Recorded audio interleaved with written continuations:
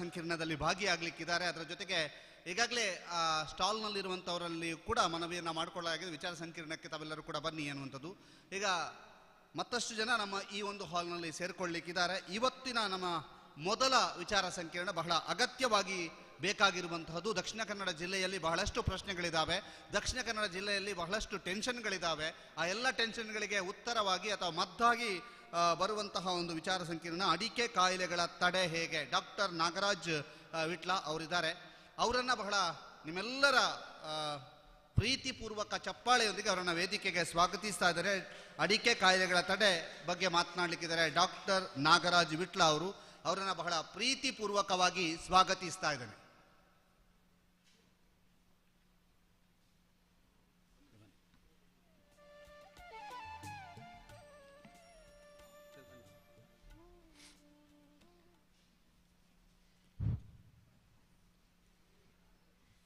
ನಿನ್ನೆಯ ದಿವಸ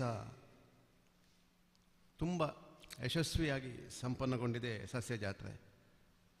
ಮಧ್ಯಾಹ್ನ ಮೇಲಿನ ಗೋಷ್ಠಿಗಳೆಲ್ಲ ಬಹುಶಃ ಸಮಯಕ್ಕೆ ಸರಿಯಾಗಿ 1-3-5 ನಿಮಿಷಗಳ ಅಂತರದಲ್ಲಿ ಕಾರ್ಯಕ್ರಮಗಳು ಮುಂದೆ ಹೋಗ್ತಾ ಇದ್ದವು. ಸಹಜವಾಗಿ ಸ್ಟಾರ್ಟಿಂಗ್ ಟ್ರಬಲ್, ಆರಂಭದ ಬೆಳಗಿನ ಹೊತ್ತು ಅನ್ಯಾನ್ಯ ಕಾರಣಗಳಿಂದಾಗಿ ಇನ್ನಷ್ಟು ಜನ ಸೇರಿಕೊಳ್ಳಲಿಕ್ಕಿದ್ದಾರೆ. ಸುದ್ದಿ ಮಾಹಿತಿ ಟ್ರಸ್ಟಿನ ಪ್ರಾಯೋಜಕತ್ವದಲ್ಲಿ ಜಿಲ್ಲಾ ಪಂಚಾಯತ್, ತಾಲೂಕು ಪಂಚಾಯತ್, ನಗರಸಭೆ, ವಿವಿಧ ಒಕ್ಕೂಟಗಳು ಮತ್ತು ವಿವಿಧ ಸಂಘ ಸಂಸ್ಥೆಗಳ ಸಹಯೋಗದಲ್ಲಿ ನಡೆಯುವಂಥ ಸಸ್ಯ ಜಾತ್ರೆ ಮೆದುಳಿಗೆ ಮೇವನ್ನು ಕೊಡುವಂತಹ ವಿಚಾರಗೋಷ್ಠಿಗಳು. ಕೃಷಿ ರಂಗದ ಎಷ್ಟೋ ವಿಚಾರಗಳಲ್ಲಿ ನಾವು ಆಗಾಗ್ಗೆ ಅಪ್ಡೇಟ್ ಆಗ್ತಾ ಇರ್ತೇವೆ ಬೇರೆ ಬೇರೆ ಮಾಧ್ಯಮಗಳಿಂದಾಗಿ. ಆದರೆ ಎಷ್ಟೋ ಸಲ ಪರ್ಟಿಕ್ಯುಲರ್ ಆಗಿ ಒಂದೇ ವಿಷಯದ ಬಗ್ಗೆ ನಾವು ಕಿವಿ ತೆರೆದುಕೊಂಡಾಗ ಆ ಕ್ಷೇತ್ರದ ಸಮಸ್ಯೆಗಳಿಗಿಂತಲೂ ಕೂಡ ಧನಾತ್ಮಕವಾದಂಥ ಅಂಶಗಳು ಎಷ್ಟೋ ಇದೆ. ನಾವು ಸಾಮಾನ್ಯ ವಿಚಾರಗೋಷ್ಠಿ ಅಂದಾಗ ಅಲ್ಲಿ ಹೆಚ್ಚು ಋಣಾತ್ಮಕವಾದಂಥ ವಿಚಾರಗಳೇ ಬರುತ್ತವೆ. ಅದು ಯಾಕಂದರೆ ವರ್ತಮಾನದ ಒಂದು ಅಲೆಗಳು ಹಾಗೆ ಇರ್ತದೆ. ಆದರೆ ಅದನ್ನು ಒಂದಿಷ್ಟು ಬದಿಗಿಟ್ಟು ಧನಾತ್ಮಕವಾದ ವಿಚಾರಗಳನ್ನು ನಾವು ಒಂದಷ್ಟು ಕಿವಿ ತುಂಬಿಸಿಕೊಳ್ಳೋಣ ಈ ಕಾರ್ಯಕ್ರಮದ ಮೂಲಕವಾಗಿ. ಹಾಗಾಗಿ ಇಂದು ನಮ್ಮ ಮಧ್ಯೆ ಡಾಕ್ಟರ್ ನಾಗರಾಜ್ ವಿಟ್ಲ.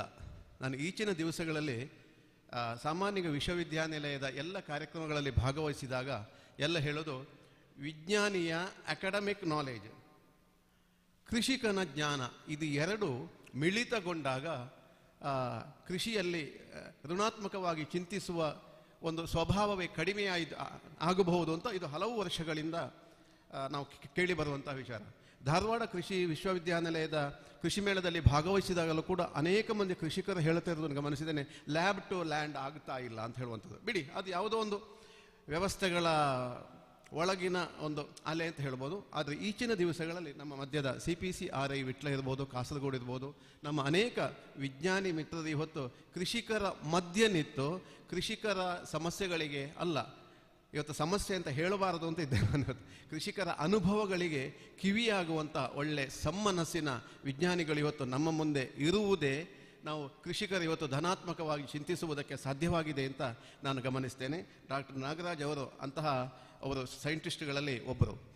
CPCRI ವತಿಯಿಂದ ಈಚಿನ ದಿವಸ ಕಳೆದ ಕೆಲವು ಕೊರೋನಾ ಪೂರ್ವದಲ್ಲಿ ಮತ್ತು ಕೊರೋನಾ ನಂತರ ಸಾಕಷ್ಟು ಬಾರಿ ಕೃಷಿಕರ ಹೊಲದಲ್ಲಿ ಅನೇಕ ಕಾರ್ಯಕ್ರಮಗಳು ನಡೆದಾಗ ನಾಗರಾಜ್ ತಂಡ ಅದರಲ್ಲಿ ಭಾಗವಹಿಸಿ ವೇದಿಕೆಯಲ್ಲಿ ಚಯರಿಗಾಗಿ ಹಂಬಲಿಸದೆ, ನಾನು ಅದನ್ನು ಗಮನಿಸಿದ್ದೇನೆ, ಹಂಬಲಿಸದೆ ಕೃಷಿಕರ ಮಧ್ಯೆ ಅವರ ಅನುಭವಗಳನ್ನು ನೋಟ್ ಮಾಡುತ್ತಾ ಇರುವಂತಹ ಒಬ್ಬ ಸಜ್ಜನ ವಿಜ್ಞಾನಿ. ಈಚೆಗೆ ವಿಟ್ಲದಲ್ಲಿ ನಡೆದಂತಹ ಸೆಮಿನಾರ್ನಲ್ಲಿಯೂ ಕೂಡ ಅವರು ತಳಿಗಳ ಬಗ್ಗೆ ಬಹಳ ಚೆನ್ನಾಗಿ ಮಾತಾಡಿದರು. ಎಲ್ರಿಗೂ ಇಲ್ಲಿ ಮುಖ್ಯವಾಗಿರುವಂಥದ್ದು ಸರ್, ವಿಜ್ಞಾನಿಗಳಲ್ಲಿ ನಾಲೆಜ್ ಇದೆ, ಆದರೆ ಎಷ್ಟೋ ಸಲ ಆ ನಾಲೆಜಿನ ಈ ಅಕಾಡೆಮಿಕ್ ಭಾಷೆಗಳು ಕೃಷಿಕರಿಗೆ ತಲುಪುವಾಗ ಸ್ವಲ್ಪ ಭಾಷಾ ಸಂವಹನ ದೃಷ್ಟಿಯಿಂದ ತೊಡಕಾಗ್ತದೆ. ಆದರೆ ನಾಗರಾಜ್ ಮತ್ತು ಅವರ ಒಂದಷ್ಟು ಸಮಾನ ಮನಸ್ಕರ ತಂಡ CPCRIಯಲ್ಲಿದೆ. ಕೃಷಿಕರಿಗೆ ಅರ್ಥವಾಗುವ ಭಾಷೆಯಲ್ಲಿ ಅವರ ಕಮ್ಯುನಿಕೇಷನ್ ಇದೆಯಲ್ಲ, ಇದು ತುಂಬ ಪ್ರಿಯವಾಗಿದೆ, ಕೃಷಿಕರು ಕೂಡ ಸ್ವೀಕರಿಸಿದ್ದಾರೆ. ಈಗ ಅಡಿಕೆ ಕಾಯಿಲೆಗಳ ತಡೆ ಅಂತ ಕೊಟ್ಟರು ಕೂಡ ಅಡಿಕೆ ಕಾಯಿಲೆಗಳು ದಿವಸದಿಂದ ದಿವಸಕ್ಕೆ ಬೇರೆ ಬೇರೆ ಸ್ವರೂಪದಲ್ಲಿ ಇವತ್ತು ದಾಂಗುಡಿ ಇಡ್ತಾ ಇದೆ ಇವತ್ತು. ಹಾಗಾಗಿ ಈ ಕಾಯಿಲೆ ಅಂತ ಬಂದಾಗ ಋಣಾತ್ಮಕವಾದ ಚಿಂತನೆಗಳು ಸಹಜ ಇರುವಂಥದ್ದು. ಆದರೆ ಇವತ್ತು ಈ ಕಾಯಿಲೆಗಳನ್ನು ಸ್ಪರ್ಶ ಮಾಡುತ್ತಾ ಧನಾತ್ಮಕವಾಗಿ ನಾವು ಅದನ್ನು ಹೇಗೆ ಸ್ವೀಕರಿಸುವುದರ ಮೂಲಕವಾಗಿ ಈ ಸಮಸ್ಯೆಯನ್ನು ಹಗುರ ಮಾಡಿಕೊಳ್ಳಬಹುದು, ಈ ವಿಚಾರದತ್ತ doctor Nagaraj Vittal, scientist Vittal, CPCRI ಇವರು ವಿಚಾರವನ್ನು ಪ್ರಸ್ತುತಪಡಿಸ್ತಾರೆ. Sir, welcome.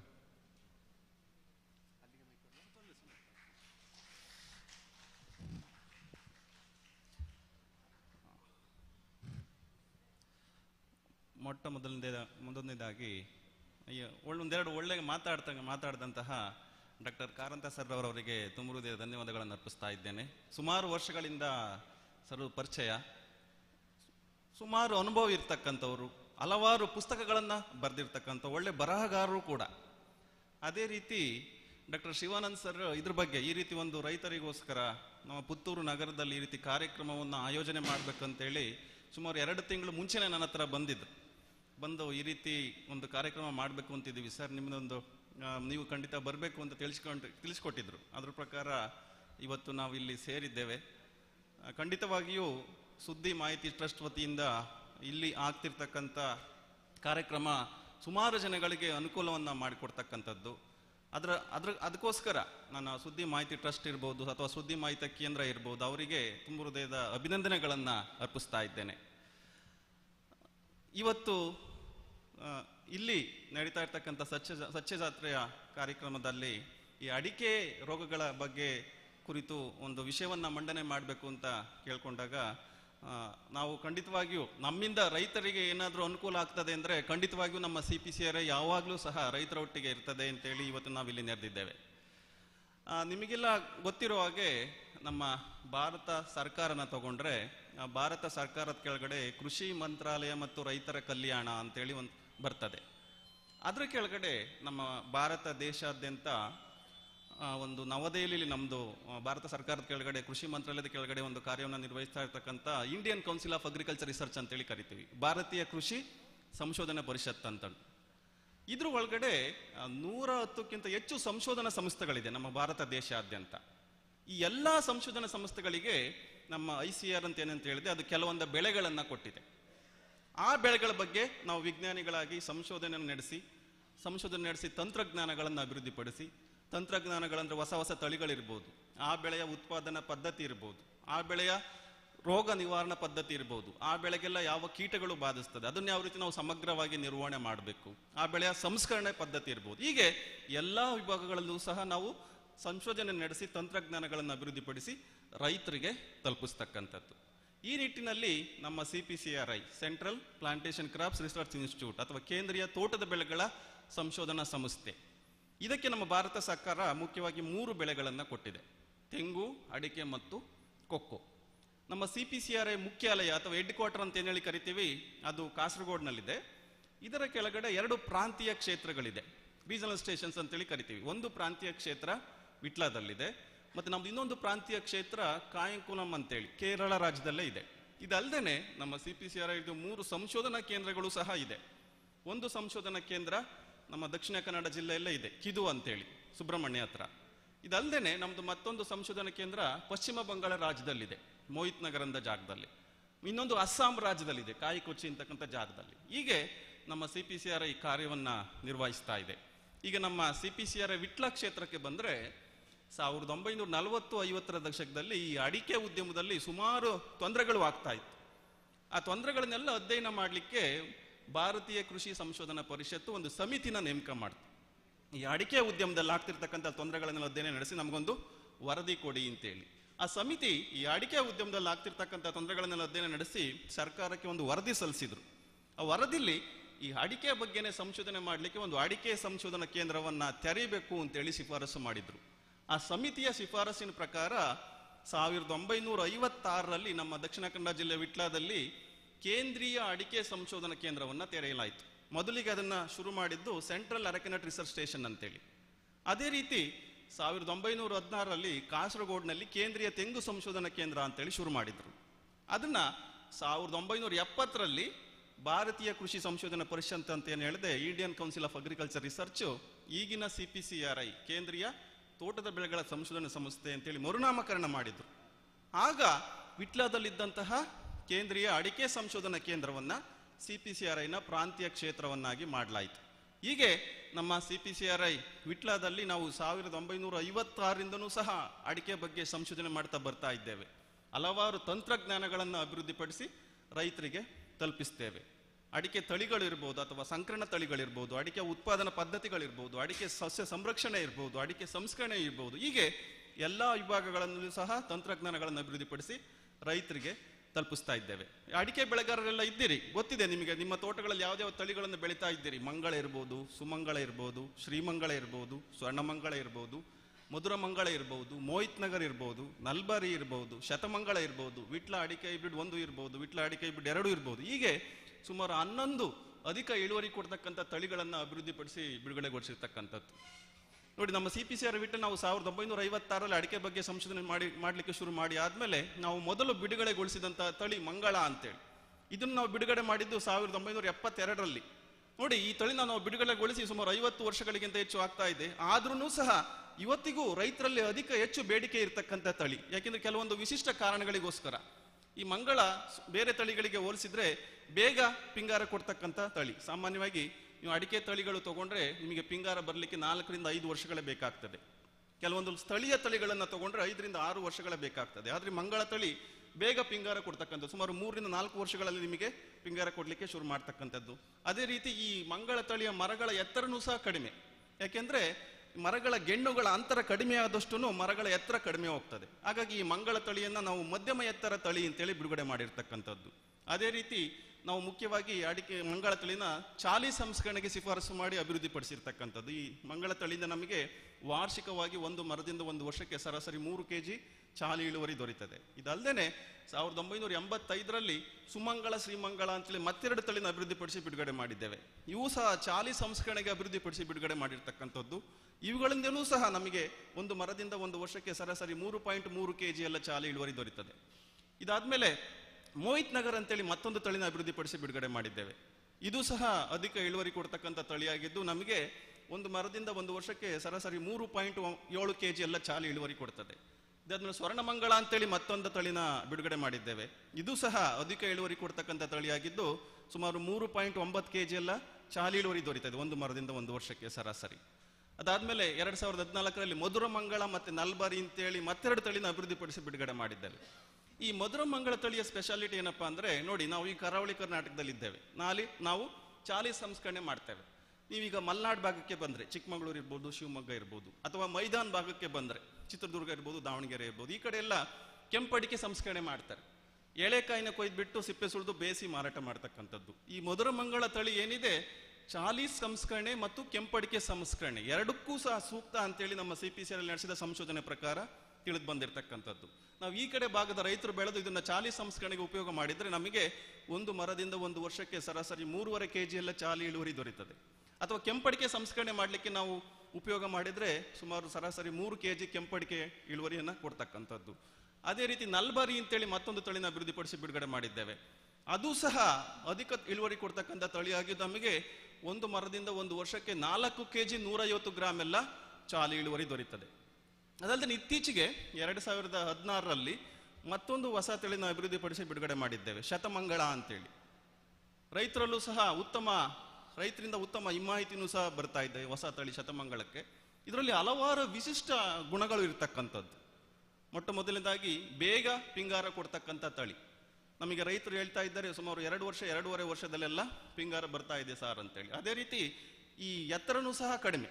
ಮಂಗಳ ತಳಿ ತರ ಈ ಶತಮಂಗಳ ತಳಿಯ ಮರಗಳಲ್ಲಿ ಎತ್ತರನೂ ಸಹ ಕಡಿಮೆ, ಗೆಣ್ಣುಗಳ ಅಂತರ ಕಡಿಮೆ ಇರೋದ್ರಿಂದ ಮಧ್ಯಮ ಎತ್ತರ ತಳಿ ಅಂತೇಳಿ ನಾವು ಇದನ್ನ ಬಿಡುಗಡೆ ಮಾಡಿರ್ತಕ್ಕಂಥದ್ದು. ಅದೇ ರೀತಿ ಚಾಲಿ ಮತ್ತು ಕೆಂಪಡಿಕೆ ಎರಡೂ ಸಂಸ್ಕರಣೆಗೂ ಸಹ ಸೂಕ್ತ ಅಂತೇಳಿ ತಿಳಿದು ಬಂದಿರತಕ್ಕಂಥದ್ದು.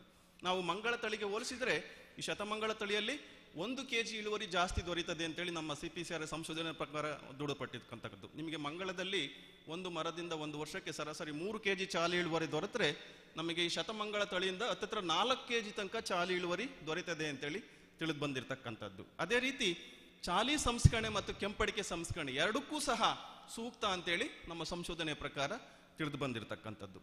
ಇದಾದ್ಮೇಲೆ 2 ಕುಬ್ಜ ಸಂಕರಣ ತಳಿಗಳನ್ನು ಸಹ ಅಭಿವೃದ್ಧಿಪಡಿಸಿ ಬಿಡುಗಡೆ ಮಾಡಿರ್ತಕ್ಕಂಥದ್ದು. ನಮ್ಮ CPCR ಇದು ಮೊದಲು ಒಂದು ಸಂಶೋಧನಾ ಕೇಂದ್ರ ಇತ್ತು ತುಮಕೂರು ಜಿಲ್ಲೆಯಲ್ಲಿ ಹಿರೇಹಳ್ಳಿ ಅಂತಕ್ಕಂಥ ಜಾಗದಲ್ಲಿ. ಅಲ್ಲಿ ಒಂದು ಅಡಿಕೆ ಮರ ಸ್ವಾಭಾವಿಕವಾಗಿ ಕುಬ್ಜ ಆಗಿತ್ತು. ಆದ್ರೆ ಆ ಮರದ ಅನಾನುಕೂಲ ಏನಪ್ಪಾ ಅಂದ್ರೆ ಇಳುವರಿ ಜಾಸ್ತಿ ಇರಲಿಲ್ಲ. ಆ ತಳಿಯ ಮರದಿಂದ ನಮಗೆ ಒಂದು ವರ್ಷಕ್ಕೆ ಸರಾಸರಿ 1/2 kg ಮಾತ್ರ ಚಾಲಿ ಇಳುವರಿ ದೊರೀತಾ ಇತ್ತು. ಈಗ ಒಂದು ಮರದಿಂದ 1/2 kg ಚಾಲಿ ಇಳುವರಿ ತಗೊಂಡ್ರೆ ರೈತರಿಗೆ ಅಷ್ಟು ಆದಾಯ ಸಿಗ್ಲಿಕ್ಕಿಲ್ಲ. ಅದಕ್ಕೋಸ್ಕರ ನಾವು ಅದನ್ನ ಹಿರೇಹಳ್ಳಿ ಗಿಡ್ಡ ಅಂತೇಳಿ ಹೆಸರಿಟ್ಬಿಟ್ಟು ನಮ್ಮ CPCR ಇಂದ ಅಭಿವೃದ್ಧಿಪಡಿಸಿ ಬಿಡುಗಡೆ ಮಾಡಿದಂತಹ ಅಧಿಕ ಇಳುವರಿ ಕೊಡ್ತಕ್ಕಂಥ ತಳಿಗಳ ಜೊತೆ ನಾವು ಸಂಕರಣ ಮಾಡಿದ್ವಿ, ಹೈಬ್ರಿಡೈಸೇಷನ್ ಮಾಡಿದ್ವಿ. ಆಗ ಸುಮಾರು ಸಂಕರಣಗಳನ್ನ ಮಾಡಿದಾಗ ಈ ಹಿರೇಳಿ ಗಿಡ್ಡ ತಳಿ ಮತ್ತೆ ಸುಮಂಗಳ ತಳಿ ಇವೆರಡರ ಸಂಕರಣದಿಂದ ಬಂದಂತಹ ಹೈಬ್ರಿಡ್ ಕುಬ್ಜತನವನ್ನ ಉಳಿಸ್ಕೊಳ್ಳೋದ್ರ ಒಟ್ಟಿಗೆ ನಮಗೆ ಒಂದು ಮರದಿಂದ ಒಂದು ವರ್ಷಕ್ಕೆ ಸರಾಸರಿ 2.5 kg ಚಹಲಿ ಇಳುವರಿಯನ್ನ ಕೊಡ್ತಾ ಇತ್ತು. ಅದನ್ನ ವಿಟ್ಲ ಅಡಿಕೆ ಹೈಬ್ರಿಡ್ 1 ಅಂತೇಳಿ ಬಿಡುಗಡೆ ಮಾಡಿರ್ತಕ್ಕಂಥದ್ದು. ಅದೇ ರೀತಿ ಹಿರೇಳಿ ಗಿಡ್ಡ ಮತ್ತೆ ಮೋಹಿತ್ ನಗರ್ ಇವೆರಡರ ಸಂಕರಣದಿಂದ ಬಂದಿರತಕ್ಕಂಥ ಹೈಬ್ರಿಡ್ ಸಹ ಕುಬ್ಜತನವನ್ನ ಉಳಿಸ್ಕೊಳ್ಳೋದ್ರ ಒಟ್ಟಿಗೆ ಅದು ಸಹ ಸರಾಸರಿ ಒಂದು ಮರದಿಂದ ಒಂದು ವರ್ಷಕ್ಕೆ ನಮಗೆ 2.6 kg ಎಲ್ಲ ಚಾಲಿ ಇಳುವರಿನ ಕೊಡ್ತಾ ಇತ್ತು. ಅದನ್ನ ವಿಟ್ಲ ಅಡಿಕೆ ಹೈಬ್ರಿಡ್ 2 ಅಂತೇಳಿ ಬಿಡುಗಡೆ ಮಾಡಿರ್ತಕ್ಕಂಥದ್ದು. ನೋಡಿ, ಈ ಕುಬ್ಜ ಸಂಕರಣ ತಳಿಗಳು ಏನಿದೆ ಎತ್ತರ ತಳಿಗಳಿಗೆ ಹೋಲಿಸಿದ್ರೆ ಇಳುವರಿ ಕಡಿಮೆನೆ. ಆದ್ರೆ ನಮಗೆ ರೈತರಿಗೆ ಯಾವ ರೀತಿ ಅನುಕೂಲ ಆಗುತ್ತೆ ಅಂದ್ರೆ, ನೋಡಿ ಈಗ ಎಲ್ಲ ಕಡೆ ಕೂಲಿ ಆಳುಗಳ ಸಮಸ್ಯೆ. ಈ ಅಡಿಕೆ ಕೊಯ್ಲಿಗೆ ಬಂದಿದೆ, ಕೊಯ್ಲು ಮಾಡಬೇಕು, ಅಥವಾ ಈಗ ಯಾವುದೋ ರೋಗ ಬಾಧೆ ಇದೆ, ಕೀಟ ಬಾಧೆ ಇದೆ, ಸಿಂಪರಣೆ ಮಾಡಬೇಕು. ಹಾಗಾಗಿ ಕೂಲಿ ಆಳುಗಳ ಖರ್ಚು ಹೆಚ್ಚು. ಆದರೆ ಈ ಕುಬ್ಜ ಸಂಕರಣ ತಳಿಗಳೇನಿದೆ, ನಾವು ಭೂಮಿ ಮಟ್ಟದಿಂದ 1 ಅಡಿಯಿಂದನೇ ಇಳುವರಿ ಕೊಡ್ಲಿಕ್ಕೆ ಶುರು ಮಾಡೋದ್ರಿಂದ ಇಲ್ಲಿ ಕೂಲಿ ಖರ್ಚು ಕಡಿಮೆ ಆಗ್ತದೆ, ಕೂಲಿ ಆಳುಗಳ ಖರ್ಚು ಕಡಿಮೆ. ಹಾಗಾಗಿ ನಮಗೆ ಅನುಕೂಲ ಆಗ್ತಕ್ಕಂಥದ್ದು. ಇನ್ನೊಂದು ಮುಖ್ಯ ಅಂಶ ಏನಪ್ಪಾ ಅಂದ್ರೆ, ಈ ಅಡಿಕೆ ಇರಬಹುದು, ತೆಂಗು ಇರಬಹುದು, ಕೊಕ್ಕೋ ಇರಬಹುದು, ಇವೆಲ್ಲ ಬಹುವಾರ್ಷಿಕ ಬೆಳೆಗಳು. ಈ ಬಹುವಾರ್ಷಿಕ ಬೆಳೆಗಳಲ್ಲಿ ಮುಖ್ಯ ಅಂಶ ಏನಾಗುತ್ತೆ ಅಂದ್ರೆ, ನಾವು ತೋಟದಲ್ಲಿ ನಾಟಿ ಮಾಡ್ತಕ್ಕಂಥ ಗಿಡಗಳ ಗುಣಮಟ್ಟ ಅತ್ಯುತ್ತಮವಾಗಿರ್ಬೇಕಾಗ್ತದೆ. ಯಾಕೆಂದ್ರೆ ನೋಡಿ, ಅಡಿಕೆನೆ ತಗೊಳ್ಳಿ, ನೀವು ಅಡಿಕೆನ ಸಸ್ಯನ ನಾವು ತೋಟದಲ್ಲಿ ನಾಟಿ ಮಾಡ್ತೀವಿ ಅಂತ ಆದ್ರೆ ನಮಗೆ ಇಳುವರಿ ಶುರುವಾಗಲಿಕ್ಕೆ ಸಾಮಾನ್ಯವಾಗಿ 4 ರಿಂದ 5 ವರ್ಷಗಳು ಬೇಕಾಗ್ತದೆ. ನಿಮಗೆ ಒಳ್ಳೆ ಆದಾಯ ಕೊಡ್ತಕ್ಕಂಥ ಇಳುವರಿ ಬೇಕು ಅಂದ್ರೆ ಸುಮಾರು 7 ರಿಂದ 8 ವರ್ಷಗಳೇ ಬೇಕಾಗ್ತದೆ. ಈಗ ನಾವು 7-8 ವರ್ಷಗಳಾದ್ಮೇಲೆ ನಮ್ಮ ತೋಟದಲ್ಲಿ ನಾಟಿ ಮಾಡಿರ್ತಕ್ಕಂಥ ಗಿಡಗಳ ಗುಣಮಟ್ಟ ಉತ್ತಮವಲ್ಲ ಅಂತ ಗೊತ್ತಾದ್ರೆ ಎಷ್ಟು ಕಾಲಾವಕಾಶ ವ್ಯರ್ಥ ಆಗ್ತದೆ. ನಾವು ಆ ಗಿಡಗಳನ್ನ ಬೆಳೆಸಲಿಕ್ಕೆ ಎಷ್ಟು ಕಷ್ಟಪಟ್ಟಿರ್ತೇವೆ, ಎಷ್ಟು ಖರ್ಚು ಮಾಡಿರ್ತೇವೆ, ಎಲ್ಲ ವ್ಯರ್ಥ ಆಗ್ತದೆ. ಅದಕ್ಕೋಸ್ಕರ ಬಹುವಾರ್ಷಿಕ ಬೆಳೆಗಳಲ್ಲಿ ಯಾವುದೇ ಬಹುವಾರ್ಷಿಕ ಬೆಳೆಗಳಿರ್ಬೋದು, ಅಡಿಕೆ, ತೆಂಗು, ಕೊಕ್ಕೋ, ಜಾಯಿಕಾಯಿ ಇರ್ಬೋದು, ಹೀಗೆ ಪೆರಿನಿಯಲ್ ಕ್ರಾಪ್ಸ್ ಅಂತೇಳಿ ಕರಿತೀವಿ. ಈ ಬಹುವಾರ್ಷಿಕ ಬೆಳೆಗಳಲ್ಲಿ ಮುಖ್ಯ ಅಂಶ ಗುಣಮಟ್ಟದ ಗಿಡಗಳಿಗೆ ಪ್ರಾಮುಖ್ಯತೆಯನ್ನ ಕೊಡಬೇಕಾಗ್ತದೆ. ನಮ್ಮ CPCR ಇಂದನೂ ಸಹ ಪ್ರತಿ ವರ್ಷ ಲಕ್ಷಾಂತರ ಗಟ್ಟಲೆ ಗಿಡಗಳು ಅಥವಾ ಬೀಜಗಳನ್ನ ಮಾಡಿ ರೈತರಿಗೆ ಕೊಡ್ತಾ ಇರ್ತಕ್ಕಂಥದ್ದು. ಹೀಗೆ ಇದಾದ್ಮೇಲೆ ಗಿಡಗಳು ಈಗ ತೋಟದಲ್ಲಿ ನಾಟಿ ಮಾಡಲಿಕ್ಕೆ ಸಿದ್ಧವಾಗಿದೆ. ಈಗ ನಾವು ತೋಟದಲ್ಲಿ ನಾಟಿ ಮಾಡುವಾಗ ನಮ್ಮ CPCR ಅಲ್ಲಿ ನಡೆಸಿದ ಸಂಶೋಧನೆಯ ಪ್ರಕಾರ ಒಂದು ಮರದಿಂದ ಮತ್ತೊಂದು ಮರಕ್ಕೆ, ಒಂದು ಸಾಲಿಂದ ಮತ್ತೊಂದು ಸಾಲಿಗೆ ಕನಿಷ್ಠ 9 ಅಡಿ ಅಂತರ ಇದ್ರೆ ಒಳ್ಳೆಯದು ಅಂತೇಳಿ ನಮ್ಮ CPCR ನಡೆಸಿದ ಸಂಶೋಧನೆ ಮೂಲಕ ತಿಳಿದು ಬಂದಿದೆ. ಇನ್ನು ಅಡಿಕೆ ಒಟ್ಟಿಗೆ ಬಹುಬೆಳೆ ಮಾಡ್ತೇವೆ, ಬಹುಬೆಳೆ ಮಾಡ್ಕೊಳ್ತೀವಿ ಅಂತ ಆದ್ರೆ ನಾವು ಸುಮಾರು ಒಂದು ಮರದಿಂದ ಮತ್ತೊಂದು ಮರಕ್ಕೆ, ಒಂದು ಸಾಲಿಂದ ಮತ್ತೊಂದು ಸಾಲಿಗೆ 11 ಅಡಿ ಅಂತರ ಸಹ ಬೇಕಾಗ್ತದೆ ಅಂತೇಳಿ ನಮ್ಮ CPCR ಸಂಶೋಧನೆ ಪ್ರಕಾರ ತಿಳಿದು ಬಂದಿದೆ. ಇದಾದ್ಮೇಲೆ ಎಲ್ಲೆಲ್ಲಿ ಅತಿ ಹೆಚ್ಚು ಮಳೆ ಬೀಳ್ತದೆ, ಈ ಕಡೆ ಎಲ್ಲ ಅತಿ ಹೆಚ್ಚು ಮಳೆ ಬೀಳ್ತಕ್ಕಂಥ ಪ್ರದೇಶಗಳಲ್ಲಿ ನಾವು ಗಿಡಗಳನ್ನ ತೋಟದಲ್ಲಿ ನಾಟಿ ಮಾಡಲಿಕ್ಕೆ ಸೆಪ್ಟೆಂಬರ್ ಅಕ್ಟೋಬರ್ ಸಮಯ, ಮಳೆಗಾಲ ಕಡಿಮೆ ಆಗ್ತಾ ಬರ್ತದಲ್ಲ, ಅದು ಉತ್ತಮ ಸಮಯ ಅಂತೇಳಿ ತಿಳಿದು ಬಂದಿರತಕ್ಕಂಥದ್ದು. ಅಥವಾ ಎಲ್ಲೆಲ್ಲಿ ಕಡಿಮೆ ಮಳೆ ಬೀಳ್ತದೆ ಅಂತಹ ಪ್ರದೇಶಗಳಲ್ಲಿ ಮಳೆಗಾಲ ಶುರುವಿನೊಟ್ಟಿಗೆ, ಮಳೆಗಾಲ ಶುರುವಾಗ್ತಿದ್ದಂಕನೆ ಮೇ ಜೂನ್ ಸಮಯದಲ್ಲಿ ನಾವು ಗಿಡಗಳನ್ನ ತೋಟದಲ್ಲಿ ನಾಟಿ ಮಾಡ್ಬೋದು ಅಂತೇಳಿ ತಿಳಿದು ಬಂದಿರತಕ್ಕಂಥದ್ದು. ಹೀಗೆ ಮತ್ತೆ ನಾವು ಗಿಡಗಳನ್ನು ನಾಟಿ ಮಾಡುವಾಗ ನಮ್ಮ ಮಣ್ಣಿನ ಗುಣಧರ್ಮಗಳಿಗೆ ಅನುಗುಣವಾಗಿ 2 ಅಡಿಯಿಂದ 3 ಅಡಿ ಹೊಂಡಗಳು ಹೊಡೆದು ನಾವು ನಾಟಿ ಮಾಡಿದ್ರೆ ಒಳ್ಳೆಯದು ಅಂತೇಳಿ ತಿಳಿದು ಬಂದಿರತಕ್ಕಂಥದ್ದು. ಅದೇ ರೀತಿ ಈಗ ನಾವು ನಾಟಿ ಮಾಡಿ ಆದ್ಮೇಲೆ ಗೊಬ್ಬರವನ್ನ ನೀಡುವಾಗ ಅಡಿಕೆ ತೋಟದಲ್ಲಿ ನಾವು ಶಿಫಾರಸು ಮಾಡ್ತಕ್ಕಂಥದ್ದು ಕನಿಷ್ಠ 3 ವರ್ಷಗಳಿಗೆ ಒಂದ್ಸಲನಾದ್ರೂ ನೀವು ಅಡಿಕೆ ತೋಟದ ಮಣ್ಣು ಪರೀಕ್ಷೆ ಮಾಡಿಸಿ, ಮಣ್ಣು ಪರೀಕ್ಷೆ ಆಧಾರದ ಮೇಲೆ ಪೋಷಕಾಂಶ ನಿರ್ವಹಣೆ ಮಾಡ್ತಕ್ಕಂಥದ್ದು ಅನುಕೂಲ ಆಗ್ತದೆ ಅಂತೇಳಿ ತಿಳಿದು ಬಂದಿದೆ. ಯಾಕೆಂದ್ರೆ ನೋಡಿ, ಕೃಷಿ ಅಂದ್ರೆ ನಾವು ಆದಾಯವೊಂದನ್ನೇ ಜಾಸ್ತಿ ಮಾಡ್ತಕ್ಕಂಥದ್ದಲ್ಲ, ನಾವು ಕೃಷಿಯಲ್ಲಿ ಮಾಡ್ತಕ್ಕಂಥ ಖರ್ಚನ್ನ ಕಡಿಮೆ ಮಾಡ್ಬೇಕು, ಅದು ನಮಗೆ ಆದಾಯ ಆಗ್ತದೆ. ಈ ಕೃಷಿಯಲ್ಲಿ ನಾವು ಯಾವ ರೀತಿ ಖರ್ಚನ್ನ ಕಡಿಮೆ ಮಾಡ್ಬೋದು ಅಂದ್ರೆ, ನಮ್ಮ ಕೃಷಿಯಲ್ಲಿ ಸಣ್ಣ ಸಣ್ಣ ತಾಂತ್ರಿಕತೆಗಳನ್ನ ಅಳವಡಿಸ್ಕೊಳ್ಳೋದ್ರಿಂದ. ಉದಾಹರಣೆಗೆ ಮಣ್ಣು ಪರೀಕ್ಷೆ. ಈ ಮಣ್ಣು ಪರೀಕ್ಷೆ ಮಾಡಿಸಿದ್ರೆ ನಮ್ಮ ತೋಟದಲ್ಲಿ ಯಾವ ಪೋಷಕಾಂಶ ಜಾಸ್ತಿ ಇದೆ, ಯಾವ ಪೋಷಕಾಂಶದ ಕೊರತೆ ಇದೆ, ಕಡಿಮೆ ಆಗಿದೆ, ಈ ರೀತಿ ತಿಳಿದು ಬರ್ತದೆ. ಈ ರೀತಿ ತಿಳಿದು ಬಂದಾಗ ನಮ್ಮ ತೋಟದಲ್ಲಿ ಆಲ್ರೆಡಿ ಜಾಸ್ತಿ ಇರ್ತಕ್ಕಂಥ ಪೋಷಕಾಂಶಗಳನ್ನು ಕೊಡೋದು ಬೇಕಾಗೋದಿಲ್ಲ. ಯಾವ ಪೋಷಕಾಂಶಗಳ ಕೊರತೆ ಇದೆ ಅಂತಹ ಪೋಷಕಾಂಶಗಳನ್ನು ನೀಡಿದ್ರೆ ಸಾಕಾಗ್ತದೆ. ಹೀಗಾಗಿ ನೋಡಿ, ನಾವು ಖರ್ಚನ್ನ ಕಡಿಮೆ ಮಾಡ್ತಕ್ಕಂಥದ್ದು, ನಮ್ಮ ಉತ್ಪಾದನಾ ವೆಚ್ಚ ಕಡಿಮೆ ಆಯಿತು. ಇನ್ನೊಂದು ಪ್ರಮುಖ ಅಂಶ ಏನಪ್ಪಾ ಅಂದ್ರೆ, ಈ ಮಣ್ಣಿನಲ್ಲಿ ಪೋಷಕಾಂಶಗಳು ಗಿಡಗಳಿಗೆ ಲಭ್ಯವಿರ್ತಕ್ಕಂಥದ್ದು ಒಂದಕ್ಕೊಂದು ಸಂಬಂಧ ಇರ್ತದೆ. ಒಂದು ಪೋಷಕಾಂಶದ ಪ್ರಮಾಣ ಜಾಸ್ತಿ ಆದ್ರೆ ಬೇರೆ ಪೋಷಕಾಂಶ ಮಣ್ಣಿನಲ್ಲಿ ಇದ್ರೂ ಸಹ ಗಿಡಗಳಿಗೆ ಲಭ್ಯವಿರದ ಸ್ಥಿತಿಯಲ್ಲಿ ಮಾಡ್ತದೆ. ಪೋಷಕಾಂಶಗಳ ಅಸಮತೋಲನ ಅಂತೇಳಿ ಕರಿತೀವಿ, ನ್ಯೂಟ್ರಿಯೆಂಟ್ ಇಂಬ್ಯಾಲೆನ್ಸ್ ಅಂತೇಳಿ ಕರಿತೀವಿ. ಅದಕ್ಕೋಸ್ಕರ ನೋಡಿ, ನಮ್ಮ ಕೃಷಿಯಲ್ಲಿ ಸಣ್ಣ ತಾಂತ್ರಿಕತೆ ಅಳವಡಿಸ್ಕೊಳ್ಳೋದ್ರಿಂದ ಸುಮಾರು ಅನುಕೂಲಗಳಾಗ್ತದೆ. ಅದಕ್ಕೋಸ್ಕರ ಮಣ್ಣು ಪರೀಕ್ಷಾ ಆಧಾರಿತ ಪೋಷಕಾಂಶ ನಿರ್ವಹಣೆ ಒಳ್ಳೇದಾಗ್ತದೆ. ಇಲ್ಲಿ ನೀವು ಮಣ್ಣು ಪರೀಕ್ಷೆ ಮಾಡಿಸಿಲ್ಲ ಅಂತಂದ್ರೆ ಸಾಮಾನ್ಯವಾಗಿ 3 ವರ್ಷ ಅದಕ್ಕಿಂತ ಹೆಚ್ಚು ವಯಸ್ಸಾಗಿರ್ತಕ್ಕಂಥ ಮರಗಳಿಗೆ ನಾವು ಜನರಲ್ ರೆಕಮೆಂಡೇಶನ್ ಅಂತ ಹೇಳಿ ಕರಿತೀವಿ, ಏನು ಕರಿತೇವೆ ಅಂತಹ ಮರಗಳಿಗೆ ನಿಮ್ಗೆ ಒಂದು ಮರಕ್ಕೆ ಒಂದು ವರ್ಷಕ್ಕೆ ಸುಮಾರು 100 ಗ್ರಾಂ ಸಾರಜನಕ, 40 ಗ್ರಾಂ ರಂಜಕ ಮತ್ತೆ 140 ಗ್ರಾಂ ಪೊಟ್ಯಾಶ್ ಬೇಕಾಗ್ತದೆ. ಇದರೊಟ್ಟಿಗೆ ಸುಮಾರು 12 kg ಒಟ್ಟು ಸಾವಯವ ಗೊಬ್ಬರಗಳಿರ್ಬೋದು. ಹಟ್ಟಿ ಗೊಬ್ಬರ ಇರ್ಬೋದು, 12 kg ಒಟ್ಟು ಹಸಿರೆಲೆ ಗೊಬ್ಬರ ಇರ್ಬೋದು, ಕೋಳಿ ಗೊಬ್ಬರ ಇರ್ಬೋದು, ಕುರಿ ಗೊಬ್ಬರ ಇರ್ಬೋದು, ಮೇಕೆ ಗೊಬ್ಬರ ಇರ್ಬೋದು. ಇವುಗಳನ್ನೆಲ್ಲ ಕೊಡಬೇಕು ಅಂತೇಳಿ ತಿಳಿದು ಬಂದಿರತಕ್ಕಂಥದ್ದು. ಇನ್ನೊಂದು ಪ್ರಮುಖ ಅಂಶ ಏನಪ್ಪ ಅಂದರೆ, ಕೋಳಿ ಗೊಬ್ಬರ, ಕುರಿ ಗೊಬ್ಬರ ಮತ್ತು ಮೇಕೆ ಗೊಬ್ಬರ ಏನಿದೆ ಇದು ಸ್ವಲ್ಪ ಈಟ್ ಜಾಸ್ತಿ. ಹಾಗಾಗಿ ಇದನ್ನು ನಾವು ಫ್ರೆಶ್ ಕೊಡೋದ್ರ ಬದಲಾಗಿ ಕಾಂಪೋಸ್ಟ್ ಮಾಡಿ ಕೊಟ್ಟರೆ ತುಂಬ ಒಳ್ಳೆಯದು ಅಂತೇಳಿ ತಿಳಿದು ಬಂದಿರತಕ್ಕಂಥದ್ದು. ಇನ್ನೊಂದು ಮುಖ್ಯ ಅಂಶ ಏನಪ್ಪ ಅಂದರೆ, ಈ ಅಡಿಕೆ ಮರಗಳನ್ನು ತಗೊಂಡ್ರೆ ಅಡಿಕೆ ಮರದ ಬೇರುಗಳು ಮರದ ಬುಡದಿಂದ ಸುಮಾರು 75 ಸೆಂಟಿಮೀಟರ್ ಸುತ್ತಳತೆಯಲ್ಲಿ ಇರ್ತದೆ. ಮರದ ಬುಡದಿಂದ ಸುಮಾರು 2-2.5 ಅಡಿ ದೂರದ ತನಕ ಮಾತ್ರ ಇರ್ತಕ್ಕಂಥದ್ದು. ಅದಕ್ಕೋಸ್ಕರ ನಾವು ಯಾವುದೇ ಗೊಬ್ಬರಗಳನ್ನು ಅಥವಾ ಪೋಷಕಾಂಶಗಳನ್ನು ಅಡಿಕೆ ಮರಗಳಿಗೆ ಕೊಡುವಾಗ ಮರದ ಬುಡದಲ್ಲೇ ಕೊಡೋದ್ರ ಬದಲಾಗಿ ಮರದ ಬುಡದಿಂದ ಸುಮಾರು 1.5 ಅಡಿಯಿಂದ 2 ಅಡಿ ಜಾಗದಲ್ಲಿ ಮರದ ಸುತ್ತ ಸ್ವಲ್ಪ ಮಣ್ಣನ್ನು ಸಡಿಲ ಮಾಡಿ ಕೊಟ್ಟರೆ ತುಂಬ ಒಳ್ಳೆಯದು ಅಂತೇಳಿ ತಿಳಿದು ಬಂದಿದೆ. ಯಾಕೆಂದರೆ ಹೆಚ್ಚಿನ ಬೇರುಗಳು, ಪೋಷಕಾಂಶಗಳನ್ನು ಹೀರಿಕೊಳ್ತಕ್ಕಂಥ ಬೇರುಗಳು ಮರದ ಬುಡದಿಂದ ಸುಮಾರು 1.5 ಅಡಿಯಿಂದ 2 ಅಡಿ ಜಾಗದಲ್ಲಿ ಇರ್ತಕ್ಕಂಥದ್ದು. ಅದಕ್ಕೋಸ್ಕರ ಬುಡದಲ್ಲಿ ಕೊಡೋದ್ರ ಬದಲಾಗಿ ಬುಡದಿಂದ ಸುಮಾರು 1.5 ಅಡಿಯಿಂದ 2 ಅಡಿ ಜಾಗದಲ್ಲಿ ಕೊಟ್ಟರೆ ನಾವು ಕೊಟ್ಟಂಥ ಪೋಷಕಾಂಶಗಳು ಅತ್ಯಂತ ಹೆಚ್ಚು ಪರಿಣಾಮಕಾರಿಯಾಗಿ ಉಪಯೋಗ ಆಗ್ತದೆ ಅಂತೇಳಿ ತಿಳಿದು ಬಂದಿರತಕ್ಕಂಥದ್ದು.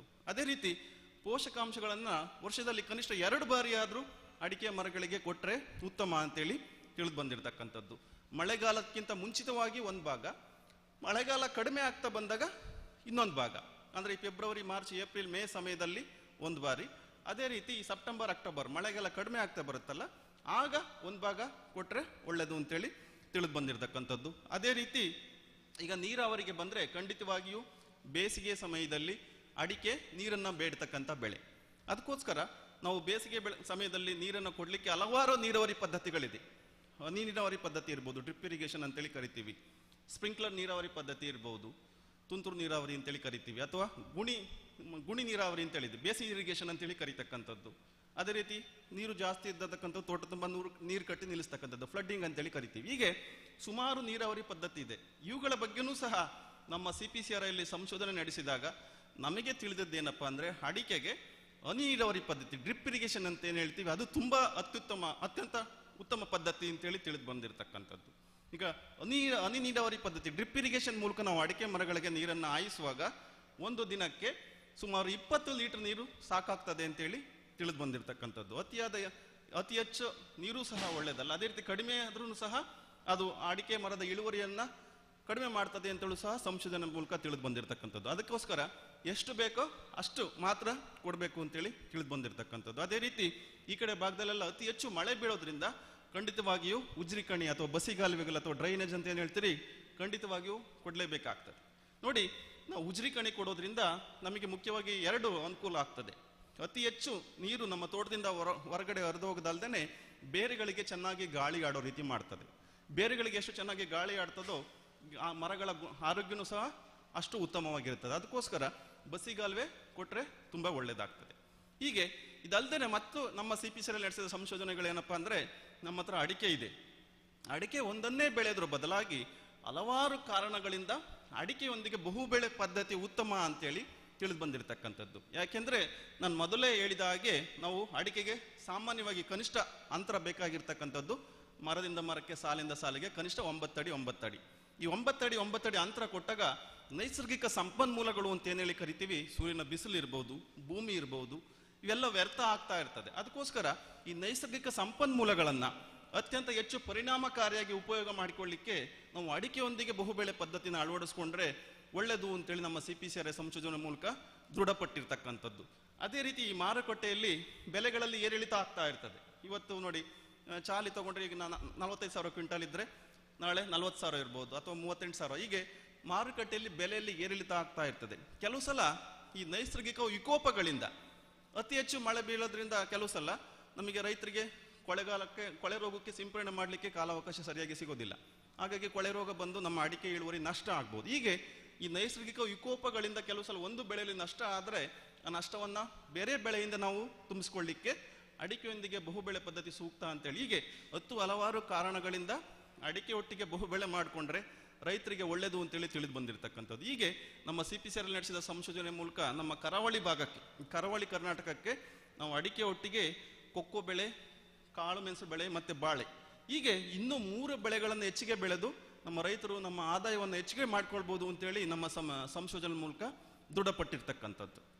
ಇದಾದ್ಮೇಲೆ ಸಸ್ಯ ಸಂರಕ್ಷಣೆ ಅಥವಾ ರೋಗ ಅಥವಾ ಕೀಟದ ಸಮಸ್ಯೆಗಳಿಗೆ ಬಂದರೆ ನಮ್ಮ ಅಡಿಕೆ ತೋಟದಲ್ಲಿ ಮುಖ್ಯವಾಗಿ ಈ ಕಡೆ ಅತಿ ಹೆಚ್ಚು ಮಳೆ ಬೀಳೋದ್ರಿಂದ ನಮಗೆ ಮಳೆಗಾಲದಲ್ಲಿ ರೈತರಿಗೆ ಸಮಸ್ಯೆ ಆಗ್ತಕ್ಕಂಥದ್ದು ಕೊಳೆ ರೋಗ ಅಥವಾ ಮಹಾಲಿ ಅಂತೇಳಿ ಕರಿತೀವಿ. ಇದು ಮುಖ್ಯವಾಗಿ ಶಿಲೀಂಧ್ರದಿಂದ ಬರ್ತಕ್ಕಂಥದ್ದು, ಫೈಟಾಪ್ತೆರಾ ಮೀಡಿಯಾ ಅಂತೇಳಿ.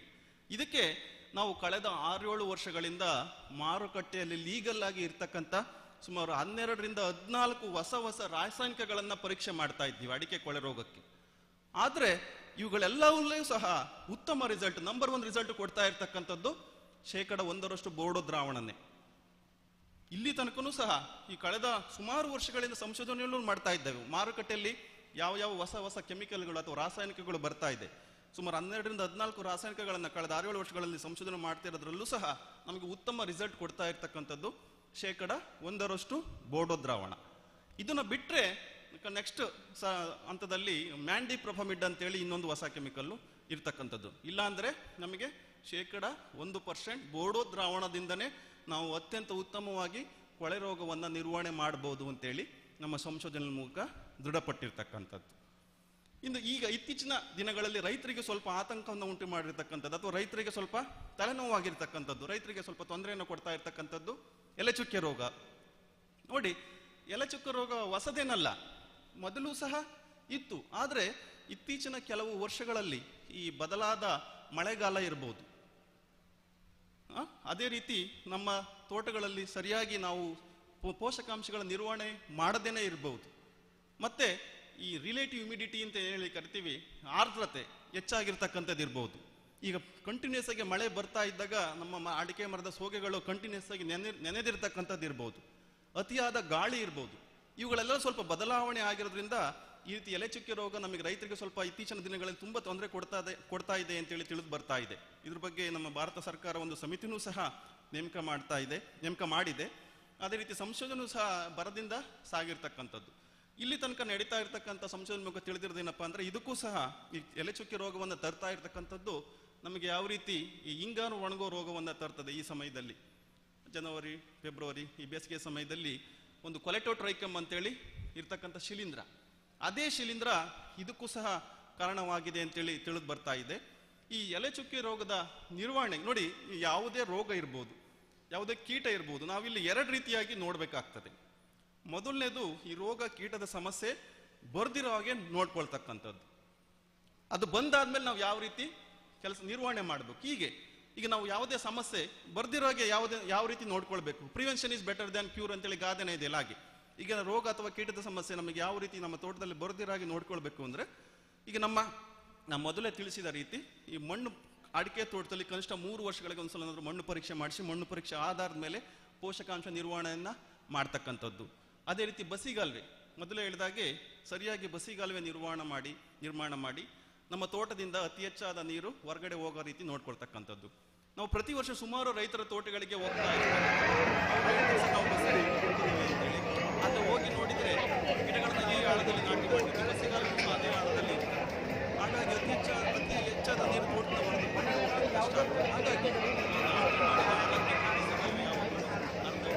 ಜಾಸ್ತಿ ಆಳ ಇದೆ. ಮತ್ತೆ ಅದೇ ರೀತಿ ತೋಟವನ್ನು ಸ್ವಚ್ಛತೆಯಿಂದ, ಅದೇ ರೀತಿ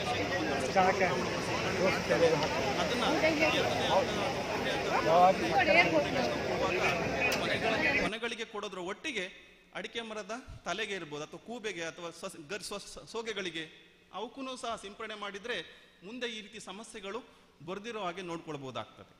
ಈಗ ರೋಗ ಬಂದಾದ್ಮೇಲೆ ಎಲೆಚುಕ್ಕೆ ರೋಗ ಬಂತು ಅಂತ ಆಗ ಏನು ನಾವು ನಿವಾರಣೆಗೆ ಈಗ ನಮ್ಮ ಭಾರತ ಸರ್ಕಾರ ನೇಮಿಸಿರ್ತಕ್ಕಂಥ ಸಮಿತಿ ಏನು ಹೇಳ್ತಾ ಇದೆ ಅಂದ್ರೆ, ಈಗ ಈ ಎಲೆಚುಕ್ಕೆ ರೋಗದ ನೀವು ಗುಣಲಕ್ಷಣಗಳನ್ನು ನಾವು ತಗೊಂಡ್ರೆ ಏನಾಗುತ್ತೆ ಅಂದ್ರೆ, ಈ ಅಡಿಕೆ ಮರದ ತಲೆಭಾಗದ ಕೆಳಗಡೆ 1-2 ಎಲೆಗಳಲ್ಲಿ ಸಣ್ಣ ಸಣ್ಣ ಚುಕ್ಕೆ ರೀತಿ ಈ ರೋಗ ಶುರು ಆಗ್ತಕ್ಕಂಥದ್ದು.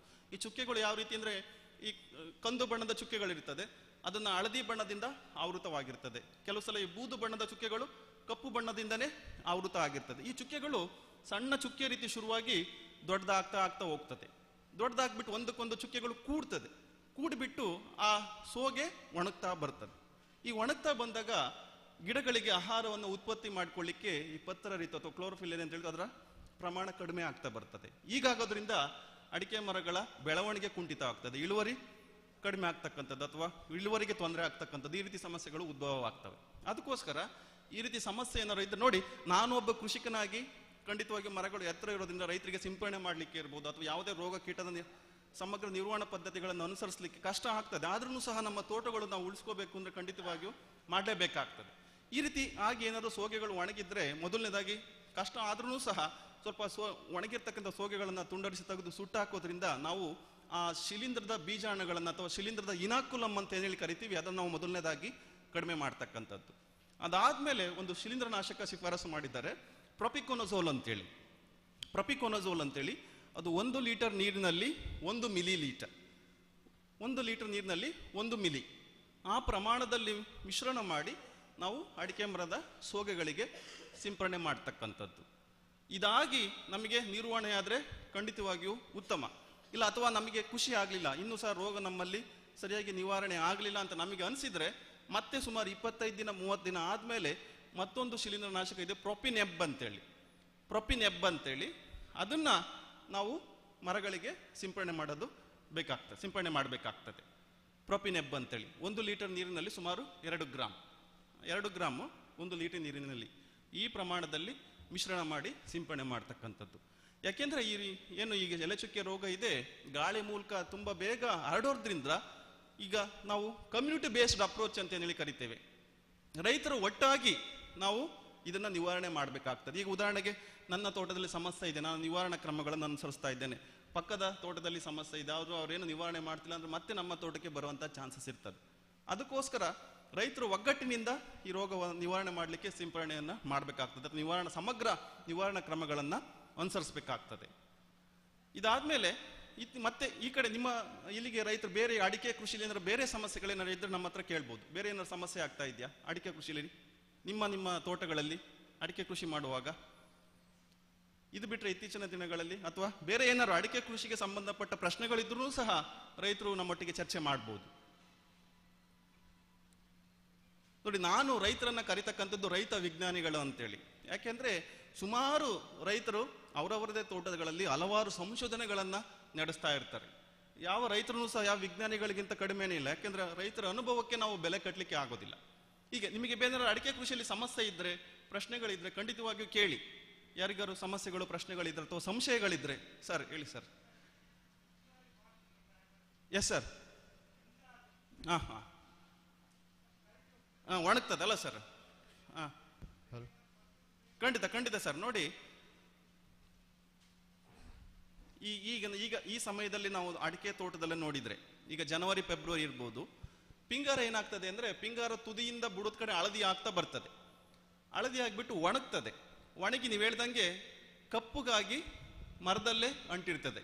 ಅದರ ಸಣ್ಣ ಸಣ್ಣ ಮೊಗ್ಗುಗಳು ಅಥವಾ ಹೆಣ್ಣು ಹೂಗಳು ಏನೋ ಹೇಳ್ತೀವಿ, ಅದು ಉದುರು ಹೋಗ್ತದೆ ಅಲ್ಲ ಸರ್? ಈ ರೀತಿ ಗುಣಲಕ್ಷಣ ಕಾಣ್ತಾ ಇದೆ ಈ ಸಮಯದಲ್ಲಿ. ಮುಖ್ಯವಾಗಿ ಬರ್ತಕ್ಕಂಥದ್ದು ಒಂದು ಹಿಂಗಾರುವ ಒಣಗೋ ರೋಗ ಅಂತೇಳಿ ಬರ್ತದೆ, ಇನ್ಫ್ಲೋರೆಸೆನ್ಸ್ ಡೈಬ್ಯಾಕ್ ಅಂತೇಳಿ ನಾವು ಇಂಗ್ಲಿಷಲ್ಲಿ ಕರಿತಕ್ಕಂಥದ್ದು. ಇದು ಸಹ ಒಂದು ಶಿಲೀಂಧ್ರದಿಂದ ಬರ್ತಕ್ಕಂಥದ್ದು, ಫಂಗಸ್ ಅಂತ ಹೇಳಿ ಕರಿತೀವಲ್ಲ, ಕೊಲೆಟೋಟ್ರೈಕಮ್ ಗ್ಲೋರಿಯೋಸ್ಪೋರಿಡೈಸ್ ಅಂತೇಳಿ ಒಂದು ಶಿಲೀಂಧ್ರ ಫಂಗಸ್ ಇದೆ, ಅದರಿಂದ ಬರ್ತಕ್ಕಂಥದ್ದು ಹಿಂಗಾರುವ ಒಣಗೋ ರೋಗ ಅಥವಾ ಇನ್ಫ್ಲೋರೆಸೆನ್ಸ್ ಡೈಬ್ಯಾಕ್ ಅಂತೇಳಿ. ಇದಕ್ಕೂ ಸಹ ನಾವು ಶಿಫಾರಸು ಮಾಡ್ತಕ್ಕಂಥದ್ದು ಪ್ರೊಪಿಕೊನಜೋಲ್ ಇದೆಯಲ್ಲ ಸರ್, ನಾನು ಏನು ಎಲೆಚುಕ್ಕೆ ರೋಗಕ್ಕೆ ಹೇಳಿದೆ ಅದೇ ಶಿಲೀಂಧ್ರನಾಶಕವನ್ನ ನೀವು ಸೋಗೆಗಳಿಗೆ ಬಿಡುವಾಗ ಕೊನೆಗಳಿಗೂ ಸಹ ಬಿಟ್ರೆ ಅದೇ ಶಿಲೀಂಧ್ರನಾಶಕ ಸಾಕಾಗ್ತದೆ ಸರ್. ಪ್ರೊಪಿಕೊನಜೋಲ್ 1 ಮಿಲಿ 1 ಲೀಟರ್ ನೀರಿನಲ್ಲಿ ಆ ಪ್ರಮಾಣದಲ್ಲಿ. ನೋಡಿ, ಇನ್ನೊಂದು ಮುಖ್ಯ ಅಂಶ ಏನಾಗುತ್ತಪ್ಪ ಅಂದ್ರೆ, ನಾವು ಉದಾಹರಣೆಗೆ ಅಡಿಕೆ ಸೋಗೆ ಹಳದಿ ಆಗದಿರ್ಬೋದು. ಅಡಿಕೆ ಸೋಗೆ ಹಳದಿ ಆಗೋದು ಹಲವಾರು ಕಾರಣಗಳಿಗೆ ಆಗ್ತದೆ. ರೋಗದ ಸಮಸ್ಯೆ ಇದ್ರೂ ಆಗ್ತದೆ, ಕೀಟದ ಸಮಸ್ಯೆ ಇದ್ರೂ ಆಗ್ತದೆ, ಪೋಷಕಾಂಶ ಸಮಸ್ಯೆ ಇದ್ರೂ ಆಗ್ತದೆ, ಕೆಲವು ಸಲ ವಾತಾವರಣದಿಂದ ಆಗಿರ್ತದೆ. ಅದಕ್ಕೋಸ್ಕರ ನಾವು ಯಾವ ಕಾರಣದಿಂದ ಆಗಿದೆ ಅಂತೇಳಿ ಅದನ್ನು ಸರಿಯಾಗಿ ಗುರುತಿಸಿ ನಿವಾರಣಾ ಕ್ರಮಗಳನ್ನು ಅನುಸರಿಸ್ತಕ್ಕಂಥದ್ದು ತುಂಬಾ ಮುಖ್ಯ ಆಗ್ತದೆ. ಯಾಕೆಂದ್ರೆ ನಾವು ಪ್ರತಿ ವರ್ಷ ಸುಮಾರು ತೋಟಗಳಿಗೆ ಹೋಗ್ತಾ ಇರ್ತೇವೆ.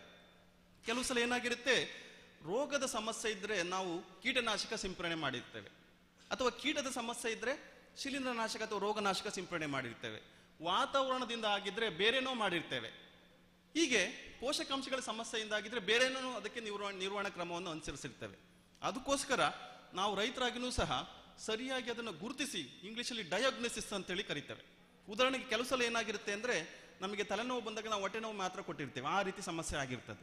ಅದಕ್ಕೋಸ್ಕರ ನಾವು ಸರಿಯಾಗಿ ಯಾವ ಕಾರಣದಿಂದ ಆಗಿದೆ ಅಂತೇಳಿ ಗುರುತಿಸಿ ಅದಕ್ಕೆ ಸರಿಯಾದ ನಿರ್ವಹಣಾ ಕ್ರಮಗಳನ್ನು ಅನುಸರಿಸ್ತಕ್ಕಂಥದ್ದು ತುಂಬ ಮುಖ್ಯ ಆಗ್ತದೆ.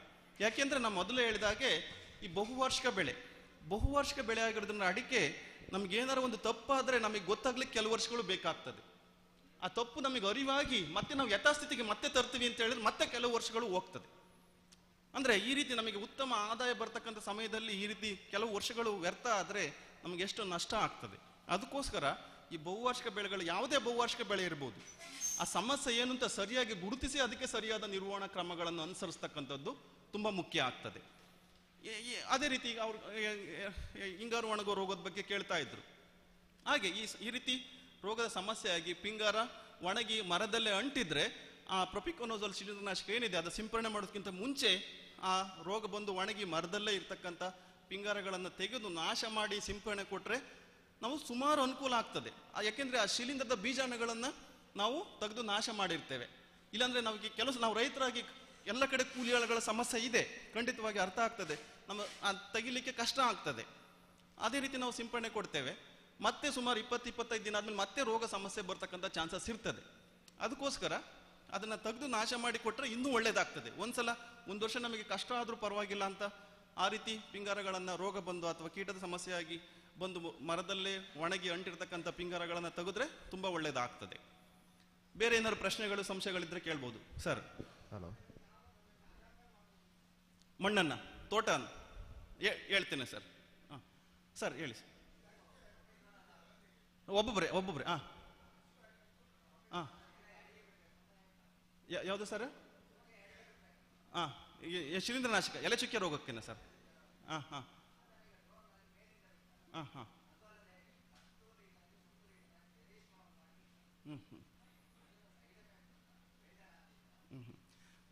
ಸರ್ ಖಂಡಿತ ಸರ್.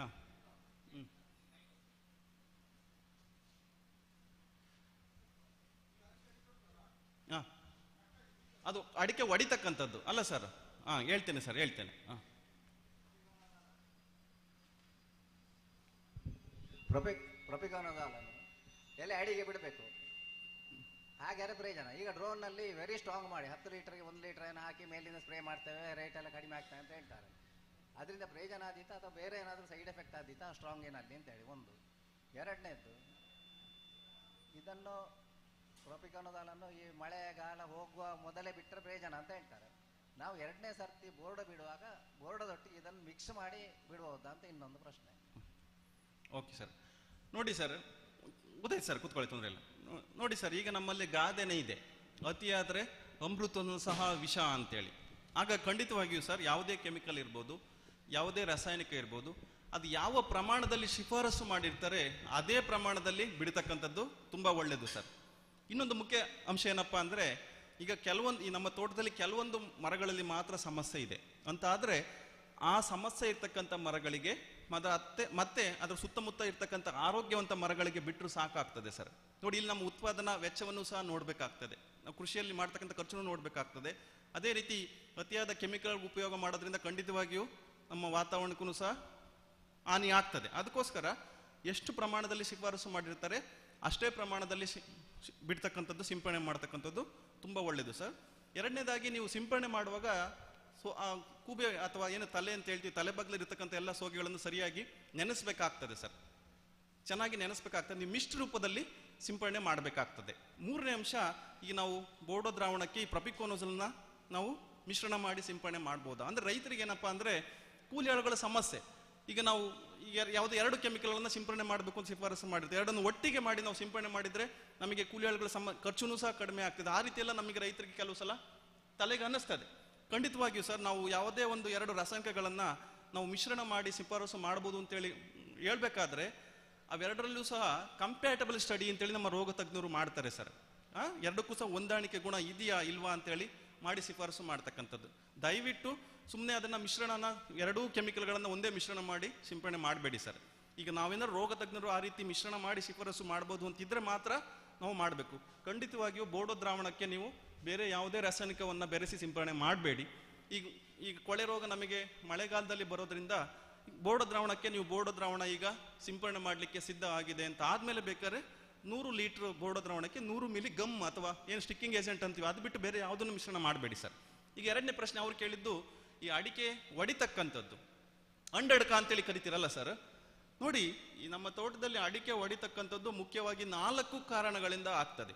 ಮೊದಲನೇದಾಗಿ ಪೊಟ್ಯಾಶ್ ಪೋಷಕಾಂಶದ ಕೊರತೆ ಆದರೆ, ಎರಡನೇದು ಬೋರಾನ್ ಪೋಷಕಾಂಶದ ಕೊರತೆ ಆದರೆ, ಮೂರನೇದು ನಮ್ಮ ತೋಟದಲ್ಲಿ ನೀರು ನಿಲ್ತಾ ಇದೆ, ಸರಿಯಾಗಿ ಉಜ್ರಿಕಣಿ ಕೊಟ್ಟಿಲ್ಲ, ಬೇರುಗಳಿಗೆ ಚೆನ್ನಾಗಿ ಗಾಳಿ ಆಡ್ತಿಲ್ಲ, ಈ ರೀತಿ ಸಮಸ್ಯೆ ಆದರೂ ಆಗಂತ ಚಾನ್ಸಸ್ ಇರ್ತದೆ. 4ನೇ ಕಾರಣ ಆ ಮರದ ಕೆಲವೊಂದು ಮರಗಳ ಗುಣಲಕ್ಷಣ ಆ ರೀತಿ ಇರ್ತದೆ. ಈ 4ನೇ ಕಾರಣಕ್ಕೆ ನಾವೇನು ಮಾಡ್ಲಿಕ್ಕೆ ಆಗೋದಿಲ್ಲ. ಅಂತಹ ಮರಗಳಿಗೆ ನೀವು ಪೊಟ್ಯಾಶ್ ಪೋಷಕಾಂಶ ಕೊಟ್ಟು ನೋಡಿ, ಬೋರಾನ್ ಪೋಷಕಾಂಶ ಕೊಟ್ಟು ನೋಡಿ, ಅದೇ ರೀತಿ ನೀವು ಉಜ್ರಿಕಣಿಯನ್ನು ಸರಿ ಮಾಡಿ ಬೇರುಗಳಿಗೆ ಚೆನ್ನಾಗಿ ಗಾಳಿ ಆಡೋ ರೀತಿ ಮಾಡಿ ಸರಿ ಹೋಗ್ತದೆ ಸರ್. ನೋಡಿ, ಅಡಿಕೆಗೆ ನಿಮಗೆ ಒಳ್ಳೆ ಪಿಂಗಾರ ಬರಲಿಕ್ಕೆ, ಬಂದಂತಹ ಪಿಂಗಾರಗಳು ಚೆನ್ನಾಗಿ ಕಾಯಿ ಕಚ್ಚಲಿಕ್ಕೆ, ಮರಗಳಿಗೆ ನಿರೋಧಕ ಶಕ್ತಿ ಬರಲಿಕ್ಕೆ ಪೊಟ್ಯಾಶ್ ಪೋಷಕಾಂಶ ಜಾಸ್ತಿ ಬೇಕಾಗ್ತದೆ.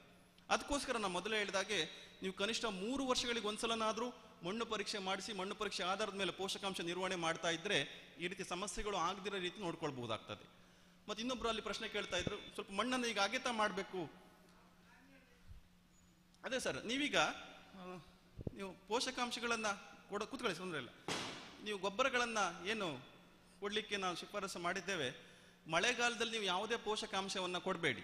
ಮಳೆಗಾಲಕ್ಕಿಂತ ಮುಂಚಿತವಾಗಿ ಈ ಫೆಬ್ರವರಿ, ಮಾರ್ಚ್, ಏಪ್ರಿಲ್, ಮೇ ಸಮಯದಲ್ಲಿ, ಅದೇ ರೀತಿ ಸೆಪ್ಟೆಂಬರ್, ಅಕ್ಟೋಬರ್ ಸಮಯದಲ್ಲಿ ಅಡಿಕೆ ಮರದ ಬುಡದಿಂದ ಸುಮಾರು 2-2.5 ದೂರ ತನಕ ಸ್ವಲ್ಪ ಮಣ್ಣನ್ನು ಸಡಿಲ ಮಾಡಬೇಕು. ಅಗೆತ ಅಂದ್ರೆ ತುಂಬಾ ಅಗೆತ ಮಾಡೋದು ಬೇಕಾಗೋದಿಲ್ಲ ಸರ್, ಒಂದು 5ರಿಂದ 15 ಸೆಂಟಿಮೀಟರ್ ಅಷ್ಟೇ ಸರ್.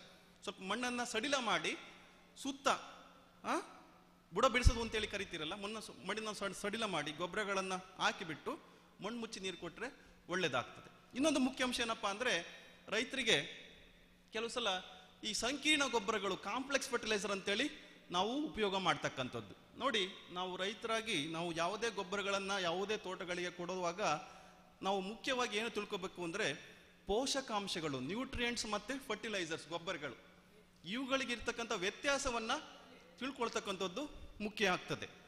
ಉದಾಹರಣೆಗೆ ನಾವು 15-15-15 ಅಥವಾ 10-26-26 ಈ ರೀತಿ ಗೊಬ್ಬರಗಳನ್ನು ಕೊಡ್ತೇವೆ.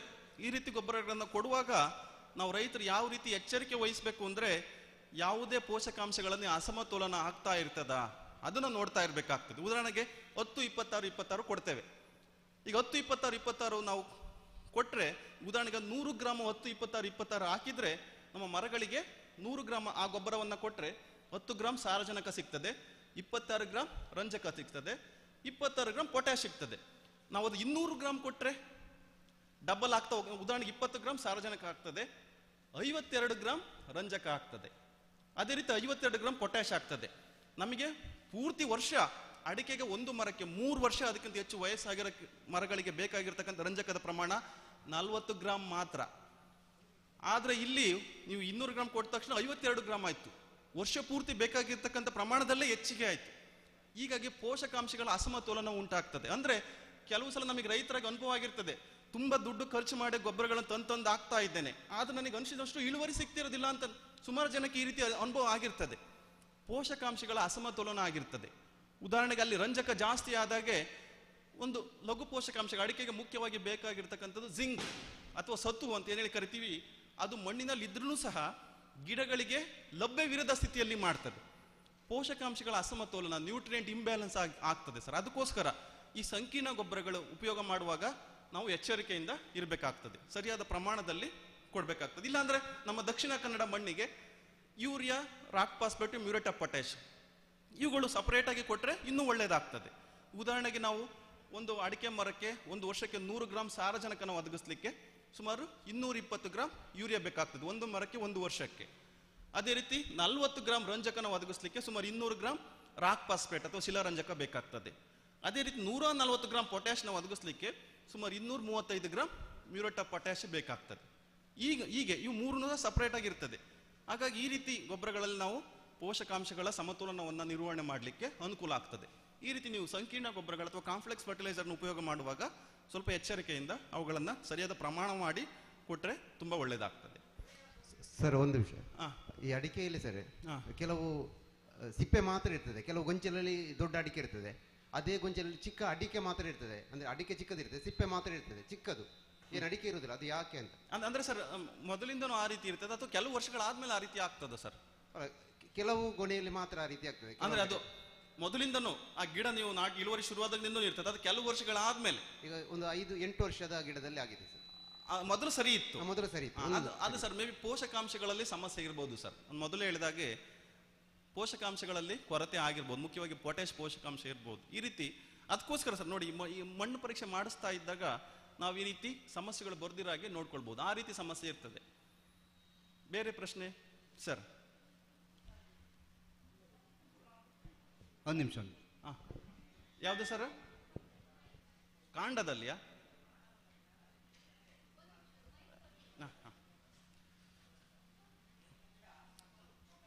ಅಡಿಕೆಗೆ ಯಾವುದು ಸರ್? ತೆಂಗಿ ಗಿಡ, ಅಡಿಕೆ ಗಿಡ.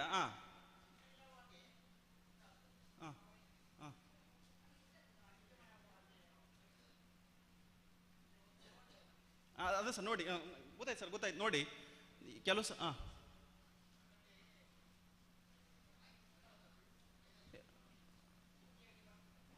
ಎಲ್ಲಿಂದ ಬೂದಿಯಾಗಿ ಬರ್ತದೆ ಸರ್? ಕಾಂಡದಲ್ಲಿಯಾ ಅಥವಾ ಮೇಲೆ ಮೇಲೆ ಪಿಂಗಾರದಲ್ಲಿಯಾ?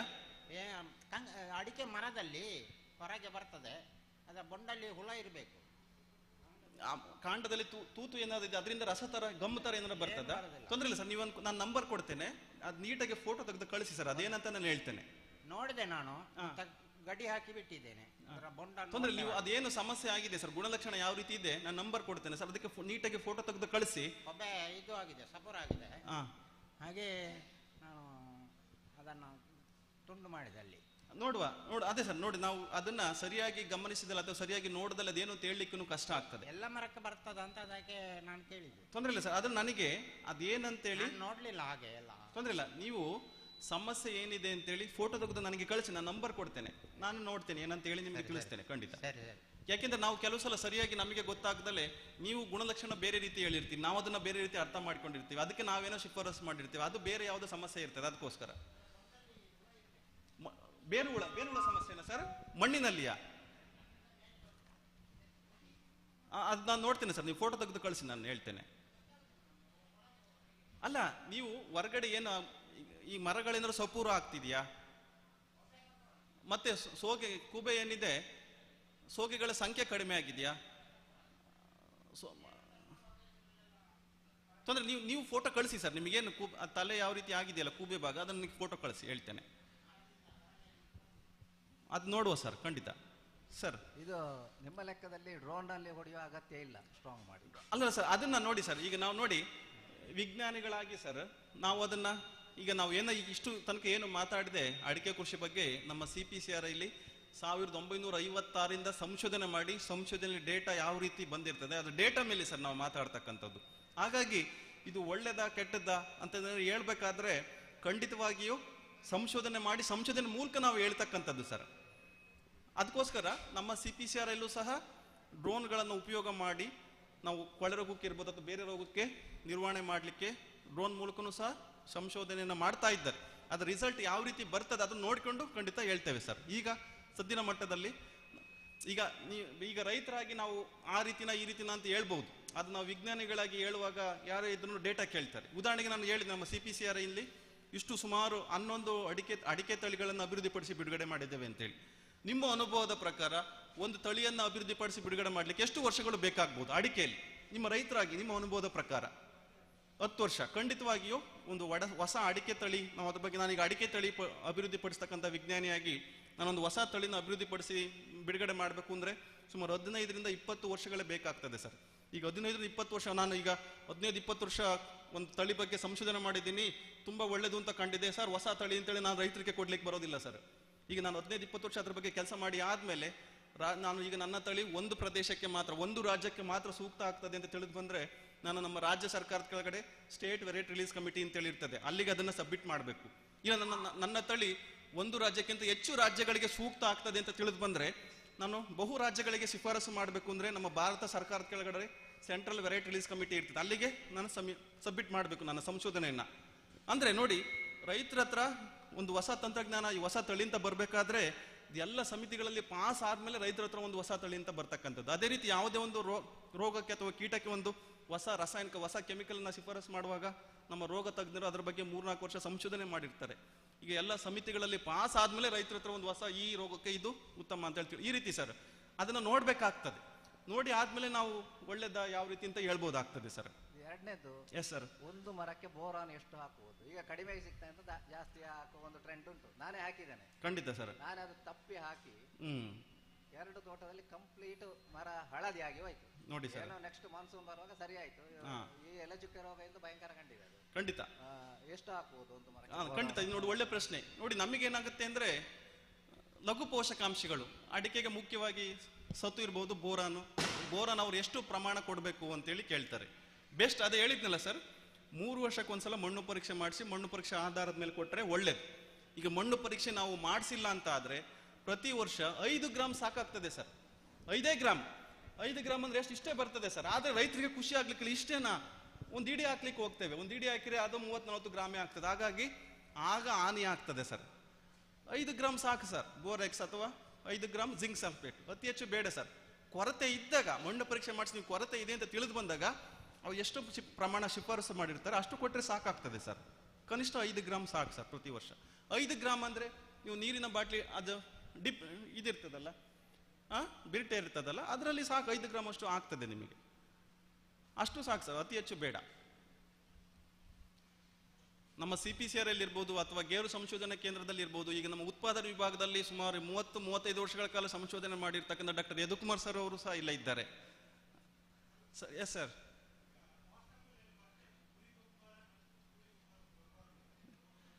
Yes sir.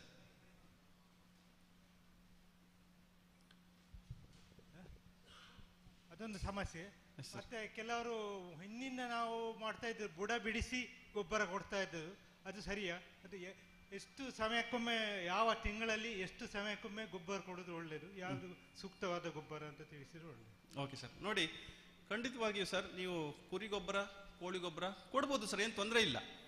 ನೋಡಿ ಇನ್ನೊಂದೇನಪ್ಪ ಅಂದರೆ ನಮ್ಮ ಮೊದಲೇ ಹೇಳಿದಾಗೆ ಒಂದು ಅಡಿಕೆ ಮರ 3 ವರ್ಷ ಅದಕ್ಕಿಂತ ಹೆಚ್ಚು ವಯಸ್ಸಾಗಿದೆ ಅಂದರೆ ಈ ಸಾವಯವ ಗೊಬ್ಬರಗಳು ಏನಿದೆ, ಹಟ್ಟಿ ಗೊಬ್ಬರ, ಕುರಿ ಗೊಬ್ಬರ, ಕೋಳಿ ಗೊಬ್ಬರ, ಮೇಕೆ ಗೊಬ್ಬರ, ಇವುಗಳನ್ನೆಲ್ಲ ಸುಮಾರು 12 kg ಕೊಡ್ಬೋದು ಸರ್. ಕೊಡ್ಬೋದು ಸಾವಯವ ಗೊಬ್ಬರಗಳನ್ನು. ಅದೇ ಮುಖ್ಯ ಏನಪ್ಪ ಅಂದರೆ ಈ ಕುರಿ ಗೊಬ್ಬರ, ಕೋಳಿ ಗೊಬ್ಬರನ ನೀವು ಪೋಲ್ಟ್ರಿಯಿಂದ ಡೈರೆಕ್ಟ್ ತಂದಾಗ ಹಾಕಬೇಡಿ. ಸ್ವಲ್ಪ ಈಟ್ ಇರ್ತದೆ, ಅದನ್ನು ಕಾಂಪೋಸ್ಟ್ ಮಾಡಿ ಕೊಡಿ ಸರ್, ಒಳ್ಳೆಯದು. ಕೊಡ್ಬೋದು. ನೀವು ಗೊಬ್ಬರಗಳನ್ನು ಕೊಡುವ ಸಮಯ ನಾನು ಮೊದಲು ಹೇಳಿನಲ್ಲ ಸರ್, ಮಳೆಗಾಲದಲ್ಲಿ ಯಾವುದೇ ಗೊಬ್ಬರ ಕೊಡಬೇಡಿ. ಈ ಕಡೆ ಮಳೆಗಾಲ ಅಂದರೆ ಮೇ ಕೊನೆ ವಾರ ಅಥವಾ ಜೂನ್ ಮೊದಲನೇ ವಾರ ಶುರುವಾಗ್ತದೆ. ಜೂನ್ ಮೊದಲನೇ ವಾರ ಶುರುವಾದರೆ ಜುಲೈ, ಆಗಸ್ಟ್, ಸೆಪ್ಟೆಂಬರ್ ತನಕ ಎಲ್ಲ ಮಳೆ ಚೆನ್ನಾಗಿ ಬರ್ತದೆ. ಈ ಸಮಯದಲ್ಲಿ ಅತಿ ಹೆಚ್ಚು ಮಳೆ ಬರ್ತಕ್ಕಂಥ ಸಮಯದಲ್ಲಿ ಯಾವುದೇ ಗೊಬ್ಬರಗಳನ್ನು ಕೊಡಬೇಡಿ. ಕೊಟ್ಟರೆ ಸುಮ್ಮನೆ ಮಳೆ ನೀರಿಗೆ ಕೊಚ್ಚಿ ಹೋಗ್ತದೆ ಅಥವಾ ಬಸಿದು ಹೋಗ್ತದೆ. ನೀವು ಸರಿಯಾದ ಸಮಯ ಅಂತ ಅಂದರೆ ಈ ಫೆಬ್ರವರಿ, ಮಾರ್ಚ್, ಏಪ್ರಿಲ್, ಮೇ ಸಮಯ ಸರ್, ಮಳೆಗಾಲ ಶುರುವಾಗೋದಕ್ಕಿಂತ ಮುಂಚೆ. ಮತ್ತೆ ಮಳೆಗಾಲ ಕಡಿಮೆ ಆಗ್ತಾ ಬರುತ್ತಲ್ಲ, ಸೆಪ್ಟೆಂಬರ್, ಅಕ್ಟೋಬರ್, ಈ ಸಮಯ ಸೆಪ್ಟೆಂಬರ್, ಅಕ್ಟೋಬರ್ ಈ ಸಮಯದಲ್ಲಿ ನೀವು ಕೊಡ್ಬೋದು sir.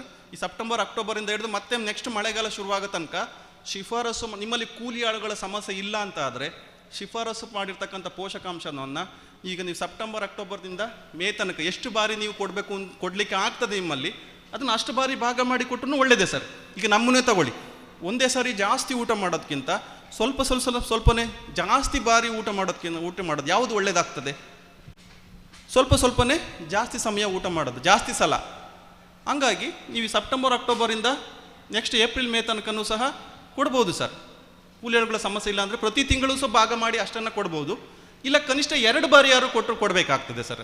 February, March, April, May ಟೈಮಲ್ಲಿ ಒಂದು ಸಲ, ಸೆಪ್ಟೆಂಬರ್, ಅಕ್ಟೋಬರ್ ಸಮಯದಲ್ಲಿ ಒಂದು ಸಲ, ಹೀಗೆ 2 ಬಾರಿ ಯಾರು ಕೊಡ್ಬೋದು. ಇಲ್ಲ ತಿಂಗಳ ಭಾಗ ಮಾಡಿನೂ ಕೊಡ್ಬೋದು, ಇನ್ನೂ ಒಳ್ಳೇದಾಗ್ತದೆ. ಬುಡ ಬಿಡಿಸೋದು ಖಂಡಿತವಾಗಿಯೂ ಸರ್. ನೋಡಿ ಬುಡ ಬಿಡಿಸೋದು ಒಂದು ಪೂರ್ತಿ ಅಗೆತ ಮಾಡೋದು ಬೇಕಾಗೋದಿಲ್ಲ ಸರ್. ಅಂದರೆ ಮರದ ಬುಡದಿಂದ 2-2.5 ಅಡಿ ದೂರ ತನಕ ಸ್ವಲ್ಪ ಮಣ್ಣನ್ನು ಸಡಿಲ ಮಾಡಿ ಮಣ್ಣನ್ನು ಸ್ವಲ್ಪ ಕೆದಕಿ ಬಿಟ್ಟು ಗೊಬ್ಬರ ಕೊಟ್ಟು ನೀರು ಕೊಟ್ಟರೆ ಒಳ್ಳೇದಾಗ್ತದೆ ಸರ್. ಬುಡ ಬಿಡಿಸಿದ್ರೆ ಒಳ್ಳೇದು. ಅದೇ ಸರ್ ಹೇಳಿದ್ನಲ್ಲ, ನೀವು ಸುಫಲ ಮತ್ತು urea, rock, muriate of potash ಇವುಗಳನ್ನು ಕೊಡುವಾಗ ಖಂಡಿತವಾಗಿಯೂ ಕೊಡ್ಬೋದು. ಆದರೆ ಎಚ್ಚರಿಕೆ ಇರಬೇಕು. ಈಗ ಸುಫಲ 15 ಕೊಟ್ಟರೆ ಒಂದು ಪೋಷಕಾಂಶವನ್ನು ಜಾಸ್ತಿ ಮಾಡ್ತೀವಿ ಅಂತ ಹೋದರೆ ಬೇರೆ ಪೋಷಕಾಂಶ ಅದೇ ಪ್ರಮಾಣದಲ್ಲಿ ಜಾಸ್ತಿ ಆಗ್ತಾ ಇರ್ತದೆ. ಈ ಸುಫಲ ಅಂದರೆ 15 ಅಂದರೆ 100 ಗ್ರಾಮ್ ಆ ಗೊಬ್ಬರನ ಹಾಕಿದರೆ ಅದರಲ್ಲಿ 15 ಗ್ರಾಮ್ ಸಾರಜನಕ ಸಿಗ್ತದೆ, 15 ಗ್ರಾಮ್ ರಂಜಕ ಸಿಗ್ತದೆ, 15 ಗ್ರಾಮ್ ಪೊಟ್ಯಾಶ್ ಸಿಗುತ್ತೆ. ಅದನ್ನು ನಾವು ಬೇರ್ಪಡಿಸಲಿಕ್ಕೆ ಆಗಲ್ಲ, ಸಾರಜನಕನ ರಂಜಕನ ಪೊಟ್ಯಾಷನ್ನು ಬೇರ್ಪಡಿಸಲಿಕ್ಕೆ ಆಗೋದಿಲ್ಲ. ಇಂತಹ ಗೊಬ್ಬರಗಳನ್ನು ಕೊಡುವಾಗ ಎಚ್ಚರಿಕೆ ಇರಬೇಕು. ಇಲ್ಲ ನಮಗೆ ಈಸಿಯಾಗಿ ಆಗಬೇಕು, ಕಿರಿಕಿರಿ ಬೇಡ ಅಂತ ಆದರೆ ನೀವು urea rock muriate of potash, ನಮ್ಮ ದಕ್ಷಿಣ ಕನ್ನಡ ಮಣ್ಣಿಗೆ urea rock muriate of potash, ಇವು ಅಂದರೆ ಯೂರಿಯಾದಲ್ಲಿ ಸಾರಜನಕದ ಅಂಶ ಇರ್ತದೆ, 46% ಸಾರಜನಕ ಅಂಶ ಇರ್ತದೆ ಯೂರಿಯಾದಲ್ಲಿ. ಅಂದರೆ ಅದನ್ನು ಯೂರಿಯಾನ 100 ಗ್ರಾಮ್ ಹಾಕಿರಿ, ಅದರಲ್ಲಿ 46 ಗ್ರಾಮ್ ಸಾರಜನಕ ಸಿಗ್ತದೆ. ಹಾಗೆ ಮತ್ತು ರಾಕ್ ಪಾಸ್ಪೇಟು, ಶಿಲಾರಂಜಕ ಅಂತೀವಲ್ಲ, ಅದರಲ್ಲಿ ನೀವು ರಂಜಕನ ಒದಗಿಸ್ತಕ್ಕಂಥದ್ದು. ಅದೇ ರೀತಿ ನೀವು MOP ಮ್ಯೂರೇಟ್ ಆಫ್ ಪೊಟ್ಯಾಶ್ ಇದೆಯಲ್ಲ, ಅದರಲ್ಲಿ ಪೊಟ್ಯಾಶ್ನ ಒದಗಿಸ್ತಕ್ಕಂಥದ್ದು. ಹೀಗೆ ಈ urea rock muriate of potash ಕೊಟ್ಟರು ಒಳ್ಳೆಯದೇ ಸರ್.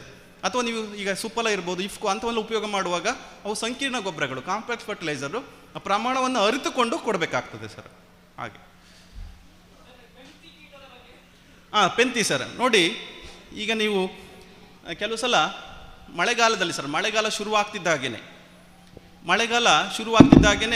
ಎಳೆ ಕಾಯಿ ಉದುರ್ಲಿಕ್ಕೆ ಶುರುವಾಗ್ತದೆ, ಮೇ ಜೂನ್ ಸಮಯದಲ್ಲಿ ಅಥವಾ ಜೂನ್ ಜುಲೈ ಸಮಯದಲ್ಲಿ. ಇದು ಮುಖ್ಯವಾಗಿ ಈ ನೋಡಿ, ಉದಾಹರಣೆಗೆ ನಾನು ಮೊದಲೇ ಹೇಳಿದಾಗೆ ಡಯಾಗ್ನೋಸಿಸ್ ಯಾವ ರೀತಿ ಮುಖ್ಯ ಆಗ್ತದೆ ಅಂದರೆ, ಈ ಮಳೆಗಾಲ ಒಂದೆರಡು ಮಳೆ ಬಿದ್ದಾದ ತಕ್ಷಣ ಮಳೆ ಶುರುವಾಗ್ತಿದ್ದಂಕಲೇ ಎಳೆ ಕಾಯಿ ಉದುರ್ಲಿಕ್ಕೆ ಶುರುವಾಗ್ತದೆ. ನೋಡಿ, ಈ ಬಿದ್ದಿರ್ತಕ್ಕಂಥ ಎಳೆಕಾಯಿ ಯಾವ ಸಮಸ್ಯೆಯಿಂದ ಉದುರಿದೆ ಅಂತ ತಿಳ್ಕೊಳ್ಳಿಕ್ಕೆ ಆ ಬಿದ್ದಿರ್ತಕ್ಕಂಥ ಕಾಯಿಗಳನ್ನು ತೆಗೆದು, ಅದು ಸಿಪ್ಪೆ ಇರುತ್ತಲ್ಲ, ತೊಟ್ಟು ಇರುತ್ತಲ್ಲ ಸರ್, ಆ ತೊಟ್ಟಿನ ಭಾಗ ತೆಗೆದು ನೋಡಿದರೆ ಅಲ್ಲಿ ಸೂಜಿಯಿಂದ ಚುಚ್ಚಿದಂಥ ಕಪ್ಪು ಚುಕ್ಕೆಗಳು ಇರ್ತದೆ. ಆ ತೊಟ್ಟಿನ ಒಳಗಿಂದ ಅದು ಒಂದು ಕೀಟ ಇರ್ತದೆ, ಅದು ಅದನ್ನು ಹಾಕಿ ಅದರಿಂದ ರಸ ಹೀರಿರ್ತದೆ. ಈ ರೀತಿ ಆ ತೊಟ್ಟಿನ ಭಾಗನ ಕಿತ್ತು ನೋಡಿದಾಗ ಅದರೊಳಗಡೆ ಸೂಜಿಯಿಂದ ಚುಚ್ಚಿದಂಥ ಕಪ್ಪು ಚುಕ್ಕೆಗಳು ಇದ್ದರೆ ಇದು ಆ ಪೆಂತಿ ಕೀಟದ ಸಮಸ್ಯೆಯಿಂದ ಆಗಿರ್ತದೆ ಸರ್. ಅದಕ್ಕೂ ಇದಂದರೆ ಮಳೆಗಾಲದಲ್ಲಿ ಇದು ತೊಂದರೆ ಕೊಟ್ಟಿರೋದಿಲ್ಲ ಸರ್. ಬೇಸಿಗೆ ಸಮಯದಲ್ಲಿ, ಈ ಮಾರ್ಚ್ ಏಪ್ರಿಲ್ ಸಮಯದಲ್ಲಿ ಆ ಕೀಟ ತೊಟ್ಟಿನ ಭಾಗದಲ್ಲಿ ಕೂತು ರಸ ಹೀರಿರ್ತದೆ ಸರ್. ಆಗ ಅದು ಮರದಲ್ಲೇ ಇರ್ತದೆ, ಅದು ಎಳೆಕಾಯಿ.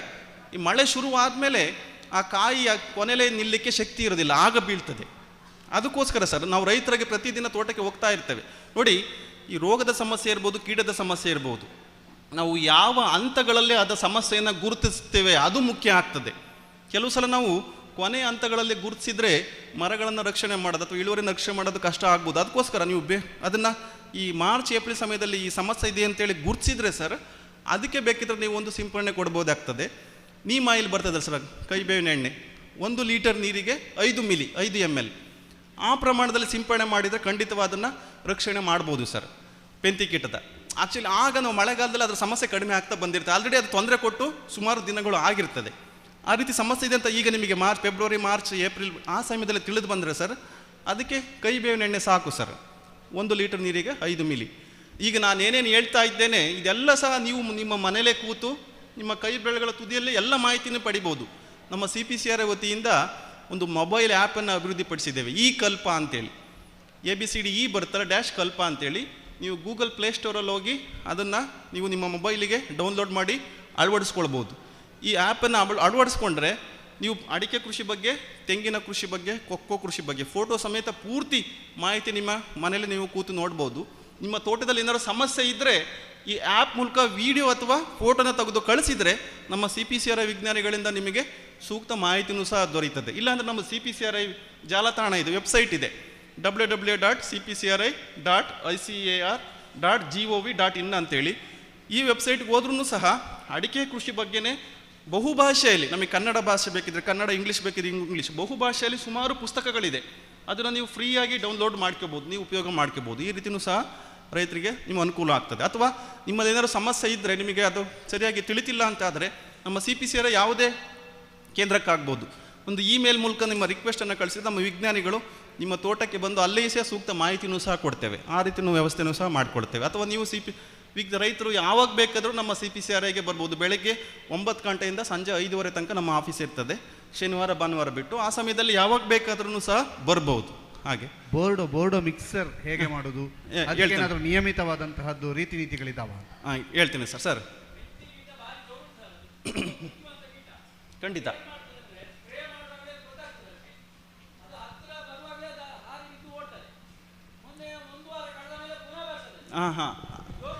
ಖಂಡಿತ ಸರ್. ಯಾಕೆಂದರೆ ನೋಡಿ, ನೀವು ಆ ರೀತಿ ನೀವು ಅಡಿಕೆಗೆ ಸಿಂಪಡಣೆ ಮಾಡಿರೋದು ಏನು ನೀವು ಹೇಳಿದಂಗೆ ಬುದ್ಧಿವಂತ ಕೀಟ ಸರ್, ತರಕಾರಿಗಳಿಗೆ ಶಿಫ್ಟ್ ಆಗ್ತದೆ.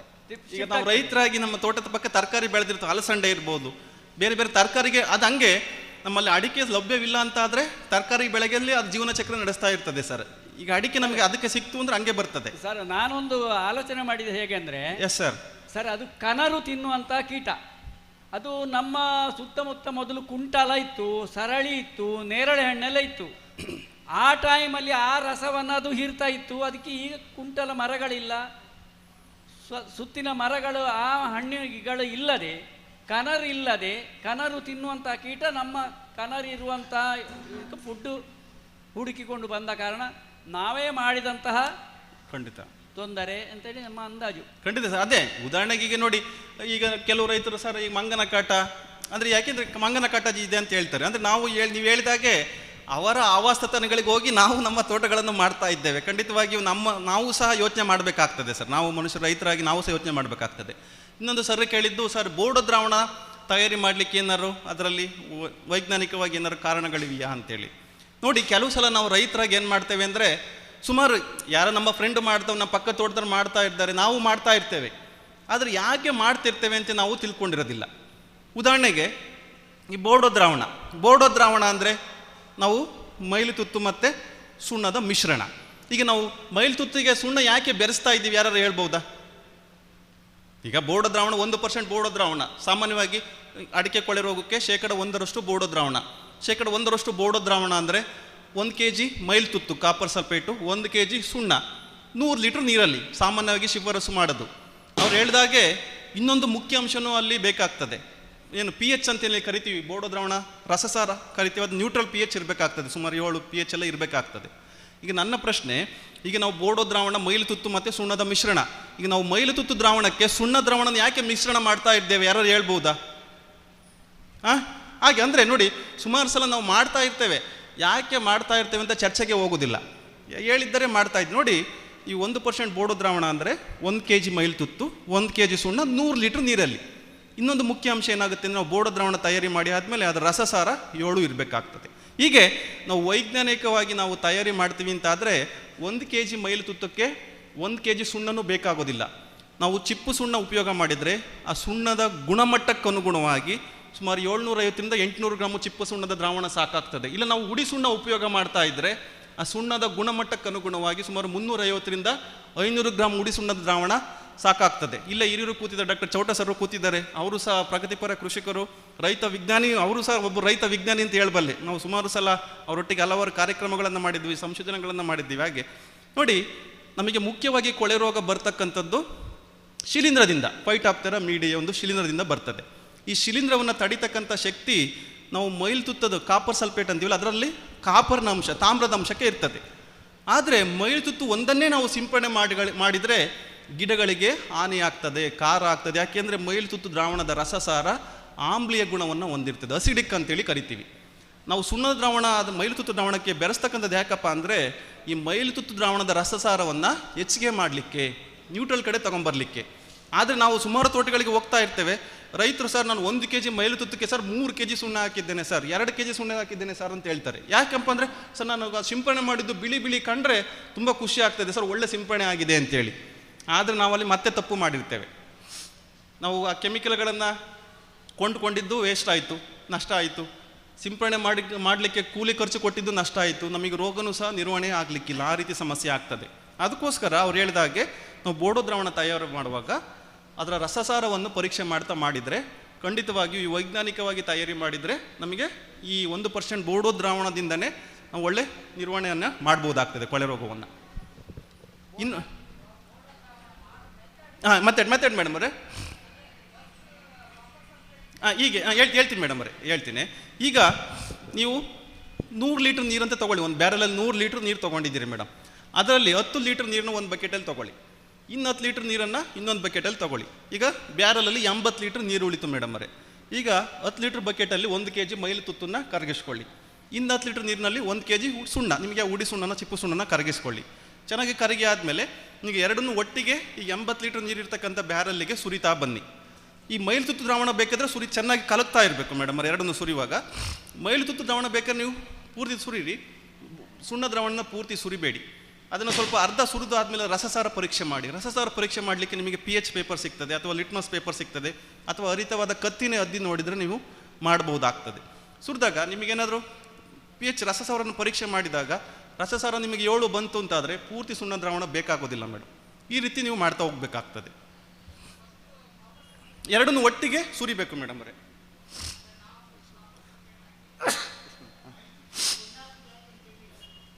ಹೇಳ್ತೇನೆ ಈಗ ನಾನು ನಿಮ್ಮ ಚರ್ಚೆ ಮಾಡ್ತೇನೆ ಸರ್. ಈಗ ಬೇರೆ ಸಂಪನ್ಮೂಲ ವ್ಯಕ್ತಿಗಳು ಸಹ ಮತ್ತೊಂದು ತಾಂತ್ರಿಕ ಅಧಿವೇಶನ ಕಾಯ್ತಾ ಇದ್ದಾರೆ. ನಾನು ಪರ್ಸನಲ್ ನಿಮ್ಮ ಹತ್ರ ಚರ್ಚೆ ಮಾಡ್ತೇನೆ ಮೇಡಮ್ ಅವರೇ.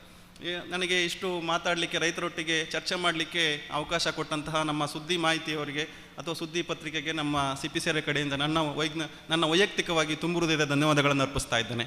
ಧನ್ಯವಾದ. ಅಡಿಕೆ ಕ್ಷೇತ್ರ ತುಂಬ ಸಂಕೀರ್ಣವಾದಂಥ ವಿಷಯ, ಪ್ರಶ್ನೆಗಳು ನಮ್ಮಲ್ಲಿ ಮೂಡುತ್ತದೆ.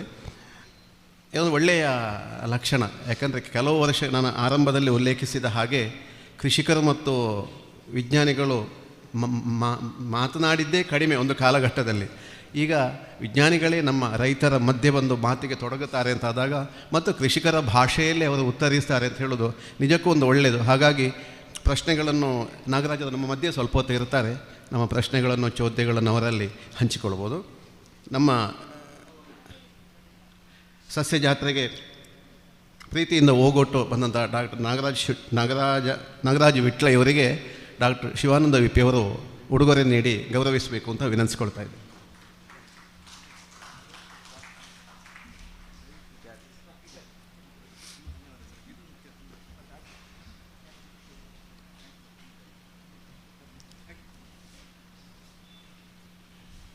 Thank you sir. 35 ನಿಮಿಷ ನಮ್ಮ ರೈಲು ತಡಾಗಿ ಹೋಗ್ತಾ ಇದೆ. ಅದನ್ನು ಸಂಜೆ ಸಮಾರೋಪದ ಹೊತ್ತಿಗೆ ನಾವು ಬ್ಯಾಲೆನ್ಸ್ ಮಾಡ್ತೇವೆ ಅಂತ ವಿಶ್ವಾಸ ಎಲ್ಲ ಮಾಡ್ತೇವೆ. ಅಡಿಕೆಗೆ ಪರ್ಯಾಯ ವಾಣಿಜ್ಯ ಬೆಳೆಗಳು, ಸಂಬಾರ ಬೆಳೆಗಳು, ಇದು ಟೈಟ್ಲ್ ಆದರೂ ಕೂಡ ಇದರ ಸುತ್ತಮುತ್ತ ನಮ್ಮಲ್ಲಿಗೆ ಮಾತಾಡಲಿಕ್ಕೆ ಆಗಮಿಸಿದ್ದಾರೆ ಡಾಕ್ಟರ್ ಡಿ ಚಂದ್ರಶೇಖರ ಚೌಟ್ರು, ವೇಣುಗೋಪಾಲ ಕೆದಿಲಾಯಿಯವರು, ರಮೇಶ್ ಕಲ್ಪುರೆಯವರು ಮತ್ತು ಅಜಿತ್ ಶೆಟ್ಟಿ ಕಡಬ. ದಯವಿಟ್ಟು ಅವರು ವೇದಿಕೆಗೆ ಬರಬೇಕು ಅಂತ ವಿನಮ್ರವಾಗಿ ವಿಜ್ಞಾಪಿಸ್ತಾ ಇದೆ.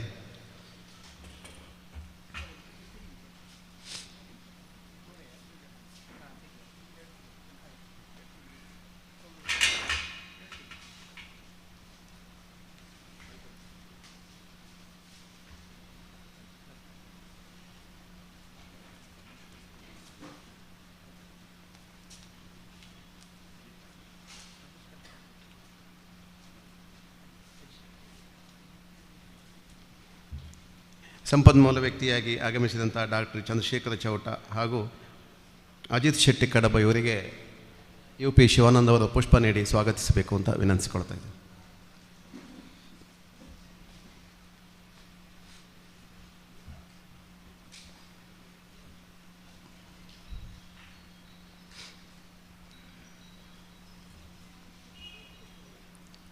ವರ್ತಮಾನದ ತುಂಬ ಅಗತ್ಯವಾದಂಥ ಮತ್ತು ಅನಿವಾರ್ಯವಾದಂತಹ ವಿಚಾರಗಳು. ನಾವು ಬಯಲುಸೀಮೆಗೆ ಹೋದಾಗ ಸಮಗ್ರ ಬೆಳೆಗಳು ಏನು ಅಂತ ಅಲ್ಲಿ ನಮಗೆ ನೋಡಲಿಕ್ಕೆ ಸಿಗ್ತದೆ. ಅಲ್ಲಿ 2 ವರ್ಷ ಬರಗಾಲ ಬಂದರೂ ಕೂಡ ಅವರು ಸಂತೋಷದಿಂದ ನಗನಗುತ್ತಾ ಹೊಟ್ಟೆಯನ್ನು ತಂಪು ಮಾಡುವಂಥ ಒಂದು ಸಂಸ್ಕೃತಿ ಅಲ್ಲಿ ನಾವು ಕಾಣ್ತೇವೆ. ಇದು ಯಾಕಂದರೆ ಪರ್ಯಾಯ ಬೆಳೆಗಳು, ಸಮಗ್ರ ಬೆಳೆಗಳ ಒಂದು ಕಲ್ಪನೆಯ ಪರಿಣಾಮವಾಗಿ ಬಹುಶಃ ಹಸಿವು ಹೇಳುವಂಥದ್ದು. ನಾನು ತುಂಬ ಬಯಲುಸೀಮೆಯ ಮನೆಗಳನ್ನು ಭೇಟಿ ಮಾಡಿದಾಗ ಅವರೇ ಹೇಳಿದಂಥ ಮಾತು, 2 ವರ್ಷ ಬರಗಾಲ ಬಂದರೂ ಕೂಡ ನಾವೇನು ಆಗೋದಿಲ್ಲ ರೀ, ನಾವು ಹೊಟ್ಟೆ ತುಂಬ ಊಟ ಮಾಡ್ತೀವಿ ಅಂತ. ಅದೆಲ್ಲ ಈ ಬರೀ ಒಂದು ಬೆಳೆಯನ್ನು ನೆಚ್ಚಿಕೊಳ್ಳದೆ 10 ಬೆಳೆಗಳ ಸಂಯೋಜನೆಯಲ್ಲಿ ಕೃಷಿ ಮಾಡಿದ್ದರ ಫಲ. ಆದರೆ ನಮ್ಮದು ಮುಖ್ಯವಾಗಿ ವಾಣಿಜ್ಯ ಕೃಷಿ ಅಡಿಕೆ. ಆದರೆ ಅಡಿಕೆಯ ಮಧ್ಯದಲ್ಲಿ ಸಮಗ್ರ ಕೃಷಿಯನ್ನು ಮಾಡುವಂಥ, ಹಣ್ಣಿನ ಬೆಳೆಗಳನ್ನು, ತೋಟದ ಬೆಳೆಗಳನ್ನು ಬೆಳೆಸುವಂಥ ಕಲ್ಚರಿಗೆ ಹಲವಾರು ವರ್ಷಗಳಿಂದ ನಮ್ಮ ಮಧ್ಯೆ ಬಂದಿರೋದನ್ನು ನಾವು ಕಾಣ್ತೇವೆ. ಇಂದು ಡಾಕ್ಟರ್ ಡಿ ಚಂದ್ರಶೇಖರ ಗೌಡ ಆರಂಭದಲ್ಲಿ ಮಾತಾಡ್ತಾರೆ. ಅವರಿಗೆ ಈ ಕಾರ್ಯಕ್ರಮಕ್ಕೆ ಸ್ವಾಗತವನ್ನು ಬಯಸ್ತೇನೆ. ಚಂದ್ರಶೇಖರ ಚೌಟ್ರು ನಮ್ಮ ಮಧ್ಯದಲ್ಲಿ, ಅವರು ವೇದಿಕೆಯಲ್ಲಿ ಬೇಡ, ನಮ್ಮ ಮಧ್ಯೆ ಕೂತರೆ ಸಾಕೋದು. ಯಾಕಂದರೆ ಒಂದಷ್ಟು ಹಣ್ಣಿನ ವಿಚಾರಗಳು, ಯಾಕಂದರೆ ಬೇರೆ ಯಾವುದೇ ವಿಚಾರಗಳ ಗೊಣಗಾಟ ಚೌಟ್ರಲ್ಲಿ ನಾನು ಕಾಣಲಿಲ್ಲ. 4 ಜನ ಸಿಕ್ಕಿದಾಗ ಹಣ್ಣಿನ ಬೆಳೆಗಳ ಬಗ್ಗೆ, ತನ್ನ ಮಲೇಷಿಯಾ ಪ್ರವಾಸದ ಬಗ್ಗೆ, ತಾನು ಬೆಳೆದ ಹಣ್ಣಿನ ಗಿಡಗಳ ಸೋಲು ಗೆಲುವುಗಳ ಬಗ್ಗೆ, ಮುಖ್ಯವಾಗಿ ಗೆಲುವಿಗಿಂತ ಸೋಲಿನ ಕಡೆಗೆ ಅವರು ಹೆಚ್ಚು ಒತ್ತು ಕೊಟ್ಟು ಮಾತಾಡುವಂಥದ್ದು ಈಚಿನ ತುಂಬ ವರ್ಷದಿಂದ ಅವರ ಒಡನಾಡಿಯಾದಂಥ ನಾನು ಗಮನಿಸಿದ್ದೇನೆ. ಮಂಜೇಶ್ವರ ತಾಲೂಕಿನ ಮಿಯಾಪದವಿನವರು ಚೌಟರ ಚಾವಡಿ ಅಂತ ಒಂದು ಸಂಸ್ಥೆಯನ್ನು ಕಟ್ಟಿಕೊಂಡು ಒಂದು ಒಳ್ಳೆಯ ಕಲಾತ್ಮಕವಾದಂತಹ ಕಟ್ಟಡವನ್ನು ಕಟ್ಟುವುದರ ಮೂಲಕವಾಗಿ ಅದರೊಳಗೆ ಕಲಾ ಸಾಂಸ್ಕೃತಿಕ ಮತ್ತು ಹಲಸು ಮೇಳ ಇತ್ಯಾದಿ ಮೇಳಗಳನ್ನು, ಜನಜಾಗೃತಿಯ ಮೇಳಗಳನ್ನು ಹಳ್ಳಿಗಳಲ್ಲಿ ಬೆಳೆಸಿದವರು. ಮುಖ್ಯವಾಗಿ ನಾವು ನಗರದಲ್ಲಿ ಸಿಯಾಳದ ಲಾರಿ ಬಂದಾಗ ನಾವು ಗಮನಿಸ್ತೇವೆ, ಇದು ತಮಿಳುನಾಡಿನ ಬಂದಿದೆ, ಇಲ್ಲಿಂದ ಬಂದಿದೆ, ಅಲ್ಲಿಂದ ಬಂದಿದೆ ಅಂತ. ಸ್ವತಃ ಬೆಳೆದು ಹಳ್ಳಿಯಲ್ಲೇ ಅದಕ್ಕೆ ಹೇಗೆ ಮಾರುಕಟ್ಟೆ ಮಾಡಬಹುದು ಅಂತ ತೋರಿಸಿಕೊಟ್ಟಿದ್ದಾರೆ. ಬರೀ ಥಿಯರಿ ಅಲ್ಲ, ಪ್ರಾಕ್ಟಿಕಲ್. ಅದಕ್ಕಿಂತ ಮುಖ್ಯವಾಗಿ ನಾವು ಇವತ್ತು ರಂಬುಟಾನ್ ಅಂತ ಏನು ಒಂದು ಬೆಳೆಯ ಬಗ್ಗೆ ತುಂಬ ಒಂದು ಅಲೆ ಇದೆ. ಈಗ ಒಳ್ಳೆಯ ದರವೂ ಇದೆ. ಹಳ್ಳಿಯಲ್ಲಿ ರಂಬುಟಾನ್ ಮಾರುಕಟ್ಟೆ ಹೇಗೆ ಮಾಡ್ಬೋದು ಅಂತ ಆರಂಭದಲ್ಲಿ ಬೆಳೆದು ಫಲ ಸಿಕ್ಕಿದಾಗ ರಂಬುಟಾನನ್ನು ಹೇಗೆ ತಿನ್ನಬೇಕು ಅಂತ ಅವರ ಹಳ್ಳಿಯಲ್ಲಿ ಯಾರಿಗೂ ಗೊತ್ತಾಗಲಿಲ್ಲ. ಅದನ್ನು ಒಡಿಬೇಕಾ ಅಲ್ಲ. ಆಗ ಅವರು ಪ್ರತಿ ಅಲ್ಲಿನ ಬ್ಯಾಂಕ್ಗಳಿಗೆ, ಶಾಲೆಗಳಿಗೆಲ್ಲ ಹೋಗಿ ರಂಬುಟಾನ್ ಹಣ್ಣನ್ನು ಬಿಡಿಸಿ ಹಣ್ಣು ತಿನ್ನುವುದು ಹೇಗೆ ಅಂತ ಡೆಮೋ ಮಾಡುವುದರ ಮೂಲಕವಾಗಿ ಆ ಪರಿಸರದಲ್ಲಿ ರಂಬುಟಾನಿಗೆ ಮಾರುಕಟ್ಟೆಯನ್ನು ಒಂದು ಕಾಲಘಟ್ಟದಲ್ಲಿ ಮಾಡಿದ್ದು ಈಗಲೂ ಕೂಡ ನೆನಪಾಗ್ತಾ ಇದೆ. ತರಕಾರಿ, ಹಣ್ಣು, ರಂಬುಟಾನು ಹೀಗೆ ತಳಿ ವಿಜ್ಞಾನದ ಜೀವ ವೈವಿಧ್ಯ ಪರಿಸರ ವಿಷಯದಲ್ಲಿ ಸಂಶೋಧನೆಯನ್ನು ಮಾಡಿದವರು. ಅಣಬೆ ಕೃಷಿ ಹಾಗೂ ಸಿಹಿ ನೀರಿನ ಮೀನು ಸಾಕಣೆ, ವಿವಿಧ ಪ್ರಯೋಗಗಳು, ಹೀಗೆ ಇಡೀ ಅವರ ತೋಟವೇ ಒಂದು ಪ್ರಯೋಗಶಾಲೆ. ಹಾಗಾಗಿ ಇಂದು ಚೌಟ್ರು ನಮ್ಮ ಮಧ್ಯೆ ಇದ್ದಾರೆ, ತುಂಬ ಸಂತೋಷವಾಗ್ತದೆ. ಸರ್, ಹಣ್ಣಿನ ಕೃಷಿಗಳ ಬಗ್ಗೆ ತಮ್ಮ ಅನುಭವಕ್ಕಾಗಿ ವೇದಿಕೆ.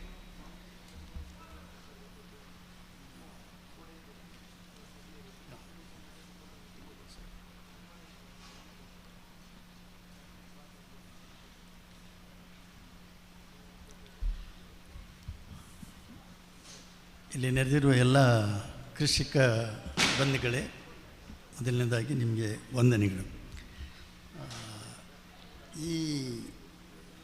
ಇಲ್ಲಿ ನಾನೊಂದು ಚಿಕ್ಕ ಬದಲಾವಣೆಯನ್ನು ಮಾಡಿಕೊಳ್ಳಬೇಕೆ ಬಯಸ್ತಾ ಇದ್ದೀನಿ. ನನಗೆ ಮತ್ತು ನನ್ನೊಂದಿಗಿರುವಂಥ ಇನ್ನೂ ಸುಮಾರು ಜನ ಇದ್ದಾರೆ. ಇಲ್ಲಿ ಒಂದು ಚಿಕ್ಕ ಬದಲಾವಣೆ ಏನು ಅಂದರೆ, ಅಡಿಕೆಗೆ ಪರ್ಯಾಯ ವಾಣಿಜ್ಯ ಬೆಳೆಗಳು ಅಂತ ಕೊಟ್ಟಿದ್ದಾರೆ. ನಾನು ಖಂಡಿತವಾಗಿಯೂ ಅಡಿಕೆಗೆ ಪರ್ಯಾಯ ಬೆಳೆಗಳನ್ನು ಹುಡುಕಲಿಕ್ಕೆ ಹೋಗುವುದಿಲ್ಲ. ಯಾಕೆಂದರೆ ಅಡಿಕೆ ನನ್ನ ಅನುಭವದಂತೆ ಸಾಧಾರಣ ಕಳೆದ 65 ವರ್ಷಗಳಲ್ಲಿ ನಾನೊಬ್ಬ ಅಡಿಕೆ ಬೆಳೆಗಾರನಾಗಿ ನಾನು ಈ ಮಟ್ಟಕ್ಕೆ ಬೆಳೆದಿದ್ದೇನೆ. ಈ ಮಟ್ಟಕ್ಕೆ ಬೆಳೀಲಿಕ್ಕೆ ನನಗೆ ಅಡಿಕೆ ಕಾರಣ. ಆದ್ದರಿಂದ ನಾನು ಅದಕ್ಕೆ ಪರ್ಯಾಯವನ್ನು ಹುಡುಕುವುದಿಲ್ಲ. ಅಡಿಕೆ ನನಗೆ ಉಳಿಬೇಕು, ಅಡಿಕೆಯೊಟ್ಟಿಗೆ ಉಳಿದ ಬೆಳೆಗಳನ್ನು ಬೆಳೆಸಬೇಕು ಅಂತ ಹೇಳೋದು ನನ್ನ ಆಸೆ. ಅಡಿಕೆಗೆ ಪರ್ಯಾಯವನ್ನು ಖಂಡಿತವಾಗಿಯೂ ನಾನು ಹುಡುಕಲಿಕ್ಕೆ ಅಥವಾ ಹುಡುಕುವ ಯಾವ ಉದ್ದೇಶವೂ ನನಗಿಲ್ಲ. ಇನ್ನು ಈಗಾಗಲೇ ನನ್ನ ಸ್ನೇಹಿತರಾದ ಕಾರಂತರು ಹೇಳಿದರು, ನನಗೆ ಕಾರಂತರು ನಮ್ಮ ತೋಟಕ್ಕೆ ಇತ್ತೀಚೆಗೆ ಬರ್ತಾ ಇಲ್ಲ, ಮೊದಲು ಆಗಾಗ ಬರ್ತಾ ಇರ್ತಿದ್ರು. ಬರುವಾಗ ನಾವು ಈಗ ಅವರು ಹೇಳಿದ ಒಂದು ಮಾತು ನನಗೆ ನೆನಪು ಬಂತು. ನಾನು ಹಣ್ಣನ್ನು ತಿನ್ನುವುದು ಹೇಗೆ ಅಂತ ತೋರಿಸಿಕೊಟ್ರು ಅಂಥೇಳಿ. ಒಂದು ದಿನ ಒಂದು 10 ವರ್ಷಗಳ ಹಿಂದೆ ನಮ್ಮ ಕಾರಂತರು ಬಂದಾಗ ಅವರಿಗೆ ತೋಟ ಎಲ್ಲ ತೋರಿಸಿದೆ, ಹಣ್ಣನ್ನು ನೋಡಿದರು. ಆದರೆ ನನಗೆ ತಿಳಿದಂತೆ ನಮ್ಮ ತೋಟದಲ್ಲಿ ಹಣ್ಣುಗಳು ಬೆಳೆದಿದ್ದರೆ, ಹಣ್ಣು ರೆಡಿಯಾಗಿದ್ದರೆ ಯಾವನೇ ಅಲ್ಲಿಯ ಸಂದರ್ಶಕ ಅದನ್ನು ನನ್ನ ಮುಖ ನೋಡ್ತಾನೆ, ಇವನು ಕೊಡ್ತಾನ ಇಲ್ವೋ ತಿನ್ನಲಿಕ್ಕೆ ಅಂತೇಳಿ. ಕಾರಂತರು ಅಂತ ಯಾವ ಸೈನ್ಸು ನನಗೆ ಕಾಣಲಿಲ್ಲ. ಕೊನೆಗೂ ನಾನು ಇವರೇನೋ ತಿನ್ನುವ ಸಂದರ್ಭ ಕಾಣೋದಿಲ್ಲ ಅಂಥೇಳಿ ಒಂದು ಗೆಲ್ಲು ಕಟ್ ಮಾಡಿ ಕಾರಂತರಿಗೆ ಕೊಟ್ಟೆ. ಆಗಲೂ ನೆಗಾಡಿದರು, ತಿನ್ನುವಂಥ ಒಂದು ಏನು ಇಂಟ್ರೆಸ್ಟ್ ತೋರಿಸಲಿಲ್ಲ. ಕೊನೆಗೆ ನಾನೇ ಓಪನ್ ಮಾಡಿ ನಾನು ಹೇಳಿದೆ, ಏನು ಕಾರಂತರೇ ತಿನ್ನೋದಿಲ್ವ ಅಂತ. ಒಂದೆರಡು ತಿಂದರು. ತಿಂದಾಗ ಜೋರು ನಗಲಿಕ್ಕೆ ಶುರು ಮಾಡಿದರು. ಏನು ಕಾರಂತರೇ ಯಾಕಾಯಿತು? ನನಗೆ ಕೆಲವು ದಿವಸದ ಹಿಂದೆ ಸ್ನೇಹಿತರೊಬ್ಬರು ರಂಬುಟಾನ್ ಕೊಟ್ಟಿದ್ದರು. ಅದರ ನಂತರ ನಾನು ರಂಬುಟಾನ್ ತಿನ್ನಲಿಕ್ಕೆ ಇಲ್ಲ ಅಂತ ಡಿಸೈಡ್ ಮಾಡಿದ್ದೀನಿ. ಏನಾಯಿತು, ನನ್ನ ಹಲ್ಲುಗಳೆಲ್ಲ ನೋವಾಗಿ ಅದು ಸದ್ಯಕ್ಕಂತೂ ತಿನ್ನುವುದಿಲ್ಲ ಅಂತ ಲೆಕ್ಕ ಹಾಕಿದರೆ, ಆದರೆ ಆ ರಂಬುಟಾನ್ ಬೇರೆ, ಈ ರಂಬುಟಾನ್ ಬೇರೆ ಅಂಥೇಳಿ. ಇದು ಯಾಕೆ ಹೇಳ್ತೇನೆ ಅಂದರೆ, ನಾವೆಲ್ಲರೂ ಒಂದು 25 ವರ್ಷಗಳ ಹಿಂದೆ ರಂಬುಟಾನ್ ಬೆಳೆಸಲಿಕ್ಕೆ ಶುರುವಾದಾಗ ರಂಬುಟಾನ್ ಅನ್ನು ಬಿಡಿಸಲಿಕ್ಕೆ ಕಷ್ಟ ಆಗ್ತಿತ್ತು. ಭಾಳ ಅಂದರೆ ಅದು ಅದರ ಪಲ್ಪ್ ಬೀಜದಿಂದ ಹೊರಗೆ ಬರ್ತಿರಲಿಲ್ಲ. ಈಗ ಅಂಥ ರಂಬುಟಾನನ್ನು ಯಾರೂ ಬೆಳೆಸೋದಿಲ್ಲ. ಈಗ ಸ್ವಚ್ಛವಾಗಿ ಬೆಳೆಸಲಿಕ್ಕೆ ಆಗುವಂಥ ರಂಬುಟಾನನ್ನೇ ಎಲ್ಲರೂ ಬೆಳೆಸ್ತಾರೆ. ಇನ್ನು ನಾನು ನಮ್ಮ ವಿಷಯದ ಬಗ್ಗೆ ಮಾತಾಡಲಿಕ್ಕೆ ಹೋಗುವಾಗ ನಾನು ಅಡಿಕೆ ನನಗೆ ಗೊತ್ತಿಲ್ಲ ಎಷ್ಟು ವರ್ಷಗಳಿಂದ ನಮ್ಮ ಊರಿನಲ್ಲಿ ಅಡಿಕೆ ಬೆಳೆಸ್ತಾರೆ ಅಂಥೇಳಿ. ಆದರೆ ನನ್ನ ಊರಿನಲ್ಲಿ ನಾನು ಬೆಳೆದ, ಈಗ ಅವರು ಹೇಳಿದ ಮಂಜೇಶ್ವರದಲ್ಲಿ ನಮಗೆ ನಾನು ಹುಟ್ಟುವಾಗಲೇ ಅಡಿಕೆ ತೋಟ ಇತ್ತು. ಸಾಕಷ್ಟು ದೊಡ್ಡ ಅಡಿಕೆ ತೋಟ ಇತ್ತು. ಚೆನ್ನಾಗಿ ಆ ಕಾಲದಲ್ಲಿ ತೆಂಕಿನ ಬಿಸಿಲು ಬೀಳಬಾರ್ದು ಇಂಥದ್ದೆಲ್ಲ ಕಡ್ಡಾಯಗಳಿತ್ತು ಆ ಕಾಲದಲ್ಲಿ. ಅಂಥದ್ದೇ ತೋಟ ಇತ್ತು, ಒಳ್ಳೆಯ ಬೆಳೆಯೂ ಬರ್ತಾಯಿತ್ತು. ಮುಂದಕ್ಕೆ ನಾನು ಬೆಳೆದ ಹಾಗೆ ಇದರಲ್ಲಿ ಬದಲಾವಣೆಗಳು ಶುರುವಾಯಿತು. ಈಗ ನೀವು ಹೇಳಿದಂಥ ಪರ್ಯಾಯಗಳು ಬಂದು ಮಧ್ಯದಲ್ಲಿ. ಈ ನಮಗಿದ್ದದ್ದು ನಾವೊಂದು ಕೂಡು ಕುಟುಂಬದಲ್ಲಿದ್ದಂಥ ಕುಟುಂಬ. ಅಲ್ಲಿ ನಮಗೆ ಅಡಿಕೆಯ ಎಲ್ಲಿ ಅಡಿಕೆ ನಾವು ಬೆಳೆಸಿದ್ದು ಗುಡ್ಡಗಾಡು ಪ್ರದೇಶದಲ್ಲಿ ನಾವು ಬೆಳೆಸ್ತಾ ಇದ್ದೀವಿ. ಮುಂದೆ ನಮ್ಮ ಬೆಟ್ಟು ಗದ್ದೆಗಳಿಗೆ ಈ ಅಡಿಕೆ ಪ್ರವೇಶ ಆಯಿತು. ಆಗಿ ಇವತ್ತು ನಾನು ಇರುವಂಥ ನಮ್ಮ ಊರಿನ ನನ್ನ ಮನೆ ಹೆಸರು ದರ್ಬೆ ಅಂಥೇಳಿ. ನಿಮ್ಮ ಪುತ್ತೂರಿನ ದರ್ಬೆ ಅಲ್ಲ, ಪುತ್ತೂರಿನ ದರ್ಬೆ ಊರಿನ ಹೆಸರು, ನಮ್ಮದು ದರ್ಬೆ ಅಂತ ಹೇಳೋದು ನಮ್ಮ ಮನೆ ಹೆಸರು. ಆ ದರ್ಬೆಯಲ್ಲಿ ಇವತ್ತು ಈಗ ಪರ್ಯಾಯ ಏನಾಗಿದೆ ಅಂದರೆ ನಮ್ಮ ಹತ್ರ ಇವತ್ತು ಅಕ್ಕಿ ಬೆಳೆಯುವ ಗದ್ದೆಗಳಿಲ್ಲ, ಅವುಗಳೆಲ್ಲ ಅಡಿಕೆ ತೋಟಗಳಾಗಿದೆ. ಇದು ಯಾಕೆ ಆಯಿತು? ಯಾರು ಇದಕ್ಕೆ ತಪ್ಪುಗಾರರು? ಇವತ್ತು 1 ಕಿಲೋ ಅಕ್ಕಿಗೆ ಸಾಧಾರಣ 30 ರೂಪಾಯಿ ಅಂತ ತಗೊಳ್ಬೋದು ಅಂತ ನಾನು ತಿಳಿದಿದ್ದೇನೆ ಅಲ್ವಾ? ಅದಕ್ಕಿಂತ ಜಾಸ್ತಿ ಸಿಗುವುದಿಲ್ಲ ಇವತ್ತು. 1 ಕಿಲೋ ಅಡಿಕೆಗೆ ಆ ದಿನಗಳಲ್ಲಿ 3 ರೂಪಾಯಿ ಸಿಗ್ತಾಯಿತ್ತು ನಾನು ಹೇಳುವ ಕಾಲದಲ್ಲಿ. 1 ಕಿಲೋ ಅಕ್ಕಿಗೆ ಆಗ ತೂಕ ಮಾಡುವಂಥ ಅಳತೆಗಳು ಬೇರೆ ಇತ್ತು, ಕಿಲೋ ಇರಲಿಲ್ಲ, ರಾತಲ್ ಅಂತ ಹೇಳ್ತಿದ್ದೆವು ನಾವು, 1 ಪೌಂಡ್. ಈ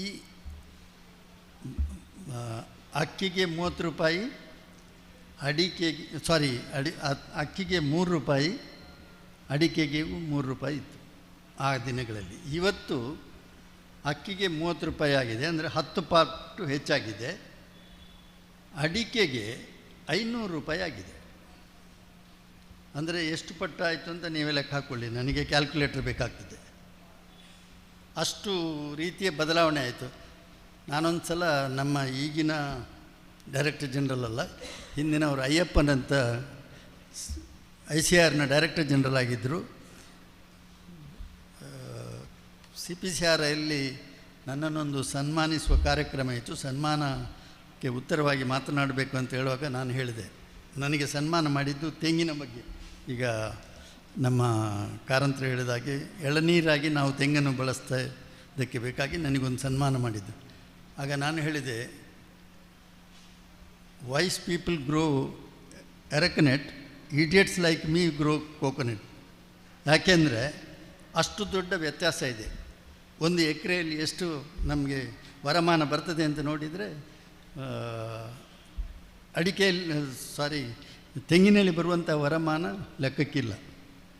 ನೀವೆಲ್ಲರೂ ನೋಡಿದ್ದೀರಿ, ಕಳೆದ 1 ವರ್ಷ ಅಥವಾ 1 ವರ್ಷಕ್ಕಿಂತಲೂ ಜಾಸ್ತಿ ಆಯಿತು, 45 ರೂಪಾಯಿ ಇದ್ದಂಥ ತೆಂಗು ಕಿಲೋಗೆ ಇವತ್ತು ನಮಗೆ ಕಳೆದ ಸಲದ ನನ್ನ ತೆಂಗನ್ನು ಮಾರುವಾಗ 22 ರೂಪಾಯಿ ಸಿಕ್ಕಿದೆ ನನಗೆ, ಸರಿ ಅರ್ಧ ಅಂಶ 1 ವರ್ಷದಲ್ಲಿ. ಈ ರೀತಿಯ ಬದಲಾವಣೆಗಳಾಗ್ತಾ ಇರುವಾಗ ನಾವು ಯಾವುದಕ್ಕೆ ಯಾವುದನ್ನು ಪರ್ಯಾಯವಾಗಿ ಬೆಳೆಸಬೇಕು ಅಂತ ಗೊತ್ತಿಲ್ಲ. ಆದ್ದರಿಂದ ನಾವೆಲ್ಲರೂ ಬಹಳ ಗೊಂದಲದಲ್ಲಿದ್ದೇವೆ. ಇನ್ನು ಅಡಿಕೆಯ ಸ್ಥಿತಿ ಹೇಗಿದೆ ಅಂಥೇಳಿ ಈಗ ನನ್ನನ್ನು ನೀವು ಕೇಳಿದರೆ ಖಂಡಿತವಾಗಿಯೂ ನಾನು ಸಂತೋಷಪಟ್ಟವನು ಅಡಿಕೆ ಬೆಳೆಸಿ. ಯಾಕೆಂದರೆ ನಮ್ಮ ಸ್ಥಿತಿಗತಿ ನನ್ನ ಕುಟುಂಬದ್ದು ಬದಲಾವಣೆ ಆಗಿದ್ದು ಅಡಿಕೆಯಿಂದ ಕಳೆದ ಕೆಲವು ವರ್ಷಗಳಿಂದ. ಅದೇ 20 ವರ್ಷಗಳ ಹಿಂದೆ, ಅಂದರೆ 2000 ಇಸ್ವಿಯಲ್ಲಿ, ನಿಮಗೆ ನೆನಪಿದೆಯೋ ಗೊತ್ತಿಲ್ಲ, ನಾವು ಚೌಟ ಕುಟುಂಬ ಮಂಗಳೂರಿನಲ್ಲಿ ಒಂದು ದೊಡ್ಡ ಮೇಳ ಮಾಡಿದ್ದೆವು. ನಮ್ಮ ಡಾಕ್ಟರ್ ಕುರಿಯನ್ ಅವರನ್ನು ಪ್ರಥಮ ಬಾರಿಗೆ ದಕ್ಷಿಣ ಕನ್ನಡ ಜಿಲ್ಲೆಗೆ ಕರ್ಕೊಂಡು ಬಂದು ಅವರ ಹತ್ರ ಮಾತನಾಡಿಸಿದೆವು ಟೌನ್ ಹಾಲ್ನಲ್ಲಿ. ಆ ಕಾರ್ಯಕ್ರಮ ಮಾಡಿದ್ದು ಯಾಕೆಂದರೆ 250-300 ರೂಪಾಯಿ ಬೆಲೆ ಇದ್ದಂಥ ಅಡಿಕೆ ಒಂದೇ ಸಲ 35-40 ಒಳಗೆ ಕುಸಿಯಿತು. ನಿಮಗೆ ನೆನಪಿದೆಯಾ ನನಗೆ ಗೊತ್ತಿಲ್ಲ, 23 ವರ್ಷಗಳ ಹಿಂದೆ. ಅದರ ನಂತರ ಪುನಃ ಅಡಿಕೆ ಬೆಲೆ ಮೇಲಕ್ಕೆ ಹೋಯಿತು. ಒಂದು ರೀತಿಯಲ್ಲಿ ಸರಿಯಾಗಿ ಪ್ರತಿ ವರ್ಷವೂ ಆ ಮೇಲೆ ಹೋದಂಥ ಬೆಲೆ ಕೆಳಗೆ ಬರಲಿಲ್ಲ. ಇದು ಅಡಿಕೆಯಲ್ಲಿ ನಡೆಯುವಂಥ ಒಂದು ಬೆಲೆಯ ಏರುಪೇರು. ಇಂಥ ಸಂದರ್ಭದಲ್ಲಿ ನಾವೇನು ಮಾಡೋದು? ನಾವು ಪರ್ಯಾಯ ಬೆಳೆಗೆ ಹೋಗುವುದಲ್ಲ, ನಾವು ಉಪಬೆಳೆಗಳಿಗೆ ಹೋಗಬೇಕಾಗ್ತದೆ. ನಮ್ಮ ಅಡಿಕೆಯೊಂದಿಗೆ ಏನೆಲ್ಲ ಬೆಳೆಸ್ಬೋದು ಅಂತೇಳಿ ಅದು ಸಾಧಾರಣ ಮಟ್ಟಿಗೆ ನಿಮಗೆಲ್ಲರಿಗೂ ಗೊತ್ತಿದೆ. ನಾವು ಎಲ್ಲ ರೈತರು, ಅಡಿಕೆ ಬೆಳೆಗಾರರು ಯಾವ ರೀತಿಯಲ್ಲಿ ನಾವು ಏನು ಬೆಳೆಸ್ತೇವೆ ಅಂತ ಹೇಳೋದು ನಿಮಗೆಲ್ಲರಿಗೂ ಗೊತ್ತಿದ್ದಂಥ ವಿಷಯ. ನಾನು ಅದನ್ನು ಎಲಾಬ್ರೇಟ್ ಮಾಡುವಂಥ ಅವಶ್ಯಕತೆ ಇಲ್ಲ ಅಂತ ತಿಳ್ಕೊಂಡಿದ್ದೀನಿ. ನಾನು ಚಿಕ್ಕವನಿರುವಾಗ ನಮ್ಮ ತೋಟದಲ್ಲಿ ಉಪಬೆಳೆ ಅಂತ ಇದ್ದದ್ದು ಕಾಳುಮೆಣಸು. ನಾನು ಹೇಳ್ತಾ ಇರೋದು 65 ವರ್ಷಗಳ ಹಿಂದೆ. ನನಗೆ 80 ವರ್ಷ ಆಗ್ತಾ ಬಂತು. ಇನ್ನೊಂದು ಕೆಲವು ತಿಂಗಳಲ್ಲಿ ನಾನು 80 ಮುಗಿಸ್ತೇನೆ. ನನಗೆ ಇರುವಂಥ ಅನುಭವದಲ್ಲಿ ಈ 65 ವರ್ಷದಲ್ಲಿ ಭಾಳ ದೊಡ್ಡ ಬದಲಾವಣೆ ಆಗಿದೆ. ಆದರೆ ಒಂದು ವಿಷಯ, ನಾಗರಾಜ್ ಅವರು ಹೊರಗೋದ್ರ ಕಾಣೋದಿಲ್ಲ, ಹೋದ್ರಲ್ಲ. ನಾನು ಒಂದು ಮಾತು ಹೇಳಬೇಕು ಅಂತಿದ್ದೇನೆ. ಬೇಸರ ಆಗಲಿಕ್ಕೂ ಸಾಕು ನಾಗರಾಜ್ ಅವರಿಗೆ ಅಥವಾ ಸಿ ಪಿ ಚಾರೆ ಅವರಿಗೆ. ನಮಗೆ ಯಾವ ಉಪಬೆಳೆ, ಒಂದು ಇಂಥ ಉಪಬೆಳೆಯನ್ನು ಅಡಿಕೆಯೊಂದಿಗೆ ಬೆಳೆಯಬಹುದು ಅಂತ ಹೇಳುವಂಥ ಬಹಳ ಧೈರ್ಯದಲ್ಲಿ ಕೈ ಎತ್ತಿ ಹೇಳುವವರು ಯಾರಾದರೂ ಇದ್ದೀರಾ? ಇಂಥ ಒಂದು ಉಪಬೆಳೆಯನ್ನು ನಾನು ಬೆಳೆಸಿದರೆ ನನ್ನ ಆದಾಯ ಹೆಚ್ಚಾಗ್ತದೆ ಅಂತ ಹೇಳುವವರು ಇವರಲ್ಲಿ ನಿಮ್ಮಲ್ಲಿ ಯಾರಾದರೂ ಇದ್ದೀರಾ? ಇಂಥ ಉಪಬೆಳೆಯನ್ನು ಬೆಳೆಸಿದರೆ ನನಗೆ ಲಾಭದಾಯಕವಾಗಿದೆ ಅಂತ ಹೇಳುವಂಥ ಉಪಬೆಳೆ ಇದ್ದರೆ ನೀವು ಹೇಳಿ. ನಾವು ತುಂಬ ಉಪಬೆಳೆಗಳನ್ನು ಬೆಳೆಸ್ತಾ ಇದ್ದೇವೆ ಕಳೆದ ಬಹಳ ವರ್ಷದಿಂದ. ನನಗೆ ಯಾವುದು ಇಂಥದ್ದು ಒಂದು ಬೆಳೆಸಬಹುದು ಅಂತ ಹೇಳುವ, ಕಡ್ಡಾಯವಾಗಿ ಹೇಳುವಂಥ ಒಂದೇ ಒಂದು ಉಪಬೆಳೆ ನನ್ನ ಹತ್ರ ಇಲ್ಲ. ನಾನು ಕಾಳುಮೆಣಸು ನೋಡಿದ್ದೇನೆ, ಬಾಳೆ ಮಧ್ಯದಲ್ಲಿ ಬೆಳೆಸಿ ನೋಡಿದ್ದೇನೆ. ಸಾಧಾರಣ ನಾವೆಲ್ಲರೂ ವ್ಯಾನಿಲ್ಲ ಬೆಳೆಸಿದೆವು. ಯಾವುದು ಅಂತ ನೀವು ಕೇಳಿದರೆ ಅದೆಲ್ಲವನ್ನು ಬೆಳೆಸಿದ್ದೇವೆ. ಇದರಲ್ಲಿ ಯಾವುದರಲ್ಲಿಯೂ ನಮಗೊಂದು ಬಹಳ ಉತ್ತಮವಾದಂಥ ರಿಸಲ್ಟ್ ಬಂದಿಲ್ಲ. ಹಾಗಾದರೆ ನಾವು ಇನ್ನೂ ಹುಡುಕ್ತಾನೇ ಇದ್ದೇವೆ. ನೀವು ಹೇಳುವ ಪರ್ಯಾಯ ಬೆಳೆಯ ಅಲ್ಲ ಉಪಬೆಳೆಯ ಯಾವುದಾದ್ರೂ ನಾವು ಇನ್ನೂ ಹುಡುಕಾಟದಲ್ಲಿದ್ದೇವೆ. ಆದ್ದರಿಂದ ಎಷ್ಟೋ ಸಲ ಈಗ ನಾನು ಕೆಲವು ಉಪಬೆಳೆಗಳನ್ನು ಈಗ ಬೆಳೆಸ್ತಾ ಇದ್ದೇನೆ. ಅದನ್ನು ನೀವು ಧೈರ್ಯವಾಗಿ ಬೆಳೆಸ್ತೀರಾ ಅಂತ ಹೇಳಿದರೆ ನನಗೆ ಫುಲ್ ಧೈರ್ಯ ಇಲ್ಲ. ಕಳೆದ 10 ವರ್ಷದಲ್ಲಿ ಬೆಳೆಸಿಯೂ ನನಗೆ ಇನ್ನೂ ಹೆದರಿಕೆ ಇದೆ, ಇದನ್ನು ಬಿಡಬೇಕಾದೀತು ಅಂತೇಳಿ. ಒಂದು ಪರ್ಟಿಕ್ಯುಲರ್ ಹಣ್ಣನ್ನು ಬಿಡಬೇಕು ಅಂತ ಹೇಳುವಲ್ಲಿವರೆಗೆ ಇದ್ದೇನೆ ನಾನೀಗ. ಇದು ನಮ್ಮ ಇವತ್ತಿನ ಪರಿಸ್ಥಿತಿ. ಹಾಗಾದರೆ ಅಡಿಕೆ ಹೇಗೆ ಹೋಗ್ತಾ ಇದೆ?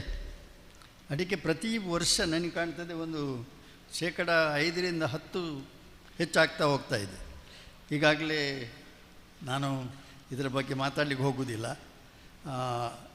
ನಾವು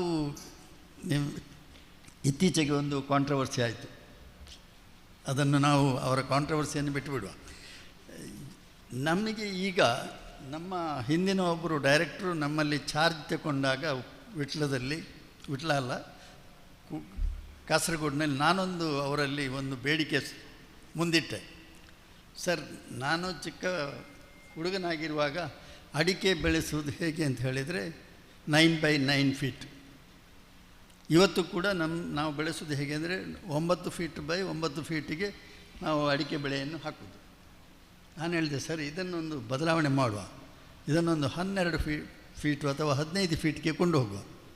ಆಗ ನಮಗೆ ಮಧ್ಯದಲ್ಲಿ ಜಾಗ ಹೆಚ್ಚು ಸಿಗ್ತದೆ, ಅಲ್ಲಿ ನಾವು ಉಪಬೆಳೆಗಳನ್ನು ಬೆಳೆಸುವ ಅಂತೇಳಿ. ಅವರು ಒಪ್ಪಿಕೊಂಡರು, ಸಂತೋಷದಲ್ಲಿ ತಲೆ ಅಲ್ಲಾಡಿಸಿದರು. ಅಲ್ಲಾಡಿಸಿ ಈಗ ಒಂದು 6-7 ವರ್ಷ ಆಯಿತು. ಅವರ ತಲೆ ಅಲ್ಲಾಡಿಸಿದ್ದು ಮಾತ್ರ ನಮಗೆ ಆದ ಲಾಭ. ನಾನು ಹೇಳೋದು, ಯಾಕೆ ನಾವು ಉಪಬೆಳೆಗಳು ಅಂತ ಯಾವುದೋ ಹಿಂದೆ ಶುಂಠಿ ಬೆಳೆಸೋದು, ಅರಸಿನ ಬೆಳೆಸೋದು, ಪೈನಾಪಲ್ ಬೆಳೆಸೋದು, ಬಾಳೆ ಬೆಳೆಸೋದು ಅಂತ ಇಟ್ಕೊಂಡಿದ್ದೇವೆ. ಇದೆಲ್ಲವೂ ಲಾಭದಾಯಕವಾಗಿ ನಡೀತಾ ಇದೆಯಾ ಅಂತ ಹೇಳೋದನ್ನು ನಾವು ಯಾರೂ ನೋಡಿಲ್ಲ. ಅಲ್ಲ, ನಾವು ನೋಡಿದರೂ ನಮಗೇನು ಮಾಡಲಿಕ್ಕೆ ಆಗ್ತಾಯಿಲ್ಲ. ಆ ಪರಿಸ್ಥಿತಿಯಲ್ಲಿ ನಾವೆಲ್ಲರೂ ಇದ್ದೇವೆ. ಇದರ ಎಡೆಯಲ್ಲಿ ಹಾಗಾದರೆ ಚೌಟ್ರೆ ನೀವೇನು ಹೇಳ್ತೀರಿ ಅಂತ ನೀವು ಕೇಳಿದರೆ, ನನ್ನ ಹತ್ರ ಒಂದು ಇಂಥದ್ದೇ ಮಾಡುವ ಅಂತ ಹೇಳುವಷ್ಟು ಧೈರ್ಯ ನನಗೂ ಇಲ್ಲ. ಒಂದು ವಯಸ್ಸಿನ ತೊಂದರೆ ಆಗಿರಲಿಕ್ಕೂ ಸಾಕು. ಇನ್ನೊಂದು, ಎಲ್ಲವೂ ನಮಗೆ ನಾವು ತಿಳಿದುಕೊಂಡಷ್ಟು ಸುಲಭ ಇಲ್ಲ. ಆದರೆ ನಾನು ನನ್ನ ಸ್ನೇಹಿತರು ಹಲವಾರು ಜನ, ನಾನು ಯಾವಾಗಲೂ ಒಂದು 2-3 ವ್ಯಕ್ತಿಗಳ ನೆನಪನ್ನು ನೆನಪಿಸ್ಕೊಳ್ತೇನೆ. ಈ ಉಪಬೆಳೆಗಳು ಅಥವಾ ಈ ರೀತಿಯ ನಮ್ಮ ಮಾಮೂಲಿ ಭತ್ತ, ಅಡಿಕೆ, ತೆಂಗು ಬಿಟ್ಟು ಬೇರೆ ಕೃಷಿಗೆ ಹೋದವರು. ಬೇರೆ ಸಾಕಷ್ಟು ಕೃಷಿಗಳನ್ನು ನಾವೆಲ್ಲರೂ ಹೋಗಿದ್ದೇವೆ. ಆಗ ನನಗೆ ಕಾಣ್ತದೆ, ನಮ್ಮ ಕಾರಂತರೊಂದು ಮಾತು ಹೇಳಿದರು. ನಮ್ಮ ಹಿರಿಯರು ಒಂದು ಮಾತು ಹೇಳ್ತಿದ್ರು,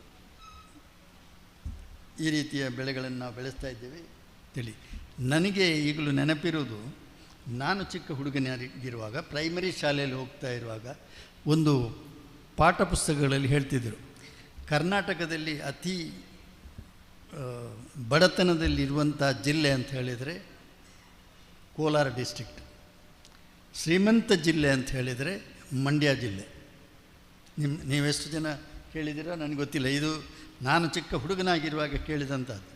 ಆದರೆ ಕಳೆದ 25 ವರ್ಷಗಳಲ್ಲಿ ಅದು ಸರಿ ಉಲ್ಟಾಗಿದೆ. ಶ್ರೀಮಂತ ಜಿಲ್ಲೆ ಇವತ್ತು ಕೋಲಾರ, ಬಡ ಜಿಲ್ಲೆ ಮಂಡ್ಯ. ಏನು ಕಾರಣ ಇರ್ಬೋದು? ಮಂಡ್ಯ ಅದರ ಕಬ್ಬು ಮತ್ತು ಭತ್ತಕ್ಕೆ ತಾಗಿ ಅಲ್ಲೇ ನಿಂತಿತ್ತು. ಕೋಲಾರ ನೀರು ಕಡಿಮೆ ಇತ್ತು, ಬೇರೆ ಬೇರೆ ಬೆಳೆಗಳಿಗೆ ಹೋದರು. ದ್ರಾಕ್ಷೆಯಿಂದ ಹಿಡ್ಕೊಂಡು ಪಶುಸಂಗೋಪನೆ, ಕೋಳಿ ಸಾಕಣೆ, ತರಕಾರಿ ಇವುಗಳೆಲ್ಲ ಬೆಳೆಸಿ ಕೋಲಾರ ಬಹಳ ಶ್ರೀಮಂತ, ಕೃಷಿಯಲ್ಲಿ ಬಹಳ ಶ್ರೀಮಂತ ಜಿಲ್ಲೆಯಾಗಿ ಬಂತು. ಇದು ಆದಂಥ ಬದಲಾವಣೆ. ಇಂಥ ಯಾವುದೇ ಬದಲಾವಣೆ ನಮ್ಮ ಜಿಲ್ಲೆಗಳಲ್ಲಿ ನಡೀಲಿಲ್ಲ. ಈ ಕರಾವಳಿಯಲ್ಲಿ ನಾವಿರುವಂಥ ಜಿಲ್ಲೆಗಳಲ್ಲಿ ಯಾವುದೋ ಒಂದು ಭಾಳ ಇದರಿಂದಾಗಿ ನಮ್ಮ ಜಿಲ್ಲೆಯ ಸಂಪೂರ್ಣ ಬದಲಾವಣೆ ಆಯಿತು ಅಂತ ಹೇಳಿದರೆ ಇಲ್ಲ. ಆದರೆ ನಮ್ಮ ಜಿಲ್ಲೆಯಲ್ಲಿ ಆಗಲಿಲ್ವ ಅಂದರೆ ಆಗಿದೆ. ಕಳೆದ 100 ವರ್ಷಗಳಲ್ಲಿ ಅಡಿಕೆಯಿಂದಾಗಿ ನಮ್ಮಲ್ಲಿ ಬದಲಾವಣೆ ಆಗಿದೆ. ಆದ್ದರಿಂದ ಅಡಿಕೆಯನ್ನು ನಾವು ಇಟ್ಟುಕೊಳ್ಳೇಬೇಕು. ನಮಗೆ ಇನ್ನೊಂದು ಅಡಿಕೆ ಅಂತ ಇನ್ನೊಂದು ಬೆಳೆ ಸಿಕ್ಕುವವರೆಗೆ ಅಡಿಕೆಯನ್ನು ನಾವು ಬಿಡುವ ಹಾಗಿಲ್ಲ. ಅಡಿಕೆ ನಮ್ಮೊಂದಿಗೆ ಇರ್ತದೆ, ನಾವು ಅಡಿಕೆಯೊಂದಿಗೆ ಇರ್ತೇವೆ. ಇದು ಒಂದು. ಹಾಗಾದರೆ ನಾನೇನು ಮಾಡಿದ್ದೇನೆ ಅಂತ ಹೇಳೋದಕ್ಕೆ ಆಗಲೇ ಕಾರಂತರು ಹೇಳಿದ ಒಂದು ಮಾತು, ನಮ್ಮ ತೆಂಗಿನಲ್ಲಿ 2000 ಇಸ್ವಿಯಲ್ಲಿ ತೆಂಗಿಗೂ ಭಾಳ ತೊಂದರೆ ಆಯಿತು. 2 ರೂಪಾಯಿಗಿಂತ ಹೆಚ್ಚಿನ ಬೆಲೆ ಸಿಗಲಿಲ್ಲ. ಮಾರ್ಗದಲ್ಲೆಲ್ಲ ಎಳ್ನೀರನ್ನು ತಂದು ಮಾರುವಂಥ ಪ್ರವೃತ್ತಿ ನಮ್ಮ ದಕ್ಷಿಣ ಕನ್ನಡ ಜಿಲ್ಲೆಯಲ್ಲಿ ಕೂಡ ನಡೆಯಿತು. ಆ ಕಾಲದಲ್ಲಿ ನಾವೊಂದು ಕುಗ್ರಾಮದಲ್ಲಿರುವುದು, ಮೇಪದು ಅಂತ ಹೇಳುವಲ್ಲಿ.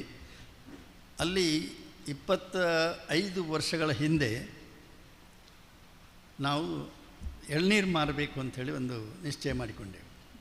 ನಾವು ಎಳನೀರು ಮಾರಲಿಕ್ಕೆ ಎಲ್ಲಿ ಮಾರೋದು ಅಂತ ಹೇಳುವಾಗ ನಮ್ಮ ಹಳ್ಳಿಯಲ್ಲಿ ಮೇಪದವಿನಲ್ಲಿ ಎಳನೀರು ಮಾರುವ ಅಂಥೇಳಿ ಭಾಳ ಧೈರ್ಯದಂಥ ಒಂದು ಏನು ರೆವಲ್ಯೂಷನರಿ ಥಾಟ್ ಅಂತ ಹೇಳ್ಬೋದು. ಎಲ್ಲರೂ ತಮಾಷೆ ಮಾಡಿದರು, ಈ ಚೌಟ್ರಿಗೆ ಏನು ಹುಚ್ಚಿ ಹಿಡಿದಿದ್ದೆಪ್ಪ, ಈ ಹಳ್ಳಿಯಲ್ಲಿ ಎಳ್ನೀರನ್ನು ಕೊಂಡುಕೊಳ್ಳೋರು ಯಾರು ಅಂತೇಳಿ. ಅಷ್ಟವರೆಗೆ ಎಳ್ನೀರು ಮಾರುವವರು ಯಾರೂ ಇಲ್ಲ ಆ ಹಳ್ಳಿಗಳಲ್ಲಿ. ಇವತ್ತು ಯಾರು ನಮಗೆ ತಮಾಷೆ ಮಾಡಿದ್ದಾರೆ ಅವರಿಗೆ 10 ಎಳ್ನೀರು ಬೇಕು ಅಂತಾದರೆ ಅವರು ನಮ್ಮಲ್ಲೇ ಕೊಂಡುಕೊಳ್ಳೋದು. ಯಾರೂ ತೆಂಗಿನ ಮರ ಹತ್ತಿಸಿ ತೆಗೆಯುವುದಿಲ್ಲ. ಯಾಕೆಂದರೆ ಅದು ತುಂಬ ಇನ್ಕನ್ವೀನಿಯೆಂಟ್ ಅಥವಾ ಕಷ್ಟದ ಕೆಲಸ. ನಿಮಗೆ 10 ತೆಂಗಿನ ಎಳ್ನೀರು ತೆಗೆಸಬೇಕು ಅಂತಾದರೆ ನೀವೊಂದಷ್ಟು ಖರ್ಚು ಮಾಡಬೇಕು. ಅದರ ಬದಲಿಗೆ ಈ ಥರದ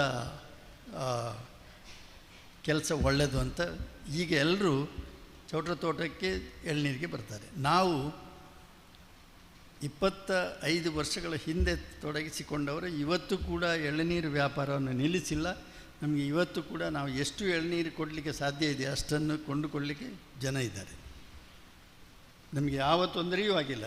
ಇದರ ಒಟ್ಟಿಗೆ ನಮ್ಮ ಕೆಲವು ಒಂದು 7-8 ಸ್ನೇಹಿತರು ಕೂಡ ಸೇರಿಕೊಂಡರು. ಅವರು ಕೂಡ ಇವತ್ತು ಎಳನೀರನ್ನು ಮಾರಾಟ ಮಾಡ್ತಾರೆ. ಒಂದೇ ಒಂದು ಕಷ್ಟ ಅಂತ ಹೇಳಿದರೆ ಎಳನೀರು ಕೊಯ್ಲು ಮಾಡುವವರು ಯಾರು ಅಂಥೇಳಿ, ಅದು ಆ ಪ್ರಶ್ನೆ ಬರಬಾರ್ದಿತ್ತು. ಒಂದು ದಿವಸ ನಾನು ಮತ್ತು ಶ್ರೀಪಡ್ರೆಯವರು ನಮ್ಮ ಕರ್ನಾಟಕದ ಒಂದು ಹಳ್ಳಿಗೆ ಹೋಗಿದ್ದೆವು. ಅಲ್ಲಿ ಎಳನೀರನ್ನು ನೀವು ವ್ಯಾಪಾರ ಮಾಡಬೇಕು, ನೀವು ತೆಂಗಿನ ಕೊಬ್ಬರಿ ಮಾಡೋದನ್ನು ನಿಲ್ಲಿಸಬೇಕು ಅಂಥೇಳಿ 2 ದಿವಸದ ಭಾಷಣ ಎಲ್ಲ ಮಾಡಿ ಬರ್ತಾಯಿದ್ವಿ ಬಸ್ಸಿನಲ್ಲಿ. ಹಿಂದಕ್ಕೆ ಬರುವಾಗ ಪಡ್ರೆಯವರಿಗೊಂದು ಫೋನ್ ಬಂತು. ಏನು ಫೋನ್ ಅಂದರೆ, ಸರ್ ನೀವೆಲ್ಲ 2 ದಿವಸ ಪಾಠ ಮಾಡಿದಿರಿ, ಆದರೆ ಇದನ್ನು ಕೊಯ್ಯಲಿಕ್ಕೆ ಜನ ಯಾರು ಅಂತ ನೀವು ಹೇಳಲಿಲ್ಲ. ಭಾಳ ನಾನು ಪಡ್ರೆಯವ್ರ ನಕ್ಕು ನಮಗೊಂಥರ ಆಯಿತು. ನಾವು ಕೇಳಿದೆವು ಅವರಿಗೆ, ಜಗತ್ತಿನಲ್ಲಿ ಇಷ್ಟೆಲ್ಲ ಬದಲಾವಣೆ ಆಗ್ತಾಯಿದೆ. ಈಗ ನಾವು ಭಾರತದವರು ಕೂಡ ಮಂಗಳ ಗ್ರಹಕ್ಕೆ ಹೋಗುವುದು, ಚಂದ್ರನಲ್ಲಿಗೆ ಹೋಗುವುದು, ಇದನ್ನೆಲ್ಲ ಮಾಡ್ತಾಯಿದ್ದೇವೆ. ಅಂಥ ಕಾಲದಲ್ಲಿ ನಿಮಗೊಂದು ಎಳನೀರು ತೆಗೆಸಿಕೊಳ್ಳಲಿಕ್ಕೆ ಸಾಧ್ಯ ಇಲ್ವಾ ಅಂತ ಕೇಳುವಾಗ ಅವರಿಗೂ ಮುಜುಗರ ಆಯಿತು. ಅವರು ಹೇಳಿದ್ರು, ಇಲ್ಲ ಸರ್ ಮಾಡ್ಬೋದು ಅಂತೇಳಿ. ಇದು ನಮ್ಮ ರೈತರ ಕಷ್ಟಗಳು. ಇನ್ನು ನಾನು ಕೊನೆಯ ಒಂದು ಮಾತನ್ನು ಹೇಳಲಿಕ್ಕೆ ಇಚ್ಛೆಪಡ್ತೇನೆ. ನಾವು ಕಳೆದ ಒಂದು 15 ವರ್ಷದಿಂದ ನಮ್ಮ ಯಾವುದೇ ಈ ರೀತಿಯ ಬದಲಾವಣೆಗಳು ಬರುವಾಗ ನನಗೆ ತಿಳಿದ ಹಾಗೆ ಕೇರಳದ ರೈತರು ನಮ್ಮ ಕರ್ನಾಟಕದ ರೈತರಿಗಿಂತ ಸ್ವಲ್ಪ ಮುಂದೆ ಇರ್ತಾರೆ. ಅವರು ಸಾಕಷ್ಟು ಹಣ್ಣುಗಳನ್ನು ಕೇರಳಕ್ಕೆ ತಂದರು. ಅದರಲ್ಲಿ ನಮ್ಮ ಸೌತ್ ಈಸ್ಟ್ ಏಷ್ಯಾದ ಅಂದರೆ ಮಲೇಷ್ಯಾ, ಥಾಯ್ಲೆಂಡ್, ಇಂಡೋನೇಷ್ಯಾ ಈ ದೇಶಗಳಿಂದ ಕೆಲವು ಹಣ್ಣುಗಳ ಗಿಡಗಳನ್ನು ತಂದು ಇಲ್ಲಿ ನೆಡಲಿಕ್ಕೆ ಶುರು ಮಾಡಿದರು. ಅದರ ಒಟ್ಟಿಗೆ ನಮ್ಮವರೇ ಆದ ಡಾಕ್ಟರ್ ಸೋನ್ಸ್, ನಮ್ಮ ವ್ಯಾನಿಲಾ ಟ್ರಸ್ಟ್ನ ಅಧ್ಯಕ್ಷರಾದಂಥ ಹೆಗ್ಡೆಯವರು, ಶ್ರೀನಿವಾಸ್ ಹೆಗ್ಡೆಯವರು, ಪಳ್ಳಿ ಶ್ರೀನಿವಾಸ್ ಹೆಗ್ಡೆಯವರು ನಮ್ಮ ಪ್ರದೇಶದಲ್ಲಿ ಕೂಡ ಈ ಹಣ್ಣುಗಳಿಗೆ ಕೈ ಹಾಕಿದರು. ಕೇರಳದವರು ಆಗಲೇ ಅಷ್ಟರಲ್ಲೇ ಸಾಕಷ್ಟು ಮುಂದುವರೆದಿದ್ದರು. ಇದು ಯಾಕೆ ಬಂತು ಅಂತ ಹೇಳಿದರೆ, ಸಾಕಷ್ಟು ಮಲಯಾಳಿಗಳು ಮತ್ತು ತಮಿಳ್ನವರು ಮಲೇಷ್ಯಾ, ಥಾಯ್ಲೆಂಡ್ ಈ ಜಾಗಗಳಲ್ಲಿ ದುಡಿತಿದ್ದರು ಕೂಲಿ ಕೆಲಸದಲ್ಲಿ. ಆ ಕಾಲದಲ್ಲಿ ಅವರು ಅಲ್ಲಿಂದ ಗಿಡಗಳನ್ನು ತಂದು ಅವರ ಊರಿನಲ್ಲಿ ಪ್ಲ್ಯಾಂಟ್ ಮಾಡಿ ಅವುಗಳನ್ನು ಬೆಳೆಸಲಿಕ್ಕೆ ಪ್ರಾರಂಭ ಮಾಡಿದರು. ಇದರೊಟ್ಟಿಗೆ ಅದೇ ನಾನು ಹೇಳಿದ ಹಾಗೆ ಶ್ರೀನಿವಾಸ್ ಹೆಗ್ಡೆ, ನಮ್ಮ ಡಾಕ್ಟರ್ ಸೋನ್ಸ್ ಇವರೆಲ್ಲ ತಂದದರಲ್ಲಿ ನಮ್ಮಂಥವ್ರು ಕೂಡ ನಾವು ಜಾಯ್ನ್ ಆದೆವು. ಕೆಲವು ವರ್ಷಗಳಿಂದ ಈ ಕೆಲವು ಹಣ್ಣುಗಳನ್ನು ನಾವು ಬೆಳೆಸ್ತಾ ಇದ್ದೀವಿ. ನಾವು ಬೆಳೆಸುವಂಥ ಹಣ್ಣುಗಳು ಯಾವುದೇ ಅಂದರೆ ಮ್ಯಾಂಗಸ್ಟಿನ್, ರಂಬುಟಾನ್, ಡ್ರ್ಯಾಗನ್ ಫ್ರೂಟ್, ಅಲ್ಲದೆ ಅವಕಾಡೋ. ಈ 4 ಹಣ್ಣುಗಳು ನಮ್ಮ ಪ್ರದೇಶದಲ್ಲಿ ಬೆಳೀತಾ ಇದೆ. ಹಾಗಾದರೆ ತುಂಬ ಜನದ ಪ್ರಶ್ನೆ ಇರ್ತದೆ, ಸರ್ ಇದನ್ನು ಹೇಗೆ ಬೆಳೆಸುವುದು? ಆಗಲೇ ನಾಗರಾಜ್ ಅವರು ಒಂದು ಮಾತು ಹೇಳಿದರು, ನಿಮಗೆ ಏನೇ ಅನುಭವ ಬೇಕು ಅಂತ ಇದ್ದರೆ ನಿಮ್ಮ ಬೆರಳಿನಲ್ಲಿ ಒತ್ತಿದರೆ ಇವತ್ತು ಎಲ್ಲ ಅನುಭವಗಳು ನಿಮಗೆ ಸಿಗ್ತದೆ. ಅದರಿಂದ ಅದು ಅದಕ್ಕೆ ಚೌಟ್ರನ್ನು ಕೇಳುವ ಅಗತ್ಯವೂ ಇಲ್ಲ, ಅಥವಾ ನಟರಾಜ್ ಹೆಗ್ಡೆಯವರನ್ನು ಕೇಳುವ ಅಗತ್ಯವೂ ಇಲ್ಲ, ಯಾರಿಗೂ ಬೇಕಾದರೂ ಸಿಗ್ತದೆ. ಆದರೆ ಬೆಳೆದಂಥ ಈ ಹಣ್ಣುಗಳನ್ನು ಹೇಗೆ ಮಾರಾಟ ಮಾಡುವುದು ಅಂತ ಹೇಳೋದನ್ನು ಮಾತ್ರ ನಾವು ಉಳಿದವರಿಂದ ನೋಡಿ ಕಲಿಯಬೇಕಾಗ್ತದೆ. ಅಥವಾ ನಾವೆಲ್ಲರೂ ಒಟ್ಟಿಗೆ ಆಗಿ ಅದಕ್ಕೆ ಬೇಕಾಗುವಂಥ ಸಂಘಟನೆಗಳನ್ನು ಮಾಡಿಕೊಂಡು ಇದಕ್ಕೊಂದು ಬೆಲೆ ನಿರ್ಧಾರ ಮಾಡಿ ಆ ಬೆಲೆಯಲ್ಲಿ ಇದನ್ನು ಮಾರುವಂಥ ಕೆಲಸ ನಾವು ಮಾಡಬೇಕು. ನನಗೆ ತಿಳಿದಂತೆ ನಾನೊಂದು ಕಳೆದ ಸಾಧಾರಣ 10 ವರ್ಷಗಳಿಂದ ಇದರಲ್ಲಿ ಕೆಲವು ಹಣ್ಣುಗಳನ್ನು ಬೆಳೆಸ್ತಾ ಇದ್ದೀನಿ. ಅದು ಬಹಳ ದೊಡ್ಡ ಕಷ್ಟದ ಕೆಲಸ ಅಲ್ಲ. ನಿಮಗೆ ಅಡಿಕೆಯನ್ನು ನಾನು ಈ ಮಾತನ್ನು ಹೇಳಿದರೆ ನೀವೆಲ್ಲರೂ ನಗಾಡ್ಬೋದು ಅಥವಾ ನನ್ನ ಮೇಲೆ ಕ್ರಿಟಿಸಮ್ ಕೂಡ ಬರ್ಬೋದು. ಜಗಿದು ಉಗುಳುವ ಅದನ್ನೇನೂ ನುಂಗುವುದಿಲ್ಲ ನಾವು. ಅದನ್ನು 13 ಲಕ್ಷ ಟನ್ನು ವರ್ಷದಲ್ಲಿ ಮಾರ್ತೀವಿ. 13 ಲಕ್ಷ ಟನ್ನಿನಷ್ಟು ಅಡಿಕೆಯನ್ನು ಆಗಿದ್ದು ಜಗಿದು ಉಗುಳುವುದು ಮಾತ್ರ, ಅದನ್ನು ನುಂಗುವುದಿಲ್ಲ. ಅಂಥದ್ದನ್ನು ನಮಗೆ ಮಾರಲಿಕ್ಕೆ ಆಗ್ತದೆ ಅಂತಾದರೆ ನಾವು ಇವತ್ತು ನೋಡುವಂಥ ಹಣ್ಣುಗಳು ಅವುಗಳೆಲ್ಲ ನುಂಗುವಂಥದ್ದೇ, ಅದರಲ್ಲಿ ಯಾವುದೂ ಉಗುಳುವಂಥ ಅಗತ್ಯ ಇಲ್ಲ. ಅದನ್ನು ಯಾಕೆ ನಮಗೆ ಬೆಳೆಸಲಿಕ್ಕೆ ಆಗೋದಿಲ್ಲ? ಹಾಗಾದರೆ ನಾವು ಅದಕ್ಕೆ ಪ್ರಯತ್ನ ಮಾಡಿಲ್ಲ. ರಂಬುಟಾನ್ ಈಗ ನೀವು ನೋಡಿದ್ದೀರಿ, ಕಳೆದ ವರ್ಷ ನಮಗೆ ರಂಬುಟಾನ್ ಬೆಳೆಗಾರರಲ್ಲಿ ಎಷ್ಟು ಜನ ಇದ್ದಾರೆ ಗೊತ್ತಿಲ್ಲ, ಸ್ಟೇಜಿನಲ್ಲಿ ಒಬ್ಬರಂತೂ ಇದ್ದಾರೆ. ಕಳೆದ ವರ್ಷ ನಮಗೆ ಒಂದು ರೀತಿಯ ನಿರೀಕ್ಷಿತ ಅಡಚಣೆ ಬಂತು. ಭಾಳಷ್ಟು ಮಳೆ ಬಿದ್ದು ಹಣ್ಣುಗಳು ಉದುರುವಂಥ ಟೈಮ್ ಬಂತು. ಅಷ್ಟೆಲ್ಲ ಇದ್ದು ಕೂಡ ನಾವೆಲ್ಲ ಈಗ ನಾನು ಕೂಡ ಭಾಳ ಹೆದರಿ ಹೋಗಿದ್ದೆ, ಈ ವರ್ಷ ತುಂಬ ತೊಂದರೆ ಆಗ್ಬೋದು ಅಂಥೇಳಿ. ಆದರೆ ಅಂಥ ಯಾವ ತೊಂದರೆಯೂ ಆಗದೆ ನಮಗೆ ಮಾರಾಟ ಮಾಡಲಿಕ್ಕೆ ಆಯಿತು. ಆಗ ಒಂದು ಸಂದಿಗ್ಧ ಪರಿಸ್ಥಿತಿಯಲ್ಲಿದ್ದೇವೆ ನಾವು. ಪ್ರತಿ ವರ್ಷ ಹಣ್ಣು ಈ ಹೂ ಬಿಟ್ಟು ಹಣ್ಣಾಗುವಾಗ ಎಲ್ಲ ಪ್ರದೇಶಗಳಲ್ಲಿ ಒಂದೇ ರೀತಿಯಲ್ಲಿ ಆಗುವುದಿಲ್ಲ. ಕೇರಳದಲ್ಲಿ ಜನರಲ್ಲಿ ಅದು ನಮಗಿಂತ 1 ತಿಂಗಳು ಹಿಂದೆ ಇದೆ, ನಾವು ಸ್ವಲ್ಪ ಮುಂದೆ ಇರ್ತೇವೆ. ಕಳೆದ ವರ್ಷ ನಾವು ಅವರು ಒಟ್ಟಿಗೆ ಬಂದೆವು. ದೇಶದಾದ್ಯಂತ ಈ ಹಣ್ಣು ಹೋಗಿದೆ, ವಹಿವಾಟಿಗೆ ಮಾರಿದ್ದೇವೆ. ಯಾರೂ ಹಣ್ಣನ್ನು ನನಗೆ ತಿಳಿದ ಮಟ್ಟಿಗೆ ಮಾರಲಿಕ್ಕೆ ಆಗದೆ ಬೀಸಾಡಿದವರು ಯಾರೂ ಇಲ್ಲ.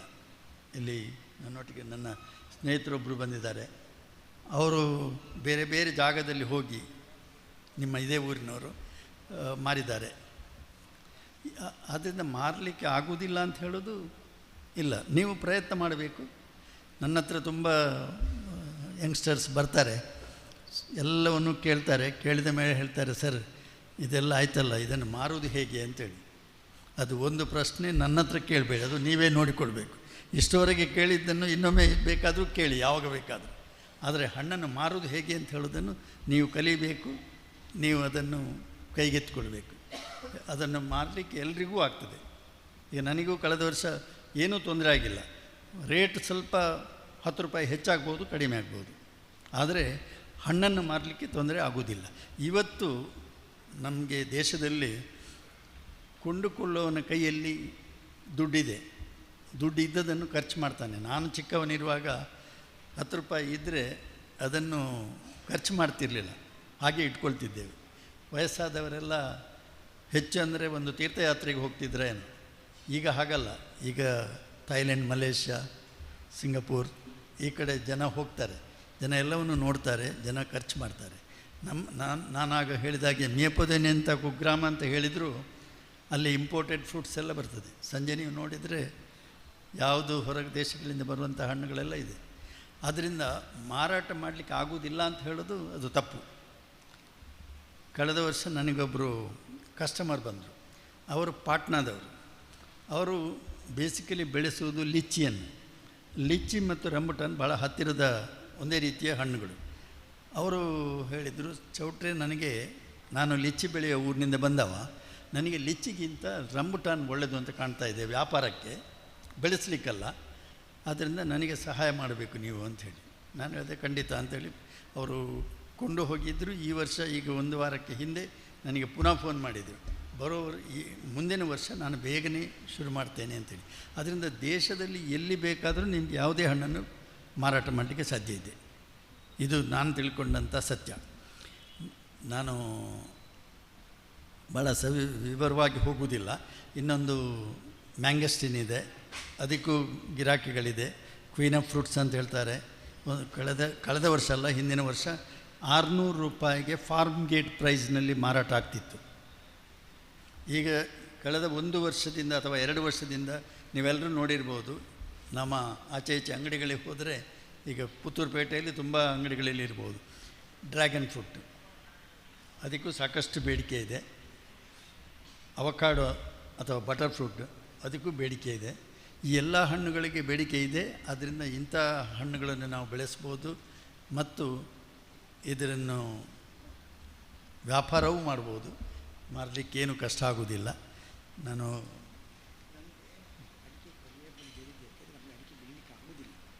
ಗೊತ್ತಾಯ್ತು, ನಾನು ಅದಕ್ಕೂ ಒಂದು ಉತ್ತರ ಕೊಡ್ತೇನೆ. ಕರೆಕ್ಟ್ ಗೊತ್ತು.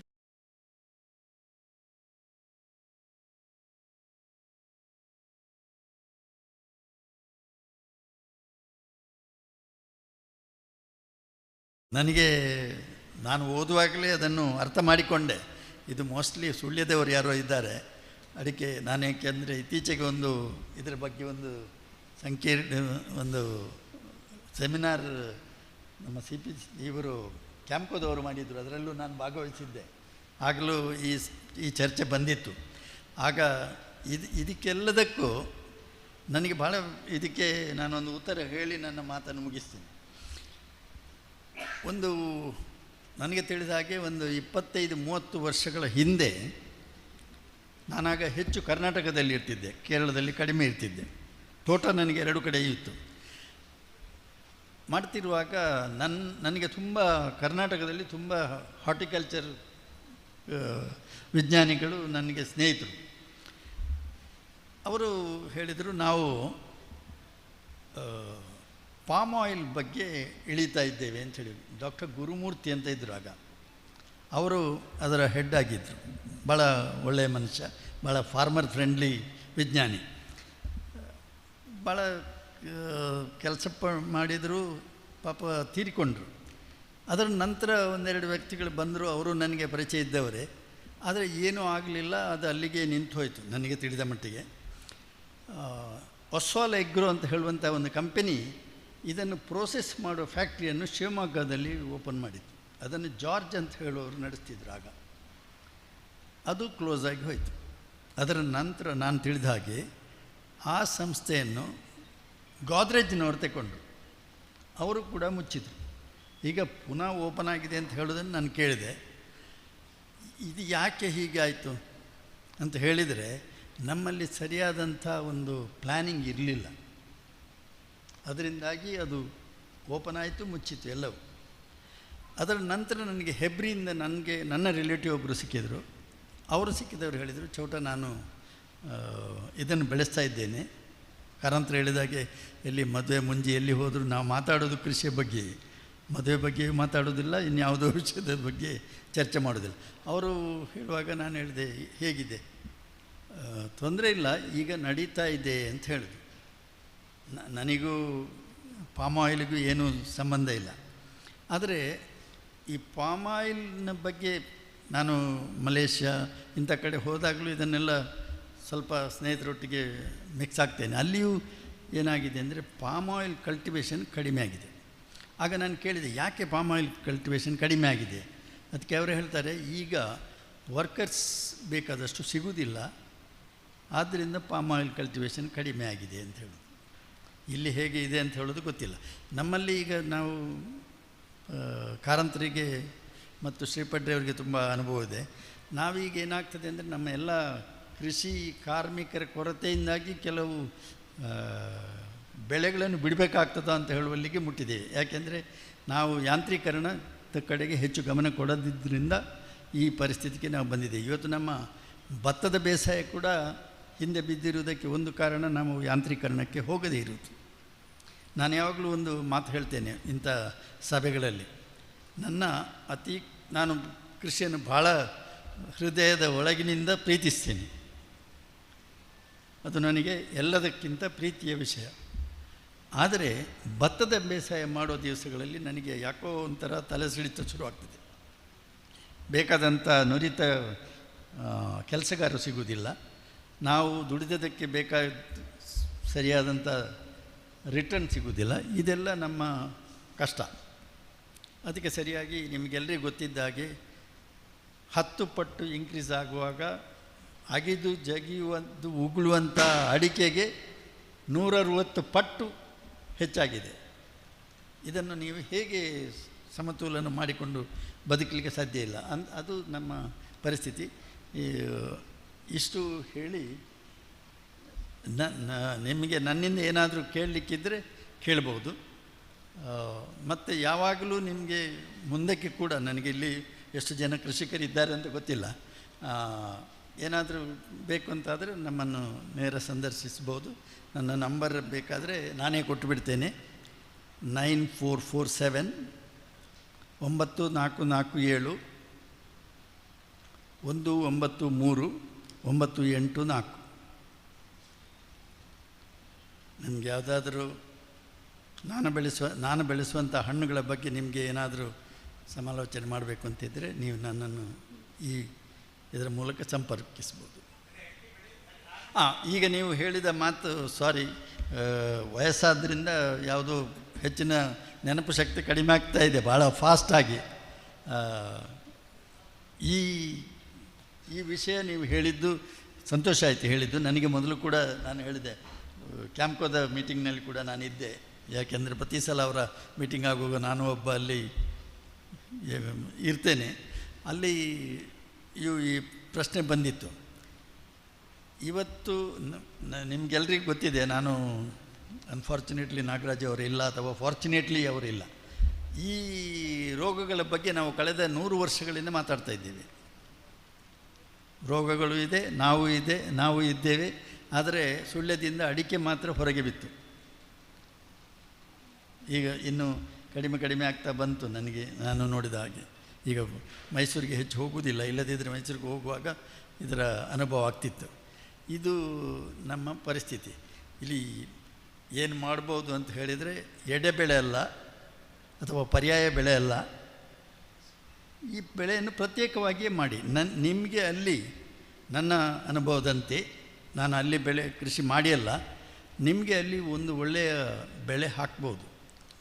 ಸ್ವಲ್ಪ ಎತ್ತರದ ಜಾಗದಲ್ಲಿ ಬಟರ್ ಫ್ರೂಟ್ ಅಥವಾ ಅವಕಾಡೋವನ್ನು ಬೆಳಿಬೋದು. ಈಗ ನನ್ನ ಊರಿನಲ್ಲಿ ನಾನು ಸಮುದ್ರ ತೀರಕ್ಕೆ ಹತ್ತಿರವಾಗಿದ್ದೇನೆ, ನನಗೆ ಅವಕಾಡೋ ಬೆಳೆಸಲಿಕ್ಕೆ ಕಷ್ಟ.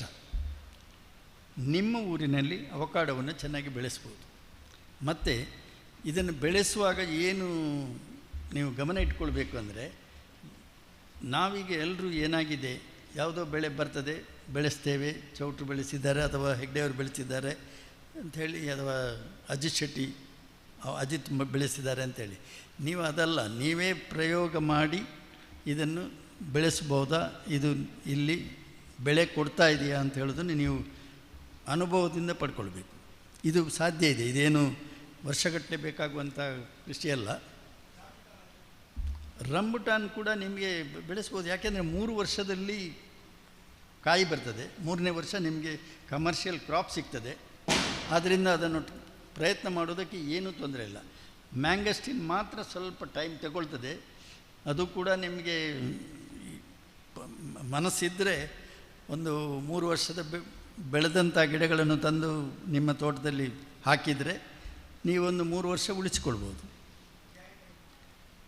ಜಾಯಿಕಾಯಿಯಲ್ಲಿ ನನಗೆ ಅನುಭವ ಇಲ್ಲ, ಆದರೆ ದೇಶದಲ್ಲಿ ಅತಿ ದೊಡ್ಡ ಜಾಯಿಕಾಯಿ ಬೆಳೆಯುವವರು ನನ್ನ ಸ್ನೇಹಿತ OVR ಸೋಮಸುಂದರಂ ಅಂಥೇಳಿ ಪೊಲ್ಲಾಚಿಯಲ್ಲಿದ್ದಾರೆ. ಪ್ರೊಬಬ್ಲಿ ಅವರು ದೇಶದಲ್ಲೆಲ್ಲ ಜಗತ್ತಿನಲ್ಲೇ ಒಬ್ಬ ದೊಡ್ಡ ಬೆಳೆಗಾರ ಜಾಯಿಕಾಯಿಯದ್ದು. ಸಾಕಷ್ಟು ವಿಷಯಗಳನ್ನು ಕೊಡ್ತಾರೆ, ಒಳ್ಳೆಯ ಮನುಷ್ಯ. ಯಾರಿಗೂ ಇಂಟ್ರೆಸ್ಟ್ ಇದ್ದರೆ ಅವರನ್ನು ಕಾಂಟ್ಯಾಕ್ಟ್ ಮಾಡ್ಬೋದು. ಮತ್ತು ನಿಮ್ಮ ಸ್ಪೈಸಸ್ ರಿಸರ್ಚ್ ಸ್ಟೇಷನ್ ಕ್ಯಾಲಿಕಟ್ನಲ್ಲಿದೆ, ಅವರು ನಿಮಗೆ ಮಾಹಿತಿ ಕೊಡ್ತಾರೆ. ಜಾಯಿಕಾಯಿಯನ್ನು ಮಾಡಿಕೊಳ್ಬೋದು. ನಿಮ್ಮ ಪ್ರದೇಶಕ್ಕೆ ಮ್ಯಾಂಗಸ್ಟಿನ್ ಕೂಡ ಒಳ್ಳೆಯ ಬೆಳೆ. ಮ್ಯಾಂಗಸ್ಟಿನ್, ರಂಬುಟಾನ್, ಅವಕಾಡು ಈ 3 ನೀವು ಬೆಳೆಸ್ಬೋದು. ಡ್ರ್ಯಾಗನ್ ಫ್ರೂಟಿನ ಬಗ್ಗೆ ನಾನು ಭಾಳ ನೇರವಾಗಿ ಹೇಳೋದಿಲ್ಲ. ಈ 2 ಹಣ್ಣುಗಳ ಬಗ್ಗೆ ನಾನು ಸ್ವಲ್ಪ ಹೆದರ್ತೇನೆ ಹೇಳುವಾಗ. ನಾಳೆ ಚೌಟ್ರು ಸತ್ತ ಮೇಲೆ ನೀವು ಬೈಬಾರ್ದು, ಚೌಟ್ರು ಹೇಳಿ ಹೋದರು ಅಂತೇಳಿ. ಯಾಕೆಂದರೆ ಅವಕಾಡೋದ ಬಗ್ಗೆ ಹೆಚ್ಚು ನಮ್ಮಲ್ಲಿ ಕೆಲಸ ಆಗಲಿಲ್ಲ, ಯಾರೂ ಮಾಡಲಿಲ್ಲ. ನಾನು ಮಾಡಿದ್ದೇ ಸ್ವಲ್ಪ ಅಧಿಕ ಪ್ರಸಂಗದ ಥರ ಒಂದು ಅಷ್ಟು ಗಿಡ ಹಾಕಿದ್ದೇನೆ. ಆದರೆ ನನಗೂ ಬಹಳ ಏನು ತೋರಿಸುವಂಥ ರಿಸಲ್ಟ್ ನನ್ನ ಹತ್ರ ಇಲ್ಲ. ಆದರೆ ಇವತ್ತೆಲ್ಲ ಇನ್ನೊಂದು 10 ವರ್ಷದಲ್ಲಿ ಅವಕಾಡೋ ಕೂಡ ನಮ್ಮ ಊರಿನಲ್ಲಿ ಬೆಳಿಬೋದು. ನೀವು ನೋಡಿರ್ಬೋದು, ಹಳ್ಳಿಗಳಲ್ಲಿ ನೋಡಿದರೆ 1-2 ಮರಗಳಿದ್ದವರಿಗೆ ಸಾಕಷ್ಟು ಕಾಯಿ ಬರ್ತಾ ಇದೆ. ಅದರಿಂದ ನೀವು ಕಾಯಿಗಳನ್ನು ಅಥವಾ ತಳಿಯನ್ನು ಹುಡುಕುವುದು ನಿಮ್ಮ ಕೆಲಸ. ಈಗ ನಾನು ನನ್ನ ಕೆಲವು ಸ್ನೇಹಿತರು ಸೇರಿ ನಾವು ತಳಿಗಳನ್ನು ಹುಡುಕ್ತಾ ಇದ್ದೀವಿ. ಈ ತಳಿಗಳನ್ನು ಹುಡುಕುವಂಥದ್ದು ನಿಮ್ಮ ಕೆಲಸ. ಮತ್ತು ನೀವು ಹೇಳಿದ ಹಾಗೆ ನನಗೆ ನಿಮ್ಮ YLDಯ ಅನುಭವ ಇಲ್ಲ. ಆದರೆ YLD ಈಸ್ ಎ ಪ್ರಾಬ್ಲಮ್. ನನಗೆ ತಿಳಿದ ಮಟ್ಟಿಗೆ ನಾನು ಹೆದರಿಸುವುದಲ್ಲ ಯಾರನ್ನು ಕೂಡ. ನನಗೆ ಹೆದರಿಕೆ ಆದದ್ದನ್ನು ನಾನು ನಿಮಗೆ ಹೇಳ್ತಾ ಇರೋದು. ಅಡಿಕೆಗೆ ಸಾಕಷ್ಟು ರೋಗಗಳು ಬಂದಾಗಿದೆ. ಮತ್ತು ನನಗೆ ಗೊತ್ತಿಲ್ಲ ಎಷ್ಟು ವರ್ಷದಿಂದ ಅಡಿಕೆ ನಮ್ಮ ದೇಶದಲ್ಲಿ, ನಮ್ಮ ಈ ಪ್ರದೇಶದಲ್ಲಿ ಬೆಳೀತಾ ಇದ್ದೇವೆ ಅಂತ ಹೇಳೋದು. ನನಗೆ ತಿಳಿದ ಮಟ್ಟಿಗೆ ನಾನು ಒಂದು 70 ವರ್ಷದಿಂದ ಅಡಿಕೆಯನ್ನು ನೇರವಾಗಿ ನೋಡಿದವ, ಅಷ್ಟು ಅನುಭವ. ಆದರೆ ನನಗೆ ಕಳೆದ ಒಂದು 3-4 ವರ್ಷಗಳಿಂದ ಅಡಿಕೆಗೆ ನಾವು ಸಾಕಷ್ಟು ಸಂಕಷ್ಟಗಳಿದೆ ಅಂತ ಕಾಣ್ತಾ ಇದೆ. ಇದು ಯಾರನ್ನೂ ಹೆದರಿಸುವುದಲ್ಲ, ಆದರೆ ನಾವು ಜಾಗರೂಕರಾಗಿರಬೇಕು. ಅದಕ್ಕೆ ನಾನೊಂದು ಮಾತು ಹೇಳೋದು, ಇದನ್ನು ಯಾರೂ ನೇರವಾಗಿ ತಗೊಳ್ಳಿಕ್ಕೆ ಆಗೋದಿಲ್ಲ. ನಾವು ಅಡಿಕೆಯ ಕೆಲವು ತಳಿಗಳನ್ನು ತಂದಿದ್ದೇವೆ ಕಳೆದ ಒಂದು 30 ವರ್ಷದಲ್ಲಿ. ನಮ್ಮ CPCRI ಅವರು ಇರ್ತಿದ್ರೆ ಒಳ್ಳೆಯದಿತ್ತು. ಈ ತಳಿಗಳನ್ನು ನಾವು ಇಂಟ್ರೊಡ್ಯೂಸ್ ಮಾಡಿದ್ದೀವಿ. ನಾನು ಹೇಳುವಂಥ ರಿಸಲ್ಟ್ ಇಲ್ಲ ನನ್ನ ಹತ್ರ. ಆ ತಳಿಗಳ ಮೂಲಕ ನಮಗೆ ರೋಗಗಳು ಜಾಸ್ತಿ ಬರ್ತಾಯಿದೆ. ಈಗ ಯಾವ ತಳಿಗಳನ್ನು ನಾವು ಇಲ್ಲಿಗೆ ಇಂಟ್ರೊಡ್ಯೂಸ್ ಮಾಡಿದ್ದೇವೋ ಆ ತಳಿಗಳಿಂದಾಗಿ ನಾವು ರೋಗಗಳನ್ನು ಕಾಣ್ತಾ ಇದ್ದೇವೆ. ಇದು ನಾನೇನು ನಿಮಗೆ ಒಂದು ರಿಸರ್ಚ್ ಮಾಡಿ ನನ್ನ ಹತ್ರ ರೆಕಾರ್ಡ್ ಇದು ಹೇಳುವಂಥದ್ದಲ್ಲ. ನಾನು ಹೇಳಿದೆ ಅಲ್ಲ, ಮದುವೆಯಲ್ಲಿ ಮುಂಜೆಯಲ್ಲಿ ಮಾತಾಡ್ತೇವಲ್ಲ, ಹಾಗೆ ಮಾತನಾಡುವಂಥ ಅಷ್ಟೇ ರಿಸಲ್ಟ್. ಆದರೆ ಎಲ್ಲರೂ ನಾವು ಗಮನದಲ್ಲಿ ಇಟ್ಕೊಳ್ಬೇಕಾಗ್ತದೆ. ಈ ಹೊಸ ತಳಿಗಳನ್ನು ತಂದಾಗ ಅದು ಹೇಗೆ ಅಂತ ಹೇಳೋದು.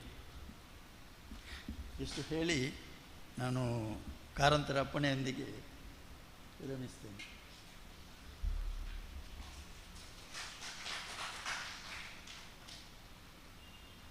ಶ್ರೀಯುತ ವೇಣುಗೋಪಾಲ್ ಕೆದಲಾಯರು ದಯವಿಟ್ಟು ವೇದಿಕೆಗೆ ಬರಬೇಕು ಅಂತ ನೆನೆಸ್ಕೊಳ್ತೇನೆ.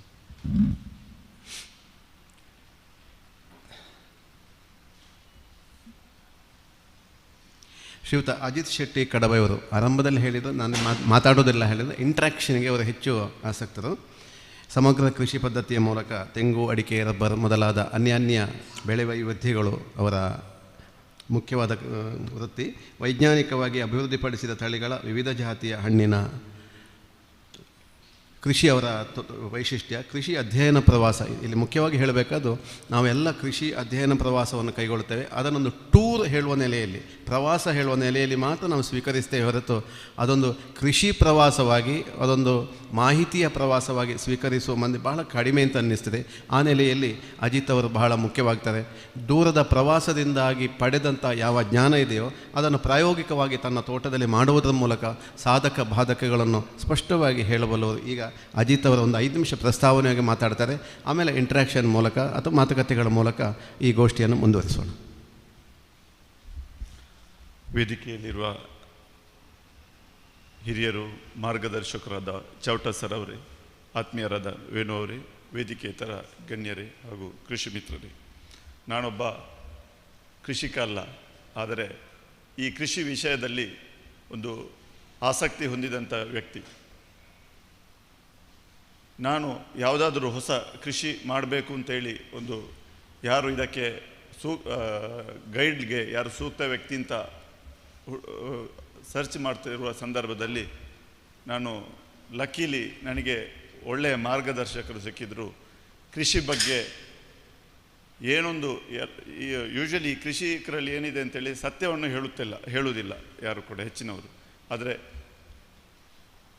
ಸತ್ಯವನ್ನು, ಎಲ್ಲ ವಿಷಯವನ್ನು ಬಹಳ ವಿವರವಾಗಿ ಹೇಳಿಕೊಡುವಂಥ ಒಂದು ನನ್ನ ಗುರುಗಳು ಅಂತ ಹೇಳಿದರೆ ತಪ್ಪಾಗಲಾರದು. ನನಗೆ ಗುರುಗಳಾಗಿ ಸಿಕ್ಕಿದ್ದಾರೆ Chowta sir.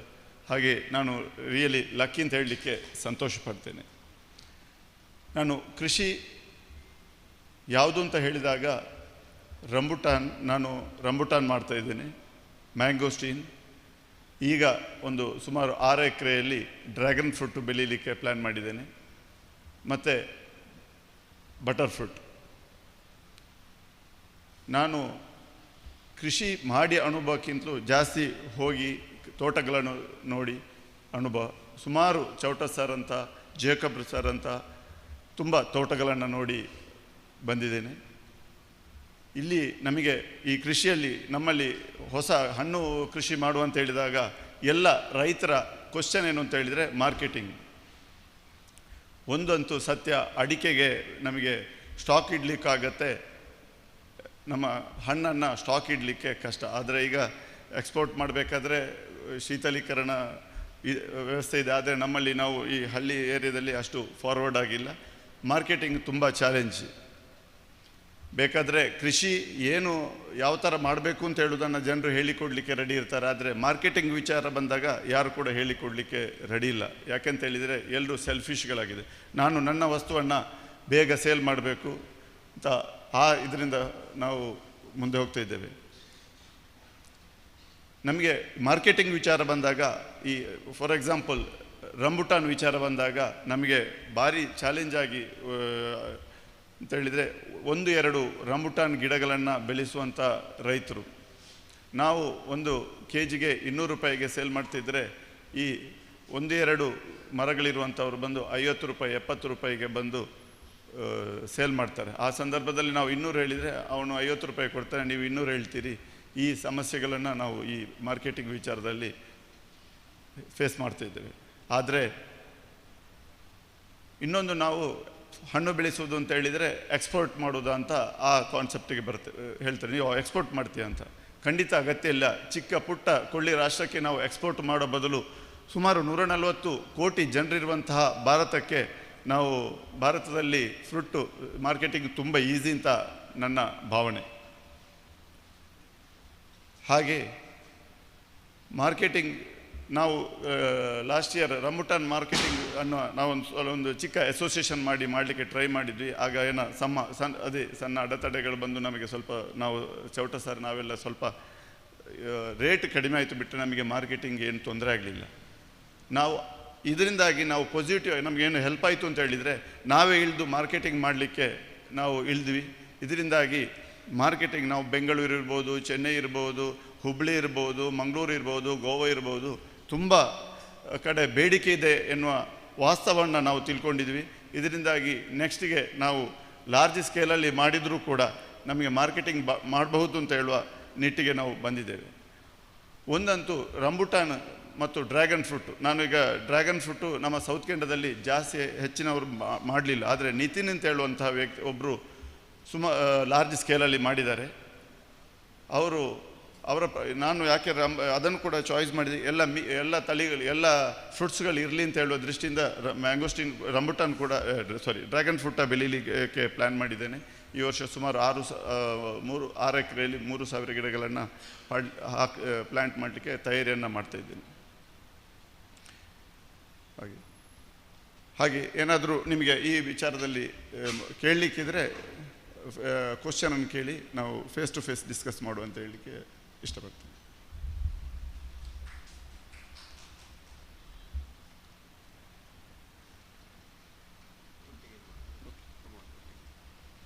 Thank you sir. ಮೂವರ ಅನುಭವ ಕಥನಗಳಾದ ಮೇಲೆ ಮತ್ತೆ ಪ್ರಶ್ನೆಗಳನ್ನು ಹಾಕಿದರೆ ಸುಲಭ ಆಗ್ಬೋದು ಅಂತ ಕಾಣ್ತದೆ. ಮೂವರಿಗೆ ಯಾರಿಗೆ ಯಾವ ಪ್ರಶ್ನೆಗಳು ಅಂತ. ವೇಣುಗೋಪಾಲ ಶಿಬಿರವರು, ನಾವು ವೇಣುಗೋಪಾಲ್ ಅಂತ ಹೇಳೋದು ಕಷ್ಟ ಆಗ್ತದೆ, ವೇಣುಣ್ಣ ಅಂತ ಹೇಳೋದು ಭಾಳ ಸುಲಭ ಆಗ್ತದೆ. ಪುತ್ತೂರು ಪರಿಸರದಲ್ಲಿ ವೇಣುಣ್ಣ ಅಂತಲೇ ಪ್ರಸಿದ್ಧರು. JCಯ ಮಾಜಿ ಅಧ್ಯಕ್ಷರು. ಕಸಿ ಕ್ಷೇತ್ರದಲ್ಲಿ ಒಂದು ಹೊಸ ಫೌಂಡೇಶನ್ ಹಾಕಿಕೊಟ್ಟಂಥ ಜಯರಾಮ್ ಕೆದಲಾಯರ ಸುಪುತ್ರ ಅವರು. ಮುಖ್ಯವಾಗಿ ಈ ಮಾರುಕಟ್ಟೆ, ಯಾವುದೇ ಮಾರುಕಟ್ಟೆ, ಅದರಲ್ಲಿಯೂ ಕೂಡ ನರ್ಸರಿಗಳ ಮಾರುಕಟ್ಟೆಯಲ್ಲಿ ಆಧುನಿಕ ತಂತ್ರಜ್ಞಾನಗಳನ್ನು ಬಳಸಿಕೊಂಡು ರಾಜ್ಯ ಅಲ್ಲ ದೇಶದ ಸುತ್ತ ಕಾಲಿಗೆ ಚಕ್ರ ಕಟ್ಟಿಕೊಂಡು ಸುತ್ತುತ್ತಾ ಇರುವಂಥ ವೇಣುವಣ್ಣ ನವನೀತ ನರ್ಸರಿಯ ಮೂಲಕ ಹಲವಾರು ಹಣ್ಣಿನ ಗಿಡಗಳನ್ನು ಇಂಟ್ರೊಡ್ಯೂಸ್ ಮಾಡ್ತಾ ಇದ್ದಾರೆ. ಈಗ ಅವರ ಅನುಭವ ಸಾಕಷ್ಟಿದೆ, ಬೇಕಾದಷ್ಟಿದೆ. ಆದರೆ ಒಂದು ಸೀಮಿತ ಅವಧಿಯಲ್ಲಿ ಈ ಮಾರುಕಟ್ಟೆ ಹಣ್ಣಿನ ಒಲವುಗಳು ಈಗಿನ ವರ್ತಮಾನದ ಕಾಲಘಟ್ಟದಲ್ಲಿ ಹೇಗೆ ಅನ್ನಿಸ್ತಾ ಇದೆ, ಹಣ್ಣು ತಿನ್ನುವ ಅಭ್ಯಾಸಗಳು ನಮ್ಮಲ್ಲಿ ಹೆಚ್ಚಾಗ್ತಾ ಇದೆಯಾ, ಇದರ ಸುತ್ತ ಒಂದಷ್ಟು ಹೊತ್ತು ಮಾತಾಡಬೇಕು ಅಂತ ವಿನಂತಿಸಿಕೊಳ್ತೇನೆ.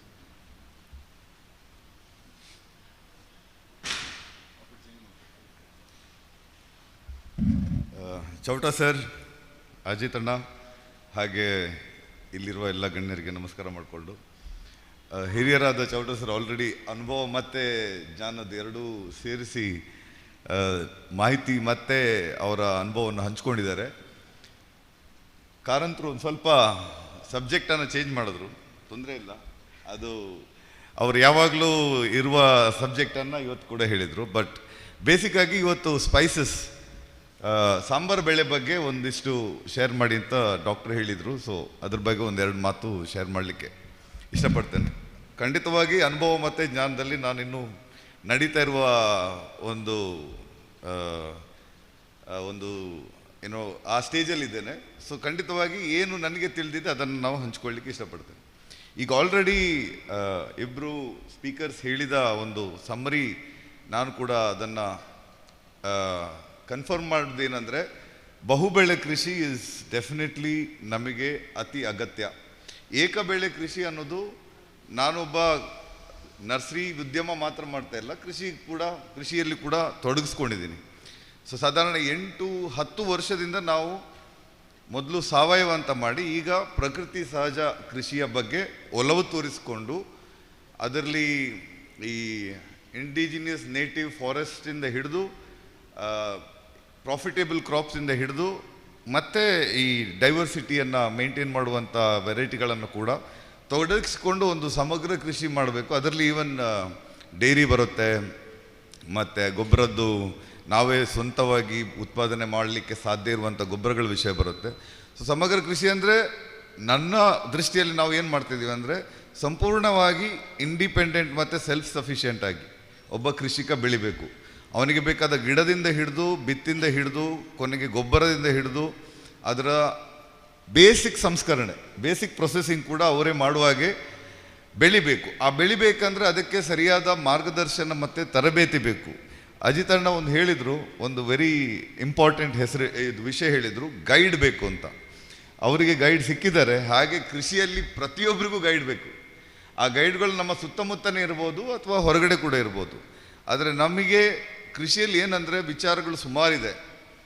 ಅದು ಮಣ್ಣಿಂದ ಹಿಡಿದು, ಸಾಯಿಲಿಂದ ಹಿಡಿದು, ಪರಿಸರದಿಂದ ಹಿಡಿದು, ತಳಿಗಳಿಂದ ಹಿಡಿದು, ಇಳುವರಿಯಿಂದ ಹಿಡಿದು, ರೋಗಗಳ ಸುಧಾರಣೆಯಿಂದ ಹಿಡಿದು ಬಹಳಷ್ಟು ವಿಷಯಗಳಿದೆ. ಅನ್ಲಿಮಿಟೆಡ್ ಸ್ಕೋಪ್ ಫಾರ್ ನಾಲೆಡ್ಜ್ ಕೃಷಿಯಲ್ಲಿರುವಾಗ ನಮಗೆ ಅನುಭವ ಮತ್ತು ಜ್ಞಾನ, ಇದರಲ್ಲಿ ರಿಸರ್ಚ್ ಸೈಂಟಿಸ್ಟ್ಗಳಿರ್ಬೋದು, ಅನುಭವಸ್ಥ ಕೃಷಿಕರಿರ್ಬೋದು, ಪ್ರಾಯೋಗಿಕ ಕೃಷಿಕರಿರ್ಬೋದು, ಇವ್ರದ್ದೆಲ್ಲ ಸೇರಿಕೊಂಡು ಅಂಥವರ ಜ್ಞಾನವನ್ನು ನಾವು ಪಡ್ಕೊಂಡು ಅಲ್ಲಿ ನಮಗೆ ಸೂಕ್ತವಾಗುವಂಥ ವಿಷಯ, ಈಗ ನನಗೇನು ಮಾಡಬೇಕು ಅಂತ ಉಂಟು ಅದನ್ನು ನಾನು ಪಿಕ್ ಮಾಡಿಕೊಂಡು ನನ್ನ ಕೃಷಿಯನ್ನು ಸಾಧಿಸುವಂಥದ್ದು ಈ ಕಾಲದಲ್ಲಿ ಸೂಕ್ತ ಅನಿಸ್ತದೆ. ಮತ್ತು ಈ ಏಕ ಬೆಳೆ ಪದ್ಧತಿ ಏನಿದೆ ನಮ್ಮಲ್ಲಿ, ಅದು ಒಂದು ಸ್ವಲ್ಪ ಅದರದ್ದು ಆಲ್ರೆಡಿ ನೆಗೆಟಿವಿಟಿ ಏನಿದೆ ಅಂತೂ ಶೇರ್ ಮಾಡಿದ್ದಾರೆ. ಏನು ರೋಗಗಳಿರ್ಬೋದು, ಬೇರೆ ಬೇರೆ ತಳಿಗಳು ಒಂದು ಕಡೆ ಆದರೆ ಈ ಏಕಬೆಳೆ ಪದ್ಧತಿಯಲ್ಲೇ ಬೇಕಾದಷ್ಟು ತೊಂದರೆಗಳು ಬರ್ತದೆ. ಅದು ಎಗೇನ್ ನಮ್ಮ ನೀರು, ಭೂಮಿ ಮತ್ತು ರೋಗ, ಈ 3 ವಿಷಯಗಳಲ್ಲೂ ತೊಂದರೆ ಮಾಡುವಂಥ ಬೇಕಾದಷ್ಟು ಉದಾಹರಣೆಗಳಿದೆ. ಇದಕ್ಕೆ ಎಗೇನ್ ಬೇಕಾದಷ್ಟು ರಿಸರ್ಚ್ ಕೂಡ ಇದೆ. ಸೊ ಬಹುಬೆಳೆ ಪದ್ಧತಿ ಮತ್ತು ಬಹುಬೆಳೆ ಪದ್ಧತಿಯಲ್ಲಿ ಎಗೇನ್ ಅಜಿತಣ್ಣ ಹೇಳಿದ್ದು ನಮಗೆ ಮಾರ್ಕೆಟಿಂಗ್ ಬಗ್ಗೆ ತಿಳುವಳಿಕೆ. ಯಾಕಂದರೆ ಬಹುಬೆಳೆ ಬಂದ ತಕ್ಷಣ ಕೇಳ್ತಾರೆ ನಾವು ಮಾರೋದಿಲ್ಲಿ ಅಂತ. ಮಾರೋದಿಲ್ಲಿ ಅಂದ ತಕ್ಷಣ ಅಲ್ಲಿ ಸ್ಟಾಪ್ ಆಯಿತು, ಮುಂದೆ ಹೋಗೋದಿಲ್ಲ, ಯಾರಿಗೂ ಧೈರ್ಯ ಬರೋದಿಲ್ಲ. ಅಡಿಕೆಗೆ ಮಾರಲಿಕ್ಕೆ ಕ್ಯಾಂಪ್ಕೋ ಉಂಟು, ಬೇಕಾದಷ್ಟು ಟ್ರೇಡರ್ಸ್ ಇದ್ದಾರೆ. ಮೆಣಸಿಗೆ ಇದೆ, ಕೊಕ್ಕೋಗೆ ಕ್ಯಾಂಪ್ಕೋ, ಕ್ಯಾಡ್ಬರಿ ಇದೆ. ನಮ್ಮ ಸಾಮಾನ್ಯ ಬೆಳೆಗಳಿಗೆಲ್ಲ ರೆಡಿ ಮಾರ್ಕೆಟ್ ಉಂಟು, ಮನೆಗೆ ಬಂದು ತಗೊಂಡು ಹೋಗ್ತಾರೆ. ಬಟ್ ಈ ಹೊಸ ಬೆಳೆಗಳಿಗಾದಾಗ ನಾವು ಎಲ್ಲಿಗೆ ಹೋಗುವ ಅನ್ನೋ ಪ್ರಶ್ನೆ ಬರ್ತದೆ. ಆದರೆ ಚೌಟ ಸರ್ ಅಂತವರು ಮತ್ತು ಈಗಿನ ಏನು ಒಂದು ಟ್ರೆಂಡ್ ಇದೆ, ಹಾಗೆ ಪ್ರಾಯೋಗಿಕ ಕೃಷಿಯಲ್ಲಿ ಯಾರಾದರೂ ತೊಡಗಿಸ್ಕೊಳ್ಳಿಲ್ಲ ಅಂದರೆ ಹೊಸ್ತು ಯಾವುದು ಬರೋದಿಲ್ಲ. ಪ್ರಥಮ ಒಂದು ಹಂತದಲ್ಲಿ ಮಾರ್ಕೆಟಿಂಗ್ ಅನ್ನುವಂಥದ್ದು ಯಾರಾದರೂ ಪ್ರಯೋಗ ಮಾಡಲೇಬೇಕು, ಹುಡುಕಲೇಬೇಕು, ಎಫರ್ಟ್ ಹಾಕಲೇಬೇಕು. ಅದನ್ನು ಈಗ ಅವರು ಏನೋ ಒಂದು ಸೊಸೈಟಿಯಾಗಿ ಅಥವಾ ಒಂದು ಕಮ್ಯುನಿಟಿಯಾಗಿ ಇದನ್ನು ಟ್ರೈ ಮಾಡ್ತಾ ಇದ್ದಾರೆ ಅನ್ನೋದು ಕೂಡ ಒಳ್ಳೆ ವಿಷಯ. ಸೊ ಇಂಥ ಪ್ರಯೋಗಗಳಿಗೆ FPO ಅನ್ನೋದೊಂದು ಬಂದಿದೆ, ಫಾರ್ಮರ್ ಪ್ರೊಡ್ಯೂಸರ್ ಆರ್ಗನೈಸೇಷನ್ ಅಂತ.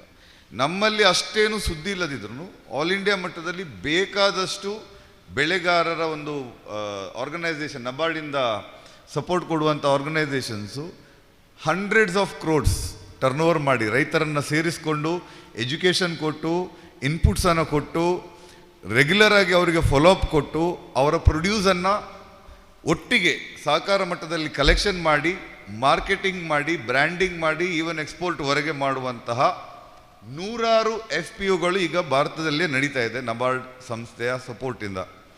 ಇಲ್ಲಿ ಕೂಡ ಬೇಕಾದಷ್ಟು FPOಗಳು ಆಗ್ತಾ ಇದೆ. ಬಟ್ ಅಟ್ಲೀಸ್ಟ್ ಪಿಂಗಾರ ಅಂತ ಒಂದು ನಮ್ಮ ಊರಲ್ಲಿದೆ, ಭಾಳಷ್ಟು ಕೆಲಸ ನಡೀತಾ ಇರುವಂಥದ್ದು ಅಥವಾ ಅವರಿಂದ ಒಂದು ರೀತಿಯ ಸಂಚಲನ ಆಗ್ತಾ ಇರೋದು ಕೂಡ ಉತ್ತಮ ವಿಷಯ. ಸೊ ಈ ರೀತಿಯ ಪ್ರಯೋಗಗಳು ಕೃಷಿಯಲ್ಲಿ ನಮ್ಮ ಪ್ರಾಬ್ಲಮ್ಸ್ ಏನಿದೆ ಆ ಪ್ರಾಬ್ಲಮ್ಸಿಗೆ ಸೊಲ್ಯೂಷನ್ ಕೊಡುವಂಥ ಪ್ರಯೋಗಗಳು ಆದರೆ ಯಾರಾದರೂ ಮಾಡಲೇಬೇಕಾಗ್ತದೆ. ಹಾಗೆ ಮಾಡಿದಾಗ ಅದನ್ನು ಮುಂದೆ ಎಲ್ರಿಗೂ ಅದನ್ನು ಎಕ್ಸ್ಟೆಂಡ್ ಮಾಡಲಿಕ್ಕೆ ಆಗ್ತದೆ. ಇದು ಅತ್ಯಂತ ಅಗತ್ಯವಾದ ವಿಷಯ. ಅದೇ ರೀತಿಯಲ್ಲಿ ಯಾಕೆ ಹೇಳ್ತಾ ಇದ್ದೀನಿ ಅಂದರೆ, ಸಾಂಬಾರು ಬೆಳೆಗಳು, ನಮ್ಮಲ್ಲಿ ಸಾಂಬಾರು ಬೆಳೆಗಳಂದರೆ ಸಾಮಾನ್ಯವಾಗಿ ಪೆಪ್ಪರ್, ಕಾಳುಮೆಣಸು ಒಂದು ಸಾಮಾನ್ಯವಾಗಿ ಇರುವಂಥದ್ದು. ಮತ್ತೊಂದು ಆಗ ಜಾಯಿಕಾಯಿ ವಿಷಯ ಬಂತು. ಜಾಯಿಕಾಯಿ is a very good crop, ಉತ್ತಮ ದೀರ್ಘಕಾಲಿಕ ಬೆಳೆ. ಸಾಧಾರಣ ಒಂದು 50-100 ವರ್ಷಕ್ಕೇನು ತೊಂದರೆ ಇಲ್ಲ, ಒಂದು 3 ಜನರೇಷನ್ಗೆ. ಅದು ನಿಮ್ಮ ಹೈಬ್ರಿಡ್ ಅಲ್ಲದೆ ನೀವು ನಾಟಿ ಗಿಡಗಳನ್ನು ಎಲ್ಲಾದರೂ ಪ್ಲಾಂಟೇಶನ್ ಮಾಡಿ ಒಂದು 7-8 ವರ್ಷ ಕಾಯಲಿಕ್ಕೆ ಆಗೋದಿದ್ದರೆ ಸಾಧಾರಣ 100-200 ವರ್ಷಕ್ಕೆ, 100 ವರ್ಷದಿಂದ ಮೇಲೆ ಕೂಡ ಆ ಬೆಳೆಯ ಅನುಕೂಲಗಳನ್ನು ಪಡ್ಕೋಬೋದು. 2-3 ಜನರೇಷನ್ಗೆ ಅಂತೂ ನಿಶ್ಚಿಂತೆಯಿಂದ ಅದರ ಪ್ರಯೋಜನ ಪಡ್ಕೊಳ್ಬೋದು. ಈವನ್ ಅದರಲ್ಲಿ ಗ್ರಾಫ್ಟಿಂಗ್ ಅಥವಾ ಬಡ್ಡಿಂಗ್ ಮಾಡಿದ ಇದು ಕಸಿ ಮಾಡಿದ ಬೆಳೆಗಳು ಕೂಡ ಅಥವಾ ಗಿಡಗಳು ಕೂಡ ದೀರ್ಘಕಾಲಿಕವಾಗಿ ಬೇಕಾದಷ್ಟು ಉತ್ತಮ ಇಳುವರಿಯನ್ನು ಕೊಡುವ ಸಾಧ್ಯತೆ ಇದೆ. ಅದರಿಂದ ಇನ್ಕಮ್ ಕೂಡ ಒಳ್ಳೆಯ ಇನ್ಕಮ್ ಬರುವ ಸಾಧ್ಯತೆ ಇದೆ. ಚೌಟ ಸರ್ ಹೇಳಿದಾಗೆ ಪೊಳ್ಳಾಚಿ ಆಗಲಿ ಮತ್ತು ಕೇರಳದಲ್ಲಿ ಹೆಚ್ಚಿನ ಮಟ್ಟದಲ್ಲಿ ಜಾಯಿಕಾಯಿ ಕೃಷಿ ಇದೆ. ನಮ್ಮ ಕಡೆ ಜಾಯಿಕಾಯಿ ಕೃಷಿ ಬಹಳ ಕಮ್ಮಿ. ಅಜಿತಣ್ಣನೊಬ್ಬರು ಫ್ರೆಂಡ್ ಯಾರೋ ಇರಬೇಕು, ರಮೇಶ್. ಸೊ ಇತ್ತೀಚೆಗೆ ಒಬ್ಬರು ಜಾಯಿಕಾಯಿ ಬೈಯರ್, ನೋಡಿ ಮಾರ್ಕೆಟಿಂಗ್ ಅಂತ ಹೇಳ್ತೀವಿ, ಬೈಯರ್ ನನಗೆ 2 ತಿಂಗಳು ಫೋನ್ ಮಾಡಿದ್ದಾನೆ, ಜಾಯಿಕಾಯಿ ಇದೆಯಾ, ಜಾಯಿಕಾಯಿ ಇದೆಯಾ, ಜಾಯಿಕಾಯಿ ಇದೆಯಾ, ಎಲ್ಲಿದೆ ಅಂತ. ಲಾಸ್ಟಿಗೆ ಕೇಳಿ ನಮಗೊಂದು ಊರಲ್ಲಿ ಯಾರಿಗಾದ್ರೂ ಯೂಸ್ ಆಗೋದಾಗಲಿ ಅಂತ ನಾವು ಒಂದು 4-5 ಬೆಳೆಗಾರನ್ನ ಕನೆಕ್ಟ್ ಮಾಡಿ ಕೊಟ್ವಿ. ಸೊ ಬೆಳೆಗಳಿಗೆ ಮಾರ್ಕೆಟ್ ಇದೆ, ನಾವು ಮತ್ತೆ ಅಲ್ಲಿ ಬೈಯರ್ಸ್ ಕೂಡ ಇದೆ, ನಾವು ಅಲ್ಲಿಗೆ ತಲುಪ್ತೀವಿ ಅನ್ನೋದು ಮಾತ್ರ ವಿಷಯ. ಮತ್ತು ಆ ತಲುಪಲಿಕ್ಕೆ ನಾವು ಎಫರ್ಟ್ ಏನು ಹಾಕ್ತೀವಿ ಅನ್ನೋದು ವಿಷಯ ಅಷ್ಟೇ. ಸೊ ಈ ಜಾಯಿಕಾಯಿ ಕೇರಳ, ತಮಿಳುನಾಡಲ್ಲಿ ಭಾಳ ಸಮಯದಿಂದ ಉತ್ತಮ ಕಮರ್ಷಿಯಲ್ ಕ್ರಾಪ್ ಆಗಿ ಮಾಡ್ತಾ ಇದ್ದಾರೆ.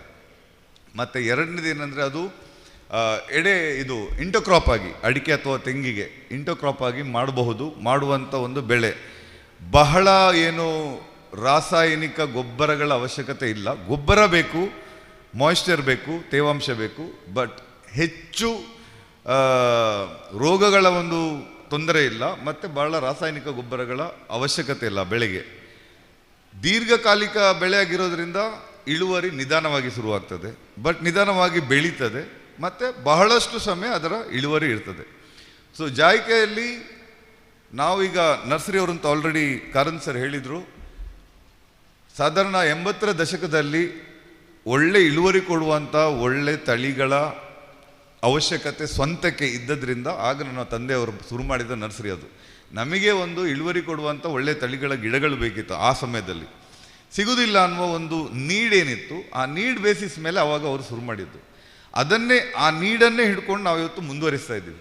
ನಮಗೆ ಮಾತ್ರ ಅಲ್ಲ, ಕೃಷಿಕರಿಗೆ, ತೋಟಗಾರಿಕೆ, ನಾವು ಟ್ರಾಪಿಕಲ್ ಹಾರ್ಟಿಕಲ್ಚರ್ ಅಂತ ಫೋಕಸ್ ಮಾಡ್ತಾ ಇದ್ದೀವಿ. ಶೀತೋಷ್ಣ ವಲಯ ನಮ್ಮದು, ಈ ಕರಾವಳಿ ಮತ್ತು ಪಶ್ಚಿಮ ಘಟ್ಟ ಮತ್ತು ಮಲೆನಾಡು, ಈ ಪ್ರದೇಶಕ್ಕೆ ಸೂಟ್ ಆಗೋ ಇದೊಂದು ವಿಶೇಷ ಒಂದು ಏರಿಯಾ ಅಂತ ಹೇಳ್ಬೋದು ಭಾರತದಲ್ಲಿ, ರೀಜನ್. ಸಾಧಾರಣ ತ್ರಿವೇಂದ್ರಂ ಕೇರಳದಿಂದ ಶುರುವಾದರೆ ಗೋವಾ ತನಕ ಇದೊಂದು ವಿಶೇಷ ಪಟ್ಟಿ ಇದೆ, ಕರಾವಳಿ ಮತ್ತು ಪಶ್ಚಿಮ ಘಟ್ಟ ಮತ್ತು ಮಲೆನಾಡು. ಗೋವಾ ನಂತರ ಒಂದು ಸ್ವಲ್ಪ ಇದು ವೆಸ್ಟರ್ನ್ ಘಾಟ್ಸ್ ಮುಂದೆ ಹೊರದ್ರೂ ಆ ಪ್ರದೇಶದಲ್ಲಿ ಸ್ವಲ್ಪ ಬದಲಾವಣೆಗಳು ಬರ್ತದೆ. ಬಟ್ ಈ ಒಂದು ಏನು ಸ್ಪೆಷಲ್ ಝೋನ್ ಇದೆ, ಇಲ್ಲಿ ಆಗುವಂಥ ವಿಶೇಷ ತಳಿಗಳು ಬೇಕಾದಷ್ಟಿದೆ, ಬೆಳೆಗಳು ಬೇಕಾದಷ್ಟಿದೆ. ಅದರ ಬಗ್ಗೆ ತುಂಡಾಗಿ ಬೇರೆ ಬೇರೆ ರಿಸರ್ಚ್ ಸ್ಟೇಷನ್ಸ್ ಕೆಲಸ ಮಾಡ್ತಾ ಇದ್ದಾರೆ. ಬಟ್ ಜಂಟಿಯಾಗಿ ಅದನ್ನೆಲ್ಲ ಒಟ್ಟಿಗೆ ಸೇರಿಸಿ ಯಾವುದೇ ವಿಷಯದಲ್ಲಿ ರೈತರಿಗೆ ಸಂಪೂರ್ಣವಾಗಿ ಸಮಗ್ರವಾಗಿ ಸಿಗುವಂಥ ಏಕವ್ಯವಸ್ಥೆ ಅಂತ ಇಲ್ಲ.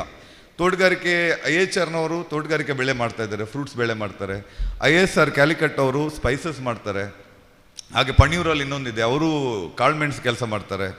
ಆಮೇಲೆ ಇಲ್ಲಿ ನಮ್ಮ ಬೇರೆ ಬೇರೆ ಕೃಷಿ ವಿಜ್ಞಾನ ಕೇಂದ್ರದಲ್ಲಿ ಅಲ್ಲಿ ಸ್ಥಳೀಯ ಆಗುವಂಥ ಬೆಳೆಗಳ ಕೆಲಸ ಮಾಡ್ತಾ ಇದ್ದಾರೆ. ಬಿಟ್ಟರೆ ನಮ್ಮ ಈ ವಿಶೇಷ ವಲಯ ಏನುಂಟು, ಅದಕ್ಕೆ ಸಮಗ್ರವಾಗಿ ತಳಿಗಳಿಂದ ಹಿಡಿದು ಅದಕ್ಕೆ ಬೆಳೆಸುವ ವಿಧಾನದ ಎಜುಕೇಷನಿಂದ ಹಿಡಿದು ಮತ್ತು ಅದಕ್ಕೆ ಮಾರ್ಕೆಟಿಂಗ್ ಸಪೋರ್ಟ್ ಅಥವಾ ಪ್ರೊಸೆಸಿಂಗ್ ಮಾಡಲಿಕ್ಕೆ, ಸಂಸ್ಕರಣೆ ಮಾಡಲಿಕ್ಕೆ ಬೇಕಾದಂಥ ಏನು ಮಾಹಿತಿ ಮತ್ತು ತಂತ್ರಜ್ಞಾನ ಇದೆ, ಇದನ್ನೆಲ್ಲ ಕೊಡುವಂಥ ವ್ಯವಸ್ಥೆ, ಏಕವ್ಯವಸ್ಥೆ ಇಲ್ಲ. ಅದು ಮುಂದೆ ಬಂದರೆ ಬಹಳ ಒಳ್ಳೆಯದು. ಯಾಕಂದರೆ ನಮ್ಮದೊಂದು ಸ್ಪೆಷಲ್ ಝೋನ್, ಇಲ್ಲಿ ಬೇಕಾದಷ್ಟು ಅವಕಾಶಗಳಿದೆ. ನಾವು ಏಕಬೆಳೆಯಿಂದ ಬಹುಬೆಳೆಗೆ ಹೋಗ್ಬೋದು. ಸೊ ನಾವಿಲ್ಲಿ ಏನು ಮಾಡ್ತಾ ಇದ್ದೀವಿ ಅಂದರೆ, ಅಟ್ಲೀಸ್ಟ್ ಬರೀ ಗಿಡಗಳ ದೃಷ್ಟಿಯಿಂದ, ತಳಿಗಳ ದೃಷ್ಟಿಯಿಂದ, ಗಿಡಗಳ ದೃಷ್ಟಿಯಿಂದ ನಾನು ಕೂಡ ಈಗ ಕರಣ್ ಸರ್ ಹೇಳಿದಾಗೆ ಈ ಪ್ರದೇಶಕ್ಕೆ ಸಂಬಂಧಪಟ್ಟಂಥ ಎಲ್ಲ ಕಡೆ ತಿರುಗಾಡಿಕೊಂಡು, ಅದರಲ್ಲಿ ಕೃಷಿ ಮಾಡುವವ್ರನ್ನ ವಿಸಿಟ್ ಮಾಡ್ತೀವಿ, ರಿಸರ್ಚ್ ಸ್ಟೇಷನ್ಗಳನ್ನು ಪದೇ ಪದೇ ನಾವು ವಿಸಿಟ್ ಮಾಡ್ತಾ ಇರ್ತೀವಿ. ಎಲ್ಲ ಕಡೆ ಹೋಗಿ ಈ ಹೊಸ ತಳಿಗಳೇನು ಬಂದಿದೆ, ತೋಟಗಾರಿಕೆ ದೃಷ್ಟಿಯಿಂದ ಹೊಸ ತಳಿಗಳು ಏನು ಬರ್ತಾ ಇದೆ, ಏನು ಬೆಳೆಸ್ತಾ ಇದ್ದಾರೆ, ಅದರ ಬಗ್ಗೆ ಮಾಹಿತಿ ಪಡ್ಕೊಂಡು ನಾವು ಅದನ್ನು ಮತ್ತೆ ನಮ್ಮ ಪ್ರಾಯೋಗಿಕ ಕೃಷಿಗೆ ನಮ್ಮಲ್ಲಿ ಬೆಳೆಸಿ ಮತ್ತೆ ಅದನ್ನು ನಾವು ನಮ್ಮ ನರ್ಸರಿಯಲ್ಲಿ ಉತ್ಪಾದನೆ ಮಾಡಿ ಕೊಡುವಂಥ ಕೆಲಸ ಮಾಡ್ತಾ ಇದ್ದೀವಿ. ಇದೇ ನೀಡು ಏನು ಉತ್ತಮ ಇಳುವರಿಯ, ಒಳ್ಳೆ ಗುಣಮಟ್ಟದ, ಒಳ್ಳೆ ಜಾತಿಯ ಗಿಡಗಳು, ಇದು ನಮ್ಮ ಕೆಲಸ. ಮುಖ್ಯವಾಗಿ ಟ್ರಾಪಿಕಲ್ ತೋಟಗಾರಿಕೆ ಸಂಬಂಧಪಟ್ಟಾಗೆ, ಸಮಶೀತೋಷ್ಣ ವಲಯದ ತೋಟಗಾರಿಕೆ ಸಂಬಂಧಪಟ್ಟಾಗೆ ಇದನ್ನು ನಾವು ಮಾಡ್ತಾ ಇದ್ದೀವಿ. ಇದರಲ್ಲಿ ಸ್ಪೈಸಸ್ ಅಂದಾಗ ಇವತ್ತು ಬರೋದು ಮುಖ್ಯವಾಗಿ ಆಗ ಹೇಳಿದಾಗೆ ಕಾಳುಮೆಣಸು ಮತ್ತು ಜಾಯಿಕಾಯಿ. ಜಾಯಿಕಾಯಲ್ಲಿ ನಮ್ಮ ತಳಿಗಳ ವಿಷಯ ಬರೋದಿದ್ರೆ, ಹೆಚ್ಚಿನ ತಳಿಗಳು ರೈತರು ಅಭಿವೃದ್ಧಿಪಡಿಸಿದ ತಳಿಗಳು. ಇಲ್ಲಿ ರಿಸರ್ಚ್ ಸ್ಟೇಷನ್ ಅಂತ ಅಭಿವೃದ್ಧಿ ಸಂಶೋಧನಾ ಕೇಂದ್ರಗಳಿಂದ ಬಂದ ತಳಿಗಳು ಅಂತ ಬಹಳ ಕಮ್ಮಿ. ಇತ್ತೀಚಿನ ದಿನಗಳಲ್ಲಿ IISR, Indian institute of Spice research, Calicut ಅವರು ವಿಶ್ವಶ್ರೀ ಮತ್ತು ಕೇರಳಶ್ರೀ ಅನ್ನುವ 2 ತಳಿಗಳನ್ನು ರಿಲೀಸ್ ಮಾಡಿ, ಅದರಲ್ಲಿ ಕೇರಳಶ್ರೀ ಅನ್ನುವ ತಳಿಯನ್ನು ನಾವು ಕೂಡ ನಮ್ಮ ಮದರ್ ಪ್ಲ್ಯಾಂಟ್ ಬ್ಲಾಕಲ್ಲಿ ಮಾಡಿ ಈಗ ಇಳುವರಿ ಕೊಡಲಿಕ್ಕೆ ಶುರುವಾಗಿ, ಇನ್ನೊಂದು ಪ್ರಾಬ್ಲಿ 1 ವರ್ಷದಲ್ಲಿ ನಾವು ಆ ಗಿಡಗಳನ್ನು ಕೂಡ ಸಿದ್ಧ ಮಾಡುವ ಕೆಲಸಕ್ಕೆ ಹೋಗ್ತಾ ಇದ್ದೀವಿ.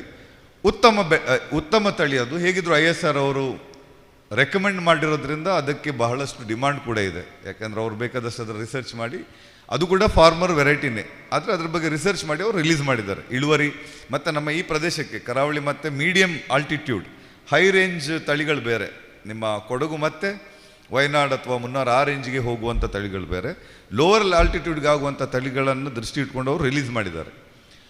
ಆ ತಳಿಯನ್ನು ಬಿಟ್ಟು ಒಂದು 50ರಿಂದ ಹೆಚ್ಚಿನ ತಳಿಗಳಿದೆ. ಯಾವುದು ಜಾಯಿಕಾಯಲ್ಲಿ ಎಲ್ಲ ಕೃಷಿ ರೈತರು ಏನು ಮಾಡಿದ್ದಾರೆ, ಅಲ್ಲಿ ಅವರವರ ತೋಟದಲ್ಲಿ ಅವರ ಅಜ್ಜನ ಕಾಲದಿಂದ ಅಥವಾ ಹಿರಿಯರ ಕಾಲದಿಂದ ಮಾಡ್ಕೊಂಡು ಬಂದ ಏನು ತಳಿಗಳಿದೆ ಅದನ್ನು ಅವರ ಹೆಸರಿಟ್ಟು, ಅವರ ಫ್ಯಾಮಿಲಿ ಹೆಸರಿಟ್ಟು ಅದನ್ನು ತಳಿಯಾಗಿ ಅಭಿವೃದ್ಧಿ ಮಾಡ್ಕೊಂಡು ಮಾಡ್ತಾ ಇದ್ದಾರೆ. ಎಲ್ಲದರಲ್ಲೂ ಏನಂದರೆ ಸೈಜ್ ನೋಡ್ತಾರೆ, ಆ ಒಳಗಡೆ ಕಾಯಿದು ಸೈಜ್ ನೋಡ್ತಾರೆ, ಮತ್ತು ಅದರಲ್ಲಿ ಹೂ ಇದೆ, ಆ ಹೂವಿನ ವೆಯ್ಟ್ ಮತ್ತು ಆ ಹೂ ತುಂಡಾಗದಾಗೆ ಹೇಗೆ ಬರ್ತದೆ, ಅದರ ಒಂದು ಸ್ಟ್ರೆಂತ್ ಏನಿದೆ, ಈ ಎಲ್ಲ ಆಧಾರಗಳ ಮೇಲೆ ಮತ್ತೆ ಯಾವಾಗ ಈಲ್ಡ್ ಬರ್ತದೆ. ಯಾಕಂದರೆ ಹೆಚ್ಚಾಗಿ ಮಳೆಗಾಲದಲ್ಲಿ ಮೇಯ್ನ್ ಈಲ್ಡ್ ಬರುವಂಥದ್ದು. ಸೊ ಆದಷ್ಟು ಬೇಗ ಈಲ್ಡ್ ಬಂದರೆ ಒಳ್ಳೆಯದು. ಈ ದೃಷ್ಟಿಯಲ್ಲಿ ತಳಿಗಳು ಬೇರೆ ಬೇರೆ ತಳಿಗಳಿದೆ. ನಾವು ತಿರುಗಾಟ ಮಾಡಿ ಒಂದು 5 ತಳಿಗಳನ್ನು, ನಮ್ಮ ಊರಿಗಾಗುವಂತಹ 5 ತಳಿಗಳನ್ನು, ಜಾಯಿಕಾಯಿ 5 ತಳಿಗಳನ್ನು ನಾವು ಇಲ್ಲಿ ಡೆವಲಪ್ ಮಾಡ್ತಾ ಇದ್ದೀವಿ. ಅದನ್ನು ರೈತರಿಗೆ ಕೊಡುವ ಕೆಲಸ ಕೂಡ ಮಾಡ್ತಾ ಇದ್ದೀವಿ. ಇದು ಜಾಯಿಕಾಯಿ ವಿಷಯ. ಸಾಧಾರಣ ಇಳುವರಿ ಬರೋದು ನಾನು ಹೇಳಿದೆ, ಬಡ್ಡಿಂಗ್ ಅಥವಾ ಕಸಿ ಕಟ್ಟಿದ ಗಿಡ, ಕಣ್ಣು ಕಸಿ ಅಥವಾ ಸಾಫ್ಟ್ವುಡ್ ಗ್ರಾಫ್ಟ್ ಮಾಡಿದ ಗಿಡಗಳು ಸಾಧಾರಣ 3 ಇಲ್ಲಾಂದರೆ 4 ವರ್ಷಕ್ಕೆ ಈಲ್ಡ್ ಶುರುವಾಗ್ತದೆ. ಉತ್ತಮವಾಗಿ ಚೆನ್ನಾಗಿ ನೀರು ಗೊಬ್ಬರ ಕೊಟ್ಟು ಅದು ಎಡೆಬೆಳೆಯಾಗಿ ಅಂದರೆ ಇಂಟರ್ಕ್ರಾಪ್ ಆಗಿ, ಅಡಿಕೆ ತೆಂಗಲ್ಲಿ ಇಂಟರ್ಕ್ರಾಪ್ ಆಗಿ ಮಾಡಿ ಉತ್ತಮವಾಗಿ ಸಾಕಿದ ಜಾಯಿಕಾಯಿ ತೋಟ ಒಂದು 10 ವರ್ಷದಲ್ಲಿ 1,000 ಕಾಯಿ, ಒಂದು 60ರಿಂದ 100 ಕಾಯಿ 1 kg ಬರುತ್ತೆ. 800 to 1,000 ಕಾಯಿ ಬರುವಷ್ಟು ನಾವು ನೋಡಿದ್ದೇವೆ. ನಮ್ಮ ತೋಟ ಇನ್ನೂ ಒಂದು 6 ವರ್ಷದ ಮಟ್ಟಿಗೆ ಉಂಟು. ನಾನು ಬೇರೆಯವ್ರದ್ದು ಅನುಭವಿ ಕೃಷಿಕರ ತೋಟ ನೋಡಿ ನಾನು ಹೇಳ್ತಾ ಇರೋದು.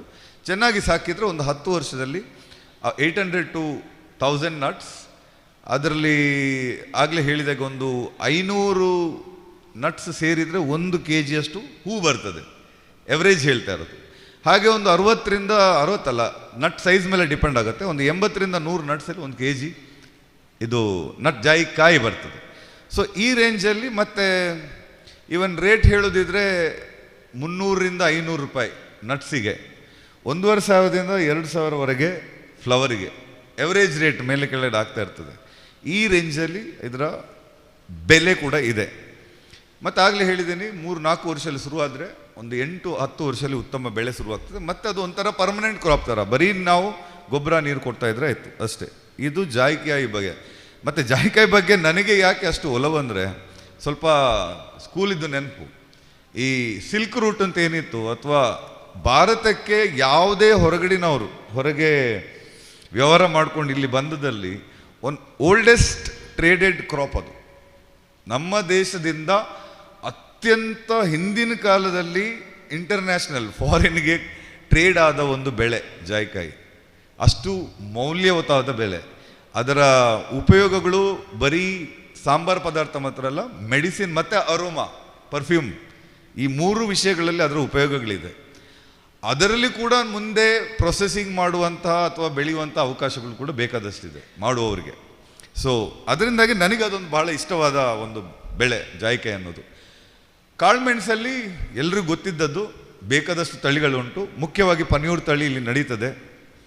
ಅದರಲ್ಲಿ ಪನ್ಯೂರ್ 5 ಅನ್ನೋದು ಸ್ವಲ್ಪ ಶೇಡ್ ಜಾಸ್ತಿ ಇರುವ ಪ್ರದೇಶಗಳಿಗೆ ಅದನ್ನು ಕೂಡ ಈಗ ಸ್ವಲ್ಪ ಚಾಲನೆಯಲ್ಲಿ ಬಂದಿದೆ. ಹಾಗೆ ISR ಅವ್ರದ್ದು ಒಂದು ತೇವಂ ತಳಿ ಅಂತ ಉಂಟು, ಅದು ಕೂಡ ಉತ್ತಮ ಪನ್ಯೂರ್ ಥರವೇ ಉತ್ತಮ ಇಳುವರಿ ಕೊಡ್ತಾ ಉಂಟು.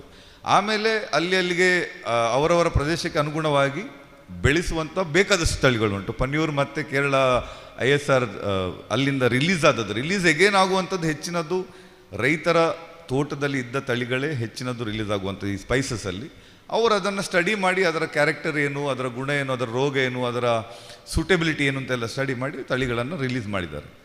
ಸೊ ಮತ್ತು ಇದು ಆ್ಯನ್ಯುವಲ್ ಸ್ಪೈಸಸ್ ಅಂತ ಬರೋದಲ್ಲಿ ಶುಂಠಿ ಮತ್ತು ಹಳದಿ ಅದನ್ನು ಮಿಕ್ಸ್ ಕ್ರಾಪ್ ಆಗಿ ಮಾಡ್ಬೋದು. ಅದು ದುಡಿಯೋರಿಗೆ ಒಮ್ಮೆ ಹಾಕಿ, ಮತ್ತು ನಮಗೆಲ್ಲ ಅಡಿಕೆ ಕೃಷಿ ಮಾಡೋರಿಗೆ ಏನಂದರೆ ಜಾಸ್ತಿ ಕೆಲಸ ಮಾಡುವಂಥ ಕೃಷಿ ಆಗೋದಿಲ್ಲ. ಒಮ್ಮೆ ಬೆಳೆಸಿ ಮತ್ತೆ ಗೊಬ್ಬರ ಮದ್ದು ಬಿಟ್ಟು ವರ್ಷಕ್ಕೊಮ್ಮೆ ಕಟಾವು ಮಾಡಿ ಮಾರ್ಕೆಟ್ಗೆ ಹೋಗಿ ಮಾರುವಂಥ ಬೆಳೆಗಳಾಗಬೇಕು. ಸೊ ಈ ತರಕಾರಿ ಮಾಡಿ ಅಂಥದ್ದೆಲ್ಲ ಅಭ್ಯಾಸ ಇರುವವರಿಗೆ ಅಥವಾ ಗದ್ದೆ ಕೆಲಸ ಮಾಡಿ ಅಭ್ಯಾಸ ಇರುವವರಿಗೆ ಖಂಡಿತವಾಗಿ ಟರ್ಮರಿಕ್ ಆ್ಯಂಡ್ ಶುಂಠಿ ಎರಡು ಕೂಡ ಬಹುಬೆಳೆ ಪದ್ಧತಿಯಲ್ಲಿ ಸಾಂಬಾರು ಬೆಳೆಗಳನ್ನು ಸೇರಿಸಲಿಕ್ಕೆ ಅವಕಾಶ ಉಂಟು. ಹಾಗೆ ಮೈನರ್ ಆಗಿ ಇನ್ಕ್ಲೂಡ್ ಮಾಡೋದಿದ್ರೆ ಈವನ್ ಏಲಕ್ಕಿ ನಮ್ಮ ತೋಟದಲ್ಲೇ ಹಿಂದೆ ಸಣ್ಣದಿದ್ದಾಗ ಇತ್ತು. ಏಲಕ್ಕಿಯನ್ನು ಸ್ವಲ್ಪ ಮಟ್ಟದಲ್ಲಿ ಮಾಡ್ಕೋಬೋದು. ಆಮೇಲೆ ಈಗ ಲವಂಗ ಶಿರ್ಸಿ ಕಡೆ ಎಲ್ಲ ಮಾಡ್ತಾ ಇದ್ದಾರೆ, ಅಂದರೆ ಮಲೆನಾಡು ಕಡೆ ಎಲ್ಲ ಮಾಡ್ತಾ ಇದ್ದಾರೆ. ಇಲ್ಲಿ ಹೇಗಾಗ್ತದೆ ನಮ್ಗೆ ಗೊತ್ತಿಲ್ಲ. ಅದರಿಂದಾಗಿ ವೆಸ್ಟರ್ನ್ ಘಾಟ್ಸ್ ಆ್ಯಂಡ್ ಎಬೋ ಲವಂಗ ಕೂಡ ಇಸ್ ಅ ಗುಡ್ ಕ್ರಾಪ್. ಕೆಲಸ ಜಾಸ್ತಿ, ಅದೆಲ್ಲ ಕೆಲಸ ಮಾಡುವವರಿಗೆ ಕೆಲಸ ಜಾಸ್ತಿ. It's a long term crop and a good crop. ಆಮೇಲೆ ಈಗದ ಮಟ್ಟಿಗೆ ನಮ್ಮ ಚಕ್ಕೆ ಈಗ ಒಂದು ಸ್ವಲ್ಪ ಆ್ಯಸ್ ಅ ನರ್ಸರಿ ಮ್ಯಾನ್ ನಾನು ಹೇಳ್ತಾ ಇರೋದು. ಯಾಕೆಂದರೆ ISR ನಮ್ಮ ಒಂದು ಕೆಲಸ ಮಾಡೋ ಶೈಲಿ ಏನಂದರೆ, ಒಂದು ಒಳ್ಳೆ ಕೃಷಿಕರನ್ನು ನೋಡ್ತಾ ಇರೋದು, ಅವರು ಏನು ಮಾಡ್ತಾ ಇದ್ದಾರೆ ಅದನ್ನು ಪಡ್ಕೊಂಡು ನಾವು ಅದನ್ನು ಕೊಡುವಂಥದ್ದು ಉಳಿದವರಿಗೆ. ನಮ್ಮ ಕೆಲಸ ನಾವು ಒಂದು ಮಿಡ್ಲ್ ಮ್ಯಾನ್ ಥರ. ಇನ್ನೊಂದು ಈ ಮೊದಲಿಂದಲೇ ನಮ್ಮ ತಂದೆಯವರು ಶುರು ಮಾಡಿದಾಗಲೇ ನಾವು ಒಂದು ಪದ್ಧತಿ ಏನಂದರೆ, ಈ ಸಂಶೋಧನಾ ಕೇಂದ್ರಗಳ ಜೊತೆ ಸಂಪರ್ಕ ಇಟ್ಕೊಂಡು ಅವರು ಏನು ಅಭಿವೃದ್ಧಿ ಮಾಡ್ತಾರೆ ಅದನ್ನು ತಗೊಂಡು ಬಂದು ಅದನ್ನು ಪ್ರಮೋಷನ್ ಮಾಡುವಂಥದ್ದು. ಈ ISRನವರು ಈಗ ಚಕ್ಕೆಯಲ್ಲಿ, ಯಾಕೆಂದರೆ ಚಕ್ಕೆ ಕೂಡ ಬಹಳ ವರ್ಷ ಬರ್ತದೆ. ಚಕ್ಕೆ ಗೊತ್ತಿರ್ಬೋದು, ಸಿನಮನ್ನದು ಬಾರ್ಕ್, ಅದಕ್ಕೆ ಕೂಡ ಚಕ್ಕೆ ಹೇಳೋದಲ್ಲ ಬಾರ್ಕಿಗೆ. ಸೊ ಅದು ಯೂಸ್ ಆಗುವಂಥದ್ದು ಗೊತ್ತಲ್ಲ, ಸಿನಮನ್ ಚಕ್ಕೆ. ಸೊ ಅದು ಬಹಳ ಲಾಂಗ್ ಟರ್ಮ್ ಬೇಕಾಗ್ತದೆ, ಅದು ಬೆಳೆದು ಸಿಗಬೇಕಾದ್ರೆ. ಅದರಲ್ಲಿ ಕೂಡ ಈಗ ತಳಿಗಳನ್ನು ಮಾಡಿ ಮತ್ತು ಏರ್ ಲೇಯರಿಂಗ್ ಮುಖಾಂತರ ಬೆಳೆಸಿ ಫಾಸ್ಟಾಗಿ ಕೂಡಲೇ ಅದರ ಬಾರ್ಕ್ ಸಿಗುವಾಗೆ ತಳಿ ಅಭಿವೃದ್ಧಿ ಮಾಡಿದ್ದಾರೆ ISR ಅವರು. ಮೇ ಬಿ ನಾವು ಕೂಡ ಈಗ ಸದ್ಯದ ಮಟ್ಟಿಗೆ ನಾವು ಅದನ್ನು ಅವರಿಂದ ತಗೊಂಡು ಕೊಡ್ತಾ ಇದ್ದೀವಿ. ಯಾಕೆ ನಮ್ಮ ಮದರ್ ಪ್ಲ್ಯಾಂಟ್ ಬ್ಲಾಕ್ ಆಗಲಿ, ನಮ್ಮ ವೆರೈಟಿ ಬ್ಲಾಕ್ ರೆಡಿ ಆಗಲಿಲ್ಲ. ಬಟ್ ಈವನ್ ಈಗ ಅದು ನಮಗೆ ಎಷ್ಟು ಪ್ರಯೋಜನ ಉಂಟು ಮತ್ತು ಹೇಗೆ ಮಾರ್ಕೆಟ್ ಆಗ್ತದೆ ಅಥವಾ ಎಲ್ಲಿ ಬೆಳವಣಿಗೆ ಆಗ್ತದೆ ಗೊತ್ತಿಲ್ಲ. ಸಂಶೋಧನಾ ಕೇಂದ್ರಗಳು ರಿಲೀಸ್ ಮಾಡಿದ್ದಾರೆ, ಅವರು ನಮಗೆ ಹೇಳಿದ್ದಾರೆ, ನಾವು ಅದನ್ನು ಈಗ ಬೆಳೆಸಲಿಕ್ಕೆ ಪ್ರಯತ್ನ ಮಾಡ್ತಾ ಇದ್ದೀವಿ. ಸೊ ಅದು ಕೂಡ ಅದು ಮತ್ತೆ ಅದಕ್ಕೇನು ಕಷ್ಟ ಇಲ್ಲ, ಮೇಂಟೆನೆನ್ಸ್ ಇಲ್ಲ, ಕಾಡು ಉತ್ಪತ್ತಿ ಥರ ಬೆಳೆಯುವಂಥದ್ದು. ಸೊ ಸೈಡ್ ಕ್ರಾಪ್ ಆಗಿ ಬೆಳಿಬೋದು. ಸ್ಪೈಸಸಲ್ಲಿ ಮೇಯ್ನಾಗಿ ಈ 4-5 ಮೇಯ್ನಾಗಿ 2 ಜಾಯಿಕಾಯಿ ಮತ್ತು ಕಾಳು ಮೆಣಸು. ಅದರ ಜೊತೆಗೆ ಒಂದು ಸ್ವಲ್ಪ ಏಲಕ್ಕಿ, ಆಮೇಲೆ ಇದು ಸಿನಮನ್ ಕೂಡ ಸೇರಿಸ್ಕೋಬೋದು. ಮತ್ತು ಫೀಲ್ಡ್ ಕ್ರಾಪಲ್ಲಿ ಕೆಲಸ ಮಾಡುವವರಿಗೆ ಟರ್ಮರಿಕ್ ಮತ್ತು ಜಿಂಜರನ್ನು ಕೂಡ ಬೆಳೆಸ್ಕೋಬೋದು. ಸೊ ಇದು ಸ್ಪೈಸಸ್ ಬಗ್ಗೆ. ಕೊನೆಗೆ ಹಣ್ಣು ಕೃಷಿ ಬಗ್ಗೆ ಡೆಫಿನೆಟ್ಲಿ ಕಾರಂತರ ಹೇಳಿದಾಗ ನಾನೇನು ಮಾತಾಡಲಿಕ್ಕಿಲ್ಲ. ಸರ್ ಆಲ್ರೆಡಿ ಇಬ್ಬರೂ ಮಾತಾಡಿದ್ದಾರೆ. ಖಂಡಿತವಾಗಿ ಉತ್ತಮ ಇಳುವರಿ ಕೊಡುವಂಥ ಉತ್ತಮ ಗುಣಮಟ್ಟದ ಸಿಲೆಕ್ಟ್ ಆದ ತಳಿಗಳ ಗಿಡಗಳು ಬೇಕಂದ್ರೆ ನಮ್ಮ ಹತ್ರ ಬನ್ನಿ. ಯಾವಾಗಲೂ 30 ವರ್ಷದಿಂದ ಮಾಡ್ತಾ ಇದ್ವಿ, ಮುಂದೆನೂ ಮಾಡ್ತೀವಿ. ಈಗ ಇದನ್ನೇ ನಾವು, ನಮ್ಮದು ವೆರಿ ಕ್ಲಿಯರ್ ಉದ್ದೇಶ, ಸಮಗ್ರ ಕೃಷಿ ತೋಟಗಾರಿಕೆ ಇದನ್ನು ಪ್ರಮೋಷನ್ ಮಾಡಲಿಕ್ಕೋಸ್ಕರ ನಾವು ಕೆಲಸ ಮಾಡೋದು. ಇದಕ್ಕೆ ಬೇಕಾದ ಏನು ಮಾಡಬೇಕು, ಎಲ್ಲಿ ಹೋಗಬೇಕು, ಕಲ್ತ್ಕೊಳ್ಬೇಕು, ಅದನ್ನು ತರಬೇಕು, ಮತ್ತು ಅದನ್ನು ಕೃಷಿಕರಿಗೆ ಒಂದೇ ಜಾಗದಲ್ಲಿ ಸಿಗುವ ಹಾಗೆ ಮಾಡಬೇಕು. ಸೊ ನಾವು ಟ್ರೆಡಿಷನಲ್ ಕ್ರಾಪ್ಸು ಮಾಡ್ತೀವಿ, ಮಾಡರ್ನ್ ಕ್ರಾಪ್ಸು ಮಾಡ್ತೀವಿ, ಮತ್ತು ನೇಟಿವ್ ಕ್ರಾಪ್ಸನ್ನು ಕೂಡ ಮಾಡ್ತೀವಿ. ಉಳಿಸ್ಲಿಕ್ಕೆ ಮುಂದೆ ಉಳಿಸ್ಬೇಕು. ಎಷ್ಟೋ ಉದಾಹರಣೆಗೆ ಕುಂಟಲ್ಕಾಯಿ ಈಗ ಇಲ್ಲ, ಕುಂಟ್ಲಕಾಯಿ ಈಗ ಇಲ್ಲ, ನಮ್ಮ ಗುಡ್ಡೆಯಲ್ಲೇ ಇಲ್ಲ. ನಾನು ಈಗ ತಂದು ಅದನ್ನು ಒಂದೆರಡು ಹಾಕಿಬಿಟ್ಟಿದ್ದೀನಿ. ಯಾಕಂದರೆ ನೆಕ್ಸ್ಟ್ ಜನ್ರೇಷನ್ಗೆ ಅದು ಕಾಯಿ ಏನು ಅಂತ ಗೊತ್ತಿಲ್ಲ, ಅಬ್ಲುಕಾಯಿ ಏನು ಅಂತ ಗೊತ್ತಿಲ್ಲ. ಇದನ್ನು ಕೂಡ ನಾವು ಕನ್ಸರ್ವ್ ಮಾಡುವ ಕೆಲಸ ಕೂಡ ಒಂದೊಂದು ಸ್ವಲ್ಪ ಮಟ್ಟಿಗೆ ನಾವು ಮಾಡ್ತೀವಿ. ಆಸಕ್ತರಿಗೆ ಅದನ್ನು ಕೂಡ ಕೊಡ್ತೀವಿ. ಈ ದೃಷ್ಟಿಯಿಂದ ಈಗ ಈ ಒಂದು 6 ತಿಂಗಳಿಂದ ನಾವು ಉಡುಪಿಯ ಹೆಬ್ರಿಯಲ್ಲಿ ಅಲ್ಲಿ ಕೂಡ ಅವಕಾಶ, ಯಾಕಂದರೆ ಉಡುಪಿ ಕಡೆ ಇನ್ನೂ ಬೆಳವಣಿಗೆಗೆ ಅವಕಾಶ ಜಾಸ್ತಿ ಇದೆ. ಸೊ ಉಡುಪಿಯಲ್ಲಿ ನಾವು ಹೆಬ್ರಿಯಲ್ಲಿ ಇತ್ತೀಚೆಗೆ ಒಂದು ನರ್ಸರಿ ಮತ್ತು ಮಾಡೆಲ್ ಫಾರ್ಮ್ ಅಂತ national highway, Hebri Shivamogga national ಹೈವೇಲಿ ಬರುತ್ತೆ, ಒಂದು ಮಾಡೆಲ್ ಫಾರ್ಮ್ ಮತ್ತು ಒಂದು ನರ್ಸರಿಯನ್ನು ಸೆಟಪ್ ಮಾಡುವ ಕೆಲಸದಲ್ಲಿದ್ದೀವಿ, ಆಲ್ರೆಡಿ ಇದ್ದೀವಿ.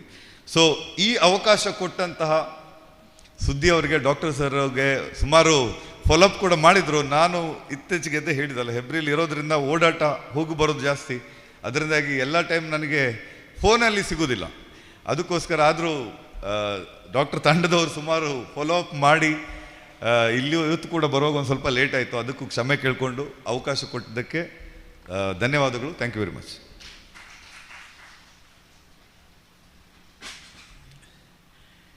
ಶ್ರೀಯುತ ರಮೇಶ್ ಕಲ್ಪುರೆಯವರು ಬರಬೇಕಿತ್ತು ಈ ಕಾರ್ಯಕ್ರಮಕ್ಕೆ. ಏನೋ ಅನ್ಯಾನ್ಯ ಕಾರಣಗಳಿಂದ ತೊಂದರೆ ಆಗಿರಬಹುದು ಅಂತ ಭಾವಿಸ್ತೇವೆ. ಈಗ ಪ್ರಶ್ನೋತ್ತರದ ಅವಧಿ. ಸರ್, ಒಂದು ಪ್ರಶ್ನೆ ಬಂದಿದೆ. ಡ್ರ್ಯಾಗನ್ ಹಣ್ಣು ಈಗ ತುಂಬ ಎಲ್ಲರ ಬಾಯಲ್ಲಿಯೂ ಕೂಡ ಒಂದು ಮಾತಿಗೆ ವಿಷಯ ಆಗಿದೆ. ಈಗ ಕಳೆದ ಸಲ ಇಲ್ಲಿ ನಡೆದ ಹಲಸಿನ ಮೇಳದಲ್ಲಿ ಮೀಪದವಿನವರೇ ಸುಣ್ಣಂಗುಳಿ ರವಿ ಅಣ್ಣವರು ಬಹುಶಃ 2-3 ಸಲ ಅವರ ತೋಟದ ಹಣ್ಣುಗಳನ್ನು ತರಬೇಕಾಯಿತು ಮಾರಾಟಕ್ಕೆ. ಸರ್, ಈಗ ಒಂದು ಕಾಲಘಟ್ಟದಲ್ಲಿ ರಂಬುಟಾನಿ ಇದೇ ವೇವ್ಸ್ ಇತ್ತು, ರಂಬುಟಾನಿ ಕೂಡ ಮಾರ್ಕೆಟಿಂಗ್ ವ್ಯವಸ್ಥಿತವಾಗಿ ಇಷ್ಟು ಸಮಯ ಬೇಕಾಯಿತು. ಈಗ ಡ್ರ್ಯಾಗನ್ ಫ್ರೂಟಿಗೆ ಕೂಡ ಈಗಿನ ಅಲೆ ನೋಡಿದಾಗ ಹೇಗೆ ಸರ್? ಚೌಟಾಜಿಯವರು ಹೇಳ್ಬೋದಾ? ಅಲ್ಲ, ನೀವು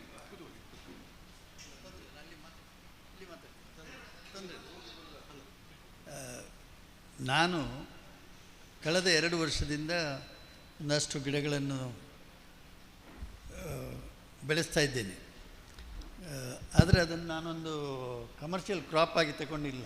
ಒಂದೊಂದು ಸಲ ನಮ್ಮ ಸ್ನೇಹಿತರು ಒಂದೊಂದು ತಪ್ಪು ಕೆಲಸ ಮಾಡಿರ್ತಾರೆ.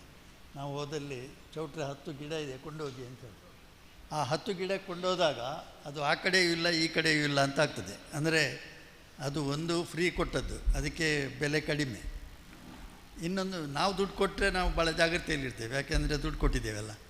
ಇದು ಆ ರೀತಿಯಲ್ಲಿ ಇದ್ದು ಆ ಗಿಡ 6 ತಿಂಗಳ ಒಳಗೆ ಕಾಯಿ ಕೊಡಲಿಕ್ಕೆ ಶುರು ಆಯಿತು. ಆಗ ನನಗೂ ಎಚ್ಚರಿಕೆ ಆಯಿತು, ಅದಕ್ಕೂ ಎಚ್ಚರಿಕೆ ಆಯಿತು. ಭಾಳ ಚೆನ್ನಾಗಿ ಬಂತು ಆ ವರ್ಷ. ಆಮೇಲೆ ಒಂದಷ್ಟು ಗಿಡಗಳನ್ನು ತಂದೆವು. ನಾನು ಫಸ್ಟ್ ತಂದಿರುವಾಗ ಅದು ನೀವೇನು ಬಿಳಿ ವೈಟ್ ಡ್ರ್ಯಾಗನ್ ಫ್ರೂಟ್. ಅದರ ನಂತರ ಎಲ್ಲರೂ ಹೇಳಿದರು ಇಲ್ಲ ಕೆಂಪಿಗೆ ಜಾಸ್ತಿ ಬೆಲೆ ಅಂಥೇಳಿ. ಓಕೆ, ಇನ್ನೊಂದಷ್ಟು ಕೆಂಪು ಹಾಕುವ ಅಂಥೇಳಿ ಅದರಲ್ಲಿ 1-2 ತಳಿಗಳನ್ನು ತಂದು ಹಾಕಿದ್ದೇನೆ. ಇದೆಲ್ಲ ಆಗ್ತಿದ್ದಾಗೆ ನನಗೆ ಕಂಡಿತ್ತು, ಮಾರ್ಕೆಟ್ನಲ್ಲಿ ಹೋದರೆ ನಾನು ನೋಡಿದಂಥ ಒಂದು ವಿಶಿಷ್ಟವಾದಂಥ ಇದು, ಕೆಂಪಿಗಿಂತ ವೈಟ್ಗೆ ಡಿಮಾಂಡ್ ಜಾಸ್ತಿ ಅಂತ ಹೇಳ್ತಾರೆ. ಇತ್ತೀಚೆಗೆ ನನಗೂ ಕಂಡಿತು, ಈಗ ನಮ್ಮಲ್ಲಿ ಮಾರುಕಟ್ಟೆಯಲ್ಲಿ ಸಾಕಷ್ಟು ವೈಟ್ ಮತ್ತು ರೆಡ್ ಎರಡೂ ಸಿಗ್ತದೆ. ಈ ವೈಟ್ ಹೊರಗಿಂದ ಬರ್ತದೆ ಅಂತ ಹೇಳ್ತಾರೆ, ಅದು ನಮ್ಮ ದೇಶದ್ದು ಅಲ್ಲ, ಈಗ ಬರುವಂಥದ್ದು. ಹಾಗಿದ್ದರೆ ಪರದೇಶಗಳಲ್ಲಿ ವೈಟ್ಗೆ ಜಾಸ್ತಿ. ನೀವು ಮಾರುಕಟ್ಟೆಯಲ್ಲಿ ಕೇಳಿದರೆ ಬೆಂಗಳೂರಿನಲ್ಲಿ 2 ಮಾರುಕಟ್ಟೆ ಇದೆ. ಒಂದು ನಿಮಗೆಲ್ಲರಿಗೂ ಗೊತ್ತಿರ್ಬೋದು, ನಮ್ಮ ಬೌರಿಂಗ್ ಹಾಸ್ಪಿಟಲ್ ಹತ್ತಿರ ಒಂದು ಮಾರುಕಟ್ಟೆ ಇದೆ, ಓಲ್ಡ್ ಬ್ರಿಟಿಷ್ ಕಾಲದಲ್ಲಿ ಆದದ್ದು. ಅಲ್ಲಿಯ ಟ್ರೇಡರ್ಸ್ ಹೇಳ್ತಾರೆ, ಸರ್ ನಮಗೆ ಇಲ್ಲಿ ಡಿಮಾಂಡ್ ಇರೋದು ಬರೀ ವೈಟ್ಗೆ ಮಾತ್ರ, ಕೆಂಪಿಗೆ ಡಿಮಾಂಡ್ ಇಲ್ಲ ಅಂತೇಳಿ. ನೋಡಿ ಎಷ್ಟು ಸ್ಪೆಸಿಫಿಕ್ ಆಗಿ ಇರ್ತದೆ ಇಂಥ ತಳಿಗಳು. ಅಲ್ಲಿ ವೈಟೇ ಜಾಸ್ತಿ ಮಾರಿ ಹೋಗೋದು, ನಮಗೆ ಕೆಂಪು ಮಾರಿ ಹೋಗೋದಿಲ್ಲ ಅಂತೇಳಿ. ಆದರೆ ನಮ್ಮ ಹಳ್ಳಿಗಳಲ್ಲಿ ನೋಡಿದರೆ ಕೆಂಪಿಗೆ ಜಾಸ್ತಿ ಬೆಲೆ, ಯಾಕೆಂದರೆ ಇಟ್ ಈಸ್ ಮೋರ್ ಅಟ್ರಾಕ್ಟಿವ್. ಆದರೆ ಈಗ ನನಗೆ ಕೊಟ್ಟರೆ ನನ್ನ ಪ್ರಿಫರೆನ್ಸ್ ವೈಟ್. ಆದ್ದರಿಂದ ಇದು ಒಂದು ನಾವು ನಿರ್ಣಯ ಮಾಡಿಕೊಳ್ಬೇಕಾದ್ದು. ಈಗ ನಮ್ಮಲ್ಲಿ ಎಲ್ಲರೂ ಹೇಳ್ತಾರೆ ಒಳ್ಳೆ ಹಣ್ಣು ಬರ್ತದೆ ಅಂತೇಳಿ, ಆದರೆ ಅದಕ್ಕೆ ಒಂದು ನಮ್ಮ ಕರಾವಳಿಯಲ್ಲಿ ಈಗ ನೋಡಿದರೆ ಕಳೆದ ಒಂದು 2 ವರ್ಷದಿಂದ ಮಾತ್ರ ಈ ಹಣ್ಣನ್ನು ನಾವು ನೋಡ್ತಾ ಇರೋದು. ಒಂದು ಕಾರಣ ಏನು ಅಂತ ಹೇಳಿದ್ರೆ ಅದಕ್ಕೆ ಇನ್ವೆಸ್ಟ್ಮೆಂಟ್ ಜಾಸ್ತಿ ಬೇಕಾಗ್ತದೆ. ನಿಮಗೆ ಒಂದು ಸಪೋರ್ಟ್ ಸಿಸ್ಟಮ್ ಬೇಕು ಅಂದರೆ ಅದಕ್ಕೆ ಒಂದು 750 ರೂಪಾಯಿ ಕಡಿಮೆ ಪಕ್ಷ ನೀವು ಖರ್ಚು ಮಾಡಬೇಕು. ಆದ್ದರಿಂದ ಸ್ವಲ್ಪ ಜನ ಹಿಂದೇಟು ಹಾಕ್ತಾರೆ, ಆದರೆ ಬರ್ಬೋದು ಅಂತ ಕಾಣ್ತದೆ. ಈಗಾಗಲೇ ಅಜಿತ್ ಅವರು ಹೇಳಿದಾಗೆ ಸಾಕಷ್ಟು ಜನ ಮುಂದೆ ಬರ್ತಾ ಇದ್ದಾರೆ. ಈಗ ನನಗೆ ಒಂದು ಸಮಸ್ಯೆ ಇದೆ. ನಾನೊಂದು 5-6 ಎಕರೆಯಲ್ಲಿ ಅವಕಾಡೋ ಹಾಕಿದ್ದೇನೆ. ಅಲ್ಲಿ ಈಗ ನನಗೆ ನೀರಿನ ತೊಂದರೆ ಇದೆ. ನಾನು ಸ್ಲೋಲಿ ಅದನ್ನು ಡ್ರ್ಯಾಗನ್ ಫ್ರೂಟಿಗೆ ಬದಲಾಯಿಸ್ಕೊಳ್ಬೋದು. ಯಾಕೆಂದರೆ ಅದಕ್ಕೆ ನೀರಿನ ಅವಶ್ಯಕತೆ ಮಿನಿಮಮ್. ಅವಕಾಡೋಕ್ಕೆ ಎಷ್ಟು ಬೇಕು ಅದರ 1/4 ಕೂಡ ಬೇಕಾಗಿಲ್ಲ. ಆದ್ದರಿಂದ ನಮ್ಮ ಪ್ರದೇಶಗಳಲ್ಲಿ ಈಗ ನಮಗೆ ನೀರಿನ ಅನಾನುಕೂಲತೆ ಎಲ್ರಿಗೂ ಇದೆ. ಅದು it may be A future crop. ಆದರೆ ಈಗ ನಾನು ಅಥವಾ ಅಜಿತ್ ನಾವು ಹೇಳುವ ಸ್ಥಿತಿಯಲ್ಲಿಲ್ಲ.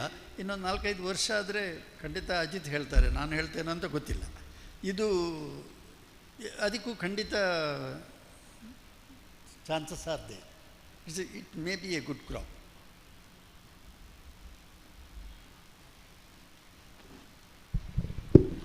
ನಾನು ಈಗ ಪ್ಲ್ಯಾಂಟ್ ಮಾಡಲಿಕ್ಕೆ ಹೊರಟಿದ್ದೇನೆ. ನಾನು ನನ್ನ ಅನುಭವದ ಅಂದರೆ ನಾನು ಬ್ಯಾಂಗ್ಳೂರಲ್ಲಿ ಬಿಸ್ನೆಸ್ ಮಾಡ್ತಿದ್ದ ಕಾರಣ ನಾನು ತುಂಬ ಬ್ಯಾಂಗ್ಳೂರಿನ ಪ್ಲ್ಯಾಂಟ್ ಗ್ರೋವರ್ಸ್ ಹತ್ರ ಹೋಗಿದ್ದೀನಿ. ಅಲ್ಲಿ ಒಂದು 60 kg 50ರಿಂದ 60-70 kg ತನಕ ಪರ್ ಪ್ಲ್ಯಾಂಟ್ ಇದ್ದ ಬೆಲೆ ತಗೊಂಡವರು ಇದ್ದಾರೆ. ಆದರೆ ನಮ್ಮ ಸೌತ್ ಕೆನಡಾದಲ್ಲಿ 20-30 kg ಮಾತ್ರ ಬರ್ಬೋದು. ಆದರೂ ಕೂಡ ಬೇರೆ ಬೆಳೆಗಳಿಗೆ ಕಂಪೇರ್ ಮಾಡಿದರೆ ಇದು ನಮಗೆ ಪ್ರಾಫಿಟೇಬಲ್. ಯಾಕೆಂತೇಳಿದರೆ 20-30 kg ಯಾಕೆಂತೇಳಿ ನಮ್ಮಲ್ಲಿ ಹೆವಿ ರೈನ್ ಆದ ಕಾರಣ, ಮಳೆ ಜಾಸ್ತಿ ಇದ್ದ ಕಾರಣ ಈಲ್ಡ್ ಕಡಿಮೆ ಬರುತ್ತೆ. ಈಗ 150 ರೂಪಾಯಿಯಾಗಿ ನಮ್ಮಿಂದ ಹೋಗ್ತಾ ಇದೆ. ಆದರೆ ನಾವು 100 ರೂಪಾಯಿ ಹಿಡಿದ್ರೂ ನಮಗೆ ವರ್ಕೌಟ್ ಆಗುತ್ತೆ. 75 ರೂಪೀಸ್ ಬಂದರೂ ಕೂಡ ನಮಗೆ ವರ್ಕೌಟ್ ಆಗುತ್ತೆ. 8x10 ಥರ 8x10 ಪ್ಲಾಂಟೇಶನ್ ಮಾಡ್ಬೋದು. ಎಕರೆಗೆ 545 ಗಿಡಗಳನ್ನು ಹಾಕ್ಬೋದು. ನಮ್ಮ ನೇರ ಪ್ರಸಾರವನ್ನು ವೀಕ್ಷಿಸ್ತಾ ಇರುವಂಥ ಉಪನ್ಯಾಸಕರಾದಂಥ ವಿವೇಕ್ ಆಳ್ವರೊಂದು ಪ್ರಶ್ನೆ ಕೇಳಿದ್ದಾರೆ ವೇಣುಗೋಪಾಲ್ ಸರ್ ಅವರಿಗೆ. ಚಕ್ಕೆಯಲ್ಲಿ ಕಾಡು ತಳಿ ಮತ್ತು ನಾಡು ತಳಿ ಇದೆಯಾ? ಇದ್ದರೆ ಗುರುತಿಸುವುದು ಹೇಗೆ? ಚಕ್ಕೆಯಲ್ಲಿ ಏನು ಆ ಥರ ಬರಲಿಲ್ಲ ಸರ್. ಚಕ್ಕೆ ಆ್ಯಕ್ಚುಲಿ ಇಸ್ ಅ ಫಾರೆಸ್ಟ್ ಕಾಡುತ್ಪತ್ತಿ ಬೆಳೆ. ಅದು ಅದರಲ್ಲಿ ಈಗ ಅದರಲ್ಲೇ ವೆರೈಟಿಗಳನ್ನು ಐಡೆಂಟಿಫೈ ಮಾಡಿ ರಿಲೀಸ್ ಮಾಡಿದ್ದಾರೆ. ಬಿಟ್ಟರೆ ಅದರಲ್ಲಿ ಒಂದು ನಾಡು ತಳಿ ಅಂತೇನಿಲ್ಲ. ಅದು ಕಾಡುತ್ಪತ್ತಿಯಲ್ಲೇ ಅದನ್ನು ವೆರೈಟಿ ಐಡೆಂಟಿಫೈ ಮಾಡಿದೆ. ಅದು ಕೂಡ ಹೈಬ್ರಿಡ್ ಅಂತೇನಲ್ಲ. ಕಾಡಿನಲ್ಲೇ ಒಳ್ಳೆ ಒಂದು ಅದರಲ್ಲೇ ಒಂದು ಸ್ವಲ್ಪ ನಿಮ್ಮ ಕ್ವಾಲಿಟಿ ನೋಡಿಕೊಂಡು ರಿಲೀಸ್ ಮಾಡಿದ ವೆರೈಟಿಗಳಿದೆ ಅಷ್ಟೇ. ವೇಣಣ್ಣ ಸರ್, ಲಾಸ್ಟಿಗೆ ತಾವು ಹೇಳ್ತಾ ಇದ್ದಾಗೆ ಈ ಕಾಡು ಹಣ್ಣುಗಳ ಬಗ್ಗೆ ಗಿಡಗಳಿದೆ ಅಂತ ಹೇಳಿದೆ ನಾನು ಸೆರೆಗಳಲ್ಲಿ. ಸಾಮಾನ್ಯ ಎಷ್ಟು ನಮೂನೆಯ ಇದಿದೆ ಸರ್? ಯಾಕಂದರೆ ಈಗ ಕಾಡು ಹಣ್ಣುಗಳೆಲ್ಲ ಸರ್ ಹೇಳಿದಾಗೆ ನಮಗೆಲ್ಲ ಮರೆತು ಹೋಗಿದೆ. ಮೊದಲೆಲ್ಲ ಶಾಲೆಗಳಿಗೆ ಹೋಗುವಾಗ ಕಿಸೆಯಲ್ಲಿ ಚಡ್ಡಿ ಕಿಸೆಯಲ್ಲೆಲ್ಲ ಆ ಹಣ್ಣುಗಳೆಲ್ಲ ನೆನಪು ಉಳಿತಾ ಇತ್ತು, ಮಾಸ್ಟ್ರಿಂದ ಪೆಟ್ಟು ಕೂಡ ಬೀಳ್ತಿತ್ತು. ಸರ್, ಈ ಟ್ರೆಂಡ್ ಈಚೆಗೆ ಶುರು ಆಯಿತಾ? ಹೇಗೆ ಶುರು ಆಯಿತು ಸರ್ ಇದು ಈ ಕಾಡು ಹಣ್ಣಿನ ಗಿಡಗಳನ್ನು ಮಾಡುವಂಥ? ಇಲ್ಲ ನೋಡಿ, ಇದು ಕೇರಳದವರಿಂದ ಫಸ್ಟಿಗೆ ನಾನು ಹೇಳೋದು, ಸಾಧಾರಣ ನಮ್ಮ ಪ್ರದೇಶಕ್ಕೆ ಸಂಬಂಧಪಟ್ಟ ಕೃಷಿಯಲ್ಲಿ ಕೆಲಸ ಮಾಡೋದು ಕೇರಳದವರು ಜಾಸ್ತಿ, ಹೊಸತನ್ನು ಪ್ರಯೋಗ ಮಾಡೋದು ಜಾಸ್ತಿ. ಈಗ ರಂಬುಟಾನ್ನ ಮ್ಯಾಂಗೋಸ್ಟೀನ್ ಸರ್ ಹೇಳ್ತಾ ಇದ್ರು, ತಿರುವಲ್ಲ ಅಂತ ಅನಿಸ್ಬೇಕು, ಚೆಂಗನ್ನೂರು ಆ ಏರಿಯಾದಲ್ಲಿ, ಕೊಟ್ಟಾಯಂ ಏರಿಯಾದಲ್ಲಿ ನಾನೊಂದು ಹಳ್ಳಿಗೆ ಹೋಗಿದ್ದೆ. ಆ ಹಳ್ಳಿಯಲ್ಲಿ ಸಾಧಾರಣ 40 ವರ್ಷದ ಓಲ್ಡ್ ಮ್ಯಾಂಗೋಸ್ಟೀನ್ ಪ್ಲಾಂಟೇಶನ್ ಇದೆ. ಇಡೀ ಹಳ್ಳಿಯೇ ಮ್ಯಾಂಗೋಸ್ಟೀನ್ ಪ್ಲಾಂಟೇಶನ್, ಒಂದಲ್ಲ. ನಮ್ಮ ನರಿಮಗುರು ಗ್ರಾಮ ಇಡೀ ಮ್ಯಾಂಗೋಸ್ಟೀನ್. ಅವರ ಒಂದು ದೂರದೃಷ್ಟಿ ನೋಡಿ. 40 ವರ್ಷ ಓಲ್ಡ್ ಪ್ಲಾಂಟ್ಸ್, ಟ್ರೀಸ್. ನಮ್ಮಲ್ಲಿರುವ ಕಾಡು ಮಾವಿನ ಮರದಷ್ಟು ದೊಡ್ಡ ಮರಗಳಿದೆ. ಒಂದೊಂದು ಮರಗಳಲ್ಲಿ 200 kg ಎಲ್ಲ ಆರಾಮ್ಸೆ ಅವರು ತೆಗಿತಾ ಇದ್ದಾರೆ. 30 ವರ್ಷದಿಂದ ಆಲ್ ಓವರ್ ಇಂಡಿಯಾ ಅವರು ಸಪ್ಲೈ ಮಾಡ್ತಾ ಇದ್ದಾರೆ. ನಾವು ಮಾರ್ಕೆಟಿಂಗ್ ಬಗ್ಗೆ ಈಗ ಮಾತಾಡ್ತಾ ಇದ್ದೀವಿ. ಮತ್ತೆ ಒಬ್ಬ ಮಾಡಿದ್ರೆ ಇನ್ನೊಬ್ಬನಿಗೆ ಕಷ್ಟ ಆಗುತ್ತಾ, ಮಾರ್ಕೆಟ್ ಬೀಳುತ್ತಾ, ಅದನ್ನೆಲ್ಲ ಯೋಚನೆ ಮಾಡ್ತಾ ಇದ್ದೀವಿ. ಇಡೀ ಊರು ನಾನು ಒಂದು ಸಾಧಾರಣ ಆ ಊರಿನಲ್ಲಿ ಒಂದು 8 ಕಿಲೋಮೀಟರ್ ಟ್ರಾವೆಲ್ ಮಾಡಿದ್ದೇನೆ, ಒಂದು ಕಡೆಯಿಂದ ಇನ್ನೊಂದು ಕಡೆ. ಲೆಫ್ಟ್ ರೈಟ್ ಬೇರೆ ಎಂತ ಇಲ್ಲ, ಮ್ಯಾಂಗೋಸ್ಟೀನ್ ಮಾತ್ರ. ಮಿನಿಮಮ್ ಒಂದು 30-50 ಫೀಟ್ ದೊಡ್ಡ ಮರಗಳು, 30-40 ವರ್ಷ ಓಲ್ಡ್. ಒಬ್ಬ ಸಣ್ಣ ಇದು ಕೃಷಿಕ ಕೂಡ 3-4 ಎಕರೆ ಇದ್ದವನು ಕೂಡ ಒಂದು 60-70 ಮರ ಹಾಕ್ಕೊಂಡಿದ್ದಾನೆ. ನೀವು ಸಿಂಪಲ್ ಲೆಕ್ಕ ಮಾಡಿ, ಸರ್ಗೆಲ್ಲ ಮಾರ್ಕೆಟ್ ರೇಟ್ ಎಲ್ಲ ಗೊತ್ತು, ಸಿಂಪಲ್ ಲೆಕ್ಕ ಮಾಡಿ ಒಂದು 100-2 ಕ್ವಿಂಟಲ್ ಅವರು ಎವರೇಜ್ ತಗೊಂಡ್ರು ಎಷ್ಟಾಗುತ್ತೆ ಅಂತ ಯೋಚನೆ ಮಾಡ್ಬೋದು. ಸೊ ಈ ಯಾಕೆ ಹೇಳಿದಂದರೆ, ಕೇರಳದಲ್ಲಿ ನನಗೆ ಇನ್ಸ್ಪೈರ್ ಆಗಿದ್ದು ಅವ್ರದ್ದು 2 ವಿಚಾರ ಏನಂದರೆ, ಒಂದು ಹೊಸತೆ ವಿಷಯಗಳನ್ನು, ಹೊಸ ಬೆಳೆಗಳನ್ನು ತರೋದಲ್ಲಿ ಮತ್ತು ಹಳತ್ತನ್ನು ಉಳಿಸ್ಕೊಳ್ಳೋದ್ರಲ್ಲಿ, 2ರಲ್ಲಿ ಕೂಡ ಅವರು ಹುಷಾರು. ಸೊ ಅಲ್ಲಿ ತಿರುಗಾಟಿ ಮಾಡುವಾಗಲೇ ನನಗಿದೆಲ್ಲ ಅನಿಸಿದ್ದು. ಅದೇ ಹೇಳಿದಲ್ಲ, ಈ ನಮ್ಮ ಕುಂಟಲ್ಕಾಯಿ ಹಣ್ಣನ್ನು ಒಂದು ತಳಿ ಮಾಡಿ 350 ರೂಪಾಯಿ 400 ರೂಪಾಯಿಗೆ ಗಿಡ ಮಾರ್ತಾ ಇದ್ದಾರೆ ಅವರು, ಅಷ್ಟು ಹುಷಾರಿದ್ದಾರೆ ಅವರು.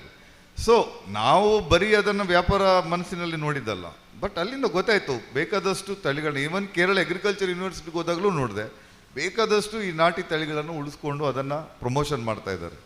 ಸೊ ಹೆಚ್ಚಿನ ಅಂಶ ನಾವು ಕೂಡ ಇಲ್ಲಿ, ಯಾಕಂದರೆ ಒಂದು 10 ಎಕರೆ ಜಾಗ ಇದ್ದವರಿಗೆ ನಾವು ಹೇಳೋದು ಅಟ್ಲೀಸ್ಟ್ 1 ಎಕರೆ ಇಂಥದಕ್ಕೆಲ್ಲ ಬಿಡಿ, ಎಕ್ಸ್ಪೆರಿಮೆಂಟ್ ಮಾಡಲಿಕ್ಕೆ ಏನು ಹೋಗೋದಿಲ್ಲ. 10 ಎಕರೆಯಲ್ಲಿ ಲಕ್ಷಗಟ್ಟಲೆ ಅರ್ನ್ ಮಾಡುವಾಗ 1 ಎಕರೆ ಇಂಥ ಪ್ರಯೋಗಕ್ಕೆ ಮಾಡಿದರೆ ಅದರಲ್ಲಿ ಯಾವುದಾದ್ರೂ ಒಂದು ನಮ್ಮ ಕೈ ಹಿಡಿಬೋದು, ಅದು ಮುಂದೆ ನಮಗೆ ಒಳ್ಳೇದಾಗ್ಬೋದು. ಸೊ ಅದು ಕಾಡಿರಲಿ ಹೊಸ್ತಿರಲಿ, that's how it is sir. Collect ಮಾಡಬೇಕು, ಯಾರು ಮಾಡ್ತಾರೋ ಅವರಿಂದ ನಾವು ತಗೊಂಡು ಮುಂದುವರಿಸಬೇಕು.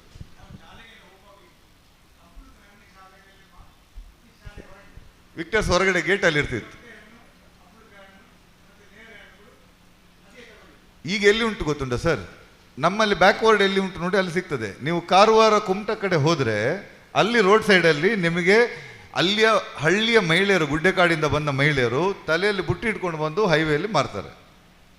ಇನ್ನೂ ಕೂಡ ಅಲ್ಲಿ ಸಾಂಪ್ರದಾಯಿಕ ಕೃಷಿ ಪದ್ಧತಿಗಳಿದೆ, ಓಲ್ಡ್ ಟ್ರೆಡಿಷನಲ್ ಕೃಷಿ ಪದ್ಧತಿಗಳಿರೋದ್ರಿಂದ, ಮತ್ತು ಆ ಒಂದು ಏನು ಟ್ರೈಬ್ಸ್ ಇರೋದ್ರಿಂದ, ಆ ಜನಸಂತತಿ, ಆ ಮನಸ್ಥಿತಿಯವರು ಇರೋದ್ರಿಂದ ಅಲ್ಲಿ ಉಳ್ಕೊಂಡಿದೆ. ಮೂಟಿ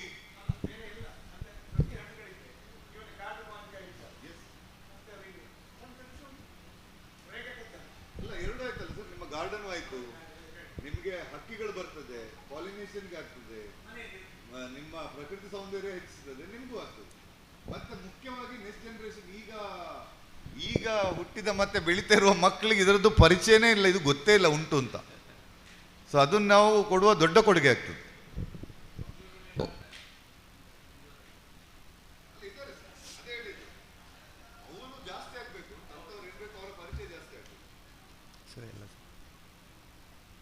ತುಂಬ ಆಸಕ್ತಿಯುತವಾದಂತಹ ವಿಷಯಗಳು ಮಾತಾಡ್ತಾ ಹೋದಾಗೆ ಹೊಸ ಹೊಸ ಹೊಳಹುಗಳು, ಅದರ ವಿಸ್ತಾರಗಳು, ಇದೆಲ್ಲ ನಮಗೆ ಮನದಟ್ಟಾಗ್ತದೆ. ಶ್ರೀಯುತ ಡಾಕ್ಟರ್ ಡಿ ಚಂದ್ರಶೇಖರ ಚೌಟ್ರು, ವೇಣುಗೋಪಾಲ ಕೆದಿಲಾಯರ ಹಾಗೂ ಅಜಿತ್ ಶೆಟ್ಟಿ ಕಡಪ ಇವರಿಗೆ ಸುದ್ದಿ ಬಿಡುಗಡೆಯ ಮುಖ್ಯಸ್ಥರು ಡಾಕ್ಟರ್ ಮತ್ತು ಅಂಕಣಕಾರರಂಥ ನಾರಾಯಣ ರೈ ಕುಕ್ಕೋಳಿಯವರು ದಯವಿಟ್ಟು ವೇದಿಕೆಗೆ ಬರಬೇಕು. ಅತಿಥಿಗಳಿಗೆ ಉಡುಗೊರೆಯನ್ನು ಕೊಟ್ಟು ಗೌರವಿಸಬೇಕು ಅಂತ ವಿನಂತಿಸಿಕೊಳ್ತಾ ಇದ್ದೇನೆ.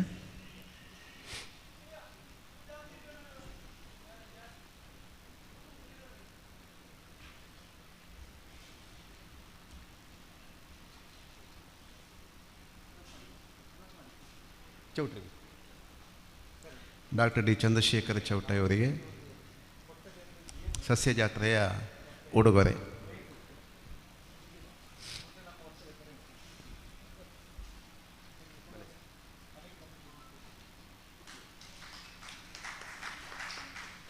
ಅಜಿತ್ ಶೆಟ್ಟಿ ಕಡಬ ಅವರಿಗೆ ನಾರಾಯಣ ರೈ ಕುಕ್ಕೋಳಿ ಅವರು ಉಡುಗೊರೆ ನೀಡಿ ಗೌರವಿಸಬೇಕು ಅಂತ ವಿನಂತಿಸಿಕೊಳ್ತಿದ್ದೀನಿ.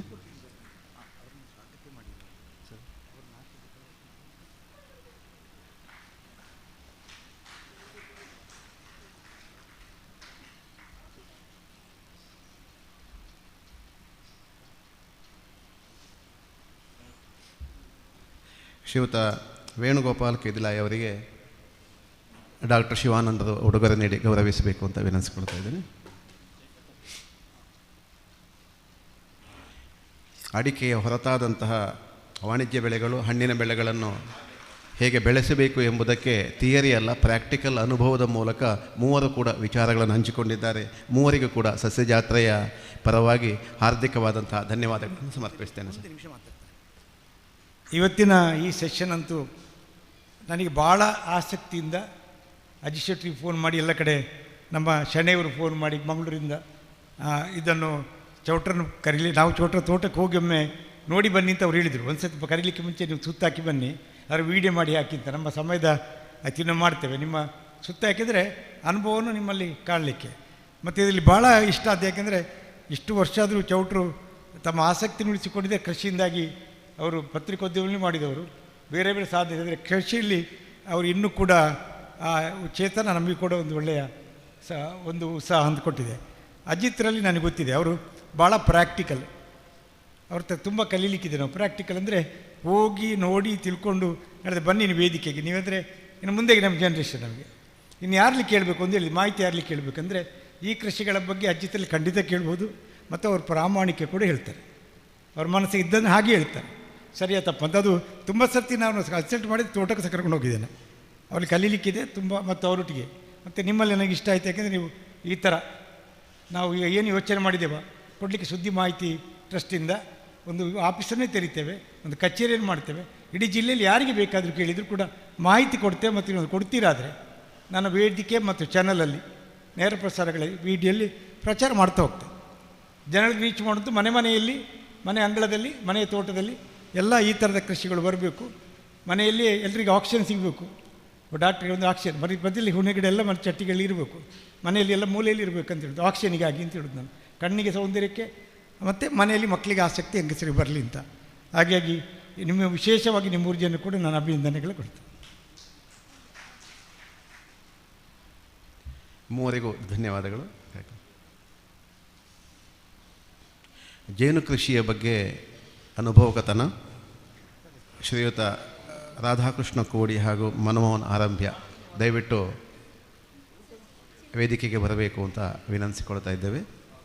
ರಾಧಾಕೃಷ್ಣ ಕೋಡಿ, ಮನಮೋಹನ್ ಆರಂಭ್ಯ, ಪ್ಲೀಸ್ ವೆಲ್ಕಮ್.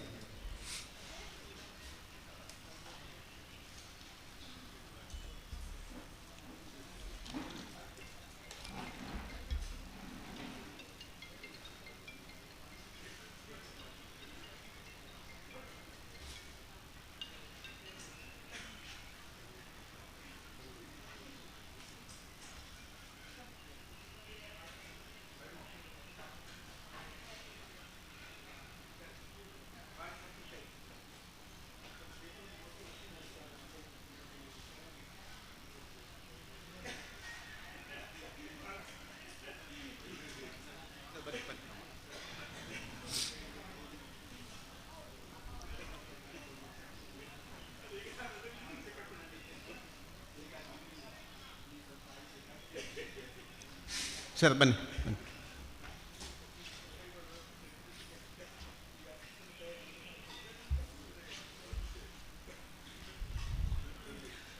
ಜೇನು ಕೃಷಿ ನಮ್ಮ ಬದುಕಿನ ಅವಿಭಾಜ್ಯ ಅಂಗವಾಗಿ ಬೆಳೆದು ಬರ್ತಾ ಇದೆ. ಒಂದು ಕಾಲಘಟ್ಟದಲ್ಲಿ ಬಹಳ ವಿರಳವಾದಂತಹ ಜೇನು ಒಂದು ಕೃಷಿಯಾಗಿ ಈಚಿನ ದಿನಗಳಲ್ಲಿ ತುಂಬ ಆಸಕ್ತಿಯನ್ನು ಹುಟ್ಟಿಸ್ತಾ ಇರುವಂಥದ್ದನ್ನು ನಾವು ಕಾಣ್ತೇವೆ. ತುಂಬ ಯುವಕರು, ಅದರಲ್ಲಿ ಕೂಡ ಯುವಕರು ಈ ಕ್ಷೇತ್ರದಲ್ಲಿ ಇದನ್ನೊಂದು ಕೃಷಿಯನ್ನಾಗಿ ಮಾಡುವತ್ತ ಹೆಚ್ಚು ಉತ್ಸುಕರಾಗಿ ತೋರುವಂಥದ್ದು ಅಲ್ಲಲ್ಲಿ ಕಾಣ್ತಾ ಇದ್ದೇವೆ. ಶಾಲಾ ಮಟ್ಟದಲ್ಲಿಯೂ ಕೂಡ ತರಬೇತಿಯನ್ನು ನೀಡುವುದರ ಮೂಲಕವಾಗಿ ಈ ಜೇನಿನ ಆಸಕ್ತಿ ಹಬ್ಬುತ್ತಾ ಇದೆ. ಬಹುಶಃ ನಮ್ಮ ಹಿರಿಯರೆಲ್ಲ ಹೇಳಿದರು ಬದುಕು ಜೇನಿನ ಹಾಗೆ ಇರಬೇಕು ಅಂತ. ಬಹುಶಃ ಇದನ್ನು ಒಂದಷ್ಟು ಜನರು ಅರ್ಥ ಮಾಡಿಕೊಂಡು ಅದನ್ನು ಕೃಷಿ ಮಾಡುವುದರ ಮೂಲಕ ನಮ್ಮ ಬದುಕು ಕೂಡ ಜೇನಾಗಲಿ ಹೇಳುವಂಥ ಒಂದು ಅವ್ಯಕ್ತ ಸಂದೇಶ ನಮ್ಮ ಹಲವಾರು ಜೇನು ಕೃಷಿಕರಲ್ಲಿದೆ. ಈಗ ಇಂದು ನಮ್ಮ ಜೊತೆ ಇರುವರು ರಾಧಾಕೃಷ್ಣ ಕೋಡಿಯವರು ಮತ್ತು ಮನಮೋಹನ ಆರಂಭಿಯವರು. ಇವರಿಗೆ ಲೊಕೇಶನ್ನ ಒಮ್ಮೆ ಹೂ ನೀಡಿ ಗೌರವಿಸಬೇಕು ಅಂತ ವಿನಂತಿಸ್ಕೊಳ್ತಾ ಇದ್ದೇನೆ. ರಾಧಾಕೃಷ್ಣ ಕೋಡಿ ಹಾಗೂ ಮನಮೋಹನ ಆರಂಭ ಇಬ್ಬರಿಗೂ ಕೂಡ ಈ ಸೆಷನ್ನಿಗೆ ಸ್ವಾಗತವನ್ನು ಬಯಸ್ತಾ ಇದ್ದೇನೆ.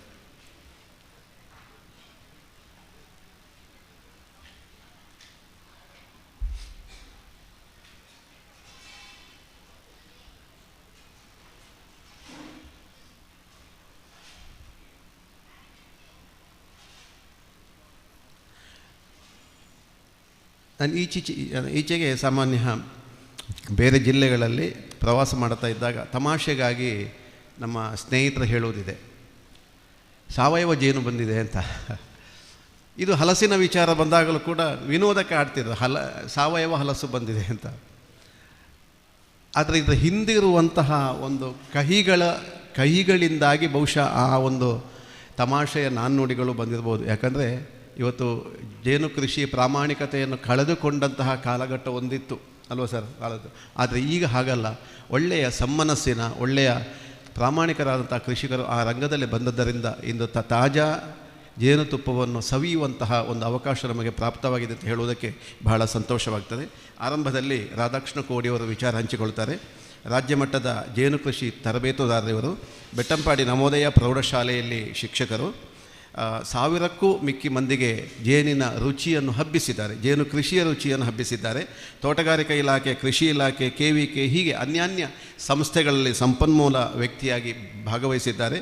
2018-19 ಶ್ರೇಷ್ಠ ಕೃಷಿ ಪ್ರಶಸ್ತಿಯನ್ನು ಕೂಡ ಪಡೆದಂತಹ ರಾಧಾಕೃಷ್ಣ ಕೋಡಿಯವರಿಂದ ಈಗ ಜೇನು ಕೃಷಿಯ ಅನುಭವ ದೊಡ್ಡ ಕ್ಷೇತ್ರ ಅದು. ಈ ಜೇನು ಕೃಷಿ ಈಚೆಗೆ ಒಲವು ಹೇಗೆ ಪಡಿತಾ ಇದೆ ಒಂದಷ್ಟು ಆ ವಿಚಾರದಲ್ಲಿ ಮಾತಾಡಬೇಕು ಅಂತ ವಿನಂತಿಸಿಕೊಳ್ತಾ ಇದ್ದೀನಿ.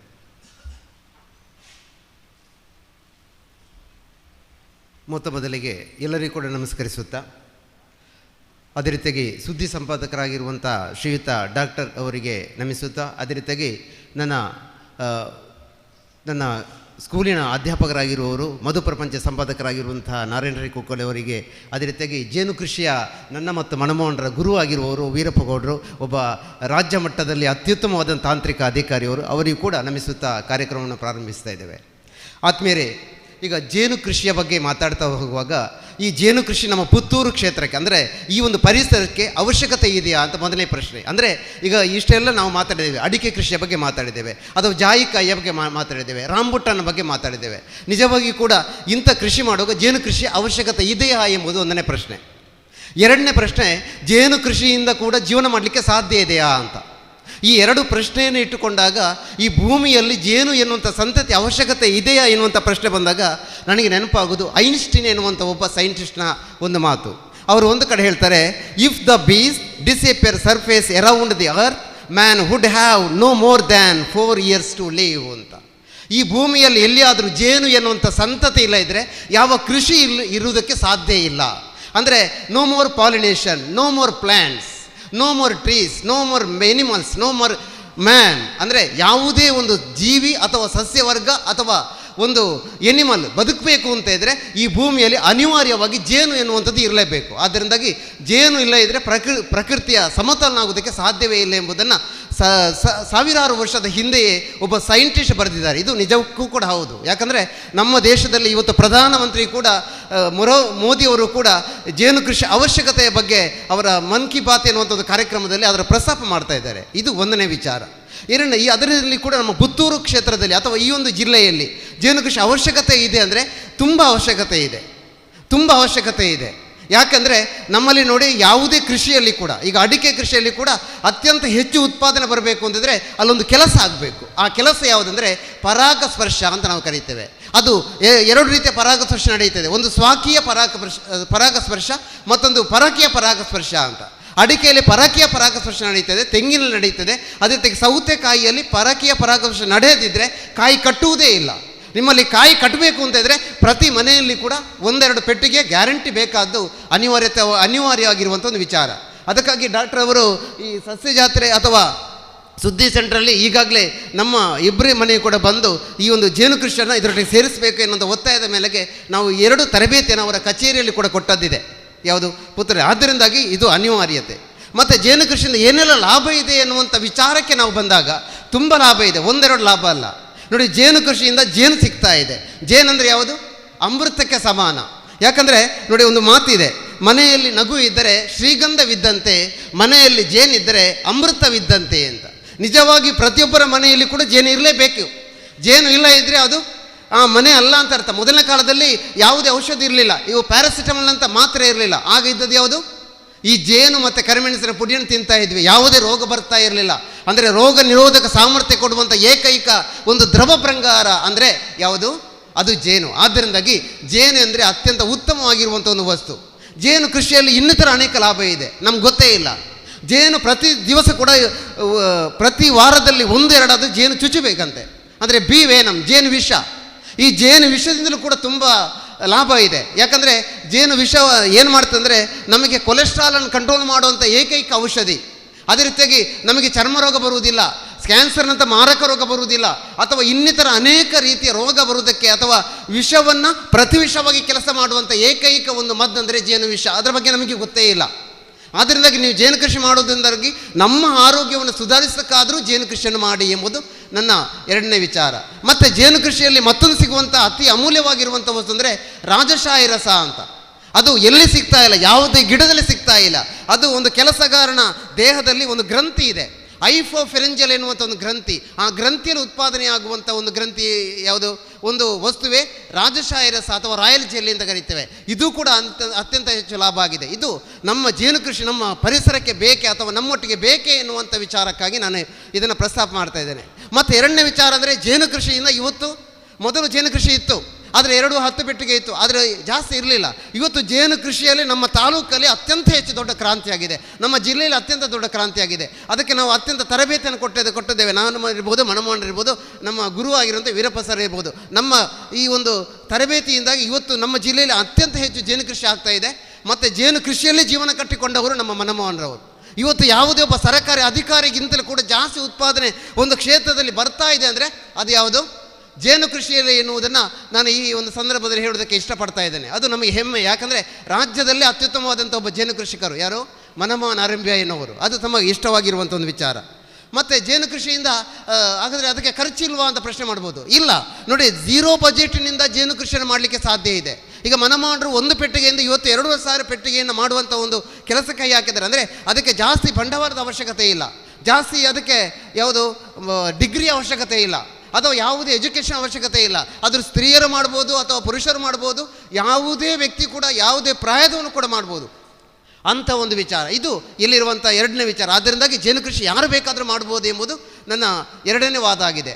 ಮತ್ತು ಮೂರನೇ ವಿಚಾರ ಏನಂದರೆ, ಜೇನು ಕೃಷಿಯಿಂದ ಈಗ ಪರ್ಯಾಯವಾಗಿ ಮಾಡಲಿಕ್ಕೆ ಸಾಧ್ಯ ಇಲ್ವಾ ಅಂತ. ಹೌದು ಇದೆ.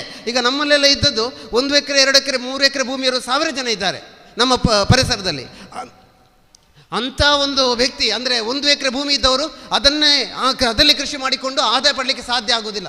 ಆಗ ಒಂದು ಪರ್ಯಾಯ ಕೃಷಿಯಾಗಿ ಕೂಡ ಯಾವುದು ಮಾಡಬಹುದು, ಈಗ ಜಾಯಿಕಾಯಿ ಅಥವಾ ಲವಂಗ ಅಥವಾ ಇನ್ನಿತರ ವಿಚಾರವನ್ನು ಪ್ರಸ್ತಾಪ ಮಾಡಿದ್ರಲ್ಲ, ಆ ರೀತಿಯಲ್ಲಿ ಜೇನು ಕೃಷಿಯಿಂದ ಮಾಡಲಿಕ್ಕೆ ಸಾಧ್ಯ ಇದೆ. ಇದು ಜೇನು ಕೃಷಿಯ ಈ ಒಂದು ವಿಚಾರ ಮಾಡಬಹುದು ಎನ್ನುವಂಥದ್ದು. ಇವತ್ತು ಯಾಕೆ ಇವರು ನಮ್ಮ ಸಂಪಾದಕರು ಒಂದು ವಿಚಾರವನ್ನು ತಮ್ಮ ಮುಂದೆ ಇಟ್ಟರು, ಈ ಜೇನು ಕೃಷಿಯ ಒಲವಿನ ಬಗ್ಗೆ ಅವರು ಮಾತಾಡಬೇಕು ಅಂತ ಹೇಳಿದರು. ಹೌದು, ನಿಜವಾಗಿ ಕೂಡ ಜೇನು ಕೃಷಿಯ ಬಗ್ಗೆ ಒಲವು ಇರಬೇಕು ಪ್ರತಿಯೊಬ್ಬರಿಗೆ. ಯಾಕಂದರೆ ಜೇನು ಕೃಷಿಯ ಬಗ್ಗೆ ಯಾಕೆ ಇರಬೇಕಂದ್ರೆ, ಒಂದು ಆಸಕ್ತಿ ಕೃಷಿ. ಒಮ್ಮೆ ಯಾರಾದರೂ ಜೇನು ಕೃಷಿಯನ್ನು ಪ್ರಾರಂಭ ಮಾಡಿದರೆ ಮತ್ತೆ ಅವು ಬಿಡುವುದಿಲ್ಲ, ಅವ ಬಿಡಲಿಕ್ಕೆ ಸಾಧ್ಯವೂ ಇಲ್ಲ. ಅಂಥ ಒಂದು ಆಸಕ್ತಿಯ ಒಂದು ಕ್ಷೇತ್ರ ಅಂದರೆ ಯಾವುದು, ಜೇನು ಕೃಷಿ ಆಗಿದೆ. ಮತ್ತು ಬೇರೆ ಕೃಷಿಗೆ ಹೋಲಿಕೆ ಮಾಡಿದರೆ ಅತ್ಯಂತ ಸುಲಭವಾಗಿ ನಿರ್ವಹಿಸುವಂಥ ಒಂದು ಉದ್ಯೋಗ ಅಂದರೆ ಅದು ಜೇನು ಕೃಷಿ ಆಗಿದೆ. ಮತ್ತು ಅದೇ ರೀತಿಯಾಗಿ ಇದಕ್ಕೆ ಡಿಗ್ರಿ ಅವಶ್ಯಕತೆ ಇಲ್ಲ, ಯಾವುದೇ ಭೂಮಿ ಅವಶ್ಯಕತೆ ಇಲ್ಲ. ಇವತ್ತು ಭೂಮಿ ಇಲ್ಲದವರು ಕೂಡ 5,000 ಪೆಟ್ಟಿಗೆಯನ್ನು ಮಾಡಿದವರಿದ್ದಾರೆ, 2,000 ಪೆಟ್ಟಿಗೆಯನ್ನು ಮಾಡಿದವರಿದ್ದಾರೆ, ಅತ್ಯಂತ ಹೆಚ್ಚು ಲಾಭವನ್ನು ಪಡೆದವರಿದ್ದಾರೆ. ಆದ್ದರಿಂದಾಗಿ ಜೇನು ಕೃಷಿ ಈ ಭೂಮಿ ಮೇಲೆ ಅವಶ್ಯಕತೆ ಇದೆ. ಮತ್ತು ನಮ್ಮ ಪರಿಸರದಲ್ಲಿ ಜೇನು ಕೃಷಿ ಅವಶ್ಯಕತೆ ಯಾಕಿದೆ ಅಂದರೆ, ನಮ್ಮ ಜಿಲ್ಲೆ ಅದರಲ್ಲಿ ಕೂಡ ನಮ್ಮ ತಾಲೂಕು ಪುತ್ತೂರು ಇರ್ಬೋದು, ಕಡಬ ಇರ್ಬೋದು ಅಥವಾ ಸುಳ್ಯ ಇರ್ಬೋದು, ಆ ತಾಲೂಕಿನಲ್ಲಿ ಅತ್ಯಂತ ಹೆಚ್ಚು ಜೇನು ಸಿಗುವಂಥ ಒಂದು ಜಾಗ. ಇದು ನಮ್ಗೆ ಗೊತ್ತಿಲ್ಲ. ಈಗಾಗಲೇ ಅದು ಕೇರಳದವರು, ತಮಿಳುನಾಡಿನವರು ಸಾವಿರಾರು ಪೆಟ್ಟಿಗೆಯನ್ನು ಅವರ ಆ ಒಂದು ಸುಳ್ಯ ತಾಲೂಕಿನಲ್ಲಿ ಬಂದಾಗ ಉಬರಡ್ಕ ಎನ್ನುವಂಥ ಏರಿಯಾದಲ್ಲಿ ಸಾವಿರಾರು ಪೆಟ್ಟಿಗೆ ಅವ್ರದ್ದೇ ಇದೆ. ಅದರ ಅರ್ಥ ಏನಂದರೆ, ಅವರು ಕೇರಳದಿಂದ ಬಂದು ಇಲ್ಲಿ ಯಾಕೆ ಜೇನು ಕೃಷಿ ಮಾಡ್ತಾರೆ ಅಂದರೆ ಅದರಿಂದ ತುಂಬ ಲಾಭ ಇದೆ ಎನ್ನುವುದು. ಅದು ನಮಗೆ ಮಾಹಿತಿಯ ಕೊರತೆ ಇದೆ. ಆದ್ದರಿಂದಾಗಿ ಪ್ರತಿಯೊಬ್ಬರು ಕೂಡ ಸರಿಯಾದ ತರಬೇತಿಯನ್ನು ಪಡೆದರೆ ಮಾತ್ರ ಜೇನು ಕೃಷಿ ಮಾಡಲಿಕ್ಕೆ ಸಾಧ್ಯ ಇದೆ. ಒಂದು. ಎರಡನೇ ವಿಚಾರ ಏನಂದರೆ, ಜೇನು ಕೃಷಿ ಮಾಡಬೇಕು ಅಂತಂದರೆ ಏಕಾಏಕ ಜೇನು ಕೃಷಿ ಮಾಡೋದಲ್ಲ, ಅದಕ್ಕೆ ತರಬೇತಿ ಅವಶ್ಯಕತೆ ಇದೆ ಎಂಬುದು ನಮ್ಮ ವಾದ. ಯಾಕಂದರೆ ನಾವು ಕೂಡ ಸೋತವರೇ. ನಾವು ಒಂದೆರಡು ಪೆಟ್ಟಿಗೆಯನ್ನು ಮಾಡಿ 10 ವರ್ಷ 12 ವರ್ಷ ನಾನು ಮತ್ತು ಮನಮೋಹನರು ಒದ್ದಾಡಿದಂಥ ವಿಚಾರ ಇದ್ದಾಗ ಉಂಟಲ್ಲ, ವಿಷಯ ಇದ್ದಾಗ ಉಂಟಲ್ಲ, ತುಂಬ ಬೇಸರ ಆಗ್ತಾ ಇದೆ. ಆದರೆ ತರಬೇತಿ ಇಲ್ಲ. ಆಗ ನಮ್ಮ ಗುರುವಾಗಿರೋ ವೀರಪ್ಪ ದೊರಕಿದ್ದು ನಮ್ಮ ಪಾಲಿನ ಒಂದು ರೀತಿಯ ದೇವರು ಅಂತ ನಾವು ಈ ಸಂದರ್ಭದಲ್ಲಿ ಹೇಳೋದಕ್ಕೂ ಕೂಡ ಇಷ್ಟಪಡ್ತಾ ಇದ್ದೇನೆ. ಯಾಕಂದರೆ ತರಬೇತಿನ ಅವಶ್ಯಕತೆ ಇದೆ, ನಿಖರವಾದಂಥ ಮಾಹಿತಿ ಅವಶ್ಯಕತೆ ಇದೆ ಅಂತ. ಇಲ್ಲಿ ಎಲ್ಲಿಯಾದರೂ ಜೇನು ಕೃಷಿಕನಿಗೆ ನಿಖರವಾದಂಥ ಮಾಹಿತಿ ಇಲ್ಲ ಇದ್ದರೆ ಗ್ಯಾರಂಟಿ ಸೋತಾಗ್ತಾನೆ. ಅಥವಾ 1 ತರಬೇತಿ 2 ತರಬೇತಿ ಬಂದರೂ ಕೂಡ ಒಂದೆರಡು ವರ್ಷ ಅವ ತರಬೇತಿಯಲ್ಲಿ ಅಥವಾ ಪ್ರಾಯೋಗಿಕವಾಗಿ ಜೇನು ಕೃಷಿ ಮಾಡುವಲ್ಲಿ ಅವನು ಸೋತೋಗಿದ್ದಾನೆ. ತುಂಬ ವಿಚಾರ ಇದೆ. ಈಗ ಇಲ್ಲಿ ವೇದಿಕೆಯಲ್ಲಿ ಅಜಿತ್ ಶೆಟ್ಟಿ ಅಂತ ಒಬ್ಬರು ಇದ್ದರು, ಅವರು ರಾಂಬುಟಾನ್ ಮಾಡ್ತಾ ಇದ್ದಾರೆ. ನಮ್ಮಿಂದ ಜೇನು ಕೃಷಿ ತರಬೇತಿ ಪಡೆದಂತಹ ಒಬ್ಬ ಸ್ನೇಹಿತರು ಅಲ್ಲಿದ್ದಾರೆ. ಅವರ 200 ಪೆಟ್ಟಿಗೆ ಅವರ ತೋಟದಲ್ಲಿದೆ. ಅವರಲ್ಲಿ ಬೇಕಾದರೆ ಈಗ ವಿಚಾರಿಸ್ಬೋದು. ಅವರು ಈಗ ಮೋಸ್ಟ್ಲಿ ಹೋಗಿ ಆಗಿದೆ ಅಲ್ಲ ಸರ್? ಎಷ್ಟು ಪೆಟ್ಟಿಗೆ ಇದೆ ಸರ್ ನಿಮ್ಮ ಅವರ ತೋಟದಲ್ಲಿ? ಅವರ ತೋಟದಲ್ಲಿ 40 ಪೆಟ್ಟಿಗೆ ಇದೆ ರಾಂಬುಟಾನಲ್ಲಿ. ಯಾಕಂದರೆ ರಾಂಬುಟಾನ್ ಒಬ್ಬ ಕೃಷಿ ರಾಂಬುಟಾನ್ ಕೃಷಿ ಮಾಡ್ತಾ ಇದ್ದರೆ ಅವರು ಎಲ್ಲಿಯಾದರೂ ಆ ಪೆಟ್ಟಿಗೆ ಅವರಲ್ಲಿ ಇದ್ದರೆ 80% ಆದಾಯ ಗ್ಯಾರಂಟಿ ಬರ್ತದೆ. ಅವರು ರಾಂಬುಟಾನ್ ತೋಟದಲ್ಲಿ ಜೇನು ಪೆಟ್ಟಿಗೆ ಇಡದಿದ್ದರೆ ಗ್ಯಾರಂಟಿ ಅದರಲ್ಲಿ 30% ಮಾತ್ರ ಲಾಭ ಬರ್ಬೋದು. ಈಗ ಮನಮೋಹನರ ಪೆಟ್ಟಿಗೆ ಕೂಡ ಇಲ್ಲಿ ಕೃಷ್ಣ ಶೆಟ್ಟಿ ಅಂತ ಕಡಪದಲ್ಲಿದ್ದಾರೆ. ಅವರ ರಾಂಬುಟಾನ್ ತೋಟದಲ್ಲಿ ಕೂಡ ಅತ್ಯಂತ ಹೆಚ್ಚು ಜೇನು ಪೆಟ್ಟಿಗೆ ಮನಮೋಹನರದ್ದು ಕೂಡ ಇದೆ. ಮನಮೋಹನರದ್ದು ಪೆಟ್ಟಿಗೆ 1-2 ಕಡೆಯಲ್ಲಿ ಇರ್ತಾರೆ, 200 ಕಡೆಯಲ್ಲಿದೆ, 200 ತೋಟದಲ್ಲಿದೆ ನೋಡಿ. ಆದ್ದರಿಂದಾಗಿ ಈ ಜೇನು ಕೃಷಿ ನಿಜವಾಗಿ ಕೂಡ ಒಂದು ಪರೋಪಕಾರಿಯಾಗಿರುವಂಥ ಒಂದು ಕೆಲಸ. ನೀವು ಜೇನು ಕೃಷಿ ಮಾಡೋದ್ರಿಂದ ಒಂದು ದೇಶವನ್ನು ಸೇವೆ ಮಾಡ್ಬೋದು. ಯಾಕಂದರೆ ನೀವು ಆದಾಯ ಪಡೋದಕ್ಕಿಂತ ಜಾಸ್ತಿಯಾಗಿ ನಿಮ್ಮ ಪರಿಸರದಲ್ಲಿ ಅದಕ್ಕಿಂತ ಆದಾಯ ಜಾಸ್ತಿ ಬರ್ತಾ ಇದೆ ಎನ್ನುವಂಥ ಒಂದು ವಿಚಾರ. ಈಗ ಜೇನು ಕೃಷಿಯಲ್ಲಿ ಬರುವಂಥದ್ದು ನಮಗೆ ಜೇನು ಕೃಷಿಕರಿಗೆ ಬಂದು 10% ಮಾತ್ರ ಆದಾಯ. ಆದರೆ 90% ಆದಾಯ ಯಾರಿಗೆ? ಬೇರೆಯವರಿಗೆ ಹೋಗ್ತಾ ಇದೆ, ತೋಟದವರಿಗೆ ಹೋಗ್ತಾ ಇದೆ. ಆದ್ದರಿಂದಾಗಿ ಜೇನು ಕೃಷಿ ಎನ್ನುವುದು ಒಂದು ದೇಶದ ಒಂದು ಸೇವೆ ಮಾಡುವಂಥ ಒಂದು ಕೆಲಸ. ಅಂದರೆ ಸಮಾಜ ಸೇವೆ ಮಾಡಬೇಕು ಅಂದರೆ ಜೇನು ಕೃಷಿ ಮಾಡಬೇಕಾದಂಥ ಒಂದು ವಿಚಾರ ಇದೆ. ಇದು ಇಲ್ಲಿರುವಂಥ ಒಂದು ವಿಚಾರ. ಮತ್ತು ಜೇನು ಕೃಷಿ ಮಾಡಬೇಕು ಅಂತ ಇದ್ದರೆ ಪ್ರಧಾನವಾಗಿ 2 ವಿಚಾರ ಗೊತ್ತಿರಬೇಕು. ಒಂದು, ಆ ಒಂದು ಕುಟುಂಬವನ್ನು ನಿರ್ವಹಿಸುವಂಥದ್ದು, ಅಂದರೆ ಕುಟುಂಬದ ಪರಿಚಯ ಬೇಕು. ಈ ಕುಟುಂಬದ ಪರಿಚಯ ಹೇಗಂದರೆ ಒಂದು ಜೇನು ಪೆಟ್ಟಿಗೆಯಲ್ಲಿ ಒಂದು ಕುಟುಂಬ ಅಂತಿದೆ. ಆ ಕುಟುಂಬದಲ್ಲಿ ಪ್ರಧಾನವಾಗಿ 3 ಕೀಟ ಇದೆ. ಒಂದು ಕ್ವೀನ್ ಇದೆ, 2ನೇದು ವರ್ಕರ್ಸ್ ಇದೆ, 3ನೇದು ಡ್ರೋನ್ ಇದೆ.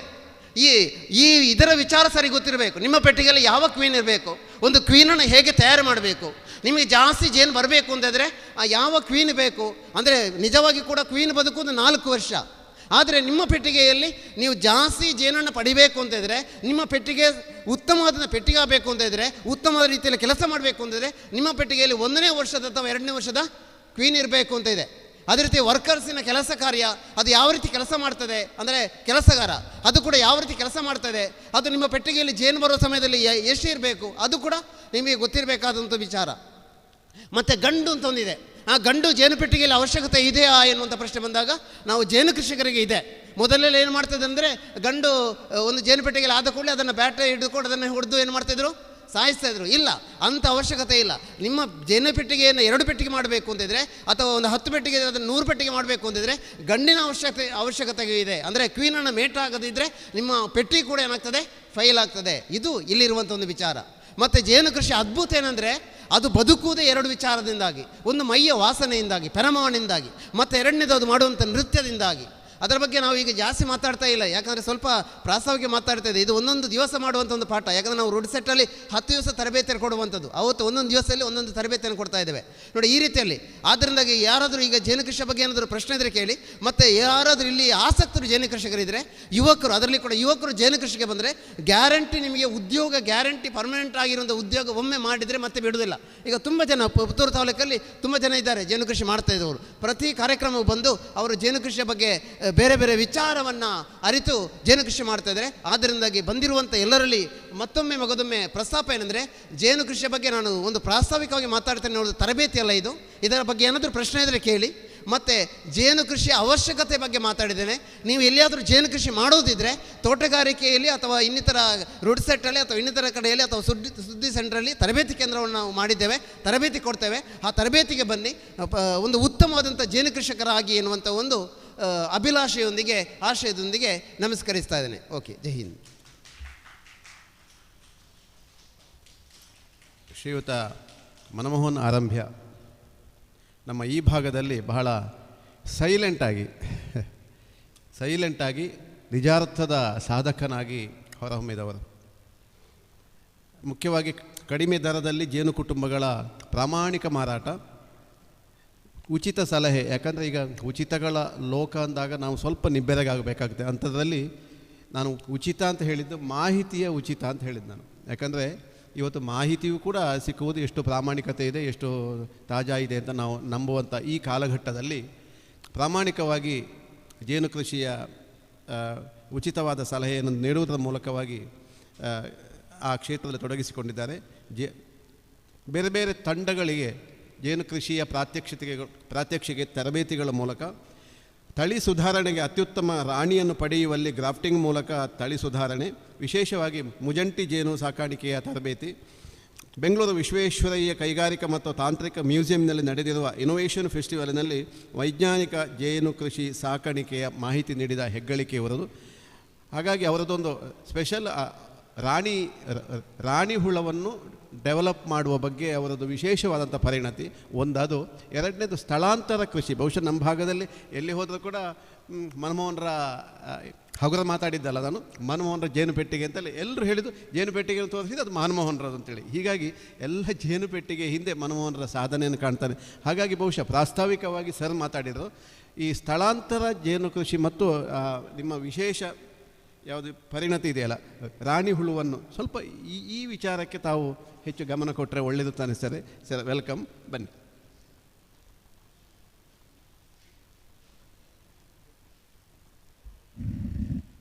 ಎಲ್ಲರಿಗೂ ನಮಸ್ಕಾರ.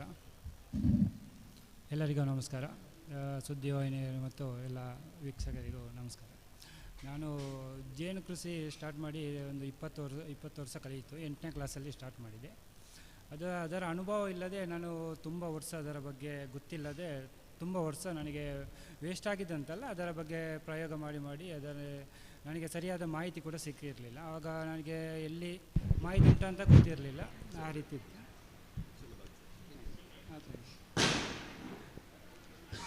ಸರಿಯಾದ ಮಾಹಿತಿ ಸಿಕ್ಕದೆ ನಾನು ತುಂಬ ವರ್ಷ ಜೇನು ಕೃಷಿಯಲ್ಲಿ ನನಗೆ ಜಾಸ್ತಿ ಮಾಡಲಿಕ್ಕೆ ಆಗೋದಿಲ್ಲ.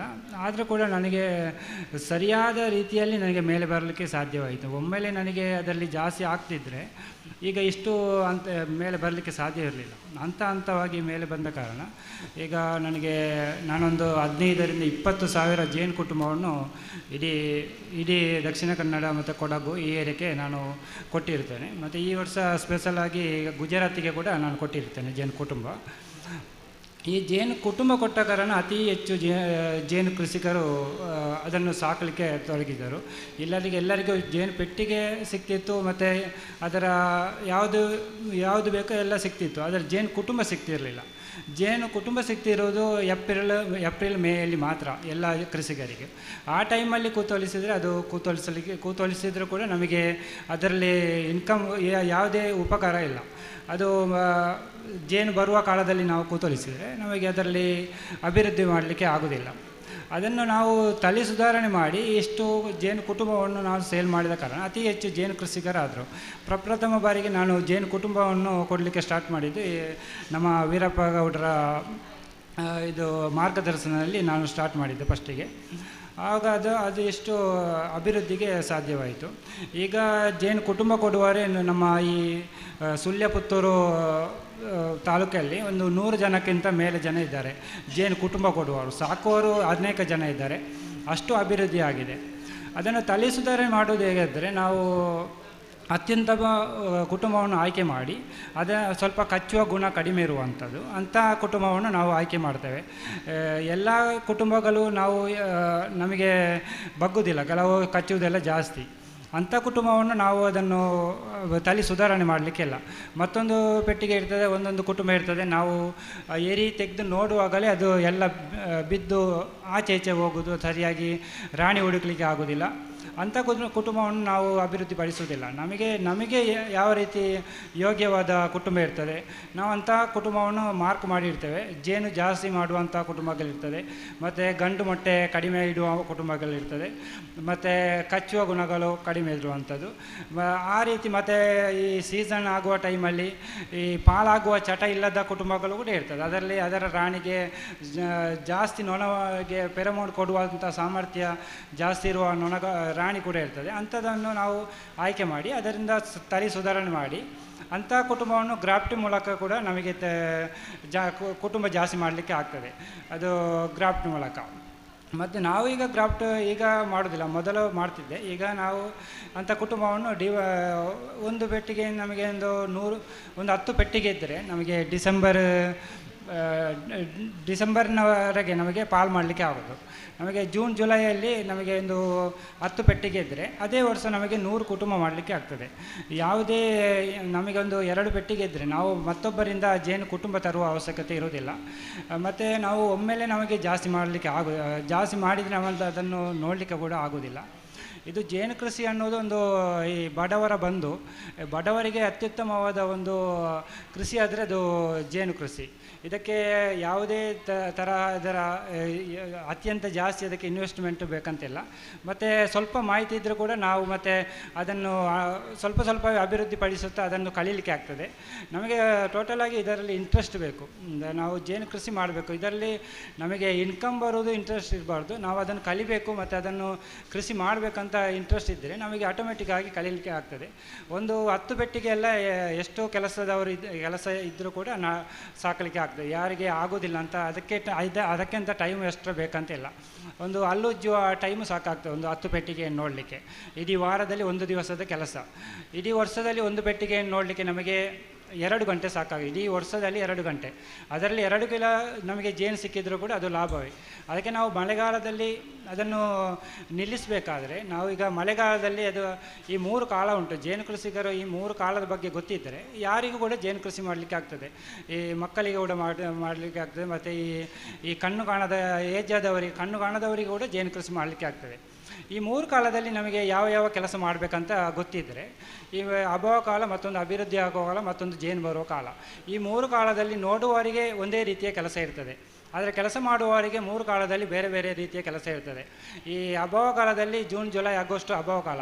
ಆ ಟೈಮಲ್ಲಿ ನಮಗೆ 3 ತಿಂಗಳಲ್ಲಿ ಟೋಟಲಾಗಿ ಅರ್ಧ ಗಂಟೆ ಬೇಕಾದು.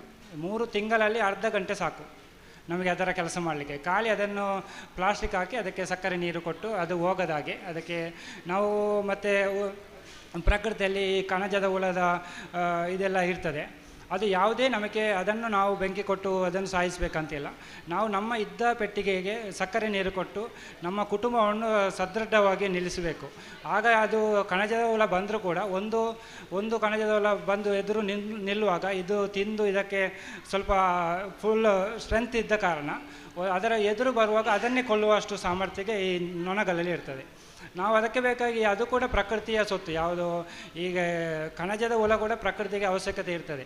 ನಾವು ಅಂಥದ್ದನ್ನು ಸುಮ್ಮನೆ ನಾವು ಅದಕ್ಕೆ ಬೆಂಕಿ ಕೊಡುವುದಕ್ಕಿಂತ ನಮ್ಮ ಇದ್ದ ಕುಟುಂಬವನ್ನು ನಾವು ಅದಕ್ಕೆ ಸರಿಯಾದ ಅದಕ್ಕೆ ಆಹಾರವನ್ನು ಕೊಟ್ಟು ನಮಗೆ ಇಡೀ ವರ್ಷದಲ್ಲಿ 1 ಪೆಟ್ಟಿಗೆ ನಮಗೆ ಜಾಸ್ತಿ ಕೊಟ್ಟರೆ 1 ಪೆಟ್ಟಿಗೆ ಒಂದು 5 kg ಸಕ್ಕರೆ ಬೇಕಾಗ್ತದೆ.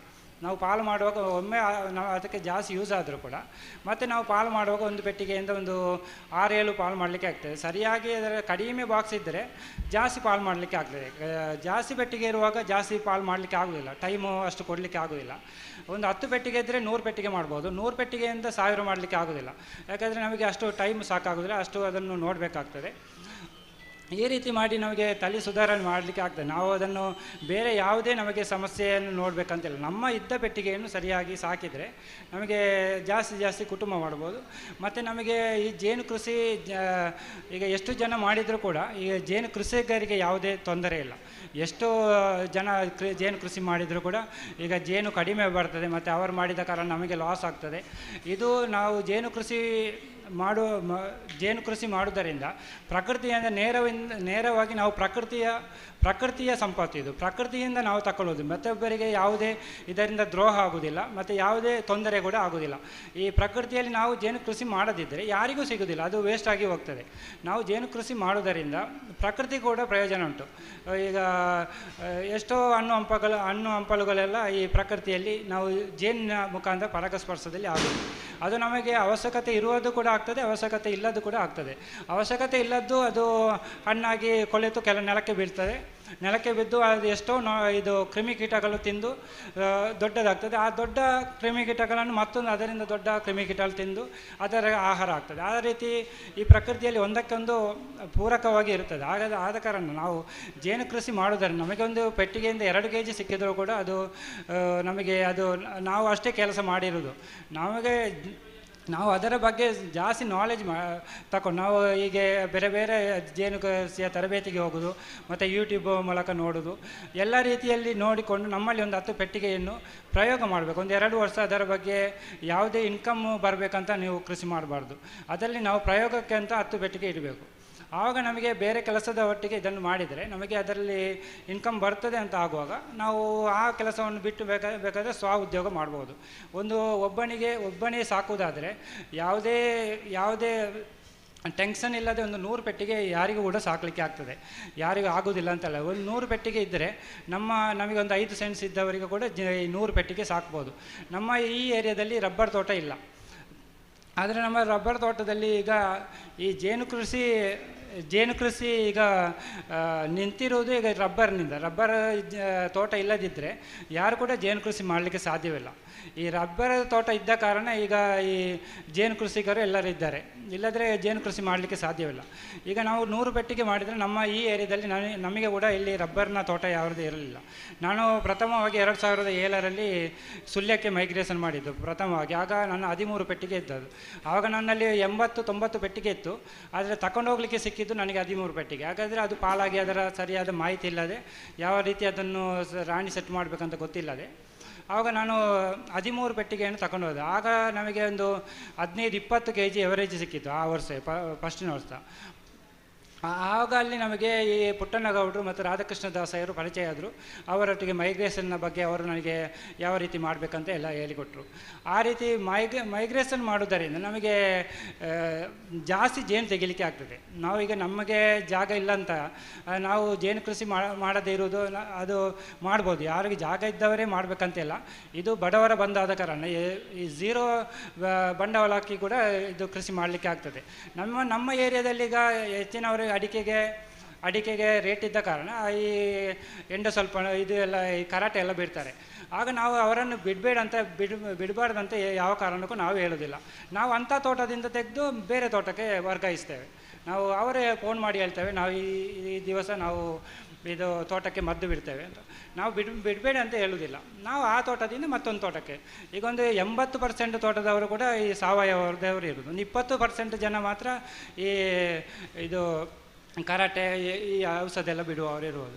ಆದ ಕಾರಣ ಜೇನು ಕೃಷಿ ಮಾಡುವವರಿಗೆ ಯಾವುದೇ ತೊಂದರೆ ಇಲ್ಲ. ಈ ಮೈಗ್ರೇಷನ್ ಮಾಡುವ ಕಾರಣ ನಾವು ಒಂದು ಕಡೆ ಆಗದಿದ್ದರೆ ಮತ್ತೊಂದು ಕಡೆ ತಗೊಂಡು ಹೋಗಬೇಕು. ಒಂದು 100 ಪೆಟ್ಟಿಗೆ ಎಲ್ಲ ಇದ್ದರೆ ನಮಗೆ ತಿಂಗಳಿಗೆ ಕಡಿಮೆಯಲ್ಲಿ ಒಂದು 15,000 ಸಂಪಾದನೆ ಮಾಡ್ಬೋದು ಎವರೇಜ್ ಆಗುವಾಗ. ಅತಿ ಕಡಿಮೆ, ನಮಗೆ ಜಾಸ್ತಿ ಕೆಲಸ ಕೂಡ ಇಲ್ಲ, ಒಬ್ಬನೇ ಕೆಲಸ ಮಾಡಲಿಕ್ಕೆ ಆಗ್ತದೆ. ಮತ್ತು ಜೇನು ತೆಗೆಯುವ ಟೈಮಲ್ಲಿ ಮಾತ್ರ ಸ್ವಲ್ಪ ಜಾಸ್ತಿ ಕೆಲಸ ಇರೋದು. ಆ ಟೈಮಲ್ಲಿ ಮನೆಯವರನ್ನೆಲ್ಲ ಕರ್ಕೊಂಡು ಹೋಗಿ ನಮಗೆ ಕೃಷಿ ಮಾಡಿ ಒಂದು 100 ಪೆಟ್ಟಿಗೆ ಆರಾಮವಾಗಿ ಯಾವುದೇ ಟೆನ್ಷನ್ ಇಲ್ಲದೆ ಬೇರೆ ಕೆಲಸದೊಟ್ಟಿಗೆ ಮತ್ತು ಈ ಹೈನುಗಾರಿಕೆ ಮಾಡುವವರು ಮತ್ತು ಯಾವುದೇ ಕೆಲಸ ಮಾಡುವವರು ಕೂಡ ಈ 100 ಪೆಟ್ಟಿಗೆಯನ್ನು ಮಾಡ್ಬೋದು. ಅದಕ್ಕಿಂತ ಜಾಸ್ತಿ ಆಗುವ ನಮಗೆ ಖರ್ಚು ಜಾಸ್ತಿ ಆಗ್ತದೆ. 100ಕ್ಕಿಂತ ಜಾಸ್ತಿ ಆಗುವಾಗ ನಮಗೆ 100ರವರೆಗೆ ಒಂದು ಬೈಕ್ ಇದ್ದರೂ ಕೂಡ ನಮಗೆ ಜೇನು ಕೃಷಿ ಮಾಡ್ಬೋದು. ಇದಕ್ಕೆ ಬೇರೆ ಯಾವುದೇ ವಾಹನ ಬೇಕಂತಿಲ್ಲ. 100ಕ್ಕಿಂತ ಜಾಸ್ತಿ ಆಗುವಾಗ ನಮಗೆ ಎಲ್ಲ ವ್ಯವಸ್ಥೆಗಳು ಡಬ್ಬಲ್ ಆಗ್ತದೆ. ಆಗ ನಮಗೆ ಇನ್ಕಮ್ ಕಡಿಮೆ ಆಗ್ತದೆ. ಮತ್ತು 100ಕ್ಕಿಂತ ಜಾಸ್ತಿ ಮಾಡುವಾಗ ಒಂದು 500 ಆದರೂ ಮಾಡಬೇಕಾಗ್ತದೆ, ಒಂದು ಟೀಮು ಮಾಡಿ ಇದು ಮಾಡಬೇಕಾಗ್ತದೆ. ಈ ರೀತಿ ಜೇನು ಕೃಷಿ ಅತ್ಯಂತ ಸುಲಭವಾದ ಕೃಷಿ. ಈ ಎಲ್ಲ ಕೃಷಿಗಿಂತ ಅತ್ಯಂತ ಸುಲಭವಾದ ಕೃಷಿ ಜೇನು ಕೃಷಿ. ಆದರೆ ನಮಗೆ ಅದರ ಮಾಹಿತಿ ಪಡಿಬೇಕಾದ್ರೆ ಒಂದು 2 ವರ್ಷ ಬೇಕಾಗ್ತದೆ. ಒಂದೇ ವರ್ಷದಲ್ಲಿ ಯಾವುದೇ ಅದರ ಕಂಪ್ಲೀಟ್ ಗೊತ್ತಾಗೋದಿಲ್ಲ. ಬೇರೆಯವರದ್ದು ನಮಗೆ ಈಗ ಬೇರೆಯವ್ರ ಕೇಳಬೇಕಾದ್ರೆ ಏನು ಸಮಸ್ಯೆ ಆದರೆ ನಮಗೆ ಹೇಳ್ಬೇಕಾದ್ರೆ ನಮಗೆ ಆ ಸಮಸ್ಯೆ ಯಾವುದಂತ ಗೊತ್ತಿರಬೇಕಾಗ್ತದೆ. ಆ ಕಾರಣ ಆ ರೀತಿ ನಮಗೆ ಸಾಕಿರ್ತದೆ. ಆ ರೀತಿ ನಾವು ಒಂದು 2-3 ವರ್ಷ ಅದರ ಬಗ್ಗೆ ಸರಿಯಾದ ನಾಲೆಜ್ ತಗೊಂಡು ಸಾಕಿದರೆ ಯಾರಿಗೂ ಕೂಡ ಜೇನು ಕೃಷಿ ಮಾಡಲಿಕ್ಕೆ ಆಗ್ತದೆ. ನಮ್ಮ ಊರಲ್ಲಿ ಜೇನು ಸಿಗದಿದ್ದರೆ ಬೇರೆ ಈ ಜೇನು ಇದ್ದ ಕಡೆ ಇರ್ತದೆ. ಈಗ ನಮಗೆ ಅತ್ಯಂತ ಕ್ವಾಲಿಟಿ ಜೇನು ಸಿಗೋದು ಈ ಕುಂಟಾಲ್ ಅಂತ. ಆಗ ಅವರು ಹೇಳಿದ್ರು ಅದರ ತಲೆ ಈಗ ಅಭಿವೃದ್ಧಿಪಡಿಸುತ್ತಾ ಇದ್ದೇವೆ ಅಂತ. ಅದರಲ್ಲಿ ಅತ್ಯುತ್ತಮವಾದ ಇದು ಜೇನು ಸಿಗೋದು ಕುಂಟಾಲ್, ಅದು ಭಾರಿ ಕಡಿಮೆ. ಆಗ ನಾವು ಈಗ ಒಂದೊಂದು ಏರಿಯಾದಲ್ಲಿ ನಾವು ರಬ್ಬರ್ ತೋಟದಲ್ಲಿ 25-30 ಪೆಟ್ಟಿಗೆಯನ್ನು ಇಟ್ಟು 30 ಕೂಡ ಇಟ್ಟು ನಾವು ಜೇನು ತೆಗಿತೇವೆ.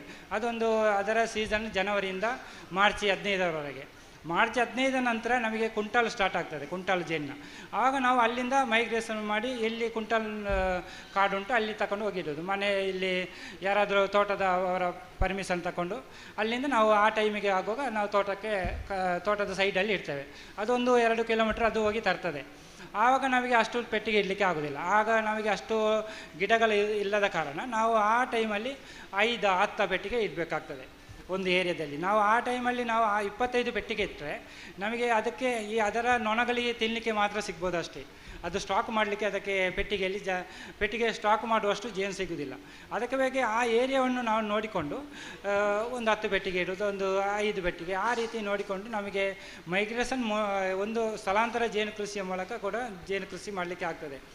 ಇದರಲ್ಲಿ ಆಗೋದಿಲ್ಲ ಅಂತ ಇಲ್ಲ, ಇದು ಪ್ರಶ್ನೆಯೇ ಬರೋದಿಲ್ಲ. ಯಾರಿಗೂ ಕೂಡ ಜೇನು ಕೃಷಿ ಮಾಡಲಿಕ್ಕೆ ಆಗ್ತದೆ. ಅದರ ಸ್ವಲ್ಪ ಮಾಹಿತಿ ಕೂಡ ಬೇಕಾಗ್ತದೆ, ಮತ್ತು ಅರ್ಜೆಂಟ್ ಮಾಡಲಿಕ್ಕೆ ಆಗೋದಿಲ್ಲ ಇದರಲ್ಲಿ. ಯಾಕಂದರೆ ನಾವು ಹೆಚ್ಚಿನವರಿಗೆ ಈ ವರ್ಷ ಸ್ಟಾರ್ಟ್ ಮಾಡಿದ ವರ್ಷವೇ ಅದರಲ್ಲಿ ಇನ್ಕಮ್ ಸಿಗಬೇಕಂತ ಹೆಚ್ಚಿನವರ ಅತಿ ಆಸೆ ಇರ್ತದೆ. ಇದು ನಾವು ಅದರ ವಿದ್ಯೆ ಕಲಿತರೆ ಮಾತ್ರ ಇದರಲ್ಲಿ ನಮಗೆ ಇನ್ಕಮ್ ಬರೋದು. ವಿದ್ಯೆ ಕಲಿಯದೆ ಇದರಲ್ಲಿ ಇನ್ಕಮ್ ಇರೋದಿಲ್ಲ. ಇದು ಪ್ರಕೃತಿಯ ಸ್ವತ್ತು ಆದ ಕಾರಣ ನಮಗೆ ಬೇಕಾದ ರೀತಿಯಲ್ಲಿ ಅದನ್ನು ನಾವು ಸಾಕುತ್ತಾ ಬರೋದು. ಆಗ ಅದು ಅದರ ಕೆಲಸ ಮಾಡುವಾಗ ಜೇನು ಬರ್ತದೆ. ನಾವು ನಮ್ಮ ಕೆಲಸ ಮಾಡಬೇಕು, ಅದರ ಕೆಲಸ ಅದು ಮಾಡ್ತದೆ. ಆಗ ನಾವು ಸಾಕುವುದು ಯಾವ ರೀತಿ ಅಂತ ಸಾಕಬೇಕಂತ ಗೊತ್ತಿದ್ದರೆ ನಮಗೆ ಸರಿಯಾದ ಜೇನು ಕೂಡ ಸಿಗ್ತದೆ. ನಮಗೆ ಅತಿ ಕಡಿಮೆ ಬಂಡವಾಳ ಹಾಕಿ ಅತಿ ಹೆಚ್ಚು ಇದು ಇನ್ಕಮ್ ಕೂಡ ತೆಗಿಲಿಕ್ಕೆ ಆಗ್ತದೆ.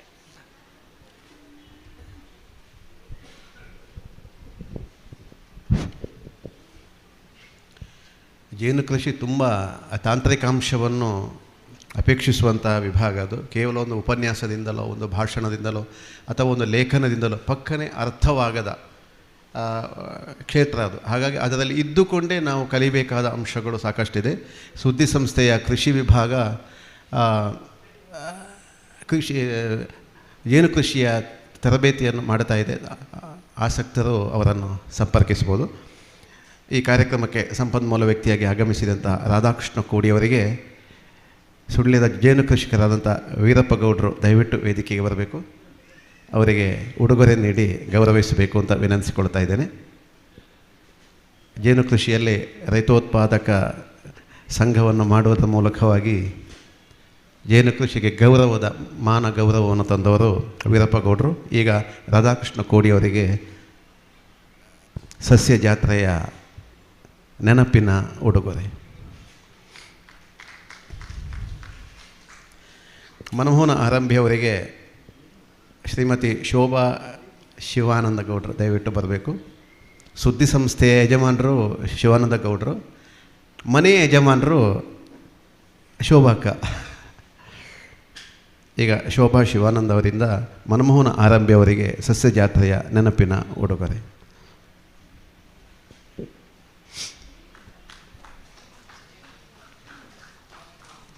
ನಿರಂತರವಾಗಿ ಜೇನು ಕೃಷಿಯ ಮಾಹಿತಿ ತರಬೇತಿ ಶಿಬಿರ ನಮ್ಮಲ್ಲಿ ನಡೀತಾ ಇರ್ತದೆ. ರಾಧಾಕೃಷ್ಣರು ಮತ್ತು ಮನಮೋಹನ್ ತರಬೇತಿದಾರರು. ಆದ್ದರಿಂದ 2 ತಿಂಗಳಿಗೊಮ್ಮೆ ನಡೀತಾ ಪತ್ರಿಕೆಯಲ್ಲಿ ಬರ್ತಾ ಇರ್ತದೆ. ಆಸಕ್ತರು ಹೆಸರು ಕೊಟ್ಟಾಗ ಅದಕ್ಕಾಗಿ ಇಲ್ಲಿ ಪ್ರಶ್ನೋತ್ತರ ತಗೊಳ್ಳಿಲ್ಲ. ಇನ್ನು ಪ್ರಶ್ನೆ ಅವರು ಹೇಳಿದ್ದಾರೆ, ನಾಡ್ದು ಮುಂದುವರಿಸ್ತೇವೆ ಕಾರ್ಯಕ್ರಮದಲ್ಲಿ. ಅಲ್ಲಿ ಬಂದಾಗ ಇಡೀ ದಿವಸ ಅದು ತರಬೇತಿ ಮತ್ತು ಪ್ರಶ್ನೋತ್ತರ ಪ್ರಾಕ್ಟಿಕಲ್ ಕಾರ್ಯಕ್ರಮ ಮಾಡ್ತೇವೆ.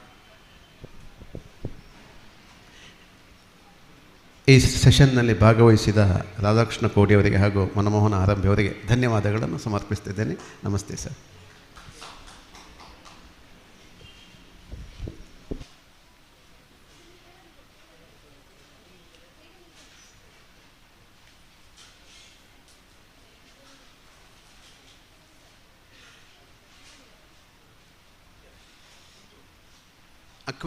ಅಕ್ವೇರಿಯಂ ಕುರಿತಂತಹ ಮಾಹಿತಿಗಳ ಸೆಕ್ಷನು ಶ್ರೀಯುತ ಶಶಿಕುಮಾರ್ ಕಾರ್ಕಳ್ ಅವರು ನಮ್ಮ ಮಧ್ಯೆ ಸೇರಿಕೊಂಡಿದ್ದಾರೆ. ದಯವಿಟ್ಟು ಅವರು ವೇದಿಕೆಗೆ ಬರಬೇಕು ಅಂತ ವಿನಂತಿಸಿಕೊಳ್ತಾ ಇದ್ದೇನೆ.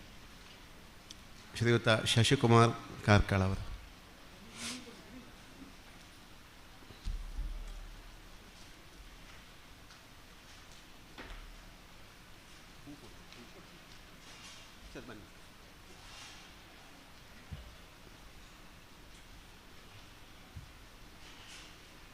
ಸುದ್ದಿ ಸಂಸ್ಥೆಯ ಸಿಂಚನ ಅವರು ಶಶಿಕುಮಾರ್ ಕಾರ್ಕಳ್ ಅವರಿಗೆ ಪುಷ್ಪ ನೀಡಿ ಗೌರವಿಸ್ತಾ ಇದ್ದಾರೆ. ಸರ್, ನಿಮಗೆ ಈ ಕಾರ್ಯಕ್ರಮಕ್ಕೆ ಸ್ವಾಗತವನ್ನು ಬಯಸ್ತಾ ಇದ್ದೇನೆ.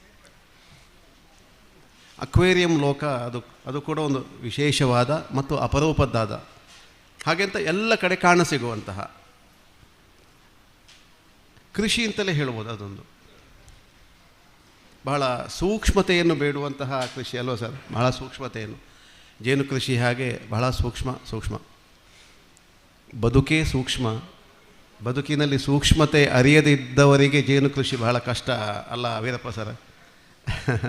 ಹಾಗಾಗಿ ಅಕ್ವೇರಿಯಂ ಕೂಡ ಇವತ್ತು ನಾವು ಬೇರೆ ಬೇರೆ ಅಲಂಕಾರಿಕವಾಗಿ ಈ ಮನೆಯಲ್ಲಿ ಅಕ್ವೇರಿಯಮ್ಮು ಹೂವಿನ ಗಿಡಗಳನ್ನೆಲ್ಲ ನಾವು ಬೆಳೆಸೋದು ನಮ್ಮ ಮನಸ್ಸು ದಣಿಲಿಕ್ಕೆ, ಕಣ್ಣು ದಣಿಲಿಕ್ಕೆ, ಆ ಮೂಲಕವಾಗಿ ಜೀವನದಲ್ಲಿ ಸುಭಗತೆಯನ್ನು ಕಾಣುವುದಕ್ಕೆ ಅಂತ ನಮ್ಮ ಹಿರಿಯರು ಹೇಳ್ತಾ ಬಂದರು. ಹಾಗಾಗಿ ಇವತ್ತು Matsyakanya aqua farm animal care Ennehole Karkala Udupi ಇಲ್ಲಿಂದ ಬಂದಿದ್ದಾರೆ ಶಶಿಕುಮಾರ್ ಕಾರ್ಕಳ. ಈ ಕ್ಷೇತ್ರದಲ್ಲಿ ಬಹಳಷ್ಟು ಅನುಭವವುಳ್ಳವರು. ದಯವಿಟ್ಟು ಅವರು ತಮ್ಮ ಅಕ್ವೇರಿಯಂ ಅನುಭವಗಳನ್ನು ಸಸ್ಯಜಾತ್ರೆಯ ನಮ್ಮೆಲ್ಲ ಹಸಿರು ಬಂಧುಗಳಿಗೆ ಹಂಚಿಕೊಳ್ಳಬೇಕು ಅಂತ ವಿನಂತಿಸ್ಕೊಳ್ತಾ ಇದ್ದೇನೆ. ಸರ್, ದಯವಿಟ್ಟು ಬನ್ನಿ.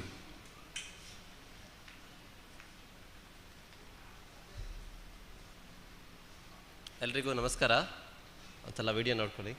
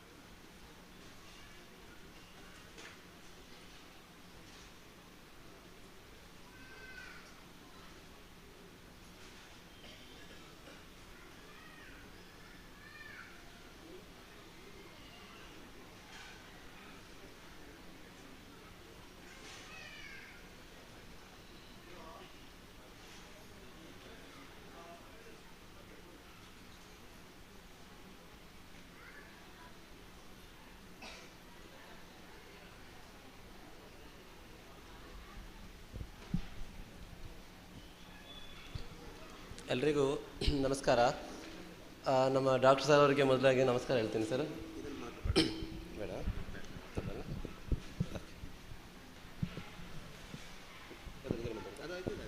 ಸಾಕು, ತೊಂದರೆ ಇಲ್ಲ.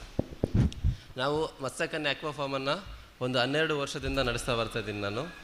ಮತ್ತು ಅಕ್ವೇರಿಯಂ ಅಂದರೆ ಜನರಿಗೆ ಎಲ್ಲ ಗೊತ್ತಿದೆ. ಅಕ್ವೇರಿಯಂ ಅಂದರೆ ಏನು, ಯಾವ ಥರ ಸಾಕಬೇಕು ಎಲ್ಲ ಗೊತ್ತಿದೆ. ಬಟ್ ಅಕ್ವೇರಿಯಮನ್ನು ಯಾವ ಥರ ಇಡಬೇಕು ಅನ್ನೋದು ಯಾರಿಗೂ ಕೂಡ ಗೊತ್ತಿರೋದಿಲ್ಲ. ಅಂದರೆ ಕಲರ್ ಫಿಶ್ ನೋಡಿದ ತಕ್ಷಣ ತಂದುಬಿಟ್ಟು ಮನೆಯಲ್ಲಿ ಹಾಕಿಬಿಡ್ತಾರೆ. ಅಕ್ವೇರಿಯಂ ಮನೇಲಿ ಇರಬೇಕು ಅಂದರೆ ಮನೆಯಲ್ಲಿ ಮೀನು ತೊಗೊಂಡು ಬರ್ತಾರೆ, ಅದು ಸಾಯ್ತಾನೆ ಇರುತ್ತೆ. ಎಲ್ರಿಗೂ ಟೆನ್ಷನ್, ಮೀನು ಸತ್ತೋಗಿದೆ, ನಾವು ಸ್ಟಾಪ್ ಮಾಡಿಬಿಡೋಣ, ಇನ್ಮೇಲೆ ಮೀನು ತರೋದು ಬೇಡ, ನಾವು ತಂದುಬಿಟ್ರೆ ಮೀನೆಲ್ಲ ಸತ್ತೋಗಿಬಿಡುತ್ತೆ. ಆದರೆ ಅಕ್ವೇರಿಯಂ ಬಗ್ಗೆ ಏನೂ ಗೊತ್ತಿಲ್ಲ. ಫಸ್ಟ್ ಆಫ್ ಆಲ್ ಅಕ್ವೇರಿಯಮನ್ನು ಯಾಕೆ ನಾವು ಮನೆಯಲ್ಲಿ ಇಡಬೇಕು, ಅದರ ಉದ್ದೇಶ ಏನು, ಫಸ್ಟ್ ನಾವು ಅದನ್ನು ತಿಳ್ಕೊಳ್ಬೇಕು. ಈಗ ಅಕ್ವೇರಿಯಂನ ನಾವು ಮನೆಗೆ ತೊಗೊಂಡು ಬರ್ತೀವಿ, ನಿಜವಾಗಿ ಅದನ್ನು ತೊಗೊಂಡು ಬರೋದು ಅದು ಸಾಯಲಿ ಅಂತೇಳಿ. ಜನ ತಿಳ್ಕೊಳ್ತಾರೆ ನಾವು ಬದುಕಲಿಕ್ಕೆ ತೊಗೊಂಡು ಬರ್ತೇವೆ ಅಂತೇಳಿ. ಅಂದರೆ ಅಕ್ವೇರಿಯಂ ಯಾಕೆ ಸಾಯಬೇಕಂತ ಹೇಳುವಾಗ ನೀವು ದುಡ್ಡಿಗೋಸ್ಕರ ಸಾಯಿಸ್ಲಿಕ್ಕೆ ತೊಗೊಂಡು ಹೋಗ್ತೀರಿ, ನಿಮಗೆ ದುಡ್ಡು ಆಗಬೇಕು, ಈ ಥರ ಮಾಡ್ತೀರಾ. ಬಟ್ ಅಕ್ವೇರಿಯಂ ಅಂದರೆ ಈಗ ನಮ್ಮದು ಮನೆಯಲ್ಲಿ ವಾಸ್ತು ಪ್ರಾಬ್ಲಮ್ ಏನಾದರೂ ಇರ್ತದೆ, ಅಂದರೆ ಏನಾದರೂ ಆಯದಲ್ಲಿ ಏನಾದರೂ ಸಮಸ್ಯೆಗಳಿದ್ದರೆ ಜಗತ್ತಲ್ಲಿ ನೆಗೆಟಿವ್ ಮತ್ತು ಪಾಸಿಟಿವ್ ಎನರ್ಜಿಗಳು ತುಂಬ ಇರ್ತದೆ. ಪಾಸಿಟಿವ್ ಎನರ್ಜಿ ನಾವು ದೇವಸ್ಥಾನದಿಂದ ಬರುವಾಗ ನಮ್ಮ ಜೊತೆ ಬರ್ತದೆ. ನೆಗೆಟಿವ್ ಎನರ್ಜೀಸ್ ನಾವೆಲ್ಲಾದರೂ ಹೊರಗಡೆ ಹೋದಾಗೆಲ್ಲ ನಮ್ಮ ಜೊತೆ ಬರ್ತದೆ ನೆಗೆಟಿವ್ ಎನರ್ಜೀಸ್. ಈ ನೆಗೆಟಿವ್ ಎನರ್ಜೀಸ್ ಒಳಗೆ ಬರಲಿಕ್ಕೆ ವಾಸ್ತು ಮನೆಯದು ಸರಿ ಇದ್ದರೆ ನೆಗೆಟಿವ್ ಎನರ್ಜೀಸ್ಗಳು ಒಳಗಡೆ ಬರೋದಿಲ್ಲ. ನಮ್ಮದು ವಾಸ್ತು ಸರಿ ಇಲ್ಲ ಆದರೆ ನೆಗೆಟಿವ್ ಎನರ್ಜಿಗಳು ಈಸಿಯಾಗಿ ಒಳಗಡೆ ಬರ್ತದೆ ಮನೆ ಒಳಗಡೆ. ಅದಕ್ಕೋಸ್ಕರ ನಾವು ಏನು ಮಾಡ್ತೇವೆ, ಅಕ್ವೇರಿಯಮನ್ನು ಮನೆಯಲ್ಲಿ ಇಡ್ತೇವೆ. ಅಕ್ವೇರಿಯಂ ನಿಜವಾಗಿ ಮನೇಲಿಡೋ ಉದ್ದೇಶ ಏನಂತ ಹೇಳಿದರೆ, ನಾವು ಏನು ಮನೆಯಲ್ಲಿ ಚಿಕ್ಕ ಪುಟ್ಟ ಸಮಸ್ಯೆಗಳಿದ್ದರೆ ಎಲ್ಲ ಸರಿಯಾಗಲಿ ಅನ್ನೋ ಉದ್ದೇಶದಿಂದ ನಾವು ಅಕ್ವೇರಿಯಮನ್ನು ಇಡ್ತೇವೆ. ಆದರೆ ಈಗ ಮೀನುಗಳು ರಾತ್ರಿ ಹೊತ್ತಲ್ಲಿ ಮಲಗೋದಿಲ್ಲ. ಮೀನುಗಳಾಗಿರ್ಬೋದು, ಈ ಕಪ್ಪು ದನಗಳಾಗಿರ್ಬೋದು, ನಾಯಿಗಳಾಗಿರ್ಬೋದು, ನಾವು ಸಾಕುವ ಪ್ರಾಣಿಗಳು ಯಾವತ್ತಿದ್ರೂ ನಮ್ಮನ್ನು ಮೊದಲು ನಾವೇನು ಅದಕ್ಕೆ ಊಟ ಕೊಡ್ತೀವಿ, ನಾವು ನಮ್ಮ ರಕ್ಷಣೆಯನ್ನು ಫಸ್ಟಿಗೆ ಅದು ಮಾಡ್ತದೆ. ಈಗ ನಾವು ರಾತ್ರಿ ಹೊತ್ತಲ್ಲಿ ನೆಗೆಟಿವ್ ಎನರ್ಜಿಗಳು ಮನೆಯದ್ದು ವಾಸ್ತು ಸರಿ ಇಲ್ಲದ್ರೆ ಮನೆ ಒಳಗಡೆ ಓಡಾಡ್ತಿರ್ತದೆ. ಇನ್ ಕೇಸ್ ಆಫ್ ನಾವು ನೈಟಲ್ಲಿ 12 ಗಂಟೆಗೆ ಎದ್ದು ನಾವು ಹೋಗ್ಬಿಡ್ತೀವಿ, ಸಡನ್ನ ಏನಾದರೂ ನೋಡ್ಕೊಂಡು ಎದುರ್ಕೊಂಡು ಬಿಡ್ತೀವಿ, ಆ ಥರ ಎಲ್ಲ ನಡೀತದೆ ಘಟನೆಗಳು. ಅದಕ್ಕೋಸ್ಕರ ಅಕ್ವೇರಿಯಂ ಅಂತ ಮನೆಯಲ್ಲಿದ್ದಾಗ ಅಕ್ವೇರಿಯಂನ ಲೈಟನ್ನು ಯಾವತ್ತೂ ಕೂಡ ಆಫ್ ಮಾಡಬಾರ್ದು ಮನೆಯಲ್ಲಿ. ಅಕ್ವೇರಿಯಂ ಮನೆಯಲ್ಲಿದ್ದಾಗ ಅಕ್ವೇರಿಯಂನ ಮೀನುಗಳು ಯಾವಾಗಲೂ ನಿದ್ದೆಯನ್ನು ಮಾಡೋದಿಲ್ಲ. ರಾತ್ರಿ ಹೊತ್ತಲ್ಲಿ ಯಾರು ನಿದ್ದೆಯನ್ನು ಮಾಡೋದಿಲ್ವ ಅವರಿಗೆ ಮಾತ್ರ ನೆಗೆಟಿವ್ ಎನರ್ಜೀಸ್ಗಳು ಬಂದುಬಿಟ್ಟು ಅಟ್ಯಾಕನ್ನು ಮಾಡ್ತದೆ. ಅದಕ್ಕೋಸ್ಕರ ಅಕ್ವೇರಿಯಮನ್ನು ಇಟ್ಟಾಗ ನಮ್ಮ ಜೀವಕ್ಕೆ ಏನು ಆಗಬಾರ್ದು, ಏನಾದರೂ ಆದರೆ ಮೀನುಗಳಿಗೆ ಹಾಕಬೇಕು ಅನ್ನೋ ಉದ್ದೇಶದಿಂದ ನಾವು ಅಕ್ವೇರಿಯಮನ್ನು ಎಲ್ಲರೂ ಕೂಡ ಇಡ್ತಾರೆ. ಯಾವತ್ತು ಮನೆಯಲ್ಲಿ ಮೀನುಗಳು ಸಾಯ್ತಾ ಇಲ್ವೋ ಆ ಮನೆಯಲ್ಲಿ ಏನು ಪ್ರಾಬ್ಲಮ್ಸ್ ಇಲ್ಲ, ಆ ಮನೆಯಲ್ಲಿ ಕರೆಕ್ಟಾಗಿದೆ, ಏನು ನೆಗೆಟಿವ್ ಎನರ್ಜಿಗಳು ಮನೆಯಲ್ಲಿ ಇಲ್ಲ. ಅದಕ್ಕೋಸ್ಕರ ನಾವು ಮೀನುಗಳನ್ನು ಇಡ್ತೇವೆ. ಜನರೇನು ಮಾಡ್ತಾರೆ, ಈಗ ನಾವು ಜಾತ್ರೆ ಎಲ್ಲ ಕಡೆ ನಮ್ಮದು ಕಾರ್ಕಳ, ಉಡುಪಿ, ಆಲ್ಮೋಸ್ಟ್ ನಾವು ಕರ್ನಾಟಕ ಎಲ್ಲ ಎಕ್ಸಿಬಿಷನಲ್ಲಿ ಕೂಡ ಎಲ್ಲ ಕಡೆನೂ ನಾವು ಮೀನುಗಳನ್ನು ಸೇಲ್ ಮಾಡ್ತಾಯಿದ್ದೀವಿ. ಒಂದನೇದಾಗಿ ಜನರಿಗೆ ಅಕ್ವೇರಿಯಂ ಅಂದ ತಕ್ಷಣ ನಾವು ಅಕ್ವೇರಿಯಮ್ಗೆ 3,000 ಇದೆ, 4,000 ಇದೆ, ಅಷ್ಟು ದುಡ್ಡಿಂದ ನಾವು ಹೇಗೆ ಇಡೋದು ಮನೆಯಲ್ಲಿ? ವಾಸ್ತು ಅಂದ ತಕ್ಷಣ ನಮ್ಮದು ಅಕ್ವೇರಿಯಂ ಮೀನು ಮಾತ್ರ ವಾಸ್ತು ಅಲ್ಲ, ನಮ್ಮದು ಹೊಳೆ ಮೀನು, ನದಿ ಮೀನು, ತೋಡಿನ ಮೀನು ಎಲ್ಲ ಕೂಡ ವಾಸ್ತುವೇ. ಮೀನೇ, ಅದರಲ್ಲಿ ಏನೂ ಕೂಡ ಡೌಟ್ಸ್ ಇಲ್ಲ. ಅಂದರೆ ಹೊಳೆ ಮೀನು ಕಲರ್ ಇರೋದಿಲ್ಲ, ನಮಗೆ ಅಕ್ವೇರಿಯಂ ಮೀನು ಕಲರ್ ಇರ್ತದೆ. ಕಲರ್ ಇದ್ದದ್ದು ಚೆನ್ನಾಗಿ ಮನೇಲಿರಲಿ, ಕಲರ್ ಇಲ್ಲದೆಲ್ಲ ಬೇಡ ನಮಗೆ ಅನ್ನೋ ಒಂದು ಮೆಂಟಾಲಿಟಿಯಲ್ಲಿ ಏನು ಮಾಡ್ತಾರೆ, ಅಕ್ವೇರಿಯಂ ಫಿಶ್ ಅಂತೇಳಿ ಥಿಂಕ್ ಮಾಡ್ತಾರೆ. ಆದರೆ ಹೊಳೆ ಮೀನನ್ನು ನೀವು ಬಿಟ್ಟಿದ್ದೀರಾ, ದುಡ್ಡು ಕೊಟ್ಟು ನೀವು ಪರ್ಚೇಸ್ ಮಾಡ್ತೀರಾ, ನಾವು ಹೊಳೆ ಮೀನನ್ನು ತೆಗೆದು ಸರಿಯಾಗಿ ಎಲ್ಲ ಆಲ್ ಓವರ್ ಇಂಡಿಯಾ ಎಕ್ಸ್ಪೋರ್ಟ್ ಸಮೇತ ನಾವು ಕಳಿಸ್ಕೊಡ್ತಾ ಇದ್ದೀವಿ. ಅಂದರೆ ನಮ್ಮ ಊರಿನಲ್ಲಿ ನಾವು ಹೊಳೆ ಮೀನು ಕೊಟ್ಟೋ ಇವರೆಂಥದ್ದು. ಓಕೆ ಸರ್, ಆಯ್ತು. ಎಸ್, ಈಗ ಜಾರಂಬ್ರೆ ಇವರು ಮಧ್ಯಾಹ್ನ ನಂತರ ನಮ್ಮ ಮುಖ್ಯ ಅತಿಥಿ, ಅವರ ಮನೆಯಲ್ಲಿ ಒಂದು ಕಾರ್ಯಕ್ರಮ ಇದೆ ಅಂತ ಮನೆಯ ಕಾರ್ಯಕ್ರಮವನ್ನು ಬಿಟ್ಟು ಇಲ್ಲಿ ಬಂದಿದ್ದಾರೆ. ಹಾಗೆ ಅವರಿಗೆ ಬಂದು ಗೌರವ ಸೂಚನೆ ಮಾಡಿ ಅವ್ರು ಕಳಿಸ್ತೇವೆ. ಬನ್ನಿ. ಅವರು KMFನ ಉಪಾಧ್ಯಕ್ಷರು ಹೌದು, ನಮ್ಮ ಆತ್ಮೀಯ ಕೃಷಿಕರು ಹೌದು. ನಾನು ಹೇಳಿದೆ ಕೃಷಿಕರು ಅಂತ, ದೊಡ್ಡ ಕೃಷಿಕರು, ಮತ್ತೆಲ್ಲ ಸಹಕಾರಿಲಿರೋರು, ನಮ್ಮ ಅದಕ್ಕಿಂತ ಹೆಚ್ಚು ಸುದ್ದಿಯ ಬಳಗದೊಟ್ಟಿಗೆ ಇರೋರು. ಬನ್ನಿ ಸರ್, ಬಾ. ಅವಳ ಹತ್ರ, ನನ್ನ ಮಗಳ ಹತ್ರ ಒಂದು ಅವರಿಗೆ ಕೊಡಿಸ್ತೇನೆ. ಬಾ ಸರ್. ಅದರಲ್ಲಿ ಜೇನು, ಡ್ರೈ ಫ್ರೂಟ್, ಗಿಡ ಮತ್ತು ನಮ್ಮ ಕ್ಯಾಲೆಂಡರ್ ಮತ್ತು ಪತ್ರಿಕೆ ಮನೆಗೆ ತಗೊಂಡೋಗಿ, ಅದೇ ಬೇರೆ ಇದೆ ಗೌರವ ಇದೆ, ಮನೆಗೆ ತಗೊಂಡೋಗಿ ಉಪಯೋಗ ಆಗುವಂಥದ್ದು ಕೃಷಿಗೆ. ನಮಸ್ಕಾರ.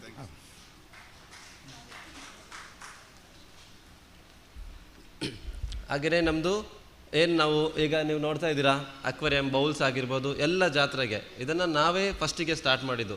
ಯಾಕಂತ ಹೇಳಿದರೆ ನೋಡಿ, ಅಕ್ವೇರಿಯಂ ಅಂತ ಹೇಳಿದರೆ ನೀವೆಲ್ಲ ನೋಡ್ತೀರಾ, ಇದು ಇಲ್ಲಿಂದ ಬರೋದಿಲ್ಲ, ಕಲರ್ ಫಿಶ್ ಎಲ್ಲ ನಾವು ಹೊರಗಡೆಯಿಂದ ತರೋದು, ಇಲ್ಲಿ ಆಗೋದಿಲ್ಲ. ಎಲ್ಲ ಫಿಶ್ ಕೂಡ ಇಲ್ಲಿ ಆಗ್ತದೆ, ಎಲ್ಲ ಫಿಶನ್ನು ಕೂಡ ಬ್ರೀಡ್ ಮಾಡ್ಬೋದು. ಎಲ್ಲರೂ ಮನೆಯಲ್ಲೂ ಅಕ್ವೇರಿಯಮನ್ನು ಸಾಕ್ಬೋದು. ಎಲ್ರಿಗೂ ಇವಾಗ ಹೇಳ್ತೇವೆ ನಮಗೆ ಕೆಲಸ ಇಲ್ಲ, ನಮಗೆ ನಿರುದ್ಯೋಗ ಇದೆ. ನಿರುದ್ಯೋಗದ ಸಮಸ್ಯೆ ಇಲ್ಲ, ಯಾರು ದುಡಿಲಿಲ್ಲ ಅಂದರೆ ನಿರುದ್ಯೋಗ ಆಗೇ ಆಗ್ತದೆ. ಈಗ ನನಗೆ ಏಜ್ ಚಿಕ್ಕದಿದೆ, ಮನೇಲಿ ಹೇಳ್ತಾರೆ ನೀನು ಫಾರಿನ್ಗೆ ಹೋಗು, ಮೀನು ಕೆಲಸ ಮಾಡಬೇಡ. ನಮ್ಮದು ಇಂಡಿಯಾ ಬಿಟ್ಟು ನಾನು ಹೋಗೋದೇ ಇಲ್ಲ. ಯಾಕಂತ ಹೇಳಿದರೆ ನಮ್ಮ ಯಂಗ್ ಏಜಲ್ಲಿ ನಾವು ಹೊರದೇಶಕ್ಕೆ ಹೋಗಿ ನಾವು ದುಡಿದು ಓಲ್ಡ್ ಏಜಲ್ಲಿ ಬಂದು ಇಂಡಿಯಾದಲ್ಲಿ ಏನು ಮಾಡಲಿಕ್ಕಿಲ್ಲ ನಮಗೆ. ಅಲ್ಲಿಂದ ತಂದ ದುಡ್ಡನ್ನು ನಾವು ಏನಿದ್ರು ಇಲ್ಲಾದರೆ ಹಾಸ್ಪಿಟಲ್ಗೆ ಹಾಕಬೇಕು, ಇಲ್ಲಾದರೆ ಏನಾದರೂ ಒಂದು ಬರ್ತದೆ, ಸಣ್ಣ ಪುಟ್ಟ ಏನಾದರೂ ಖರ್ಚಿಗೆ ನಮಗೆ ಆಗಿಬಿಡ್ತದೆ. ಬಟ್ ನಮ್ಮ ಯಂಗ್ ಏಜಲ್ಲಿ ನಾವು ತುಂಬ ಕಷ್ಟಪಟ್ಟರೆ ನಮ್ಮ ಫ್ಯೂಚರಲ್ಲಿ ನಮಗೆ ಬಿಸ್ನೆಸ್ ಮಾಡಲಿಕ್ಕೆ ಒಂದೇ ಸಲ ನಾವು ದುಡ್ಡು ಹಾಕಿದರೆ ಬಿಸ್ನೆಸ್ಸಲ್ಲಿ ಯಾವತ್ತೂ ದುಡ್ಡು ಬರೋದಿಲ್ಲ, ಸ್ವಲ್ಪ ಟೈಮ್ ಕಾಯಬೇಕಾಗ್ತದೆ. ಅದಕ್ಕೋಸ್ಕರ ನಾವು ಬಿಸ್ನೆಸ್ಸಲ್ಲಿ ಎಷ್ಟು ನಾವು ಕಲಿತೇವೆ ಅಷ್ಟು ನಮಗೆ ಪ್ರಾಫಿಟ್ ಜಾಸ್ತಿಯನ್ನು ಕೊಡ್ತದೆ. ಈಗ ಮೀನುಗಳಲ್ಲಿ ನೋಡ್ಬೋದು, ನಮ್ಮದು ಹೊಳೆ ಮೀನುಗಳು ನೀವು ತಿಳ್ಕೊಳ್ತೀರಾ, ಹೊಳೆಯಲ್ಲಿ ಕಲರ್ ಮೀನುಗಳಿಲ್ಲ. ಅದೇ ಹೊಳೆಯ ಮೀನಲ್ಲಿ ಕಲರ್ ತುಂಬ ಜಾತಿಯ ಮೀನುಗಳಿದೆ. ನಿಮಗೆ ಹೋಗುವಾಗ ನೀವೇನು ಮಾಡ್ತೀರಿ, ಕಾಲ್ಪಕ್ಕೆ ಬಂದ 4 ಕೋಲ್ತರು ಚಿಕ್ಕದು, ಮತ್ತು ಚಿಕ್ಕ ಒಂದು 4 ಮೀನು ಮಾತ್ರ ಪರಿಚಯ ಇದೆ. ಹೊಳೆ ಮೀನುಗಳು ಒಂದು ಸಲ ನೋಡಿ, ಆಗ ನಿಮಗೆ ಗೊತ್ತಾಗ್ತದೆ ಯಾವ ಥರ ಮೀನುಗಳೆಲ್ಲ ಹೊಳೆಯಲ್ಲಿದೆ ಅಂತೇಳಿ. ನೋಡಿ, ಇದು ಕಾರ್ಕಳದಲ್ಲಿ ಸಿಗುವಂಥ ನಮ್ಮದು ನದಿ ಪಾತ್ರದಲ್ಲಿ ಸಿಗುವಂಥ ಮೀನುಗಳು. ಇದರ ಹೆಸರು ಬಂದು ಮಸ್ಕಾರ ಅಂತೇಳಿ. ಇದು ಎಕ್ಸ್ಪೋರ್ಟಲ್ಲಿ ತುಂಬ ಹೆಸರನ್ನು ಪಡೆದಿರುವಂಥದ್ದು. ಇದು ನಮ್ಮದು ಆಗುಂಬೆ ಜಾತಿಗೆ ಸೇರಿದಂಥ, ಇದೆಲ್ಲ ಯೆಲ್ಲೋ ಕ್ಯಾಟ್ ಫಿಶ್ ಅಂತ ಹೇಳ್ತಾರೆ ಇದಕ್ಕೆ. ನೋಡಿ, ಇದು ಆರೆಂಜ್ ಶಾರ್ಮೈಡ್, ಎಲ್ಲ ನದಿಯಲ್ಲಿ ಸಿಗ್ತದೆ. ಕೆಲವರು ಸತ್ತ ಮೇಲೆ ನೋಡ್ತೀರಾ ಕಲರ್ ಇರೋದಿಲ್ಲ, ಜೀವದಲ್ಲಿ ನೋಡಿದರೆ ಕಲರ್ ಆಲ್ರೆಡಿ ಇರ್ತದೆ ಅದಕ್ಕೆ. ನೋಡಿ, ಇದು ಬೆರಿಲಿಯಸ್, ಇದು ಕೂಡ ನದಿಯಲ್ಲಿರ್ತದೆ. ಜಾಸ್ತಿ ನೀರು ಬರುವ ಜಾಗದಲ್ಲಿ ಕೂಡ ಈ ಫಿಶ್ ಇರುವಂಥದ್ದು. ಮತ್ತು ಇದು ಇರ್ಪೆ ಅಂತ ಹೇಳ್ತಾರೆ, ತಿನ್ನುವ ಮೀನು ಕೂಡ ಹೌದು. ತುಂಬ ಟೇಸ್ಟ್ ಮೀನು ಕೂಡ, ಎಕ್ಸ್ಪೋರ್ಟ್ ಕೂಡ ಆಗ್ತದೆ. ತುಂಬ ಜಾಸ್ತಿ ರೇಟ್ ಇರುವಂಥ ಫಿಶ್ ಕೂಡ. ಇದೇ ಕೋಲ್ತರು. ನೀವು ಕೋಲ್ತರನ್ನು ಬೇಡ ಅಂತ ಬಿಸಾಕ್ತೀರಿ, ನಾವು ಕೋಲ್ತರನ್ನು ತುಂಬ ಜನರಿಗೆ ನಾವು ಕಳಿಸ್ಕೊಡ್ತೇವೆ ಅಕ್ವೇರಿಯಮಲ್ಲಿ. ನೋಡಿ ಗ್ಲಾಸ್ ಫಿಶ್. ಇದು ಪಫರ್. ಇದು ಆಲ್ರೆಡಿ ನಮ್ಮ ಇಲ್ಲಿ ನಾವು ತಗೊಂಡು ಬಂದಿದ್ದೇವೆ ಎಲ್ಲ ತೋರಿಸ್ಲಿಕ್ಕೆ. ಅದು ನೀರಲ್ಲಿ ಇಟ್ಟಾಗ ಮೀನು ಥರ ಇರ್ತದೆ, ಕೈಯಲ್ಲಿ ತೆಗೆದ ತಕ್ಷಣ ಬಾಲ್ ಥರ ಆಗ್ತದೆ. ಇದು ಕೂಡ ನದಿಯಲ್ಲೇ ಸಿಗುವಂಥ ಮೀನು. ಎಲ್ಲರೂ ತಿಳ್ಕೊಳ್ತಿದ್ದು ಫಾರಿನ್ನಿಂದ ಬರ್ತದೆ, ಅಲ್ಲಿಂದ ಬರ್ತದೆ. ಇದೇನಿಲ್ಲ, ಇಲ್ಲಿ ನಮ್ಮದು ಮಂಗಳೂರಲ್ಲಿ ಹೋದ್ರೆ ಲೈಟ್ ಹಾಕಿದರೆ ಎಲ್ಲ ಕೈಗೆ ಬರ್ತದೆ.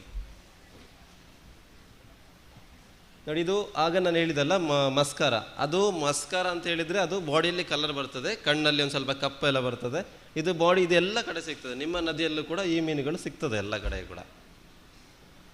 ಇದು ಈಲ್ ಫಿಶ್, ನಾವು ಪುರಿಯಲ್ಲ ಅಂತ ಹೇಳ್ತೇವೆ, ತಿನ್ನುವ ಮೀನು ಕೂಡ. ಇದು ಕೂಡ ನಾವಲ್ಲಿ ಇಟ್ಟಿದ್ದೇವೆ, ಶೋಗೆ ಇಟ್ಟಿದ್ದೇವೆ ಈ ಮೀನು ಕೂಡ. ಇದು ಕೂಡ ಜಾಯಿಂಟ್ ಗೌರಮಿ. ಇದು ಕೂಡ ನದಿಯಲ್ಲಿ ಸಿಗುವಂಥ ಮೀನುಗಳೇ. ಇದು ಎಲೆಕ್ಟ್ರಿಕ್ ಇಲ್ಲ ಅಂತೇಳಿ, ಇದು ಇಲ್ಲಿ ಸಿಗೋದಿಲ್ಲ. ಈ ಮೀನನ್ನು ಮುಟ್ಟಿದರೆ ಕರೆಂಟ್ ಹೊಡಿತದೆ, ಅಂದರೆ ಬಲ್ಬ್ ಕೂಡ ಉರಿತದೆ ನಾವು ಕನೆಕ್ಷನ್ ಮಾಡಿದರೆ, ಅಷ್ಟು ಪವರ್ಫುಲ್ ಫಿಶ್ ಕೂಡ. ಇದೆಲ್ಲ ಪಫರ್ ಜಾತಿಗೆ ಸೇರುವಂಥದ್ದೇ. ಇದು ಕೂಡ ಮರಿ ಮುಗುಡು ಅಂತ ಹೇಳ್ತೇವೆ ನಾವು. ಇದು ಈಲ್, ಮೋರಿ ಹಿಲ್ ಅಂತೇಳಿ. ಇದು ನಮಗೆ ತುಂಬ ಆರ್ಡರ್ ಇರ್ತದೆ. ಇದು ತುಂಬ ರೋಗಗಳಿಗೆ ಮದ್ದು ಕೂಡ. ನಮ್ಮದು ಈಗ ಎಲ್ಲ ನಮ್ಮದು ಉಡುಪಿ, ಕಾರ್ಕಳ ಎಲ್ಲ ಸ್ಟೇಷನಲ್ಲಿ ಪೊಲೀಸ್ನವರು ಆಗಿರ್ಬೋದು, ತುಂಬ ಜನ ಮೊದಲೇ ಆಲ್ರೆಡಿ ನಮಗೆ ಬುಕ್ಕಿಂಗ್ ಇರ್ತದೆ. ಈ ಬೆನ್ನು ನೋವಿದ್ದವರಿಗೆ ಆ ಥರ ಎಲ್ಲ ಆ ಮೀನನ್ನು ತಿಂದಾಗ ಅವರಿಗೆ ಜಾಸ್ತಿ ಅದು ರಿಕವರ್ ಆಗ್ತದೆ. ಅದಕ್ಕೋಸ್ಕರ ಈ ಮೆಡಿಸಿನ್ ಆಗಿ ಈ ಮೀನನ್ನು ಯೂಸ್ ಮಾಡ್ತಾರೆ. ತುಂಬ ಕಾಸ್ಟ್ ಕೊಟ್ಟು ಕೂಡ ತಗೊಂಡೋಗ್ತಾರೆ. ಅದಕ್ಕೆ 1,000 ಅಲ್ಲ 2,000 ಕೊಟ್ಟರು ಕೂಡ ಆ ಮೀನನ್ನು ತಗೊಂಡೋಗ್ತಾರೆ. ನಾವಿಲ್ಲ ಎಕ್ಸಿಬಿಷನ್ಗೆ ಬೇಕಾದ್ರೆ ಇಲ್ಲ ನಾವು 5,000 ಕೊಡ್ತೇವೆ ಆ ಮೀನನ್ನು ಕೊಡಿ. ಬಟ್ ಆ ಮೀನಲ್ಲಿ ಅದ್ರದ್ದು ರೆಸಿಪಿ ಇದೆ. ಈ ನಮ್ಮದು ಏನು ಪೈಲ್ಸ್ ಅಂತ ಬಂದಾಗ ಆ ರೋಗಕ್ಕೆ ನಂಬರ್ 1 ಮೆಡಿಸಿನ್ ಕೂಡ ಹೌದು. ಬಟ್ ಅದರ ರೆಸಿಪಿಯಾಗಿ ನಾವು ತಗೊಳ್ಬೇಕು. ಒಂದು ಮೀನನ್ನು ಒಬ್ಬರೇ ತಿನ್ನಬೇಕು ಅಂತ ಇದೆ. ಒಂದು ಮೀನನ್ನು ಒಬ್ಬರೇ ಅಂದರೆ ಪೂರ್ತಿ ಅದರ ಮೇಲೆ ನೋಳೆಗಳು ಬರ್ತದೆ, ತುಂಬ ಜಾರ್ತದೆ ಕೂಡ. ಆ ನೋಳೆಯನ್ನು ತೆಗೆದು ನಾವು ಅಕ್ಕಿ ಪುಡಿಯನ್ನು ಮಾಡಿ ಅದೆಲ್ಲ ರೋಲ್ ಮಾಡಿ ಅದನ್ನು ಏನು ಹೇಳ್ತಾರೆ ಕಡುಬು ಪುಂಡಿ, ಆ ಪುಂಡಿ ಮಾಡಿ ತಿಂದರೆ ನಮ್ಮದು ಪೈಲ್ಸಿಗೆ ಬೇಗ ರಿಕವರ್ ಆಗ್ತದೆ. ಅದಕ್ಕೋಸ್ಕರ ತುಂಬ ಜನ ಅಂದರೆ ಜಾಸ್ತಿ ಆಫೀಸಲ್ಲಿ ವರ್ಕ್ ಮಾಡೋರೆಲ್ಲ ಇದನ್ನು ತಗೊಂಡು ಈ ಮೀನನ್ನು ಯೂಸ್ ಮಾಡ್ತಾರೆ. ಇದೆಲ್ಲ ಪಫರಲ್ಲಿ ಬೇರೆ ಬೇರೆ ಜಾತಿಗಳು, ಅಂದರೆ ಅದನ್ನು ಅಟ್ಯಾಕ್ ಮಾಡುವಾಗ ಬೇರೆ ಬೇರೆ ಥರ ಬರ್ತದೆ. ಇದು ಕೂಡ ಒಂದು ಲುಬಿಯೋ ಅನ್ನೋ ಫಿಶ್. ನಮ್ಮದು ಕಲ್ಮುರ ನೀವೆಲ್ಲ ಕೇಳಿರ್ತೀರ. ಕಲ್ಮುರ ಅಂದರೆ ನಮ್ಮದು ಡಾಕ್ಟರ್ ಫಿಶ್. ಅದು ಡಾಕ್ಟರ್ ಫಿಶ್ ಅಂದರೆ ಎಲ್ಲ ಹೊಳೆಯಲ್ಲಿ ಕೂಡ ಕಲ್ಮುರ ಇರ್ತದೆ, ಕಾಲಿಟ್ಟಾಗ ಪಾಚೆ ಎಲ್ಲ ತಿಂತದೆ. ಬಟ್ ಅದು ಎಲ್ಲ ಸಿಟಿಯಲ್ಲಿ ಸ್ಪಾಗೆ ಯೂಸ್ ಮಾಡ್ತಾರೆ. ಸ್ಪಾ ಮಸಾಜ್ ಮಾಡಲಿಕ್ಕೆ. ತುಂಬ ಹುಷಾರಿಲ್ಲಾದರೆ ನೀರಲ್ಲಿ ಹಾಕಿ ಅವರನ್ನು ಬಾಡಿಯಲ್ಲಿ ಮೀನು ಬಿಡ್ತಾರೆ. ಎಲ್ಲ ಕಡೆ ಮೀನು ಮಸಾಜ್ ಮಾಡುವಾಗ ಆ ಬಾಡಿ ವೈಬ್ರೇಷನಲ್ಲಿ ಆಗುವಾಗ ಅವ್ರಿಗೆ ಏನಾದರೂ ಒಂದು ಎಲ್ಲಿ ನರಗಳು ಸ್ಟಾಪ್ ಆಗಿರ್ತದೆ ಆ ನರಗಳಲ್ಲಿ ವರ್ಕ್ ಮಾಡಲಿಕ್ಕೆ ಸ್ಟಾರ್ಟ್ ಆಗ್ತದೆ. ಅದಕ್ಕೋಸ್ಕರ ಸ್ಪಾಗೆಲ್ಲ ಯೂಸ್ ಮಾಡ್ತಾರೆ. ನಾವು ಕಲ್ಮುರ ಇವರೆಲ್ಲ ಬೇಕೆಯವರೆಲ್ಲ ಹಿಡಿದು ಕಟ್ ಮಾಡಿ ತಿಂತಾರೆ. ನಾವು ಅದನ್ನು ಹಿಡಿದು ಸೇಫಾಗಿ ಎಲ್ಲ ಎಕ್ಸಿಬಿಷನ್ಗೆ ಆಗ್ಬೋದು, ಮತ್ತು ಏನು ಸ್ಪಾ ಇರ್ತದೆ ಮೆಡಿಸಿನ್ ಯೂಸ್ ಮಾಡಲಿಕ್ಕೆ, ಅವರಿಗೆಲ್ಲ ನಾವು ಕಳಿಸ್ಕೊಡ್ತೇವೆ. ಇದು ಅದರಲ್ಲಿ ಬೇರೆ ಜಾತಿ. ಇದೆಲ್ಲ ಮೋರಿ ಹಿಲ್ಸ್, ಅದೇ ಮರಿ ಮುಗುಡು ಅಂತ ಹೇಳ್ತೇವಲ್ಲ ನೋಡಿ. ಅದು 2 ಡಿಫ್ರೆನ್ಸ್. ಮಸ್ಕಾರ ಅಂದರೆ ಮೇಲೆ ಇದ್ದದ್ದು, ಇದು ಫಿಲೋಮಿನ್ಸ್ ಅಂತೇಳಿ. ಅಂದರೆ ಮಸ್ಕಾರ ಅಂತ ಹೇಳಿದರೆ ಅದು ಬಾಡಿಲಿ ಲೈನ್ಸ್ ಮತ್ತು ಕಣ್ಣಲ್ಲಿ ಬ್ಲ್ಯಾಕ್ ಕಲರ್, ತುಟಿಯಲ್ಲಿ ಕೆಂಪು. ಈ ಮೀನುಗಳೆಲ್ಲ ತುಂಬ ಅಂದರೆ ನಾವು ಎಷ್ಟು ಘಾಟ್ ಸೆಕ್ಷನಲ್ಲಿ ಮೇಲೆ ಮೇಲೆ ಹೋಗ್ತೀವಿ ಅಷ್ಟು ಕಲರ್ ಮೀನುಗಳು ನಮಗೆ ಸಿಗ್ತಾ ಬರ್ತದೆ. ನಾವೆಷ್ಟು ಕೆಳಗೆ ಬರ್ತೀವಿ ಅಷ್ಟು ಮೀನುಗಳು ಕಲರ್ ಕಡಿಮೆ ಆಗ್ತಾ ಬರ್ತದೆ. ಮತ್ತು ನಿಮಗೆ ಗೊತ್ತಿಲ್ಲ, ನೀವು ಪುತ್ತೂರಲ್ಲಿದ್ದೀರಿ, ಸುಳ್ಯದಲ್ಲಿದ್ದೀರಿ, ಇಡೀ ವರ್ಲ್ಡಲ್ಲಿ ಸುಳ್ಯ ಪುತ್ತೂರಿನಲ್ಲಿ ಸಿಗುವಂಥ ಒಂದು ಮೀನು ಡ್ಯಾನಿಸೋನಿ ಅಂತೇಳಿ ತುಂಬ ಫೇಮಸ್ ಇದೆ. ಯಾರಿಗೂ ಕೂಡ ಗೊತ್ತಿಲ್ಲ ಡ್ಯಾನಿಸೋನಿ ಅಂದರೆ ಏನು. ಡ್ಯಾನಿಸೋನಿ ಇದರಲ್ಲಿ ಫೋಟೋಸ್ ಇಲ್ಲ, ಬಟ್ ನೀವು ಸರ್ಚ್ ಮಾಡಿ ನೋಡಿ ಡ್ಯಾನಿಸೋನಿ ಅಂತ. ತುಂಬ ಎಕ್ಸ್ಪೋರ್ಟ್ ಆಗುವಂಥ ಮೀನು. ನಮ್ಮದು ಕೇರಳದವರೆಲ್ಲ ನಮ್ಮದು ಸುಳ್ಯ ಬಾರ್ಡ್ರಲ್ಲೇ ಇಡ್ತಾರೆ ಹಿಡಿಲಿಕ್ಕೆ. ತುಂಬ ಎಕ್ಸ್ಪೋರ್ಟ್ ಆಗುತ್ತೆ, ಯಾರಿಗೂ ಕೂಡ ಗೊತ್ತಿಲ್ಲ. ಚಿಕ್ಕ ಚಿಕ್ಕ ಮೀನುಗಳು. ನಮ್ಮದು ಕೋಲ್ತಾರು ಏನಿರ್ತದೆ ಆ ಕೋಲ್ತಾರಿಗೆ ಬಾಲದಲ್ಲಿ ಯೆಲ್ಲೋ ಕಲರ್ ಬರ್ತದೆ, ಅದೇ ಡ್ಯಾನಿಸೋನಿ. ಮತ್ತು ಹೆಡ್ಡಲ್ಲಿ ಸ್ವಲ್ಪ ಲೈನ್ಸ್ ಬರ್ತದೆ. ನಮಗೆ ಫೋಟೋ ಇಲ್ಲ ಸರ್, ನಾನು ಮತ್ತೆ ಹಾಕಿಸ್ತೇನೆ ಒಂದ್ಸಲ. ಹೌದೌದು, ಡ್ಯಾನಿಸೋನಿ ತುಂಬ ಎಕ್ಸ್ಪೋರ್ಟಲ್ಲಿ. ಮತ್ತು ಒಳ್ಳೆ ಮೀನು ತುಂಬ ಡೆಲಿಗೇಟ್ಸ್ ಅದು. ಅಂದರೆ ಒಳ್ಳೆ ಮೀನು ಬಗ್ಗೆ ತುಂಬ ನಾಲೆಡ್ಜ್ ಬೇಕು. ಈಗ ಏನು ಮಾಡ್ತಾರೆ, ಒಳ್ಳೆ ಮೀನನ್ನು ಹಿಡಿದ್ಬಿಟ್ಟು ನಮ್ಮದು ಏನು ನಾವು ಕಾರ್ಕಳದಲ್ಲಿ ಸ್ಟಾರ್ಟ್ ಮಾಡುವಾಗ ನಮ್ಮದು ಹಾಬಿ ಆಗಿ ಸ್ಟಾರ್ಟ್ ಆಯಿತು ಅಂತ ಹೇಳಿದರೆ, ನನಗೆ ಚಿಕ್ಕದಿಂದಲೂ ಮೀನು ಅಂದರೆ ತುಂಬ ಇಷ್ಟ. ನಾವು ಚಿಕ್ಕದಂದರೆ ಒಂದು 1ನೇ ಕ್ಲಾಸಲ್ಲಿ ಹೋಗುವಾಗಲೇ ಗಪ್ಪೀಸ್ ಮೀನೆಲ್ಲ ನೀವು ಗೊತ್ತಿದೆ, ಗಪ್ಪೀಸ್ ಈಗ ಶಾಪಲ್ಲಿ ಸಿಗ್ತದೆ. ನಾವು ನಮ್ಮ ಅಜ್ಜಿ ಮನೆ ಚಿಕ್ಕಮಂಗ್ಳೂರಲ್ಲೆಲ್ಲ ನಾವು ಹೋಗುವಾಗ ಅಲ್ಲಿ ಗಪ್ಪೀಸ್ ಒಳ್ಳೆಯಲ್ಲಿ ಸಿಗ್ತದೆ. ಇಲ್ಲಿ ಗಪ್ಪೀಸ್ ಶಾಪಲ್ಲಿ ಸಿಗ್ತದೆ, ಅಲ್ಲಿ ಒಳ್ಳೆಯಲ್ಲಿ ಸಿಗ್ತದೆ ಗಪ್ಪೀಸ್. ಅಂದರೆ ಹೇಗೆ ಒಳ್ಳೆಯಲ್ಲಿ ಬಂದಿದೆ ಅಂತ ಹೇಳಿದರೆ, ಮೊದಲು ಬ್ರಿಟಿಷ್ನವರೆಲ್ಲ ಈ ಸೊಳ್ಳೆಗಳ ನಿಯಂತ್ರಣಕ್ಕೋಸ್ಕರ ಎಲ್ಲ ಒಳ್ಳೆಗೆ ಸ್ವಲ್ಪ ಬಿಟ್ಟಿದ್ದಾರೆ. ಆ ಮೀನುಗಳೆಲ್ಲ ಇವಾಗ ಇದೆ. ಅದು ಮೀನಿನ ಕಲರಿಗೆ ಚೇಂಜ್ ಮಾಡಿ ಅದು ಬೇರೆ ಬೇರೆ ಮೀನಿಗೆ ಕ್ರಾಸ್ ಮಾಡಿಸುವಾಗ ಅದು ಬೇರೆ ಬೇರೆ ಥರ ಬಂದುಬಿಡ್ತದೆ. ಹಾಗೆ ನಾವು ಚಿಕ್ಕಂದಿಂದರೆ ಗಪ್ಪೀಸ್ ಪರಿಚಯ, ಅಂದರೆ ಗಪ್ಪೀಸ್ ಅಂತ ಗೊತ್ತಿಲ್ಲ, ಬಟ್ ಕಲರ್ ಮೀನು ಅಂತೇಳಿ ನಮಗೆ ಪರಿಚಯ ಇತ್ತು. ಚಿಕ್ಕದ್ರಲ್ಲೇ ಬಾಟ್ಲಲ್ಲಿ ಹಾಕೋದು, ಮನೆಯಲ್ಲಿ ಇಡೋದು. ಬಟ್ ಆ ಬಾಟ್ಲಲ್ಲಿ ಹಾಕಿದ ತಕ್ಷಣ ನೆಕ್ಸ್ಟ್ ಡೇ ಸತ್ತೋಗ್ಬಿಡ್ತದೆ. ಎಲ್ಲ ಮಕ್ಕಳಿಗೆ ಗೊತ್ತಿದೆ ಬಾಟ್ಲಲ್ಲಿ ಹಾಕಿ ಮೀನು ಇಡ್ತಾರೆ. ಬಟ್ ಬಾಟ್ಲಲ್ಲಿ ಹಾಕುವಾಗ ಫುಲ್ಲು ನೀರು ಹಾಕಿ ಇಟ್ಬಿಡ್ತಾರೆ. ಅಂದರೆ ಯಾರಿಗೆ ಮಕ್ಕಳಿಗೆ ಗೊತ್ತಿಲ್ಲ ಹೇಗೆ ಇಡಬೇಕಂತೇಳಿ. ಆದರೆ ಯಾವ ಒಳ್ಳೆ ಮೀನಾಗಿರ್ಬೋದು, ಯಾವ ಮೀನಾಗಿರ್ಬೋದು, ಬಾಟ್ಲಲ್ಲಿ ಹಾಕಿ ಇಡುವಾಗ ಅರ್ಧ ಬಾಟಲ್ ನೀರಿರಬೇಕು, ಅರ್ಧ ಬಾಟಲ್ ಖಾಲಿ ಇರಬೇಕು. ಆವಾಗ ಮಾತ್ರ ಮೀನುಗಳು ಉಳಿತದೆ. ಬಟ್ ಆಕ್ಸಿಜನ್ ಲೆವೆಲ್ ಸಿಕ್ಕಿದಷ್ಟು ಮೀನುಗಳು ಉಳಿತದೆ. ಬಟ್ ಆಕ್ಸಿಜನ್ ಲೆವೆಲ್ ಸಿಗದಿದ್ದಾಗ ಮೀನುಗಳು ಎಲ್ಲ ಮೀನು ಕೂಡ ಸತ್ತೋಗ್ತದೆ, ಉಳಿಯೋದಿಲ್ಲ. ಹಾಗೆ ನಮಗೆ ಚಿಕ್ಕಂದಿಂದಲೂ ಕೂಡ ಮೀನಿಂದು ಬಾಟ್ಲಿಗಾಗೂ ಹುಚ್ಚಿರ್ತದೆ. ಕಾರ್ಕಳ, ಎಣ್ಣೆ ಒಳೆ ಕಾರ್ಕಳದಲ್ಲಿ ನಮ್ಮದು ಅಲ್ಲಿ ಮಾವನ ಮನೆ ಇದ್ದಾಗ ನಾನು ಶಾಲೆಗೆ ಬರ್ತಾ ಇರುವಾಗ ಒಂದು ಟೆಂತ್ ಸ್ಟ್ಯಾಂಡರ್ಡ್ ಇರುವಾಗ ಈ ಪುರಿಯೋಲ್ ಅಂತ ಹೇಳ್ತಾರೆ, ಆವಿನ ಥರ ಮೀನು ಇರ್ತದಲ್ಲ, ಅಲ್ಲಿ ಒಬ್ಬರು ಅಜ್ಜ ಇದ್ದರು. ಅವರು ಹೊಳೆಯಲ್ಲಿ ಮೀನು ಹಿಡಿದು ದಿನ ಬೆಳಿಗ್ಗೆ ಆ ಮೀನನ್ನು ಹಿಡಿದು ಕಲ್ಲಿಗೆ ಹೊಡೆಯೋದು, ಅದನ್ನು ಸಾಯಿಸೋದು. ಅಂದರೆ ಸಾಯಿಸಿ ಮಾರ್ತಾಯಿದ್ರು ಅವರು. ನನಗೆ ಅದನ್ನು ಮೀನಂದರೆ ತುಂಬ ಮೊದಲೇ ಇಷ್ಟ ಇತ್ತು. ನಮಗೆ ಆ ಮೀನನ್ನು ನೋಡಲಿಕ್ಕೆ ಏನು ಮಾಡೋದು, ಶಾಲೆಗೆ ರಜೆ ಮಾಡಿ ಬಸ್ಸಿಂದ ಹಿಡಿದು ನೋಡೋದು. ಶಾಲೆಗೆ ಲೇಟ್ ಆಗ್ತದೆ, ಸಂಜೆವರೆಗೆ ಅಲ್ಲೇ ಒಳೆ ಪಕ್ಕ ಕೂತ್ಕೊಳ್ಳೋದು, ಮತ್ತು ಸಂಜೆ ನನ್ನ ಮನೆಗೆ ಬರ್ತಾಯಿದ್ದೆ. ಅಂದರೆ ಅಷ್ಟು ಒಂದು ಇಂಟ್ರೆಸ್ಟ್ ಮೀನಲ್ಲಿ. ಅದಾಗೇ ಬೆಳೀತಾ ಇತ್ತು. ಅಂದರೆ ಆವಾಗಲೇ ನಮ್ಮ ಜೊತೆ ಆ ಪ್ರಕೃತಿ ನಮ್ಮ ಜೊತೆನೇ ಬಂದುಬಿಟ್ಟಿದೆ. ಅಂದರೆ ನಾವು ಅದೇ ಬಿಸ್ನೆಸ್ಸಲ್ಲಿ ಕಂಟಿನ್ಯೂ ಆದ್ವಿ. ಮತ್ತೆ ಏನು ಮಾಡಿದ್ವಿ, ನಾವು ಇದೇ ಥರ ಬರುವಾಗ ಈ ಬಿಸ್ನೆಸ್ ಅನ್ನೋ ಐಡಿಯಾಸ್ ಇರಲಿಲ್ಲ. ನಾನು ದೊಡ್ಡ ಕಂಪ್ನಿಯಲ್ಲಿ ಕಾಂಟ್ರಾಕ್ಟರ್ ಆಗಿದ್ದೆ, ಮತ್ತು ಅಲ್ಲಿ ಮೀನು ಕಂಪನಿ. ಬಟ್ ಅಲ್ಲಿ ನಮ್ಗೆ ಏನಂತ ಹೇಳಿದರೆ, ನಾವು ಬೇರೆ ಕಡೆ ಕೆಲಸ ಮಾಡ್ತಿರುವಾಗ ನಮಗೆ ಎಂಗೇಜ್ ಇದೆ, ನಾವೇನಾದರೂ ಒಂದು ಹೊಸದಾಗಿ ಮಾಡಬೇಕಂತ ಹೇಳುವಾಗ ನಾವೇ ಏನು ಮಾಡಿದ್ವಿ, ಗಪ್ಪೀಸ್ ಎಲ್ಲ ತಂದುಬಿಡ್ತೀವಿ. ಮತ್ತು ಆ ಮೀನುಗಳನ್ನೆಲ್ಲ ಮರಿ ಮಾಡಿಬಿಟ್ಟು ಒಂದು ಇದೇ ಥರ ಒಂದು ಕೃಷಿ ಮೇಳ ಆಗುವಾಗ ಧರ್ಮಸ್ಥಳದ್ದು, ನಾವು ಒಬ್ಬರಿಗೆ ಬಿಸ್ನೆಸ್ ಟ್ರೈನಿಂಗ್ ಕೊಡುವಾಗ ಮಾತಾಡುವಾಗ ಅವರಿಗೆ ನಾವು ಮಾಡಿಕೊಟ್ಟಿದ್ವಿ ಒಂದು ಸಲ. ಅವರಿಗೆ ಮಾಡಿಕೊಡುವಾಗ ಅವರೆಲ್ಲ ಸ್ಟಾಲೆಲ್ಲ ಹಾಕುವಾಗ ತುಂಬ ಲಾಸ್ ಆಯಿತು. ಅಂದರೆ ಅವರಿಗೆ ಮಾತಾಡಲಿಕ್ಕೆ ಜನರ ಹತ್ರ ಗೊತ್ತಿಲ್ಲ, ನಮಗೆ ಮಾತಾಡಲಿಕ್ಕೆ ಸ್ವಲ್ಪ ಜನರ ಹತ್ರ ಓಕೆ ಮಾತಾಡ್ಬೋದು. ಆ ಥರ ಇರುವಾಗ ಅವರಿಗೆ ನಾವು ಕಲಿಸ್ಕೊಡುವಾಗ ಅವ್ರೇನು ಮಾಡಿದರು, ಅವರಿಗೆ ಸರ್ ನಮಗೆ ಬಿಸ್ನೆಸ್ ಲಾಸ್ ಆಗ್ತುಂಟು, ನೀವು ಒಂದು ಬಂದ್ ಮಾಡಿ ಏನಾದರೂ ಮಾಡಿ ನಮಗೆ ಸೇಲ್ ಮಾಡಿ, ನಾವು ಇನ್ವೆಸ್ಟ್ ಮಾಡಿದ್ದೇವೆ, ಕಷ್ಟಪಟ್ಟು ನಾವು ದುಡ್ಡು ನೋಟ್ ಮಾಡಿದ್ದೇವೆ.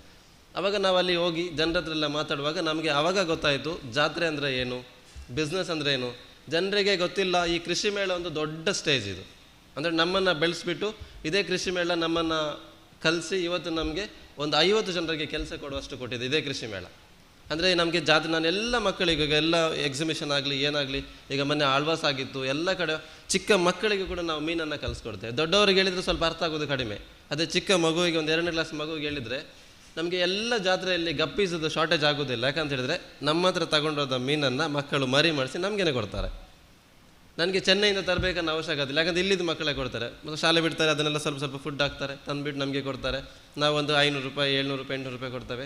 ಅಂದರೆ ಜಾಸ್ತಿ ನಾವು ದುಡ್ಡನ್ನು ಮಕ್ಕಳಿಗೆ ಕೊಡೋದಿಲ್ಲ. ಯಾಕಂತ ಹೇಳಿದರೆ ಶಾಲೆ ಬಿಟ್ಟು ಮತ್ತೆ ಅದನ್ನೇ ಮಾಡಲಿಕ್ಕೆ ಸ್ಟಾರ್ಟ್ ಮಾಡ್ತಾರೆ. ಹಾಗೆ ಮಾಡ್ತಾ ಇರ್ತಾರೆ. ಈಗ ನಮಗೆ ಒಳೆ ಮೀನೆಲ್ಲ ಇರುವಾಗ ನಾವು ಅದೇ ಕಂಟಿನ್ಯೂ ಮಾಡ್ತಾ ಬರುವಾಗ ನಾವು ಜಾತ್ರೆಯಲ್ಲಿ ಬಿಸ್ನೆಸ್ ಹೇಗೆ ಮಾಡಬೇಕು ಆ ಥರ ಎಲ್ಲ ನಾವು ಕಲ್ತ್ಕೊಂಡು ಬಂದ್ವಿ.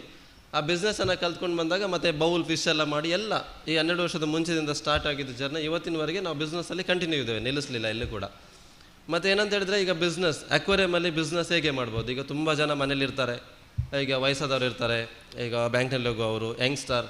ನಾನು ಮೊದಲನೇದಾಗಿ ಏನು ಹೇಳಿದಂದರೆ ಎಲ್ಲ ಯುವಕರು ಆಗ್ಬೋದು, ಯುವತಿ ಆಗ್ಬೋದು. ಈಗ ಪುತ್ತೂರು, ಸುಳ್ಯ ಎಲ್ಲ ಕಡೆ ಎಲ್ಲ ಕಂಪನಿಯಲ್ಲಿ ಕೆಲಸ ಮಾಡ್ತಾರೆ. ಈಗ ಮಂಗಳೂರಲ್ಲಿ ಬರ್ತಾರೆ, ಸೇಲ್ಸ್ ಅದು ಇದು ಯಾರ್ಯಾರ್ದು ದೊಡ್ಡ ದೊಡ್ಡ ಕಂಪ್ನಿಯಲ್ಲಿ ಎಲ್ಲಿ ಕೂತ್ಕೊಂಡು ಕಂಪ್ನಿಯಲ್ಲಿ ಮಾಡೋದಕ್ಕಿಂತ ಈ ಚಿಕ್ಕ ಅಕ್ವೇರಿಯಮನ್ನು ಎಲ್ಲರೂ ಕೂಡ ಸಾಕ್ಬೋದು.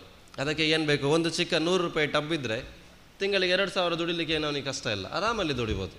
ಆ ಗಪ್ಪೀಸನ್ನು ಹಾಕಿ ಒಂದು ಸೈಡಲ್ಲಿಟ್ಟು ಡೈಲಿ ಬರುವಾಗ ಶಾಲೆಗೆ ಹೋಗುವಾಗ ಬ್ಯಾಗಲ್ಲಿ ಹೋಗುವಾಗ ದೂರದಿಂದ ಬಿಸಾಕಿ ಹೋದರೂ ಕೂಡ ತಿಂತದೆ. ಫುಡ್ ಇಲ್ಲಾದರೆ ಸ್ವಲ್ಪ ಸಗಣಿಯನ್ನು ಮಿಕ್ಸ್ ಮಾಡಿ ಹಾಕಿದರೆ ಅದು ಕೂಡ ಸಾಕಾಗ್ತದೆ.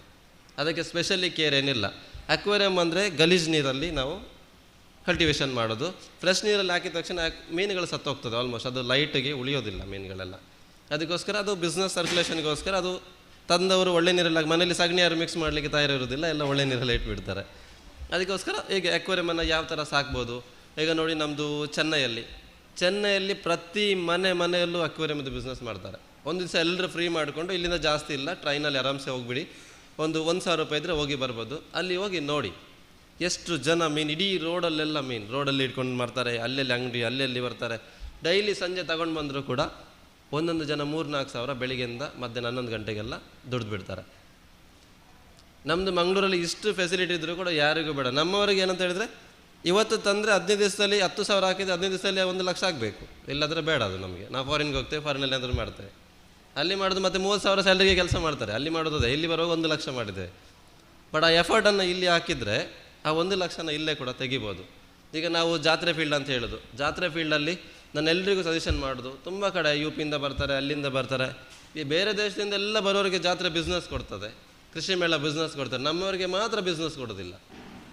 ಬಾಕಿಯವರು ಎಲ್ಲರಿಗೂ ಬಿಸ್ನೆಸ್ ಉಂಟು, ಅವರ ಫ್ಯಾಮಿಲಿನ ಎಲ್ಲದು ಮಾಡ್ತಾರೆ, ನಮ್ಮವರಿಗೆ ಮಾತ್ರ ಅಲ್ಲಿ ದುಡ್ಡು ಬರೋದಿಲ್ಲ, ಬಿಸ್ನೆಸ್ ಆಗೋದಿಲ್ಲ. ಅಂದರೆ ಕಾಯುವ ತಾಳ್ಮೆ ಇಲ್ಲ. ಈಗ ನಮ್ಮದು ಅಕ್ವೇರಿಯಂ ಕೂಡ ಆಗ್ಬೋದು. ಈಗ ನಾವು ಬಿಸ್ನೆಸ್ಸಲ್ಲಿ ಹಾಕಿರ್ತೇವೆ, ತುಂಬ ಜನ ಹೇಳ್ತಾರೆ ಅಕ್ವೇರಿಯಂನವರಿಗೆ ಬಿಸ್ನೆಸ್ ಇಲ್ಲ, ಅವ್ರು ಸುಮ್ಮನೆ ಕೂತ್ಕೊಂಡಿದ್ದಾರೆ. ನಾವು ಸುಮ್ಮನೆ ಕೂತ್ಕೊಳ್ತೇವೆ, ನಮಗೆ ಟೆನ್ಷನ್ ಇಲ್ಲ. ಯಾಕಂದರೆ ಬಿಸ್ನೆಸ್ಸಲ್ಲಿ ನಾವು 12 ವರ್ಷದಲ್ಲಿ ತುಂಬ ಕಲ್ತಿದ್ದೇವೆ. ಕಾಯುವ ತಾಳ್ಮೆ ಒಂದು ಇದ್ದರೆ ಮನುಷ್ಯನಿಗೆ ಮೇಲೊಬ್ಬ ಇರ್ತಾನೆ, ಅವನು ಕೊಡ್ತಾನೆ. ಮೊದಲು ಕಾಯುವ ತಾಳ್ಮೆ ಬೇಕು. ಈಗ ನಮ್ಮದು ಎಲ್ಲ ನೋಡ್ಕೊಂಡು ಹೋಗ್ತಾರೆ, 3 ದಿವಸ ಜಾತ್ರೆ ಇರ್ತದೆ, ಎಲ್ಲ ನೋಡ್ಕೊಂಡು ಹೋಗ್ತಾರೆ. ನಾವೇನು ಮಾಡ್ತೇವೆ, ಫಸ್ಟ್ ಡೇ ಎಲ್ಲರೂ ಬಿಸ್ನೆಸ್ ಮಾಡ್ತಾರೆ, ಲಾಸ್ಟ್ ಡೇ ಸುಮ್ಮನೆ ಕೂತ್ಕೊಳ್ತಾರೆ. ನಾವು ಫಸ್ಟ್ ಡೇ ಸುಮ್ಮನೆ ಕೂತ್ಕೊಳ್ತೇವೆ, ನಮಗೆ ಗೊತ್ತಿದೆ ಲಾಸ್ಟ್ ಡೇ ಎಲ್ಲ ನಾವು ಬಾಕ್ಸ್ ಎಲ್ಲ ಮಾಡಿ ರೆಡಿ ಮಾಡಿ ಇಟ್ಟಿರ್ತೇವೆ. ಲಾಸ್ಟ್ ಡೇ ಎಲ್ಲ ತಗೊಂಡು ಹೋಗುತ್ತೆ. ನಾವೆಲ್ಲ ಜಾತ್ರೆಯಲ್ಲಿ ನಾವು ಖಾಲಿ ಮಾಡಿದ್ದು ಹೋಗಿದ್ದೆಲ್ಲ ವಾಪಸ್ ತಗೊಂಡೋಗಿದ್ದು ಯಾವ ಜಾತ್ರೆಯಲ್ಲ ಕೂಡ ಇಲ್ಲ. ಈಗ ನಮ್ಮದು ಮೊನ್ನೆ ಏನು ಇದರಲ್ಲಿ ಜಾಂಬೂರಲ್ಲಿ ಕೂಡ ಅಷ್ಟೇ ನಮ್ಮನ್ನು ಇನ್ವೈಟ್ ಮಾಡಿದರು. ನಾವೆಲ್ಲ ಅಂದರೆ ಕರ್ನಾಟಕದ ಧಾರವಾಡ ಎಕ್ಸಿಬಿಷನಲ್ಲಿ ಕೂಡ ನಾವು ಒಳ್ಳೆ ಮೀನನ್ನು ಅಲ್ಲಿ ನಾನು ಕೊಡ್ತೀನಿ, ಯಾವಾಗಲೂ ಒಳ್ಳೆ ಮೀನನ್ನು ನಾನು ಕೊಡ್ತೀನಿ. ಮತ್ತು ಬೇರೆ ಬೇರೆ ಈಗ ಅಕ್ವಾಸ್ಕೇಪಿಂಗ್ ಆಗಿರ್ಬೋದು, ಮತ್ತು ಅಕ್ವೇರಿಯಂ ಫಿಶ್ನದೇ ಬೇರೆ ಇರ್ತಾರೆ. ನಾವು ಒಳ್ಳೆ ಮೀನಲ್ಲಿ ಸ್ವಲ್ಪ ನಾವು ಫೇಮಸ್ ಇದ್ದೇವೆ, ಒಳ್ಳೆ ಮೀನಲ್ಲಿ ನಾವು ಕಳಿಸ್ಕೊಡ್ತೇವೆ. ಎಲ್ಲ ಬ್ಯಾಂಗ್ಳೂರಿನಲ್ಲಿ ಮತ್ತು ಬಾಂಬೆನಲ್ಲಿ ತುಂಬ ಜನ ಅಕ್ವೇರಿಯಂ ಶಾಪ್ನವರಲ್ಲಿ ಇಷ್ಟು ಆರ್ಡ್ರ್ ಕೊಡ್ತಾರೆ, ನಮಗೆ ಇಷ್ಟು ಮೀನು ಬೇಕು, ಅಷ್ಟು ನಮಗೆ ಪುರ್ಸೋದಿಲ್ಲ ಅಷ್ಟು ಕೊಡಲಿಕ್ಕೆ. ಯಾಕಂದರೆ ನಮ್ಮ ಹತ್ರ ಎಷ್ಟು ಸಾಧ್ಯ ನಾವು ಅಷ್ಟು ಕೊಡ್ಬೋದು, ಅದಕ್ಕಿಂತ ಜಾಸ್ತಿ ನಮ್ಮ ಹತ್ರ ಕೊಡಲಿಕ್ಕೆ ಸಾಧ್ಯ ಇಲ್ಲ. ನಾವು ಇವೆಂಟ್ ಅಂದರೆ ನೋಡಿ, ನಾವೀಗ ಧಾರವಾಡದಲ್ಲಿ ಹೋಗಿ ಕೊಟ್ಬಿಡ್ತೀವಿ, ಎಕ್ಸಿಬಿಷನ್ ಕೊಡ್ತೀವಿ ಎಲ್ಲ ಮೀನನ್ನು ನೋಡಿ. ಬೇರೆ ಬೇರೆ ನಾವು ರಾಜ್ಯಗಳಿಗೆ ಹೋದಾಗ, ಈಗ ನಾವು ಮಹಾರಾಷ್ಟ್ರದಲ್ಲಿ ಹೋಗಿದ್ದೇವೆ, ನಾವು ಬೇರೆ ಬೇರೆ ಜಿಲ್ಲೆಗಳೆಲ್ಲ ನಾವು ಎಕ್ಸಿಬಿಷನ್ ತೋರಿಸ್ತೇವೆ, ನಮ್ಮವರಿಗೆ ಮಾತ್ರ ನಾವು ತೋರಿಸಲಿಲ್ಲ. ಈ ಸಲ ಏನು ಜಾಂಬೂರಿಂದ ಇದು 2ನೇ ಸಲ, ನಾವು ನಮ್ಮವರಿಗೆ ಕೂಡ ತೋರಿಸೋಣ, ತೊಂದರೆ ಇಲ್ಲ. ಬೇರೆಯವರಿಗೆ ತೋರಿಸೋದಕ್ಕಿಂತ ಮೊದಲು ನಾವು ನಮ್ಮವರಿಗೆ ತೋರಿಸ್ಬೇಕು, ಅದರ ನಂತರ ಬೇರೆ ಅವರಿಗೆ ತೋರಿಸ್ಕೊಂಡು ಬರೋಣ ಅಂತೇಳಿ ಈಗ ಎಲ್ಲ ಕಡೆ ಎಕ್ಸಿಬಿಷನ್ ಸ್ಟಾರ್ಟ್ ಮಾಡಿದ್ದೇವೆ. ನಮ್ಮದು ಸೇಲ್ಸ್ ಕೌಂಟರ್ ಕೂಡ ಇರ್ತದೆ. ಅಂದರೆ ಫಿಶನ್ನು ಏಕೆ ಇಡಬೇಕಂತ ನಾನು ಈಗಾಗಲೇ ಹೇಳಿದ್ದೇನೆ, ಆ ಥರ ಫಿಶನ್ನು ಇಡಿ. ಮತ್ತು ಏನು ನಿಮಗೆ ಬಿಸ್ನೆಸ್ಸಲ್ಲಿ ಏನಾದರೂ ಸಮಸ್ಯೆಗಳಿದ್ದರೆ, ಬಿಸ್ನೆಸ್ ಮಾಡಲಿಕ್ಕೆ ಇಂಟ್ರೆಸ್ಟ್ ಇದ್ದರೆ, ನಮ್ಮದು ಡಾಕ್ಟರ್ ಸರ್ ಯಾವಾಗಲೂ ಹೇಳ್ತಾಯಿದ್ರು, ಅಕ್ವೇರಿಯಮಲ್ಲಿ ನಿಮ್ಗೆ ಇಷ್ಟು ನಾಲೆಡ್ಜ್ ಇದೆ, ನಮ್ಮ ಊರಿನವ್ರಿಗೂ ಕೂಡ ಇದು ಹೆಲ್ಪ್ ಆಗಲಿ, ಅವರಿಗೂ ಕೂಡ ಬಿಸ್ನೆಸ್ಸನ್ನು ಹೇಳ್ಕೊಡೋಣ. ಇವತ್ತು ನನಗೆ ಒಂದು ಆಸೆ ಇದೆ, ನಮ್ಮದು ಹೇಗೆ ಚೆನ್ನೈ, ಕೇರಳ ಇಲ್ಲಿ ಎಲ್ಲ ಮನೆಯಲ್ಲಿ ಮಾಡಿ ದೊಡ್ಡ ಮಾರ್ಕೆಟ್ ಮಾಡಿದ್ದಾರೆ. ಮೀನೇ ಅಂತಲ್ಲ, ಈಗ ನಾಯಿ, ಈಗ ಒಂದು ಕಾಟು ನಾಯಿ ಸಾಕೋದಕ್ಕಿಂತ ಒಂದು 15,000 ಖರ್ಚು ಮಾಡಿ ಒಳ್ಳೆ ಒಂದು ನಾಯಿ ಸಾಕಿದರೆ ವರ್ಷಕ್ಕೆ 1.5 ಲಕ್ಷ ಅದು ಪ್ರಾಫಿಟ್ ಕೊಡ್ತದೆ. ನಾಯಿ ಇವತ್ತು ತಂದು ನಾಳೆ 6 ತಿಂಗಳಲ್ಲಿ ಮರಿ ಹಾಕಂದರೆ ಆಗೋದಿಲ್ಲ. 1 ವರ್ಷ ನಾವು ಸ್ವಲ್ಪ ಚಂದ ಮಾಡಿ ನೋಡಿಕೊಂಡ್ರೆ 1.5 ಲಕ್ಷ, ಒಂದು 15 ಮರಿ ಸಾಕಿದ್ರು, 15 ಮರಿ ಹಾಕಿದ್ರು ಕೂಡ 1.5 ಲಕ್ಷ ಆಗ್ತದೆ. ಅದರಲ್ಲಿ 50,000 ನೀವು ಖರ್ಚು ಮಾಡೋದಿಲ್ಲ ನಾಯಿಗೆ.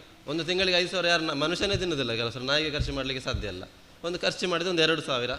ಅಂದರೆ ನಾಯಿಗಳನ್ನು ನಾವು ಯಾವ ಥರ ಸಾಕ್ತೀವಿ, ಈಗ ಜಾತಿ ನಾಯಿ ಆಗಿರ್ಬೋದು, ನಾವು ಜಾತಿ ನಾಯಿಗೆಲ್ಲ ಜಾಸ್ತಿ ಫುಡ್ಸ್ ಎಲ್ಲ ಇಲ್ಲ. ಈಗ ಚಿಕ್ಕದಿಂದ ಪೆಡಿಗೇರ್ ಹಾಕಿದ್ರೆ ನನ್ನ ಹತ್ರ ಗ್ರೇಡ್ ಏನಿತ್ತು, ಅದು ನಂದು ನಾಯಿ ಅಲ್ಲ, ಗ್ರೇಡ್ ಏನಂದರೆ ದೊಡ್ಡ ಜಾತಿ ನಾಯಿ. ಅದು ನಾನು ಏನು ಒಂದು ಜರ್ಮನಿಯಿಂದ ಒಂದು ದೊಡ್ಡ ಸಾಹುಕಾರನವರಿಗೆ ಮದುವೆಗೆ ಗಿಫ್ಟ್ ಕೊಟ್ಟಂಥ ನಾಯಿ. ಅದು 6 ದನವನ್ನು ಸಾಯಿಸಿಬಿಟ್ಟಿದೆ. ತುಂಬ ಡೇಂಜರಸ್ ಅದು. 6 ದನನ್ನು ಅಂದರೆ ದನ ನೋಡಿ ಒಂದು ಸಲ ಅದಕ್ಕೆ ಹೊಡೆದ್ರೆ ಮತ್ತು ಅದು ತುಂಬ ಟೆರರ್. ಯಾರು ಹೊಡೆದಿರ್ತಾರೆ ಅವರನ್ನು ಸಾಯಿಸೋವರೆಗೆ ಅದು ಬಿಡೋದೇ ಇಲ್ಲ, ಅಷ್ಟು ಟೆರರ್ ನಾಯಿ ಕೂಡ ಹೌದು. ಈ 6 ದನನ್ನು ಸಾಯಿಸಿದೆ ಅಂತೇಳಿ ಅವರು ಆ ನಾಯಿನ ತುಂಬ ಇಷ್ಟೊತ್ತು ನನಗೆ ಯಾವಾಗಲೂ ನಾನು ನಾಯಿ ಥರ ನಾಯಿ ಸಾಕಬೇಕು, ನನಗೆ ಅದೃಷ್ಟ ಇದೆ, ಅದೇ ನಾಯಿ ನನಗೆ ವಾಪಸ್ ಸಿಕ್ಕಿದೆ. 6 ದನನ್ನು ಸಾಯಿಸಿದ ನಾಯಿಯನ್ನು ಸಾಯಿಸಬೇಕಂತೇಳಿ ಅಲ್ಲಿ ಓನರ್ ಏನು ಅವ್ರದ್ದು ಬಂದೂಕಲ್ಲಿ ಇಟ್ಕೊಂಡು ಹುಡುಕ್ತಾಯಿದ್ರು.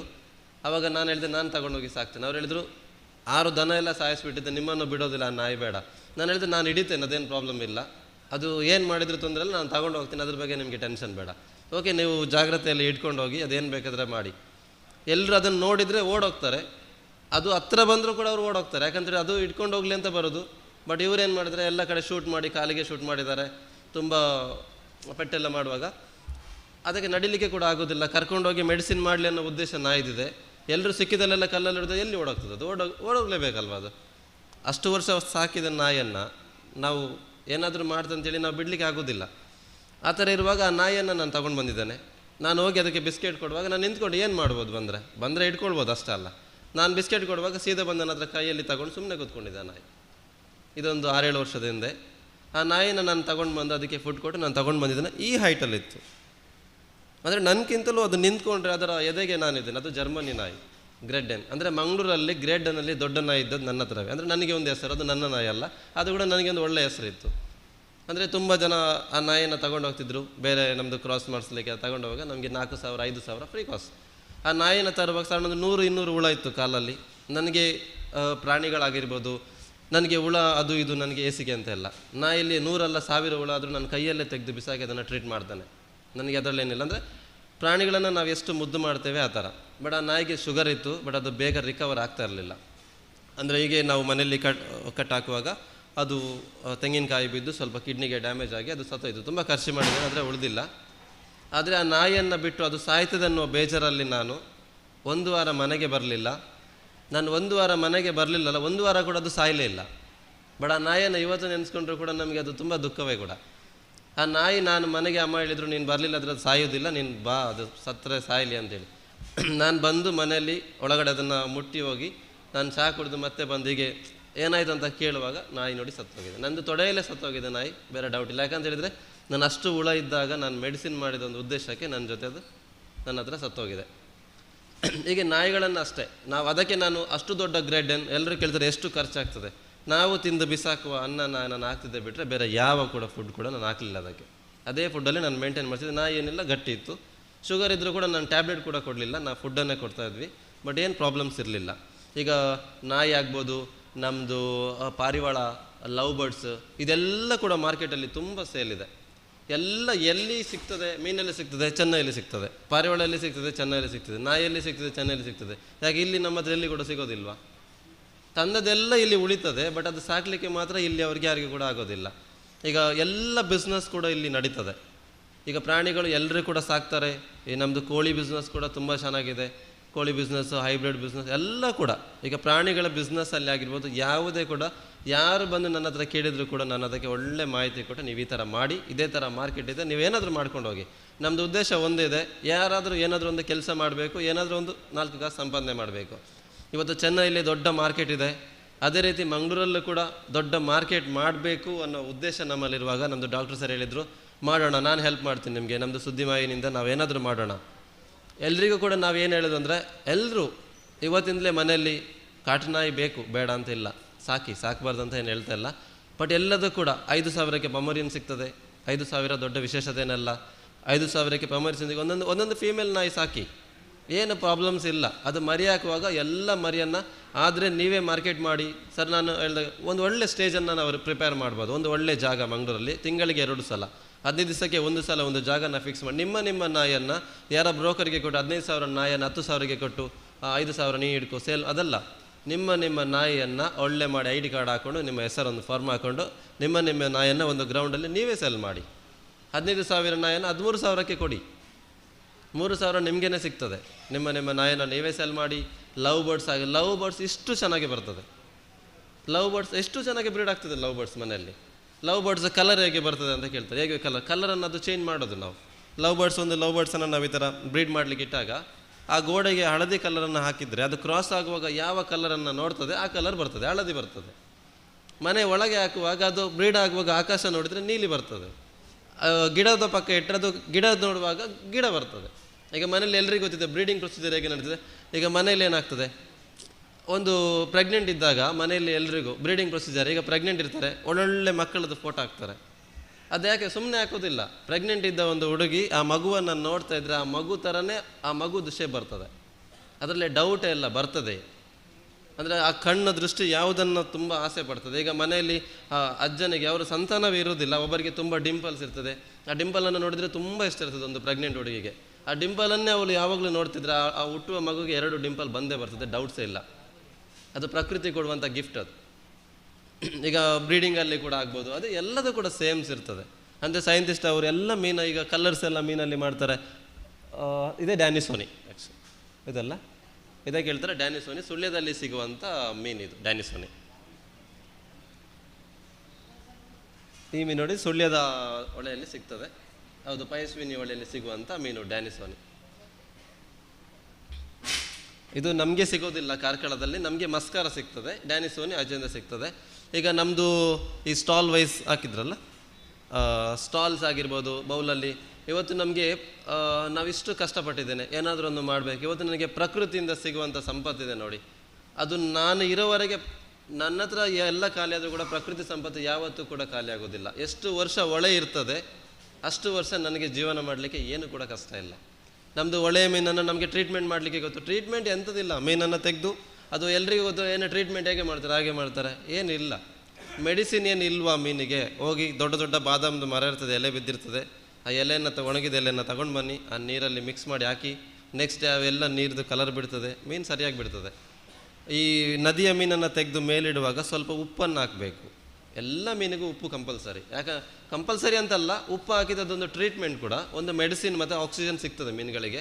ಈಗ ನಾವು ಕೈಯಲ್ಲಿ ಮುಟ್ಟುವಾಗ ಒಂದೊಂದು ಮೀನಿಗೆ ಆಗೋದಿಲ್ಲ. ಈ ಡ್ಯಾನಿಸೋನಿ ಅಂತೂ ತುಂಬ ಡೆಲಿಕೇಟ್, ಅದು ಮುಟ್ಟಿದರೆ ಮೈ ಮೇಲೆ ಡಿಸೀಸ್ ಬರ್ತದೆ, ವೈಟ್ ಸ್ಪಾಟ್ ಬರ್ತದೆ, ಆ ಥರ ಎಲ್ಲ ಉಪ್ಪು ಹಾಕಿದರೆ ಈ ಫಂಗಸ್, ಅದು ಉಪ್ಪು ಹಾಕಿದರೆ ಆ ಫಂಗಸ್ ಎಲ್ಲ ಹೋಗಿಬಿಡ್ತದೆ, ಮೀನು ಸರಿಯಾಗಿ ಬಿಡ್ತದೆ.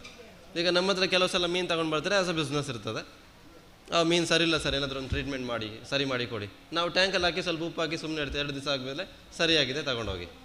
ಹಾಂ, ಏನು ಚಾರ್ಜ್ ಇದೆ ಹೇಳಿ, ನಾವು ಏನು ಚಾರ್ಜ್ ಅಷ್ಟೇ. ನಾವು ಹಾಕಿದ್ದು ₹1 ಉಪ್ಪು ಹಾಕಿರ್ತೇವೆ, ಸರಿಯಾಗಿರ್ತದೆ. ಇಲ್ಲಾಂದರೆ ಸ್ವಲ್ಪ ನಾವು ಹೀಟರ್ ಹಾಕ್ತೇವೆ, ಹೀಟರ್ ಹಾಕುವಾಗ ಸ್ವಲ್ಪ ನೀರು ಬಿಸಿ ಆದಾಗ ಬಾಡಿಯಲ್ಲಿ ಬಂದ ಫಂಗಸ್ ಎಲ್ಲ ಬರ್ನ್ ಆಗಿ ಹೋಗ್ತದೆ ಅಷ್ಟೇ.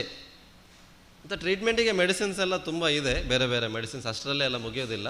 ಆದರೆ ಕೆಲವು ಆದಷ್ಟು ಉಪ್ಪನ್ನು, ಅಂದರೆ ಉಪ್ಪು ಹಾಕಿದ ತಕ್ಷಣ ಅದಕ್ಕೆ ಆಕ್ಸಿಜನ್ ಬಬಲ್ಸ್ ಬರ್ತಾ ಇರಬೇಕು. ಬಬಲ್ಸ್ ಬಂದಾಗ ಆಕ್ಸಿಜನ್ನ ರೀಜನ್ರೇಟ್ ಮಾಡುತ್ತೆ. ಮತ್ತು ಮೀನುಗಳು ಕೂಡ, ಮೀನಿಂದು ಏನು ಬಿಸ್ನೆಸ್ ಇದೆ, ಮೀನುಗಳು ಒಂದೊಂದು ಮರಿಯನ್ನು ಹಾಕೋದಿಲ್ಲ, ಮೀನುಗಳು ಸಾವಿರ ಮರಿಯನ್ನು ಹಾಕ್ತದೆ. ಈಗ ನಮಗೆ ಫೈಟರ್ ಫಿಶ್ ಆಲ್ಮೋಸ್ಟ್ ಎಲ್ರಿಗೂ ಗೊತ್ತಿದೆ. ಫೈಟರ್ ಫಿಶ್ ಒಂದು ಪ್ಯಾರ್ ₹500 ಫೈಟರ್ ಫಿಶ್ ಸಿಗ್ತದೆ, ಮೇಲ್ ಮತ್ತು ಫೀಮೇಲ್. ಎಲ್ಲ ನಮ್ಮದು ಜಾತ್ರೆಯಲ್ಲಿ ಇವೆಂಟಲ್ಲಿ ಎಲ್ಲ ತಗೊಂಡಿರೋದವ ಎಲ್ಲ ಈಗ ಫೀಮೇಲ್ಸ್ ಎಲ್ಲ ಬ್ರೀಡ್ ಮಾಡಲಿಕ್ಕೆ ಸ್ಟಾರ್ಟ್ ಮಾಡಿದ್ದಾರೆ. ಅಂದರೆ ಲಾಕ್ಡೌನಲ್ಲಿ ಜನರಿಗೆ ತುಂಬ ಕೆಲಸ ಇತ್ತು. ಲಾಕ್ಡೌನಲ್ಲಿ ಆಗುವಾಗ ಕೊರೋನಾದಲ್ಲಿ ಎಲ್ರಿಗೂ ಕೆಲಸ ಕೂಡ ಇಲ್ಲ, ಸುಮ್ಮನೆ ಮನೇಲಿ ಕೂತ್ಕೊಂಡು ಏನು ಮಾಡೋದು ಅಂತೇಳಿ ಎಲ್ಲರೂ ಬ್ರೀಡಿಂಗ್ ಸ್ಟಾರ್ಟ್ ಮಾಡಿದರು. ನೋಡೋಣ, ಟ್ರೈ ಮಾಡೋಣ. ಮೀನಿಂದು ಮರಿಗಳು ಮಾಡಲಿಕ್ಕೆ ಎಲ್ಲ ಮೀನಿಂದು ಕೂಡ ಮರಿಗಳನ್ನು ಮಾಡ್ಬೋದು. ಬಟ್ ಮರಿಗಳನ್ನು ಉಳಿಸೋದು ಹೇಗೆ ಅಂತ ಯಾರಿಗೂ ಕೂಡ ಗೊತ್ತಿರೋದಿಲ್ಲ. ಅಂದರೆ ಉಳಿಸೋದಕ್ಕೆ ಏನು ಫುಡ್ ಬೇಕು, ಅದಕ್ಕೆ ಬ್ರೈನ್ ಸ್ಟಿಮ್ಸ್ ಬೇಕು, ಮತ್ತು ಮೊಯ್ನ ಅಂತ ಒಂದು ಕಲ್ಚರ್ ಬೇಕು ತುಂಬ. ಅಂದರೆ ಯಾರ ಹತ್ರ ಕೇಳಿದರೆ ಅದು ಇಲ್ಲಿ ಸಿಗೋದಿಲ್ಲ. ಎಲ್ಲರದ್ದು ಒಂದೇ ಮಾತು, ಅಂದರೆ ಬಿಸ್ನೆಸ್ ಹಾಳಾಗ್ತದೆ ಅನ್ನೋ ಉದ್ದೇಶದಿಂದ ಯಾರು ಕೂಡ ಕೊಡೋದಿಲ್ಲ. ಯಾರಿಗೆ ಯಾವುದು ಸಿಗೋದಿಲ್ಲ ಎಲ್ಲ ನಾನು ಕೊಡ್ತೇನೆ ಮಾಡಿ.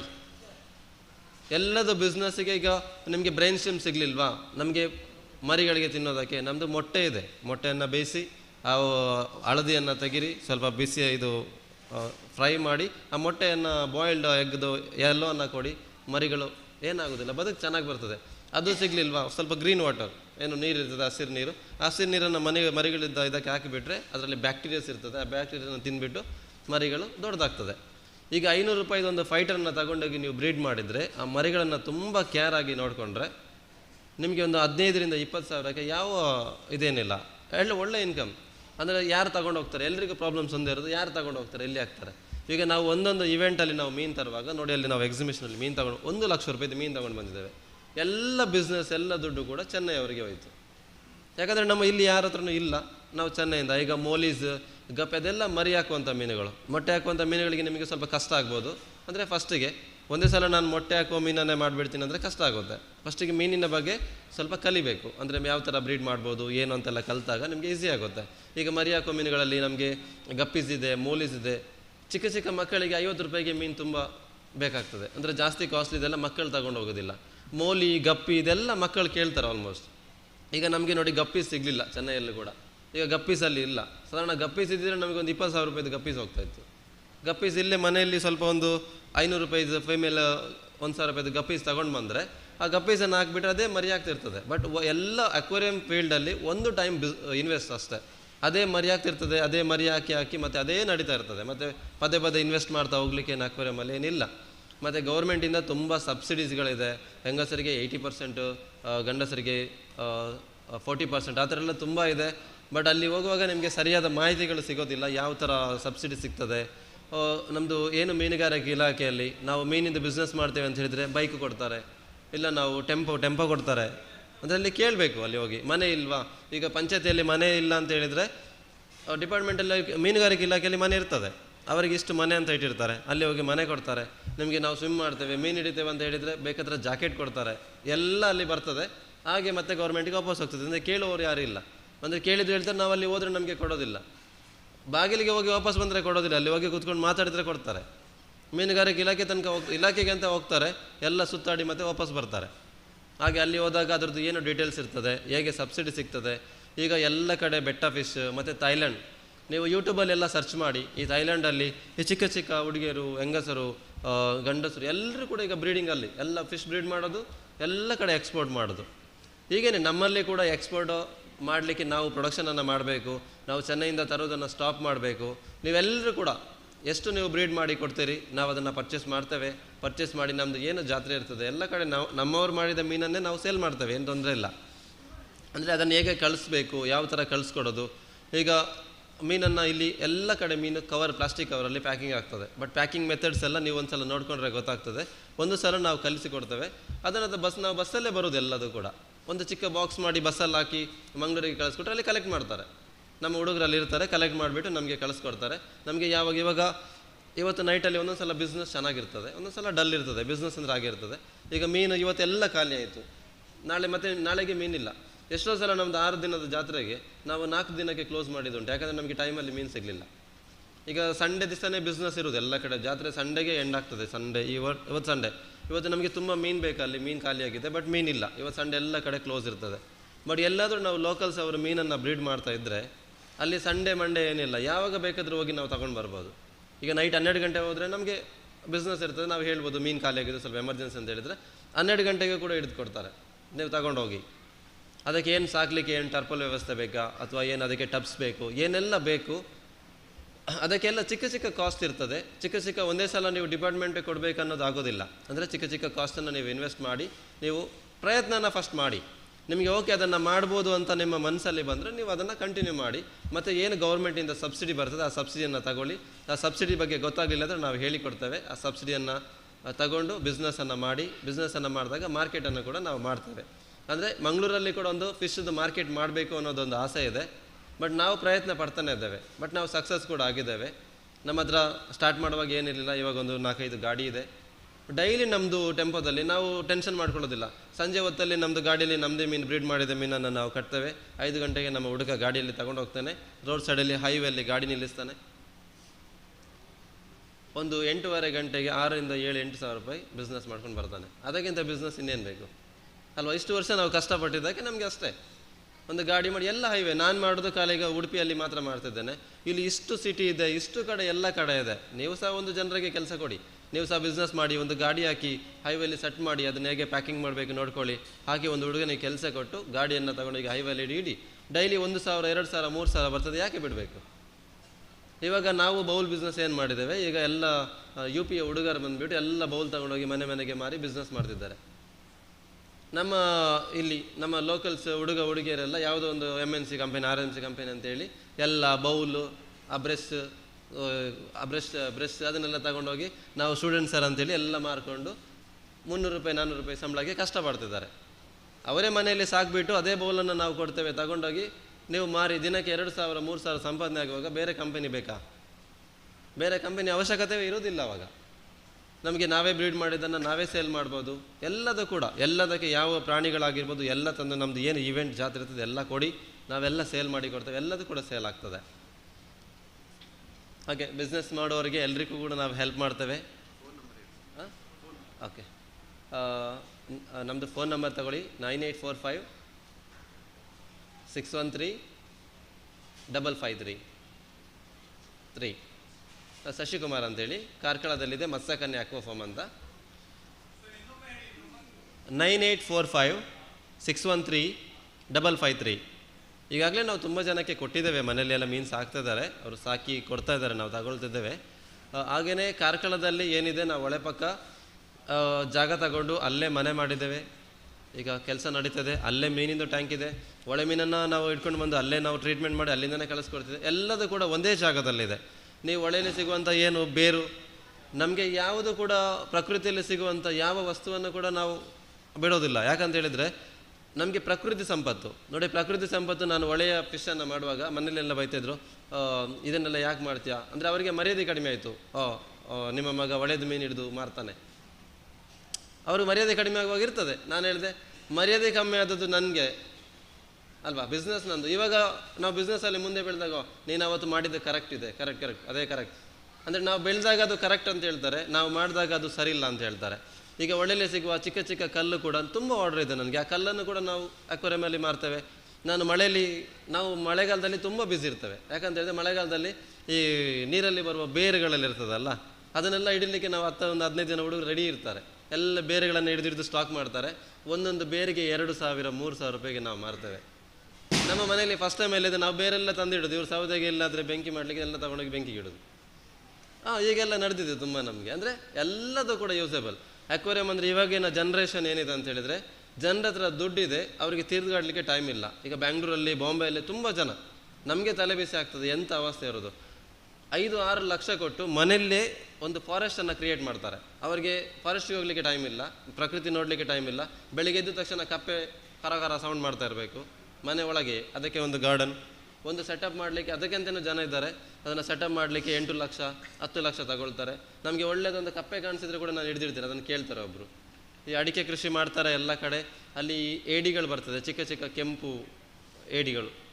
ಆ ಏಡಿಗೆ ತುಂಬ ಮಾರ್ಕೆಟಲ್ಲಿ ವ್ಯಾಲ್ಯೂ ಇದೆ. ಇಲ್ಲಿ ಸಿಗ್ತದೆ, ಸುಳ್ಯದಲ್ಲೆಲ್ಲ ತುಂಬ ಕಡೆ ಸಿಗ್ತದೆ ಅಂತ ಏಡಿಗಳು. ಅದನ್ನೆಲ್ಲ ಹಿಡಿದು ಕೊಡುವಾಗ ನಾವು ಕಲೆಕ್ಟ್ ಮಾಡ್ತೇವೆ. Sir, thank you. ಬಹುಶಃ ಇದು ಅರ್ಧ ಗಂಟೆ 3/4 ಗಂಟೆಯಲ್ಲಿ ವಿಸ್ತಾರಗೊಳ್ಳುವಂತಹ ಮಾಹಿತಿ ಅಲ್ಲ. ಬಹುಶಃ ಒಂದು ಅರ್ಧ ದಿವಸದ ಸೆಷನ್ನೇ ಬೇಕಾಗಬಹುದು. ಶಶಿಕುಮಾರ್ ಕಾರ್ಕಳ ಅವರ ಅನುಭವಕ್ಕೆ ಅವರ ಮಾತೇ ಕನ್ನಡಿ. ಬೇರೆ ಬೇರೆ ಕ್ಷೇತ್ರದ ಸಮಸ್ಯೆಗಳು, ಲಾಭಗಳು, ನಾವು ಮಾಡಬೇಕಾದಂಥ ಎಚ್ಚರಗಳು ಮತ್ತು ವರ್ತಮಾನದ ಮನಸ್ಸುಗಳು ಪ್ರಕೃತಿಯಿಂದ ವಿಮುಖವಾಗುವ ಒಂದು ಮನಸ್ಥಿತಿ, ಇದನ್ನೆಲ್ಲವನ್ನು ತಮ್ಮ ಅನುಭವದಲ್ಲಿ ಮಿಳಿತಗೊಳಿಸುತ್ತಾ ಉತ್ತಮವಾದ ಪ್ರೆಸೆಂಟೇಷನ್ ಮಾಡಿದ್ದಾರೆ. ಶ್ರೀಯುತರಿಗೆ ಸುದ್ದಿ ಸಮೂಹ ಸಂಸ್ಥೆಗಳ CEO ಸೃಜನ್ ಅವರ ವೇದಿಕೆಗೆ ಬರಬೇಕು. ಶಶಿಕುಮಾರ್ ಕಾರ್ಕಳ ಅವರಿಗೆ ಸಸ್ಯ ಜಾತ್ರೆಯ ನೆನಪಿನ ಉಡುಗೊರೆಯನ್ನು ನೀಡಬೇಕು ಅಂತ ವಿನಂತಿಸಿಕೊಳ್ತಾ ಇದ್ದೇನೆ.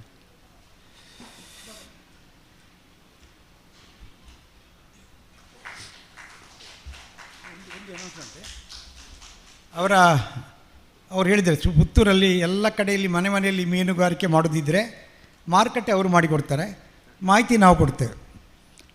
ಆದಾಯ ತೆಗೆಯುವಂಥದ್ದು ಅವರ ಜವಾಬ್ದಾರಿ. ಹಾಗೆ ಅವರಿಗೆ ಶುಭ ಆಗಲಿ. ಅವರ ಮೀನಿದೆ ಅಲ್ಲಿ 30 ರೂಪಾಯಿ ಚಾರ್ಜ್ ಇಟ್ಟಿದ್ದಾರೆ ನೋಡಲಿಕ್ಕೆ. ಫ್ರೀ ಎಷ್ಟು ಜನ ಬಿಟ್ಟಿದ್ದಾರೆ ಗೊತ್ತಿಲ್ಲ. 30 ರೂಪಾಯಿ ಚಾರ್ಜ್ ಕೊಟ್ಟು ಮಕ್ಕಳು ಹೋಗ್ತಾ ಇದ್ದಾರೆ. ಮುಡಬದಿಯಲ್ಲಿ ನೋಡಿದೆ ನಾನು, ಮಕ್ಕಳು ಬಂದು ದುಡ್ಡು ಕೇಳುವುದೇ, ಅದಕ್ಕೆಷ್ಟು ಇದಕ್ಕೆಷ್ಟು, ಮಕ್ಕಳೇ ತಗೊಂಡೋಗು. ಮಕ್ಕಳಿಗೆ ಒಳ್ಳೆ ಆಸಕ್ತಿ ಉಂಟು ಮಾಡಿದ್ದಾರೆ. ಮತ್ತು ನಾನು ಹೇಳಿದೆ, ಹೊಳೆ ಬದಿಯಲ್ಲಿ ಇಂಥ ಮೀನು ಹಿಡಿದು ಕೊಟ್ಟರೆ ತೋಟ ಹಾಕಬೇಡಿ, ಹಿಡಿದು ಕೊಟ್ಟರೆ ಅವರು ದುಡ್ಡು ಕೊಡ್ತಾರೆ. ವಂದನೆಗಳು ಅಲ್ವಾ. ಕಾರ್ಯಕ್ರಮದಲ್ಲಿ ಭಾಗವಹಿಸಿ ಮಾಹಿತಿ ಹಂಚಿದಂತಹ ಶಶಿಕುಮಾರ್ ಕಾರ್ಕಳ ಅವರಿಗೆ ಧನ್ಯವಾದಗಳನ್ನು ಸಮರ್ಪಿಸ್ತಾ ಇದ್ದೇವೆ.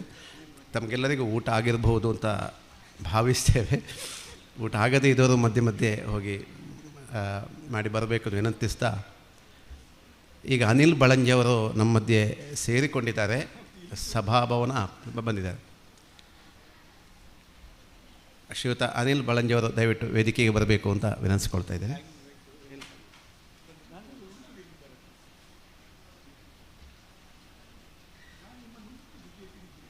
Sir, welcome sir.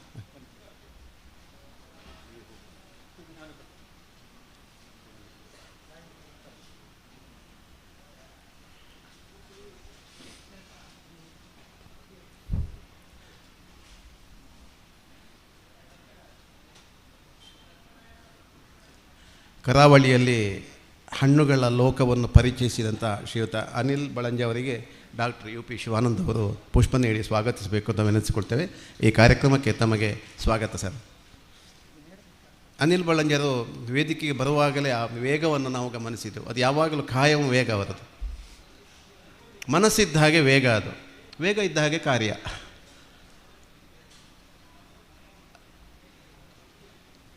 ಕಳೆದ ಕೆಲವು ವರ್ಷಗಳಿಂದ ಮುಖ್ಯವಾಗಿ ಅಡಿಕೆ ಕೃಷಿ ಅವರ ವೃತ್ತಿ. ಅದು ಜೊತೆಯಲ್ಲಿ ಈ ಹಣ್ಣುಗಳ ಒಂದು ಹುಚ್ಚು ಅಂತ ಹೇಳಿದರೆ ತಪ್ಪಾಗಲಿಕ್ಕಿಲ್ಲ ಸರ್. ಹಣ್ಣುಗಳ ಆಸಕ್ತಿ, ಆ ಆಸಕ್ತಿಯನ್ನು ತುಂಬಿಸಿಕೊಂಡು, ತಲೆ ತುಂಬ ತುಂಬಿಸಿಕೊಂಡು ನಾಡಿನಾದ್ಯಂತ ಓಡಾಡ್ತಾ ಇರುವಂಥ ಅನಿಲ್ ಬಳಂಜಿಯರು ಸುಮಾರು ಅವರ 25 ಎಕರೆ ಜಮೀನಿನಲ್ಲಿ 700ರಷ್ಟು ಅಧಿಕ ವಿದೇಶಿ ಹಾಗೂ ಸ್ವದೇಶಿ ಹಣ್ಣುಗಳ ಸಂಗ್ರಹವನ್ನು ನಾವು ಹೋದರೆ ಕಾಣಬಹುದು. ಸುಮಾರು 30-40 ವಿವಿಧ ದೇಶಗಳ ಹಣ್ಣಿನ ಗಿಡಗಳ ಸಂಗ್ರಹಣೆ, ಬ್ರೆಜಿಲ್ ಹಾಗೂ ಮಲೇಷ್ಯಾದ ಹಣ್ಣಿನ ಗಿಡಗಳನ್ನು ನೆಟ್ಟು ತಮ್ಮ ನೆಲಕ್ಕದು ಹೇಗೆ ಸೂಕ್ತವಾಗ್ತದೆ ಅಂತ ಪರೀಕ್ಷಿಸಿ ಮತ್ತಷ್ಟೇ ಅವರ ಅನುಭವಗಳನ್ನು ಇನ್ನೊಮ್ಮೆ ಹೇಳಿಕೊಳ್ಳುವಂತಹ ಆಸಕ್ತವರು. ಅವರ ಸಾಧನೆಗೆ ಭಾರತೀಯ ತೋಟಗಾರಿಕಾ ಸಂಶೋಧನಾ ಸಂಸ್ಥೆಯಿಂದ ಗಾರ್ಸೇನಿಯಾ ಕುಟುಂಬದ ಗಿಡಗಳ ಕಲೆಕ್ಷನ್ಗೆ ಅಪರೂಪದ ಸರ್ಟಿಫಿಕೇಟ್ ಪಡೆದುಕೊಂಡಿದ್ದಾರೆ.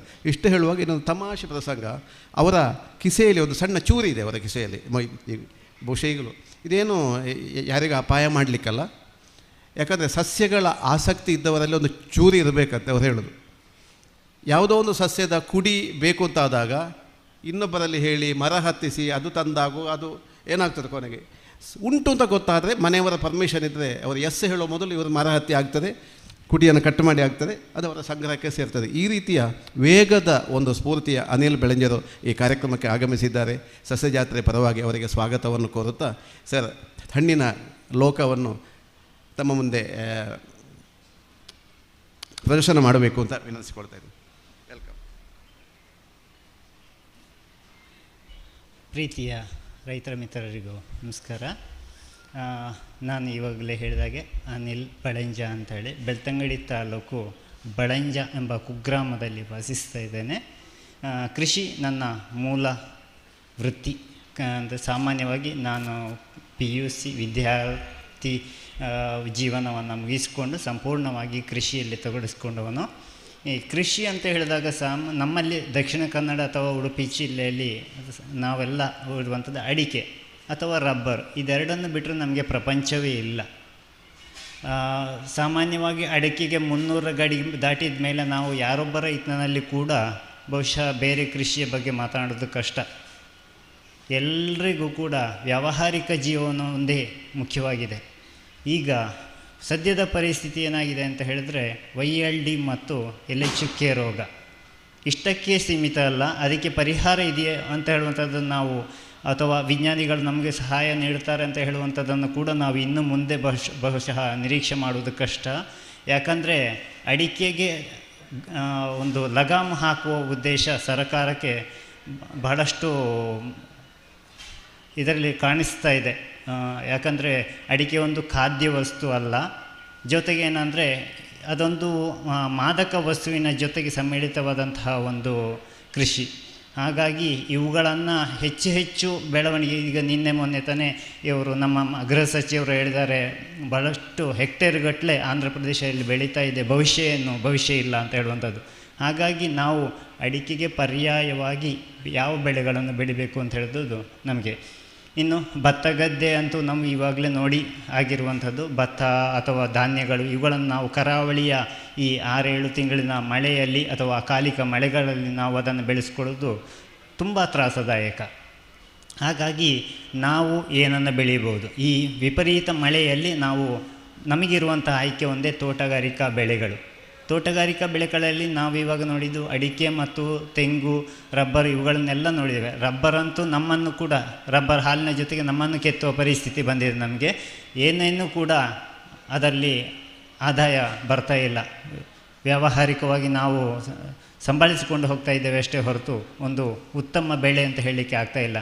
ಗೇರು ಬೀಜ ಕೂಡ ಅಷ್ಟೇ, ಅಕಾಲಿಕ ಮಳೆಗಳಿಂದ ಅವುಗಳ ಬೆಳೆ ಕೂಡ ಬಹಳ ತ್ರಾಸದಾಯಕವಾಗಿರುವಂಥದ್ದು. ಹೀಗಿರುವಾಗ ನಾವು ಯಾವುದನ್ನು ಬೆಳಿಬೋದು? ತೋಟಗಾರಿಕಾ ಬೆಳೆಗಳಲ್ಲಿ ಯಾವುದನ್ನು ಬೆಳಿಬೋದು? ನಮ್ಮಲ್ಲಿ ಈಗ ಈ ಮಧ್ಯಾಹ್ನದವರೆಗೆ ನಾವು ಕೇಳಿದ್ದೇವೆ ರಂಬುಟಾನು, ಮ್ಯಾಂಗೋಸ್ಟಿನ್ ಇಂತಹ ವ್ಯಾವಹಾರಿಕ ಬೆಳೆಗಳ ಬಗ್ಗೆ ಸಾಕಷ್ಟು ಚರ್ಚೆ ಆಗಿದೆ. ಅದನ್ನು ಹೊರತುಪಡಿಸಿ ನಾವು ಏನನ್ನು ಬೆಳಿಬೋದು ಅಂತ ಹೇಳುವಂಥದ್ದು ನಾನೀಗ ಕೇಳಲಿಕ್ಕೆ ಹೋಗ್ತಾ ಇರುವಂಥ ಇನ್ನೊಂದು ಏನಂದರೆ ವ್ಯವಹಾರವನ್ನು ಬದಿಗಿರಲಿ, ವ್ಯವಹಾರವನ್ನು ಬಿಟ್ಟು ನಮಗಾಗಿ ನಾವು ಏನು ಬೆಳಿಬೇಕು. ಈ ಟ್ರಾಪಿಕಲ್ ಉಷ್ಣವಲಯದಲ್ಲಿ ಬೆಳೆಯುವಂಥ ಹಣ್ಣುಗಳು ಬಹುಶಃ ಒಂದು 15-20 ವರ್ಷ ಮುಂಚೆ ನನಗೂ ಕೂಡ ಗೊತ್ತಿದ್ದಿದ್ದು ಮಾವು, ಹಲಸು, ಚಿಕ್ಕು, ನೇರಳೆ, ಪೇರಳೆ ಇಷ್ಟೇ. ಇದು ಬಿಟ್ಟು ಇವಾಗ ಮಾವು, ಹಲಸು, ಚಿಕ್ಕು ಅಂತ ಹೇಳುವ ಪರಿಸ್ಥಿತಿ ಹೋಗಿದೆ. ಅನೋನೇಸಿಯೆ, ಅನಾರ್ಕಡೇಸಿಯೆ, ಆರ್ಟೋಕಾರ್ಪಸ್ಸು ಅಥವಾ ಇನ್ಯಾವುದೇ ಸೈಂಟಿಫಿಕಲ್ ನೇಮನ್ನು ಹೇಳಲಿಕ್ಕೆ ಹೋಗಬೇಕಾಗ್ತದೆ. ಯಾಕಂದರೆ ಒಂದೊಂದು ಕುಟುಂಬದಲ್ಲಿ ಈಗ ಸೀತಾಫಲ ಅಂತ ಹೇಳಿದರೆ ಬಹುಶಃ ಒಂದು ಸೀತಾಫಲ ಕುಟುಂಬದಲ್ಲಿ ಒಂದು 700ರಿಂದ 1000 ವೆರೈಟಿಗಳಿದ್ದಾವೆ. ಬಹುಶಃ ನಮಗೆ ಬ್ರಿಟಿಷರು ಕೊಟ್ಟದ್ದು ಯಾವುದೋ ಒಂದು ನಮಗೆ ಇದು ನಮ್ಮ ಸಾಮಾನ್ಯ ಸೀತಾಫಲನ ಇರ್ಬೋದು, ದ್ರಾಕ್ಷಿ ಇರ್ಬೋದು, ಆ್ಯಪಲ್ ಇರ್ಬೋದು, ಬಹಳಷ್ಟು ಕಷ್ಟವಾಗಿ ಬೆಳೆಯುವಂಥ, ಬಹಳಷ್ಟು ವಿಷ ಪೂರೈಕೆ ಮಾಡಿಕೊಂಡು ಬೆಳೆಯುವಂಥ ಬೆಳೆಗಳನ್ನು ಮಾತ್ರ ನಾವು ಬೆಳೆಸ್ತಾ ಇದ್ದೇವೆ ಅಥವಾ ತಿಂತಾ ಇದ್ದೇವೆ. ಬಹುಶಃ ಆ್ಯಪಲ್ ಮತ್ತು ದ್ರಾಕ್ಷಿಗಳು ಬಹುಶಃ ವಿಷದ ಆಗರ ಅಂತಲೇ ಹೇಳ್ಬೋದು. ಅಷ್ಟೊಂದು ವಿಷವನ್ನು ಬೆಳೆಸ್ಕೊಂಡು ಸ್ಪ್ರೇ ಮಾಡಿಕೊಂಡು ನಾವು ಅದನ್ನು ಬೆಳಿಬೇಕಾಗ್ತದೆ. ನಮಗಾಗಿ ನಾವು ಬೆಳಿಬೇಕಾದಂಥದ್ದನ್ನು ಈ ಚೆರ್ರಿ ಮತ್ತು ಬೆರ್ರಿಗಳು. ನಮ್ಗೆ ಗೊತ್ತಿದೆ ಈ ಸಾಕಷ್ಟು ರೋಗಗಳು, ಡೆಂಗ್ಯೂವಿಗೆ ಬಹಳಷ್ಟು ಔಷಧಿ ಪಪ್ಪಾಯದ ಹಣ್ಣು ಮತ್ತು ಪಪ್ಪಾಯದ ಎಲೆ. ಇನ್ನು ಕೊರೋನಾ ಬಂದ ಟೈಮಲ್ಲಿ ನಮಗೆ ಕೊಟ್ಟಿದ್ದು ಮಾತ್ರೆಗಳು ವಿಟಮಿನ್ C ವಿಟಮಿನ್ ಸಿ ಭಾಳಷ್ಟು 70% ಮೇಲೆ ವಿಟಮಿನ್ ಸಿಯನ್ನು ಹೊಂದ್ಕೊಂಡಿರುವಂಥ ಹಣ್ಣುಗಳು ಚೆರ್ರಿ ಮತ್ತು ಬೆರಿಗಳು. ನಮ್ಮಲ್ಲಿ ಈಗ ನನ್ನ ನರ್ಸರಿ ಇದೆ, ಸಣ್ಣ ಮಟ್ಟಿಗೆ ಬಾಳಂಜ ಫಾರ್ಮ್ಸ್ ಆ್ಯಂಡ್ ನರ್ಸರಿ ಅಂತೇಳಿ. ನಮ್ಮಲ್ಲಿ ಬಂದ ತಕ್ಷಣ ಕೇಳುವಂಥದ್ದು ಹಣ್ಣು ಸಿಹಿಯಾಗಿರಬೇಕು ಅಂತೇಳಿ. ಹಣ್ಣು ಯಾಕೆ ಸಿಹಿಯಾಗಿರಬೇಕು? ಸಿಹಿಯಾದದ್ದು ನಮ್ಮ ಆಯ್ಕೆಯಲ್ಲಿ ಅಥವಾ ನಮ್ಮ ಶರೀರಕ್ಕೆ ಬೇಕಾದ ಪೋಷಕಾಂಶಗಳ ಲೆಕ್ಕದಲ್ಲಿ ನಾವು ಹೇಳೋದಿದ್ದರೆ ಹಣ್ಣಿನಲ್ಲಿ ಕೊನೆಯ ಸ್ಥಾನ ಸಿಹಿಗೆ, ಕಹಿ ಪ್ರಥಮ, ಹುಳಿ 2ನೇ ಸ್ಥಾನವನ್ನು ಬರ್ತದೆ, 3ನೇ ಸ್ಥಾನ ಒಗರು. ಇದು 3-4 ಸಮಾನವಾಗಿ ನಾವು ತಗೊಂಡ್ರೆ ಮಾತ್ರ ನಮ್ಮ ಶರೀರ ಒಂದು ಉತ್ತಮ ರೀತಿಯಲ್ಲಿ ಬೆಳೀಲಿಕ್ಕೆ ಸಾಧ್ಯ ಆಗ್ತದೆ ಅಥವಾ ಆರೋಗ್ಯಕರವಾಗಿ ಬೆಳೀಲಿಕ್ಕೆ ಸಾಧ್ಯ ಆಗ್ತದೆ. ಇನ್ನೊಂದು, ನಾವು ಯಾಕೆ ಈ ಚೆರ್ರಿ ಮತ್ತು ಬೆರಿಗಳನ್ನು ಬೆಳಿಬೇಕು ಅಂತ ಹೇಳುವಂಥದ್ದು. ಈ ಚೆರ್ರಿ ಮತ್ತು ಬೆರಿಗಳು ಬಹಳಷ್ಟು ನಮ್ಮ ಮುಂದಿನ ಜನಾಂಗವನ್ನು, ಮಕ್ಕಳನ್ನು ಆಕರ್ಷಣೆ ಮಾಡುವಂಥದ್ದು. ಬಹುತಃ ನಮ್ಮ ಈಗಿನ ಪರಿಸ್ಥಿತಿಯಲ್ಲಿ ಏನಾಗಿದೆ ಅಂದರೆ, ಕೃಷಿಕರ ಮಕ್ಕಳು ಕೂಡ ತೋಟಕ್ಕೆ ಇಳಿಯದೆ ವರ್ಷಾನುಗಟ್ಟಲಾಗಿರ್ತದೆ. ಶಾಲೆಯಿಂದ ಬರುವಂಥದ್ದು ಮೊಬೈಲ್ ಅಥವಾ ಕಂಪ್ಯೂಟರ್ ಅಥವಾ ಟಿ ವಿ ಮುಂದೆ ಕೂತ್ಕೊಳ್ಳುವಂಥದ್ದು, ವಾಪಸ್ಸು ಮರು ದಿವಸ ಶಾಲೆಗೆ ಹೋಗುವಂಥದ್ದು. ಕೃಷಿ ಜೀವನವೇ ಗೊತ್ತಿಲ್ಲ ಅಂತ ಹೇಳುವಂಥ ಪರಿಸ್ಥಿತಿ ಬಂದಿದೆ. ಮುಂದೊಂದು ದಿನ ಏನಾದರೂ ಅನಿವಾರ್ಯವಾಗಿ ಅವರಿಗೆ ಕೃಷಿ ಬೇಕು ಅಂತೇಳಿ ಆದರೂ ಕೂಡ ಇವಾಗ ನಾವು ನಮ್ಮ ತಂದೆ ತಾಯಿ ಅಥವಾ ನಮ್ಮ ಹಿರಿಯರು ನಮಗೆ ಅದನ್ನು ಹೇಳಿಕೊಟ್ಟಿಲ್ಲ ಅಂತ ಹೇಳುವಂಥ ಪರಿಸ್ಥಿತಿ ಬರ್ತದೆ. ಹಾಗಾಗಿ ನಾವು ಈ ಕೃಷಿ ಜೀವನವನ್ನು ನಮ್ಮ ಮಕ್ಕಳಿಗೆ ಕಳಿಸ್ಕೊಡುವಂಥದ್ದು ಅತಿ ಅಗತ್ಯವಾದಂತಹ ವಿಚಾರ. ಹಾಗಾಗಿ ಮಕ್ಕಳನ್ನು ಹೇಗೆ ತೋಟಕ್ಕೆ ಇಳಿಸಬೇಕು, ಈಗ ಅಡಿಕೆ ಹಾಕ್ಕೊಂಡು ಬಾ ಅಂತ ಹೇಳಿದ್ರೆ ನಿನ್ನಿಂದ ಇವತ್ತಿಗೆ ಯಾರು ಕೂಡ ಅಡಿಕೆಯನ್ನು ಹೆಕ್ಕಿಕೊಂಡು ಬರಲಿಕ್ಕೆ ತಯಾರಿರೋದಿಲ್ಲ. ಮಕ್ಕಳೇ ನಮಗೆ ಉಲ್ಟಾ ಹೇಳಲಿಕ್ಕೆ ಶುರು ಮಾಡ್ತಾರೆ. ಹಾಗಾಗಿ ನಮ್ಮಲ್ಲಿ ಒಬ್ಬರು ಬಂದಿದ್ದರು, ಕಸ್ಟಮರ್ ಒಬ್ಬರು ಬಂದಿದ್ದರು, ಅಥವಾ 50-60 ಎಕರೆ ಜಾಗದ ತುಮಕೂರಿನವರು. ಅವರಿಗೇನಾಗಿದೆ ಅಂದರೆ, ನಮ್ಮ ಮಕ್ಕಳನ್ನು ಕೃಷಿಗೆ ಇಳಿಸಬೇಕು ಅಂತ. ಹೇಗೆ ಇಳಿಸಬೇಕು ಅಂತ ಹೇಳಿದಾಗ, ಈ ಕೃಷಿಯಲ್ಲಿ ನಾನು ಹೇಳಿದೆ, ಎಲ್ಲ ತೋಟದಲ್ಲಿ ನಿಮ್ಮ ಎಲ್ಲೆಲ್ಲಿ ಜಾಗ ಇದೆ, ನಿಮ್ಮ ರಸ್ತೆ ತೋಟದಲ್ಲಿ ಎಲ್ಲೆಲ್ಲಿ ರಸ್ತೆ ಇದೆ, ರಸ್ತೆ ಬದಿಗಳಲ್ಲಿ ಉದ್ದಕ್ಕೂ ಕೂಡ ಹಣ್ಣಿನ ಗಿಡಗಳನ್ನು ನೆಡಿ. ಆರಂಭದಲ್ಲಿ ಏನು ಮಾಡಿ ಅಂದರೆ, ಬಹಳ ಶೀಘ್ರವಾಗಿ ಫಸಲನ್ನು ಕೊಡುವಂತಹ, ಬಹಳ ಬೇಗನೆ ಕೊಡುವಂಥ ಪುಟ್ಟ ಹಣ್ಣುಗಳು, ವರ್ಷದಲ್ಲಿ 3-4 ಬಾರಿ ಕೊಡುವಂಥ ಹಣ್ಣುಗಳನ್ನು ನೀವು ನಾಟಿ ಮಾಡಿ. ಆವಾಗ ಏನಾಗ್ತದೆ ಅಂದರೆ, ಮಕ್ಕಳು ಹಣ್ಣನ್ನು ತಿಂದ್ಕೊಳ್ಲಿಕ್ಕೋಸ್ಕರ ಅಲ್ಲಿಗೆ ಓಡಾಡ್ತಾರೆ. ಈ ರೀತಿ ಮಕ್ಕಳು ಓಡಾಡ್ತಾ ಏನಾಗ್ತದೆ ಅಂದರೆ, ಕ್ರಮೇಣ ಪ್ರಕೃತಿಯ ಪ್ರಕೃತಿಯ ಪ್ರೇಮವು ಮಕ್ಕಳ ಮೇಲೆ ಹೊಂದ್ಕೊಳ್ತದೆ. ಆವಾಗ ಏನು ಮಾಡ್ತದೆ ಅಂದರೆ, ಮುಂದೊಂದು ದಿನ ಈ ಮಕ್ಕಳು ಕೂಡ ಒಂದು ರೀತಿಯ ಕೃಷಿ ವಿಜ್ಞಾನವನ್ನು ಸುಲಭವಾಗಿ ಅರ್ಥೈಸ್ಕೊಂಡಾಗ್ತದೆ. ಇನ್ನೊಂದೇನೆಂದರೆ, ಪ್ರಕೃತಿಯಲ್ಲಿರುವ ಪ್ರಾಣಿ ಪಕ್ಷಿಗಳು, ಖಗಮೃಗಗಳು ಇವುಗಳೊಂದಿನ ಒಡನಾಟ ಬಹಳಷ್ಟು ನಮ್ಮ ಆರೋಗ್ಯಕ್ಕೆ ಮತ್ತು ನಮ್ಮ ಮನಸ್ಸಿಗೆ ಒಂದು ವಿರಾಳತೆಯನ್ನು ಕೊಡ್ತದೆ ಅಥವಾ ಒಂದು ಸಂತೋಷವನ್ನು ಕೊಡ್ತದೆ, ಒಂದು ಮುದ ನೀಡುವಂತಹ ಒಂದು ಕಾರ್ಯವಾಗಿದೆ. ಹಾಗೆ ಈ ವಿವಿಧ ಹಣ್ಣುಗಳನ್ನು ನಾವು ಬೆಳೆಯುವುದರಿಂದ ಏನಾಗ್ತದೆ ಅಂದರೆ, ನಮ್ಮಲ್ಲಿ ಇರುವಂಥ ಈ ನಮ್ಮ ಮಕ್ಕಳಿಗೆ ನಾವು ಕೊಡುವಂತಹ ಕೃತಕ ಅಥವಾ ವಿಷಪೂರಿತ ಆಹಾರಗಳು ಅಂತೇಳಿ ಕರಿಬೋದು ಬಹುಶಃ. ಈ ಕುರ್ಕುರೆ ಅಥವಾ ಬಿಂಗೋ, ಚಾಕ್ಲೇಟ್ಗಳು ಇವುಗಳೆಲ್ಲ ಕಡಿಮೆ ಆಗ್ತದೆ. ಯಾಕಂದರೆ ನಮ್ಮ ಶರೀರಕ್ಕೆ ಬೇಕಾದಷ್ಟು ಪೋಷಕಾಂಶಗಳನ್ನು ಯಾವುದು ಕೊಡೋದಿಲ್ವೋ ಆವಾಗ ನಮಗೆ ಇಲ್ಲಿ ಗೊತ್ತಿದೆ. ಅನ್ನ ಅಂತ ಹೇಳುವಂಥ, ನಾವು ಬಹುಶಃ ಅನ್ನ ಅಂತ ಹೇಳುವಂಥದ್ದು ಬರೀ ಹೊಟ್ಟೆ ತುಂಬಿಸಿಕೊಳ್ಳುವ ವಸ್ತುವೇ ಹೊರತು, ಹೊಟ್ಟೆಯನ್ನು ಹಸಿವನ್ನು ನೀಗಿಸಿಕೊಳ್ಳುವ ಇದು ಹೊರತು ಪೋಷಕಾಂಶಗಳನ್ನು ಪೂರೈಸುವಂತಹ ಇದಲ್ಲ. ಇವುಗಳೆಲ್ಲ ಕಾರ್ಬೋಹೈಡ್ರೇಟ್ ಮತ್ತು ಇದನ್ನು ಆಹಾರವನ್ನು ಹೊಂದಿಕೊಂಡಿರುವಂಥ ವಸ್ತುಗಳು. ಇದರಲ್ಲಿ ಪ್ರೋಟೀನ್ಗಳು ಮತ್ತು ಕಾರ್ಬೋಹೈಡ್ರೇಟ್ಗಳು ಅಥವಾ ಇನ್ನು ಯಾವ ರೀತಿಯ ಖನಿಜಾಂಶಗಳು ಬಹುಶಃ ನಿಮ್ಮ ಅಕ್ಕಿ ಅಥವಾ ಗೋಧಿಯಲ್ಲಿ ಇರುವಂಥದ್ದಲ್ಲ. ಬರೀ ಇದು ಹೊಟ್ಟೆಯ ಹಸಿವನ್ನು ನೀಗಿಸ್ಕೊಳ್ಳಿಕ್ಕೆ, ಜೊತೆಗೆ ನಮಗೆ ಉಚಿತವಾಗಿ ಸಿಗುವಂಥದ್ದು ಶರೀರಕ್ಕೆ ಬೊಜ್ಜು, ಲೆಕ್ಕಕ್ಕಿಂತ ಹೆಚ್ಚಿಗೆದಂಥ ಸ್ಟಾರ್ಚ್ಗಳನ್ನು ಹೊಂದಿರುವಂತಹ ಆಹಾರಗಳನ್ನು ಅಥವಾ ಮೈದಾ ಅಥವಾ ಇನ್ಯಾವುದೇ ರೀತಿಯ ವಸ್ತುಗಳನ್ನು ನಾವು ಹೊಟ್ಟೆಗೆ ತುಂಬಿಸಿಕೊಳ್ಳೋದ್ರಿಂದ ಶರೀರದಲ್ಲಿ ಬೊಜ್ಜು ಅಥವಾ ತೂಕವನ್ನು ಹೆಚ್ಚಿಸಿಕೊಳ್ಳುವಂಥದ್ದಷ್ಟೇ ಹೊರತು ಇನ್ನೊಂದೇನೆಂದರೆ, ಬಿಸ್ಕೆಟು ಮತ್ತು ಅಥವಾ ಚಾಕ್ಲೇಟ್ ಇಂಥದ್ದನ್ನು ತಿಂದುಕೊಂಡು ನಮ್ಮ ಆರೋಗ್ಯದಲ್ಲಿ ನಮಗೆ ಗೊತ್ತಿಲ್ಲದೆ ನಾವು ತುಂಬಿಸಿಕೊಳ್ಳುವಂತಹ ವಿಷಕಾರಿ ಅಂಶಗಳು ಮುಂದಕ್ಕೆ ಶುಗರು ಅಥವಾ BP, ಲೋ ಪ್ರೆಷರ್ ಇಂಥದ್ದನ್ನು ಆರೋಗ್ಯದ ಸಮಸ್ಯೆಗಳನ್ನು ಕೊಂಡುಕೊಳ್ಳುವಂಥದ್ದು. ನಾನು ಇವಾಗ ಹೇಳ್ತಾ ಇದ್ದೀನಿ, ನಾನು ಕೂಡ ಅದೇ ರೀತಿಯನ್ನು ನಡೆಸ್ಕೊಳ್ಬೇಕು. ನನ್ನ ಮಕ್ಕಳು ಏನು ಮಾಡ್ತಾರೆ, ನನ್ನ ಮಗ ಏನಿದ್ದಾನೆ ಅಂದರೆ, ಇದುವರೆಗೂ ನಾನಾಗಲಿ ನನ್ನ ಮನೆಯವರಾಗಲಿ ಕುರ್ಕುರೆ ಅಥವಾ ಬಿಂಗೋ ಚಾಕ್ಲೇಟ್ಗಳನ್ನು ನಾವು ತೆಗೆದುಕೊಟ್ಟಿದ್ದಿಲ್ಲ. ಇಡೀ ಸಂತೆ ಜಾಲಾಡಿದ್ರು ಕೂಡ ಒಂದೇ ಒಂದು ದಿವಸ ಕೂಡ ಅವನು ಕೇಳಿದ್ದೂ ಇಲ್ಲ. ಯಾಕೆ ಹೇಳ್ತಾನೆ ಅಂದರೆ, ನಾವು ಬೆಳೆಸಿದರೆ ನಾವು ಅವರಿಗೆ ಬೇಕಾದಂತಹ ಆಹಾರವನ್ನು ನಾವು ಕೊಡೋದರಲ್ಲಿ ತಪ್ಪಿದ್ದೇವೆ. ನಾವು ಸಂತೆಗೆ ಹೋದ ತಕ್ಷಣ ತೆಗೆದುಕೊಳ್ಳುವಂಥದ್ದು ಫಸ್ಟಿಗೆ ಐಸ್ ಕ್ರೀಮ್. ಆಮೇಲೆ ಚಾಕ್ಲೇಟ್, ಆಮೇಲೆ ಅಲ್ಲಿ ಸಿಕ್ಕಿದ್ದನ್ನೆಲ್ಲ ಕೊಡ್ತೇವೆ. ಅದೇ ಆಹಾರಗಳನ್ನು ನಮ್ಮ ರೀತಿಯಲ್ಲಿ ನಮ್ಮ ಭೂಮಿಯಲ್ಲಿರುವಂಥ ಆಹಾರಗಳನ್ನು ನಾವು ಕೊಟ್ಟರೆ ಏನಾಗ್ತದೆ ಅಂದರೆ ಅದುವೇ ಸುಖ. ಇದಕ್ಕಿಂತ ಹೆಚ್ಚಿನ ವಿಷಯ ಮುಕ್ತವಾದಂಥ, ಯಾಕಂದರೆ ನಾವೇ ಬೆಳೆಯುವಾಗ ನಮಗೆ ಗೊತ್ತಾಗ್ತದೆ, ಒಂದು ಮರದಲ್ಲಿ 1000 ಪೇರಳೆ ಹಣ್ಣು ಸಿಕ್ಕಿದರೆ 4-5 ಹಣ್ಣುಗಳು ಮಾತ್ರ ಅದರಲ್ಲಿ ಒಳ್ಳೆದಿರ್ತವೆ. ಒಂದು ಹಕ್ಕಿಗಳು ತಿಂತವೆ, ಒಂದು ಹಣ್ಣು ನೊಣ, ಫ್ರೂಟ್ ಫ್ಲೈ ಅಂತ ಹೇಳ್ತವೆ, ಇದರ ಅಟ್ಯಾಕ್ ಆಗಿರ್ತದೆ, ಅಥವಾ ಇನ್ನು ಮಳೆಗಾಲದಲ್ಲಿ ಫಂಗಲ್ ಅಟ್ಯಾಕ್, ಕೊಳೆ ರೋಗ. ಇಷ್ಟರಲ್ಲಿ ನಾವು ಉಳಿಸುವಂಥದ್ದು ಕೇವಲ 10-20% ನಮಗೆ ಉಳಿಸ್ಕೊಳ್ಳಿಕ್ಕೆ ಆಗ್ತದೆ ಅಂತೇಳಿ. ಆದರೆ 100ರಲ್ಲಿ 100 ಹಣ್ಣನ್ನು ಒಬ್ಬ ಮಾರುಕಟ್ಟೆಗೆ ಒದಗಿಸಿಕೊಡಬೇಕು ಅಂತ ಹೇಳಿದರೆ ಅದಕ್ಕೆ ಎಷ್ಟು ರೀತಿಯ ವಿಷಗಳನ್ನು ನಾವು ಪೂರೈಕೆ ಮಾಡ್ತೇವೆ ಅಂತ ಹೇಳುವಂಥದ್ದು, ಅಥವಾ ಅದಕ್ಕೆ ಪೋಣಿಸ್ತೇವೆ ಅಂತ ಹೇಳುವಂಥದ್ದು ನಮಗೆ ಗೊತ್ತಿರುವಂಥ. ಇನ್ನು ದ್ರಾಕ್ಷಿಯಂತಹ ನಾನು ಆಗಲೇ ಹೇಳಿದಾಗೆ, ಯಾಕಂತ ಹೇಳಿದರೆ ಅದು ವಿಷದ ಆಗರ ಅಂತ ಹೇಳಿ ಯಾಕೆ ಹೇಳಿದ್ದೇನೆ ಅಂತಂದರೆ, ದ್ರಾಕ್ಷಿಯನ್ನು ವಿಷದ ಬಾಟ್ಲುಗಳಲ್ಲಿ ಇಲ್ಲ, ದ್ರಾಕ್ಷಿಯನ್ನು ವಿಷದ ಬಾಟ್ಲಿಗಳಲ್ಲಿ ಮುಳುಗಿಸಿ ತೆಗಿತಾರೆ. ಇನ್ನು ಖರ್ಜೂರದ ಹಣ್ಣು ನಮ್ಗೆ ಗೊತ್ತಿದೆ, ಭಾಳಷ್ಟು ಒಳ್ಳೆ ಹಣ್ಣು ಅಂತ ಹೇಳುವಂಥದ್ದು ನಾವು ತಗೊಂಡು ಬರ್ತೇವೆ. ಖರ್ಜೂರದ ಹಣ್ಣನ್ನು ಒಣಗಿಸ್ಕೊಳ್ಳುವಂಥದ್ದು ವಿಷದ ಪೌಡ್ರ್ನಲ್ಲೇ ಮುಳುಗಿಸ್ಕೊಂಡು, ದ್ರಾಕ್ಷಿಯನ್ನು ಒಣಗಿಸುವುದು ಕೂಡ ಹಾಗೆ. ಒಣ ದ್ರಾಕ್ಷಿ ಮಕ್ಕಳಿಗೆ ಒಳ್ಳೆಯದು ಅಂತೇಳಿ ನಾವು ತಿನ್ನಿಸ್ತೇವೆ.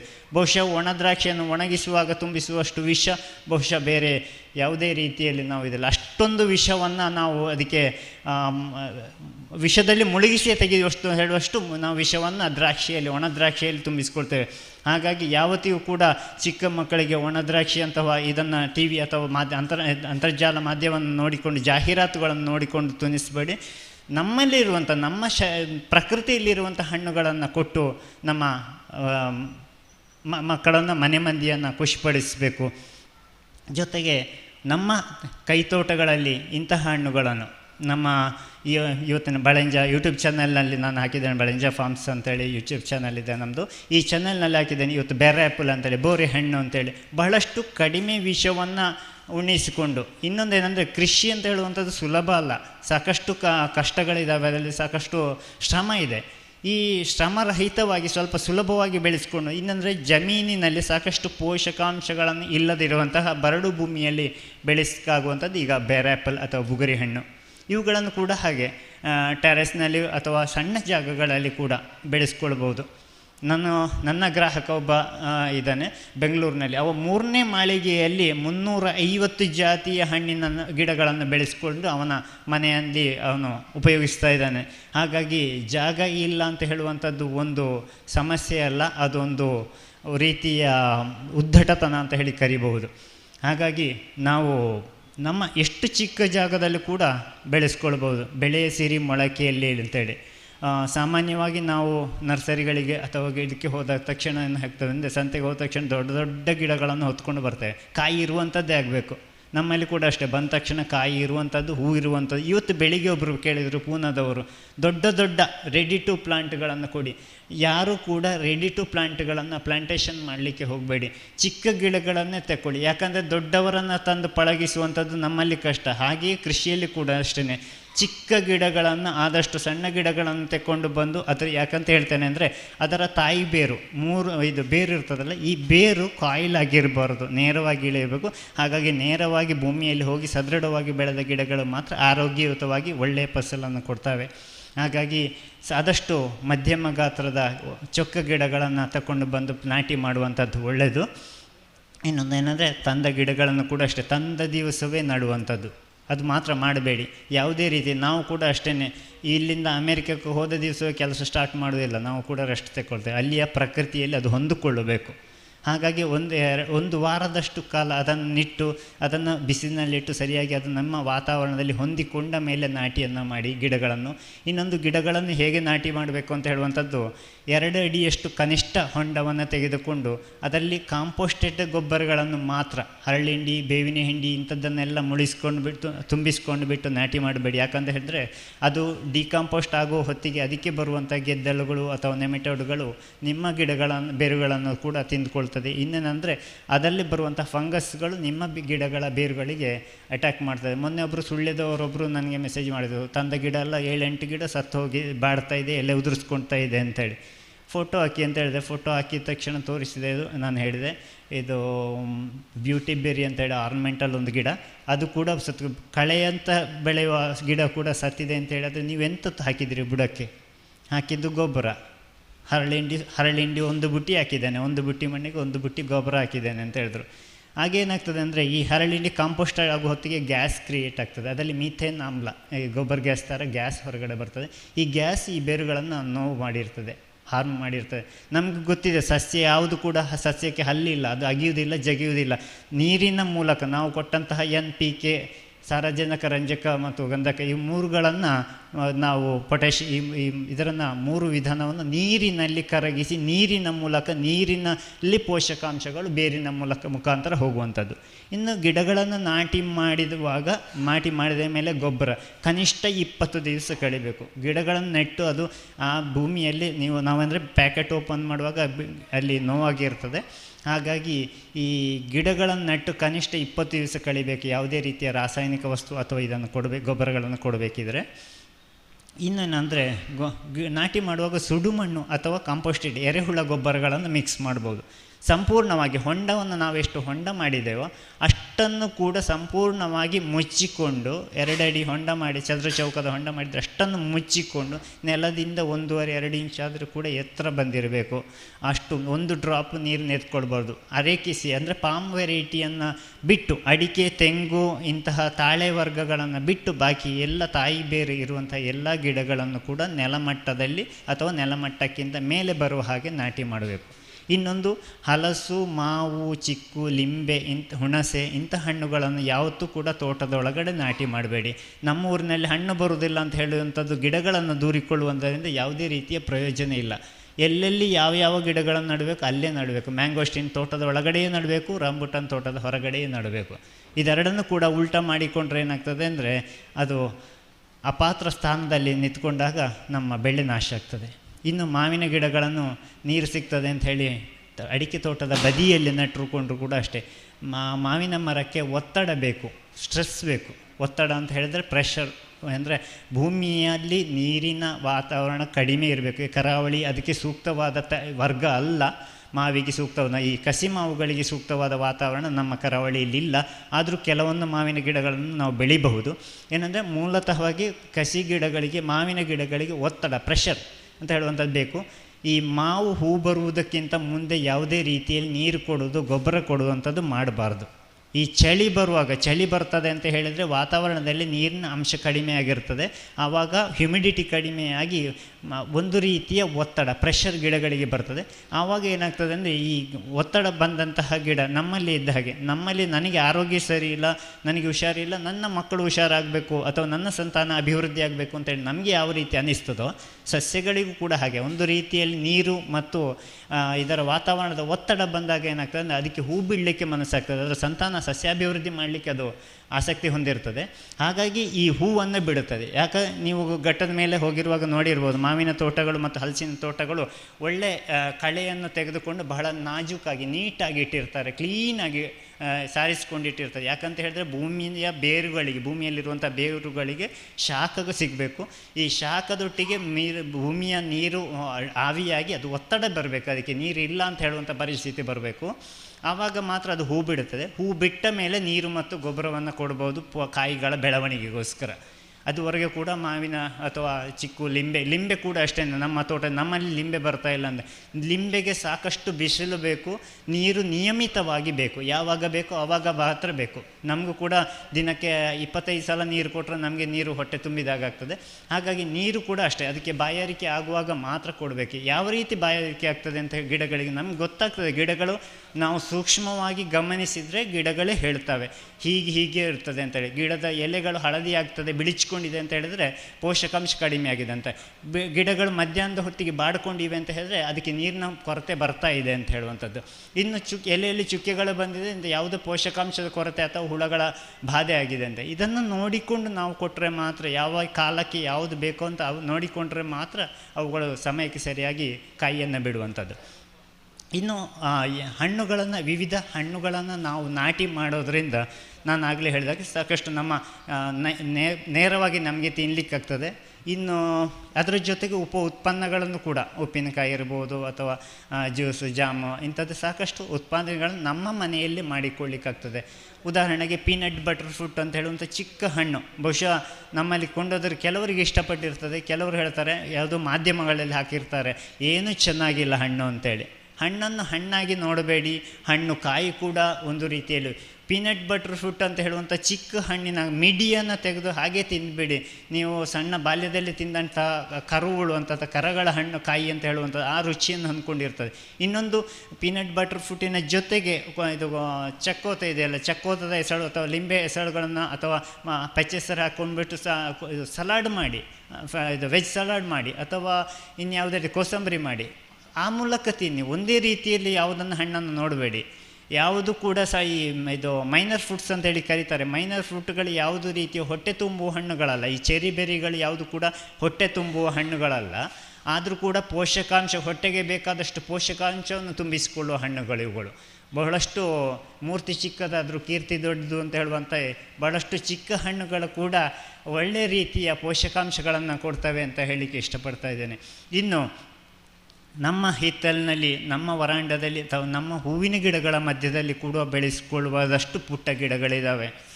ನಿನ್ನಂದಷ್ಟೇ ಬಂತು, ಬ್ರೆಜಿಲ್ನಿಂದ ಒಬ್ಬ ಮಿತ್ರ ಕಳಿಸ್ಕೊಟ್ಟಿದ್ದಾನೆ. ಸೀತಾಫಲಗಳಲ್ಲಿ 20 ವರ್ಗದ 20 ಜಾತಿಯ ಸೀತಾಫಲಗಳನ್ನು, ಬಹುಶಃ ನಾನೇ ಕೇಳಿರಲಿಲ್ಲ ಹೆಸರು, ಇವಾಗ ಗೂಗಲಲ್ಲಿ ಹುಡುಕ್ತಾ ಇದ್ದೇನೆ. ಯಾಕಂದರೆ ಬ್ರೆಜಿಲಿಯನ್ ಲ್ಯಾಂಗ್ವೇಜ್ ಕೂಡ ನಮಗೆ ಸ್ವಲ್ಪ ಕಷ್ಟ ಆಗ್ತದೆ, ಅದನ್ನು ಟ್ರಾನ್ಸ್ಲೇಟ್ ಮಾಡಿ ಹುಡುಕ್ಲಿಕ್ಕೆ ಸ್ವಲ್ಪ ಕಷ್ಟ ಆಗ್ತದೆ.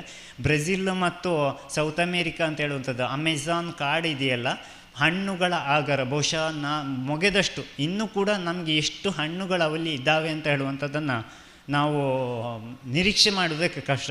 ಬಹಳ ಅಮೆಝಾನ್ ಕಾಡಿಗೆ ಬೆಂಕಿ ಹಚ್ಚಿದೆ ಅಂತ ಹೇಳಿದ್ರೆ ನನ್ನ ಹೊಟ್ಟೆಗೆ ಬೆಂಕಿ ಹಚ್ಚಿದಷ್ಟು ಇದು ಬೇಸರ ಆಗ್ತಾಯಿದೆ. ಯಾಕಂದರೆ ಅಷ್ಟೊಂದು ಹಣ್ಣುಗಳನ್ನು ಬರೀ ನಮಗಾಗಿ ಮಾತ್ರ ಅಲ್ಲ, ನಮ್ಮ ಪ್ರಕೃತಿಯಲ್ಲಿರುವಂತಹ ಪ್ರಾಣಿಗಳಿಗೆ, ನಮ್ಮ ಪ್ರಕೃತಿಯಲ್ಲಿರುವಂಥ ಪಕ್ಷಿಗಳಿಗೆ ಜೊತೆಯಾಗಿ ನಾವು ಅದನ್ನು ತಿನ್ನಬೇಕು, ಅವುಗಳು ಕೂಡ ತಿನ್ನಬೇಕು. ನಮ್ಮ ತೋಟದಲ್ಲಿ ಯಾವುದೇ ರೀತಿಯ ಬಲೆ ಹಾಕೋದಿಲ್ಲ, ಯಾವುದೇ ರೀತಿಯ ವಿಷಗಳನ್ನು ಸ್ಪ್ರೇ ಮಾಡೋದಿಲ್ಲ. ಎಷ್ಟು ನನಗೆ ಸಿಗ್ತದೆ, ನನಗೆ 10% ಸಿಕ್ಕಿದ್ದು ಸಾಕು, ನಾನು ಅದರಲ್ಲಿ ಸಂತೃಪ್ತ. ಯಾಕೆಂತ ಹೇಳಿದ್ರೆ ನಮ್ಮ ಭೂಮಿಯಲ್ಲಿ ಪ್ರಾಣಿ ಪಕ್ಷಿಗಳು ಎಷ್ಟು ಬರ್ತಾವೋ ಅಷ್ಟು ನಮ್ಮ ಪ್ರಮುಖ ಬೆಳೆಗೆ, ನಾನು ಆಗಲೇ ಹೇಳಿದ ಸ್ಥಾನಕ್ಕೆ ಬರ್ತಾಯಿದ್ದೇನೆ ನಾನು. ನಮ್ಮ ಕೃಷಿಯಲ್ಲಿ, ನಮ್ಮ ಅಡಿಕೆ ತೋಟದ ಮಧ್ಯದಲ್ಲಿ ನಾವು ಹಣ್ಣಿನ ಗಿಡಗಳನ್ನು ಹಾಕಿಕೊಳ್ಳೋದರಿಂದ ಏನು ಲಾಭ ಅಂತ ಹೇಳಿದ್ರೆ, ಹಣ್ಣನ್ನು ತಿನ್ನಲಿಕ್ಕೆ ಬರೀ ಹಕ್ಕಿಗಳು ಹಣ್ಣನ್ನು ಮಾತ್ರ ತಿನ್ನೋದಿಲ್ಲ, ಅವುಗಳ ಮಾಂಸಾಹಾರಿಗಳು ಕೂಡ. ಅದರ ಜೊತೆಗೆ ನಮ್ಮ ಅಡಿಕೆ ತೋಟಕ್ಕೆ ಬರುವಂಥ ಕೀಟಗಳನ್ನು ಅವು ತಿಂದು ಬದುಕ್ತವೆ. ಅದು ನಮ್ಮ ಪರೋಪಕಾರಿಯಾಗಿ ಉಪಕಾರವನ್ನು ಮಾಡ್ತವೆ. ನಮ್ಮ ಅಡಿಕೆ ತೋಟದಲ್ಲಿ ನಾನು ಇದುವರೆಗೆ ಕೂಡ ಯಾವುದೇ ರೀತಿಯ ಕರಾಟೆ ಆಗಲಿ, ಫಂಗಿಸೈಡ್ ಆಗಲಿ ಯಾವುದು ಕೂಡ ಸ್ಪ್ರೇ ಮಾಡಲಿಲ್ಲ. ಎಲ್ಲಿ ಅಡಿಕೆಗೆ ಸ್ಪ್ರೇ ನಡೀತದೋ ಅಲ್ಲಿ ಇರುವಷ್ಟು ಅಡಿಕೆ ನನ್ನ ತೋಟದಲ್ಲಿ ಬರ್ತದೆ. ಬೆಳ್ಳಿನಳ್ಳಿ ಅಲ್ಲಿ ಎಷ್ಟು ಬೀಳ್ತದೋ ಅಷ್ಟೇ ನನ್ನಲ್ಲೂ ಬೀಳುವಂಥದ್ದು. ಹಾಗಾಗಿ ನಾನು ಹೇಳುವಂಥದ್ದು, ನಮ್ಮ ಪ್ರಕೃತಿಯಲ್ಲಿ ನಮ್ಮಲ್ಲಿ ಎಷ್ಟು ಸೂಕ್ಷ್ಮ ಜೀವಿಗಳು ಬದುಕ್ತಾವೋ ಅಷ್ಟು ನಮ್ಮಲ್ಲಿ ಇದು. ಉದಾಹರಣೆಗೆ ನಾನು ಹೇಳುವಂಥದ್ದು, ನೀವು ರಾತ್ರಿ ಲೈಟ್ ಹಿಡ್ಕೊಂಡು ಹೋಗಿ, ಟಾರ್ಚ್ ಹಿಡ್ಕೊಂಡು ಹೋಗಿ, ಪ್ರತಿ 1 ಅಡಿಗೊಂದು ಜೇಡ, ನಿಮಗೆ ಅದು ಜೇಡ ಅನ್ನೋದು ಗೊತ್ತಾಗ್ತದೆ. ಲೈಟ್ ಹಿಡ್ಕೊಂಡು ಹೋಗುವ ಸಣ್ಣ ಮಿಣುಕ್ತವೆ, ಅಲ್ಲಿ ಸ್ಟಾರ್ಗಳು ಕಾಣಿಸ್ತದೆ. ಪ್ರತಿ ಅಡಿಗೊಂದು ಜೇಡ ನಿಮ್ಮ ನೆಲದಲ್ಲಿ, ಭೂಮಿಯಲ್ಲಿ ಕೂತ್ಕೊಂಡಿದೆ ಅಂತ ಹೇಳಿದ್ರೆ ನಿಮ್ಮ ಭೂಮಿಯಷ್ಟು ಪಾವಿತ್ರ್ಯ ಬೇರೆ ಯಾವುದೂ ಕೂಡ ಇಲ್ಲ. ಅದು ಈ ಜೇಡ ಏನು ಮಾಡ್ತದೆ ಅಂದರೆ ಬಹಳಷ್ಟು ಚಿಕ್ಕ ಕೀಟಗಳನ್ನು ಅದು ತಿಂದುಬಿಡ್ತದೆ. ಎಲ್ಲೆಲ್ಲಿ ನೋಡಿ ಒಂದು ದಿವಸ ನೀವು ಆಚೆ ಹೋಗೋದಿದ್ದರೆ ಅಲ್ಲಿ ಜೇಡ ಬಂದು ಕೂತ್ಕೊಳ್ತದೆ. ಯಾಕಂತ ಹೇಳಿದ್ರೆ ಅಲ್ಲಿರುವಂಥ ಕೀಟಗಳು, ಹಾರುವಂಥ ಕೀಟಗಳನ್ನು ಅದು ಭಕ್ಷಿಸ್ತದೆ. ಬಹಳ ರೈತನಿಗೆ ಎರೆಹುಳ ಎಷ್ಟು ಪ್ರಮುಖವೋ ಅದೇ ರೀತಿ ಜೇಡ ಕೂಡ ಅತಿ ಮುಖ್ಯವಾದಂಥದ್ದು. ಇದರಲ್ಲಿ ನಾವು ಈ ವೀಡಿಸೈಡ್, ಈ ಕಳೆನಾಶಕವನ್ನು ಸಿಂಪರಣೆ ಮಾಡೋದರಿಂದ ಬಹಳಷ್ಟು ಜೇಡಗಳಿಗೆ ಹಾನಿಯಾಗುವಂಥದ್ದು.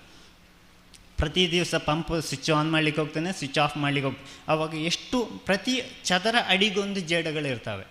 ಎಷ್ಟು ರೀತಿಯ ನಮ್ಮಲ್ಲಿ ಒಂದಕ್ಕೊಂದು ಪೂರಕವಾಗಿ ಕೆಲಸ ಮಾಡ್ತವೆ ಅಂದರೆ, ಈಗ ನಮ್ಮಲ್ಲಿ ಮಾವಿನಕಾಯಿ, ನಮ್ಮಲ್ಲಿ ಬಳಂಜಿ ಜೀರಿಗೆ ಹಣ್ಣು ಅಂತ ಹೇಳುವಂಥದ್ದು ಮಾವು ಮೇಳದಲ್ಲಿ ಪ್ರಥಮ ಸ್ಥಾನ ಪಡೆದಂತಹ ಮಾವಿನ ಹಣ್ಣದು. ಒಂದು ಮರದ ಪ್ರತಿ ವರ್ಷ ಅದರಲ್ಲಿ ಮಾವಿನ ಹಣ್ಣು ಆಗ್ತದೆ, ಒಳ್ಳೆ ರೀತಿಯ ಸಿಹಿ ಹಣ್ಣಿದೆ. ಎಷ್ಟು ಹಣ್ಣಾಗಿದೆ ಅಷ್ಟರಲ್ಲಿ 99% ಪಾಲು ಗಿಳಿಗಳು ತಿಂತವೆ. ಇಷ್ಟರೊಳಗೆ ಬಾರದಿರುವಂತಹ ಗಿಳಿಗಳನ್ನು ನನಗೆ ಸಾಮಾನ್ಯವಾಗಿ ಗಿಳಿ ಅಂತ ಹೇಳಿದರೆ ಕೆಂಪು ಕೊಕ್ಕು, ಕೆಂಪು ಜುಟ್ಟು, ಕೆಂಪು ಕತ್ತು, ಇಷ್ಟೇ 3 ಗಿಳಿಗಳು ಗೊತ್ತಿತ್ತು. ಇಷ್ಟಲ್ಲ, ನಾನು ನನ್ನ ತೋಟದಲ್ಲಿ ಕಂಡಿದ್ದೊಂದು 8 ರಿಂದ 10 ಜಾತಿಯ ಈ 3 ಜಾತಿಗಳಲ್ಲದೆ 10 ಜಾತಿಯ ಗಿಳಿಗಳನ್ನು ನಾನು ಕಂಡಿದ್ದೇನೆ. ಎಲ್ಲಿ ಇರ್ತವೆ, ಹೇಗೆ ಬರ್ತವೆ ಅವು? ಯಾಕಂದರೆ ಅವುಗಳಿಗೂ ಕೂಡ ಆಹಾರ ಹುಡುಕಿಕೊಂಡು ಬರ್ತವೆ. ಎಲ್ಲಿ ನಾವು ಪ್ರಕೃತಿಯನ್ನು ಹಾಳು ಮಾಡಿದ್ದೇವೋ ಅಲ್ಲಿ ಮಾತ್ರ ಈ ಸಮಸ್ಯೆಗಳನ್ನು ಬರ್ತವೆ. ನಮ್ಮ ಜೊತೆಗೆ ನಮ್ಮ ಪ್ರಕೃತಿಯಲ್ಲಿರುವಂಥ ಪ್ರಾಣಿ ಪಕ್ಷಿಗಳಿಗೆ ಕೂಡ ಜೀವಿಸಲಿಕ್ಕೆ ನಾವು ಅವಕಾಶ ಕೊಡೋಣ. ಒಳ್ಳೆ ರೀತಿಯಲ್ಲಿ ನಾವು ಗಿಡಗಳನ್ನು ನಾಟಿ ಮಾಡಿ ಒಳ್ಳೆಯ ಹಣ್ಣುಗಳನ್ನು ನಾವು ಬೆಳೆಸ್ಕೊಳ್ತಾ ನಮ್ಮ ಪ್ರಕೃತಿಯನ್ನು ಆರಾಧಿಸೋಣ.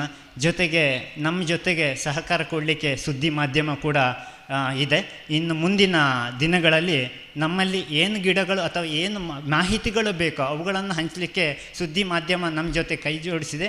ನಿಮಗೆ ಯಾವ ರೀತಿಯ ಸಂಶಯಗಳು, ಯಾವ ರೀತಿಯ ವಿಚಾರಗಳು ಅಥವಾ ಯಾವ ಗಿಡಗಳು, ಹೇಗಿರುವಂಥ ಗಿಡಗಳು, ನಿಮ್ಮ ಉದ್ದೇಶ ಏನು ಅಂತ ಹೇಳುವಂಥದ್ದನ್ನು ನೀವು ಮಾಧ್ಯಮದ ಮೂಲಕ ವಿಚಾರಿಸಿದರೆ ಅದಕ್ಕೆ ಉತ್ತರ ಕೊಡುವಂಥ ಪ್ರಯತ್ನವನ್ನು ನಾನು ಮಾಡ್ತೇನೆ ಅಂತ ಹೇಳುವಂಥ ವಿಶ್ವಾಸ ನನಗಿದೆ. ಜೊತೆಗೆ ನಮ್ಮಲ್ಲಿರುವಂತಹ ಗಿಡಗಳನ್ನು ಅಥವಾ ನಮ್ಮಲ್ಲಿ ಲಭ್ಯ ಇಲ್ಲದೇ ಇರುವಂಥ ಗಿಡಗಳನ್ನು ಕೂಡ ಎಲ್ಲಿ ನಿಮಗೆ ಸಿಗ್ತದೆ ಅಂತ ಹೇಳುವಂಥ ಮಾಹಿತಿಯನ್ನು ಕೊಡಲಿಕ್ಕೆ ಪ್ರಯತ್ನ ಪಡ್ತೇನೆ. ಎಡೆಗೆಡೆಗೆ ನಮ್ಮಲ್ಲಿ ಅವ್ರಿಗೆ ಕರೆದಾಗ ಅಥವಾ ಅವರ ಅವಶ್ಯಕತೆ ಇದ್ದಾವೆ ಅಥವಾ ನಿಮ್ಮ ಅವಶ್ಯಕತೆ ಇದ್ದಾಗ ಮಾಧ್ಯಮದಲ್ಲೂ ಕೂಡ ಬಂದು ವಿಚಾರಗಳನ್ನು ತಿಳಿಸ್ಲಿಕ್ಕೆ ಇಷ್ಟಪಡ್ತಾ ಇದ್ದೇನೆ. ಇನ್ನೂ ಏನಿದ್ರೂ ಕೂಡ ಮುಂದಿನ ಜೂನ್ ಅಂದರೆ ಮುಂಗಾರುವಿನ ಆರಂಭದಲ್ಲಿ ಮತ್ತೊಮ್ಮೆ ಸುದ್ದಿ ಮಾಧ್ಯಮದ ಜೊತೆ ಕಾಣಿಸ್ಕೊಳ್ತೇನೆ, ನಿಮ್ಮ ಜೊತೆ ಮಾತಾಡ್ತೇನೆ. ಏನಾದರೂ ಸಂಶಯಗಳು ಇದ್ದರೆ ನನ್ನನ್ನು ವಿಚಾರಿಸ್ಕೊಳ್ಬೋದು. ನನ್ನ ದೂರವಾಣಿ ಸಂಖ್ಯೆ ಸುದ್ದಿಯಲ್ಲಿದೆ. ಇಲ್ಲಿ ಬೇಕಿದ್ದರೆ ಒಂದು ಸಾರಿ ಹೇಳಿಬಿಡ್ತೇನೆ. 9448067466. ಯಾವುದೇ ರೀತಿಯ ವಿಚಾರಗಳನ್ನು ಸುದ್ದಿ ಮಾಧ್ಯಮದ ಮೂಲಕ ತಿಳ್ಕೊಳ್ಬೋದು. ಜೊತೆಗೆ ಇನ್ನೊಂದಷ್ಟು ವಿಚಾರಗಳನ್ನು ಅಡಿಕೆ ಪತ್ರಿಕೆಯಲ್ಲಿ ಪ್ರತಿ ವಾರ ಬರಿತೇನೆ. ಪ್ರತಿ ತಿಂಗಳು ಅಡಿಕೆ ಪತ್ರಿಕೆಯಲ್ಲಿ ಹೊಸ ಫಲ ಅಂತ ಹೇಳುವಂಥ ಅಂಕಣದಲ್ಲಿ ಸವಿವರವಾದ ಪ್ರತಿ ಹಣ್ಣಿನ ವಿಚಾರಗಳನ್ನು ಬರೀತಾ ಇದ್ದೇನೆ. ಅಡಿಕೆ ಪತ್ರಿಕೆಯನ್ನು ಕೂಡ ಪ್ರೋತ್ಸಾಹ ಮಾಡಬೇಕು ಅಂತೇಳಿ ಈ ಸಂದರ್ಭದಲ್ಲಿ ಕೇಳಿಕೊಳ್ತಾ ಸುದ್ದಿ ಮಾಧ್ಯಮದ ಅವಕಾಶಕ್ಕಾಗಿ ಧನ್ಯವಾದಗಳನ್ನು ಅರ್ಪಿಸ್ತಾ ನನ್ನೆರಡು ಮಾತು.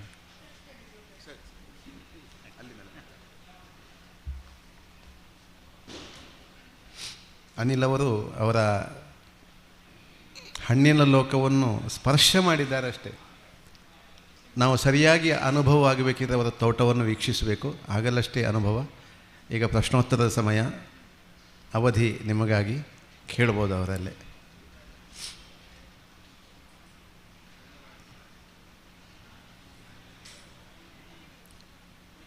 ಅಡಿಕೆ ಪತ್ರಿಕೆಯಲ್ಲಿ ಅವರ ಅಂಕಣ ಬಹುಶಃ 110 ದಾಟಿತು. ಬರೀ ಗಿಡಗಳ ಪರಿಚಯ ಮಾತ್ರ ಅಲ್ಲ, ಅಥವಾ ಸಸ್ಯಶಾಸ್ತ್ರೀಯ ಹೆಸರನ್ನು ಕೂಡ ಅವರು ಐಡೆಂಟಿಫೈ ಮಾಡ್ತಾರೆ. ಅವರ ತೋಟಕ್ಕೆ ಹೋದಾಗ ಅವರ ಜೊತೆ ಅವರ ಚಿಕ್ಕ ಮಗು ಜೊತೆಗೆ ಇರ್ತಾನೆ. ಇವರು ಪ್ರತಿ ಗಿಡದ ಮುಂದೆ ಹೋಗುವ ಮೊದಲು ಹಣ್ಣಿನ ಗಿಡ ಯಾವುದು, ಜೊತೆಗೆ ಅದರ ಸಸ್ಯಶಾಸ್ತ್ರೀಯ ಹೆಸರನ್ನು ಕೂಡ ಒಟ್ಟೊಟ್ಟಿಗೆ, ಯಾಕಂದರೆ ಅಷ್ಟು ಬಾಯಿಪಾಠ, ಅಷ್ಟು ನೆನಪು ಶಕ್ತಿ ಇಟ್ಟುಕೊಳ್ಳುವುದಕ್ಕೆ ಬಹುಶಃ ಅದೊಂದು ಸಿದ್ಧಿ ಅದು ಅಂತ. ಅನಿಲ್ರು ನಮ್ಮ ಜೊತೆ ಇವತ್ತು ಹಣ್ಣಿನ ಲೋಕವನ್ನು ತೆರೆದಿಟ್ಟಿದ್ದಾರೆ. ಸರ್ ಹೇಳಿ. ಹಲೋ. ರಾಂಬುಟಾನ್ ಕೃಷಿ ಯಾವಾಗ ಹೂ ಬರುವಂಥದ್ದು ಮತ್ತು ನೀರು ಯಾವಾಗ ನಿಲ್ಲಿಸಬೇಕಂತ ನೀವು ಹೇಳಿದ್ರಲ್ಲ, ಅದರ ಬಗ್ಗೆ ಒಂದು ಸ್ವಲ್ಪ ಮಾಹಿತಿ. ತುಂಬ ಗಿಡ ಇಲ್ಲ, ಒಂದು 2-3 ಗಿಡ ಇದೆ, ಹೊಸ ಕೃಷಿಕನಾಗಿ ಕೇಳುವುದು. ನೀವು ಆರಂಭದಲ್ಲಿ ನಾನು ಕೇಳ್ತಾ ಇದ್ದು ರಾಂಬುಟಾನ್ ಗಿಡವನ್ನು ಎಲ್ಲಿ ನೆಟ್ಟಿದ್ದೀರಿ ಅಂತೇಳಿ. ಬಿಸಿಲಿನ ಏರಿಯಾದಲ್ಲಿ ನಟ್ಟಿದ್ದಾನೆ. ಸರಿ, ಸ್ವಲ್ಪ ಬಿಸಿಲು ಬೀಳುವಂಥ ಜಾಗವೇ. ಕಳೆದ ವರ್ಷ ಒಂದು ಫಲ ಬಿಟ್ಟಿದೆ. ಈ ವರ್ಷ ಈ ಟೈಮಿಗೆ ಹೂ ಬರಬೇಕಿತ್ತಲ್ಲ ಅಂತ. ಇಲ್ಲ, ಹೂ ಬರಲಿಕ್ಕೆ ಸ್ವಲ್ಪ, ಯಾಕಂದರೆ ಅಕಾಲಿಕ ಮಳೆಯಿಂದಾಗಿ ಸ್ವಲ್ಪ ಈ ವರ್ಷದ ಸ್ವಲ್ಪ ಸಮಯ ಲೇಟ್ ಆಗ್ತದೆ. ಯಾಕಂದರೆ ಮಾವು, ಹಲಸು ಎಲ್ಲ ಅಷ್ಟೇ. ಯಾಕೆ ಚಳಿ, ನಾನು ಎಂತ ಆಗಲೇ ಹೇಳಿದಾಗೆ ಸ್ಟ್ರೆಸ್, ಗಿಡಗಳಿಗೆ ಒತ್ತಡ ಬೀಳುವಂಥದ್ದು ಚಳಿ. ಯಾವಾಗ ಎಷ್ಟು ಬೇಗ ಮಳೆ ಬಿಟ್ಟು ಚಳಿ ಸ್ಟಾರ್ಟ್ ಆಗ್ತದೆ ಅಷ್ಟು ಬೇಗ ಎಲ್ಲ ಕರಾವಳಿಯ ದೊಡ್ಡ ಸಮಸ್ಯೆ ಅದು. ಈ ಆಲ್ ಸೀಸನ್ ಹಲಸು ಅಂತೇಳಿ ಇವಾಗ ವಿಯೆಟ್ನಾಂ ಅರ್ಲಿ ಅಂತ ಹೇಳುವಂಥ ಹಲಸನ್ನು ಕೂಡ ಅವರು ಕೊಡ್ತಾ ಇದ್ದಾರೆ, ಎಲ್ಲರೂ ಕೊಡ್ತಾ ಇದ್ದಾರೆ. ಇದುವೇ ನೀವು ಪನರುತ್ತಿ ಅಥವಾ ಬೆಂಗಳೂರು ಅಥವಾ ಈ ವೆದರ್ನಲ್ಲಿ ಅಂದರೆ ಸರ್ವ ಋತುವೇ ಅದು. ಬಟ್ ನಮ್ಮ ಕರಾವಳಿಯಲ್ಲಿ ಏನಾಗ್ತದೆ, ಕರಾವಳಿಯ 6 ತಿಂಗಳಿನ ಈ ಮಳೆಯ ವಾತಾವರಣ, ಮೋಡ ಮುಸುಕಿದ ವಾತಾವರಣದಲ್ಲಿ ಏನಾಗ್ತದೆ ಅಂದರೆ ಪತ್ರ ಹರಿತು ಸಾಕಷ್ಟು ಆಹಾರವನ್ನು ಸ್ವೀಕಾರ ಮಾಡುವುದಿಲ್ಲ, ಪ್ರತ್ಯುತ್ಪಾದನೆ ಮಾಡಲಿಕ್ಕೆ ಅದಕ್ಕೆ ಆಗುವುದಿಲ್ಲ. ಜೊತೆಗೆ ಮಳೆಗಾಲದಲ್ಲಿ ನೀರು ಹೆಚ್ಚಾಗ್ತದೆ, ಗಿಡಗಳಿಗೆ ಒತ್ತಡ ಬರುವುದಿಲ್ಲ, ಹಾಗಾಗಿ ಫ್ಲವರ್ ಬರೋದಿಲ್ಲ. ಇನ್ನೊಂದು, ಒಂದು ವೇಳೆ ಹೂ ಬಂದರೂ ಕೂಡ ಏನಾಗ್ತದೆ ಅಂದರೆ ಆವಿಗೇನು ಇದರಿಂದ ಮೊದಲೇ ಬಂದ ಮಾವಿನಕಾಯಿಗಳು ಯಾವುದು ಕೂಡ ನಿಲ್ಲುವುದಿಲ್ಲ. ಯಾಕಂದರೆ ಅದು ಒತ್ತಡದಲ್ಲಿ ಬಂದದ್ದಲ್ಲ, ಅದು ಆ ವಾತಾವರಣದ ಮೇಲಂದ ಡಿಪೆಂಡ್ ಆಗಿ ಅದು ಸುಟ್ಟೋಗ್ತದೆ. ಹಾಗಾಗಿ ಹೂ ಬರುವಂಥದ್ದು ಏನಿದ್ರು ಕೂಡ ಇನ್ನು ಮುಂದಕ್ಕೆ ಬರಬೇಕು. ಸರಿಯಾಗಿ ಮಳೆ ಬಿಟ್ಟು ಚಳಿ ಶುಷ್ಕ ವಾತಾವರಣ ಬಂದ ಮೇಲೆ ಹೂ ಬಿಟ್ಟು ಕಾಯಿ ಬರುವಂಥದ್ದು. ಧನ್ಯವಾದಗಳು. ಧನ್ಯವಾದಗಳು.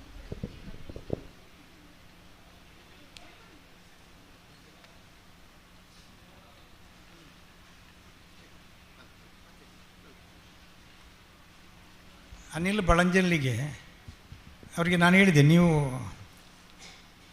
ಸುದ್ದಿಯೊಟ್ಟಿಗೆ ಇರೋದು ಒಳ್ಳೆಯದಂತ. ಯಾಕೆಂದರೆ ಅವ್ರ ಹತ್ರ ನಮಗೆ ಅವರ ಫೋನ್ ಸಿಗೋದಿಲ್ಲ, ಮನೆಗೆ ಹೋದರೆ ಅವ್ರು ಇರೋದಿಲ್ಲ. ಎಲ್ಲಿ ಹೋದರೂ ಕೂಡ ಅಲ್ಲಿ ಹೋದರೆ ಕಸಿ ಕಟ್ಟಿಕೊಂಡಿರ್ತಾರೆ. ಅವರಿಗೆ ನಾವು ತೊಂದರೆ ಕೊಟ್ಟಾಗ್ತದೆ ಮಾತಾಡಲಿಕ್ಕೆ ಹೋದರೆ.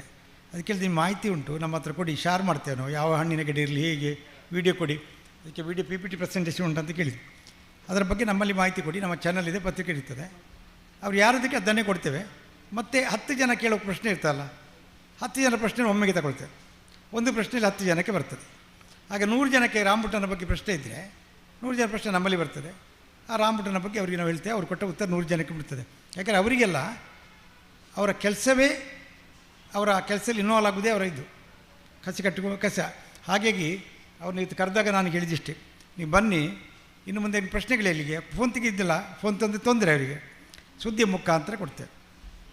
ಹಾಗೆ ಅವರ ಮುಂದಿನ ಮೇ ತಿಂಗಳಲ್ಲಿ ಅವರು ಏನು ಗಿಡಗಳನ್ನು ಮಾಡ್ತಾರಾ, ಆ ಗಿಡಗಳು, ಅದರ ರೇಟು, ಹೇಗೆ ಮಾಡಬೇಕು, ಅದೆಲ್ಲ ಮಾಹಿತಿಗಳನ್ನು ನಾವು ಸುದ್ದಿಯಲ್ಲಿ ಆಗ್ತೇವೆ. ಅದರಲ್ಲಿ ಯಾರು ಬೇಕಾದ್ರೆ ಒಟ್ಟಿಗೆ ಕಾಂಟ್ಯಾಕ್ಟ್ ಮಾಡುವಂತಿದ್ರು ಕೂಡ ಇಂಥ ದಿವಸ ಅಥವಾ ಇಂಥ ದಿವಸಕ್ಕೆ ಅಂತಿದ್ದರೆ ಈಗ ಉತ್ತರ ತಗೊಂಡು ನಮ್ಮ ಚಾನಲಲ್ಲಿ ಕೂಡ ಅವ್ರು ಕೇಳ್ತಾ ಇದ್ದೇವೆ. ಮೀಡಿಯಾದಲ್ಲಿ ಮೂಲಕ, ಪತ್ರಿಕೆ ಮೂಲಕ, ಈಗ ಹೇಗೋ ಅಡಿಕೆ ಪತ್ರಿಕೆ ಬರೀತಾ ಇದ್ದಾರೆ, ಸುದ್ದಿ ಪತ್ರಿಕೆ ಕೂಡ ವಾರಕ್ಕೊಮ್ಮೆ, ತಿಂಗಳಿಗೊಮ್ಮೆ, ನಮಗೆ ಅದರ ತಿಂಗಳಿಗೊಮ್ಮೆ ನಮಗೆ ವಾರಕ್ಕೊಮ್ಮೆ ಕೊಡುವುದು. ಆ ಮಾಹಿತಿಯನ್ನು ಶೀಘ್ರವಾಗಿ ಅವ್ರಿಗೆ ಕೊಡಲಿಕ್ಕೆ ಪ್ರಾರಂಭ ಮಾಡ್ತೇವೆ. ವಂದನೆಗಳು.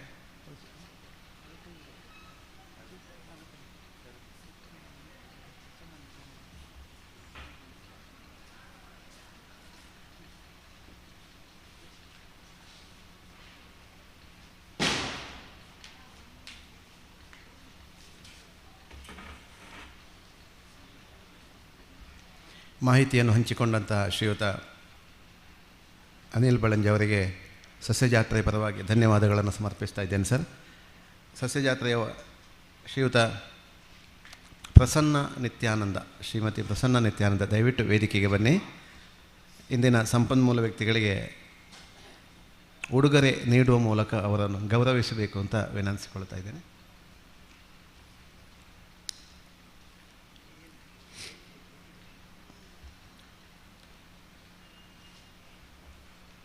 ಶ್ರೀಮತಿ ಪ್ರಸನ್ನ ನಿತ್ಯಾನಂದ ಅನಿಲ್ ಬಳಂಜಿ ಅವರಿಗೆ ಧನ್ಯವಾದಗಳನ್ನು ಸಮರ್ಪಿಸ್ತೇನೆ.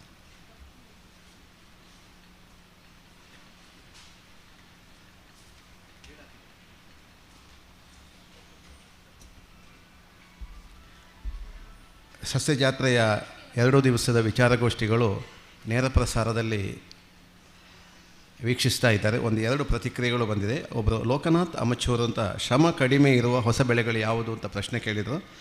ಗೋಷ್ಠಿ ಆದಮೇಲೆ ನನ್ನ ಪ್ರಶ್ನೆಗೆ ಜೇನು ಕೃಷಿಯ ಗೋಷ್ಠಿಯಲ್ಲಿ ಉತ್ತರ ಸಿಕ್ಕಿತು.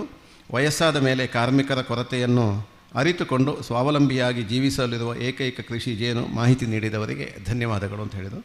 ಇನ್ನೊಬ್ಬರು ಉಲ್ಲಾಸ ಪೈಗಳು, ಕೃಷಿ ಜೇನು ಸಾಕಾಣಿಕೆ ಮಾಡಲು ನುರಿತ ಕೃಷಿಕರಿಂದ ತರಬೇತಿ ಹೊಂದಬೇಕು. ನಾವು ಮಾಡುವ ಪ್ರತಿಯೊಂದು ಕಾರ್ಯಗಳಿಗೆ ಸೂಕ್ತ ಪ್ರತಿಫಲ ದೊರೆಯುತ್ತದೆ ಎಂಬ ವಿಚಾರ ಸಸ್ಯಜಾತ್ರೆ ಮೇಳದಲ್ಲಿ ದೊರೆಯಿತು. ಧನ್ಯವಾದಗಳು ಅಂತ. ಹಾಗಾಗಿ ನೇರ ಪ್ರಸಾರದಲ್ಲಿ ಕೂಡ ಪ್ರತಿಕ್ರಿಯೆ ನೀಡುವಂತಹ ಒಂದು ಸತ್ಸಂಪ್ರದಾಯಗಳು ನಾವು ನೋಡ್ತಾ ಇದ್ದೇವೆ. ಆದರೆ ಒಂದು ಧನಾತ್ಮಕವಾಗಿ ಹೀಗೆ ಸ್ವೀಕರಿಸ್ತಾರೆ ಹೇಳೋದಕ್ಕೆ ಅವರಿಗೂ ಕೂಡ ಧನ್ಯವಾದಗಳು. ಈಗ ಈ ಸಸ್ಯಜಾತ್ರೆಯ ಕೊನೆಯ ಗೋಷ್ಠಿಗೆ ನಾವು ಅಣೆ ಇಡ್ತಾ ಇದ್ದೇವೆ. ಕೃಷಿ ಉತ್ಪನ್ನಗಳ ಮೌಲ್ಯವರ್ಧನೆ.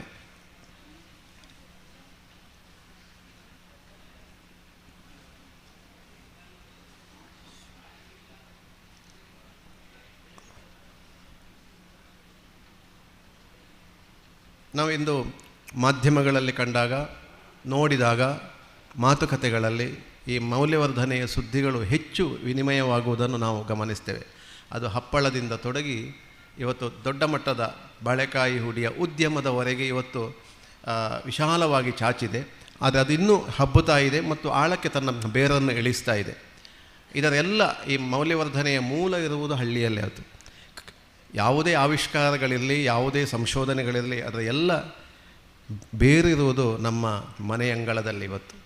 ಇವತ್ತು ನಮ್ಮ ಮನೆಯ ಹಿರಿಯರೆಲ್ಲ ಹಿಂದೆ ಹಪ್ಪಳದ ಮೂಲಕ, ಚಿಪ್ಸಿನ ಮೂಲಕ ತಮ್ಮ ಮನೆಯ ಆಹಾರ ಸುರಕ್ಷೆಯನ್ನು ಪಾಲಿಸಿಕೊಂಡು ಬಂದಂತಹ ಸಂಸ್ಕೃತಿ ನಮ್ಮದು. ಈಗ ಆಹಾರ ಸುರಕ್ಷೆ ಎಷ್ಟಿದೆ ಅಂತ ನಮಗೆಲ್ಲ ಗೊತ್ತಿದೆ. ಹಾಗಾಗಿ ಈ ಮೌಲ್ಯವರ್ಧನೆಯ ಹಿಂದೆ ಆಹಾರ ಸುರಕ್ಷೆ ಹೇಳುವಂಥ ಮತ್ತು ವಿಷರಹಿತವಾದ ಆಹಾರ ಹೇಳುವಂಥ ಒಂದು ಅಜ್ಞಾತ ಕಾನ್ಸೆಪ್ಟ್ ಕೂಡ ಇದೆ. ಈಗ ಇಂದು ಕೃಷಿ ಉತ್ಪಾದನೆಗಳ ಮೌಲ್ಯವರ್ಧನೆಯ ಬಗ್ಗೆ ಪರಿಣತರು ಅನುಭವವನ್ನು ಹಂಚಿಕೊಳ್ಳಲಿಕ್ಕಿದ್ದಾರೆ. ಶ್ರೀಯುತ ಸುಹಾಸ್ ಮರಿಕೆಯವರು, ಶ್ರೀಯುತ ರಾಮಕಿಶೋರ್ ಮಂಚಿಯವರು, ಶ್ರೀಯುತ ಗಿರೀಶ್ವರ್ ಭಟ್, ಶ್ರೀಯುತ ಚೇತನ್ ಎ, ಶ್ರೀಯುತ ರಾಧಾಕೃಷ್ಣ ಇಟ್ಟಿಗೊಂಡಿ, ಶ್ರೀಯುತ ಎನ್ ವೆಂಕಟಕೃಷ್ಣ ಶರ್ಮಾ ಹಾಗೂ ಸೇಡಿಯಾಪು ಜನಾರ್ದನ ಭಟ್ರು ಇವರು ದಯವಿಟ್ಟು ವೇದಿಕೆಗೆ ಬರಬೇಕು ಅಂತ ವಿನಮ್ರವಾಗಿ ವಿನಂತಿಸಿಕೊಳ್ತಾ ಇದ್ದೇವೆ.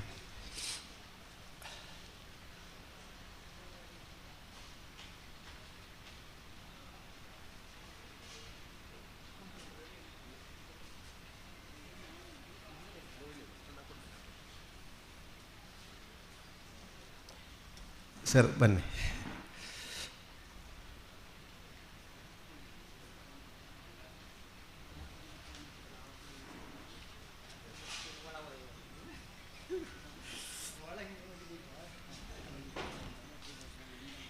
ಸುದ್ದಿ ಮಾಹಿತಿ ಟ್ರಸ್ಟಿನ ಪ್ರಾಯೋಜಕತ್ವದಲ್ಲಿ ಜಿಲ್ಲಾ ಪಂಚಾಯತ್, ತಾಲೂಕು ಪಂಚಾಯತ್, ನಗರಸಭೆ, ವಿವಿಧ ಒಕ್ಕೂಟಗಳು ಮತ್ತು ವಿವಿಧ ಸಂಘ ಸಂಸ್ಥೆಗಳ ಸಹಯೋಗದಲ್ಲಿ ಸಸ್ಯ ಜಾತ್ರೆ ಸಂಪನ್ನವಾಗಿದೆ.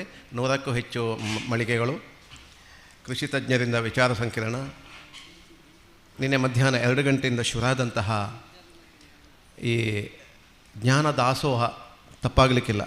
ಈ ಜ್ಞಾನ ದಾಸೋಹ ನಿರಂತರವಾಗಿ, ಜ್ಞಾನ ಅಂತ ಹೇಳೋದಕ್ಕೆ ಅಂತ್ಯ ಇಲ್ಲಂತೆ, ಅದು ಆರಂಭ ಯಾವಾಗಲೂ. ಹಾಗಾಗಿ ನಿನ್ನೆಯಿಂದ ಸಾಕಷ್ಟು ವಿಚಾರಗಳು, ಕೆಲವೊಂದು ವಿಷಯಗಳಿಗೆ ಅರ್ಧ ದಿವಸ, 1 ದಿವಸ ಮಾತಾಡಿದರೂ ಕೂಡ ಮುಗಿಯದಂತಹ ವಿಚಾರಗಳನ್ನು ನಾವು ಗಮನಿಸ್ತೇವೆ. ಅಂತೂ ಸಸ್ಯ ಜಾತ್ರೆಯ ಈ ವೈಭವದ ಸಂಭ್ರಮಕ್ಕೆ ಅನುಸಾರವಾಗಿ ಎಲ್ಲ ವಿಷಯಗಳನ್ನು ಸ್ಪರ್ಶ ಮಾಡಬೇಕು ಹೇಳುವಂಥದ್ದು UP ಶಿವಾನಂದ ಅವರ ಕನಸು. ಆ ಕನಸು ಈಡೇರಿದೆ ಅಂತ ಭಾವಿಸಿಕೊಳ್ತೇನೆ.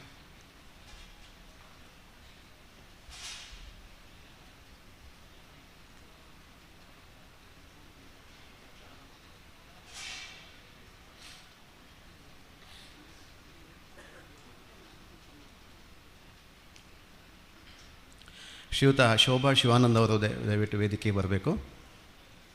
ಅತಿಥಿಗಳಿಗೆ ಪುಷ್ಪ ನೀಡುವ ಮೂಲಕ ಅವರನ್ನು ಸ್ವಾಗತಿಸಬೇಕು ಅಂತ ವಿನಂತಿಸಿಕೊಳ್ತೇನೆ.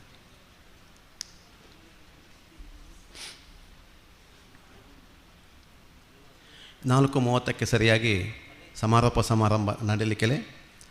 ಸಾಧಕರಿಗೆ ಸನ್ಮಾನ ಸಮಾರೋಪದಲ್ಲಿ ಸಂಪನ್ನವಾಗಲಿಕ್ಕಿದೆ. ಮತ್ತು ಸಾಂಸ್ಕೃತಿಕ ಕಾರ್ಯಕ್ರಮ ಸುಮಾರು ರಾತ್ರಿ 9ರವರೆಗೆ ಸಂಪನ್ನವಾಗಲಿಕ್ಕಿದೆ.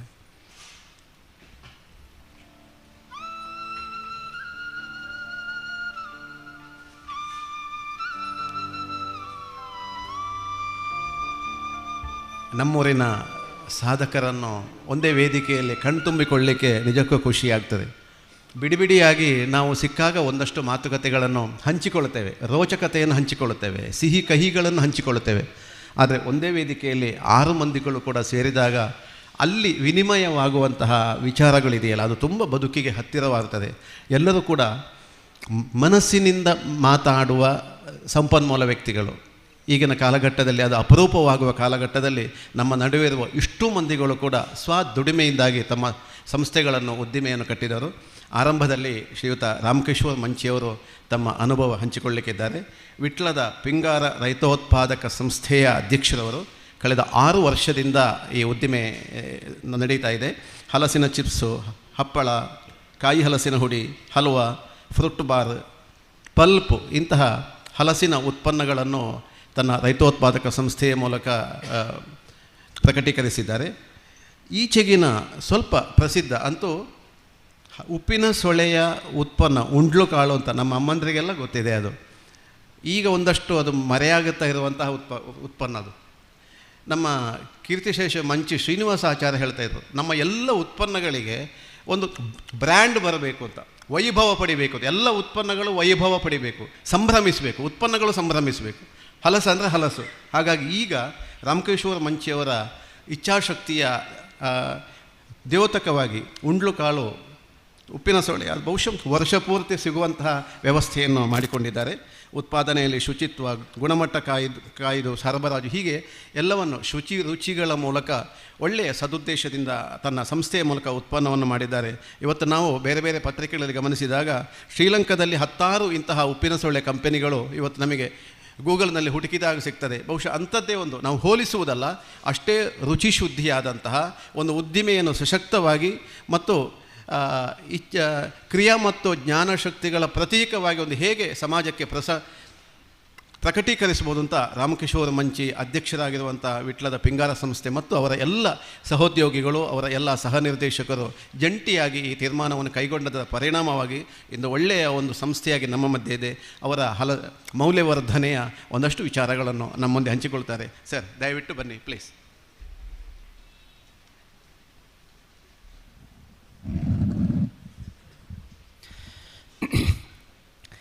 ಎಲ್ರಿಗೂ ನಮಸ್ಕಾರ. ವೇದಿಕೆಯಲ್ಲಿರುವ ಎಲ್ಲ ಗಣ್ಯರೇ ಹಾಗೂ ಮುಂಭಾಗದಲ್ಲಿರುವ ನನ್ನ ಮಿತ್ರರೇ, ಪಿಂಗಾರ ಅನ್ನೋ ಸಂಸ್ಥೆ 2016ರಲ್ಲಿ ಪ್ರಾರಂಭ ಆಯಿತು. ಒಂದು ಹೆಚ್ಚು ಕಮ್ಮಿ 2013-2014ರಲ್ಲಿ ಬಂಟ್ವಾಳದ ಹಾರ್ಟಿಕಲ್ಚರ್ ಜಾಯಿಂಟ್ ಡೈರೆಕ್ಟರ್ ಆಗಿದ್ದಂತಹ ಸಂಜೀವ್ ನಾಯ್ಕರು ಒಂದು ದೊಡ್ಡ ಫೈಲನ್ನು ನನ್ನ ಕೈಯಲ್ಲಿ ಕೊಟ್ಟು, ಈ ಒಂದು ಸಂಸ್ಥೆಯನ್ನು ಕಟ್ಟಬೇಕು, ನೀವು ನಿಮ್ಮ ಕೈಯಿಂದ ಸಾಧ್ಯ ಇದೆ, ದಯವಿಟ್ಟು ಒಂದು ರೈತ ಉತ್ಪಾದಕ ಕಂಪನಿಯನ್ನು ನಡೆಸಬೇಕು, ನೀವು MD ಆಗಿ ಮಾಡ್ಬೋದು ಅಥವಾ ನೀವು CEO ಆಗಿ ಮಾಡ್ಬೋದು ಅಂತ ಹೇಳಿ ನನಗೊಂದು ಕೊಟ್ಟಿದ್ದರು. ಅದನ್ನು ಪೂರ್ತಿ ಓದಬೇಕಾದ್ರೆ ನನಗೊಂದು 2 ದಿವಸ ಹಿಡಿಯಿತು. 2 ದಿವಸ ಓದಿದ ನಂತರ ಆ ಫೈಲನ್ನು ಪೂರ್ತಿ ಸಂಜೀವ್ ನಾಯ್ಕರಲ್ಲಿ ಕೊಟ್ಟು, ಇಲ್ಲ ಮಾರ್ರೆ, ನನ್ನ ಕೈಯಲ್ಲಿ ಸಾಧ್ಯ ಇಲ್ಲ, ಇದು ನನಗೆ ಹೇಳಿದ ಕೆಲಸ ಅಲ್ಲ, ನನಗೆ ಬೇಕಾದಷ್ಟು ಕೆಲಸ ಇದೆ, ಈಗಾಗಲೇ ನಾನು ಒಂದು CEO ಆಗಿ ಕಂಪನಿಯಲ್ಲಿ ನಡೆಸಲಿಕ್ಕೆ ಸಾಧ್ಯ ಇಲ್ಲ ಅಂಥೇಳಿ ವಾಪಸ್ ಕೊಟ್ಟೆ. ಆದರೆ ನನ್ನ ನಸೀಬು ಹೇಗಿತ್ತು ಅಂದರೆ 2016ರಲ್ಲಿ ಸಂಜೀವ್ ನಾಯ್ಕರು ಇರಲಿಲ್ಲ, ಆದರೆ ಅದೇ ಹಾರ್ಟಿಕಲ್ಚರ್ ಡಿಪಾರ್ಟ್ಮೆಂಟ್ನ ಯಾವುದೋ ರೂಪದಲ್ಲಿ ತಿರುಗಿ ಸುತ್ತಿ ಬಂದು ಅದು ನನ್ನ ತಲೆಗೆ ಪುನಃ MD ಆಗುವಂತಹ ಒಂದು ಯೋಗ ಬಂತು. ಅಂತೂ ಆವಾಗ ಉಳಿದ ಡೈರೆಕ್ಟ್ರುಗಳ ಎದುರುಗಡೆಯಲ್ಲಿ ನಾನು ಒಲ್ಲೆ ಅಂತ ಹೇಳಲಿಕ್ಕೆ ಆಗಲಿಲ್ಲ, ಒಪ್ಪಿಕೊಳ್ಬೇಕಾಗಿ ಬಂತು. ಒಪ್ಪಿಕೊಂಡ ನಂತರ ನಮ್ಮಲ್ಲಿ 15 ಜನ ಡೈರೆಕ್ಟ್ರುಗಳು ಕೂತ್ಕೊಂಡು ಫಸ್ಟ್ ಡಿಸ್ಕಷನ್ ಏನು ಮಾಡೋಣ, ಒಂದು ಕಂಪನಿ ಹುಟ್ಟಾಕಿ ಆಗಿದೆ, ಈಗ ಅದರ ಉದ್ಘಾಟನೆ ಆಗಿದೆ, ಇನ್ನು ಏನೇನು ಮಾಡ್ಬೋದು ನಾವು. ಅಡಿಕೆ ಖರೀದಿ ಮಾಡೋದಾ? ಇಲ್ಲಪ್ಪ, ನಮ್ಮಲ್ಲಿ ಅಷ್ಟು ಬಂಡವಾಳ ಇಲ್ಲ, ಅಡಿಕೆ ಖರೀದಿ ಮಾಡಲಿಕ್ಕೆ ಸಾಧ್ಯ ಇಲ್ಲ. ತೆಂಗು? ಇಲ್ಲ, ತೆಂಗು ಮುಟ್ಟಲಿಕ್ಕೆ ಗೊತ್ತಿಲ್ಲ, ಅದು ನಮಗೆ ಏನೂ ಗೊತ್ತಿಲ್ಲದಿರೋ ವಿಷಯ, ಅದಾಗಲಿಕ್ಕಿಲ್ಲ. ಏನು ಅಂತ ಹೇಳ್ತಾ ಇದ್ದಾಗ ನಮಗೆ ಸಿಕ್ಕಿದ್ದು ಹಲಸು. ಯಾಕೆಂದರೆ ಅದಕ್ಕಿಂತ 1 ವರ್ಷ 2 ವರ್ಷ ಹಿಂದಿನಿಂದ ಶ್ರೀಪಡ್ರಿಯವರು ಅಡಿಕೆ ಪತ್ರಿಕೆಯಲ್ಲಿ ಕೊರಿತಾನೇ ಇದ್ದರು, ಹಲಸು ಅಂತೇಳಿ. ನಾನೇ ಒಮ್ಮೆ ಇದೇ ಕಾರಂತರ ಕೈಯಲ್ಲಿ ಹೇಳಿದ್ದೆ, ಒಮ್ಮೆ ಸಾಕು ಮಾಡಿ ಮಾರ್ರೆ ಈ ಹಲಸನ್ನು, ಅಡಿಕೆ ಪತ್ರಿಕೆ ಹೋಗಿ ಇದು ಹಲಸು ಪತ್ರಿಕೆ ಆಗ್ತಾಯಿದೆ, ಇದನ್ನು ನಿಲ್ಲಿಸಿ ಅಂತ. ನೀವು ಅವ್ರ ಹತ್ರನೇ ಹೇಳಿ ಅಂತ ಹೇಳಿ ಇವ್ರು ಜಾರ್ಕೊಂಡ್ರು. ಆದರೆ ಅವರು ಆ ಕೊರತ ಎಷ್ಟು ಪ್ರಯೋಜನ ಆಯಿತು ಅಂದರೆ, ಅವರು ಹೇಳಿದ್ದನ್ನೇ ನಾವು ಅಳವಡಿಸುವಾಗ ಆಯಿತು. ಯಾಕೆಂದರೆ ನಮ್ಮಲ್ಲಿ ಉತ್ಪಾದನೆ ಆಗುವಂಥ ಹಲಸಿನಲ್ಲಿ 90% ಅಥವಾ 95% ಹಾಳಾಗಿ ಹೋಗೋದು. ಎಲ್ಲಿಯಾದರೂ ಯೂಸ್ ಆದರೆ ಒಂದು 5-10% ಯೂಸ್ ಆಗ್ತದೆ, ಅದಕ್ಕಿಂತ ಜಾಸ್ತಿ ಆಗೋದಿಲ್ಲ. ಹಾಗೆ ನಾವು ಈ ಹಲಸನ್ನು ಮೌಲ್ಯವರ್ಧನೆ ಮಾಡೋದಾದರೆ ಅನ್ನುವಂಥ ನಿರ್ಧಾರ ನಮ್ಮಲ್ಲಿ ಆಯಿತು. ಹಾಗೆ ಅದರ ಪ್ರಾಜೆಕ್ಟ್ ರಿಪೋರ್ಟ್ ಮಾಡಿ ಹಾರ್ಟಿಕಲ್ಚರ್ ಡಿಪಾರ್ಟ್ಮೆಂಟಿಗೆ ಕೊಟ್ಟು ಬೇಕಾದ ಮಿಷನರಿಗಳಿಗೆಲ್ಲ ಸಬ್ಸಿಡಿ ತೆಗೆಯುವ ವ್ಯವಸ್ಥೆಗಳನ್ನೆಲ್ಲ ಮಾಡಿಕೊಂಡು ಕೊನೆಗೆ ನಾವು 2018 ಫೆಬ್ರವರಿ ಮಾರ್ಚ್ನಲ್ಲಿ ಈ ಹಲಸು ಉತ್ಪನ್ನದ ಘಟಕ ಉದ್ಘಾಟನೆಗೊಂಡಿತು. ಅಂತೂ 2018 ಸೀಸನ್ ಅಂದರೆ ಏಪ್ರಿಲ್ ಮೇನಲ್ಲಿ ನಾವು ಹಪ್ಪಳ ಮಾಡಲಿಕ್ಕೆ ಪ್ರಾರಂಭ ಮಾಡಿದ್ವಿ. ಫಸ್ಟಿಗೆ ನಾವು ರೌಂಡ್ ಹಪ್ಪಳವನ್ನೇ ಮಾಡ್ತಾಯಿದ್ವಿ. ನಮ್ಮಲ್ಲಿ ಮೆಷಿನು ಅದಕ್ಕಿಂತ ಮೊದಲೇ ತಗೊಂಡಿದ್ರು ಕೂಡ ಆ ಮೆಷಿನ್ನಲ್ಲಿ ಬರುವಂಥದ್ದು ಶೀಟ್ ಹಪ್ಪಳ. ಆ ಶೀಟ್ ಹಪ್ಪಳವನ್ನು ಪುನಃ ಅಚ್ಚು ಹಾಕಿ ನಾವು ರೌಂಡ್ ಮಾಡಿ ರೌಂಡ್ ಹಪ್ಪಳವನ್ನೇ ಮಾರ್ತಾಯಿದ್ವಿ. ಯಾಕೆಂದರೆ ಹಪ್ಪಳ ಅಂತಂದರೆ ರೌಂಡು, ಉರುಟಾಗಿರಬೇಕು, ಉರುಟಲ್ಲದೇ ಇರೋದು ಹಪ್ಪಳ ಅಂತಲೇ ಹೇಳಿಸ್ಕೊಳ್ಳೋದಿಲ್ಲ ಅನ್ನೋ ಒಂದು ಭಾವನೆ ಎಲ್ಲರಲ್ಲಿಯೂ ಇದೆ. ಹಾಗಾಗಿ ನಮ್ಮಲ್ಲಿಯೂ ಅದೇ ಭಾವನೆಯಿಂದ ನಾವು ಮುಂದುವರೆದ್ವಿ. ಆದರೆ ನಮ್ಮಲ್ಲಿ ಬರುವುದು ಉದ್ದದ ಶೀಟು ನಮ್ಮ ಮೆಷಿನ್ನಲ್ಲಿ. ಆ ಉದ್ದದ ಶೀಟನ್ನು ಹಾಗೇ ಒಣಗಿಸಿ ಏನಾಗ್ತದೆ ನೋಡುವ, ಹಾಗೆ ಒಣಗಿಸಲಾಯಿತು.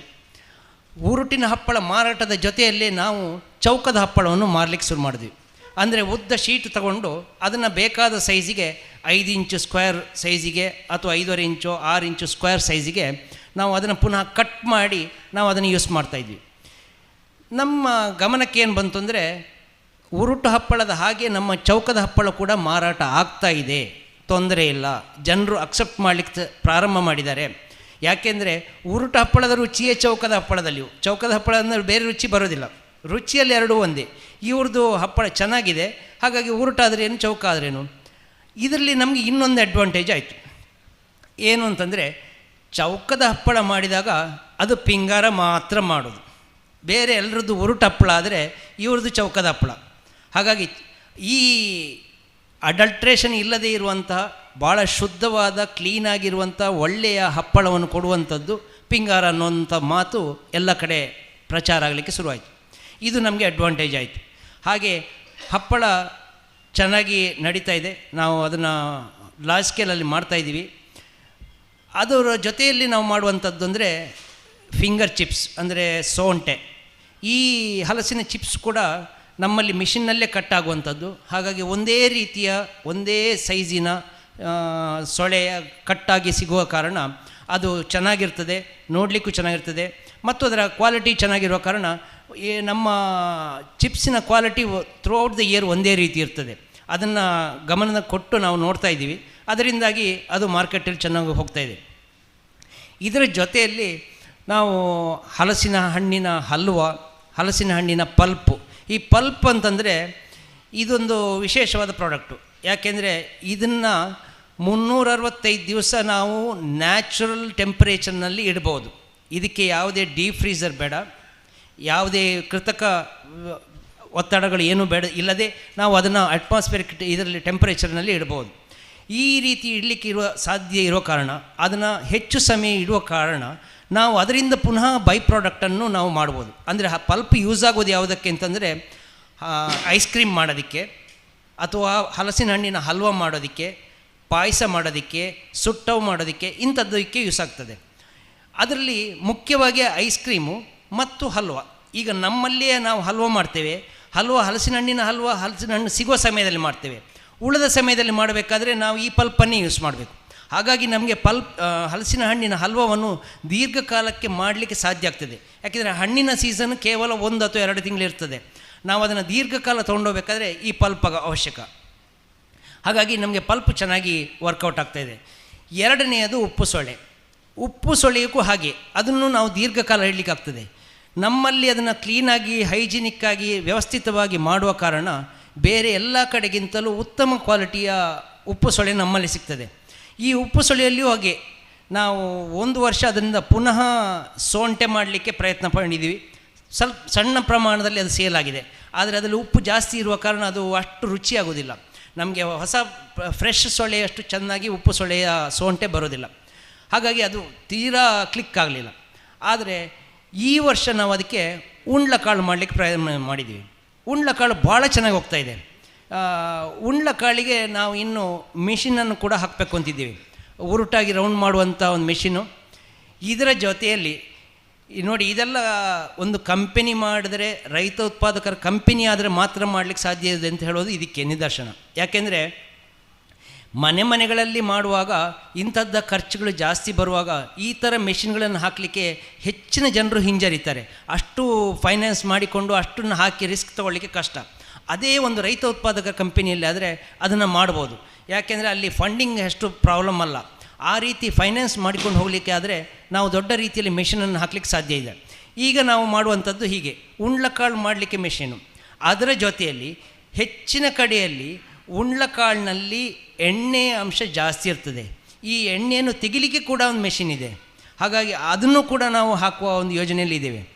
ಇನ್ನೂ ಮುಂದಕ್ಕೆ ಹೋದರೆ ನಮ್ಮ ಯೋಜನೆಯಲ್ಲಿ ಅದನ್ನು ನೈಟ್ರೋಜನ್ ಪ್ಯಾಕೆಟ್ ಮಾಡಬೇಕು ಅಂತ. ಅಂದರೆ ಈಗ ಬರುವಂತಹ ಕುರ್ಕುರೆ, ಲೇಸು ಇಂಥ ಎಲ್ಲ ಐಟಮ್ಗಳು ಅದು ನೈಟ್ರೋಜನ್ ಪ್ಯಾಕಲ್ಲಿ ಬರುತ್ತೆ. ಅಂದರೆ ಆ ತೆಂಗಿನ ಎಣ್ಣೆಯಲ್ಲಿ ಕರಿದಂತಹ ಯಾವುದೇ ಪದಾರ್ಥ ಒಂದೆರಡು ದಿವಸ ಅಥವಾ 15 ದಿವಸ ಕಳೆದ ಕೂಡಲೇ ಅದು ಕಸ ಅಂಟಲಿಕ್ಕೆ ಶುರುವಾಗ್ತದೆ. ಆ ರೀತಿ ಆಗುವುದನ್ನು ರ್ಯಾಮಿಫಿಕೇಷನ್ ಅಂತಾರೆ. ಅದನ್ನು ತಡಿಲಿಕ್ಕೆ ಈ ರೀತಿಯಾಗಿ ನೈಟ್ರೋಜನ್ ಪ್ಯಾಕ್ ಮಾಡಿದರೆ ಒಳ್ಳೆಯದು. ಅಂದರೆ ಆಕ್ಸಿಜನ್ ಇಲ್ಲದೇ ಇದ್ದಾಗ, ಅದು ಆಕ್ಸಿಡೇಷನ್ ಆಗದೇ ಇದ್ದರೆ ನಮ್ಮ ಸ್ಮೆಲ್ಲು ಚೇಂಜ್ ಆಗೋದಿಲ್ಲ, ಟೇಸ್ಟ್ ಚೇಂಜ್ ಆಗೋದಿಲ್ಲ, ಒಳ್ಳೆ ಇರ್ತದೆ. ಇಲ್ಲದೇ ಇದ್ದರೆ ತೆಂಗಿನೆಣ್ಣೆಯಲ್ಲೇ ಇರುವಂಥ ಐಟಮ್ಗಳಿಗೆ ಡಿಮಾಂಡ್ ಜಾಸ್ತಿ. ದಕ್ಷಿಣ ಕನ್ನಡ ಇರ್ಬೋದು ಅಥವಾ ಮಂಗಳೂರು ಸ್ಟೋರ್ಸ್ಗಳಲ್ಲಿ ಇರ್ಬೋದು, ಬೆಂಗಳೂರು, ಬಾಂಬೆ ಎಲ್ಲಿ ಹೋದರೂ ಕೂಡ ಮಂಗಳೂರಿನವರು ಮತ್ತು ಕೇರಳೈಟಿಸ್ಸು ಅವರು ಲೈಕ್ ಮಾಡೋದು ತೆಂಗಿನೆಣ್ಣೆಯಲ್ಲೇ ಕರೆದದ್ದು. ಆದರೆ ಅದು ಬೇಗ ಹಾಳಾಗ್ತದೆ. ಅದನ್ನು ತಡಿಲಿಕ್ಕೆ ಇನ್ನೀಗ ನೈಟ್ರೋಜನ್ ಪ್ಯಾಕ್ ಕೂಡ ಮಾಡ್ಬೋದು. ಇಂಥದ್ದು ಯೋಜನೆಗಳು ನಾವು ಹಾಕ್ತಾನೇ ಇದ್ದೀವಿ. ಯಾಕೆಂದರೆ ರೈತ ಉತ್ಪಾದಕ ಕಂಪನಿ ಅಂತಂದರೆ ಅದು ಯೋಚನೆ ಮಾಡಬೇಕಾದ್ದೇ ಆ ದೃಷ್ಟಿಯಲ್ಲಿ. ರೈತ ಇಂಡಿವಿಜುವಲ್ ಆಗಿ ಏನನ್ನು ಮಾಡಲಿಕ್ಕೆ ಸಾಧ್ಯ ಇಲ್ವೋ ಅದನ್ನು ಕಲೆಕ್ಟಿವ್ ಆಗಿ ಮಾಡುವುದಕ್ಕೆ ನಾವು ಹೆಚ್ಚು ಒತ್ತಡ ಕೊಡಲಿಕ್ಕೆ. ಹಾಗಾಗಿ ಪಿಂಗಾರದಲ್ಲಿ ಇಂಥ ಕೆಲಸಗಳು ನಡೀತಾ ಇದೆ. 2018ರಲ್ಲಿ ನಾವು ಹಲಸಿನಕಾಯಿಯನ್ನು ರೈತರಿಂದ ಪರ್ಚೇಸ್ ಮಾಡುವಾಗ ಕಿಲೋಯಿಗೆ 4 ರೂಪಾಯಿಯನ್ನು ಕೊಡ್ತಾಯಿದ್ವಿ. ಈ ರೀತಿ 4 ರೂಪಾಯಿ ಇವತ್ತಿಗೂ ಕೊಡ್ತಾಯಿದ್ವಿ. 2018ರಲ್ಲಿ 1.5 ಲಕ್ಷ ರೂಪಾಯಿಯ ಹಲಸಿನಕಾಯಿಯನ್ನು ಖರೀದಿಸಿದ್ದೇವೆ. ಅದರಲ್ಲಿ 4.5 ಲಕ್ಷ ರೂಪಾಯಿಯ ಉತ್ಪನ್ನಗಳನ್ನು ಮಾಡಿ ಮಾರಾಟ ಮಾಡಿದ್ದೇವೆ. ಅದೇ 2019ಕ್ಕೆ ಹೋಗುವಾಗ ನಾವು ಅದನ್ನು 4 ಲಕ್ಷ ರೂಪಾಯಿಯ ಹಲಸನ್ನು ಖರೀದಿ ಮಾಡಿದ್ದೀವಿ. ಅದರಿಂದ 12 ಲಕ್ಷ ರೂಪಾಯಿಯ ಮೌಲ್ಯವರ್ಧಿತ ಉತ್ಪನ್ನಗಳನ್ನು ತಯಾರು ಮಾಡಿ ಮಾರಾಟ ಮಾಡಿದ್ದೀವಿ.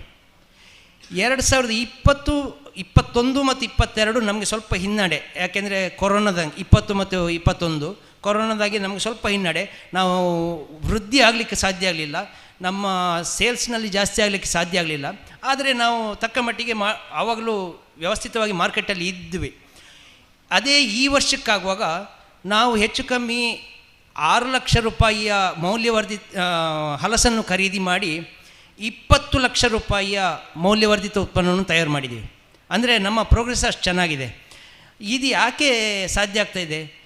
ಈ ರೀತಿ ನಾವು ವ್ಯವಸ್ಥಿತವಾಗಿ ಮಾಡ್ತಾ ಇರೋ ಕಾರಣ, ಅದಕ್ಕೆ ಸರಿಯಾಗಿ ಮೆಷಿನರಿಗಳನ್ನ ಹಾಕ್ಕೊಂಡು ಮಾಡ್ತಾ ಇರೋ ಕಾರಣ.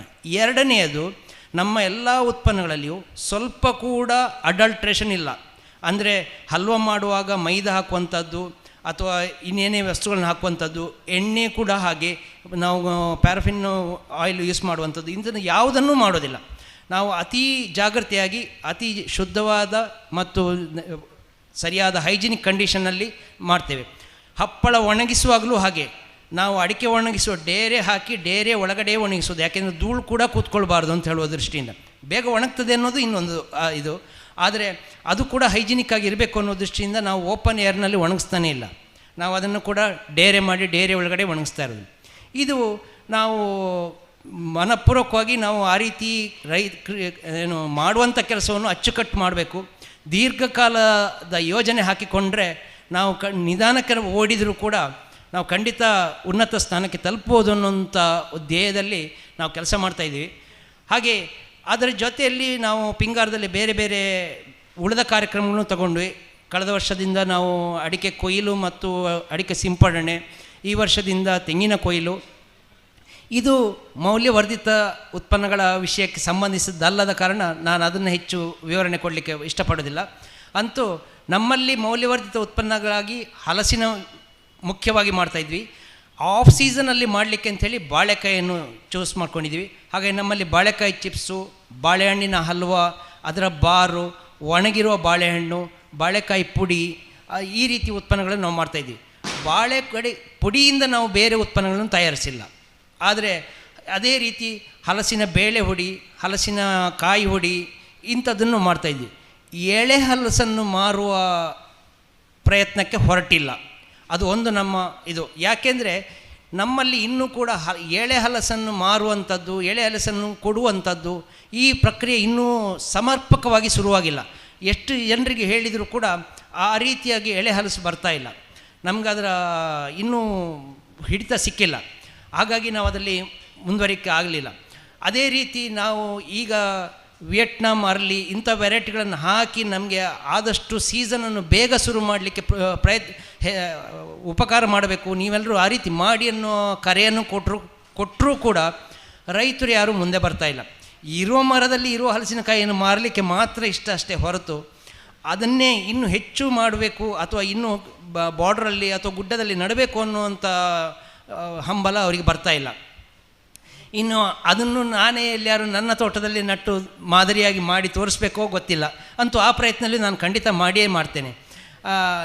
ಈಗಿನ ಎಲ್ಲೋ ಡಿಸೀಸು ಅಥವಾ ಎಲೆ ಚುಕ್ಕಿ ರೋಗ ಅಡಿಕೆಗೆ ಜೋರಾಗಿ ಹಾವಳಿ ಮಾಡ್ತಾ ಇರುವಾಗ ಖಂಡಿತ ಹಲಸಿಗೆ ಒಂದು ದೃಷ್ಟಿಯನ್ನು ಕೊಟ್ಟು ಅದರ ಬಗ್ಗೆ ಗಮನ ಕೊಟ್ಟು ಹಲಸಿನನ್ನು ಬೆಳೆಯುವಂಥ ವಿಷಯ ಮಾಡಿ, ನಮಗೆ ಮುಖ್ಯವಾಗಿ ಬೇಕಾಗಿರೋದು ಫೆಬ್ರವರಿ ಮಾರ್ಚ್ನಲ್ಲಿ ಹಲಸಿನಕಾಯಿ. ನಮ್ಮಲ್ಲಿಗೆ ಬರುವ ಹಲಸಿನಕಾಯಿಗಳೇ ಏಪ್ರಿಲ್ ಕೊನೆ, ಏಪ್ರಿಲ್ 15ರ ನಂತರವೇ ನಮಗೆ ಸಿಗುವಂಥದ್ದು. ಅದಲ್ಲ, ಅದು ಸಿಕ್ಕಿದರೆ ನಮಗೆ ಹೆಚ್ಚು ಪ್ರಯೋಜನ ಇಲ್ಲ. ಮಾಡ್ತಾಯಿದ್ದೀವಿ, ಈಗಾಗಲೇ ಮಾಡ್ತಾ ಇರೋದು ಅದರಿಂದಲೇ. ಆದರೆ ನಮ್ಗೆ ಇನ್ನೂ ಜನವರಿ ಫೆಬ್ರವರಿಯಲ್ಲಿ ನಮಗೆ ಹಲಸಿನಕಾಯಿ ಸಿಕ್ಕಿದರೆ ಇನ್ನೂ ಹೆಚ್ಚಿನ ಉತ್ಪನ್ನಗಳನ್ನು ಮಾಡ್ಬೋದು, ಅದರಿಂದ ಹೆಚ್ಚಿನ ಪ್ರಯೋಜನ ಪಡಿಬೋದು ಅಂತ ಹೇಳ್ತಾ, ಎಲ್ಲರೂ ಹಲಸಿನ ಬಗ್ಗೆ ಒಂದು ಸ್ವಲ್ಪ ಗಮನ ಕೊಡಿ, ಅದನ್ನು ನಡ್ಬೋದು, ಅದನ್ನೇ ಒಂದು ಕೃಷಿ ಮಾಡ್ಬೋದು. ಈಗ ಬೇಕಾದಷ್ಟು ವೆರೈಟಿ ಬಂದಿದೆ. ಪರ್ಟಿಕ್ಯುಲರ್ಲಿ ನಾನು ಹೇಳ್ತಾ ಇರೋದು ವಿಯೆಟ್ನಾಂ ಅರ್ಲಿಯನ್ನು. ಇದನ್ನು ಯಾಕೆ ಹೇಳ್ತಾ ಇದ್ದೀನಿ ಅಂದರೆ, ಅದಕ್ಕೆ ಒಂದು 8-10 ವರ್ಷದ ಆಯುಸ್ಸೇ ಇರ್ಬೋದು, ಅದು ದೀರ್ಘಕಾಲ ಬಾಳಲಿಕ್ಕೆ ಬಾರದೇ ಇದ್ದರೂ ಇರ್ಬೋದು. ಕೆಲವರಲ್ಲಿ ಅದು ಈಗಾಗಲೇ ಅದು ಮಾಹಿತಿ ಇದೆ, ಅದು ರೋಗದಿಂದ ಸಾಯುವಂಥ ಪ್ರಸಂಗ ಬರ್ತದೆ, ದೀರ್ಘಕಾಲ ಬರೋದಿಲ್ಲ, ಅದನ್ನೇ ಕೃಷಿ ಮಾಡಲಿಕ್ಕೆ ಕಷ್ಟ ಅನ್ನುವಂಥ ಮಾತಿದೆ. ಆದರೂ ಕೂಡ ನಾವು ಆ ರೀತಿಯ ಅರ್ಲಿ ಬೇರಿಂಗಿಗೆ ಹೋದರೆ ಒಂದು ಸ್ವಲ್ಪ ಸಮಯದಲ್ಲಿ ಏನಾಗ್ತದೆ ನೋಡೋಣ. ಆವಾಗ ನಿಮ್ಮ ಎಲೆ ಚುಕ್ಕಿ ರೋಗವೋ ಅಥವಾ ಹಳದಿ ರೋಗವೋ ಕಡಿಮೆ ಆದರೆ ನಾವು ಪುನಃ ಅಡಿಕೆಗೆ ಹೋಗ್ಬೋದು. ಇಲ್ಲದಿದ್ದರೆ ಇದನ್ನೂ ಬೆಳೆಸ್ಬೋದಲ್ಲ, ಇದರಲ್ಲಿಯೂ ಅಷ್ಟೇ ಆದಾಯ ಗಳಿಸ್ಬೋದು. ಹಾಗಾಗಿ ಇದರ ಬಗ್ಗೆ ಗಮನ ಕೊಡಿ, ದಯವಿಟ್ಟು ಅದರ ಬಗ್ಗೆ ಆಲೋಚನೆ ಮಾಡಿ ಅಂತ ಹೇಳ್ತಾ ನನ್ನ 2 ಮಾತುಗಳನ್ನು ಮುಗಿಸ್ತೇನೆ. ನಮಸ್ಕಾರ.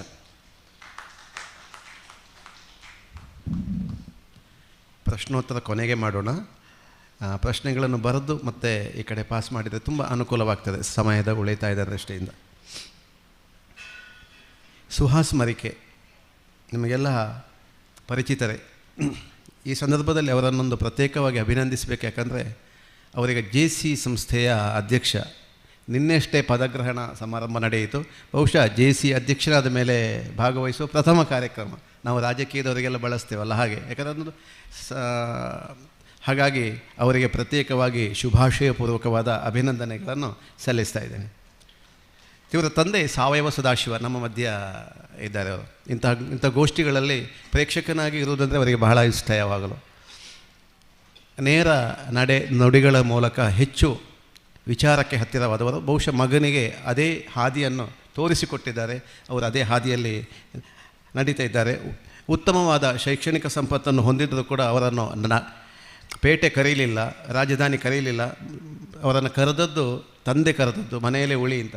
ಹಾಗಾಗಿ ಅವರಿಗೆ ಉದ್ಯಮದ ಸ್ವರೂಪ ಅವರ ಮನಸ್ಸಿನಲ್ಲಿ ಬೀಜ ಊರಿದ್ದು ಬಹುಶಃ ಅದೇ ಇರಬೇಕು, ಮನೆಯ ಸಂಸ್ಕಾರ. ಹಾಗಾಗಿ ಹೇಳ್ತಾ ಇದ್ರು, ಮನೆಯ ಸಂಸ್ಕಾರದಂತೆ ತಂದೆ ತಾಯಿಯಂತೆ ಮಕ್ಕಳು ಅಂತ ನಾವು ಹಿಂದಿನವರೆಲ್ಲ ಹೇಳ್ತಾ ಇದ್ರು. ಬಹುಶಃ ಅದು ಮರಿಕೆ ಮನೆಯಲ್ಲಿ ನಾನಿವತ್ತು ಕಾಣ್ತಾ ಇದ್ದೇನೆ. ಪುತ್ತೂರಿನ ಎಳ್ಮುಡಿಯಲ್ಲಿ ಮರಿಕೆ ಸಾವಯವ ಮಳಿಗೆ, ಪೂರ್ತಿ ಸಾವಯವ ಉತ್ಪನ್ನಗಳ ಮಳಿಗೆ ಇದೆ. ಸ್ವಂತದ್ದಾದ ಐಸ್ ಕ್ರೀಮ್ ಘಟಕ ಇದೆ, ನ್ಯಾಚುರಲ್ ಐಸ್ ಕ್ರೀಮ್, ಯಾವುದೇ ಫ್ಲೇವರ್ ಹಾಕದೆ ಹಣ್ಣುಗಳ ಪಲ್ಪ್ ತಯಾರಿಸಿ ತಾಜಾ ಹಣ್ಣಿನ ಐಸ್ ಕ್ರೀಮನ್ನು ತನ್ನ ಮನೆಯಲ್ಲೇ ಉದ್ದಿಮೆಯನ್ನಾಗಿ ಮಾಡಿಕೊಂಡು ಅದನ್ನು ಸರ್ವ್ ಮಾಡ್ತಾ ಇದ್ದಾರೆ. ಪುತ್ತೂರು ಸುಳ್ಳೆ ಈ ಭಾಗದಲ್ಲೆಲ್ಲ ಶುಭ ಸಮಾರಂಭಗಳಲ್ಲಿ ಮರಿಕೆ ಐಸ್ ಕ್ರೀಮನ್ನು ನಾವು ಗಮನಿಸ್ತೇವೆ. ನವತೇಜ ಟ್ರಸ್ಟ್ ಮೂಲಕವಾಗಿ ಇವರು ಕೂಡ ಸೇರಿಕೊಂಡು, ಮುಖ್ಯವಾಗಿ ಇವರ ತನುಶ್ರಮವೇ ಅಲ್ಲಿ ಮುಖ್ಯ ಕಾರಣವಾಗಿ ಹಲಸಿನ ಮೇಳ, ಸಾವಯವ ಮೇಳ, ಇಂಥ ಮೇಳಗಳು ಪುತ್ತೂರಲ್ಲಿ ಸಂಪನ್ನವಾಗಿರುವುದು. ಅದಕ್ಕೆ ಅವರ ಶ್ರಮ, ಅವರ ಓಡಾಟ, ಇದನ್ನೆಲ್ಲ ನಾವು ಗಮನಿಸಿದವರೇ. ಈಗ ಸುಹಾಸ್ ಮರಿಕೆಯವರು ತನ್ನ ಐಸ್ ಕ್ರೀಮ್ ಉದ್ಯಾನದ ಬಗ್ಗೆ ಮಾತಾಡ್ತಾರೆ.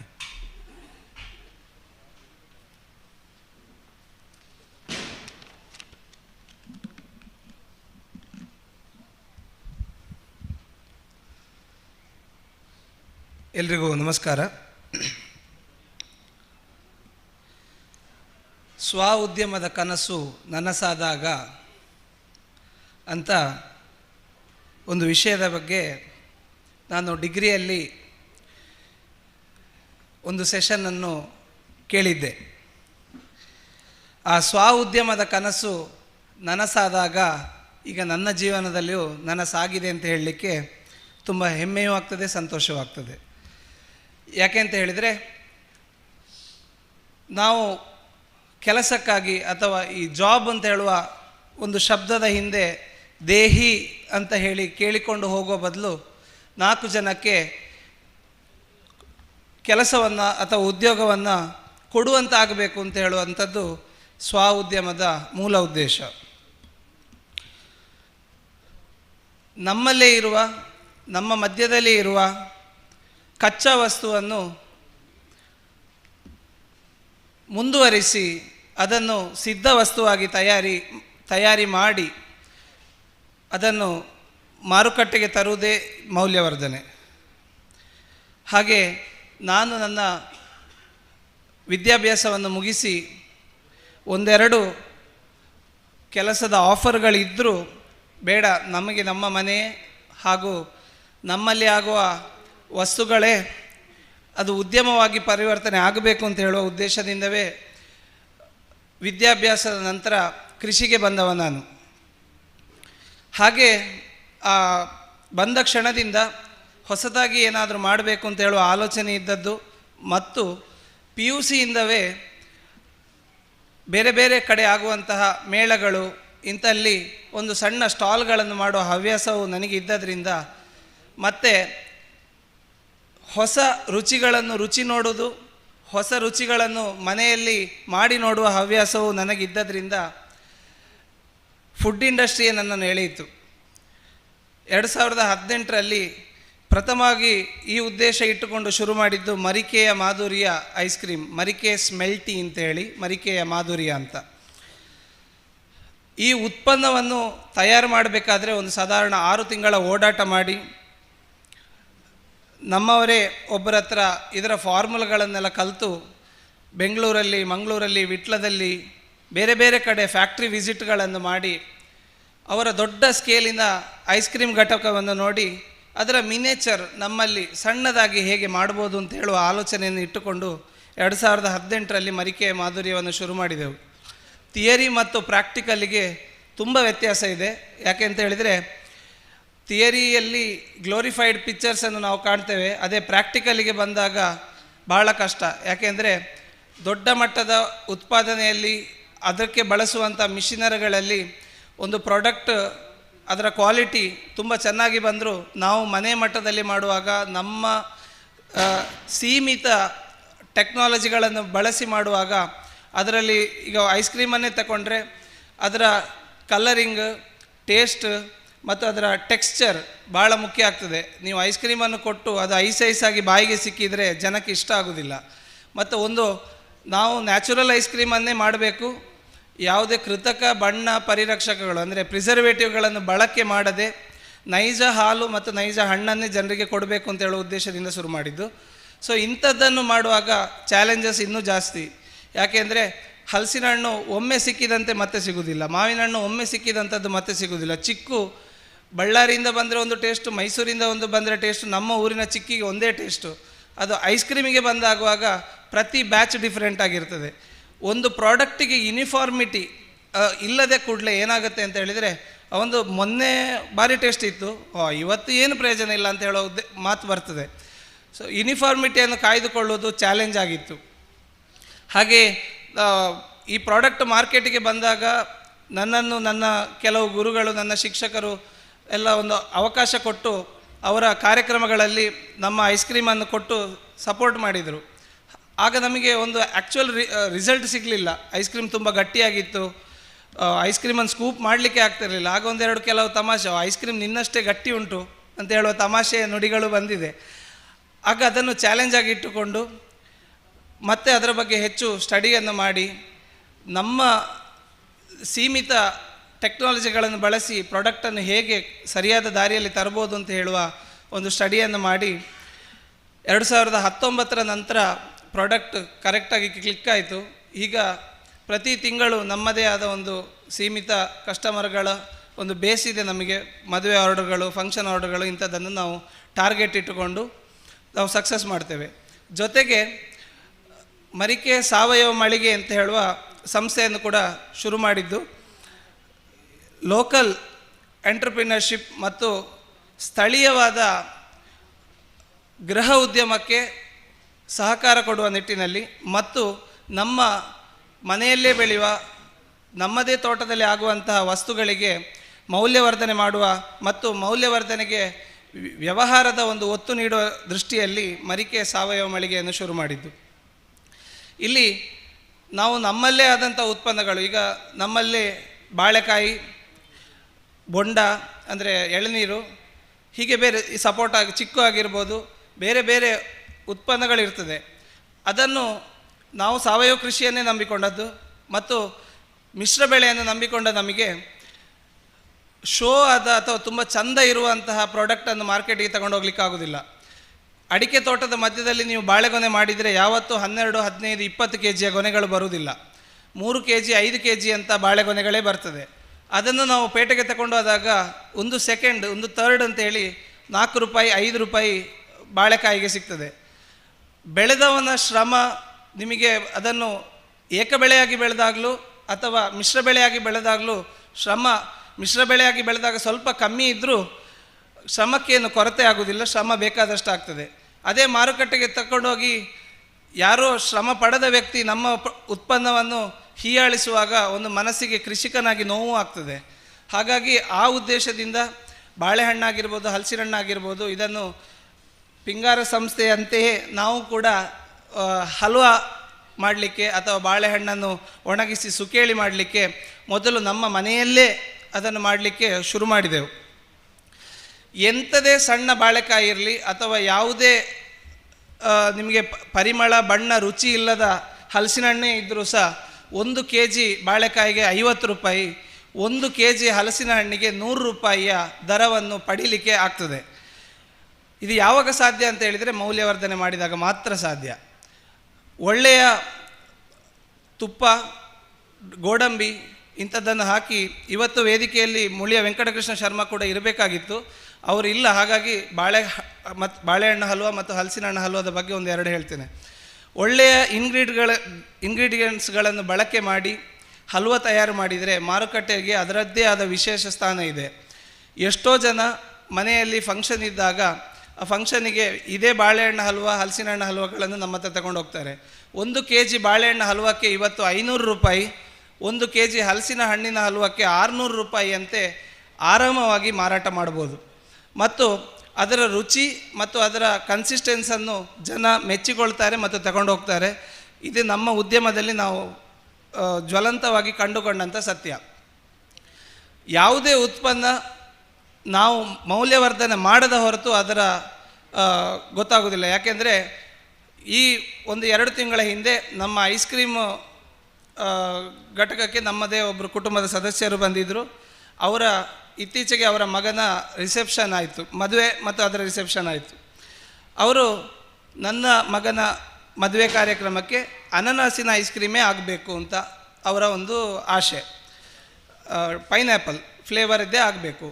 ಆದರೆ ಪೈನಾಪಲ್ ಫ್ಲೇವರ್ನ ಐಸ್ ಕ್ರೀಮನ್ನು ಮಾಡಲಿಕ್ಕೆ ತುಂಬ ನ್ಯಾಚುರಲ್ ಆಗಿ ಮಾಡಲಿಕ್ಕೆ ತುಂಬ ಕಷ್ಟ ಇದೆ. ಈಗ ಆರ್ಟಿಫಿಷಿಯಲ್ ಕಲರ್ ಎಸೆನ್ಸ್ ಹಾಕಿ ಮಾಡೋದಿದ್ರೆ ಭಾಳ ಸುಲಭ. ಪೈನಾಪಲ್ ಫ್ಲೇವರನ್ನು ಸ್ವಲ್ಪ ಹಾಕಿತ್ತು, ಪೈನಾಪಲ್ ಹಳದಿ ಲೆಮನ್ ಯೆಲ್ಲೋ ಕಲರನ್ನು ಐಸ್ ಕ್ರೀಮ್ಗೆ ಹಾಲಿಗೆ ಹಾಕಿ ಮಾಡಿದರೆ ಸುಲಭವಾಗಿ ಪೈನಾಪಲ್ ಐಸ್ ಕ್ರೀಮ್ ಮಾಡ್ಬೋದು. ಆದರೆ ನೀವು ಪೈನಾಪಲ್ ಐಸ್ ಕ್ರೀಮನ್ನು ನ್ಯಾಚುರಲ್ ಆಗಿ ಹಣ್ಣನ್ನೇ ಬಳಸಿ ಮಾಡಬೇಕು ಅಂತ ಇದ್ದಾಗ ತುಂಬ ಚಾಲೆಂಜಸ್ ಇದೆ. ಯಾಕೆಂದರೆ ಪೈನಾಪಲ್ ಎಕ್ಸ್ಟ್ರೀಮ್ ಸ್ವೀಟ್ ಇದ್ದರೂ, ಸಿಹಿ ಇದ್ದರೂ ಅದು ಎಕ್ಸ್ಟ್ರೀಮ್ ಹುಳಿ ಹಣ್ಣು, ಹಾಲು ಹುಳಿಗೆ ಬೇಗ ಒಡೆದು ಹೋಗುವಂಥ ಪದಾರ್ಥ. ಎರಡು ಒಟ್ಟು ಸೇರಿದಾಗ ಅದಕ್ಕೆ ಮುಖ್ಯ ಕಾರಣ ಅದರಲ್ಲಿ ಒಂದು ಟ್ಯಾನಿನ್ ಅಂತ ಹೇಳೋ ಅಂಶ ಇರ್ತದೆ. ಅದರಿಂದಾಗಿ ಹಾಲು ಹಾಳಾಗ್ತದೆ, ಐಸ್ ಕ್ರೀಮ್ ಕಹಿ ಆಗ್ತದೆ. ಆದರೆ ಅವರ ಒಂದು ಆಸೆ ಪೈನಾಪಲ್ ಐಸ್ ಕ್ರೀಮೇ ಆಗಬೇಕು ಅಂತ. ನಾವು ಬೇರೆ ಬೇರೆ ರೀತಿಯಲ್ಲಿ ಐಸ್ ಕ್ರೀಮ್ ಮಾಡಿ ನೋಡಿ ಆಯಿತು, ಐಸ್ ಕ್ರೀಮ್ ಸಕ್ಸಸ್ ಆಗಲಿಲ್ಲ. ಇನ್ನೇನು ಮಾಡೋದು ಅಂತ ಇನ್ನು ಫಂಕ್ಷನಿಗೆ 1 ವಾರ ಇದೆ. ಗೂಗಲ್ ನೋಡಿ ಆಯಿತು, ಎಲ್ಲ ನೋಡಿ ಆಯಿತು. ಮತ್ತು ಪೈನಾಪಲ್ ನಾವು ಸ್ಕ್ವಾಶ್ ಮಾಡ್ತಿದ್ರೆ ಅಥವಾ ಜ್ಯೂಸ್ ಮಾಡ್ತಿದ್ರೆ ಪೈನಾಪಲನ್ನು ಕುದಿಸಿ ಅದಕ್ಕೆ ಸಕ್ಕರೆ ಹಾಕಿ ಮಾಡುವಂಥ ಕ್ರಮ. ಸೊ ಕುದಿಸಿ ಮಾಡಿದರೆ ಹೇಗಾಗ್ತದೆ ಅಂತ ಹೇಳೋ ಒಂದು ಸ್ಯಾಂಪಲನ್ನು ಮಾಡಿದ್ವಿ. ನೀವು ನಂಬಲಿಕ್ಕಿಲ್ಲ, ಆರ್ಟಿಫಿಷಿಯಲ್ ಫ್ಲೇವರ್ಡ್ಗಳನ್ನು ಯೂಸ್ ಮಾಡಿದ ಪೈನಾಪಲ್ ಐಸ್ ಕ್ರೀಮ್ನ ಟೇಸ್ಟೇ ಬೇರೆ, ನೀವು ನ್ಯಾಚುರಲ್ ಆಗಿ ಮಾಡಿದ ಪೈನಾಪಲ್ ಹಣ್ಣಿನ ಐಸ್ ಕ್ರೀಮ್ನ ಟೇಸ್ಟೇ ಬೇರೆ. ನಿಜವಾದ ಹಣ್ಣನ್ನೇ ತಿಂದಾಗ ಆಗ್ತದೆ. ಆ ಪೀಸ್ಗಳಂತೂ ಐಸ್ ಕ್ರೀಮಲ್ಲಿ ಸಿಕ್ಕಿದರೆ ಮಾತೇ ಇಲ್ಲ, ಪೈನಾಪಲನ್ನೇ ತಿಂದಾಗ ಆಗ್ತದೆ. ಸೊ ಮೌಲ್ಯವರ್ಧನೆ ಯಾವುದೇ ಹಣ್ಣಿನ, ನಾನು ಆಗಲೇ ಹೇಳಿದಾಗೆ ಯಾವುದೇ ಹಣ್ಣನ್ನು ಅಥವಾ ಯಾವುದೇ ಉತ್ಪನ್ನವನ್ನು ನಾವು ಮೌಲ್ಯವರ್ಧನೆ ಮಾಡದ ಹೊರತು ಅದರ ಮೌಲ್ಯ ಗೊತ್ತಾಗೋದಿಲ್ಲ. ಹಾಗಾಗಿ ಮೌಲ್ಯವರ್ಧನೆ ಕೃಷಿಗೆ ಮಾನವನ್ನು ಕೊಡ್ತದೆ, ಕೃಷಿ ಉತ್ಪನ್ನಕ್ಕೆ ಮಾನವನ್ನು ಕೊಡ್ತದೆ ಅಂತ ಹೇಳುವ ಮಾತಿನಂತೆ ಮತ್ತು ನಮ್ಮ ಈ ಕೆಲಸಕ್ಕೆ ಸಿಕ್ಕಿದ ಒಂದು ಸಣ್ಣ ಮನ್ನಣೆಯನ್ನು ಈ ವೇದಿಕೆ ಮೂಲಕ ಹಚ್ಚುವುದರ ಮೂಲಕ ನನ್ನ ಭಾಷಣವನ್ನು ಕೊನೆಗೊಳಿಸ್ತೇನೆ. 1 ಮಂತ್ 1 ಪ್ರಾಜೆಕ್ಟ್ ಅಥವಾ 1 ಮಂತ್ 1 ಬಿಸ್ನೆಸ್ ಅಂತ ಹೇಳುವ ಒಂದು ಪ್ರಾಜೆಕ್ಟ್ ನಮ್ಮ ಸೆಂಟ್ರಲ್ ಗೌರ್ಮೆಂಟ್ PMFME ಅಂತ ಪ್ರೈಮ್ ಮಿನಿಸ್ಟರ್ ಫುಡ್ ಇಂಡಸ್ಟ್ರಿಯ ಬಗ್ಗೆ ಇರುವಂಥ ಒಂದು ಸಂಸ್ಥೆ ಕಳೆದ ವರ್ಷ ನಮ್ಮ ಮರಿಕೆ ಐಸ್ ಕ್ರೀಮ್ ಮತ್ತು ಮರಿಕೆ ಆರ್ಗ್ಯಾನಿಕ್ಸನ್ನು ನಮ್ಮ ಸೆಂಟ್ರಲ್ ಗೌರ್ಮೆಂಟಿನ PMFMEಯಲ್ಲಿ 1 ಮಂತ್ 1 ಬಿಸ್ನೆಸ್ಸಲ್ಲಿ ಗುರುತಿಸಿದ್ದಾರೆ. ಹಾಗೂ ಆ ಗುರುತಿಸುವಿಕೆಗೆ ನಾನು ಸರ್ಕಾರಕ್ಕೂ ಆಭಾರಿಯಾಗಿರ್ತೇನೆ, ಹಾಗೂ ಇಲ್ಲಿ ಅವಕಾಶ ಕೊಟ್ಟಂಥ ಸುದ್ದಿ ಮಾಹಿತಿ ಟ್ರಸ್ಟಿಗೂ ನಾನು ಆಭಾರಿಯಾಗಿರ್ತೇನೆ ಅಂತ ಹೇಳ್ತಾ ನನ್ನ ಭಾಷಣ ಮುಗಿಸ್ತಾ ಇದ್ದೆ. ಧನ್ಯವಾದಗಳು.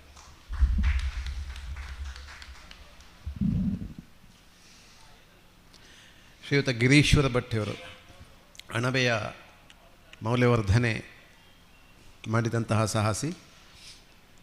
ಆರಂಭದ ದಿವಸಗಳಲ್ಲಿ ನಷ್ಟವಾದರೂ ಕೂಡ ತೋರಿಸಿಕೊಳ್ಳದೆ, ಕೈ ಸುಟ್ಟುಕೊಂಡರೂ ಕೂಡ ಸುಟ್ಟುಕೊಳ್ಳಿಲ್ಲ ಅಂತ ತೋರಿಸಿಕೊಳ್ಳದೆ, ಆ ವಿಷಾದವನ್ನು ಹಂಚಿಕೊಳ್ಳದೆ ಸದ್ದಿಲ್ಲದ ಸಾಧನೆ ಮಾಡಿದವರು ಗಿರೀಶ್ವರ ಭಟ್. ಅಣಬೆಯ ಮೂಲಕ ಉಪ್ಪಿನಕಾಯಿಗಳನ್ನು ಮಾಡಿ ಅದಕ್ಕೆ ವ್ಯವಸ್ಥಿತವಾದಂಥ ಒಂದು ಮಾರುಕಟ್ಟೆಯನ್ನು ಕೂಡ ತನ್ನದೇ ನಿಲುವಿನಲ್ಲಿ ಮಾಡಿಕೊಂಡವರು. ಅವರು ಮಾತಿಗೆ ತೊಡಗಿದಾಗ ಹೇಳಿದ ಮಾತೊಂದು ಬಹಳ ಖುಷಿಯಾಗ್ತದೆ. ನನ್ನ ಎಲ್ಲ ಪ್ರಯೋಗಗಳಿಗೆ ನನ್ನ ಅಮ್ಮನೇ ವಿಜ್ಞಾನಿ ಅಂತ ಅವರಮ್ಮ ಹೇಳಿದರು. ಅವರೆಲ್ಲ ಉತ್ಪನ್ನಗಳಿಗೆ ಅವರ ಅಡುಗೆ ಮನೆಯಿಂದಲೇ ಅದು ಹೊರಡುವಂಥದ್ದು. ಹಾಗಾಗಿ ರುಚಿಯ ಅವರ ಅಣಬೆಯ ಮೌಲ್ಯವರ್ಧನೆ ಆರಂಭದ ದಿವಸಗಳಲ್ಲಿ ಕೈ ಸುಟ್ಟುಕೊಂಡ್ರು ಅಂತ ಹೇಳಿದ್ದೆ. ಮಾಹಿತಿಯ ಕೊರತೆಯಿಂದಾಗಿ ಅಥವಾ ತಪ್ಪು ಮಾಹಿತಿಯ ವಿನಿಮಯದಿಂದಾಗಿ ಒಂದಷ್ಟು ನಷ್ಟವಾದರೂ ಕೂಡ ಮತ್ತೆ ತನಗೆ ಎಲ್ಲಿ ನಷ್ಟವಾಯಿತು ಅಂತ ಕಂಡುಕೊಂಡು ಇನ್ನು ನಷ್ಟ ಆಗದ ಹಾಗೆ ಆ ಹಾದಿಯನ್ನು ತುಳಿದವರು. ಬಗೆ ಬಗೆಯ ಉಪ್ಪಿನಕಾಯಿಗಳನ್ನು ತನ್ನದಾದ ಬ್ರ್ಯಾಂಡಿನಲ್ಲಿ ಮಾಡಿದಂತಹ ಶ್ರೀಯುತ ಗಿರೀಶ್ವರ ಭಟ್ ಅವರ ಅನುಭವಕ್ಕೆ ನಾವೆಲ್ಲ ಕಿವಿಯಾಗೋಣ. ಸರ್ ಬನ್ನಿ.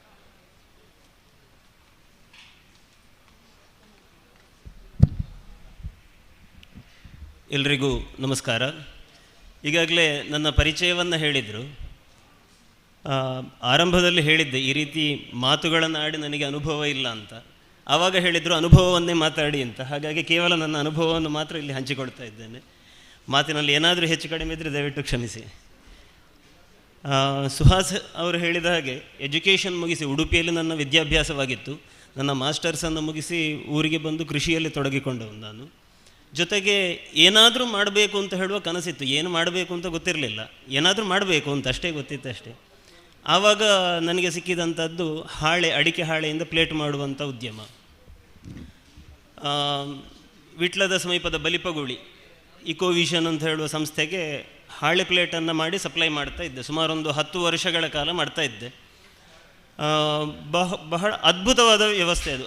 ನಮ್ಮ ಹಾಳೆ ಈ ರೀತಿಯಲ್ಲಿ ಪರಿವರ್ತನೆಗೊಳ್ತದೆ ಅಂತ ಹೇಳುವಂಥದ್ದನ್ನು ಅಲ್ಲಿ ಅದ್ಭುತ ರೀತಿಯಲ್ಲಿ ನೋಡಿದೆ ನಾನು.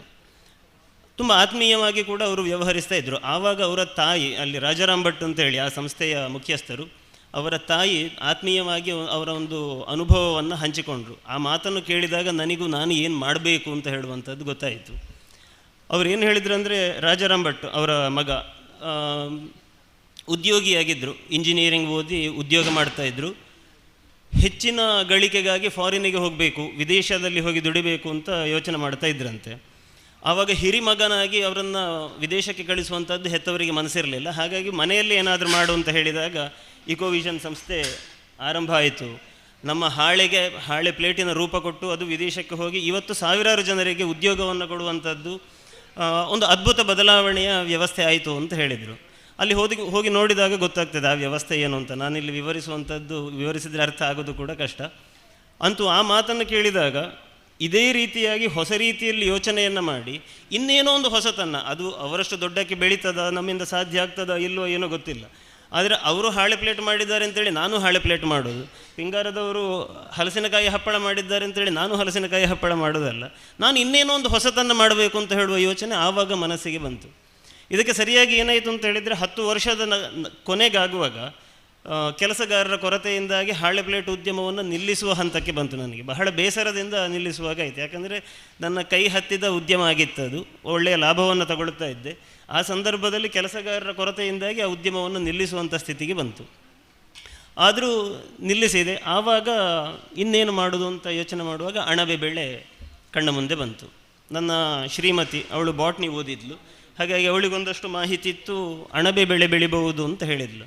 ಹುಡುಕಾಟ ಶುರುವಾಯಿತು, ಎಲ್ಲಿ ಮಾಹಿತಿ ಸಿಗ್ತದೆ ಅಂತ. ಆರಂಭದಲ್ಲಿ ಸುಳ್ಯದಲ್ಲಿ ನನಗೊಂದು 1 ಗಂಟೆಯ ಮಾಹಿತಿ ಸಿಕ್ಕಿತು, ಅಣಬೆಯನ್ನು ಹೇಗೆ ಬೆಳೆಯೋದು ಅಂತ. 500-1000 ಎಷ್ಟು ಫೀಸ್ ಇತ್ತು. ಅದನ್ನು ಕೊಟ್ಟು 1 kg ಬೀಜವನ್ನು ತೆಕ್ಕೊಂಡು ಬಂದು ಮನೆಯಲ್ಲಿ ಬೆಳೆದೆ.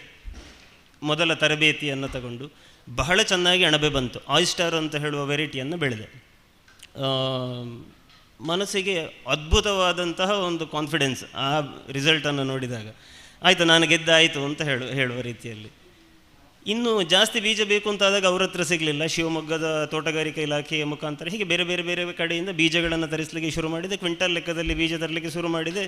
ನಾನು ಪೇಪರ್ನಲ್ಲಿ ಲೆಕ್ಕ ಹಾಕಿ ಆಯಿತು, 1 kg ಬೀಜಕ್ಕೆ 8 kg ಅಣಬೆ, 1 ಕ್ವಿಂಟಾಲ್ ಇದ್ದಕ್ಕೆ ಇಷ್ಟು ಕ್ವಿಂಟಾಲ್ ಅಂತ ಹೇಳುವ ಲೆಕ್ಕಾಚಾರವನ್ನು ಮಾಡಿ ಕನಸಿನ ಗೋಪುರ ಕಟ್ಟಿ ಆಯಿತು, ಇಳಿದೆ. ಆವಾಗ ಹೊಡೆತ ಬೀಳಲಿಕ್ಕೆ ಶುರುವಾಯಿತು. ನಿರಂತರವಾಗಿ 1 batch, 2 batch, 3 batch, 10 kg 20 kg ಬೀಜಗಳನ್ನು ಕಲ್ಟಿವೇಷನ್ ಮಾಡ್ತಾ ಹೋದಾಗೆ ಸ್ವಲ್ಪ ಸ್ವಲ್ಪ ರಿಸಲ್ಟ್ ಬರ್ತಾ ಇತ್ತು. ಹಾಳಾಗುವಂಥದ್ದು, ಕಂಟಾಮಿನೇಷನ್ಗಳು ಬರೋದು, ಫೇಲ್ ಆಗುವಂಥದ್ದು, ನಾನು ಸೋಲುವಂಥ ಪರಿಸ್ಥಿತಿಗಳು ಬರ್ತಾಯಿತ್ತು. ಆವಾಗ ನನಗೆ ಅರ್ಥ ಆದ್ದು ಏನು ಅಂತಂದರೆ, ಬರೀ 1 kg 2 kg ಒಂದೊಂದು ಸಲ ಅಣಬೆಯನ್ನು ಬೆಳೀತಾ ಹೋದರೆ ನಾವು ಸಕ್ಸಸ್ ಆಗಲಿಕ್ಕೆ ಸಾಧ್ಯ ಇಲ್ಲ. ಇದನ್ನು ಸರಿಯಾಗಿ ಕಲಿಬೇಕಿದ್ರೆ ನೀರಿನಲ್ಲಿ ಮುಳುಗಿ ಬಿಡಬೇಕು ಒಂದು ಸಲ ಅಂಥೇಳಿ. ಹಾಗಾಗಿ ಪ್ರತಿನಿತ್ಯ ಕಲ್ಟಿವೇಷನ್ ಮಾಡ್ತಾ ಹೋಗ್ತಾ ಇದ್ದರೆ ಮಾತ್ರ ನಮಗೆ ಅಣಬೆ ಬೆಳೆಯನ್ನು ಹೇಗೆ ಬೆಳೆಯೋದು ಅಂತ ಹೇಳೋದನ್ನು ಕಲೀಲಿಕ್ಕೆ ಸಾಧ್ಯ. ಯಾಕೆಂದ್ರೆ ದಿನನಿತ್ಯ ನಾವು ಉತ್ಪತ್ತಿಯನ್ನು ತೆಗಿಬೇಕಿದ್ರೆ ದಿನನಿತ್ಯ ಕೆಲಸ ಮಾಡ್ತಾ ಹೋಗಬೇಕು. ಹಾಗಾಗಿ ಇನ್ನು ಕಷ್ಟ ನಷ್ಟ ಅದನ್ನು ನೋಡುವ ಪ್ರಶ್ನೆ ಇಲ್ಲ, ಇಳಿಯೋದು ಅಂತೇಳಿ ಇಳಿದು ಬಿಟ್ಟೆ. ನಿರಂತರ 2 ವರ್ಷಗಳ ಕಾಲ ಕಳ್ಕೊಳ್ತಾ ಹೋದೆ. ಸುಮಾರು ಒಂದು 8 ಲಕ್ಷ ರೂಪಾಯಿಗಳಷ್ಟು ಕಳ್ಕೊಂಡೆ. ಒಂದು 50 ಲೋಡ್ ಆಗುವಷ್ಟು ಬೈಹುಲ್ಲು. ನಮ್ಮ ತೋಟ ಪೂರ್ತಿ, ಅಡಿಕೆ ಮರದ ಬುಡ ಪೂರ್ತಿಯಾಗಿ ಬೈಹುಲ್ಲಿಂದ ಮುಚ್ಚಿದ್ದೇನೆ. ಅಷ್ಟು ಬೈಹುಲ್ಲನ್ನು ಹಾಳು ಮಾಡಿಕೊಂಡೆ. 2 ವರ್ಷದ ಕೊನೆಗಾಗುವಾಗ ಒಂದು ಹಂತಕ್ಕೆ ತಂದೆ, ಇನ್ನೇನಾದರೂ ಮಾಡಿ ಇವನನ್ನು ಸುಮ್ಮನೆ ಕೂತುಗೊಳಿಸಬೇಕು, ಇಲ್ಲದಿದ್ದರೆ ಹಳೆ ಪ್ಲೇಟಿನಲ್ಲಿ ಗಳಿಸಿದ್ದನ್ನು ಪೂರ್ತಿ ಇಲ್ಲಿ ಕಳ್ಕೊಳ್ತಾನೆ ಅಂತ ಹೇಳುವ ನಿರ್ಧಾರಕ್ಕೆ ಬಂದಿದ್ದು. ಆವಾಗ ನನಗೆ ಬೆಂಗಳೂರಿನಲ್ಲಿ ಒಂದು ತರಬೇತಿ ಸಂಸ್ಥೆಯ ಪರಿಚಯ ಆಯಿತು. ಅವರ ಪರಿಚಯ ಆದ ಕೂಡಲೇ ಅವರು ಹೇಳಿದರು, ನೀವು ಅಲ್ಲಿ ದಕ್ಷಿಣ ಕನ್ನಡದಲ್ಲಿ ಬೆಳಿಬೇಕಾದ ವೆರೈಟಿ ಆಯಿಸ್ಟರ್ ಅಲ್ಲ, ಅದು ನಿಮ್ಮ ವಾತಾವರಣಕ್ಕೆ ಸುಟೇಬಲ್ ಅಲ್ಲ, ನೀವು ಬೆಳಿಬೇಕಾದಂಥ ವೆರೈಟಿಯೇ ಬೇರೆ ಅಂತಂದು ಅವರೊಂದಷ್ಟು ಮಾಹಿತಿಗಳನ್ನು ಹೇಳಿದರು. ಆವಾಗ ಗೊತ್ತಾದ್ದು ನನಗೆ ಅಣಬೆಯ ಪ್ರಪಂಚ ಎಷ್ಟು ದೊಡ್ಡ ಇದೆ ಅಂತ. ನಾವು ಬರೀ 1 ಗಂಟೆ 2 ಗಂಟೆಯ ತರಬೇತಿಗಳು, ಅದರಿಂದ ಆ್ಯಡನ್ನು ನೋಡ್ತೇವೆ. ಒಂದು ತರಬೇತಿ ತಗೊಳ್ಳಿ, ಮನೆಯಲ್ಲಿ ಕುಳಿತು ದಿನಕ್ಕೆ 500 ರೂಪಾಯಿ ದುಡೀರಿ, 1000 ರೂಪಾಯಿ ದುಡೀರಿ ಅಂತ. ಇದು ಅಷ್ಟು ಸಣ್ಣ ಪ್ರಪಂಚ ಅಲ್ಲವೇ ಅಲ್ಲ. ಅಣಬೆಯ ಪ್ರಪಂಚ ಅಂತ ಹೇಳಿದರೆ ಇಷ್ಟೇ ದೊಡ್ಡ ಪ್ರಪಂಚ ಇನ್ನೊಂದು ಹೊರಗಡೆ ಇದ್ದರೆ ಹೇಗೆ, ಆ ರೀತಿಯ ಪ್ರಪಂಚ ಅದು. ಆವಾಗ ಗೊತ್ತಾಯಿತು, ಇಳಿದೆ. 8 ಲಕ್ಷಕ್ಕಿಂತ ಅಧಿಕ ಮೊತ್ತವನ್ನು ಕಳ್ಕೊಂಡಾಗಿತ್ತು. ಮತ್ತೆ ತರಬೇತಿಗೋಸ್ಕರ ಮತ್ತೊಂದು 50,000 ರೂಪಾಯಿಯನ್ನು ಖರ್ಚು ಮಾಡಿ 1 ವಾರದ ತರಬೇತಿಯನ್ನು ತಗೊಂಡು ಬಂದೆ. ಆವಾಗ ರಿಸಲ್ಟ್ ಬರಲಿಕ್ಕೆ ಶುರುವಾಯಿತು. ಅಣಬೆ ಬೆಳೆಯ ಮರ್ಮ ಏನು ಅಂತ ಹೇಳುವಂಥದ್ದು ಗೊತ್ತಾಯಿತು. ಇಷ್ಟು ಸಮಯ ನನ್ನನ್ನು ನೋಡ್ತಾ ಇದ್ದವರಿದ್ದರು, ಏನು ಮಾಡ್ತಾ ಇದ್ದಾನೆ, ಎಲ್ಲಿ ಕಳ್ಕೊಳ್ತಾ ಇದ್ದಾನೆ, ಈಗ ಹೇಗೆ ಬದಲಾಗ್ತಾ ಇದ್ದಾನೆ ಅಂತ ಹೇಳೋದನ್ನು ಸೈಲೆಂಟಾಗಿ ನೋಡ್ತಾ ಇದ್ದವರು, ನಾನು ಅಣಬೆಯಲ್ಲಿ ಸಕ್ಸಸ್ ಆಗ್ತಾ ಇದ್ದ ಹಾಗೆ ಅವರು ನನ್ನ ಹತ್ರ ಬಂದು ತರಬೇತಿಗಳನ್ನು ತಗೊಳ್ಳಿಕ್ಕೆ ಶುರು ಮಾಡಿದರು. ನಾನು ಯಾವುದೇ ಫೀಸು ಈ ರೀತಿಯಲ್ಲಿ ಏನು ಮಾಡ್ತಾ ಇರಲಿಲ್ಲ. ಮತ್ತು ಫೀಸ್ ತಗೊಂಡು 1 ಗಂಟೆ 2 ಗಂಟೆಯಲ್ಲಿ ಕೊಡುವ ತರಬೇತಿಯೂ ಅಲ್ಲ. ನಾನು ಇಲ್ಲಿ ನಿಂತ್ಕೊಂಡು ಕ್ರಿಕೆಟ್ ಆಡೋದು ಹೇಗೆ ಅಂತ ಭಾಷಣ ಮಾಡಿದ ಹಾಗೆ ಇಲ್ಲಿ ನಿಂತುಕೊಂಡು ಅಣಬೆ ಬೆಳೆಯೋದು ಹೇಗೆ ಅಂತ ಹೇಳಿದರೆ, 3-6 ಕುಟ್ಟಿ ಇರ್ತದೆ, ವಿಕೆಟ್ ಅಂತ ಕರಿತೇವೆ, 2 ದೊಣ್ಣೆ ಇರ್ತದೆ, ಬ್ಯಾಟ್ ಅಂತ ಕರಿತೇವೆ, ಉರುಟಿಂದ ಒಂದು ಚೆಂಡು ಅಂತ ಇರ್ತದೆ ಅಂತ ಹಾಗೆ ಹೇಳಬೇಕಷ್ಟೇ. ತರಬೇತಿ ಅಂತ ಹೇಳಿದರೆ ಅವರು ಬೆಳೀತಾ ಇರುವಾಗಲೇ ನಾವು ನಿರಂತರ ಅವರಿಗೆ ಮಾಹಿತಿಯನ್ನು ಹೇಳ್ತಾ ಹೋಗುವಂಥದ್ದು ಇದು ತರಬೇತಿ. ಆ ರೀತಿಯ ತರಬೇತಿಯನ್ನು ನಾನು ತೆಕ್ಕೊಂಡು ಸಕ್ಸಸ್ ಆಗಲಿಕ್ಕೆ ಸಾಧ್ಯ ಆಯಿತು. ಹಾಗೆ ಆ ರೀತಿಯಲ್ಲಿ ನನ್ನ ಹತ್ರ ತರಬೇತಿ ತಗೊಳ್ತಾ ಇದ್ದಂಥವರು ಕೂಡ ಅಣಬೆಯನ್ನು ಬೆಳೀಲಿಕ್ಕೆ ಶುರು ಮಾಡಿದರು. ನಾನು ಬೆಳೆದ ಅಣಬೆಯನ್ನು ಪುತ್ತೂರಿನಲ್ಲಿ ಸುಗಮ ತರಕಾರಿ ಅಂಗಡಿಯಲ್ಲಿ ಒಂದೇ ಶಾಪಿನಲ್ಲಿ ಮಾರಾಟ ಆಗಿ ಮುಗಿತಾ ಇತ್ತು. ಮತ್ತು ಮನೆಯಿಂದಲೇ ತುಂಬ ಜನ ತಗೊಳ್ತಾ ಇದ್ದರು. ಈಗ ನನ್ನ ಹತ್ರ ತರಬೇತಿ ತಗೊಂಡವರಿಗೆ ಮಾರುಕಟ್ಟೆ ಸಮಸ್ಯೆ ಆಯಿತು. ನಾನೇನು ಮಾಡಿದೆ ಅಂತ ಹೇಳಿದರೆ ಅವರಿಂದ ಅಣಬೆಯನ್ನು ನಾನೇ ಪರ್ಚೇಸ್ ಮಾಡಲಿಕ್ಕೆ ಶುರು ಮಾಡಿದೆ. ಆದರೆ ಅದು ರೆಗ್ಯುಲರ್ ಆಗಿರಲಿಲ್ಲ. ಇವತ್ತೊಂದು ಸ್ವಲ್ಪ ಸಿಗ್ತಿತ್ತು, ಇವತ್ತಾದ ಮೇಲೆ ಇನ್ನೊಂದು ವಾರ ಬಿಟ್ಟು ಮತ್ತೆ ಸ್ವಲ್ಪ ಸಿಗ್ತಿತ್ತು. ಆವಾಗ ಇದನ್ನು ರೆಗ್ಯುಲರ್ ಮಾರ್ಕೆಟಿಗೆ ಮಾಡುವಂಥದ್ದು, ಮಾರುಕಟ್ಟೆ ವ್ಯವಸ್ಥೆಗೆ ಅದು ಹೊಂದಾಣಿಕೆ ಆಗುವಂಥದ್ದಲ್ಲ. ಆವಾಗ ಅಣಬೆ ಅನ್ನುವಂಥದ್ದು ವರ್ಧಿತ ಮೌಲ್ಯ ಆಹಾರ ವಸ್ತು, ಅದು ಅದರ ಮೌಲ್ಯವೇ ಅಷ್ಟು ಜಾಸ್ತಿ ಉಂಟು, ಮೌಲ್ಯವರ್ಧನೆ ಅದಕ್ಕೆ ಅಗತ್ಯ ಇಲ್ಲ. ಅಣಬೆ ಅನ್ನುವಂಥದ್ದು ವರ್ಧಿತ ಮೌಲ್ಯ ಆಹಾರ ವಸ್ತು. ಯಾಕೆಂತೇಳಿದರೆ ಇವತ್ತಷ್ಟು ಮೌಲ್ಯ ಇದೆ ಅಂತ, ಅದಕ್ಕೆ ಅದರ ಒಳಗೆಯೂ ಅಷ್ಟು ಮೌಲ್ಯ ಇದೆ, ಅದಕ್ಕೆ ಬೆಲೆಯೂ ಅಷ್ಟೇ ಇದೆ. ಮತ್ತು ಅದರ ಮೌಲ್ಯವನ್ನು ವರ್ಧನೆ ಮಾಡುವ ಯೋಚನೆ ಬಂತು. ಆವಾಗ ಮೊದಲನೇದಾಗಿ ನನ್ನ ಮನಸ್ಸಿಗೆ ಬಂದದ್ದು ಅಣಬೆಯಿಂದ ಉಪ್ಪಿನಕಾಯಿ ಮಾಡುವಂಥದ್ದು. ಉಪ್ಪಿನಕಾಯಿ ಮಾಡಿದೆ. ಆ ಸಂದರ್ಭದಲ್ಲಿ ಈಶ್ವರಮಂಗಲದ ಹತ್ತಿರದವರೊಬ್ಬರು ನನ್ನ ಸ್ನೇಹಿತರು, ಅವರು ಇದನ್ನು ಮಾರ್ಕೆಟ್ ಮಾಡುವ ಜವಾಬ್ದಾರಿಯನ್ನು ತಗೊಂಡ್ರು. ಅಲ್ಲಿಂದ ಮತ್ತೆ ಚಾಲೆಂಜ್ಗಳು ಬರಲಿಕ್ಕೆ ಶುರುವಾಯಿತು. ಉಪ್ಪಿನಕಾಯಿ ಅಂತ ಹೇಳಿದ ತಕ್ಷಣ ಜನರಿಗೆ ನೆನಪಾಗುವಂಥದ್ದು ಮಾವಿನ ಮಿಡಿಯದ್ದು. ಅದರಲ್ಲಿ ಒಂದು ಸ್ವಲ್ಪ ಹುಳಿ ಇರ್ತದೆ, ಖಾರ ಇರ್ತದೆ, ಇನ್ನೊಂದು ಪರಿಮಳ ಇರ್ತದೆ ಅಂತ. ಈ ಅಣಬೆಯಲ್ಲಿ ಇರುವಂಥದ್ದು ಬರೀ ಪರಿಮಳ, ಅದರಲ್ಲಿ ಉಪ್ಪು ಹುಳಿ ಖಾರ ಏನೂ ಇರುವುದಿಲ್ಲ. ಅದೆಲ್ಲವನ್ನು ನಾವು ಹೊರಗಿಂದ ಕೊಟ್ಟಾಗಬೇಕು.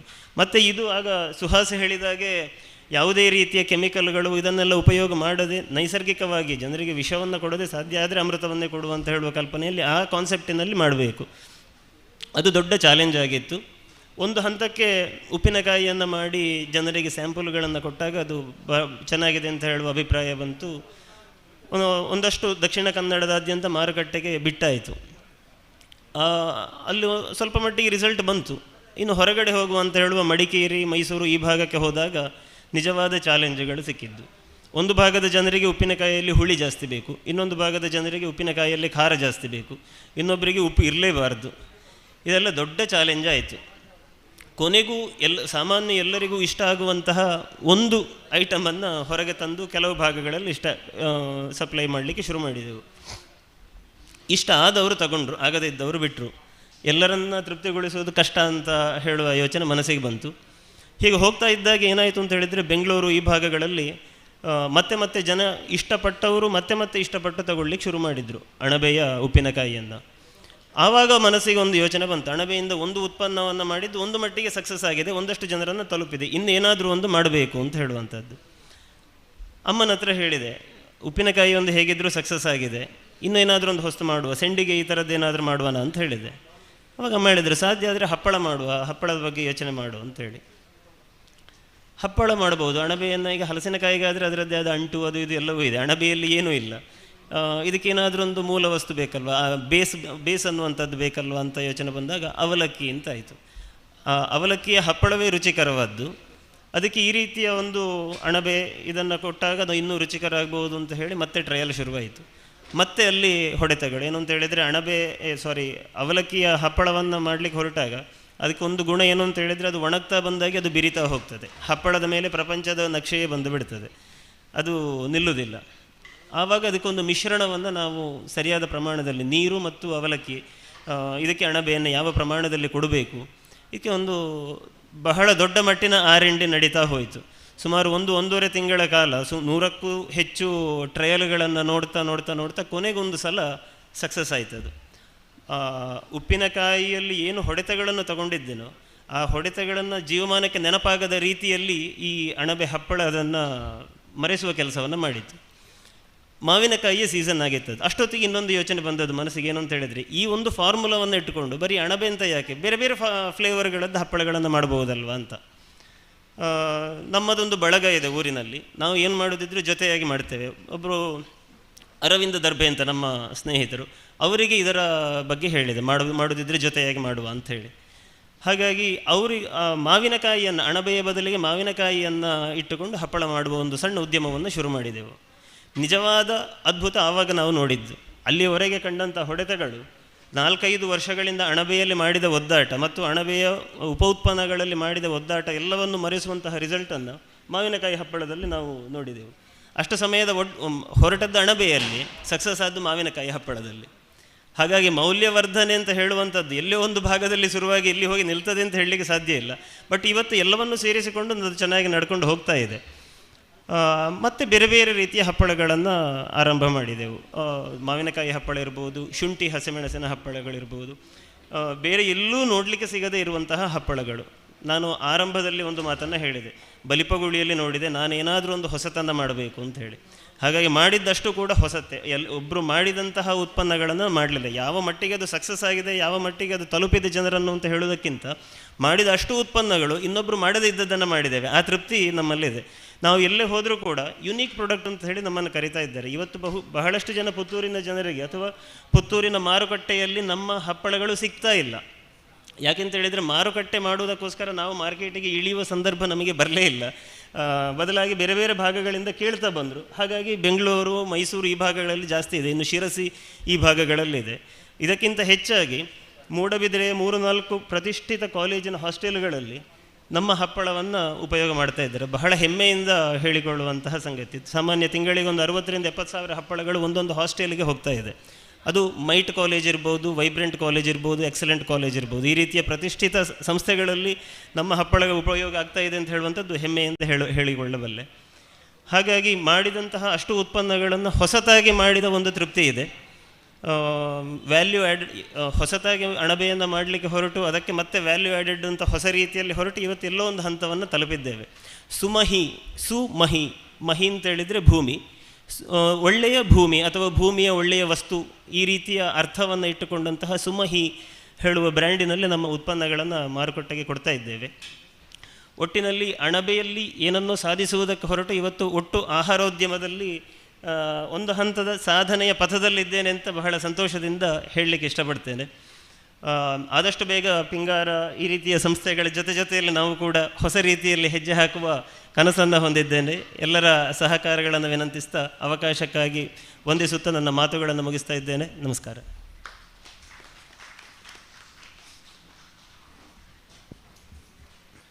ತಮ್ಮ ಅನುಭವಗಳನ್ನು ಹೇಳುತ್ತಾ ಒಂದು ಪದ ಬಹಳ ಇಷ್ಟ ಆಯಿತು, ಸುಮತಿ ಅಂತ ಹೇಳುವಂಥ ಒಂದು. ಸರ್, ಬಹುಶಃ ಈ ಸುಮತಿ ಇದ್ದಾಗ ಮಾತ್ರ ಇಂತಹ ಹೊಸ ಹೊಸ ಪ್ರಯೋಗಗಳನ್ನು ಮಾಡುವುದಕ್ಕೆ ಮನಸ್ಸು ಸಜ್ಜಾಗ್ತದೆ ನಿಜ ಅರ್ಥದಲ್ಲಿ. ಚೇತನ್ ನಮ್ಮ ಜೊತೆ ಇದ್ದಾರೆ. ವಿಟ್ಲದ CPCRIಗೆ ಹೋಗುವ ಪ್ರವೇಶ ದ್ವಾರದಲ್ಲೇ ಬದನಾಜಿಯವರ ಕಟ್ಟಡದಲ್ಲ ಸರ್, ಅವರ ತೆಂಗು ಬೆಳೆಗಾರರ ಸಂಘ ರೈತೋತ್ಪಾದಕ ಕಂಪೆನಿ ಸಂಸ್ಥೆ ಇದೆ. ನಾವು ಈಚೆಗೆ ಕಾರ್ಬನ್ ಫೈಬರ್ ದೋಟಿ ಶಿಬಿರಕ್ಕೆ ಹೋಗಿ ಬರುವಾಗ ಅವರ ಸಂಸ್ಥೆಗೆ ಭೇಟಿ ಕೊಟ್ಟಿದ್ದೆವು, ನಾನು ಮತ್ತು ಮಹೇಶ್ ಪುಚ್ಚಪಾಡಿಯವರು. ಆಗ ಅವರ ಇಡೀ ಸಿಬ್ಬಂದಿ ಒಂದು ಸ್ವೀಕರಿಸಿದ ಬಗೆ ನನಗೆ ಬಹಳ ಇಷ್ಟ ಆಯಿತು.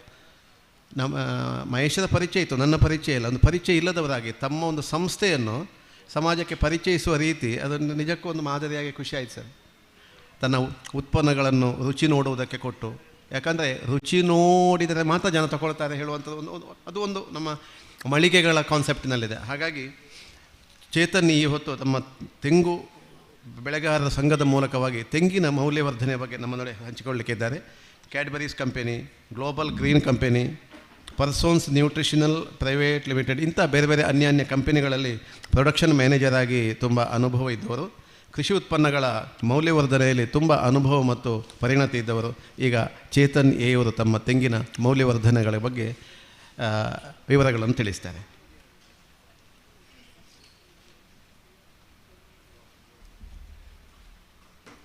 ವೇದಿಕೆಯಲ್ಲಿರುವ ಎಲ್ಲ ಗಣ್ಯರೇ ಹಾಗೂ ಮುಂದಿರುವಂತಹ ಎಲ್ಲ ರೈತ ಬಾಂಧವರೇ, ನನ್ನ ಪರಿಚಯ ಜಾಸ್ತಿನವ್ರಿಗೆ ಇರಲಿಕ್ಕಿಲ್ಲ. ಯಾಕಂತಂದರೆ ವಿದ್ಯಾಭ್ಯಾಸ ಮಾಡಿರುವಂಥದ್ದು ಉಜಿರೆಯಲ್ಲಿ ಆದರೂ ಅದಾದ ಮೇಲೆ ಒಂದು 6-7 ವರ್ಷ ಬ್ಯಾಂಗ್ಳೂರಲ್ಲೇ ಇದ್ದಿದ್ದು. ನಮ್ಮ ಊರಿನಲ್ಲಿರುವಂತಹ ಸಂಬಂಧಿಗಳಿಗೆ ಬಿಟ್ಟರೆ ಮ್ಯಾಕ್ಸಿಮಮ್ ಈ ಕಡೆಗೆ ನಾನು ಎಕ್ಸ್ಪೋಸ್ ಆಗ್ತಿರುವಂಥದ್ದು ಈ ಕಂಪನಿ ಶುರುವಾದ ನಂತರದಿಂದಲೇ. ಬಡ ಕುಟುಂಬದಲ್ಲಿ ಇದ್ದರೂ ಕೂಡ ಎಜುಕೇಷನ್ನ ಸಿದ್ಧವನ ಗುರುಕುಲದಲ್ಲಿ ಏನು ಮಾಡಿದ್ವಿ, ಆವಾಗ ನನಗೆ ಎಡಿಷನಲ್ ಆಗಿ ಏನು ಮಾಡಬೇಕು ಸ್ವಂತಗಳಂಥ ಬಗ್ಗೆ ಹೆಚ್ಚಿನ ಮಾಹಿತಿ ಕೊಟ್ಟಿದ್ದರು ಕೂಡ. ಅದಾದ ಮೇಲೆ ಉದ್ಯೋಗ ಬ್ಯಾಂಗ್ಳೂರಲ್ಲಿ ಪ್ರತಿಷ್ಠಿತ ಕಂಪನಿಯಲ್ಲೇ ಮಾಡ್ತಾ ಇದ್ದಾಗ ದಕ್ಷಿಣ ಕನ್ನಡ ಜಿಲ್ಲಾ ತೆಂಗು ರೈತ ಉತ್ಪಾದಕರ ಕಂಪನಿ ನಿಯಮಿತ, ಇದರ ಫೌಂಡರ್ಸ್ ಆಗಿರುವಂತಹ ಕುಸುಮಾಧರ್ ಮತ್ತು ಪ್ರಸಾದ್ ಶೆಟ್ಟಿ ಇವರು ಡಿಸ್ಕಸ್ ಮಾಡಿದಾಗ ತೆಂಗಿನಕಾಯಿ ಯಾಕಂತಂದರೆ ಅದು ದೊಡ್ಡ ಸಾಗರ. ಯಾಕಂದರೆ ದಕ್ಷಿಣ ಕನ್ನಡ ಈ ಕಡೆ ಜಿಲ್ಲೆ ಅಂತಂದರೆ ಅದನ್ನು ವ್ಯಾಲ್ಯೂ ತುಂಬ ಇದೆ. ಯಾಕಂತಂದರೆ ಅದು ಸೆಕೆಂಡ್ ಹೈಯೆಸ್ಟ್ ಕ್ರಾಪ್.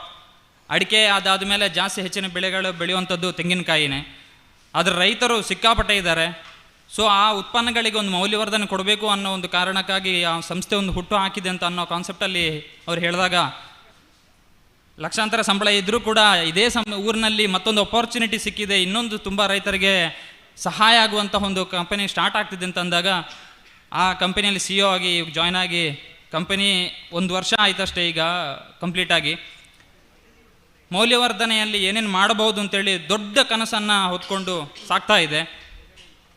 ಕೋಕೋನಟ್ಟಲ್ಲಿ ತೆಂಗಿನಕಾಯಿಯಲ್ಲಿ ಏನೇನು ಉತ್ಪನ್ನಗಳನ್ನು ಮಾಡಬಹುದು ಮತ್ತು ನಮ್ಮ ಸಂಸ್ಥೆ ಏನು ಮಾಡ್ತಾ ಇದೆ ಇದನ್ನು ಜೊತೆಯಾಗಿ ನಿಮಗೆ ಹೇಳ್ಕೊಂಡು ಹೋಗ್ಲಿಕ್ಕೆ ಇಚ್ಛೆ ಪಡ್ತೇನೆ. ಕೋಕೋನಟ್ ಈ ಕಡೆ ಅದೇ ಹೇಳಿದರೆ ಹೈಯೆಸ್ಟ್ ದೊಡ್ಡ ಕ್ರಾಪ್. ಮ್ಯಾಕ್ಸಿಮಮ್ ನಾವು ಯೂಸ್ ಮಾಡುವಂಥದ್ದು ಕೋಕೋನಟ್ ಆಯಿಲ್. ಯಾಕಂದರೆ ಹೆಚ್ಚಿನ ರೈತರು ಅಥವಾ ಹೆಚ್ಚಿನ ಜನಗಳು ಯೂಸ್ ಮಾಡುವಂಥದ್ದು ತೆಂಗಿನಕಾಯಿಯ ಎಣ್ಣೆ. Coconut oil. ಬಟ್ ಒಂದು ವಿಪರ್ಯಾಸ ಏನು ಅಂತಂದರೆ, ತೆಂಗಿನ ಬೆಳೆಗಳನ್ನು ನಾವು ಬೆಳಿತೀವಿ, ರೈತರು ಈ ಕಡೆ ಸಿಕ್ಕಾಪಟ್ಟೆ ಇದೆ, ಕಚ್ಚಾ ವಸ್ತುಗಳು ಜಾಸ್ತಿನೇ ಇದೆ, ಸಿಕ್ಕಾಪಟ್ಟೆ ಇದೆ.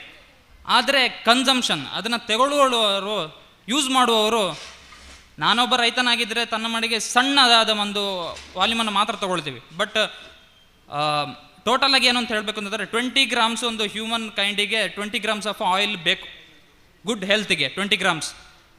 ಈ 20 ಗ್ರಾಮ್ಸ್ ತೊಗೊಳ್ಳುವಂಥದ್ದು ಆಯಿಲ್ ಕಂಟೆಂಟ್ ಏನಿದೆ, ಕಚ್ಚಾ ವಸ್ತುಗಳು ನಮ್ಮ ಹತ್ರ ಇದ್ರೂ ಸಹ ಬೇರೆ ಕಚ್ಚಾ ವಸ್ತುಗಳನ್ನು ಉಪಯೋಗ ಮಾಡಿಕೊಂಡು ಮಾಡಿರುವಂತಹ ಎಣ್ಣೆಗಳನ್ನು ಜಾಸ್ತಿ ಉಪಯೋಗಿಸ್ತೀವಿ. ಜಸ್ಟ್ ಒಂದು ಕಂಪೇರ್ ಮಾಡಿ ನೋಡಿ ಅಂತೆ, ನಮ್ಮ ದಕ್ಷಿಣ ಜಿಲ್ಲೆಯಲ್ಲಿ ಆಲ್ಮೋಸ್ಟ್ ಒಂದು 20 ರಿಂದ 25 ಲಕ್ಷ ಜನರಿದ್ದಾರೆ. 20 ಗ್ರಾಮ್ಸ್ ಅಷ್ಟು ಒಂದು ಆಯಿಲ್ ಒಂದು ಎವ್ರಿ ಡೇ ಕನ್ಸಂಪ್ಷನ್ ಮಾಡ್ಕೊಳ್ತೀವಿ ಅಂತಂದರೆ, ಅದೇ ತೆಂಗಿನ ಕೊಕೊನಟ್ ಆಯಿಲ್ನ ಯೂಸ್ ಮಾಡ್ತೀವಿ ಅಂತಂದರೆ ಆಲ್ಮೋಸ್ಟ್ ಒಂದು 40,000 ಟನ್, 40,000 ಟನ್ಸ್ ಅಷ್ಟು ಕೊಕೊನಟ್ ಆಯಿಲ್ ಇಲ್ಲೇ ಬೇಕಾಗುತ್ತೆ. ಕೊಕೊನಟ್ ಆಯಿಲ್ಸ್ ಅಷ್ಟೇ ಯೂಸ್ ಬೇಕು ಅಂತಂದರೆ ಕೊಕೊನಟ್ ನಂಬರ್ ಆಫ್ ನಟ್ಸ್ಗಳು ಎಷ್ಟು ಬೇಕಾಗಿರ್ಬೋದು. ಯಾಕಂದರೆ ಒಂದು ನಟ್ಟಿಂದ ಆಲ್ಮೋಸ್ಟ್ 1 kg ಕೊಕೊನಟ್ಟಿಂದ ಆಲ್ಮೋಸ್ಟ್ ಒಂದು 30 to 40% ಮಾತ್ರ ಕೊಕೊನಟ್ ಆಯಿಲನ್ನು ಎಕ್ಸ್ಟ್ರಾಕ್ಷನ್ ಮಾಡ್ಬೋದು. ಸೊ ಆವಾಗ ಇಲ್ಲಿಂದ ಬೆಳೆದಂತಹ ಕೊಕೊನಟ್ಗಳನ್ನು ಮ್ಯಾಕ್ಸಿಮಮ್ ಅದೇ ಒಂದು ಕಾನ್ಸೆಪ್ಟಲ್ಲಿ ನೀವು ಮಾಡ್ಕೊಳ್ಬೋದು. ಯಾವಾಗ ನಾವೇ ನಮ್ಮ ಉತ್ಪನ್ನಗಳನ್ನು, ಕಚ್ಚಾ ವಸ್ತುಗಳನ್ನು ತಗೊಂಡೋಗಿ ಅದರಲ್ಲಿ ಮಾಡಿದಂಥ ಎಕ್ಸ್ಟ್ರಾಕ್ಷನ್ ಆಯಿಲ್ಸನ್ನು ನಾವೇ ಉಪಯೋಗಿಸ್ಕೊಳ್ಬೇಕು. ಇವಾಗ ನಾವು ಕಂಪೇರ್ ಮಾಡೋದು ನೋಡಿದಾಗ ಹೊರಗಡೆ ನಾವು ಆಯಿಲ್ಸ್ಗಳು ಅಥವಾ ಕಡಿಮೆ ಬೆಲೆಯಲ್ಲಿ ಸಿಗ್ತವೆ, ನಮಗೇನೋ ನಮ್ಮ ಹತ್ರ ಇರೋ ಕಚ್ಚಾ ವಸ್ತುಗಳು ಜಾಸ್ತಿಗೆ ವ್ಯಾಲ್ಯೂಯಲ್ಲಿ ಸೇಲ್ ಆಗಬೇಕು, ಬಟ್ ನಾವು ತಗೊಳ್ಳುವಂಥ ವಸ್ತುಗಳು ಕಡಿಮೆಯಲ್ಲಿ ಸಿಗಬೇಕು. ಅದೇ ಒಂದು ಕಾನ್ಸೆಪ್ಟ್, ಕ್ವಾಲಿಟಿ ಅನ್ನೋ ಕಾನ್ಸೆಪ್ಟನ್ನು ಯಾರು ನೋಡ್ತಾ ಇಲ್ಲ. ಯಾಕಂದರೆ ಪ್ರತಿಷ್ಠಿತ ಕಂಪನಿಯಲ್ಲಿ ನಾನು ನೋಡಿದ ನನ್ನ ಎಕ್ಸ್ಪೀರಿಯನ್ಸ್ ಪ್ರಕಾರದಲ್ಲಿ ಜೆಮ್ಸ್ ಮ್ಯಾನುಫ್ಯಾಕ್ಚರಿಂಗ್ ಮಾಡ್ತಾ ಇರಬೇಕಾದ್ರೆ, ನಾನು ಅಲ್ಲೇ ಮ್ಯಾನೇಜರ್ ಆಗಿದ್ದದ್ದು. ಜೆಮ್ಸ್ ಮ್ಯಾನುಫ್ಯಾಕ್ಚರ್ ಮಾಡ್ತಾ ಇರಬೇಕಂದ್ರೆ ಒಂದು ಸಿಂಗಲ್ ಜೆಮ್ಸ್, ಇವಾಗ ಜೆಮ್ಸ್ ಪರ್ಚೇಸ್ ಮಾಡಿದಾಗ ಯಾರು ನೋಡೋಲ್ಲ, ಡೈರೆಕ್ಟಾಗಿ ಕನ್ಸ್ಯೂಮ್ ಮಾಡ್ತಾರೆ, ಟೇಸ್ಟ್ ಚೆನ್ನಾಗಿದೆ ಅಂತಾರೆ, ಯಾಕಂದರೆ ಹೈ ಕ್ವಾಲಿಟಿ ಇದೆ. ಕಂಪ್ಲೇಂಟ್ಸ್ ಏನು ಬರುತ್ತೆ ನಾವು ನೋಡ್ತಾ ಇರಬೇಕು ಅಂತಂದರೆ, ಒಂದು ಸಣ್ಣ ಜೆಮ್ಸ್ ಕೂಡ ಕಲರ್ ಶೇಡ್ ಆಗಿದ್ದರೆ ಅಥವಾ ಸಣ್ಣ ಡ್ಯಾಮೇಜ್ ಆಗಿದ್ದರೂ ಕೂಡ ಕಸ್ಟಮರ್ಸು ಕಂಪ್ಲೇಂಟ್ಸ್ ಮಾಡ್ತಾರೆ. ಬಟ್ ಮ್ಯಾಕ್ಸಿಮಮ್ ಈ ಕಡೆಯಿಂದ ಯಾವುದು ನಾನು ನೋಡಿರಲಿಲ್ಲ. ಈ ಕಡೆ ಅವರು ಏನು ಅಂತಂದರೆ, ಏನೋ ಸ್ವಲ್ಪ ಡ್ಯಾಮೇಜ್ ಇತ್ತು ಅಂತಂದರೆ ಒಂದು 4 ಸಲ ಹೇಳಿಬಿಟ್ಟು ಸುಮ್ಮನೆ ಹಾಕ್ಬಿಟ್ಟು ನಾವು ತಿಂದಾಕ್ಬಿಟ್ಟು ಹೋಗ್ತಾ ಇರ್ತೇವೆ. ಕಸ್ಟಮರ್ಸ್ ಅಥವಾ ಕನ್ಸ್ಯೂಮರ್ಸ್ ಯಾವಾಗ ಅದನ್ನು ಕ್ವಾಲಿಟಿಯನ್ನು ಅಪ್ರೋಚ್ ಮಾಡ್ತಾರೆ, ಆವಾಗ ಕಂಪನಿ ಕೂಡ ಅದೇ ಕ್ವಾಲಿಟಿನ ಕೊಡಲಿಕ್ಕೆ ಮೇಂಟೈನ್ ಮಾಡುತ್ತೆ, ಇನ್ನೊಂದು ಕ್ವಾಲಿಟಿಗೆ ಇನ್ನೊಂದು ಸ್ಟೆಪ್ಸನ್ನು ಹಾಕ್ಕೊಂಡು ಹೋಗುತ್ತೆ. ಸೊ ಈ ಥರ ನಾವು ಕೊಕೊನಟ್ ಆಯಿಲ್ಸನ್ನು ಯಾವ ಕಡೆ ತೊಗೊಳ್ತೀವಿ, ಇದು ನಾನು ಜಸ್ಟ್ 20 ಗ್ರಾಮ್ಸ್ ಹೇಳಿರುವಂಥದ್ದು ಕನ್ಸಂಪ್ಷನಿಗೆ ಮಾತ್ರ. ಅದು ಬಿಟ್ಟು ಬೇರೆ ಕಡೆಯಲ್ಲಿ ಪೂಜಾ ಕಾರ್ಯಗಳಾಗಿರ್ಬೋದು, ಅನೇಕ ಕಾರ್ಯಕ್ರಮಗಳಲ್ಲಿ ಬೇರೆ ಬೇರೆ ಯಾವುದೋ ಎಣ್ಣೆಗಳನ್ನು ತೊಗೊಂಬಂದು ಯೂಸ್ ಮಾಡ್ತೀವಿ. ಬಟ್ ನಮ್ಮ ಹತ್ರ ಕಚ್ಚಾ ವಸ್ತು ನಮ್ಮ ಮನೆಯಲ್ಲೇ ಇದ್ದರೂ ಕೂಡ ನಾವು ಉಪಯೋಗ ಮಾಡಲ್ಲ. ಬಟ್ ಯಾಕಂದರೆ ನನಗೆ ಸೆಲ್ಲಿಂಗ್ ಪಾಯಿಂಟ್ಸ್ಗಳು ಮಾತ್ರ ನಮಗೆ 20-40 ರೂಪಾಯಿ ಬೇಕು. ಸೊ ಇದು ಜಸ್ಟ್ ಒಂದು ಆಯಿಲ್ ಬಗ್ಗೆ ಹೇಳಿರುವಂಥದ್ದು. ಸೊ ಆಯಿಲ್ ಬಿಟ್ಟು ಬೇರೆ ಏನೇನು ಮಾಡ್ಬೋದು ಅಂತಂದರೆ, ಇದು ಕೋಪ್ರಾ ಆಯಿಲ್ಸ್ ಆಗಿರೋ ವರ್ಜಿನ್ ಕೊಕೊನಟ್ ಆಯಿಲ್ ಏನಿದೆ, ವರ್ಜಿನ್ ಕೊಕೊನಟ್ ಆಯಿಲ್ ಆಲ್ರೆಡಿ ಎಲ್ಲರಿಗೆ ಕೇಳ್ತಾ ಇರ್ಬೋದು. ತಾಯಿ ಹಾಲಿನಲ್ಲಿರುವಂತಹ ಲಾರಿಕ್ ಆ್ಯಸಿಡ್ ಅಂತ ಏನಿದೆ, ಅದು ನೆಕ್ಸ್ಟ್ ಪರ್ಸೆಂಟೇಜ್ ಇರುವಂಥದ್ದು ವರ್ಜಿನ್ ಕೊಕೊನಟ್ ಆಯಿಲ್ ಅಥವಾ ತೆಂಗಿನ ಹಾಲಿನಲ್ಲೇ. It's scientifically proved. ಇದನ್ನು ಯಾರು ನೋಡಲ್ಲ, ಕೇಳಲ್ಲ, ತಿಳ್ಕೊಂಡಿರಲ್ಲ. ಬಟ್ ಸುಮ್ಮನೆ ಕಾಸ್ಟ್ ಹೈ ಇದೆ ಅಂತ ಹೇಳ್ಕೊಂಡ್ಬಿಟ್ಟು ಅದನ್ನು ಯೂಸ್ ಮಾಡಲ್ಲ. ಬಟ್ ಅದರ ನ್ಯೂಟ್ರಿಷನ್ ಫ್ಯಾಕ್ಟ್ಸನ್ನು ನೀವು ನೋಡಿದಾಗ ನಮಗೆ ಕಲ್ಪವೃಕ್ಷ ಅಂತ ಏನು ನಮ್ಮ ಕಡೆ ಊರ ಕಡೆ ಬೆಳಿತೀವಿ, ಅದು ಕಾಮಧೇನು ಇದ್ದಂಗೆ. ಸೊ ಅದನ್ನು ಯೂಸ್ ಮಾಡ್ತಾ ಇಲ್ಲ, ಅದನ್ನು ಉಪಯೋಗಿಸ್ಕೊಳ್ಬೇಕು ಜಾಸ್ತಿಯಾಗಿ. ವರ್ಜಿನ್ ಕೊಕೊನಟ್ ಆಯಿಲ್ಸ್ ಮಾಡ್ಬೋದು. ಅದಾದಮೇಲೆ ಕೊಕೊನಟ್ ಮಿಲ್ಕ್, ನೀವು ಆಲ್ರೆಡಿ ನೋಡಿದ್ದೀವಿ, ಕೊಕೊನಟ್ ಮಿಲ್ಕ್ ಅಂದರೆ ತುಂಬ ಪಾಯಸ, ಸಾಂಬಾರು ಅದೆಲ್ಲನೂ ಮಾಡ್ತೀವಿ. ಈಗ ಮ್ಯಾಕ್ಸಿಮಮ್ ಎಲ್ಲರೂ ಪೌಡರ್ಸ್ ಹಾಕಿ ಯೂಸ್ ಮಾಡ್ತಾ ಇದ್ದಾರೆ. ಬಟ್ ಅದನ್ನು ಯೂಸ್ ಮಾಡೋದನ್ನು ಕಡಿಮೆ ಮಾಡಿ ಬರೀ ಇದು ಕೊಕೊನಟನ್ನು ಮಿಲ್ಕನ್ನು ಉಪಯೋಗಿಸೋದ್ರಿಂದಾಗಿ ಮತ್ತೆ ತಿರ್ಗಿ ಅದನ್ನು ಕೊಕೊನಟ್ ಕನ್ಸಂಪ್ಷನ್ಗಳು ಅಥವಾ ಯೂಸೇಜ್ ಜಾಸ್ತಿ ಆಗುತ್ತೆ, ಆವಾಗ ವ್ಯಾಲ್ಯೂ ಜಾಸ್ತಿ ಆಗುತ್ತೆ ಅಂತ ಹೇಳ್ತೀನಿ. ಸ್ವೀಟ್ಸ್ ಆಗಿರ್ಬೋದು. ಸೊ ಇದೇ ಕಾನ್ಸೆಪ್ಟಲ್ಲಿ ಮಾಡ್ತಾ ಇದ್ದಾಗ ಹೊಸತನಗಳನ್ನು ತರಬೇಕು ಅನ್ನೋ ಕಾನ್ಸೆಪ್ಟಲ್ಲಿ ತೆಂಗು ರೈತ ಉತ್ಪಾದಕರ ಕಂಪನಿ ಒಂದು ಹೊಸ ಪ್ರಾಡಕ್ಟ್ ಅಂತ ಬಂದಿದೆ, ಕೊಕೊನಟ್ ಪಿಕ್ಕಲ್. ಯಾಕಂದರೆ ಇಷ್ಟು ಮೊದಲ ಬಾರಿಗೆ ಕೊಕೊನಟ್ ಪಿಕ್ಕಲನ್ನು ತಂದಿದ್ದೀವಿ, ಮಾರುಕಟ್ಟೆಯಲ್ಲಿ ಆಲ್ರೆಡಿ ಇದೆ. ಇವಾಗ ಸ್ವಲ್ಪ ಪ್ರೈಸ್ ಹೈಯರ್ ಲಿಸ್ಟಲ್ಲಿದೆ, ಯಾಕೆಂತಂದರೆ ನಮಗೆ ಮಾರುಕಟ್ಟೆಯ ಯಾವ ವಾಲ್ಯೂಮಲ್ಲಿ ತೊಗೊಳ್ತಾ ಇದೆ, ಯಾವ ಪ್ರೈಸಲ್ಲಿ ತೊಗೊಳ್ತಾ ಇದ್ದಾರೆ, ಟೇಸ್ಟ್ ಹೇಗಿದೆ ಆ್ಯಂಡ್ ಹೇಗೆ ಅದನ್ನು ಮಾರ್ಕೆಟಿಗೆ ಪರಿಚಯಿಸಬೇಕು, ಇದರ ಮೇಲೆಲ್ಲ ಡಿಪೆಂಡ್ ಆಗಿದೆ. ಸೊ ನೆಕ್ಸ್ಟಿಗೆ ಬರಬೇಕಾದ್ರೆ ಅದರ ಮ್ಯಾನುಫ್ಯಾಕ್ಚರಿಂಗ್ ಯೂನಿಟಿಗೆ ನಾವು ಎಲ್ಲ ಸಿದ್ಧತೆಗಳನ್ನು ರೆಡಿ ಮಾಡ್ತಾ ಇದ್ದೀವಿ. ಯಾಕಂದರೆ ಒಂದು ಪ್ರಾಡಕ್ಟ್ಸಿಗೆ ಒಂದು ಮ್ಯಾನುಫ್ಯಾಕ್ಚರಿಂಗ್ ಅಲ್ಲ, ಒಂದು ಯೂನಿಟ್ ಮಾಡಿದರೆ ಒಂದು ತುಂಬ ಅನೇಕ ಉತ್ಪನ್ನಗಳನ್ನು ಮಾಡಬೇಕಾದ್ರೆ ಮಾಡಿದರೆ ಮಾತ್ರ ಕಚ್ಚಾ ವಸ್ತುಗಳನ್ನು ಎಲ್ಲಿಂದ ತೊಗೊಳ್ತೀವಿ ಅಲ್ಲಿಗೆ ₹1 ಜಾಸ್ತಿ ಕೊಡ್ಬೋದು, ಮಾಡಿರೋಂಥ ಉತ್ಪನ್ನಗಳನ್ನು ₹1 ಕಡಿಮೆ ಕೊಡ್ಬೋದು, ಸಾಧ್ಯವಾಗುತ್ತೆ. ಸೊ ಕೊಕೊನಟ್ ಪಿಕ್ಕಲ್ ಅನ್ನೋ ಒಂದು ಉತ್ಪನ್ನವನ್ನು ಆಲ್ರೆಡಿ ತಂದಿದ್ದೀವಿ. ವರ್ಜಿನ್ ಕೊಕೊನಟ್ ಆಯಿಲನ್ನು ಕೂಡ ಮಾರುಕಟ್ಟೆಗೆ ಪರಿಚಯಿಸಿದ್ದೀವಿ. ಇದಲ್ಲದೆ ಕೊಕೊನಟ್ ಪಿಕ್ಕಲಿಂದ ಸ್ಲೈಸಸ್ ಆಗಿರ್ಬೋದು, ಚಿಪ್ಸ್ಗಳಾಗಿರ್ಬೋದು, ಇದೆಲ್ಲ ವ್ಯಾಕ್ಯೂಮ್ ಫ್ರೈಡ್ ಮಾಡಿ. ಯಾಕಂದರೆ ಆಯಿಲ್ ಕಂಟೆಂಟ್ ಸ್ವಲ್ಪ ಜಾಸ್ತಿ ಇರೋದ್ರಿಂದಾಗಿ ವ್ಯಾಕ್ಯೂಮ್ ಫ್ರೈಡ್ ಮಾಡಿರಬೇಕು. ಜಾಸ್ತಿ ಇನ್ನೂ ಆಯಿಲಲ್ಲಿ ಫ್ರೈ ಮಾಡಿದರೆ ಅದು ಆ ಫ್ರ್ಯಾಗ್ರೆನ್ಸ್ ಚೆನ್ನಾಗಿರಲ್ಲ. ಸೊ ಅದಕ್ಕೋಸ್ಕರ ವ್ಯಾಕ್ಯೂಮ್ ಫ್ರೈಡ್ ಮಾಡಿರುವಂತಹ ಚಿಪ್ಸ್ಗಳಾಗಿರ್ಬೋದು, ಸ್ಪೈಸಿ ಚಿಪ್ಸ್ಗಳಾಗಿರ್ಬೋದು, ಸ್ಲೈಸಸ್ಗಳಾಗಿರ್ಬೋದು, ಇವುಗಳನ್ನು ಆಲ್ರೆಡಿ ನಾವು ಲಿಸ್ಟ್ ಔಟ್ ಮಾಡಿ ಪ್ರಾಕ್ಟಿಕಲಾಗಿ ಮಾಡಿ ನೋಡಿದ್ದೇವೆ. CPCRL ಕೂಡ ಅದಕ್ಕೆ ಸಪರೇಟ್ ಆದಂತಹ ಟೆಕ್ನಾಲಜಿ ಕೂಡ ಇದೆ ಸ್ಲೈಸಸ್ಗೆ, ಸ್ವೀಟ್ ಸ್ಲೈಸಸ್ಗೆ. ಸೊ ಈ ಥರದ್ದು. ಇದು ಬಿಟ್ಟರೆ ಇನ್ನು ಕೊಕೊನಟಲ್ಲಿ ಒಳಗಡೆ ನೀರಿನ ಅಂಶ ಇದೆ, ಕೊಕೊನಟ್ ವಾಟರ್ ಇದೆ. ಕೊಕೊನಟ್ ವಾಟರ್ನ ಮ್ಯಾಕ್ಸಿಮಮ್ ಎಲ್ಲ ಕಡೆನೂ ನೋಡಿದ್ದೀವಿ, ಯೂಸ್ ಮಾಡಲ್ಲ. ಹೋಟೆಲ್ಸ್ಗಳಾಗಿರ್ಬೋದು ಅಥವಾ ಮನೇಲಿ ಆಗಿರ್ಬೋದು ಚೆಲ್ಬಿಡ್ತೀವಿ. ಸೊ ಯಾವುದಾದ್ರೂ ಒಂದು ಉತ್ಪನ್ನ ಆಗಿದೆ ಅಂತಂದರೆ ಅದರಲ್ಲಿ ಏನಾದರೂ ಒಂದು ತಯಾರಿಕೆ ಮಾಡಬಹುದು ಅನ್ನೋದು ನಮಗೆ ಗೊತ್ತೇ ಇದೆ, ಆದರೆ ನಮಗೇನು ಗೊತ್ತಿರಲ್ಲ. ಕೊಕೊನಟ್ ವೈನನ್ನು ನಾವು ಆಲ್ರೆಡಿ ಪ್ರಿಪೇರ್ ಮಾಡಿದ್ದೀವಿ, ಬಟ್ ಅದರಲ್ಲಿ ಆಲ್ಕೋಹಾಲಿಕ್ ಪರ್ಸೆಂಟೇಜ್ ಆ್ಯಂಡ್ ಎಕ್ಸ್ಪೈರೀಸ್ ಎಷ್ಟೆಷ್ಟು ಮಾಡ್ಬೋದು ಅನ್ನೋ ಕಾನ್ಸೆಪ್ಟನ್ನು ನಾವು ಆಲ್ರೆಡಿ ಟೆಸ್ಟಿಂಗ್ ಕಳಿಸಿದ್ದೀವಿ. ಅದರಲ್ಲಿ ಸಣ್ಣ ಅಂಶದಲ್ಲಿ ಆಯಿಲ್ ಕಂಟೆಂಟ್ ಇರೋದರಿಂದಾಗಿ ಲಾಂಗ್ ಲೈಫಿಗೆ ಸ್ವಲ್ಪ ಪ್ರಾಬ್ಲಮ್ ಆಗ್ತಿದೆ, ಬಟ್ ಅದನ್ನು ನಾವು ರೆಡಿ ಮಾಡ್ತಾ ಇದ್ದೀವಿ.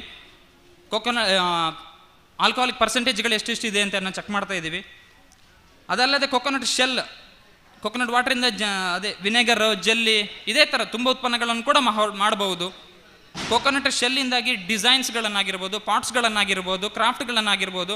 ಇವಾಗ ಇತ್ತೀಚೆಗೆ ಆಲ್ರೆಡಿ ಕೊಕೊನಟ್ ಶೆಲ್ಲಲ್ಲಿ ಏನೋ ಟೀ ಕಪ್ಸ್ಗಳನ್ನು ಮಾಡಿದ್ದಾರೆ, ಅದರಲ್ಲಿ ಆಲ್ರೆಡಿ ಈಗ ಸ್ಟಾರ್ಟ್ ಮಾಡಿದ್ದಾರೆ ಕೊಕೊನಟ್ ಟೀ ಕಪ್ಸಲ್ಲಿ.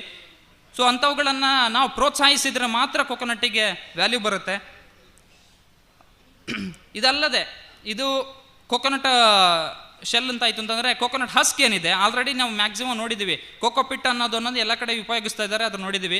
ಅದಲ್ಲದೆ ಕೂಡ ಪ್ಲೇಟ್ಸ್ಗಳನ್ನು, ಕೊಕೊನಟ್ ಹಸ್ಕಿಂದ ಮಾಡಿರುವಂಥ ಮಾಡಿಫೈಡ್ ಪ್ಲೇಟ್ಸ್ಗಳಾಗಿರ್ಬೋದು, ಕಪ್ಸ್ಗಳಾಗಿರ್ಬೋದು, ಸ್ಪೂನ್ಸ್ಗಳಾಗಿರ್ಬೋದು, ಇವುಗಳನ್ನು ಕೂಡ ನಾವು ತಯಾರಿ ಮಾಡಿದ್ದೇವೆ. ಮಾರುಕಟ್ಟೆಗೆ ಬಿಟ್ಟಿಲ್ಲ, ಯಾಕಂತಂದರೆ ಅದನ್ನು ವಾಲ್ಯೂಮ್ ನೋಡಬೇಕಾಗುತ್ತೆ, ಪ್ರೈಸ್ ನೋಡಬೇಕಾಗುತ್ತೆ. ಈಗನೇ R&D ನಡೀತಾ ಇದೆ. ಸೊ ಅದರಲ್ಲಿ ವಾಟರ್ ರೆಸಿಸ್ಟೆನ್ಸ್ ಎಷ್ಟಿದೆ ಅದನ್ನು ನೋಡಬೇಕಾಗುತ್ತೆ. ಸೊ ಇವುಗಳನ್ನು ನೋಡಿದ್ದೀವಿ. ಒಂದಲ್ಲ ಒಂದು ದಿನ ತೆಂಗಿನಕಾಯಿ ಸಿಪ್ಪೆಗೆ ಆಲ್ರೆಡಿ ಇವಾಗ ಎಷ್ಟು 50 ಪೈಸೆ ₹1 ಇದೆ, ಇನ್ನೂ ಜಾಸ್ತಿ ಆಗುವ ಖಂಡಿತ ಸಾಧ್ಯತೆಗಳಿದೆ, ಯಾಕಂದರೆ ಅದನ್ನು ರೆಡಿ ಮಾಡಿದ್ದೀವಿ ಆಲ್ರೆಡಿ. ಸೊ ಇವಾಗ ನಾವು ಆಲ್ರೆಡಿ ನೀವು ಇಲ್ಲಿ ನಮ್ಮ ಮೇಳಗಳಲ್ಲಿ ನೋಡಿರ್ಬೋದು. ವಿಪರ್ಯಾಸ ಏನಂತಂದರೆ ಫೈಬರಿಂದ ಮಾಡಿರುವಂತಹ ಹೂ ಚಟ್ಟಿಗಳು ಅಲ್ಲೇ ಇದ್ದಾವೆ, ಆದರೆ ಪ್ಲಾಸ್ಟಿಕ್ಸನ್ನು ಮ್ಯಾಕ್ಸಿಮಮ್ ಎಲ್ಲರೂ ಪ್ಲಾಸ್ಟಿಕ್ಸನ್ನೇ ತಗೊಳ್ತಾರೆ.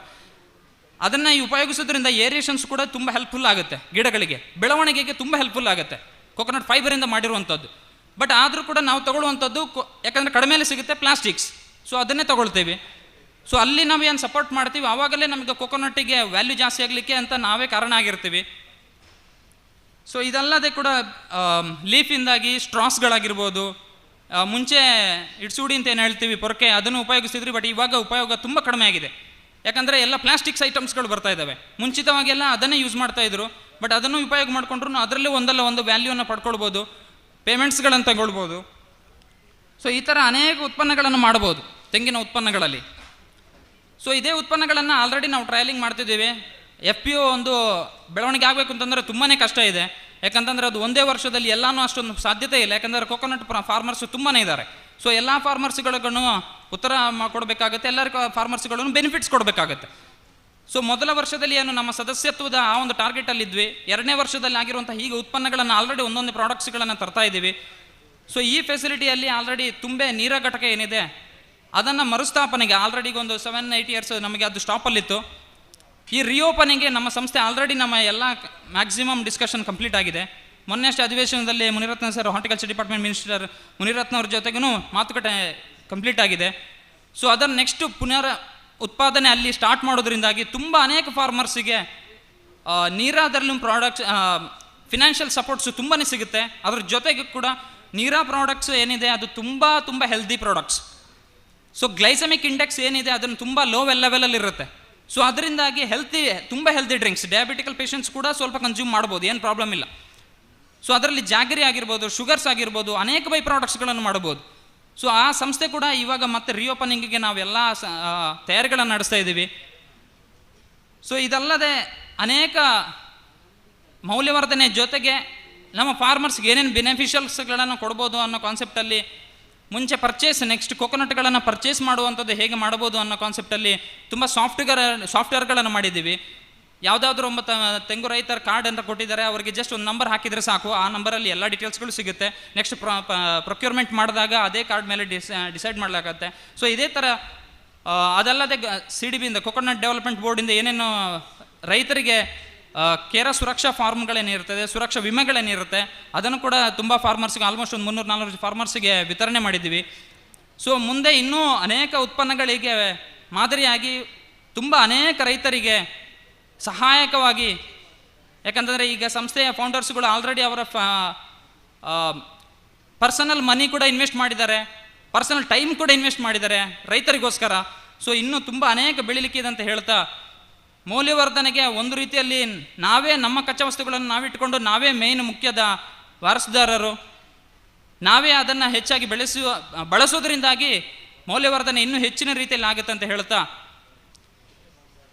ಈ ಸಸ್ಯ ಜಾತ್ರೆಯ ಸಂದರ್ಭದಲ್ಲಿ ಮಾತಾಡಲಿಕ್ಕೆ ಅವಕಾಶ ಮಾಡಿಕೊಟ್ಟಿರುವಂತಹ ಸುದ್ದಿವಾಹಿನಿ ಟ್ರಸ್ಟಿಗೆ ನಮಿಸುತ್ತಾ ನಾನು ಒಂದೆರಡು ಮಾತುಗಳನ್ನು ಮುಗಿಸ್ತಾ ಇದ್ದೇನೆ.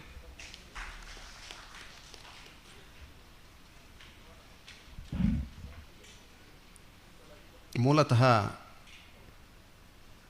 ಪುತ್ತೂರಿನ ಕಾವೇರಿ ಕಟ್ಟೆಯವರಾದಂಥ ರಘುರಾಮ ಶೆಟ್ಟರು ಇವತ್ತು ನಮ್ಮ ಕಾರ್ಯಕ್ರಮದಲ್ಲಿ ಉಪಸ್ಥಿತರಿದ್ದಾರೆ. ಅವರು ಚಿತ್ರನಟರು ಕೂಡ. ಕಡಲಾಚೆ ಅಂದರೆ ವಿದೇಶದಲ್ಲಿ ವಾಸ್ತವ್ಯವಿದ್ದು ಊರಿಗೆ ಬಂದಿದ್ದಾರೆ, ಈ ಸಮಾರಂಭಕ್ಕೆ ಬಂದಿದ್ದಾರೆ. ಅವರ ಉಪಸ್ಥಿತಿಯನ್ನು ಗೌರವಪೂರ್ವಕವಾಗಿ ಗೌರವಿಸ್ತಾ ಇದ್ದೇವೆ ಸರ್.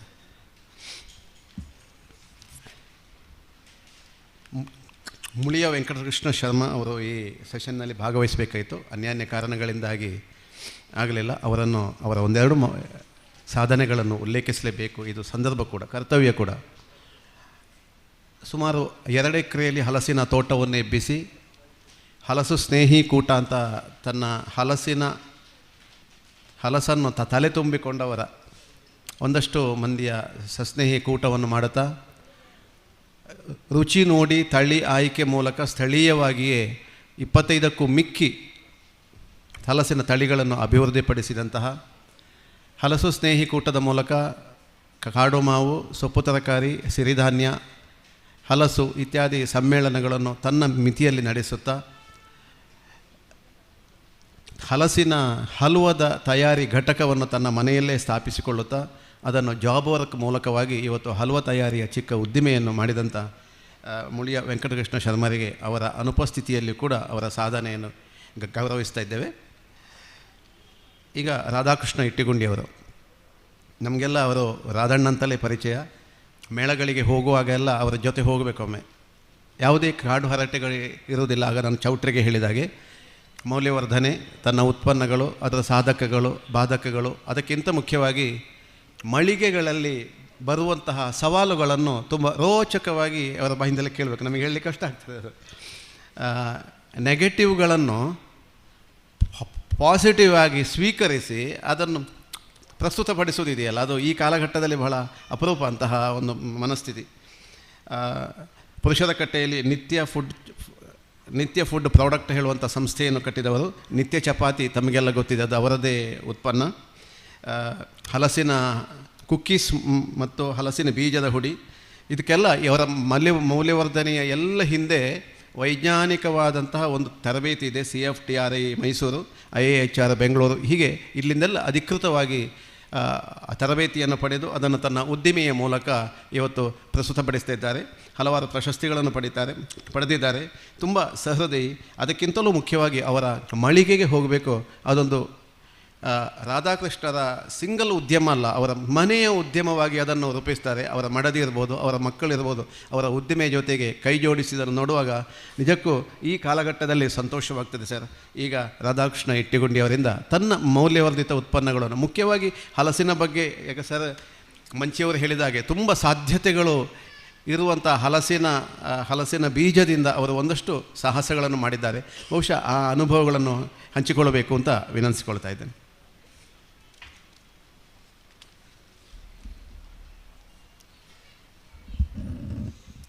ವೇದಿಕೆಯ ಮೇಲಿರುವ ಗಣ್ಯರೇ ಹಾಗೂ ವೇದಿಕೆಯ ಮುಂಭಾಗದಲ್ಲಿರುವ ಎಲ್ಲ ಕೃಷಿಕ ಬಾಂಧವರೇ, ನಾನು ಮೂಲತಃ ಸುಳ್ಯ ತಾಲೂಕು ಚೊಕ್ಕಾಡಿಯವನು. ನಾನೊಂದು ಹಳ್ಳಿ ಪ್ರದೇಶದಿಂದ ಬಂದವನು. ಬೇಸಿಕಲ್ಲಿ ನಾನು ಡಿಪ್ಲೊಮೊ ಇಂಜಿನಿಯರಿಂಗ್ ಮೆಕ್ಯಾನಿಕಲ್ ಓದಿದ್ದು. ಸುಮಾರು 96ನೇ ಇಸವಿಯಲ್ಲಿ ನಾನು ಮೂಡುಬಿದ್ರೆಯಲ್ಲಿ ಕಂಪ್ಲೀಟ್ ಮಾಡಿದ್ದೆ.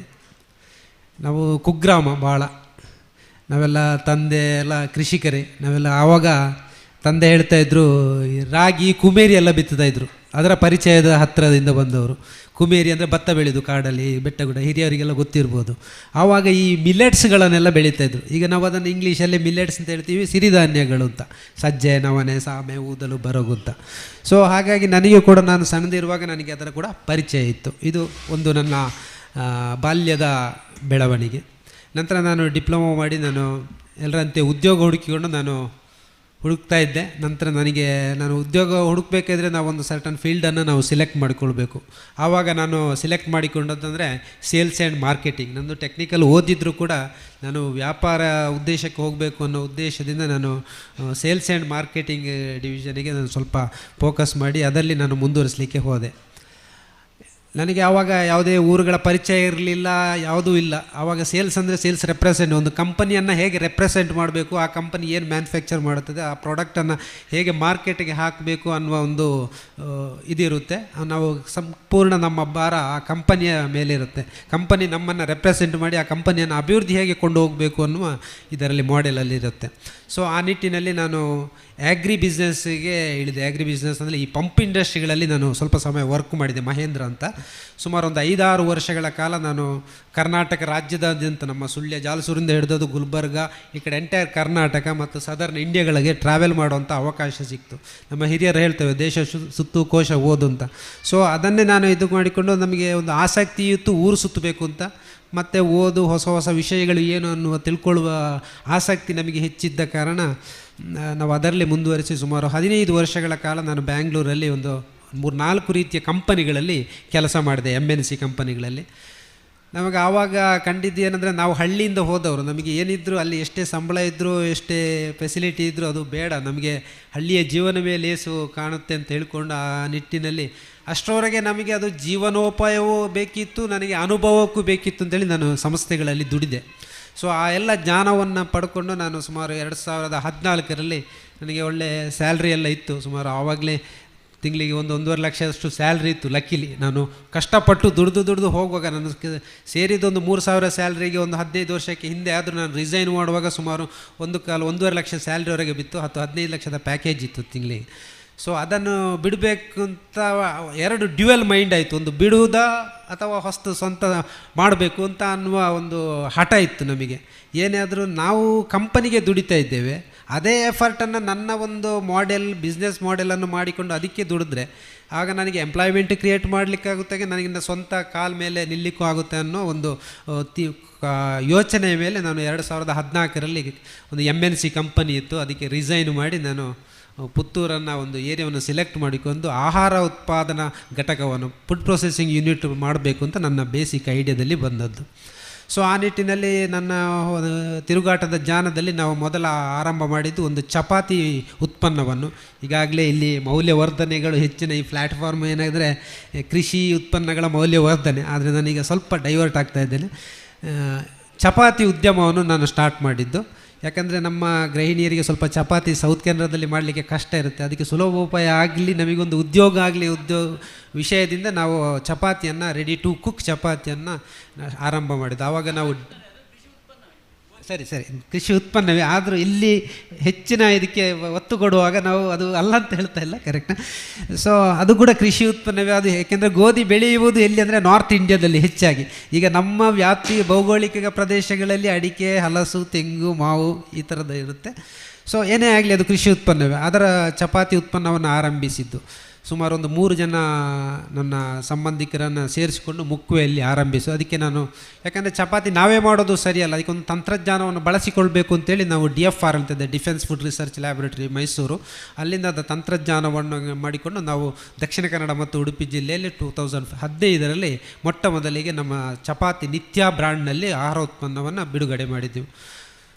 ಆವಾಗ ಆಯಿತು, 1 ವರ್ಷ ಕಳೀತು, ಏನೂ ಆಗಲಿಲ್ಲ. ಇನ್ನೇನು ಬ್ಯಾಂಗ್ಳೂರಲ್ಲಿ ಒಳ್ಳೆ ಕೆಲಸ ಇದ್ದದ್ದು ಬಿಟ್ಟು ರಿಸೈನ್ ಮಾಡಿ ಆಗಿದೆ, ಇನ್ನು ವಾಪಸ್ ಸಿಗೋದು ಕಷ್ಟ ಇದೆ ಅನ್ನುವ ಪರಿಸ್ಥಿತಿಗೆ 1 ವರ್ಷ ಸ್ಟ್ರಗಲ್ ಮಾಡಬೇಕಾಯಿತು. ಲಕ್ಕಿಲಿ 1 ವರ್ಷದ ನಂತರ ನಮ್ಮ ಪ್ರಾಡಕ್ಟ್ಗಳು ಮಾರ್ಕೆಟಿಗೆ ಸಿಕ್ಕಿತ್ತು. ನನ್ನ ಆತ್ಮೀಯರು, ನಮ್ಮ ಪರಿಚಯದವರು ನಿತ್ಯಾನಂದ ಮುಂಡೋಡಿಯವರು ನಮ್ಮ ಊರಿನವರೇ. ಅವರು ಕೂಡ ಪರಿಚಯಗಳಾಯಿತು. ಅವರು ಕೂಡ ನಮ್ಮನ್ನು ಹುರಿದುಂಬಿಸಲಿಕ್ಕೆ ಅವರು ಇದ್ದಾರೆ, ಯಾಕಂದರೆ ನಾನು ಆವಾಗಲೇ ಅವಾಗ ನಮ್ಮನ್ನು ಪ್ರೋತ್ಸಾಹಿಸುವವರು. ನಮ್ಮ ಹುಡುಗರು ಒಳ್ಳೆಯದಾಗಬೇಕು, ನಮ್ಮ ಹುಡುಗರು ಮೇಲೆ ಬರಬೇಕು ಅನ್ನುವ, ಯಾಕಂದರೆ ನಾನು ಅವರನ್ನು ಸುಮಾರು ಒಂದು 15-20 ವರ್ಷಗಳ ಪರಿಚಯದವರು. ಅವರು ನನ್ನ ಅಣ್ಣನಿಗೆ ಭಾಳ ಆತ್ಮೀಯರು. ಹಾಗಾಗಿ ಅವರು ಕೂಡ ನಮ್ಮನ್ನು ಹುರಿದುಂಬಿಸ್ತಿದ್ರು, ನಮ್ಮ ಹುಡುಗರು ಚೆನ್ನಾಗಿ ಆಗಬೇಕು, ಹೊಸತನದಲ್ಲಿ ಬರಬೇಕು, ಉದ್ಯೋಗ ಆರಂಭಿಸಬೇಕು. ಸೊ ಆ ರೀತಿ ಭಾಳಷ್ಟು ಹಿರಿಯರ ಸಪೋರ್ಟ್ ನನಗೆ ಸಿಕ್ತು. ಆದರೆ ಪುತ್ತೂರು ನನಗೆ ಹೊಸ ಪ್ರದೇಶ, ನನ್ನ ಇಲ್ಲಿ ಅಸ್ತಿತ್ವವೇ ಇರಲಿಲ್ಲ, ನನ್ನ ಅಸ್ಮಿತೆ ಇರಲಿಲ್ಲ. ಸೊ ಹಾಗಾಗಿ ಯಾವುದೋ ಒಂದು ಬ್ರ್ಯಾಂಡ್ ನನ್ನದೇ ಅದು ಕ್ರಿಯೇಟ್ ಮಾಡಿಕೊಂಡು, ನಿತ್ಯ ಬ್ರ್ಯಾಂಡ್ ಕ್ರಿಯೇಟ್ ಮಾಡಿಕೊಂಡು ಒಂದು 2 ವರ್ಷದಲ್ಲಿ ನನ್ನ ಎಸ್ಟ್ಯಾಬ್ಲಿಷ್ ಮಾಡಿದೆ. ಸುಮಾರು ದಕ್ಷಿಣ ಕನ್ನಡ ಮತ್ತು ಉಡುಪಿ ಜಿಲ್ಲೆಗಳಲ್ಲಿ ನಮ್ಮದು DFRL ತಂತ್ರಜ್ಞಾನವನ್ನು ಬಳಸಿಕೊಂಡು ಉತ್ತಮವಾದ ಒಂದು ಚಪಾತಿ ಮತ್ತು ಪೂರಿಯನ್ನು ಮಾರುಕಟ್ಟೆಗೆ ಬಿಡುಗಡೆ ಮಾಡಿದೆ. ಪ್ರಸ್ತುತ ಆವಾಗ ಹೆಚ್ಚು ಕಡಿಮೆ ದಿನಕ್ಕೆ 2-3 ಸಾವಿರ ಚಪಾತಿಗಳನ್ನು ಆರಂಭಿಸಿದ್ದು ಈಗ ಪ್ರಸ್ತುತ 35-40 ಸಾವಿರ ಚಪಾತಿ ಪ್ರೊಡ್ಯೂಸ್ ಮಾಡುವವರೆಗೆ ನಮ್ಮ ಸಂಸ್ಥೆಯನ್ನು ಮುಂದಿಟ್ಟಿದ್ದೇನೆ. ಸೊ ಇದು ಒಂದು ಹಂತದ ಬೆಳವಣಿಗೆ ನನ್ನ ಇದರಲ್ಲಿ ರೆಡಿ ಟು ಕುಕ್. ನಂತರ ಆವಾಗಲೇ ನಾನು ಏನಂದರೆ ನನ್ನ ತಿರುಗಾಟದಲ್ಲಿ ನಾನು ಭಾಳ ಆಸಕ್ತಿ ಇದ್ದ ವಿಷಯ ಅಂದರೆ ಮಿಲೆಟ್ಸ್. ಈಗಾಗಲೇ ಮಿಲೆಟ್ಸ್ ಎಲ್ರಿಗೂ ಪರಿಚಯ ಇದೆ, ಸಿರಿಧಾನ್ಯ. ನಮ್ಮ ಭಾರತದ ಪ್ರಧಾನಮಂತ್ರಿ ಮೋದಿಯವರು ಈಗ ಕರೆ ಕೊಟ್ಟಿದ್ದಾರೆ, 2000 ಜನವರಿ 20ಕ್ಕೆ ಮಿಲೆಟ್ಸ್ ಇಯರ್ ಆಗಿ ಗ್ಲೋಬಲ್ ಆಗಿ ಅನೌನ್ಸ್ ಆಗ್ತಾ ಇದೆ. ಅದಕ್ಕೆ ಬೇಕಾದ ಪೂರ್ವ ತಯಾರಿಗಳೆಲ್ಲ ಆಗಿದೆ. ಸೊ ಹಾಗಾಗಿ ಇನ್ನು ಮುಂದೆ ಹೆಚ್ಚು ಮಿಲೆಟ್ಸ್ಗಳನ್ನು ಉಪಯೋಗಿಸಬೇಕು. ಇದು ಆರೋಗ್ಯದ ಮೇಲೆ ಹೆಚ್ಚಿನ ಪರಿಣಾಮ ಬೀರ್ತಾ ಇದೆ. ಅಂದರೆ ಕೇವಲ ಇದು ನಮಗೆ ಏನಾಗಿದೆ ಅಂದರೆ ಮಿಲೆಟ್ಸ್ ಅನ್ನೋದು ಒಂದು ಈಗ ಪ್ರಸ್ತುತ ಹೆಚ್ಚಾಗಿರುವ ಮಧುಮೇಹ ಅಂತ ಕಾಯಿಲೆಗಳಿಗೆ ಮಿಲೆಟ್ಸ್ ಅನ್ನೋದು ರಾಮಬಾಣ ಆ ಥರ ಅಂತ ಹೇಳ್ತೀವಿ. ನಿಜವಾಗಿಯೂ ಹೌದು, ಅದಲ್ಲ ಅಂತಲ್ಲ. ಅದು ನಾವು ಆಹಾರ ಪದಾರ್ಥವನ್ನು ಹೇಗೆ ಬಳಸ್ತೀವೋ ಅದು ನಮ್ಮ ದೇಹದ ಬೆಳವಣಿಗೆಗೆ ಸಹಾಯ ಆಗ್ತದೆ. ನಾವು ಸಣ್ಣದಿಂದಲೂ ಬಳಸಬೇಕು.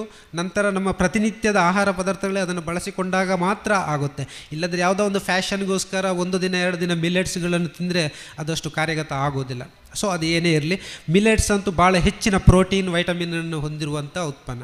ಈ ನಿಟ್ಟಿನಲ್ಲಿ ನಾನು ಅದನ್ನು CFTRI ಮತ್ತು DFRL ಇಂದ ತಂತ್ರಜ್ಞಾನವನ್ನು ಬಳಸಿಕೊಂಡು ಎಲ್ಲ 7 ರೀತಿಯ ಮಿಲೆಟ್ಸ್ಗಳಿದೆ, ಸಿರಿಧಾನ್ಯಗಳು. ನಿಮಗೆಲ್ಲ ಪರಿಚಯ ಇರ್ಬೋದು, ಸಾಮೆ, ನವಣೆ, ಊದಲು, ಬರಗು, ಕೊರಳೆ, ಹಾರಕ ಅಂತ ಬರುತ್ತೆ. ಅದರಿಂದ ಮೌಲ್ಯವರ್ಧಿತ ಆಹಾರ ಉತ್ಪನ್ನಗಳನ್ನು ನಾವು ಮಾರುಕಟ್ಟೆಗೆ ಬಿಡುಗಡೆ ಮಾಡಿದ್ದೇವೆ. ಈಗಾಗಲೇ ನಾವು ಈ ಸಿರಿಧಾನ್ಯದಿಂದ ಕುಕ್ಕೀಸನ್ನು ಮಾಡ್ತಾಯಿದ್ದೇವೆ. ಅದು ಭಾಳ ಒಳ್ಳೆಯದು. ಅದಕ್ಕೆ ಯಾವುದೇ ನಾವು ಮಾಡುವ ಕುಕ್ಕೀಸ್ಗಳಿಗೆ ಮೈದಾಗಳನ್ನು ಯೂಸ್ ಮಾಡೋದಿಲ್ಲ. ಮೈದಾ ಮತ್ತು ಪ್ರಿಸರ್ವೇಟಿವ್ಗಳನ್ನು ಯೂಸ್ ಮಾಡದೆ ನಾವು ಈ ಮಿಲೆಟ್ಸ್ಗಳನ್ನು ಜಾಸ್ತಿ ಬ್ಲೆಂಡ್ ಮಾಡಿಕೊಂಡು ನಾವು ಅದನ್ನು ಯೂಸ್ ಮಾಡ್ತಾ ಇದ್ದೇವೆ. ಯಾಕೆಂದರೆ ನಮ್ಮ ಮೂಲ ಉದ್ದೇಶ ಏನಂದರೆ ಆರೋಗ್ಯದ ಮೇಲೆ ಯಾವುದೇ ಪರಿಣಾಮಗಳಿರಬೇಕು, ಅದರಿಂದ ಹೆಚ್ಚಿನ ಲಾಭಗಳು ಆಗಬೇಕು ಅನ್ನೋ ಉದ್ದೇಶದಿಂದ ಮೈದಾ ಮತ್ತು ಪ್ರಿಸರ್ವೇಟಿವ್ಸ್ ಅಥವಾ ಟೇಸ್ಟ್ ಪೌಡರ್ಗಳನ್ನು ಯೂಸ್ ಮಾಡದೆ ಕುಕ್ಕೀಸ್ಗಳನ್ನು ನಾವು ತಯಾರು ಮಾಡ್ತೇವೆ. ಇದಕ್ಕೋಸ್ಕರ ನಾನು IIHR ಅಂತ ಇದೆ, Bangalore Indian institute of horticulture, ಅಲ್ಲಿ ಕೂಡ ಕುಕ್ಕೀಸ್ಗೋಸ್ಕರ ನಾವು ತರಬೇತಿಗಳನ್ನು ಪಡ್ಕೊಂಡು ಬಂದು ಅದರ ಪ್ರಕಾರ ನಾವು ಸೈಂಟಿಫಿಕ್ ಅಪ್ರೋಚ್ ಮಾಡಬೇಕು. ಸೈಂಟಿಫಿಕ್ ಅಂದಾಗ ಏನಾಗುತ್ತೆ, ಅಲ್ಲಿ ಪ್ರಿಸರ್ವೇಟಿವ್ ಕೂಡ ಒಂದು ಬರುತ್ತೆ. ಹೆಚ್ಚಾಗಿ ನಾವು ಸೈಂಟಿಫಿಕ್ ಅಂದಾಗ ಪ್ರಿಸರ್ವೇಟಿವ್ಸ್ ಕೂಡ ಅಂತ ಹೇಳ್ತೀವಿ. ಅದರ ಪ್ರಿಸರ್ವೇಟಿವ್ ಇಲ್ಲದೆ ಕೂಡ ಆಹಾರ ಉತ್ಪನ್ನಗಳನ್ನು ಮಾಡಲಿಕ್ಕಾಗುತ್ತೆ. ಅದನ್ನು ಹೈಜಿನಿಕ್ಕಾಗಿ ಮಾಡಿ ಅದಕ್ಕೆ ಬೇಕಾದಷ್ಟು ಶೆಲ್ಫ್ ಲೈಫ್ ಅದೊಂದು 2 ತಿಂಗಳ 3 ತಿಂಗಳ 4 ತಿಂಗಳ ಕೊಡಲಿಕ್ಕೆ ಕೂಡ ಆಗುತ್ತೆ. ಇದೇ ರೀತಿ ಮಿಲೆಟ್ಸ್ಗಳ ಎಲ್ಲ ರೀತಿಯ ಉತ್ಪನ್ನಗಳು ಈಗ 1-2 ತಿಂಗಳಲ್ಲಿ ನಮ್ಮದು ಲಾಂಚ್ ಮಾಡ್ತಾ ಇದ್ದೇವೆ. ಅದಕ್ಕೆ CFTRI ಇಂದ ಹೊಸ ಒಂದು ತಂತ್ರಜ್ಞಾನವನ್ನು ಬಳಸಿಕೊಂಡು ಮಿಲೆಟ್ಸಿನ ಒಂದು ರೆಡಿ ಟು ಡ್ರಿಂಕ್ ಮಿಕ್ಸನ್ನು ಕೂಡ ತಯಾರು ಮಾಡ್ತದೆ, ವಿದೌಟ್ ಶುಗರ್ ಇರುವಂಥ ಆಹಾರ ಉತ್ಪನ್ನವಾಗಿ. ಅಂದರೆ ನಾವು ಸುಮಾರು ಈಗ 2016ರಿಂದ ಮಿಲೆಟ್ಸಿಗೆ ಜಾಸ್ತಿ ಫೋಕಸ್ ಮಾಡ್ತಾ ಇದ್ದೇವೆ. ನಾನು ಆವಾಗ ಏನು ಆಗ್ತಿತ್ತಂದರೆ ಹೆಚ್ಚು ಕಡಿಮೆ ನಾವು ಸ್ಟಾರ್ಟ್ ಮಾಡುವಾಗ ಒಂದು 100-150 kg ಮಿಲೆಟ್ಸನ್ನು ಸ್ಟಾರ್ಟ್ ಮಾಡಿದ್ದು. ಇವಾಗ ಆಲ್ಮೋಸ್ಟ್ ನಮ್ಮದು 2000-3000 kg ಮಿಲೆಟ್ಸ್ ಸೇಲ್ ಮಾಡ್ತಾ ಇದ್ದೇವೆ. Complete Dakshina Kannada, Udupi, some part of Madikeri, ಈ ಸಕಲೇಶ್ಪುರ ಈ ಬೆಲ್ಟಲ್ಲಿ. ಯಾಕಂದರೆ ನಮ್ಮ ದಕ್ಷಿಣ ಕನ್ನಡದಲ್ಲಿ ಮಿಲೆಟ್ಸ್ ಸಿಗುವುದಿಲ್ಲ. ಇದೆಲ್ಲ ನಾರ್ತ್ ಕರ್ನಾಟಕ ಅಥವಾ ಸೌತ್ ಬೇರೆ ಬೇರೆ ಭಾಗಗಳ ಧಾನ್ಯಗಳಾಗಿರುತ್ತೆ. ಅದನ್ನು ನಾವು ಆಯಾ ಏರಿಯಾಗಳಲ್ಲಿ ಎಲ್ಲೆಲ್ಲಿ ಸಿಗುತ್ತೆ ಅಲ್ಲಿಂದ ಈ FAOಗಳಂತ ಕಾನ್ಸೆಪ್ಟ್ ಇದೆ, ಆ FAOಗಳು ಅದನ್ನು ಕಲೆಕ್ಟ್ ಮಾಡ್ತಾರೆ, ಅಲ್ಲಿ ಬೆಳೆಸ್ತಾರೆ. ಅವರಿಂದ ನಾವು ಅದನ್ನು ಟೈಅಪ್ ಮಾಡಿಕೊಂಡು ತರಿಸಿಕೊಂಡು ನಮ್ಮ ದಕ್ಷಿಣ ಕನ್ನಡ ಮತ್ತು ಉಡುಪಿ ಜಿಲ್ಲೆಯ ಜನತೆಗೆ ಉತ್ತಮವಾದ ಒಂದು ಮೌಲ್ಯವರ್ಧಿತ ಮಿಲೆಟ್ಸಿನ ಪ್ರಾಡಕ್ಟ್ಗಳನ್ನು ನೀಡಬೇಕು ಅಂತ ನಮ್ಮ ಮುಂದಿನ ಬೃಹತ್ತಾದ ಯೋಜನೆ ಇದೆ. ಅದಕ್ಕೆ ಆಲ್ಮೋಸ್ಟ್ ಹೆಚ್ಚು ಕಡಿಮೆ ಒಂದು 1 ಕೋಟಿ ರೂಪಾಯಿ ಪ್ರಾಜೆಕ್ಟನ್ನು ನಾವು ಈಗ ಒಂದು 6 ತಿಂಗಳಲ್ಲಿ ಬರ್ತಾ ಇದ್ದೇವೆ, ಎಕ್ಸ್ಕ್ಲೂಸಿವ್ ಆಗಿ ಮಿಲೆಟ್ಸ್ನ ಪ್ರಮೋಟ್ ಮಾಡಲಿಕ್ಕೆ. ಇದು ಒಂದು ನಮ್ಮ ಮಿಲೆಟ್ಸ್ನ, ಅದು ಕೂಡ ಎಲ್ಲವೂ ನಮ್ಮ ನಿತ್ಯ ಬ್ರ್ಯಾಂಡ್ನ ಅಡಿಯಲ್ಲಿ ಬರ್ತದೆ. ಇನ್ನೊಂದು ನಾನು ಮೌಲ್ಯವರ್ಧನೆ ಮಾಡಿದ್ದು, ಈಗಾಗಲೇ ನಮ್ಮ ಪಿಂಗಾರ ಸಂಸ್ಥೆಯ ಸರ್ ಹೇಳಿದರು, ಹಲಸ್ಸುಗೆ ಮೌಲ್ಯವರ್ಧನೆ ಮಾಡಿ ಅದರಿಂದ ಡಿಫ್ರೆಂಟ್ ವೆರೈಟೀಸ್ ಆಫ್ ಪ್ರಾಡಕ್ಟ್ಗಳನ್ನು ಮಾರ್ಕೆಟಿಗೆ ಕೊಡಲಿಕ್ಕಾಗುತ್ತೆ, ಕನ್ಸ್ಯೂಮ್ ಮಾಡಲಿಕ್ಕಾಗುತ್ತೆ ಅಂತ ಹೇಳಿದರು. ಅದರಲ್ಲಿ ನಾನು ಸಿಲೆಕ್ಟ್ ಮಾಡಿಕೊಂಡು ಹಲಸಿನ ಬೀಜ ಎಲ್ರಿಗೂ ಗೊತ್ತಿರುವಂಥದ್ದು ನಾರ್ಮಲಿ ಪೆಲತ್ತರಿ, ನಮ್ಮ ತುಳು ಭಾಷೆಯಲ್ಲಿ ಪೆಲತ್ತರಿ ಅಂತ ಅನ್ನೋದು ಒಂದು ಪದ ಇದೆ. ಸೊ ನಾವೊಂದು ಮಾತು ಹೇಳ್ತೀವಿ, ಎಡದಾದುಂಡು ಪೆಲತ್ತರಿ ಉಂಡು ಅಂತ ಹೇಳ್ತೀವಿ ಒಂದು ಕಡೆಗೆ ಹಳ್ಳಿಯಲ್ಲಿ ಕಾಮನ್ ಆಗಿ. ಸೊ ಅದು ಹಾಸ್ಯಾಸ್ಪದವಾಗಿ ಇರುತ್ತದೋ, ಅದು ವ್ಯಾಲ್ಯೂ ಕೂಡ ಇರುವಂತಹ ಒಂದು ಶಬ್ದಗಳಾದ್ರೂ.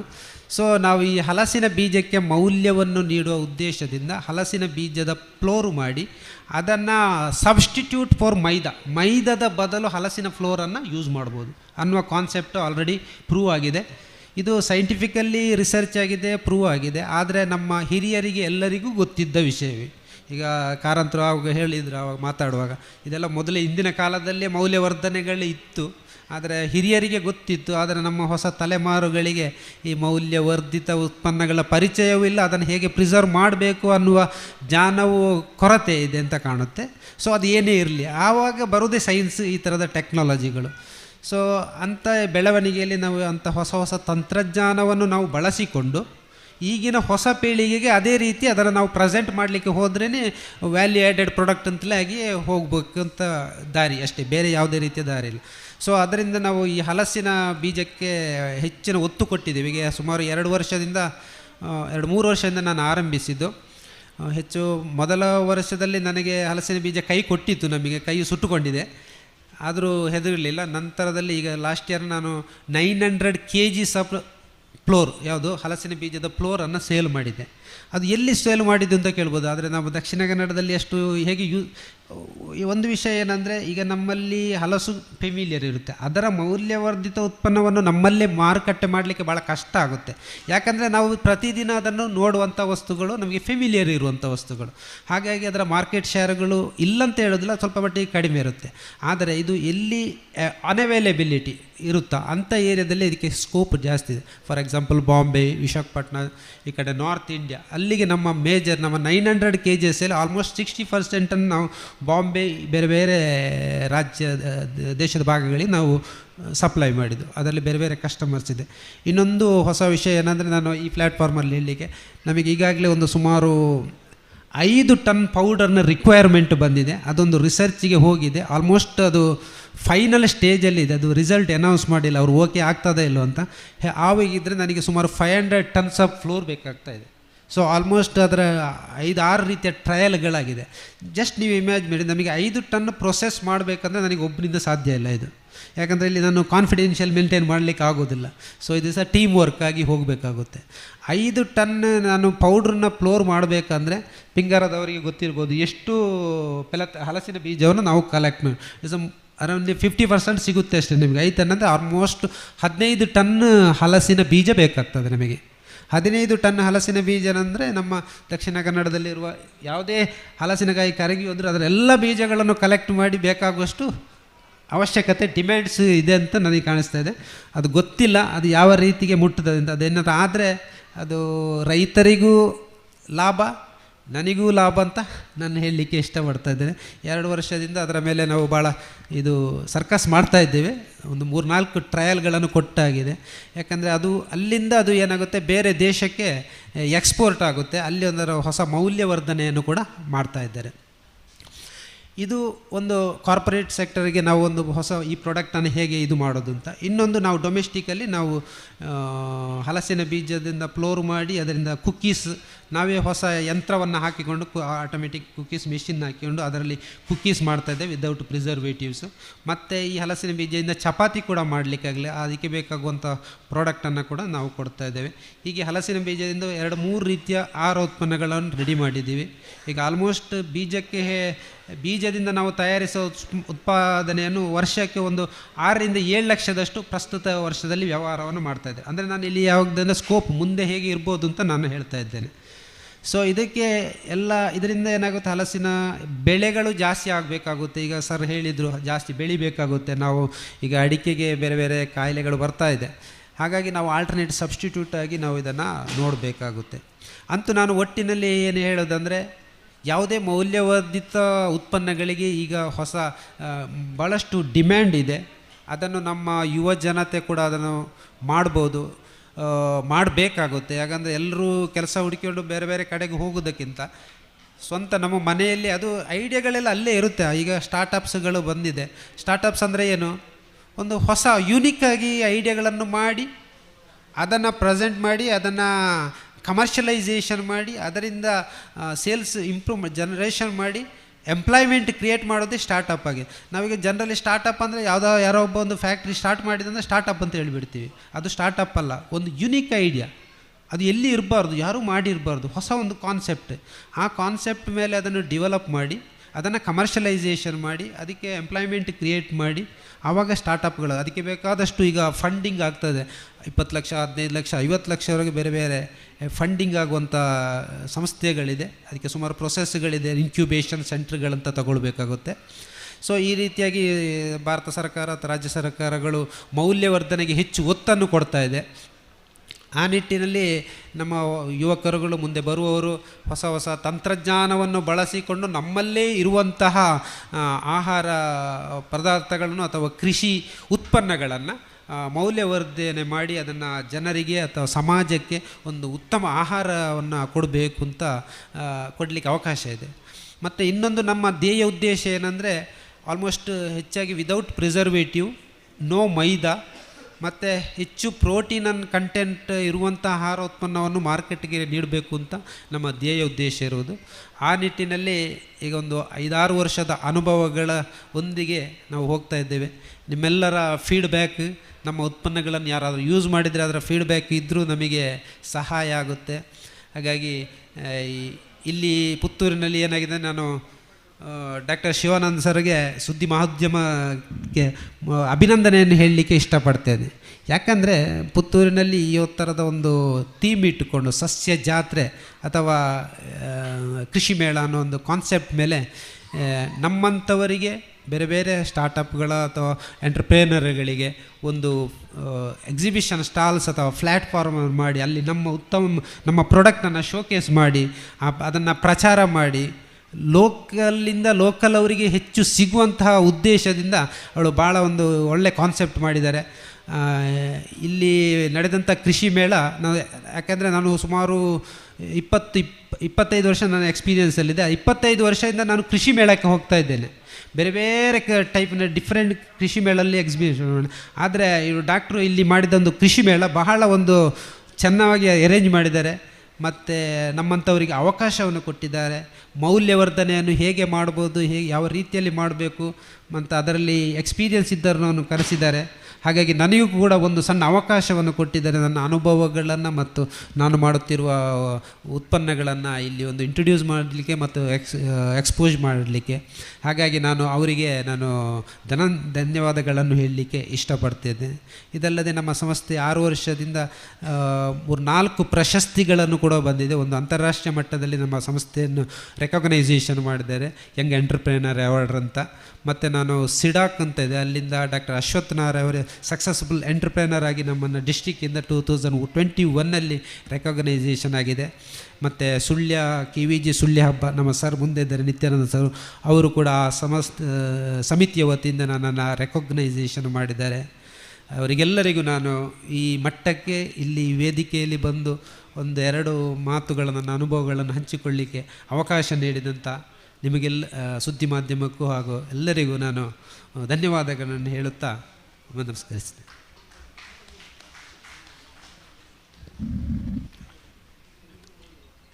ಸಮಾರೋಪದ ಸಮಯ ಸನ್ನಿಹಿತವಾಗ್ತಾ ಇದೆ. ಡಾಕ್ಟರ್ ಶಿವಾನಂದರು ಸ್ವಲ್ಪ ರಿಯಾಯಿತಿ ತೋರಿಸಿದ್ದಾರೆ, ಹಾಗಾಗಿ ಆ ರಿಯಾಯಿತಿಯನ್ನು ಸದ್ಬಳಕೆ ಮಾಡಿಕೊಳ್ತೇನೆ. ಸಮಯದ ರಿಯಾಯಿತಿ 1 10 ನಿಮಿಷ. ಪ್ರಶ್ನೆಗಳು 7-8 ಪ್ರಶ್ನೆಗಳು ಬಂದಿವೆ. ಒಂದು 2-3 ಪ್ರಶ್ನೆಗಳನ್ನು ಮಾತ್ರ ಹೇಳುವುದಕ್ಕೆ.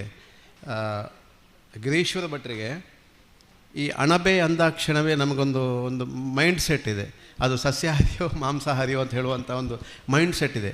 ಈಗ ನೀವು ಮೌಲ್ಯವರ್ಧಿತ ಉತ್ಪನ್ನಗಳನ್ನು ಮಾಡಿದಾಗ ಈ ಮೈಂಡ್ ಸೆಟ್ಟು ಅಲ್ಲಿಯೂ ಅಪ್ಲೈ ಆಗ್ತದಾ? ನೀವು ಹೇಗೆ ಅದನ್ನು ಮಾರುಕಟ್ಟೆಗೆ ಪ್ರೆಸೆಂಟ್ ಮಾಡಿದಿರಿ? ಸಸ್ಯಾಹಾರಿಗಳ ಮನವನ್ನು ಹೇಗೆ ಗೆದ್ದಿದ್ದೀರಿ? ಈ ಅನುಭವ ಸ್ವಲ್ಪ ಹೇಳ್ಬೋದಾ? ಅಣಬೆ ಸಸ್ಯಾಹಾರವ ಮಾಂಸಾಹಾರವ ಅಂತ ಹೇಳುವ ವಿಷಯಕ್ಕೆ ಬಂದಾಗ ಒಂದು ವಿಜ್ಞಾನ ಅದು ಸಸ್ಯವೂ ಅಲ್ಲ ಮಾಂಸವೂ ಅಲ್ಲ, ಅದು ಶಿಲೀಂಧ್ರ ವಿಭಾಗಕ್ಕೆ ಸೇರಿದ್ದು. ಅದು ಮಾಂಸ ಅಂತ ಹೇಳೋದಕ್ಕಿಂತ ಪ್ರಾಣಿ ವರ್ಗವೂ ಅಲ್ಲ ಸಸ್ಯವರ್ಗವೂ ಅಲ್ಲ, ಶಿಲೀಂಧ್ರ ವರ್ಗಕ್ಕೆ ಸೇರಿದ್ದು ಅಂತ ವಿಜ್ಞಾನ ಹೇಳ್ತಾ ಇದೆ. ಆದರೆ ಫುಡ್ ಡಿಪಾರ್ಟ್ಮೆಂಟ್ ಅದಕ್ಕೆ ಗ್ರೀನ್ ಮಾರ್ಕನ್ನು ಕೊಟ್ಟಿದೆ. ಅದು ಸಸ್ಯ ಮೂಲದ್ದು ಅಂತ ಹೇಳುವಂಥ ಹಸಿರು ಮಾರ್ಕನ್ನು ಕೊಟ್ಟಿದೆ, ಅದು ಸಸ್ಯಾಹಾರ ಅಂತ. ಹಾಗಿದ್ದರೆ ನಾನೊಂದು 2 ನಿಮಿಷ ತಗೊಳ್ಬೋದಲ್ವ ಈ ವಿಷಯಕ್ಕೆ ಸರ್? ತಗೊಳ್ತಾ. ನಮ್ಮ ಹಿಂದಿನವರು ಅಣಬೆಯನ್ನು ತಿನ್ನಬಾರ್ದು ಅಥವಾ ಅದೊಂದು ಮಾಂಸವರ್ಗಕ್ಕೆ ಸೇರಿದ್ದು ಅಂತ ಹೇಳಿ ಒಂದು ಶಾಸ್ತ್ರ ಅಥವಾ ಒಂದು ನಿಯಮವನ್ನು ಮಾಡಿಟ್ಟಿದ್ದಾರೆ. ಅದಕ್ಕೊಂದು ಅರ್ಥ ಇರಬೇಕಲ್ವ. ಹಿಂದಿನವರು ಮಾಡಿದ್ದು ಯಾವುದು ಅರ್ಥ ಇಲ್ಲದೆ ಯಾವುದನ್ನು ಮಾಡಲಿಲ್ಲ. ಹಾಗಿದ್ರೆ ಅದು ಏನು ಅಂತ ಹೇಳೋದರ ಬಗ್ಗೆ 2 ಮಾತು. ಅಣಬೆಯನ್ನು ಬೆಳೀತಾ ಇರುವಾಗ ನನ್ನ ಆತ್ಮೀಯರೊಬ್ಬರು ಶಶಿಶೇಖರ ಅಂತ ಇದ್ದಾರೆ, ಅವರು ಆಯುರ್ವೇದ ವೈದ್ಯರು. ಅವರ ಹತ್ರ ಸುಮ್ಮನೆ ಹೀಗೆ ವಿಮರ್ಶೆ ಮಾಡ್ತಾ ಇರುವಾಗ ಈ ಚರ್ಚೆ ಬಂತು. ಏನು ಅಂತ ಹೇಳಿದರೆ, ಅಣಬೆ ಬೆಳೀಲಿಕ್ಕೆ ಏನು ಬೇಕು? ಅಣಬೆ ಬೆಳೆಯುವಾಗ ಅದಕ್ಕೆ ಆಮ್ಲಜನಕದ ಅವಶ್ಯಕತೆ ಇದೆ. ಆರಂಭದ 20 ದಿನ ಸ್ವಲ್ಪ ಕಾರ್ಬನ್ ಡೈಆಕ್ಸೈಡ್ ಅಥವಾ ಗಾಳಿ ಇಲ್ಲದ ನಿರ್ವಾತ ಪ್ರದೇಶದಲ್ಲಿ ಅದನ್ನು ಇಟ್ಟು ಪ್ರೋಸೆಸ್ ಮಾಡಲಿಕ್ಕಾಗ್ತದೆ. ಅದರ ನಂತರದ ದಿನಗಳು, ನಂತರದ ಸುಮಾರು ಒಂದು 30-40 ದಿನಗಳ ಕಾಲ ಅದು ಪೂರ್ತಿಯಾಗಿ ಆಕ್ಸಿಜನ್ ಇದ್ದರೆ ಮಾತ್ರ ಬೆಳೀತದೆ. ಸ್ವಲ್ಪ ಕಾರ್ಬನ್ ಡೈಆಕ್ಸೈಡಿನ ಪ್ರಮಾಣ ಜಾಸ್ತಿ ಆದರೂ ಕೂಡ ಬರುವಂಥ ಪಿನ್ಹೆಡ್ಗಳು ಕರಗಿ ಹೋಗ್ತದೆ. ಹಾಗಿದ್ರೆ ಆಮ್ಲಜನಕವನ್ನು ತೆಕ್ಕೊಂಡು ಬೆಳೆಯುವಂಥದ್ದು ಪ್ರಾಣಿಗಳು ಮಾತ್ರ.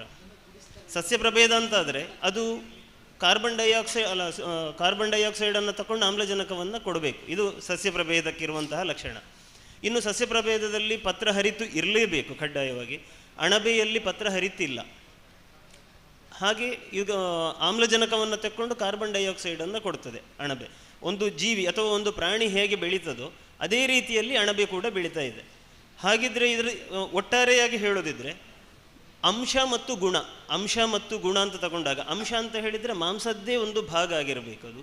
ಗುಣ ಅಂತ ಹೇಳಿದರೆ ಮಾಂಸದಲ್ಲಿ ಏನು ಗುಣ ಇದೆ ಅದೇ ಗುಣ ಅಣಬೆಯಲ್ಲಿ ಇದೆ ಅಂತ ಹೇಳ್ಬೋದು. ಯಾಕೆಂತ ಹೇಳಿದರೆ ಬೆಳೆಯುವ ಕ್ರಮ ಒಂದೇ ರೀತಿ ಇರೋದ್ರಿಂದ ಮಾಂಸದ ಅಂಶಗಳು ಏನೂ ಇಲ್ಲ. ಈಗ ನಾನು ಪ್ರತ್ಯಕ್ಷ ಬೆಳೀತಾ ಇದ್ದೇನೆ, ಬೈಹುಲ್ಲಿನಲ್ಲಿ ಬೆಳಿತೇವೆ, ಯಾವುದು ಲ್ಯಾಬಿನಲ್ಲಿ ತಯಾರಾದಂಥ ಬೀಜವನ್ನು ತಂದು ಕಲ್ಟಿವೇಟ್ ಮಾಡ್ತೇವೆ.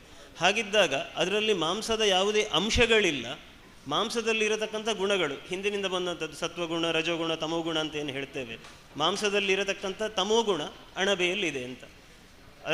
ಈಗ ಶುದ್ಧ ಸಸ್ಯಾಹಾರಿಗಳು ನೀರುಳ್ಳಿ, ಬಸಳೆ ಇದನ್ನೆಲ್ಲ ತಿನ್ನಬಾರ್ದು ಅಂತ ಹೇಳುವ ಯಾವ ನಿಯಮ ಇದೆಯೋ ಅದೇ ರೀತಿಯಲ್ಲಿ ಅಣಬೆಯನ್ನು ತಿನ್ನಬಾರ್ದು ಅಂತ ಹೇಳುವ ನಿಯಮ ಇರುವಂಥದ್ದು. ಸ್ವಲ್ಪ ಜನ ಅದಕ್ಕಿಂತ ಜಾಸ್ತಿ ಹೆಸಿಟೇಷನನ್ನು ಇಟ್ಕೊಂಡಿದ್ದಾರೆ. ಯಾಕೆಂತ ಹೇಳಿದರೆ ನನ್ನ ತಂದೆ ಹೇಳ್ತಾ ಇದ್ದರು, ಫಸ್ಟ್ ಅಣಬೆ ಕಂಡದ್ದು ಒಂದು ಬೈಹುಲ್ಲಿನ ರಾಶಿಯಲ್ಲಿ ಒಂದು ಹಂದಿ ಸತ್ತು ಬಿದ್ದಿತ್ತಂತೆ. ಅದರ ಕೊಳೆತ ಶರೀರದ ಮೇಲೆ ಅಣಬೆ ಫಸ್ಟ್ ಕಂಡದ್ದು ಅಂತ ಹೇಳುವಂಥದ್ದು ಹಿಂದಿನಿಂದ ಅವರು ಕೇಳಿಕೊಂಡು ಬಂದಂಥ ಒಂದು ಮಾತು. ಹಾಗಾಗಿ ಸಸ್ಯಾಹಾರಿಗಳು ಅಣಬೆಯನ್ನು ಸ್ವೀಕರಿಸಬಾರದು ಅಂತ ಹೇಳುವಂಥದ್ದು ವಾಡಿಕೆ. ವೈಜ್ಞಾನಿಕ ಕಾರಣ ಹೀಗಿದೆ. ಧನ್ಯವಾದ. ಸುಹಾಸ್ ಮರಿಕೆ ಅವರಿಗೆ, ಈಗೊಂದು ಯಾವುದೇ ಉದ್ದಿಮೆಯನ್ನು ಅಥವಾ ಯಾವುದೇ ಮೌಲ್ಯವರ್ಧಿತ ಘಟಕಗಳನ್ನು ತಯಾರಿಸುವುದರ ಮೊದಲು ಆರ್ಥಿಕವಾದಂಥ ಅಡಿಕಟ್ಟು ಇರಬೇಕಾದ್ದು ಸಹಜ. ಅದಕ್ಕಿಂತಲೂ ಮುಖ್ಯವಾಗಿ ಆಸಕ್ತಿಯೂ ಇರಬೇಕು. ಇದು ಎಲ್ಲದರ ಹೊರತಾಗಿ ಆ ರಂಗಕ್ಕೆ ಧುಮುಕುವುದಕ್ಕೆ ಬದುಕಿನಲ್ಲಿ ಯಾವುದೋ ಒಂದು ಕ್ಷಣ ಕಾರಣವಾಗಿರುತ್ತದೆ. ಬಹುಶಃ ಸುಹಾಸರ ಈ ಮೌಲ್ಯವರ್ಧಿತ ಉತ್ಪನ್ನಗಳ ಘಟಕದ ಈ ಯಾನದಲ್ಲಿ ಆ ಯಾವುದೋ ಒಂದು ಕ್ಷಣವನ್ನು ನೆನಪು ಮಾಡಿಕೊಳ್ಬೋದಾ? ನಾನು ಸೆಕೆಂಡ್ PUC ಮುಗಿಸಿ ಡಿಗ್ರಿಗೆ ಶುರು ಮಾಡಬೇಕಾದ್ರೆ ಮೊದಲು ಮುಳಿಯ ಶಾಲೆಯಲ್ಲಿ, ಕುದ್ದುಪದವಿನ ಮುಳಿಯ ಶಾಲೆಯಲ್ಲಿ ಒಂದು ಕಾಡು ಮಾವಿನ ಮೆಲುಕು ಅಂತ ಹೇಳುವ ಒಂದು ಕಾರ್ಯಕ್ರಮ ಆಗಿತ್ತು. ಹಲಸು ಸ್ನೇಹಿಕೂಟ ಅದನ್ನು ಆಯೋಜನೆ ಮಾಡಿತ್ತು. ಅಲ್ಲಿ ಈ ಬೇಸಿಗೆ ರಜೆಯಲ್ಲಿ ಈ PUC ಆಗಿ ಡಿಗ್ರಿಗೆ ಬರೋ ಮೊದಲು ಬೇಸಿಗೆ ರಜೆ 2 ತಿಂಗಳ ಬದಲಾಗಿ 3 ತಿಂಗಳಿರ್ತದೆ. ಆ ವರ್ಷ ನಮ್ಮಲ್ಲಿ ಕಾಡು ಮಾವು ತುಂಬ ಆಗಿತ್ತು ಸಹ. ಹಾಗಾಗಿ ಆ ಸಂದರ್ಭದಲ್ಲಿ ಏನೋ ಈ ಹಣ್ಣನ್ನು ಬಳಕೆ ಮಾಡಿ ಏನಾದರೂ ಒಂದು ಉತ್ಪನ್ನ ಮಾಡಬೇಕು, ಎಲ್ಲಿಯೋ ಒಂದು ಕಡೆ ಇದನ್ನು ಶೋಕೇಸ್ ಮಾಡಬೇಕು ಅಂತ ಹೇಳೋ ಒಂದು ಆಸೆ ಇತ್ತು. ಹಾಗೆ PUCಯ ಹುಡುಗ ನಾನು ಮುಳಿಯ ವೆಂಕಟಕೃಷ್ಣ ಶರ್ಮರಿಗೆ ಫೋನ್ ಮಾಡಿ ನಾಳಿನ ಕಾಡು ಮಾವಿನ ಮೆಲ್ಕಲ್ಲಿ ಒಂದು ಐಸ್ ಕ್ಯಾಂಡಿ ಅಥವಾ ಲಾಲಿ, ಪ್ಲಾಸ್ಟಿಕ್ ತೊಟ್ಟೆಯಲ್ಲಿ ಏನು ಹಾಕಿರ್ತಾರೆ ಆ ಲಾಲಿ ಮಾಡ್ಬೋದಾ ಅಂತೇಳಿ ಕೇಳಿದೆ. ಧಾರಾಳವಾಗಿ ಬಾ ಅಂಥೇಳಿ ಹೇಳಿದಾಗ ಏನು ಮಾಡಬೇಕು ಅಂತ ಹೇಳುವ ಐಡಿಯಾ ಆಗಲೂ ಇರಲಿಲ್ಲ, ಸರಿಯಾಗಿರಲಿಲ್ಲ. ಬಟ್ ನಾವು ಮನೆಯಲ್ಲಿ ಬೇಸಿಗೆಯಲ್ಲಿ ಏನು ಅಂತ ಹೇಳಿದರೆ ಈ ಕಾಡು ಮಾವಿನ ಹಣ್ಣು ಹಿಂಡಿ ಅದರ ರಸದಿಂದ ನಾವು ಮನೆಯಲ್ಲಿ ಗ್ಲಾಸಲ್ಲಿ ಜ್ಯೂಸ್ ಮಾಡಿ ಆ ಜ್ಯೂಸಿಗೆ ಒಂದು ಚಮಚವನ್ನು ಸಿಕ್ಕಿಸಿ ಬೇಸಿಗೆಯಲ್ಲಿ ಸವಿಯೋ ಒಂದು ಪರಿಪಾಠ ಹಳ್ಳಿಯಲ್ಲಿದೆ.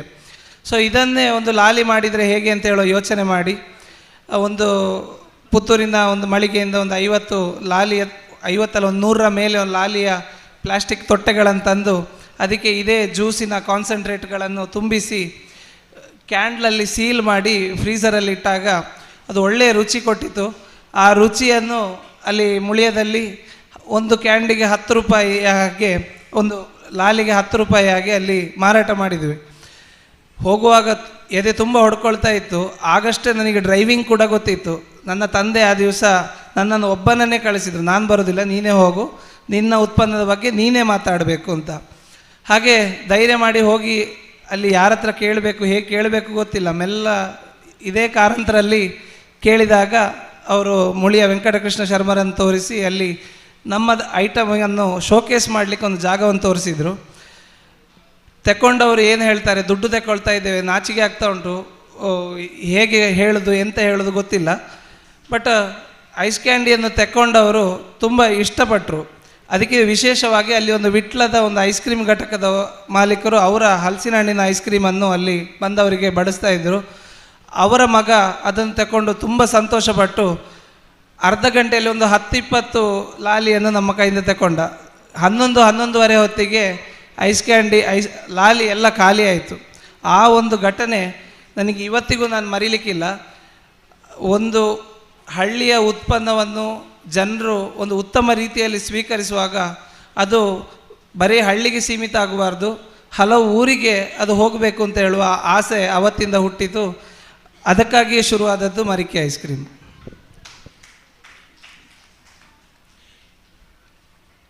ಹಲಸಿನ ಬಗ್ಗೆ ಇದ್ದಂತಹ ಒಂದು ಕಾಲಘಟ್ಟದಲ್ಲಿ ಹಲಸಿಗೆ ಒಂದು ಶಾಪ ಇತ್ತು. ಆ ಶಾಪ ಈಗಿಲ್ಲ, ಈಗದ ಶಾಪ ಮೋಕ್ಷ ಆಗಿದೆ ಈಗ. ಸರ್, ಹಲಸಿನ ಬೀಜದ ಬಗ್ಗೆ ಒಂದಷ್ಟು ಮಾತುಕತೆಗಳು ಬಂದವು.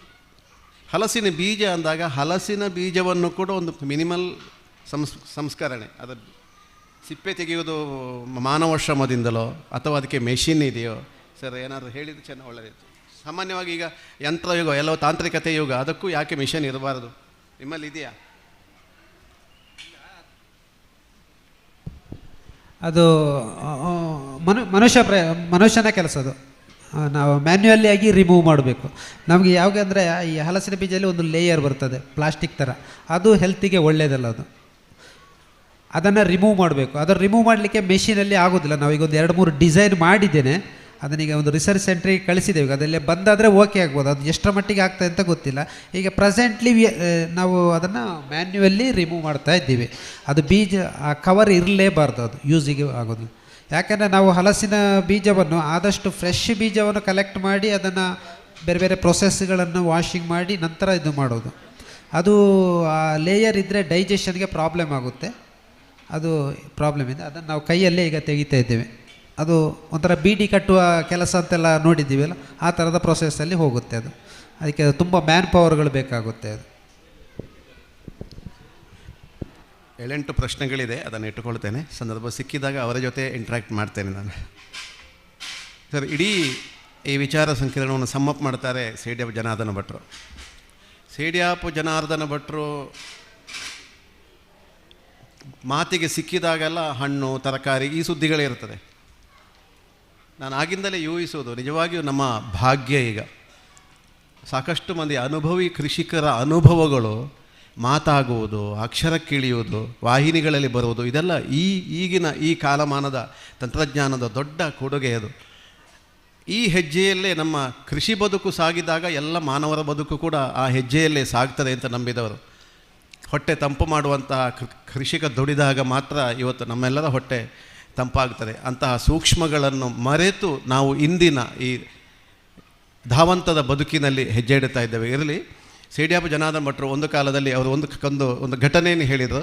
ತಾನು ಬೆಳೆದಂಥ ಅಲಸಂಡೆ ಮಾರಲಿಕ್ಕೆ ಆಗದೇ ಇದ್ದಾಗ ಇದೇ ಪುತ್ತೂರು ಸಂತೆಯಲ್ಲಿ ಸ್ವತಃ ಬಂದು ಅವರೇ ಅಲಸಂಡೆ ಬೇಕಾ ಅಂತ ಸ್ವತಃ ಮಾರಿದಂತಹ ಘಟನೆಯನ್ನು ಹೇಳ್ತಾರೆ. ಅವ್ರು ಹೇಳೋದು, ಕೃಷಿಕನಾದವನಿಗೆ ಮಾನ ಅಪಮಾನ ಅದು ಸಮಾನ ಅಂತ ಹೇಳ್ತಾರೆ. ಹಾಗಾಗಿ ಯಾವುದು ಕೀಳಲ್ಲ, ಯಾವುದು ಮೇಳಲ್ಲ. ರಂಬುಟಾನನ್ನು ಆರಂಭದ ದಿವಸಗಳಲ್ಲಿ ಎಲ್ಲರಿಗೂ ಮಾರಾಟಕ್ಕಿಂತಲೂ ಕೂಡ ಉಚಿತವಾಗಿ ಕೊಟ್ಟು ಹಣ್ಣು ತಿನ್ನಿ ಅಂತ ಹಣ್ಣನ್ನು ತಿನ್ನಿಸಿದವರು ಸೇಡ್ಯಾಪು ಜನಾರ್ದನ ಭಟ್ರು. ಬರೀ ರಾಜ್ಯ ಅಲ್ಲ, ಈ ಕಡೆ ಎಲ್ಲ ರಾಜ್ಯಗಳಲ್ಲೂ ಸಂಚರಿಸಿ ಬೇರೆ ಬೇರೆ ತಳಿಗಳನ್ನು ನಮ್ಮ ಭಾಗಕ್ಕೆ ಪರಿಚಯಿಸಿದವರು. ಸಮೃದ್ಧಿ ಗಿಡಗೆಳೆತನ ಸಂಘ ಅಂತ ಒಂದು ಸಂಸ್ಥೆ ಇದೆ. ಅದಕ್ಕೆ 28 ಬಹುಶಃ 30 ವರ್ಷದ ಹತ್ತಿರ ಆಯ್ತದು.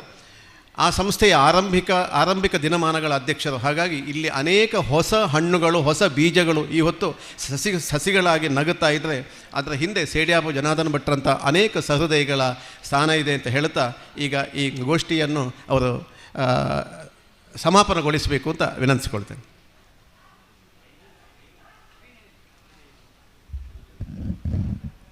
ಎಲ್ರಿಗೂ ನಮಸ್ಕಾರ. ನಾನು ಪ್ರಪ್ರಥಮವಾಗಿ ಇವತ್ತು ಅಭಿನಂದನೆಯನ್ನು ಸಲ್ಲಿಸಬೇಕು ಡಾಕ್ಟರ್ ಶಿವಾನಂದ ಸುದ್ದಿ ಪತ್ರಿಕೆಯ ಸಂಪಾದಕರು ಮತ್ತು ಅವರ ಬಳಗದವರಿಗೆ. ಇವತ್ತು ಅತ್ಯಂತ ದೊಡ್ಡ ರೀತಿಯಲ್ಲಿ, ಅತ್ಯಂತ ಚಂದ ರೀತಿಯಲ್ಲಿ ಇವತ್ತು ಈ ಒಂದು ಸಸ್ಯ ಮೇಳವನ್ನು ಅವರು ಮಾಡಿಸಿದ್ದಾರೆ. ಇವತ್ತು ಪುತ್ತೂರಿಗೆ ಇಂಥ ಸಸ್ಯ ಮೇಳ ಬಂದದ್ದೇ ಇದು ಪ್ರಥಮ ಅಂತ ಹೇಳಬಹುದು. ಅದು ಆ ಪ್ರಥಮವನ್ನು ಕೊಡುಗೆ ಮಾಡಿದಂಥ ಡಾಕ್ಟರ್ ಶಿವಾನಂದ ಅವರಿಗೆ ಹೃತ್ಪೂರ್ವಕ ವಂದನೆಗಳು. ಇವತ್ತು ನಾನು ನನ್ನ ತಂದೆಯವರು ಮಾಡಿದಂತಹ ಒಂದು ಅಪರೂಪದ ಜ್ಯೂಸನ್ನು ನಾನೀಗ ಪರಿಚಯ ಮಾಡಲಿಕ್ಕೆ ಇಷ್ಟಪಡ್ತೇನೆ. ಅಂದರೆ ಇದು ಎಲ್ಲಿಯೂ ಕಾಣಲಿಕ್ಕೆ ಸಿಗಲಿಕ್ಕಿಲ್ಲ ಅಷ್ಟು. ಅಂದರೆ ಇದಕ್ಕೆ 45 ವರ್ಷದ ಹಿಂದಿನ ಜ್ಯೂಸು. ಅದನ್ನು ನಾನೀಗ ಪ್ರಪ್ರಥಮವಾಗಿ ಸ್ವಲ್ಪ ಕುಡಿಲಿಕ್ಕೆ ಕೊಡ್ತೇನೆ. ಈಗ ಮಾಡಿ.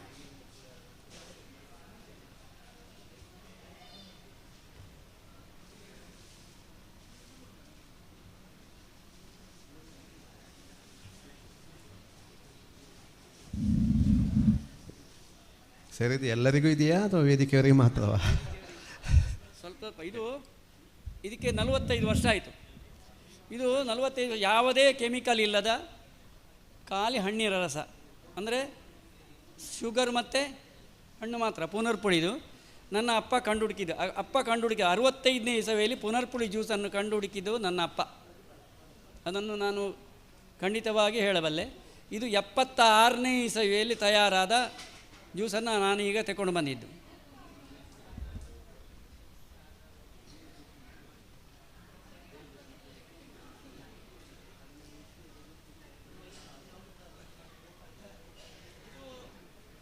ಇದು 30 ವರ್ಷ ಹಿಂದಿನ ವೈನು. ಇದು ಪುನರ್ಪುಳಿ ಇದೆ. 30 ವರ್ಷ ಹಿಂದಿನ ವೈನು, ಅತ್ಯಂತ ಪರಿಶುದ್ಧವಾದ ವೈನು. ತುಂಬ ಔಷಧೀಯ ಗುಣ ಇದೆ. ಪುನರ್ಪುಳಿ ಜ್ಯೂಸಲ್ಲಿ ಹಾಗೆ. ಇದನ್ನು ಕುಡಿದ್ರೆ ಇದು 1 ಚಮಚ, 1 ಗ್ಲಾಸ್ ನೀರಿಗೆ 1 ಚಮಚವನ್ನು ಹಾಕಿ ಕುಡಿದರೆ ಯಾವುದೇ ಕಾಮಾಲ ರೋಗ 15 ದಿನದಲ್ಲಿ ವಾಸಿಯಾಗ್ತದೆ. ಅಂಥ ಹಳೆಯ ಜ್ಯೂಸ್ ಮಾತ್ರ ಪ್ರಯೋಜನ ಆಗೋದು. ಅಷ್ಟು ವರ್ಷದ ಹಿಂದಿನಿದ್ದು, ಸಾಧಾರಣ ಒಂದು 30 ವರ್ಷ ಆಗಿರಬೇಕು. ಆದರೆ 15 ದಿವಸದಲ್ಲಿ ಬೇರೆ ಯಾವುದೇ ಔಷಧಿ ಬೇಡ, ಅರಸಿನ ಮುಂಡ ವಾಸಿಯಾಗ್ತದೆ.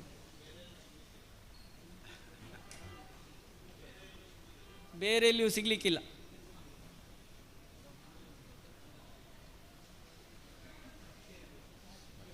ಸದ್ಯ ನಮ್ಮ ಹತ್ರ ಇಲ್ಲ, ಹೆಚ್ಚಾಗಿಲ್ಲ.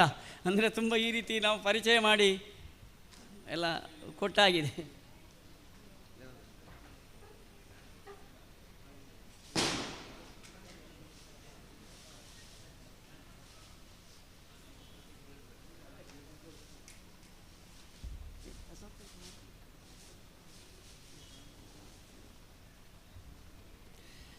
ಇವತ್ತು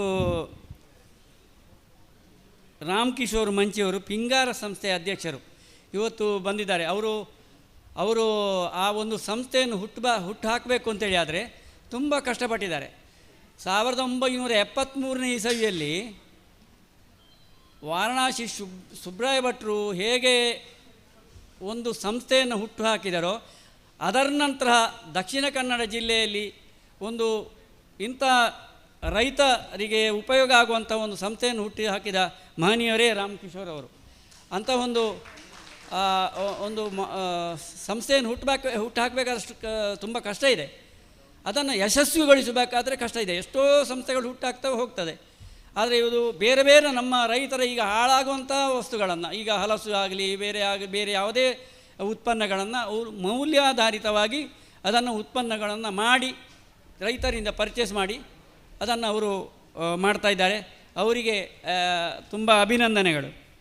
ಹಾಗೆ ನಮ್ಮ ಸುಹಾಸ್ ಮರಿಕೆಯವರು ಕೂಡ ಅವರು ತುಂಬ ಹಾಗೆ ಅದನ್ನು ಇನ್ನೋವೇಟಿವ್ ಅವರು ಜನ. ಅಂದರೆ ಈಗ ಕಾಡು ಮಾವು ಆಗಲಿ ಹಲಸ ಆಗಲಿ ಅದರದ್ದೇ ಆದ ಉತ್ಪನ್ನಗಳನ್ನು ಅವರು ಧೈರ್ಯವಾಗಿ ಈಗ ಇನ್ನೊಬ್ಬರು ಅದನ್ನು ಅನುಸರಿಸುವ ಹಾಗೆ ಅವರನ್ನು ಮಾಡಿದ್ದಾರೆ ಅವರು.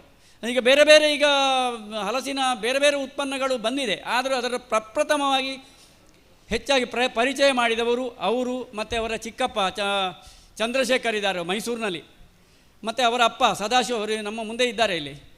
ಅಂಥ ಒಂದು ಮಹನೀಯರು ನಮ್ಮ ಇಲ್ಲಿ ಇದನ್ನು ದಕ್ಷಿಣ ಕನ್ನಡ ಜಿಲ್ಲೆಯಲ್ಲಿ ಇಂಥವ್ರು ತುಂಬ ಮಂದಿ ಇದ್ದಾರೆ.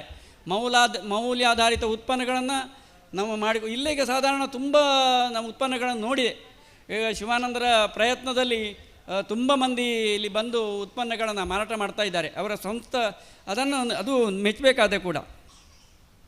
ಹಾಗೆ ನಂತರ ಗಿರೀಶ್ವರ ಭಟ್ ಅವರು ಅಣಬೆ ಉತ್ಪನ್ನವನ್ನು ಮಾಡಿದ್ದಾರೆ. ಅವರು ಸಹ ತುಂಬ ಕಷ್ಟದಲ್ಲಿ ಅದನ್ನು ಪ್ರಯತ್ನಪಟ್ಟು ಈಗ ಬೇರೆ ಬೇರೆ ರಾಜ್ಯಗಳಿಗೆ ಸಹ ಪಸರಿಸುವ ಹಾಗೆ ಮಾಡಿದಂಥ ಅವರ ಒಂದು ಪ್ರಯತ್ನ ತುಂಬ ಶ್ಲಾಘನೀಯ ಕೂಡ. ಭಾರಿ ಚೆನ್ನಾಗಿ ಮಾಡ್ತಾ ಇದ್ದಾರೆ. ಅದು ಸಹ ಒಂದು ಅನುಸರಿಸುವಂತಹ, ಇನ್ನೊಬ್ಬರು ಮಾಡುವಂತಹ ಒಂದು ಅನುಸರಿಸುವಂತಹ ಒಂದು ಕಾರ್ಯಕ್ರಮವನ್ನು ಅವರು ಕೂಡ ಮಾಡಿದ್ದಾರೆ. ಹಾಗೆಯೇ ನಮ್ಮ ಇವರು ಚೇತನ್ ತೆಂಗು ಉತ್ಪಾದಕರ ಕಂಪೆನಿ, ಅವರು ಸಹ ಭಾರಿ ಕಷ್ಟಪಟ್ಟು ಅವರೆಲ್ಲ ರೈತರನ್ನು ಸೇರಿಸಿ ಈಗ ತೆಂಗಿಗೆ ಒಂದು ಹೊಸ ರೀತಿಯ ಒಂದು ಮೌಲ್ಯವನ್ನು ಬರುವ ಹಾಗೆ ಮಾಡಲಿಕ್ಕೆ ಪ್ರಯತ್ನ ಪಡ್ತಾ ಇದ್ದಾರೆ. ತೆಂಗಿನಕಾಯಿ ಯಾಕೆ ಒಡಿತಾರೆ, ದೇವಸ್ಥಾನದಲ್ಲಿ ಒಡಿತಾರೆ ಅಂತೇಳಿ ಯಾರಿಗೂ ಗೊತ್ತಿಲ್ಲ. ತೆಂಗಿನಕಾಯಿ ಒಡೆಯುವುದು ಯಾಕೆ? ತೆಂಗಿನಕಾಯಿ ದೇವರ ಎದುರಿನಲ್ಲಿ ಒಡೆಯುವುದಂದರೆ ತೆಂಗಿನಕಾಯಿಗೆ ಮಾತ್ರ ಪಾಸಿಟಿವ್ ಎನರ್ಜಿಯನ್ನು ತೆಗೆದುಕೊಳ್ಳುವಂಥ ಪವರ್ ಇರುವಂಥದ್ದು ತೆಂಗಿನಕಾಯಿಗೆ ಮಾತ್ರ. ಆಗ ನಾವು ದೇವರಿಗೆ ಒಡಿತೇವೆ. ದೇವರಿಗೆ ಒಡೆದದನ್ನು ಯೂಸ್ ಮಾಡಿದರೆ ನಮ್ಮ ಬಾಡಿಯ ಯಾವುದೇ ಒಂದು ಕಲ್ಮಶಗಳು ಹೋಗಲಿಕ್ಕೆ ಹಿಂದಿನವರು ಮಾಡಿದ ಒಂದು ಸತ್ಯ ಸಂಗತಿ. ಅದನ್ನು ಈ ತೆಂಗಿನಕಾಯಿಯನ್ನು ಅವರು ಬೇರೆ ಬೇರೆ ರೀತಿಯಲ್ಲಿ ಉತ್ಪನ್ನಗಳನ್ನು ರೈತರಿಂದ ಕೊಂಡು ಮಾಡಲಿಕ್ಕೆ ಪ್ರಯತ್ನ ಪಡ್ತಾ ಇದ್ದಾರೆ. ಅವರಿಗೆ ನಾವು ಎಲ್ಲರೂ ಪ್ರೋತ್ಸಾಹವನ್ನು ಕೊಡುವ, ಆ ಸಂಸ್ಥೆಯನ್ನು ಬೆಳೆಸುವ. ಇಡೀ ಸಂಸ್ಥೆ ಬೆಳೆದರೆ ನಮಗೂ ರೈತರಿಗೂ ಸಹ ತುಂಬ ಪ್ರಯೋಜನ ಆದೀತು. ಇಂಥವರು ನಮ್ಮ ಮುಂದೆ ಇರುವಂಥ ಯುವಕರು ಇನ್ನೂ ಹೆಚ್ಚಿನ ರೀತಿಯಲ್ಲಿ ಬರಬೇಕು. ಈಗ ದಕ್ಷಿಣ ಕನ್ನಡ ಜಿಲ್ಲೆಯಲ್ಲಿ ಅದು ಬುದ್ಧಿವಂತರ ಕ್ಷೇತ್ರ ಅಂತೇಳಿ ನಮಗೆ ಮೊದಲೇ ಗೊತ್ತಿದೆ. ಇಲ್ಲಿ ತುಂಬ ಅಂತಹ ರೈತರು ಅಂತಹ ಉತ್ಪನ್ನಗಳು ನಮಗೆ ಮುಂದೆ ಬಂದರೆ ನಮ್ಮ ಕ್ಷೇತ್ರ ತುಂಬ ಒಳ್ಳೆಯದಾದೀತು ಅಂತ ಹೇಳಲಿಕ್ಕೆ ಇಷ್ಟಪಡ್ತೇನೆ. ಹಾಗೆ ನಮ್ಮ ನಿತ್ಯ ಚಪಾತಿ ನಮ್ಮ ರಾಧಾಕೃಷ್ಣರವರು ತುಂಬ ಪ್ರಯತ್ನ ಮಾಡಿದ್ದಾರೆ. ಈಗ ಚಪಾತಿಯನ್ನು ಮಾಡುವಂಥದ್ದು ಅದು ಅಷ್ಟು ಸುಲಭ ಇಲ್ಲ. ಈಗ ಫುಡ್ ಪ್ರಾಡಕ್ಟನ್ನು ಮಾಡುವಂಥದ್ದು ಅಂತೇಳಿದರೆ ತುಂಬ ಹಾಳಾಗ್ತದೆ ಅಂಥದ್ದೆಲ್ಲ ಇದೆ. ಅದನ್ನು ಅಲ್ಲಿ ಅದು ಪ್ರಾಬ್ಲಮ್ ಆಗುವಂಥದ್ದು. ಆದರೆ ಅದನ್ನು ಕಷ್ಟಪಟ್ಟು ಅಷ್ಟು ಚಂದದಲ್ಲಿ ಮಾರ್ಕೆಟ್ ಮಾಡಿ ಅವರು ತುಂಬ ಸಕ್ಸಸ್ ಆಗ್ತಾ ಇದ್ದಾರೆ. ಅವರಿಗೆ ತುಂಬ ನಾವು ಈಗ ಆ ಪ್ರಾಡಕ್ಟ್ಗಳನ್ನು ತೆಗೆದುಕೊಂಡು ಪ್ರೋತ್ಸಾಹಿಸಬೇಕು. ಒಟ್ಟಿಗೆ ಅವರು ಈಗ ಮಿಲೆಟ್ ಅಥವಾ ಈ ಸಿರಿಧಾನ್ಯಗಳ ಉತ್ಪನ್ನಗಳನ್ನು ಅವರು ತೆಕ್ಕೊಂಡು ಅದನ್ನು ಹೊರಗಡೆ ಸೇಲ್ ಮಾಡ್ತಾ ಇದ್ದಾರೆ. ಅಂದರೆ ಅದು ಸಹ ರೈತರಿಗೆ ಪ್ರಯೋಜನ ಆಗುವಂಥದ್ದು. ಈಗ ಮೌಲ್ಯಾಧಾರಿತ ಅಂದರೆ ಅದನ್ನು ತೆಕ್ಕೊಂಡು ಇನ್ನೊಬ್ಬರಿಗೆ ಹಂಚಿದ್ದು ಅದು ಮೌಲ್ಯಾಧಾರಿತ ಆಗ್ತದೆ.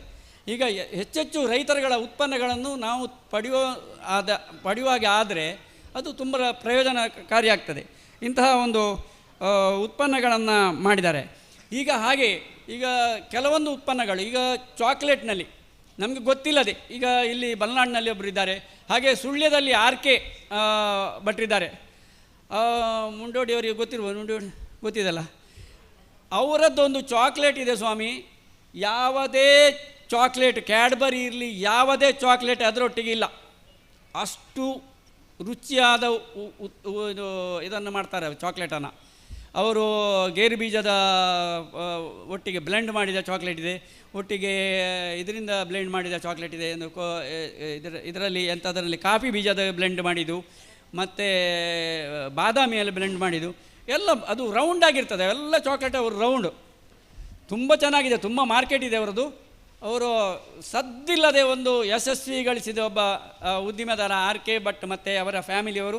ಅವರ ಮಗ ಅವ್ಯಕ್ತ ಅಂಥೇಳಿ ತುಂಬ ಹುಷಾರಿದ್ದಾರೆ ಅವರು, ತುಂಬ ಹುಷಾರಿ. ನಮ್ಮ ಒಂದು ಗ್ರೂಪಲ್ಲಿ ಅವರು ಮಾತಾಡ್ತಾ ನಮ್ಗೆ ಗೊತ್ತಾಗ್ತದೆ, ಅವ್ರಿಗೆ ಗೊತ್ತಿಲ್ಲದ ವಿಷಯ ಇಲ್ಲ. ಅಂಥ ಯುವಕರ ಮುಂದೆ ಬರಬೇಕು. ಆ ಮೌಲ್ಯಾಧಾರಿತ ನಮಗೆ ಕೊಕ್ಕೋಗೆ ರೇಟ್ ಆಗ್ತದಲ್ಲ, ಆ ಮೌಲ್ಯಾಧಾರಿತ ಈಗ ಕ್ಯಾಡ್ಬರಿ ಅಥವಾ ಕ್ಯಾಂಪ್ಕೋ ಚಾಕ್ಲೇಟಿಗಿಂತ ಎಷ್ಟೋ ಚೆನ್ನಾಗಿದೆ ಅದು. ಅಷ್ಟು ಚೆನ್ನಾದ ಚಾಕ್ಲೇಟ್ ನೀವು ಒಮ್ಮೆ ತಗೊಂಡು ನೋಡಿ. ಮುಂಡೋಡಿಯವರಿಗೆ ಗೊತ್ತಿರ್ಬೋದು. ಅಂಥ ಒಂದು ಉತ್ಪನ್ನಗಳನ್ನು ತಯಾರು ಮಾಡುವಂಥವ್ರು ನಮ್ಮ ಮುಂದಿದ್ದಾರೆ. ಇಂಥ ಒಂದು ಒಳ್ಳೆಯ ಕಾರ್ಯಕ್ರಮವನ್ನು ಯಶಸ್ವಿಗೊಳಿಸಿದ ಎಲ್ಲ ನಮ್ಮ ಪುತ್ತೂರಿನ ಎಲ್ಲ ಬಾಂಧವರಿಗೆ, ರೈತ ಬಾಂಧವರಿಗೆ, ಇಲ್ಲಿಗೆ ನೋಡಲಿಕ್ಕೆ ಬಂದಂಥ ಎಲ್ಲವರಿಗೂ ಸಹ ನಾನು ಶುಭಾಶಯಗಳನ್ನು, ವಂದನೆಗಳನ್ನು ಅರ್ಪಿಸ್ತೇನೆ. ಒಟ್ಟಿಗೆ ಇವತ್ತು ಎಲ್ಲ ಇಲ್ಲಿ ಮಳಿಗೆಗಳಲ್ಲಿ ನಿನ್ನೆಯಿಂದ ತುಂಬ ರಶ್ಶು. ನನಗೆ ಅಲ್ಲಿ ಕಾಲಿಡಲಿಕ್ಕೆ ಸಾಧ್ಯ ಇಲ್ಲ, ಅಷ್ಟು ಜನ ಬಂದಿದೆ ಇವತ್ತು ಪುತ್ತೂರಿನಲ್ಲಿ. ಏನೋ ಜಾತ್ರೆ ಕಂಡಾಗಿದೆ. ಅಂಥ ಒಂದು ಒಳ್ಳೆಯ ವಾತಾವರಣ ಇಲ್ಲಿ ಇವತ್ತು ನಿರ್ಮಾಣ ಆಗಿದೆ. ಇವತ್ತಿನ ಒಂದು ಕಾರ್ಯಕ್ರಮ ತುಂಬ ಚೆನ್ನಾಗಾಯಿತು. ಇವತ್ತು ಆ ಜ್ಯೂಸನ್ನು ಸ್ವಲ್ಪ ಕುಡಿದು ನೋಡಿ ಅದು ಹೇಗಿರ್ತದೆ ಅಂತ ಹೇಳಿ.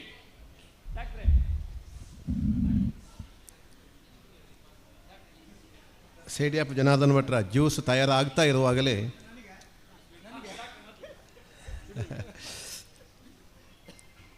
ನಿನ್ನೆ ಮಧ್ಯಾಹ್ನ 2 ಗಂಟೆಯಿಂದ ಈ ಕ್ಷಣದವರೆಗೆ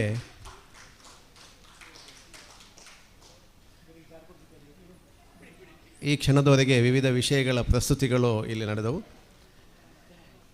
ಡಾಕ್ಟರ್ ಶಿವಾನಂದರು ನಿನ್ನೆ ಮಧ್ಯಾಹ್ನದಿಂದಲೇ ಈ ಕ್ಷಣದವರೆಗೆ ಬಹುಶಃ ಹೊರಗಡೆ ಎಲ್ಲಿಯೂ ಕೂಡ ತನ್ನ ಮನಸ್ಸನ್ನು ವಿಚಲಿತಗೊಳಿಸದೆ ಈ ಹಾಲಿನೊಳಗೆ ನೆಟ್ಟಿದ್ರು. ಬಹುಶಃ ಒಂದು ಸಂಘಟಕ, ಒಂದು ಕಾರ್ಯಕ್ರಮ ಯಶಸ್ವಿ ಆಗಬೇಕಂದ್ರೆ ಆ ಕಾರ್ಯಕ್ರಮದ ಹಿಂದೆ ಚಾಲನೆಯಾಗಿ ನಾನು ಗಮನಿಸ್ತಾ ಇದ್ದೆ. ಇವತ್ತು ಬೆಳಗಿನಲ್ಲಿ ನಗನಗುತ್ತಾ ಇದ್ದಾರೆ ಅಂತ ಹೇಳಿದರೆ ಈ ಗೋಷ್ಠಿಗಳು ಯಶಸ್ವಿ ಆಗಿದೆ ಅಂತ ಅರ್ಥ. ನಾನು ಪುನಃ ರಿಪೀಟ್ ಮಾಡೋದು, ಕೃಷಿಕನ ಅನುಭವ ಯಾವುದೇ ಒಂದು ವಿಶ್ವವಿದ್ಯಾನಿಲಯದ ಡಿಗ್ರಿಗಿಂತಲೂ 1 ಪಟ್ಟು ಹೆಚ್ಚು ಅಂತ ಭಾವಿಸಿದವನು ನಾನು. ಪ್ರತಿಯೊಬ್ಬರು ಇಲ್ಲಿ ತಾವೆಲ್ಲ ಹಿರಿಯರಿದ್ದೀರಿ, ಎಲ್ಲರಲ್ಲೂ ಕೂಡ ಇಂತಹ ಮಣ್ಣಿನ ಅನುಭವಗಳಿದೆಯಲ್ಲ. ಯಾವಾಗ ಮಣ್ಣಿನ ಸಂಪರ್ಕದಿಂದ ನಾವು ತಪ್ಪಿಸಿಕೊಳ್ಳುತ್ತೇವೋ ಆಗ ನಮ್ಮ ಮನಸ್ಸಿನಲ್ಲಿದ್ದಂಥ ಆಕಾರಗಳೆಲ್ಲ ವಿಕಾರಗಳಾಗ್ತವೆ. ವಿಕಾರಗಳು ಆಕಾರಗಳಾಗಬೇಕಿದ್ರೆ ಮಣ್ಣಿನ ಸಂಪರ್ಕ ಬೇಕು ಅಂತ ನಾವು ಹಲವೆಡೆ ಓದಿದ್ದೇವೆ. ಈಗ ಒಟ್ಟು ತನ್ನ ಸಂತಸವನ್ನು ತಮ್ಮ ಮುಂದೆ ಹಂಚಿಕೊಳ್ಳಲಿಕ್ಕಿದ್ದಾರೆ ಡಾಕ್ಟರ್ ಯು ಪಿ ಶಿವಾನಂದ ಅವರು. ನಮಸ್ಕಾರ. ಇದು ಸಂತೋಷ ಹತ್ತಿಗಳಿಗೆ ಸಮಾರೋಪದ ಲಾಸ್ಟಿಗೆ ಅಧ್ಯಕ್ಷ ಭಾಷಣ ಉಂಟು. ಆದರೆ ಇವತ್ತು ನಾನು ಅದಕ್ಕೆ ಸ್ವಲ್ಪ ಕರೆಕ್ಷನ್. ಇವತ್ತು ನಾನು ಯಾಕೆ ಹೇಳ್ತಾ ಇದ್ದೇನೆ ಅಂದರೆ, ಇಡೀ ಕಾರ್ಯಕ್ರಮದ ನಾವು ತಗೊಂಡದ ಉದ್ದೇಶ ಮತ್ತು ಇಲ್ಲಿ ಇವರ ಈ ಸಮಾಪ್ತಿಯಿಂದ ಅದನ್ನು ಮಾಡ್ತಾರೆ. ಕಾರ್ಯಕ್ರಮ ಉದ್ದೇಶ ನಾವು ಮೆರವಣಿಗೆಯಿಂದ ಪ್ರಾರಂಭ ಮಾಡಿದೆವು. ಮೆರವಣಿಗೆ ಮೊದಲು ಇಲ್ಲಿ ಒಂದು ಕೃಷಿಕರು ತುಂಬ ಜನ ಬರ್ತಾರೆ, ನಮ್ಗೆ ಗೊತ್ತಿರಲಿಲ್ಲ. ಸ್ಟಾಲ್ ಇಷ್ಟು ಬರ್ತದೆ ನಮ್ಗೆ ಗೊತ್ತಿರಲಿಲ್ಲ ಬಾಲಿವುಟೇರೆ.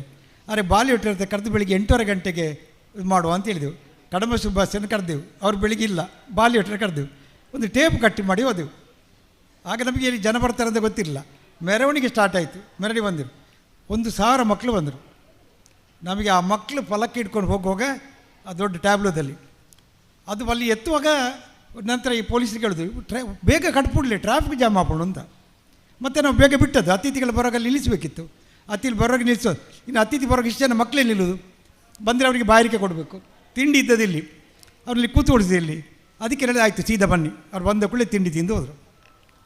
ಕಾರ್ಯಕ್ರಮ ಸಭಾ ಕಾರ್ಯಕ್ರಮ ಆಗಿ ಹೊರಗೆ ಬರೋದ್ರೊಳಗೆ ಫುಲ್ ಸ್ಟಾಲ್ಗಳು ರಶ್ ಆಗಿದೆ, ಜನ ಫುಲ್ ಇದ್ದಾರೆ. ಇಡೀ ಕಾರ್ಯಕ್ರಮದಲ್ಲಿ ನಾವು ಸ್ಪರ್ಧೆಗಳನ್ನಿಟ್ಟಿದ್ದೆವು. ಚಿತ್ರಕಲೆ ಸ್ಪರ್ಧೆ, ಪ್ರಬಂಧ ಸ್ಪರ್ಧೆ, ಕೊಲ್ಲಾಯಿ ಸ್ಪರ್ಧೆ.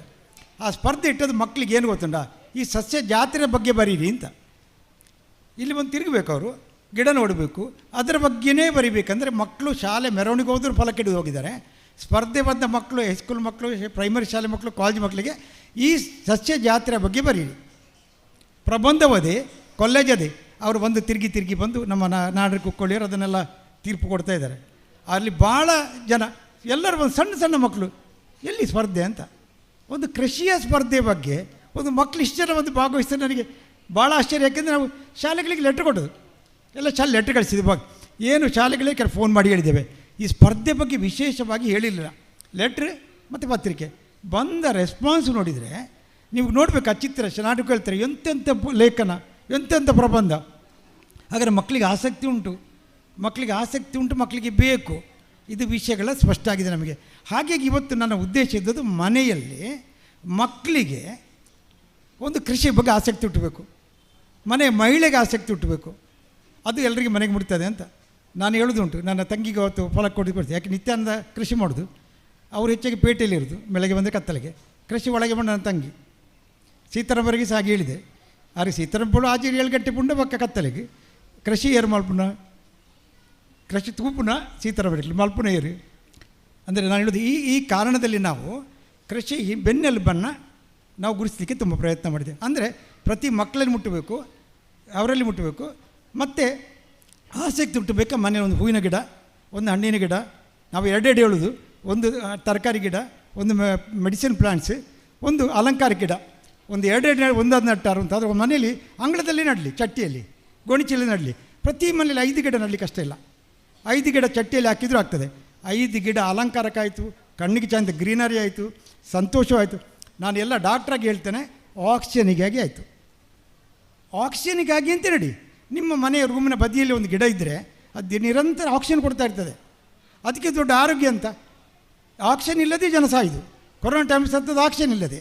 ಆಕ್ಸಿಜನ್ ಇಲ್ಲದೆ ಜನ ಆರೋಗ್ಯ ಕಡಿಮೆ ಆಗ್ತದೆ.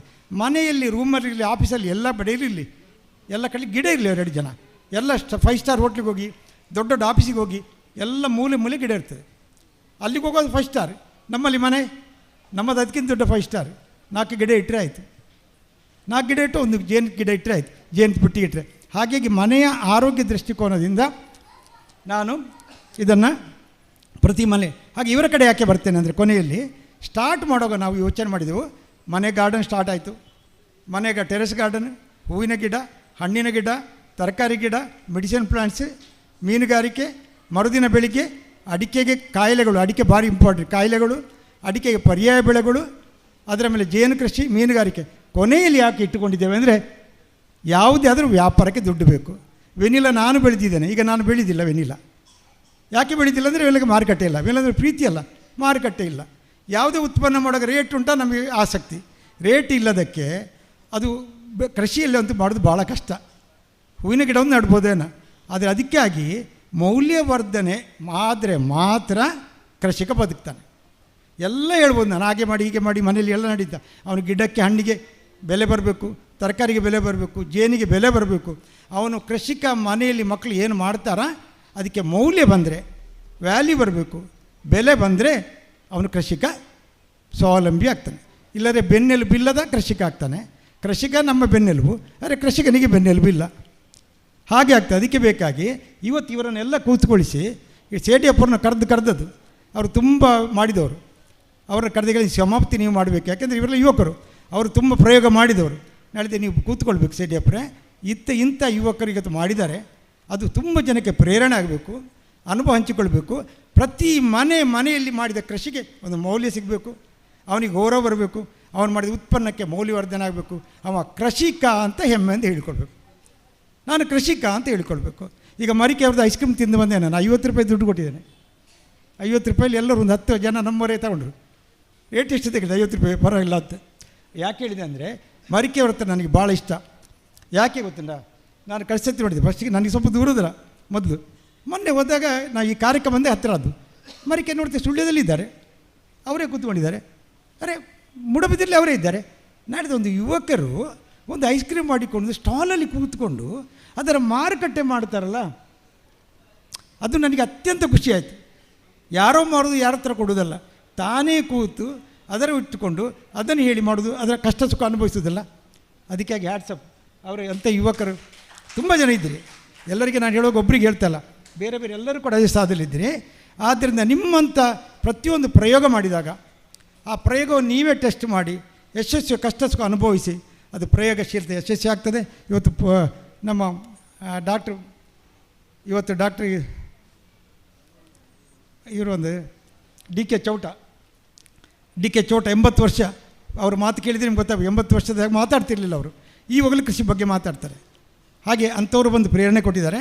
ಹಾಗೆ ಇವತ್ತು ಎಲ್ಲ ವಿಶೇಷವಾಗಿ ಇವರೊಟ್ಟಿಗೆ ಪುನಃ ಸಮಾಪ್ತಿ ಇದ್ದರೂ ಕೂಡ ಸಮಾರೋಪದಲ್ಲಿ ಹೇಳುವ ಮಾತುಗಳನ್ನೇ ಸ್ವಲ್ಪ ಉಲ್ಲೇಖ ಮಾಡಿದ್ದೇನೆ. ಇಲ್ಲಿ ಎಲ್ಲ ಕಾರ್ಯಕ್ರಮದ ಬಗ್ಗೆ ಮತ್ತೆ ಮಾತಾಡುವ.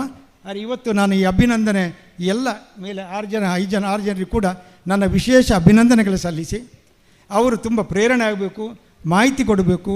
ಮತ್ತು ಇನ್ನು ಯುವತಿಯರು ಯಾರೇ ಆದರೂ ಕೂಡ ಈ ರೀತಿಯ ಒಂದು ಮಾರ್ಗದರ್ಶನ ಕೊಡಬೇಕಂತ ಹೇಳುತ್ತಾ, ನಾವು ಅವರ ಇಡೀ ಸಸ್ಯ ಮೌಲ್ಯವರ್ಧನೆಯ ಒಂದು ನಮ್ಮ ಆಶಯ ಈ ಕಾರ್ಯಕ್ರಮದ ಮೂಲಕ ಈಡೇರುತ್ತಂತ ಹಾರೈಸ್ತೇನೆ. ವಂದನೆಗಳು. ಕಾರ್ಯಕ್ರಮದ ಕೊನೆಯ ಹಂತ. ಭಾಗವಹಿಸಿದ ಎಲ್ಲ ಸುಮನಸರಿಗೆ ಉಡುಗೊರೆಗಳನ್ನು ಕೊಡುವಂಥ ಸಮಯ. ಡಾಕ್ಟರ್ UP ಶಿವಾನಂದರು ಎಲ್ಲ ಸಂಪನ್ಮೂಲ ವ್ಯಕ್ತಿಗಳಿಗೆ ಶುಭಾಶಯಪೂರ್ವಕವಾದ ಉಡುಗೊರೆಯನ್ನು ಮತ್ತು ಸಸ್ಯ ಜಾತ್ರೆಯ ನೆನಪಿನ ದ್ಯೋತಕವಾದ ಉಡುಗೊರೆಯನ್ನು ನೀಡಬೇಕು ಅಂತ ವಿನಂತಿಸಿಕೊಳ್ತಾ ಇದ್ದೀನಿ.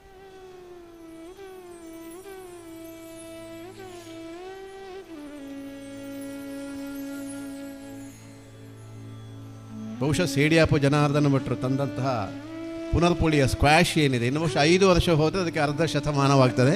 ಅರ್ಧ ಶತಮಾನವಾದ ಹಾಳಾಗದೆ ಕೆಡದೆ. ಸರ್, ಇದು ಬಹುಮಾನ ಇದನ್ನು ಕೊಡುವಾಗ ಕೂಡ ನಾವಿವತ್ತು ಬೇರೆ ಅಂತ ಕೊಡಲಿಲ್ಲ, ಭಾರ ಏನು ಹಾಕಲಿಲ್ಲ. ಒಂದು ಜೇನು ಅರ್ಧ kg, ಒಂದು ಡ್ರೈ ಫ್ರೂಟ್, ಒಂದು ಗಿಡ ಮತ್ತು ನಮ್ಮ ಪತ್ರಿಕೆ ಇಟ್ಟಿದ್ದೇವೆ. ಯಾಕಂದರೆ ಮನೆಗೆ ತಗೊಂಡು ಹೋಗಲಿ ಅಂತ ಬುಟ್ಟಿಯಲ್ಲಿ, ಕೃಷಿಗೆ ಮೌಲ್ಯ ಬರಲಿ ಅಂತ ಮೌಲ್ಯವರ್ಧನೆ ಮಾಡ್ತೇವೆ.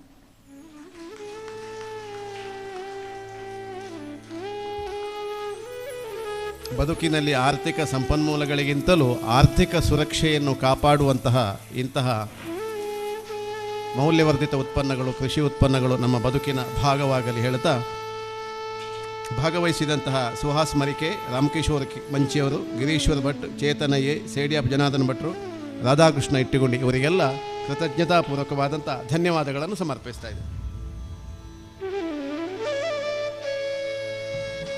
ಸಮಾರೋಪ ಸಮಾರಂಭಕ್ಕೆ ಇನ್ನೇನು ಕ್ಷಣಗಣನೆ. ನಿವೃತ್ತ ಉಪನ್ಯಾಸಕರಾದಂಥ ಶ್ರೀಯುತ ಸುರೇಶ್ ಶೆಟ್ಟರಿಗೆ ಈಗ ಮೈಕ್.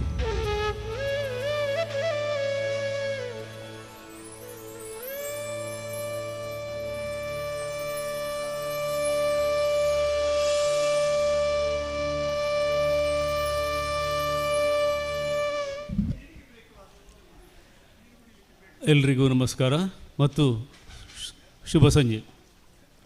ಕಳೆದ 2 ದಿನಗಳಿಂದ ಈ ಕಿಲ್ಲ ಮೈದಾನ ಅಥವಾ ಕೋರ್ಟ್ ಮೈದಾನದಲ್ಲಿ ಸಸ್ಯ ಜಾತ್ರೆ,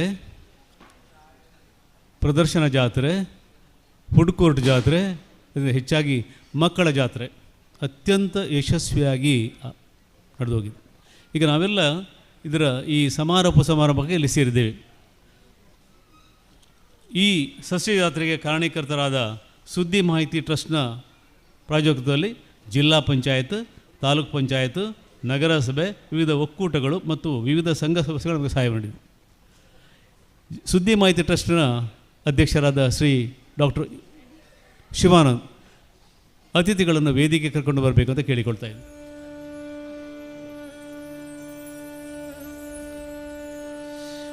ಸಹಕಾರಿ ರತ್ನ ಶ್ರೀ ಸೀತಾರಾಮ ಸವಣೂರು, ಸಹಕಾರಿ ರತ್ನ ಶ್ರೀ ನಿತ್ಯಾನಂದ ಮುಂಡೋಡಿ, ಸಹಕಾರಿ ರತ್ನ ಶ್ರೀ ದಂಬೆಕಾನ ಸದಾಶಿವರೈ, ಶ್ರೀ SB ಜಯರಾಮರೈ ಉಪಾಧ್ಯಕ್ಷರು KMF ಮಂಗಳೂರು ಅವರು ಬಂದಿದ್ದರೆ, ಶ್ರೀ ಶಶಿಕುಮಾರ್ ಬಾಲ್ಯೋಟು ನಿರ್ದೇಶಕರು DCC ಬ್ಯಾಂಕ್ ಮಂಗಳೂರು ಹಾಗೂ ಶ್ರೀಮತಿ ವಿದ್ಯಾ ಗೌರಿ ಉಪಾಧ್ಯಕ್ಷರು ನಗರಸಭೆ ಪುತ್ತೂರು.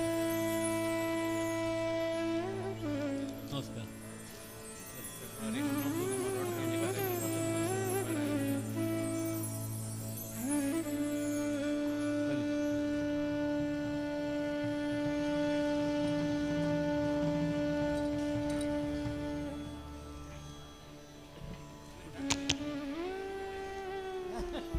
ಕಾರ್ಯಕ್ರಮವನ್ನು ನಾವು ಪ್ರಾರ್ಥನೆಯೊಂದಿಗೆ ಆರಂಭಿಸಲಿಕ್ಕಿದ್ದೇವೆ.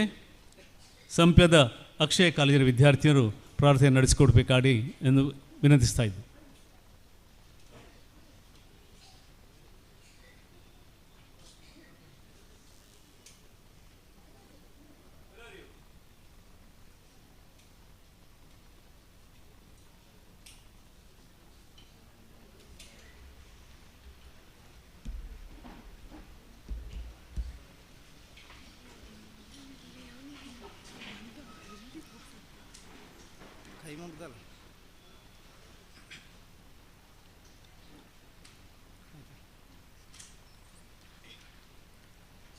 ಹೇ ಶಾರದೆ ದಯ ಪಾಲಿಸು, ಈ ಬಾಳನು ಬೆಳಕಾಗಿಸು. ಹೇ ಶಾರದೆ ದಯ ಪಾಲಿಸು, ಈ ಬಾಳನು ಬೆಳಕಾಗಿಸು. ನಾಳೆಗಳ ದಾರಿಯಲಿ ನಂಬಿಕೆಯ ನೆಲೆಯಾಗಿರಿಸು, ಮುನ್ನಡೆಸು. ಕೈ ಹಿಡಿದು ನಾವಾಡು ಪದ ಪದದಲ್ಲೂ ಸಂಚರಿಸು. ಹೂವಲ್ಲಿ ಜೇನು ಗುಡಿ ಕಟ್ಟಲೇನು, ನೀರಲ್ಲಿ ಮೀನು ಅಡಿ ಮುಟ್ಟದೇನು. ಆ ದೈವದಾಜ್ಞೆನೇ ಎಲ್ಲಾನು. ಹೇ ಶಾರದೆ ದಯ ಪಾಲಿಸು. ಪಾಲಿಸು ಈ ಬಾಳನು ಬೆಳಕಾಗಿಸು ಹೇ ಶಾರದೆ.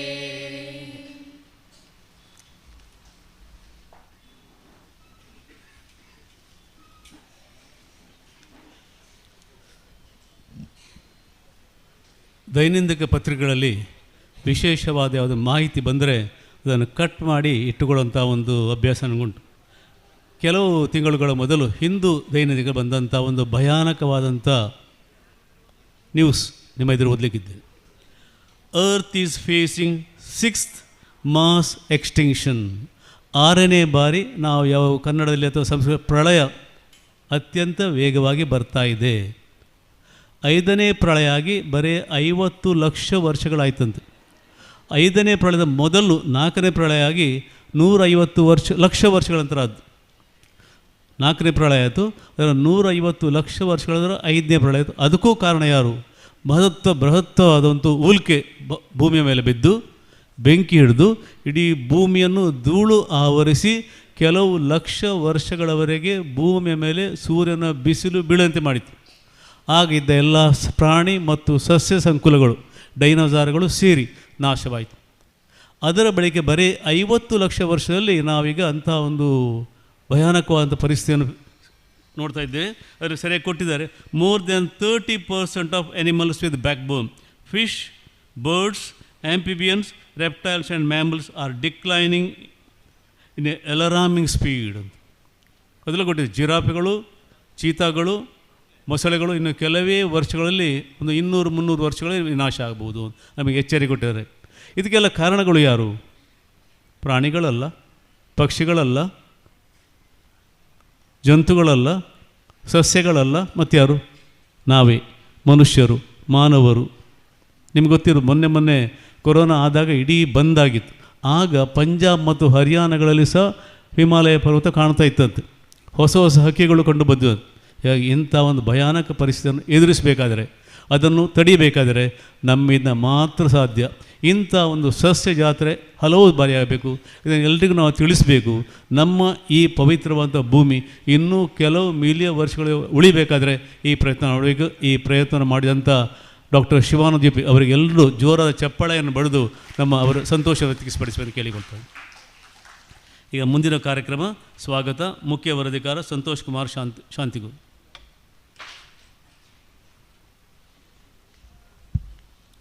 ಸಮಾರೋಪ ಸಮಾರಂಭ ಹಾಗೂ ಸಾಧಕರಿಗೆ ಸನ್ಮಾನ ಕಾರ್ಯಕ್ರಮದ ಅಧ್ಯಕ್ಷತೆಯನ್ನು ವಹಿಸಿರುವಂತಹ ಸುದ್ದಿ ಮಾಹಿತಿ ಟ್ರಸ್ಟ್ನ ಅಧ್ಯಕ್ಷರು, ಸುದ್ದಿ ಸಮೂಹ ಸಂಸ್ಥೆಗಳ ಆಡಳಿತ ನಿರ್ದೇಶಕರು ಆಗಿರುವಂತಹ ಡಾಕ್ಟರ್ ಯು.ಪಿ. ಶಿವಾನಂದರವರಿಗೆ ಎಲ್ಲರ ಪರವಾಗಿ ಸ್ವಾಗತವನ್ನು ಬಯಸ್ತಾ ಇದ್ದೇನೆ.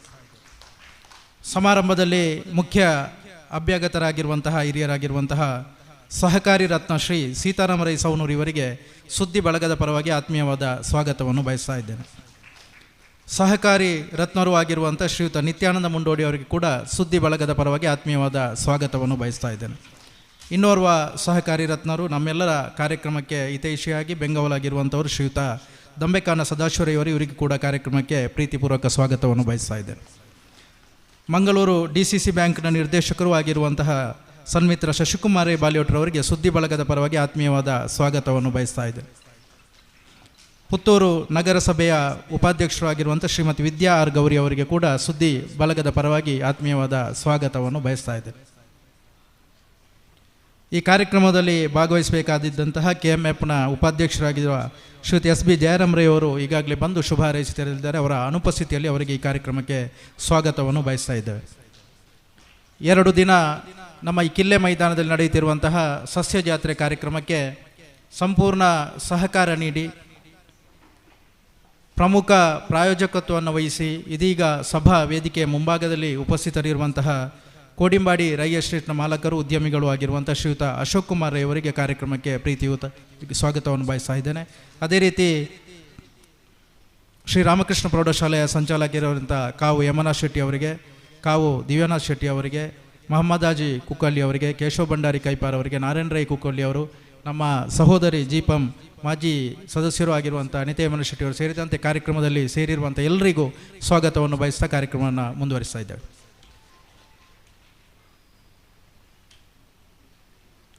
ಮುಂದಿನ ಕಾರ್ಯಕ್ರಮ ಪ್ರತಿಜ್ಞಾ ಸ್ವೀಕಾರ. ಈ ಕಾರ್ಯಕ್ರಮವನ್ನು ಉಮೇಶ್ ಮಿತ್ತಡ್ಕ ಇವರು ನಡೆಸಿಕೊಟ್ಟಿದ್ದಾರೆ. ವೇದಿಕೆಯಲ್ಲಿರುವಂತಹ ಗಣ್ಯರೇ, ಸಭಾಂಗಣದಲ್ಲಿರತಕ್ಕಂಥ ಎಲ್ಲ ಗಣ್ಯರೇ, ಸಸ್ಯ ಜಾತ್ರೆಯ ಧ್ಯೇಯ ಮತ್ತು ಉದ್ದೇಶ ಇವತ್ತಿನ ಘೋಷಣೆ. ಧ್ಯೇಯ: ಕೃಷಿ ಬಗ್ಗೆ ವಿದ್ಯಾರ್ಥಿಗಳಲ್ಲಿ ಮನೆ ಮಂದಿಯಲ್ಲಿ ಆಸಕ್ತಿ ಮತ್ತು ಹೆಮ್ಮೆ ಮೂಡಿಸುವುದು. ಕೃಷಿಕರ ಮನೆ ಬಾಗಿಲಿಗೆ ಸೌಲಭ್ಯ, ಮಾರುಕಟ್ಟೆ, ಖರೀದಿ, ಮೌಲ್ಯವರ್ಧನೆಯ ಮಾಹಿತಿ ಒದಗಿಸಿ ಕೃಷಿಕರಿಗೆ ಪೂರ್ಣ ಸ್ವಾತಂತ್ರ್ಯದ ಸ್ವಾವಲಂಬಿ ಕೃಷಿ ಬದುಕು ನಿರ್ಮಿಸುವುದು. ಉದ್ದೇಶ: ಕೃಷಿ ನರ್ಸರಿಗಳ ಪ್ರದರ್ಶನದ ಜೊತೆಗೆ ಸ್ಟಾಲ್ಗಳನ್ನು ಹಾಕಿ ಅಲ್ಲಿ ಸ್ಥಳೀಯವಾಗಿ ಉತ್ಪಾದಿಸಿದ ಉತ್ಪನ್ನಗಳಿಗೆ ಮಾರಾಟ ಹಾಗೂ ಪ್ರದರ್ಶನಕ್ಕೆ ವೇದಿಕೆ ನೀಡಬೇಕೆಂಬುದು ಉದ್ದೇಶ. ಮನೆಯಂಗಳದಲ್ಲಿ ಹೋಮ್ ಗಾರ್ಡನ್, ಟೆರೇಸ್ ಗಾರ್ಡನ್, ಹೂವಿನ ಗಿಡ, ಹಣ್ಣಿನ ಗಿಡ, ತರಕಾರಿ ಗಿಡ ನೆಡುವುದರ ಮಾಹಿತಿ, ಔಷಧೀಯ ಸಸಿಗಳ ಬೆಳೆಸುವಿಕೆ, ಮನೆಯಲ್ಲಿ ಜೇನು ಕೃಷಿಯನ್ನು ಮಾಡುವ ಮುಖಾಂತರ ಮನೆಯಂಗಳ ಹಾಗೂ ಕೃಷಿಯಂಗಳದಲ್ಲಿ ಆರೋಗ್ಯಕರ ವಾತಾವರಣ ಕಲ್ಪಿಸುವುದು. ಭ್ರಷ್ಟಾಚಾರ ನಿರ್ಮೂಲನೆಯ ಪ್ರತಿಜ್ಞಾವಿಧಿ ಸ್ವೀಕಾರ. ಎಲ್ಲರೂ ಎದ್ದು ನಿಂತು ಈ ಒಂದು ಪ್ರತಿಜ್ಞಾವಿಧಿ ಸ್ವೀಕಾರ ಮಾಡಬೇಕಾಗಿ ಕೇಳ್ಕೊಳ್ತಾ ಇದ್ದೇವೆ. ಎಲ್ಲರೂ ಕೈಯನ್ನು ಮುಂದೆ ಚಾಚಿ ಈ ಪ್ರತಿಜ್ಞಾವಿಧಿಯನ್ನು ಸ್ವೀಕರಿಸಬೇಕಾಗಿ ವಿನಂತಿಸ್ತಾ ಇದ್ದೇನೆ. ಲಂಚ ಭ್ರಷ್ಟಾಚಾರ ನಿರ್ಮೂಲನೆಯೇ ದೊಡ್ಡ ಜನಸೇವೆ ಮತ್ತು ದೇಶ ಸೇವೆ. ಉತ್ತಮ ಸೇವೆಗೆ ಪುರಸ್ಕಾರ, ಲಂಚ ಭ್ರಷ್ಟಾಚಾರಕ್ಕೆ ಬಹಿಷ್ಕಾರ. ಲಂಚ ಎಂದರೆ ದರೋಡೆ, ಭ್ರಷ್ಟಾಚಾರ ಎಂದರೆ ದೇಶದ್ರೋಹ. ಲಂಚ ಭ್ರಷ್ಟಾಚಾರ ಮುಕ್ತ ಊರು, ತಾಲೂಕು, ಜಿಲ್ಲೆ ನಮ್ಮದಾಗಲಿ. ವಂದನೆಗಳು.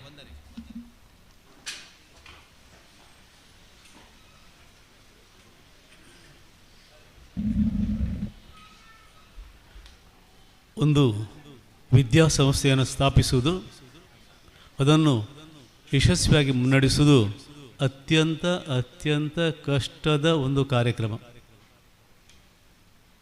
ಒಂದು ಸವಣೂರಿನಂಥ ಹಳ್ಳಿ ಪ್ರದೇಶದಲ್ಲಿ ಹಲವು ವಿದ್ಯಾ ದೇವಸ್ಥಾನಗಳನ್ನು ಸ್ಥಾಪಿಸಿ ಹಳ್ಳಿಯ ಜನತೆಗೆ ಉತ್ತಮ ಮಟ್ಟದ ವಿದ್ಯಾಭ್ಯಾಸವನ್ನು, ಜ್ಞಾನವನ್ನು ನೀಡುತ್ತಿರುವಂಥ ಶ್ರೀ ಸಹಕಾರ ರತ್ನ ಸೀತಾರಾಮರೈ ಸವಣೂರು ಇವರು ನಿಜವಾಗಿ ಸ್ತುತ್ಯಾರ್ಹರು. ಅದ್ಭುತವಾದಂಥ ಕೆಲಸವನ್ನು ಮಾಡಿದ್ದಾರೆ. ಅವರಿಗೆ ಎಲ್ಲರ ಪರವಾಗಿ ನಮಸ್ಕಾರ ಸಲ್ಲಿಸುತ್ತಾ ಅವರು ಎರಡು ಮಾತುಗಳ ಆಳಿಗೆ ವೇದಿಕೆ ಬರಬೇಕಂತ ಕೇಳಿಕೊಳ್ತಾ ಇದ್ದೀನಿ.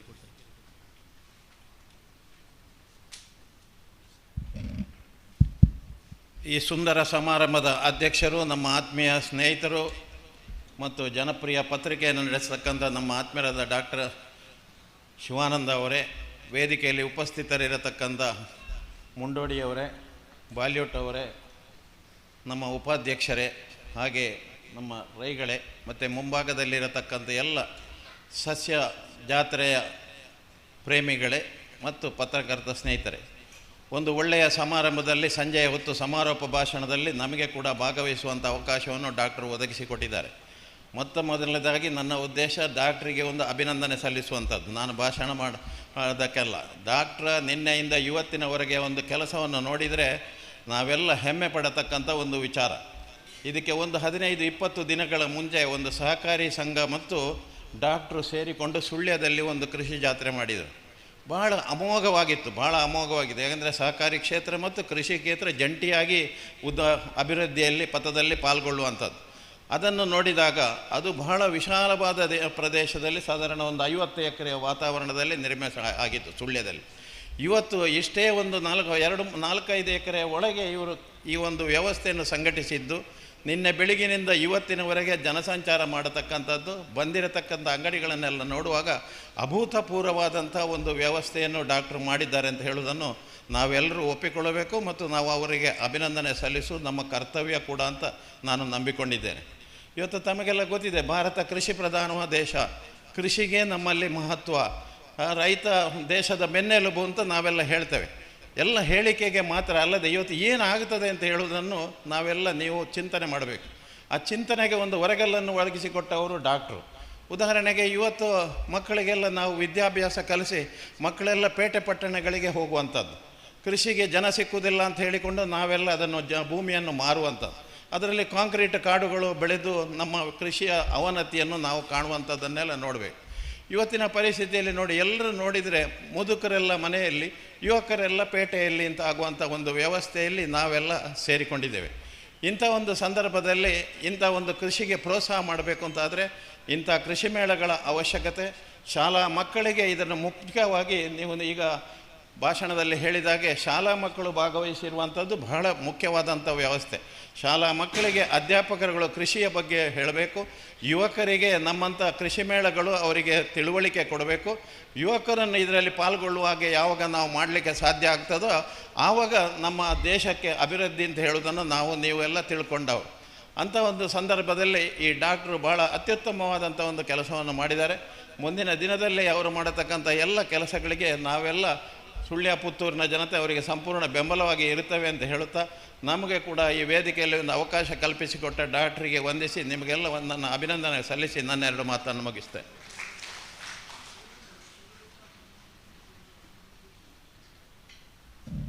ಸಹಕಾರಿ ರತ್ನ ನಿತ್ಯಾನಂದ ಮುಂಡೋಡಿ ಅವರ ಕುಟುಂಬವೇ ಕೃಷಿ ಪ್ರಧಾನವಾದ 106 ವರ್ಷಗಳಿಂದ ಕೃಷಿಯಿಂದಲೇ ಅವರು ಬದುಕಿದವರು. ಅದು ಮಾತ್ರವಲ್ಲ, ನಮಗೆಲ್ಲರಿಗೂ ಅತ್ಯಂತ ಪವಿತ್ರವಾದ ಕ್ಷೇತ್ರ ಅಂದರೆ ಅದು ಸುಬ್ರಹ್ಮಣ್ಯ. ಪ್ರತಿಯೊಬ್ಬರು ವರ್ಷಕ್ಕೊಮ್ಮೆಯಾದರೂ ಸುಬ್ರಹ್ಮಣ್ಯಕ್ಕೆ ಹೋಗಿ ಅಲ್ಲಿ ನಾಗನಿಗೆ ಪೂಜೆಯನ್ನು ಸಲ್ಲಿಸ್ತಾರೆ. ಈ ಸುಬ್ರಹ್ಮಣ್ಯ ದೇವಸ್ಥಾನದ ಹಲವು ವರ್ಷಗಳ ಆಡಳಿತ ಮುಕ್ತೇಸರಾಗಿದ್ದು ಮಾತ್ರವಲ್ಲ, ಅದರ ಸಂಪೂರ್ಣ ಜೀರ್ಣೋದ್ಧಾರದಲ್ಲಿ ತನ್ನ ತೊಡಗಿಸಿಕೊಂಡು ಯಶಸ್ವಿಯಾದಂಥ ಒಂದು ಮಹಾನ್ ವ್ಯಕ್ತಿ ನಿತ್ಯಾನಂದ ಮುಂಡೋಡಿ. ಇವರು ದಯವಿಟ್ಟು ವೇದಿಕೆ ಬಂದು ಮಾತಾಡಬೇಕು ಹೇಳಿ.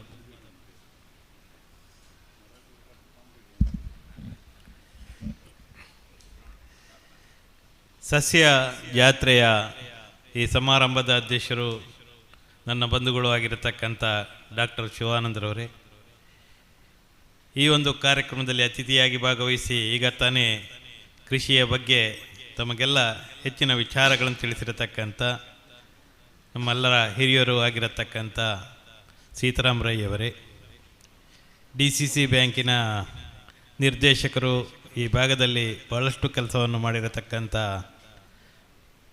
ಶಶಿ ಪಲ್ಯಟರವರೇ, ಹಾಗೆ ಇನ್ನೋರ್ವ ಮೊನ್ನೆ ತಾನೇ ನಮ್ಮ ಜೊತೆ ಸಹಕಾರಿ ರತ್ನವನ್ನು ಸ್ವೀಕಾರ ಮಾಡಿರತಕ್ಕಂಥ ಸದಾಶಿವರವರೇ, ನಗರ ಪಂಚಾಯತಿನ ಉಪಾಧ್ಯಕ್ಷರಾದಂಥ ಗೌರಿಯವರೇ, ಹಾಗೂ ಇಲ್ಲಿ ಸೇರಿರತಕ್ಕಂಥ ವಿಶೇಷವಾಗಿ ನನ್ನ ಆತ್ಮೀಯರಾಗಿರತಕ್ಕಂಥ ಹೇಮನಾಥ್ ಶೆಟ್ಟಿಯವರೇ, ಹಾಗೂ ಇಲ್ಲಿ ಸೇರಿರತಕ್ಕಂಥ ಎಲ್ಲ ನನ್ನ ಬಂಧು ಮಿತ್ರರೇ, ಇದು ಒಂದು ವಿಶೇಷವಾಗಿರತಕ್ಕಂಥ ಕಾರ್ಯಕ್ರಮ. ನಾವು ಭಾಳಷ್ಟು ಕಾರ್ಯಕ್ರಮಗಳಿಗೆ ಹೋಗಿದ್ದೇವೆ, ಆದರೆ ಇದೊಂದು ಬಹಳ ವಿಶೇಷವಾಗಿರತಕ್ಕಂಥ ಕಾರ್ಯಕ್ರಮ ಅಂತ ಹೇಳಲಿಕ್ಕೆ ಇಚ್ಛೆ ಪಡ್ತಾ ಇದ್ದೇನೆ. ನಾನು ನನ್ನ ಭಾವ ಡಾಕ್ಟರ್ ಶಿವಾನಂದರವರು, ನಾವು ಈಗಲ್ಲ ಸಣ್ಣದರಲ್ಲೇ ಅವರ ಒಂದು ವಿಚಾರಗಳನ್ನು ನೋಡಿರ್ತಕ್ಕಂಥವರು. ಅವರ ಈಗ ಸುರೇಶ್ ಶೆಟ್ಟಿ ಅವರು ಫಿಲೋಮಿನಾ ಹೈಸ್ಕೂಲಲ್ಲಿ ಮಾಸ್ಟರ್ ಆಗಿದ್ದವರು. ಫಿಲೋಮಿನಾ ಹೈಸ್ಕೂಲ್ನಲ್ಲಿ ಆಗನ ಕಾಲದಲ್ಲಿ 100ಕ್ಕೆ 100 ಮಾರ್ಕನ್ನು SLCಯಲ್ಲಿ ತೆಗೆದಿರತಕ್ಕಂಥ ರೆಕಾರ್ಡನ್ನು ಮಾಡಿರ್ತಕ್ಕಂಥವರು ಶಿವಾನಂದರವರು. ಆ ರೀತಿಯಲ್ಲಿ ಅವರ ಏನು ಒಂದು ವಿಚಾರಗಳಿದೆಯಾ, ಅವರು ಒಂದು ವಿಚಾರವನ್ನು ಎತ್ಕೊಂಡ್ರೆ ಅದು ನಮಗೆ ಗೊತ್ತಾಗೋದು ಒಂದು 5 ವರ್ಷ 10 ವರ್ಷದ ನಂತರ. ಅವರ ಯೋಜನೆಗಳು ಅಷ್ಟು ದೂರದೃಷ್ಟಿ ಇರತಕ್ಕಂಥದ್ದು. ಅವರು ಸುಳ್ಯದಲ್ಲಿ ಡಾಕ್ಟರ್ ಆಗಿದ್ದರು. ಸುಳ್ಯದಲ್ಲಿ ಡಾಕ್ಟರ್ ಆಗಿದ್ದಾಗ ಬಳಕೆದಾರರ ವೇದಿಕೆಯನ್ನು ಪ್ರಾರಂಭ ಮಾಡಿದರು.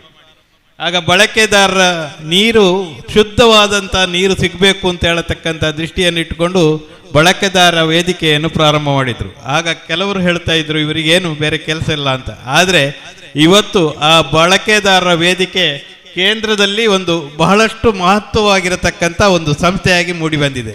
ಹಾಗಾಗಿ ಅವರು ಯಾವಾಗ 10 ವರ್ಷಕ್ಕೆ 15 ವರ್ಷಕ್ಕೆ ಹಿಂದೆ ಮಾಡಿರ್ತಕ್ಕಂಥ ಯೋಜನೆ ಇವತ್ತು ಕಾರ್ಯಗತ ಆಗಿದೆ ಅಂತ ಹೇಳಲಿಕ್ಕೆ ನಾನು ಇಚ್ಛೆ ಪಡ್ತಾ ಇದ್ದೇನೆ. ಹಾಗೆ ಇದು ಸಸ್ಯ ಮೇಳವನ್ನು ಮಾಡತಕ್ಕಂಥ ಮುಖಾಂತರ, ಕೃಷಿ ಮೇಳ ಸಾಧಾರಣವಾಗಿ ಮಾಡ್ತೇವೆ, ಆದರೆ ಸಸ್ಯ ಮೇಳದಲ್ಲಿ ಯಾರು ಹೆಚ್ಚು ಭಾಗವಹಿಸ್ತಾರೆ ಅಂತ ಹೇಳಿದರೆ ವಿಶೇಷವಾಗಿ ನನ್ನ ಒಬ್ಬ ಸ್ನೇಹಿತರು ಈಗ ಸಿಕ್ಕಿದ್ರು ಅಲ್ಲಿ ಸಸ್ಯ ಮೇಳದಲ್ಲಿ, ಒಬ್ಬರು ಬೆಳ್ಳಾರೆಯವರು. ಆಗ ಅವ್ರು ಹೇಳಿದರು ನನ್ನ ಮನೆಯವರನ್ನು ಸಸ್ಯ ಮೇಳಕ್ಕೆ ಅಂತ ಹೇಳಿದರೆ ಅವ್ರ ಮನೆಯವರು ಕೂಡ ಹೊರಟು ಬಂದರು ಅಂತ. ನನಗೆ ಈಗ ಅವರು ಹೇಳಿದ್ದನ್ನು ನೋಡಿದಾಗ ನನಗೆ ಒಂದು ಲಾರಿಯನ್ನೇ ತಗೊಂಡು ಬರಬೇಕಷ್ಟೇ, ಎಲ್ಲ ಬೇಕು ಅಂತ ಹೇಳ್ತಾ ಇದ್ದಾರೆ ಅಂತ ಹೇಳ್ತಕ್ಕಂಥದ್ದು. ಅಂದರೆ ಅದು ವಿಶೇಷವಾಗಿ ಮಹಿಳೆಯರಿಗೆ ವಿಶೇಷವಾಗಿರತಕ್ಕಂಥ ಈ ಸಸ್ಯ ಮೇಳದಲ್ಲಿ ಭಾಗವಹಿಸಲಿಕ್ಕೆ ಬಹಳಷ್ಟು ಆಸಕ್ತಿ. ನಾವೆಲ್ಲ ಸಸ್ಯವನ್ನು ಈಗಾಗಲೇ ಇಲ್ಲಿ ನಾವು ಕೂತಿರುವಾಗ ವಿಚಾರವನ್ನು ಹಲವು ವಿಚಾರಗೋಷ್ಠಿ ಇವತ್ತು ನಾವು ನೋಡಿದೆವು. ನನಗೆ ಭಾಳ ಇಷ್ಟಪಟ್ಟದ್ದು ಮೌಲ್ಯವರ್ಧಿತ ಕೃಷಿಯನ್ನು ಇವತ್ತು ಈಗಾಗಲೇ ಮಾತಾಡಿದರು. ಭಾಳಷ್ಟು ವಿಚಾರಗಳು ನಾವು ಬೇಸಾಯ ಮಾಡ್ತೇವೆ, ಬೆಳಿತೇವೆ, ಆದರೆ ಅದಕ್ಕೆ ಮಾರ್ಕೆಟ್ ಎಲ್ಲಿ ಇದೆ ಅಂತ ಹೇಳತಕ್ಕಂಥದ್ದು ವಿಚಾರಗಳು ಗೊತ್ತಿಲ್ಲದಂಥ ಒಂದು ಪರಿಸ್ಥಿತಿ. ಹಾಗೆ ಅದಕ್ಕೆ ಆ ಮಾರ್ಕೆಟನ್ನು ಮಾಡತಕ್ಕಂಥ ಯುವಕರು ಇವತ್ತು ಸೃಷ್ಟಿ ಆಗಬೇಕಾಗ್ತದೆ. ಆಗ ಮಾತ್ರ ನಾವು ಬೆಳೆದಂಥ ಬೆಳೆಗೆ ಬೆಲೆ ಸಿಗತಕ್ಕಂಥ ವ್ಯವಸ್ಥೆ ಆಗ್ತದೆ. ಆದರೆ ಆ ರೀತಿಯ ವ್ಯವಸ್ಥೆಗಳು ಆದಾಗ ನಾವೇನು ಯುವಕರು ಇವತ್ತು ಕೃಷಿಗೆ ಬರುವುದಿಲ್ಲ ಅಂತ ಹೇಳ್ತೇವೆ. ಇವತ್ತು ರಾಧಾಕೃಷ್ಣರವರು ಮಾತನಾಡ್ತಾ ಹೇಳಿದರು, 1.5 ಲಕ್ಷ ಸಂಬಳ ಇದ್ರೂ ಕೂಡ ಬಿಟ್ಟು ಬಂದು ಇವತ್ತು ಇಲ್ಲಿ ಅವರು ಒಂದು ಇಂಡಸ್ಟ್ರಿಯನ್ನು ಮಾಡಿ ಯಶಸ್ವಿಯಾಗಿ ಆ 1.5 ಲಕ್ಷಕ್ಕಿಂತಲೂ ಮಿಕ್ಕಿ ಲಾಭವನ್ನು ಗಳಿಸತಕ್ಕಂಥ ವ್ಯವಸ್ಥೆಯನ್ನಾಗಿದೆ ಅಂತ. ಯಾವಾಗ ಯುವಕರು ಈ ಒಂದು ಕೃಷಿಯಲ್ಲಿ ನಾವು ಕೂಡ ಬಹಳಷ್ಟು ಲಾಭ ಗಳಿಸಲಿಕ್ಕೆ ಸಾಧ್ಯ ಇದೆ ಅಂತ ಹೇಳಿದರೆ, ಆಗ ಅವರು ಕೃಷಿಗೆ ಬರತಕ್ಕಂಥ ವ್ಯವಸ್ಥೆ ಆಗ್ತದೆ. ಮೊನ್ನೆ ತಾನೇ ವಿಶೇಷವಾಗಿ ಎಲ್ಲರೂ ಬ್ಯಾಂಗ್ಳೂರು IT BT ಅಂತ ಹೇಳತಕ್ಕಂಥ ಜನ ಮೊನ್ನೆ 2 ವರ್ಷ ಕೊರೋನಾದಲ್ಲಿ ಹಳ್ಳಿಗಳಿಗೆ ಬರತಕ್ಕಂಥ ವ್ಯವಸ್ಥೆ ಆಯಿತು. ಹಳ್ಳಿಯಲ್ಲಿ ಗದ್ದೆ ಬೇಸಾಯ ಇಲ್ಲದಂಥ ಕ್ಷೇತ್ರಗಳನ್ನು ಆಯ್ಕೆ ಮಾಡಿ ಗದ್ದೆ ಬೇಸಾಯ ಮಾಡತಕ್ಕಂಥ ವ್ಯವಸ್ಥೆಗಳಾಯಿತು. ಸ್ವಲ್ಪ ಮಟ್ಟಿಗೆ ಈಗ ಯುವಕರು ಈಚೆ ಆಕರ್ಷಣೆಯ ವ್ಯವಸ್ಥೆಗಳನ್ನು ಕಾಣ್ತಾ ಇದ್ದೇವೆ. ಆಕರ್ಷಣೆ ಮೇನ್ ಆಗಬೇಕಿದ್ರೆ ಇಲ್ಲಿ ಹೆಚ್ಚು ಇನ್ಕಮ್ ಸಿಗತಕ್ಕಂಥ ವ್ಯವಸ್ಥೆಗಳಾಗಬೇಕಾಗ್ತದೆ. ಆ ದೃಷ್ಟಿಯಲ್ಲಿ ಇವತ್ತು ಒಂದು ಒಳ್ಳೆಯ ಕಾರ್ಯಕ್ರಮ, ಸಸ್ಯ ಮೇಳವಂಥ ಕಾರ್ಯಕ್ರಮವನ್ನು ಡಾಕ್ಟರ್ ಮಾಡಿದ್ದಾರೆ. ಅದು ಇನ್ನು ಮುಂದಿನ ದಿನಗಳಲ್ಲಿ ಇನ್ನೂ ಹೆಚ್ಚಿನ ಪ್ರದೇಶಗಳಲ್ಲಿ ಇಂಥ ಒಂದು ಮೇಳಗಳನ್ನು ಆದಾಗ ಹೆಚ್ಚು ಹೆಚ್ಚು ಯುವಕರು ಯುವತಿಯರು ಭಾಗವಹಿಸುವಂತಕ್ಕಂಥ ವ್ಯವಸ್ಥೆ ನಿರ್ಮಾಣ ಆಗಲಿ. ಹಾಗೆ ಯುವಕರು ಯುವತಿಯರು ಕೂಡ ಹೆಚ್ಚು ಕೃಷಿ ಕಡೆ ಬರೋಂಥ ವ್ಯವಸ್ಥೆಗಳು ಆಗಲಿ ಅಂತೇಳಿ ಹಾರೈಸಿ, ಇನ್ನು ಕೆಲವರಿಗೆ ಸನ್ಮಾನವನ್ನು ಕಾರ್ಯಕ್ರಮವನ್ನು ಕೂಡ ಮಾಡಲಿಕ್ಕಿದ್ದಾರೆ ಅಂತ ಹೇಳ್ತಕ್ಕಂಥ ವಿಚಾರ ಇದೆ. ಅಂತ ಸಾಹಸ ಮಾಡಿರತಕ್ಕಂಥ ಕೃಷಿಕರಿಗೆ ಸನ್ಮಾನ ಮಾಡತಕ್ಕಂಥ ಕೆಲಸ ಆಗಲಿ ಅಂತೇಳಿ ಹಾರೈಸಿ ನನ್ನ ಮಾತನ್ನು ನಿಲ್ಲಿಸಿದ್ದೇನೆ. ಜೈ ಕನ್ನಡ.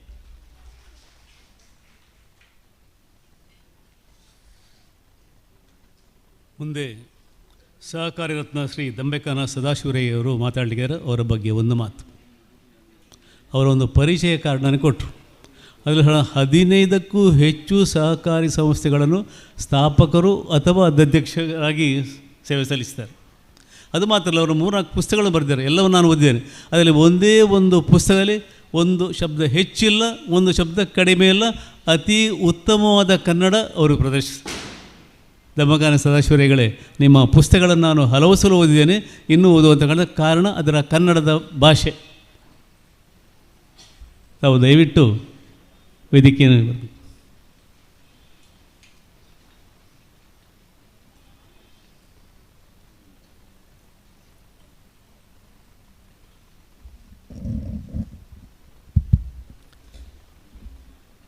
ಗುರುಭ್ಯೋ ನಮಃ. ಭೂಮಿ ತಾಯಿಗೆ ಪಡಮಾಡುತ್ತಾ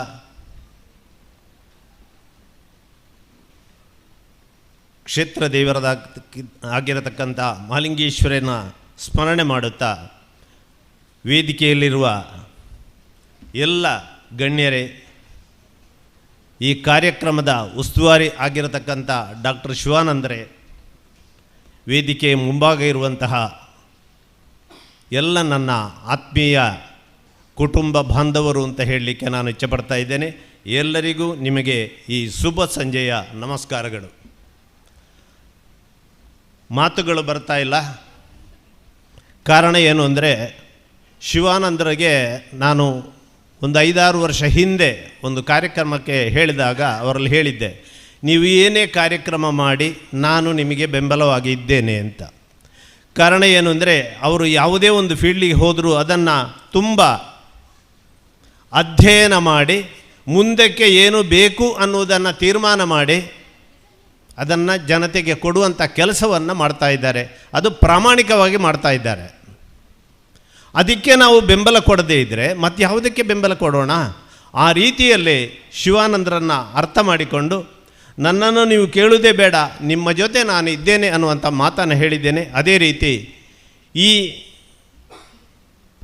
ಸಸ್ಯ ಜಾತ್ರೆ ಅನ್ನುವಂಥ ಈ ಹೊಸ ಕಾನ್ಸೆಪ್ಟ್ ಏನಿದೆ, ಇದೊಂದು ಅದ್ಭುತವಾದಂತಹ ಚರಿತ್ರೆಯನ್ನು ನಿರ್ಮಾಣ ಮಾಡಿದೆ ಅಂತ ಹೇಳಿದರೆ ತಪ್ಪಾಗಲಿಕ್ಕಿಲ್ಲ ಪುತ್ತೂರಲ್ಲಿ. ಹಾಗೆಯೇ ಸ್ಟಾಲ್ಗಳಿಗೆ, ಯಾಕಂದರೆ ನನಗೆ ನಿನ್ನೆ ಮೊನ್ನೆಯಿಂದ ನಾನು ತುಂಬ ಕಾರ್ಯಕ್ರಮಗಳಲ್ಲಿ ಬ್ಯುಸಿಯಾಗಿದ್ದರಿಂದ ಬರಲಿಕ್ಕಾಗಲಿಲ್ಲ. ಇವತ್ತು ಕೂಡ ಈಗ ಸಂಜೆ 3 ಗಂಟೆಯ ಹೊತ್ತಿಗೆ ಬಂದು ಎಲ್ಲ ಸ್ಟಾಲ್ಗಳಿಗೆ ಹೋಗಿ ಮೇಲಿಂದ ಮೇಲೆ ನಾನು ಒಂದು 5-6 ಜನ ಯುವಕರನ್ನು ಕರ್ಕೊಂಡೋಗಿ ಅದನ್ನೆಲ್ಲ ತೋರಿಸ್ತಾ ಬಂದೆ. ತುಂಬ ಸಂತೋಷ ಆಯಿತು. ಆದರೆ ಅದರ ಅನುಭವವನ್ನು ಪಡೀಲಿಕ್ಕೆ ನನಗೆ ಆಗಲಿಲ್ಲ ಅನ್ನುವಂಥ ಬೇಸರ ಇದೆ. ಅನೇಕ ಮಾಹಿತಿಗಳಿದೆ. ಇವತ್ತಿನ ಸಮಾಜಕ್ಕೆ ಏನು ಬೇಕೋ, ನಮಗೇನು ಕೃಷಿಕರಿಗೆ ಬೇಕೋ ಅದೆಲ್ಲವೂ ಅಲ್ಲಿ ಇತ್ತು, ಇದೆ. ಇದನ್ನು ಪಡ್ಕೊಳ್ಳುವಂಥ ಅವಕಾಶವನ್ನು ನಮಗೆ ಮಾಡಿಕೊಟ್ಟಿದ್ದಾರೆ ಶಿವಾನಂದರು. ಅನುಭವವನ್ನು ಮುಂದಕ್ಕೆ ನಾವು ಇನ್ನೂ ಹೆಚ್ಚಿನ ಅನುಭವದೊಂದಿಗೆ ಪಡ್ಕೊಳ್ಳೋಣ ಅನ್ನುವಂಥ ಮಾತಿನೊಂದಿಗೆ ಶಿವಾನಂದರಿಗೆ ಅತ್ಯಮೂಲ್ಯವಾದಂತಹ ಭಿನ್ನಹ ನಂದು. ಇನ್ನು ಮುಂದೆಯೂ ಇಂಥ ಪ್ರಯತ್ನವನ್ನು ಖಂಡಿತ ಮಾಡಿ ನಿಮ್ಮೊಂದಿಗೆ ನಾವಿದ್ದೇವೆ. ಎಲ್ಲರಿಗೂ ಶುಭವಾಗಲಿ, ಎಲ್ಲರಿಗೂ ಜಯವಾಗಲಿ. ನಮಸ್ಕಾರ.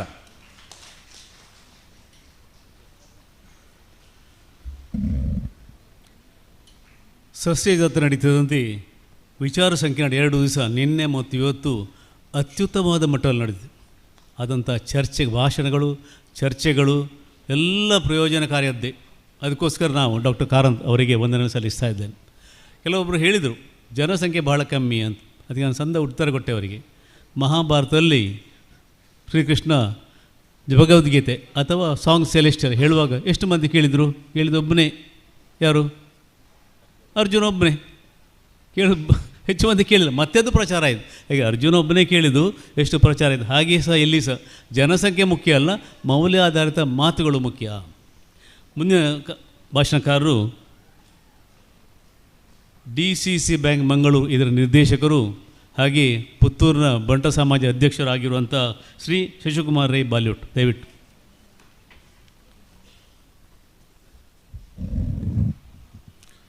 ಸಸ್ಯ ಜಾತ್ರೆ ಕಾರ್ಯಕ್ರಮದ ಸಮಾರೋಪ ಸಮಾರಂಭದ ಅಧ್ಯಕ್ಷರು, ನಮ್ಮೆಲ್ಲರ ಮಾರ್ಗದರ್ಶಕರು ಆಗಿರತಕ್ಕಂಥ UP ಶಿವಾನಂದರವರೇ, ವೇದಿಕೆಯಲ್ಲಿ ಉಪಸ್ಥಿರತಕ್ಕಂತಹ 5 ರತ್ನಗಳು, ಅವರೊಂದಿಗೆ ನಾನು ಮೂಲೆಯಲ್ಲಿ ಕೂತಿದ್ದೇನೆ. ಬಹುಶಃ ಹಿರಿಯ ಮಾರ್ಗದರ್ಶಕರೇ, ವೇದಿಕೆಯ ಮುಂಭಾಗದಲ್ಲಿ ಆಸೀನರಾಗಿರತಕ್ಕಂತಹ ಎಲ್ಲ ಅಭಿಮಾನಿ ಬಂಧು ಭಗಿನಿಯರೇ, ವಿಶೇಷವಾಗಿ ಪ್ರಥಮ ಬಾರಿಗೆ ನಾನು ಸುದ್ದಿ ಮಾಧ್ಯಮದ ಸಂಪಾದಕರಾದ ಡಾಕ್ಟರ್ ಶಿವಾನಂದರವರಿಗೆ ಹೃತ್ಪೂರ್ವಕವಾದ ಅಭಿನಂದನೆಯನ್ನು ಸಲ್ಲಿಸ್ತೇನೆ. ಬಹುಶಃ ಈ ಕಾರ್ಯಕ್ರಮ ಆರಂಭಿಸುವುದಕ್ಕಿಂತ ಮೊದಲು ಪೂರ್ವಭಾವಿ ಸಭೆಯಲ್ಲಿ ನಾನು ಭಾಗವಹಿಸಿದ್ದೆ. ಪೂರ್ವಭಾವಿ ಸಭೆಯಲ್ಲಿ ಎಲ್ಲರೂ ಮಾತನಾಡ್ತಾ ಈ ಕಾರ್ಯಕ್ರಮ ಯಾವ ರೀತಿ ಆಗಬಹುದು ಎನ್ನುವುದರ ಬಗ್ಗೆ ಚರ್ಚೆಯನ್ನು ನಡೆಸ್ತಿರುವಂತಹ ಸಂದರ್ಭದಲ್ಲಿ ಡಾಕ್ಟ್ರಿಗೆ ದಾಲ ಬೇಲೈಜ್ಜಿ ಎನ್ನುವಂತಹ ಮಾತು ಬಂತು. ಬಹುಶಃ ಈ ರೀತಿಯ ಕಾರ್ಯಕ್ರಮ ಆಗಬಹುದು ಎನ್ನುವುದನ್ನು ನಾವ್ಯಾರೂ ಊಹಿಸಿರಲಿಲ್ಲ. ಡಾಕ್ಟ್ರು ಸ್ಟಾಲ್ಗಳ ಬಗ್ಗೆ ಮಾತಾಡಿದರು. 138 ಸ್ಟಾಲು ಇವಾಗಲೇ ನೋಂದಾವಣೆ ಆಗಿದೆ. ಕಾರ್ಯಕ್ರಮ ಎಲ್ರಿಗೂ ಊಟದ ವ್ಯವಸ್ಥೆ ಮಾಡಬೇಕು. ಆದರೆ ಎಲ್ಲರೂ ಕಾರ್ಯಕ್ರಮ ಸಂಘಟಿಸುವಾಗ ಈ ಒಂದು ಕಾರ್ಯಕ್ರಮಕ್ಕೆ ಆರ್ಥಿಕ ಮೂಲವನ್ನು ಸಂಗ್ರಹಿಸುವ ವ್ಯವಸ್ಥೆಗೆ ಹೋಗ್ತಾರೆ. ಆದರೆ ನಾನು ಕಡೆಗೆ ಡಾಕ್ಟ್ರು ಪೂರ್ವಭಾವಿ ಸಭೆ ನಡೆದ ಮೇಲೆ ಅವರನ್ನು ಕಾರ್ಯಕ್ರಮದ ಸಭಾಂಗಣದಿಂದ ಹೊರಗೆ ಬಂದು ಅವರಲ್ಲಿ ಮಾತನಾಡಿಸುವಂಥ ಕೆಲಸ ಕಾರ್ಯಗಳನ್ನು ಮಾಡಿದೆ. ಡಾಕ್ಟ್ರೇ, ದುಂಬುದ ಕಾರ್ಯಕ್ರಮ ಎಂಚ ನೆಕ್ಕ ಆರ್ಥಿಕ ಕ್ರೋಢೀಕರಣ ಅವು ಆಪುಣು ದಾಲ ಐಜಿನ ದಾದಾನ್ಲ ಮಲ್ತದ ನಮ್ಮ ಮಲ್ಪುಕ ಎನ್ನುವಂಥ ವಿಚಾರವನ್ನು ಹೇಳಿದರು. ಬಹುಶಃ ಒಂದು ಕಾರ್ಯಕ್ರಮ ಸಂಘಟಿಸಬೇಕೆಂದರೆ ಆ ಸಂಘಟಕರ ಸಂಘಟನೆಯನ್ನು ನೋಡಬೇಕಾಗ್ತದೆ. ಇವತ್ತು ಡಾಕ್ಟರ್ ಶಿವಾನಂದರವರು ಯಾವುದೇ ರೀತಿಯ ಒತ್ತಡಗಳಿಲ್ಲದೆ ಸುಮಾರು 138 ಸ್ಟಾಲ್ಗಳನ್ನು ಈ ಒಂದು ಸಣ್ಣ ಪುಟ್ಟ ಅಂಗಣದಲ್ಲಿ ಮಾಡಿದ್ದಾರೆ ಎನ್ನುವಂಥದ್ದನ್ನು ನಾವು ಊಹಿಸಲಿಕ್ಕೆ ಸಾಧ್ಯ ಇಲ್ಲ. ಮೊನ್ನೆ ಸಂಜೆ ಬಂದಂತಹ ಸಂದರ್ಭದಲ್ಲಿ ಹೆಚ್ಚಿನವರು ಈ ಸ್ಟಾಲ್ಗಳಲ್ಲಿ ತಮ್ಮ ಸಸ್ಯ ಜಾತ್ರೆಯ ವಸ್ತುಗಳನ್ನು ಇಡ್ತಿದ್ರು. ನಿನ್ನೆ ಬೆಳಿಗ್ಗೆ ಬರುವಾಗ 2-3 ಜನರು ಸ್ಟಾಲ್ ಇಲ್ಲ ಹೊರ ಹೋಗುವಂತಹ ಸಂದರ್ಭ ಆಯಿತು. ಬಹುಶಃ ಇದು ಪುತ್ತೂರಿನ ಇತಿಹಾಸದಲ್ಲಿ ಪ್ರಥಮ ಬಾರಿಗೆ ಸಸ್ಯ ಜಾತ್ರೆ ಎನ್ನುವಂಥ ಕಾರ್ಯಕ್ರಮ ಯಶಸ್ವಿಯಾಗಿದೆ ಎನ್ನುವಂಥದ್ದನ್ನ ಹೇಳಲಿಕ್ಕೆ ನಾನು ಸಂತೋಷ ಪಡ್ತೇನೆ. ಬಹುಶಃ ಡಾಕ್ಟರ್ ಹಾಕಿದಂತಹ ಕೆಲಸ ಕಾರ್ಯಗಳು ಯಾವತ್ತೂ ಕಡಿಮೆ ಆಗಲಿಲ್ಲ. ಯಾವುದೇ ಒಂದು ರೀತಿಯಿಂದ ಅವರು ಇಲ್ಲದಂತಹ ಕಾರ್ಯ ಉತ್ತಮವಾಗಿ ನಡೆದಿದೆ ಎನ್ನುವುದನ್ನು ಹೇಳಲಿಕ್ಕೆ ಇದು ನಾವೆಲ್ಲರೂ ಸಾಕ್ಷಿಗಳಾಗಿದ್ದೇವೆ. ಬಹುಶಃ ಇವತ್ತು ನೋಡುವಂಥ ಸಂದರ್ಭದಲ್ಲಿ ಡಾಕ್ಟ್ರಲ್ಲಿ ಬಂದ ತಕ್ಷಣ ಹೇಳಿದೆ, ಬರುವ ವರ್ಷ 8 ದಿವಸದ ಈ ಒಂದು ಕಾರ್ಯಕ್ರಮವನ್ನು ಸಂಘಟಿಸಬೇಕು ಡಾಕ್ಟ್ರೆ. ಜನರ ಸಂಖ್ಯೆ ಒತ್ತಡಗಳು ಜಾಸ್ತಿ ಆಗ್ತಿವೆ. ಒಂದೊಂದು ಭಾಗಕ್ಕೆ, ಒಂದೊಂದು ಜಿಲ್ಲಾ ಪಂಚಾಯತ್ ಕ್ಷೇತ್ರಕ್ಕೆ ಒಂದೊಂದು ದಿವಸದ ಕಾರ್ಯಕ್ರಮವನ್ನು ಇಟ್ಟು ಈ ಒಂದು ಕೃಷಿ ಮೇಳವನ್ನು ಯಶಸ್ವಿಗೊಳಿಸಬೇಕು ಎನ್ನುವಂತಹ ಒಂದು ಬೇಡಿಕೆಯನ್ನು ಡಾಕ್ಟ್ರಲ್ಲಿ ಇಟ್ಟಿದ್ದೇನೆ. ಬರುವ ವರ್ಷ ಈ ರೀತಿ ಡಾಕ್ಟರ್ ಮಾಡ್ತಾರೆ ಎನ್ನುವಂತಹ ಮಾತಿನೊಂದಿಗೆ ಪ್ರಪ್ರಥಮವಾಗಿ ಸುದ್ದಿ ಸಮೂಹ ಸಂಸ್ಥೆಯ ಎಲ್ಲ ಬಳಗದವರಿಗೆ ಅಭಿನಂದನೆಗಳನ್ನು ಸಲ್ಲಿಸುತ್ತಾ ನನ್ನೆರಡು ಮಾತುಗಳನ್ನು ಕೊನೆಗೊಳಿಸ್ತೇನೆ. ಜೈ ಹಿಂದ್.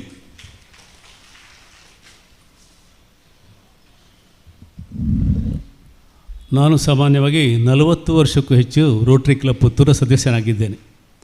ರೋಟ್ರಿ ಕ್ಲಬ್ ಪುತ್ತೂರು ಮಾಡುವ ಎಲ್ಲ ಸಮಾಜ ಸೇವಾ ಕಾರ್ಯಗಳಲ್ಲಿ ಶ್ರೀಮತಿ ವಿದ್ಯಾ ಗೌರಿಯವರು ಮುಂಚೂಣಿಯಲ್ಲಿದ್ದಾರೆ. ಸಲಹೆ ಸೂಚನೆಗಳಿರಲಿ, ಧನ ಸಹಾಯ ಇರಲಿ. ಬ್ಲಡ್ ಬ್ಯಾಂಕ್ 98ನೇ ಇಸ್ವಿಯಲ್ಲಿ ಬ್ಲಡ್ ಬ್ಯಾಂಕ್ ಆಯಿತು. 2018ರಲ್ಲಿ cell separator state of art machinery ಎಲ್ಲ ಫಿಟ್ ಮಾಡಿ ಸೆಲ್ ಸೆಪರೇಟ್ ಹಾಕಿದೆವು. ಆಮೇಲೆ ಡಯಾಲಿಸಿಸ್ ಕೇಂದ್ರ ಆಯಿತು. ಆಮೇಲೆ ಈಗ ಐ ಹಾಸ್ಪಿಟ್ಲ್ ಆಯಿತು. ಎಲ್ಲದರಲ್ಲಿಯೂ rotary club, inner wheel club ಮೂಲಕ ವಿದ್ಯಾ ಗೌರಿಯವರು ನಮ್ಮೊಟ್ಟಿಗೆ ಕೈ ಜೋಡಿಸ್ತಾ ಇದ್ದಾರೆ. ಅದು ಮಾತ್ರವಲ್ಲ, ಇಲ್ಲಿಯ ಕ್ಷೇತ್ರದ ಉಪಾಧ್ಯಕ್ಷರಾಗಿದ್ದಾರೆ, ನಗರಸಭೆ ಉಪಾಧ್ಯಕ್ಷರಾಗಿ ಸೇವೆಯನ್ನು ಸಲ್ಲಿಸ್ತಾರೆ. ಅವರು ದಯವಿಟ್ಟು ವೇದಿಕೆ ಬಂದು 2 ಮಾತು ಹೇಳಬೇಕೆಂದು ಕೇಳಿಕೊಳ್ತಾರೆ.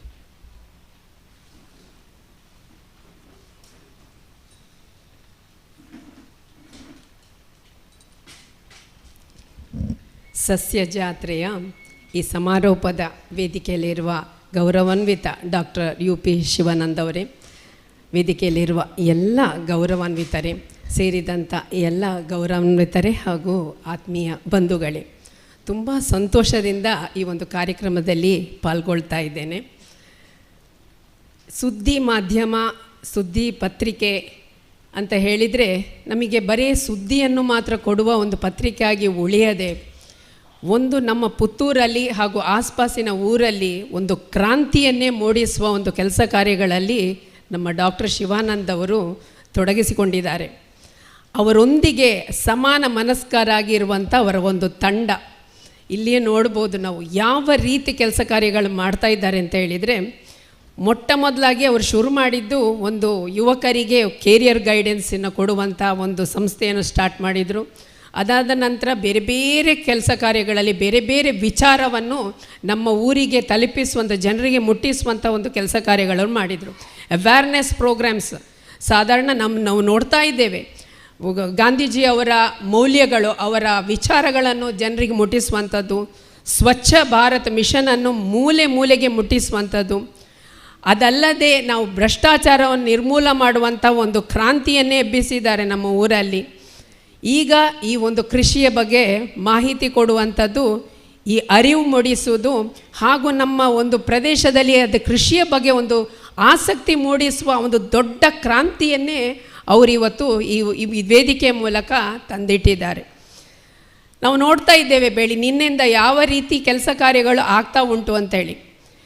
ಸ್ನೇಹಿತರೆ, ನಮಗೆ ಕೃಷಿಕರಿಗೆ ಕೃಷಿಯನ್ನು ಮಾಡಲಿಕ್ಕೆ ಭಯಪಟ್ಟು ಅದನ್ನು ಮಾರಿ, ಕೃಷಿ ಭೂಮಿಯನ್ನು ಮಾರಿ ನಾವು ಪೇಟೆಯಲ್ಲಿ ಆರಾಮವಾಗಿ ಇರುವ ಅಂತ ಹೇಳುವ ಒಂದು ಕಾಲಘಟ್ಟದಲ್ಲಿ ಇವರು ಕೃಷಿಯನ್ನೇ ಒಂದು ವಿಭಿನ್ನವಾಗಿ ಯಾವ ರೀತಿಯಲ್ಲಿ ನಾವು ಮೌಲ್ಯವನ್ನು ಹೆಚ್ಚಿಸ್ತಾ ಕೃಷಿ ಬೇರೆ ವಿಭಿನ್ನವಾದ ಕೃಷಿಯನ್ನು ಮಾಡ್ತಾ ಇದರಲ್ಲಿ ಹೆಚ್ಚು ಆಸಕ್ತಿ ಮೂಡಿಸುವ ಕೆಲಸ ಕಾರ್ಯಗಳನ್ನು ಯಾವ ರೀತಿ ಮಾಡ್ಬೋದು ಅಂತ ಹೇಳಿ ಸಾಕ್ಷಾಧಾರವಾಗಿ ಅವರು ಇವತ್ತು ಸಾಬೀತುಪಡಿಸಿದ್ದಾರೆ. ಇವತ್ತು ನಮಗೆ ಕೃಷಿ ಅಂತ ಹೇಳಿದರೆ ಸಾಕಷ್ಟು ಅದರಲ್ಲಿ ಬರುವಂಥ ಸಮಸ್ಯೆಗಳಿಗೆ ಪರಿಹಾರ ಯಾವುದು ಅಂತ ಹೇಳಿ ಕೂಡ ಈ ವೇದಿಕೆಯಲ್ಲಿ ಅವರು ತಲುಪಿಸಿಕೊಟ್ಟಿದ್ದಾರೆ. ಜನರಿಗೆ, ಕೃಷಿಕರಿಗೆ ಅವರಿಗೊಂದು ವೇದಿಕೆಯನ್ನು ಕಲ್ಪಿಸಿಕೊಟ್ಟಿದ್ದಾರೆ. ಮೌಲ್ಯವನ್ನು ಹೆಚ್ಚಿಸಲಿಕ್ಕೆ ತನ್ನ ಕೃಷಿಯ ಬರೀ ಉತ್ಪನ್ನ ಒಂದೇ ಅಡಿಕೆ ಅಥವಾ ತೆಂಗು ಮಾತ್ರವಲ್ಲ, ಅದರೊಂದಿಗೆ ಇನ್ನೂ ಅವರ ಮೌಲ್ಯಗಳನ್ನು ಜಾಸ್ತಿ ಮಾಡ್ತಾ ಮೌಲ್ಯಾಧಾರಿತ ಒಂದು ಕೃಷಿಯನ್ನು ಯಾವ ರೀತಿ ಮಾಡ್ಬೋದು, ಬೇರೆ ಬೇರೆ ಉತ್ಪನ್ನಗಳನ್ನು ಯಾವ ರೀತಿ ಮಾಡ್ಬೋದು ಅಂತ ಹೇಳುವ ಕೂಡ ಈ ವೇದಿಕೆಯಲ್ಲಿ ತೋರಿಸಿಕೊಟ್ಟಿದ್ದಾರೆ. ಯುವಕರಿಗೆ, ಮುಂದಿನ ಪೀಳಿಗೆ ಅಥವಾ ನೆಕ್ಸ್ಟ್ ಜನ್ರೇಷನಿಗೆ ಕೃಷಿಯಲ್ಲಿ ಆಸಕ್ತಿ ಮೂಡಿಸಲಿಕ್ಕೋಸ್ಕರ ಒಂದಿಷ್ಟು ವಿಚಾರಗಳನ್ನು ಕೂಡ ಇಲ್ಲಿ ನಾವು ಮಾತಾಡೋದನ್ನು ನೋಡಿದ್ದೇವೆ. ಯುವಕರಿಗೆ ಎಷ್ಟು ಪ್ರೋತ್ಸಾಹ ಕೊಟ್ಟಿದ್ದಾರೆ. ಅವರಿಗೆ ಸ್ಟಾಲ್ ಮಾತ್ರ ಅಲ್ಲ, ಅವರ ವಿಭಿನ್ನವಾದ ವೆರಿ ಇನೋವೇಟಿವ್ ಪ್ರಾಡಕ್ಟ್ಸ್ಗಳನ್ನು ಇಲ್ಲಿ ಅವರಿಗೆ ಒಂದು ಇಂಟ್ರೊಡ್ಯೂಸ್ ಮಾಡಲಿಕ್ಕೆ ಒಂದು ವೇದಿಕೆಯನ್ನು ನೀಡಿದ್ದಾರೆ. ಮಾತ್ರವಲ್ಲ, ನಮ್ಮ ಕೃಷಿಗಳ ಟೆಕ್ನಾಲಜಿಯನ್ನು ಉಪಯೋಗಿಸಿಕೊಂಡು ಯಂತ್ರಗಳನ್ನು ನಮ್ಮ ಈಗ ಹೊಸ ವಿಜ್ಞಾನವನ್ನು ಉಪಯೋಗಿಸಿಕೊಂಡು ಯಾವ ರೀತಿ ಕೃಷಿಯನ್ನು ಮುಂದುವರಿಸಬಹುದು ಅಂತ ಹೇಳುವುದನ್ನು ಕೂಡ ಇಲ್ಲಿ ಅವರು ತೋರಿಸಿಕೊಟ್ಟಿದ್ದಾರೆ.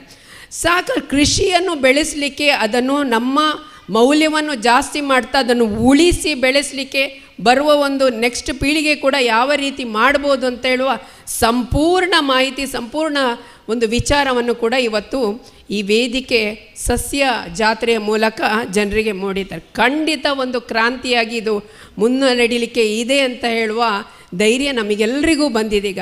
ಕೃಷಿ ಇನ್ನೂ ಯಾವುದೋ ಒಂದು ಲಾಸ್ಟ್ ಎಂಥದ್ದು ಕೊನೆಯ ಒಂದು ಹಂತಕ್ಕೆ ನಾವು ಬರೋದು, ಕೃಷಿಯನ್ನು ಮಾತ್ರ ಮಾಡಿ ನಾನು ಜೀವನ ಮಾಡ್ತೇನೆ, ಬೇರೆ ಯಾವ ದಾರಿ ಇಲ್ಲ ಅಂತ ಹೇಳುವ ವಿಷಯವಲ್ಲ. ಈಗ ಕೃಷಿಯನ್ನೇ ಪ್ರಮುಖವಾಗಿಟ್ಟುಕೊಂಡು ಯಾವ ರೀತಿ ನಾವು ದೇಶಕ್ಕೆ ನಮ್ಮ ಇದನ್ನು ಮುಂದುವರಿಸ್ಬೋದು ಅಂತ ಹೇಳುವ ಒಂದು ವಿಚಾರವನ್ನು ಇಲ್ಲಿ ತೋರಿಸಿಕೊಟ್ಟಿದ್ದಾರೆ. ಖಂಡಿತ ಯಶಸ್ವಿ ಆಗಿದೆ ಈ ಕಾರ್ಯಕ್ರಮ. ಅವರಿಗೆ ಡಾಕ್ಟರ್ UP ಶಿವಾನಂದ ಹಾಗೂ ಅವರ ತಂಡಕ್ಕೆ ನಮ್ಮೆಲ್ಲರ ಪರವಾಗಿ ಅಭಿನಂದನೆಯನ್ನು ಸಲ್ಲಿಸ್ತಾ ಇದ್ದೇನೆ. ಸ್ನೇಹಿತರೆ, ಅವರ ಹತ್ರ ಒಂದು ಈ ವೇದಿಕೆಯಲ್ಲಿ ಒಂದು ಕೋರಿಕೆ ಕೂಡ ಕೊಡಲಿಕ್ಕೆ ಇಷ್ಟಪಡ್ತಾ ಇದ್ದೇನೆ. ಈಗಾಗಲೇ ಮೊದಲೇ ಮೋದಿಜಿಯವರು, ನಮ್ಮ ಪ್ರಧಾನಮಂತ್ರಿ ಮೋದಿಜಿಯವರು ವೋಕಲ್ ಫಾರ್ ಲೋಕಲ್ ಅಂತ ಹೇಳಿ ಕರೆ ಕೊಟ್ಟರು. ಯಾಕಂದರೆ ಸ್ಥಳೀಯಲ್ಲಿ ಮಾಡುವಂಥ ಉತ್ಪನ್ನಗಳಿಗೆ ಪ್ರೋತ್ಸಾಹ ನೀಡಿ ಅಂತ ಹೇಳುವ ವಿಚಾರಕ್ಕೆ ಸ್ಟಾರ್ಟ್ ಮಾಡುವಂಥ ಒಂದು ಕರೆಯನ್ನು ಕೊಟ್ಟಿದ್ದರು. ಅದೇ ರೀತಿ ಮೊನ್ನೆ ತಾನೇ ವಾಟರ್ ಕನ್ಸರ್ವೇಷನ್ ಅಂದರೆ ನೀರು ಸಂರಕ್ಷಣೆ, ಜಲ ಸಂರಕ್ಷಣೆಯ ಬಗ್ಗೆ ಈಗಾಗಲೇ ಮಾಹಿತಿಯನ್ನು ಕೊಡ್ತಾ ಇದ್ದಾರೆ. ಅದನ್ನು ನಾವು ತಗೊಳ್ಬೇಕು ಅಂತ ಹೇಳುವ, ಅದಕ್ಕೆ ಹೆಚ್ಚು ಆದ್ಯತೆ ಕೊಡಬೇಕು ಅಂತ ಹೇಳುವ ಕರೆಯನ್ನು ಕೊಟ್ಟಿದ್ದಾರೆ. ಅದೇ ರೀತಿ ಸುದ್ದಿ ಮಾಧ್ಯಮದವರು ಕೂಡ ಈ ಒಂದು ಕರೆಯನ್ನು ಸಹ ಸ್ವೀಕರಿಸಿ ಜನರಲ್ಲಿ ಆ ಆಂದೋಲನವನ್ನು ಮೂಡಿಸುವ ಒಂದು ಕೆಲಸ ಕಾರ್ಯಗಳು ನಿಮ್ಮಿಂದ ಆಗಬೇಕು ಅಂತೇಳಿ ಆಶಿಸ್ತಾ ಮತ್ತೊಮ್ಮೆ ನಿಮ್ಮ ಈ ಯಶಸ್ವಿ ಕಾರ್ಯಕ್ರಮಕ್ಕೆ ಅಭಿನಂದಿಸ್ತಾ ನನ್ನೆರಡು ಮಾತು ಮುಗಿಸ್ತೇನೆ. ಜೈ ಹಿಂದ್.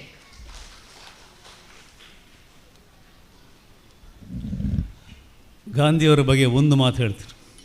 ಗಾಂಧಿಯವರಿಗೆ ತತ್ವಜ್ಞಾನದ ನಿರ್ದೇಶಕರು ಆಗ ಡಾಕ್ಟರ್ ರಾಧಾಕೃಷ್ಣನ್ ಆಗಿದ್ದರು. ಒಂದು ಸಲ ಗಾಂಧಿಯವ್ರನ್ನ ಕರೆದ್ರಂತೆ, ನಾವು ದನದ ಹಾಲು ಕುಡಿತೇವೆ, ತಪ್ಪಲ್ಲ ಅದು ಒಂದೇದಾಗ ಅದು ಕರುವಿಗಾಗಿ ಆಗುವಂಥದ್ದು, ಎರಡನೇ ಅದು ನಾನ್ ವೆಜ್ ಅಲ್ಲ, ರಕ್ತ ಮಾಂಸಗಳಿಗೆ ದನದಿಂದ ಬರುವುದಲ್ವ. ಆಗ ರಾಧಾಕೃಷ್ಣ ಹೇಳಿದೆ, ನೀವು ಹೇಳಿದ್ದು ಬಾಪುನೇ ಹೇಳಿದ್ದು 100ಕ್ಕೆ 100 ಸರಿ. ಆದರೆ ಆ ರೀತಿ ಆದರೆ ನಾವೆಲ್ಲ ನರಮಾಂಸ ಭಕ್ಷಕರಲ್ವೇ, ತಾಯಿಯ ಹಾಲನ್ನು ಕುಡಿತೇವಲ್ವಾ? ಸರಿ, ನೀನು ಹೇಳು ಸರಿ, ಆದರೆ ನೀನು ದನದ ಹಾಲು ಕುಡಿ, ನಾನು ಆಡಿನ ಹಾಲು ಕುಡಿಯೋದನ್ನು ಮುಂದುವರಿಸ್ತೇನೆ ಅಂತ ಹೇಳಿಕೊಟ್ಟರು. ಮುಂದೆ ಈಗ ಅತ್ಯಂತ ಪ್ರಾಮುಖ್ಯವಾದ ಒಂದು ಕಾರ್ಯಕ್ರಮ ಬಂದಿದೆ, ಸಾಧಕರಿಗೆ ಸನ್ಮಾನ. ಇದರ ನಿರೂಪಣೆಯನ್ನು ದಾಮೋದರ ದೊಂಡೇಲೆ ಮತ್ತು ಗೌತಮ್ ಶೆಟ್ಟಿ ಮಾಡಲಿಕ್ಕಿದ್ದಾರೆ. ಸಸ್ಯ ಜಾತ್ರೆಯಲ್ಲಿ ಇಂದು ಗುರುತಿಸಲ್ಪಡುವಂತಹ ಕೃಷಿ ಸಾಧಕರು ಯಾರ್ಯಾರು ಅನ್ನುವಂತಹದನ್ನು ಮೊದಲು ತಿಳಿಸ್ತೇವೆ. ಕಡಮಜಲು ಸುಭಾಷ್ ರೈ ವೈಜ್ಞಾನಿಕ ಕೃಷಿ, ಮೋನಪ್ಪ ಕರ್ಕೆರ ಸಮಗ್ರ ಕೃಷಿ, ವಾಸು ಪೂಜಾರಿ ಗುಂಡ್ಯಡ್ಕ ಸಮಗ್ರ ಕೃಷಿ, ಡಾಕ್ಟರ್ ರವೀಂದ್ರನಾಥ್ ಐತಾಲ್, ಬೆಳ್ಳಿಪಾಡಿ ಕೈಪ ಕೇಶವ ಭಂಡಾರಿ, ದಿವ್ಯನಾಥ ಶೆಟ್ಟಿ ಕಾವು ಹೈನುಗಾರಿಕೆ, ಭರತ್ರಾಜ್ ಸೊರಕೆ ಜೇನು ಕೃಷಿ, ಸತೀಶ್ ಗೌಡ ಬಲ್ನಾಡು ತರಕಾರಿ ಕೃಷಿ, ಮನಮೋಹನ್ ಆರಂಭ್ಯ ಬೆಟ್ಟಂಪಾಡಿ ಜೇನು ಕೃಷಿ, ಹರಿಕೃಷ್ಣ ಕಾಮತ್ ಸಾವಯವ ಕೃಷಿ, ರಾಧಾಕೃಷ್ಣ ಇಟ್ಟಿಗುಂಡಿ ನಿತ್ಯ ಫುಡ್ ಪ್ರಾಡಕ್ಟ್ಸ್, ಅಣ್ಣು ಪೂಜಾರಿ ಸರ್ವೆ ತೋಟಗಾರಿಕೆ, ಮಂಜುನಾಥ್ ಭಟ್ ಪೆರಿಯಡ್ಕ ಮನೆ ಉಪ್ಪಿನಂಗಡಿ ಗ್ರಾಮ ಸಾವಯವ ಕೃಷಿ, ಗಣಪತಿ ಭಟ್ ಎಕ್ಕಡ್ಕ ಮನೆ ಕೊಳುತಿಗೆ ಸಾವಯವ ಕೃಷಿ, ಐರಿನ್ ಲೋಬು ಆದರ್ಶ ನಗರ ಉಪ್ಪಿನಂಗಡಿ ಸಾವಯವ ಕೃಷಿ, ಜಿನ್ನಪ್ಪಗೌಡ ಕಲ್ಲಾಜ ಮನೆ ಬೆಳ್ಳಿಪಾಡಿ ಗ್ರಾಮ ಸಮಗ್ರ ಕೃಷಿ, ವಿವೇಕಾಳುವ ನಡುಮನೆ ಪುಂಚಪ್ಪಾಡಿ ಗ್ರಾಮ ತೋಟಗಾರಿಕೆ, ವಿಕ್ಟರ್ ಮಾರ್ಟಿಸ್ ಹಳ್ಳಿಂಗೇರಿ ಮನೆ ಕುಟ್ರುಪಾಡಿ ಸಮಗ್ರ ಕೃಷಿ, ವಿಶ್ವನಾಥ್ ಶೆಟ್ಟಿ ಪರ್ಲಂಪಾಡಿ ಕೊಳ್ತಿಗೆ ಗ್ರಾಮ ತೋಟಗಾರಿಕೆ, ಪಿ ನಾಗೇಶ್ ಸರ್ವೆ ಮುಂಡೂರು ಗ್ರಾಮ ಸಮಗ್ರ ಕೃಷಿ, ಚೇತನ್ ಎ ಅರಮನೆ ಮಜಲು ಸುಳ್ಯ, ಸುರೇಶ್ ಕೊಡಿಂಬಾಳ ಕಡಬ ಜೇನು ಕೃಷಿ, ಸುರೇಶ್ ರೈ ಬಾಳೆಹಿತ್ಲು ಮನೆ ಇರ್ದೆ ಗ್ರಾಮ ಜೇನು ಕೃಷಿ, ಲಕ್ಷ್ಮಣ ದೇವಾಡಿಗ ನಗಾರಿ ಮನೆ ಆಲಂಗಾರು ಗ್ರಾಮ ಹೈನುಗಾರಿಕೆ. ಜೊತೆಗೆ 3 ಜನ ಸಂಜೀವಿನಿಯ ಸದಸ್ಯರಿಗೂ ಕೂಡ ಸನ್ಮಾನ ನಡೆಯಲಿಕ್ಕಿದೆ. ಮೊದಲಿಗೆ ನಾವು ಕೆಲವರ ಇರುವಿಕೆ ಗೊತ್ತಾಗಿದೆ, ಇನ್ನು ಕೆಲವರು ಕಾರ್ಯಕ್ರಮ ಆರಂಭ ಆದ ನಂತರ ನಮ್ಮನ್ನು ಸೇರಿಕೊಂಡಿದ್ದಾರೆ. ಅದರಿಂದ ತಮ್ಮ ಇರುವಿಕೆ ನಮಗೆ ಇನ್ನೂ ಕೂಡ ಸ್ಪಷ್ಟ ಆಗಿಲ್ಲ. ಅದರಿಂದ ಮೊದಲನೇದಾಗಿ ಕಡಮಜಲು ಸುಭಾಷ್ ರೈ ವೈಜ್ಞಾನಿಕ ಕೃಷಿಯಲ್ಲಿ ಸಾಧನೆಯನ್ನು ಮಾಡಿದವರು, ಮೋನಪ್ಪ ಕರ್ಕೇರ ಸಮಗ್ರ ಕೃಷಿಯಲ್ಲಿ ಸಾಧನೆಯನ್ನು ಮಾಡಿದವರು, ಈಗಾಗಲೇ ನಮ್ಮನ್ನು ಸೇರಿಕೊಂಡವರು ವಾಸು ಪೂಜಾರಿ ಗುಂಡ್ಯಾಡ್ಕ ಸಮಗ್ರ ಕೃಷಿಯನ್ನು ಮಾಡಿದವರು. ಇವರಿಗೆ ವೇದಿಕೆಗೆ ಸ್ವಾಗತವನ್ನು ಕೋರ್ತಾ ಇದ್ದೇನೆ. ವಾಸು ಪೂಜಾರಿ ಗುಂಡ್ಯಾಡ್ಕ. ಡಾಕ್ಟರ್ ರವೀಂದ್ರನಾಥ ಐತಾಳ್ ಇವರು ನಮ್ಮ ಜೊತೆಗೆ ಇದ್ದರು, ಅಂದರೆ ಕೆಲ ಕಾರ್ಯಕ್ರಮಗಳಲ್ಲಿ ಈ ಬೆಳಗಿನ ಕಾರ್ಯಕ್ರಮದಲ್ಲಿ ಭಾಗಿಯಾಗಿದ್ದರು ರವೀಂದ್ರನಾಥ್ ಐತಾಳ್ ಅವರು. ಈಗ ವಾಸು ಪೂಜಾರಿ ಗುಂಡ್ಯಾಡ್ಕ ಅವರು ವೇದಿಕೆಗೆ ಬರ್ತಾ ಇದ್ದಾರೆ. ಬೆಳ್ಳಿಪಾಡಿ ಕೈಪ ಕೇಶವ ಭಂಡಾರಿ ಪ್ರೀತಿಯಿಂದ ಸ್ವಾಗತಿಸ್ತಾ ಇದ್ದೇವೆ. ಬೆಳ್ಳಿಪಾಡಿ ಕೈಪ ಕೇಶವ ಭಂಡಾರಿ ಅವರನ್ನು. ದಿವ್ಯನಾಥ ಶೆಟ್ಟಿ ಕಾವು ಹೈನುಗಾರಿಕೆಯಲ್ಲಿ ಸಾಧನೆಯನ್ನು ಮಾಡಿರುವಂತಹ ದಿವ್ಯನಾಥ ಶೆಟ್ಟಿ ಕಾವು ಇವರನ್ನು ಕೂಡ ಪ್ರೀತಿಯಿಂದ ಸ್ವಾಗತಿಸ್ತಾ ಇದ್ದೇವೆ. ಭರತ್ ರಾಜ್ ಸೊರಕೆ ಜೇನು ಕೃಷಿ ಇವರು ಕೂಡ ಬೆಳಗ್ಗಿನ ನಮ್ಮ ಕಾರ್ಯಕ್ರಮದಲ್ಲಿ ಭಾಗಿಯಾಗಿದ್ದರು. ಈಗ ಭರತ್ ಕೂಡ ಈ ಒಂದು ಕಾರ್ಯಕ್ರಮದಲ್ಲಿ ಭಾಗಿಯಾಗ್ತಾ ಇದ್ದಾರೆ, ಅವರಿಗೂ ಕೂಡ ಪ್ರೀತಿಪೂರ್ವಕ ಸ್ವಾಗತ. ಸತೀಶ್ ಗೌಡ ಬಲ್ನಾಡು ತರಕಾರಿ ಕೃಷಿ. ಸತೀಶ್ ಗೌಡ ಬಲ್ನಾಡು ತರಕಾರಿ ಕೃಷಿ. ಮನಮೋಹನ್ ಆರಂಭ್ಯ ಬೆಟ್ಟಂಪಾಡಿ ಜೇನು ಕೃಷಿ. ಮನಮೋಹನ್ ಆರಂಭ್ಯ ಬೆಟ್ಟಂಪಾಡಿ ಜೇನು ಕೃಷಿ.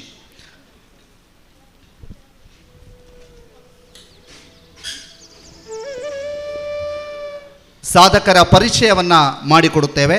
ವಾಸು ಪೂಜಾರಿ ಗುಂಡ್ಯಾಡ್ಕ ಸಮಗ್ರ ಕೃಷಿ ಕರಾವಳಿ ಗ್ರಾಮೀಣ ಭಾಗದ ಪ್ರಗತಿಪರ ಕೃಷಿಕರಲ್ಲಿ ಶ್ರೇಷ್ಠ ಸಾಧಕರಾಗಿ ಕಾಣಿಸುತ್ತಿರುವವರು ಪುತ್ತೂರು ತಾಲೂಕು ಅರಿಯಡ್ಕ ಗ್ರಾಮದ ಗುಂಡ್ಯಾಡ್ಕ ನಿವಾಸಿ ಶ್ರೀಯುತ ವಾಸು ಪೂಜಾರಿಯವರು. ಗುಂಡ್ಯಾಡ್ಕವೆಂಬ ಬೋಳು ಗುಡ್ಡವನ್ನು ಕಡಿದು ಕಠಿಣ ಸಾಧನೆಯ ಮೂಲಕ ಗಂಗೆಯನ್ನೊಲಿಸಿ ನಳನಳಿಸುವ ನಂದನ ವನವನ್ನು ನಿರ್ಮಿಸಿದ ಕೀರ್ತಿಪಾತ್ರರು. ತೆಂಗು, ಕಂಗು, ಬಾಳೆಯ ಜೊತೆಗೆ ಕರಿಮೆಣಸನ್ನು ಕೂಡ ಹುಲುಸಾಗಿ ಬೆಳೆಸಿ ಹೈನುಗಾರಿಕೆ ನಡೆಸಿ ಗುಂಡ್ಯಾಡ್ಕದ ಮಣ್ಣಿನಲ್ಲಿ ಚಿನ್ನದ ಬೆಳೆ ಬೆಳೆದ ವಾಸು ಪೂಜಾರಿಯವರು ಕೃಷಿಯ ಬಗೆಗೆ ಅಪಾರ ಜ್ಞಾನವಿರುವವರು ಹೌದು. ಕೃಷಿ ಕಾರ್ಯಗಳ ಜೊತೆಗೆ ಧಾರ್ಮಿಕ, ಕಲೆ, ಸಾಂಸ್ಕೃತಿಕ, ಸಾಮಾಜಿಕ ಕೆಲಸ ಕಾರ್ಯಗಳಿಗೂ ಕೈ ಜೋಡಿಸುವುದರಲ್ಲಿ ವಾಸು ಪೂಜಾರಿಯವರು ಸಕ್ರಿಯರು. ಗ್ರಾಮದ ಆಸುಪಾಸಿನ ದೇವಸ್ಥಾನ, ಭಜನಾ ಮಂದಿರ, ವಿದ್ಯಾಲಯಗಳಿಗೆ, ಸಂಘ ಸಂಸ್ಥೆಗಳಿಗೆ ಸದಾ ಆರ್ಥಿಕ ನೆರವು ನೀಡುತ್ತಿರುವ ತನ್ನ ಮನೆ ದೈವಗಳಿಗೆ ವ್ಯವಸ್ಥಿತವಾದ ದೈವಸ್ಥಾನ ನಿರ್ಮಿಸಿ ಕಾಲಕಾಲಕ್ಕೆ ಸೂಕ್ತ ಪರ್ವಗಳನ್ನು ಆಯೋಜಿಸುತ್ತಾ ಬಂದವರು ನಮ್ಮೆದುರಿರುವ ಸಾಧಕ ವಾಸು ಪೂಜಾರಿ ಗುಂಡ್ಯಾಡ್ಕ. ಸಾಧಕರ ಪಟ್ಟಿಯಲ್ಲಿ ಮುಂದಿನ ಸನ್ಮಾನವನ್ನು ಸ್ವೀಕಾರ ಮಾಡೋದಕ್ಕಿರುವಂಥವರು ಬೆಳ್ಳಿಪಾಡಿ ಕೈಪ ಕೇಶವ ಭಂಡಾರಿ ಅವರು. ಕಿರಿ ವಯಸ್ಸಿನಲ್ಲೇ ಕೃಷಿಯ ಜೊತೆಗೆ ಕಂಬಳದಲ್ಲೂ ಕೂಡ ತೊಡಗಿಸಿಕೊಂಡವರು. ಕೃಷಿ ಕ್ಷೇತ್ರದಲ್ಲಿ ಅಪಾರವಾದ ಅನುಭವವನ್ನು ಹೊಂದಿ ಭತ್ತ, ಅಡಿಕೆ, ತೆಂಗು, ಬಾಳೆ, ರಬ್ಬರ್, ಸಾವಯವ ಗೊಬ್ಬರವನ್ನು ಬಳಸಿ ಉತ್ತಮ ಗುಣಮಟ್ಟದ ಹೈಬ್ರಿಡ್ ತಳಿಗಳನ್ನು ಇವರು ಅಭಿವೃದ್ಧಿಪಡಿಸಿದ್ದಾರೆ. ಕಂಬಳ ಅಭಿಮಾನಿಯಾಗಿ, ಕೋಣಗಳ ಮಾಲೀಕನಾಗಿ ಕಂಬಳ ಕ್ಷೇತ್ರದಲ್ಲಿ ಅಪಾರ ಸಾಧನೆ ತೋರಿದ್ದಾರೆ. ಸತತ 18 ವರ್ಷಗಳಿಂದ ಕಂಬಳ ಕ್ರೀಡೆಯಲ್ಲಿ ತೊಡಗಿಸಿಕೊಂಡಿದ್ದು 2010-11ನೇ ಸಾಲಿನಲ್ಲಿ ಪುತ್ತೂರು ತಾಲೂಕಿನಲ್ಲಿ ಅತಿ ಹೆಚ್ಚು ಭತ್ತದ ಇಳುವರಿ ಪಡೆದು ತಾಲೂಕಿಗೆ ಪ್ರಥಮ ಗಣರಾಜ್ಯೋತ್ಸವದ ಸಂದರ್ಭ ಪ್ರಶಸ್ತಿಯನ್ನ ಪಡೆದಿರ್ತಾರೆ. 2016-17ನೇ ಸಾಲಿನಲ್ಲಿ ಸತತ 2ನೇ ಬಾರಿ ಪುತ್ತೂರು ತಾಲೂಕು ಮಟ್ಟದ ಕೃಷಿ ಪ್ರಶಸ್ತಿ, 2021-22ನೇ ಸಾಲಿನ ಜಿಲ್ಲಾ ಮಟ್ಟದ ಸಾಧಕ ರೈತ ಪ್ರಶಸ್ತಿಯನ್ನ ಪಡೆದಿದ್ದಾರೆ. ದಿವ್ಯನಾಥ್ ಶೆಟ್ಟಿ ಕಾವು ಹೈನುಗಾರಿಕೆ ವಿಭಾಗದಲ್ಲಿ ಸಾಧಕರಾಗಿ ನಮ್ಮ ಜೊತೆಗೆ ಇದ್ದಾರೆ. ಹೈನುಗಾರಿಕೆಯ ಜೊತೆಗೆ ಅಡಿಕೆ ಕೃಷಿ, ಹಾಳೆತಟ್ಟೆ ಘಟಕ ಸ್ಥಾಪಿಸಿ ಹೈನುಗಾರಿಕೆಗಾಗಿ ತನ್ನ ಜೀವನವನ್ನು ಮುಡಿಪಾಗಿಟ್ಟು ಯಶಸ್ವಿ ಜೊತೆಗೆ ಸಂತೃಪ್ತಿಯ ಜೀವನ ನಡೆಸುತ್ತಿರುವವರು ದಿವ್ಯನಾಥ ಶೆಟ್ಟಿ ಕಾವು. ಮಾಡ್ನೂರು ಗ್ರಾಮ ಕಾವು ನಿವಾಸಿಯಾಗಿದ್ದಾರೆ. ಉಪನ್ಯಾಸಕಿ ವೃತ್ತಿಯಲ್ಲಿದ್ದ ಪತ್ನಿಯು ವೃತ್ತಿಯನ್ನು ಬಿಟ್ಟು ಪತಿಯೊಂದಿಗೆ ಹೈನುಗಾರಿಕೆಗೆ ಸಾಥ್ ನೀಡುತ್ತಿದ್ದಾರೆ. ಪ್ರಸ್ತುತ ಅಡಕೆ ಹಾಳೆಯ ಹುಡಿಯಿಂದ ತಯಾರಿಸಿದ ಹಿಂಡಿಯನ್ನು ತನ್ನ ಹೈನುಗಳಿಗೆ ನೀಡುವುದರ ಜೊತೆಗೆ ಮಾರಾಟವನ್ನು ಮಾಡುತ್ತಿದ್ದಾರೆ. ಒಂದು ಹಸುವಿನಿಂದ ಹೈನುಗಾರಿಕೆ ಆರಂಭಿಸಿದ ಅವರು ಪ್ರಸ್ತುತ 25 ಹಸುಗಳನ್ನು ಹೊಂದಿದ್ದಾರೆ. ಈ ಹಸುಗಳಿಂದ ದಿನವಹಿ 100-150 ಲೀಟರ್ ಹಾಲನ್ನು ಡೈರಿಗೆ ಹಾಕುತ್ತಿದ್ದಾರೆ. ಗೋಬರ್ ಗ್ಯಾಸ್ ಪ್ಲಾಂಟ್ ನಿರ್ಮಿಸಿ ಅಡುಗೆ ಖರ್ಚಿಗೆ ಗ್ಯಾಸ್ ಬಳಕೆಯನ್ನು ಮಾಡುತ್ತಿದ್ದಾರೆ. ಹೆಚ್ಚುವರಿ ಸೆಗಣಿ ಗೊಬ್ಬರವನ್ನು ಸ್ಥಳೀಯರಿಗೆ ಮಾರಾಟ ಮಾಡುತ್ತಿದ್ದಾರೆ. ಇದನ್ನು ಕಂಡ ಅವರು ಎರೆಹುಳ ಘಟಕವನ್ನು ಸ್ಥಾಪಿಸಿ ಸಾವಯವ ಗೊಬ್ಬರವನ್ನು ತಯಾರಿಸುತ್ತಿದ್ದಾರೆ. ಹೈನುಗಾರಿಕೆ ಜೊತೆ ಆಡು ಸಾಕಣೆಯನ್ನು ಮಾಡುತ್ತಿದ್ದಾರೆ. 2020-21ನೇ ಸಾಲಿನಲ್ಲಿ ಅವರಿಗೆ ಉಡುಪಿ ದಕ್ಷಿಣ ಕನ್ನಡ ಉಭಯ ಜಿಲ್ಲೆಯ ಉತ್ತಮ ಹೈನುಗಾರಿಕೆ ಪ್ರಶಸ್ತಿಯು ಲಭಿಸಿದೆ. ಈಗ ನಮ್ಮ ಜೊತೆಗೆ ಇರುವವರು ದಿವ್ಯನಾಥ ಶೆಟ್ಟಿ, ಕಾವು ಹೈನುಗಾರಿಕೆಯ ಸಾಧಕ. ಪ್ರಶಸ್ತಿ ಪುರಸ್ಕೃತರ ಮುಂದಿನ ಸಾಲಿನಲ್ಲಿರುವಂಥವರು ಪತ್ರಿಕೋದ್ಯಮ ಜೊತೆಗೆ ಜೇನು ಕೃಷಿಯ ಸಾಧಕ ಭರತ್ ರಾಜ್ ಸೊರಕೆ. ಹೊಸದಿಗಂತ, ಉದಯವಾಣಿ, ವಿಜಯವಾಣಿ ಪತ್ರಿಕೆಗಳಲ್ಲಿ ವರದಿಗಾರನಾಗಿ, ಹಿರಿಯ ಉಪಸಂಪಾದಕನಾಗಿ ಕೆಲಸ ಮಾಡುವ ಜೊತೆಗೆ ಆಕಾಶವಾಣಿಯಲ್ಲಿ ತಾತ್ಕಾಲಿಕ ಕಾರ್ಯಕ್ರಮ ನಿರ್ಮಾಣ ಸಹಾಯಕನಾಗಿ ಕೆಲಸ ಮಾಡಿದಂತಹ 12 ವರ್ಷಗಳ ಅನುಭವವನ್ನು ಕೂಡ ಹೊಂದಿದ್ದಾರೆ. ಪ್ರಸ್ತುತ ಪೂರ್ಣ ಪ್ರಮಾಣದ ಜೇನು ಕೃಷಿಯತ್ತ ಜೀವನದ ಹಾದಿಯನ್ನು ಸಾಗಿಸ್ತಾ ಇರುವಂತಹ ಇವರು ಜೇನು ಕೃಷಿಯನ್ನು ಕೃಷಿಕೋದ್ಯಮ ಮಾಡಲು ಪ್ರಯತ್ನವನ್ನು ಮಾಡ್ತಿದ್ದಾರೆ. ಆ ನೆಲೆಯಲ್ಲಿ ಪ್ರಯತ್ನ ಮುಂದುವರಿತಾ ಇದೆ. ಜೇನು ಉಪ ಉತ್ಪನ್ನಗಳ ತಯಾರಿ ಮತ್ತು ಮಾರುಕಟ್ಟೆಯಲ್ಲಿ ತೊಡಗಿರುವಂತಹ ಇವರು ಜೇನಿಗೆ ಮಾರುಕಟ್ಟೆ ಹೆಚ್ಚು ಮಾಡಲು ಜೇನು ಸ್ಮರಣಿಕೆ, ಜೇನು ಬುಟ್ಟಿ, ಸವಿ ಉಡುಗೊರೆಯಾಗಿ ನೀಡುವಂತಹ ವಿಭಿನ್ನ ಪ್ರಯತ್ನದಲ್ಲಿದ್ದಾರೆ. ಇಂತಹ ಯುವ ಉದ್ಯಮಶೀಲ ಕೃಷಿಕನಿಗೆ ಈಗ ಕೃಷಿ ಸಾಧನೆಯ ಸಾಧಕನಿಗೆ ಪ್ರಶಸ್ತಿ. ಮತ್ತೊಬ್ಬರು ಜೇನು ಕೃಷಿಯಲ್ಲಿಯೇ ಬಹುದೊಡ್ಡ ಸಾಧನೆಯನ್ನು ಮಾಡಿರುವವರು ಮನಮೋಹನ ಅರಂಬ್ಯ ಬೆಟ್ಟಂಪಾಡಿ. ಜೇನು ಕೃಷಿ ಕ್ಷೇತ್ರಕ್ಕೆ ಅವರ ವಿಶೇಷ ಕೊಡುಗೆ ಇದೆ. ಆಸಕ್ತ ಜೇನು ಕೃಷಿಕರಿಗೆ ಕಡಿಮೆ ದರದಲ್ಲಿ ಜೇನು ಕುಟುಂಬಗಳ ಮಾರಾಟ ಮತ್ತು ಉಚಿತ ಸಲಹೆ ಮತ್ತು ಸೇವೆ. ಪ್ರತಿ ವರ್ಷವೂ ಜೇನು ಕೃಷಿಯ ತರಬೇತಿಯಲ್ಲಿ ಸುಮಾರು 20 ತಂಡಗಳಿಗೆ ಪ್ರಾತ್ಯಕ್ಷಿಕ ತರಬೇತಿಯ ಮೂಲಕ ಸಂಪೂರ್ಣ ಮಾಹಿತಿಯನ್ನು ನೀಡುವಿಕೆ. ತಳಿ ಸುಧಾರಣೆಗೆ ಅತ್ಯುತ್ತಮ ರಾಣಿಯನ್ನು ಪಡೆಯುವಲ್ಲಿ ಗ್ರಾಫ್ಟಿಂಗ್ ಮೂಲಕ ತಳಿ ಸುಧಾರಣೆ, ವಿಶೇಷವಾಗಿ ಮೊಜಂಟಿ ಜೇನು ಸಾಕಾಣಿಕೆ ಮತ್ತು ತರಬೇತಿ ನೀಡುವಿಕೆ. ಬೆಂಗಳೂರಿನ ವಿಶ್ವೇಶ್ವರಯ್ಯ ಕೈಗಾರಿಕಾ ಮತ್ತು ತಾಂತ್ರಿಕ ಮ್ಯೂಸಿಯಂನಲ್ಲಿ ನಡೆದಿರುವ ಇನೋವೇಷನ್ ಫೆಸ್ಟಿವಲ್ ನಡೆದಂತಹ ಕಾರ್ಯಕ್ರಮದಲ್ಲಿ ವೈಜ್ಞಾನಿಕ ಜೇನು ಕೃಷಿ ಸಾಕಾಣಿಕೆಯ ಮಾಹಿತಿ. ಧರ್ಮಸ್ಥಳದಲ್ಲಿ ನಡೆದಿರುವ ರಾಜ್ಯ ಮಟ್ಟದ ವಸ್ತು ಪ್ರದರ್ಶನದಲ್ಲಿ ಜೇನು ಕೃಷಿ ಸಲಕರಣೆಗಳ ಪ್ರದರ್ಶನ ಮತ್ತು ಮಾಹಿತಿ. ಒಂದು ಪೆಟ್ಟಿಗೆಯಿಂದ ವಾರ್ಷಿಕ ಗರಿಷ್ಠ 48.6 kg ಜೇನು ಉತ್ಪಾದನೆ ಮಾಡಿದ ಸಾಧನೆ ಇವರದ್ದಾಗಿದೆ. 1600 ಪೆಟ್ಟಿಗೆ ಜೇನು ನೊಣಗಳಿಂದ ಅಂದಾಜು 15,000 ಹೆಕ್ಟೇರ್ ಭೂಪ್ರದೇಶದಲ್ಲಿ ಪರಾಗ ಸ್ಪರ್ಶವಾಗಿ ತೋಟಗಾರಿಕಾ ಬೆಳೆಗಳ ಉತ್ಪಾದನೆಯಲ್ಲಿ 30% ಹೆಚ್ಚಳವಾಗುತ್ತದೆ ಎಂಬುದು ಇವರ ಅನುಭವದ ಮಾತು. ಈಗ ನಮ್ಮೆದುರು ಇರುವವರು ಜೇನು ಕೃಷಿಯ ಮಹಾನ್ ಸಾಧಕ ಮನಮೋಹನ ಆರಂಭ್ಯ. ಈಗ 5 ಸಾಧಕರಿಗೂ ಕೂಡ ಸನ್ಮಾನ ಕಾರ್ಯಕ್ರಮ.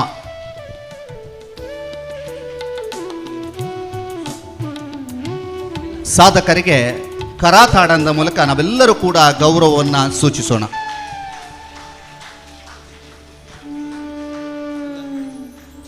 ಎಲ್ಲ ಅತಿಥಿಗಳು ಒಟ್ಟಾಗಿ ಈ 5 ಸಾಧಕರನ್ನು ಅಭಿನಂದಿಸಬೇಕು. ಎಲ್ಲ ಅತಿಥಿ ಗಣ್ಯರು ಒಟ್ಟಾಗಿ.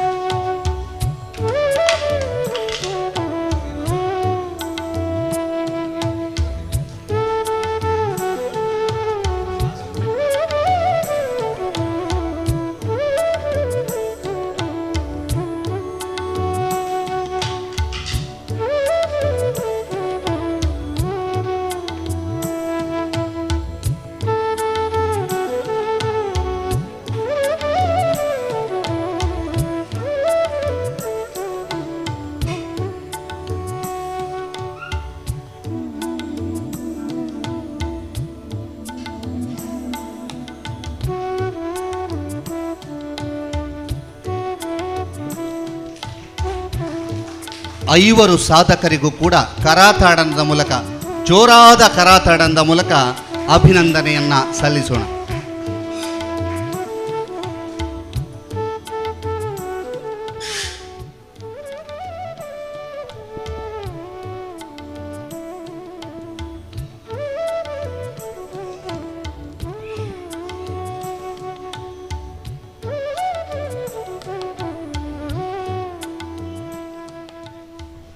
ಮುಂದೆ ಧನ್ಯವಾದಗಳು. ಮುಂದೆ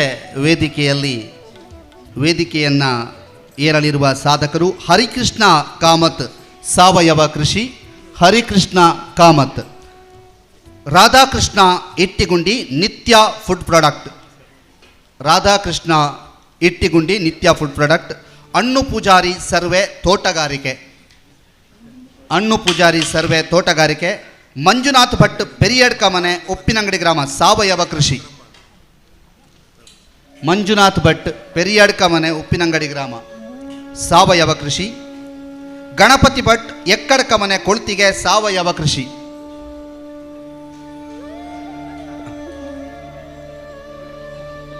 ಸತೀಶ್ ಗೌಡ ಬಲ್ನಾಡು ತರಕಾರಿ ಕೃಷಿ.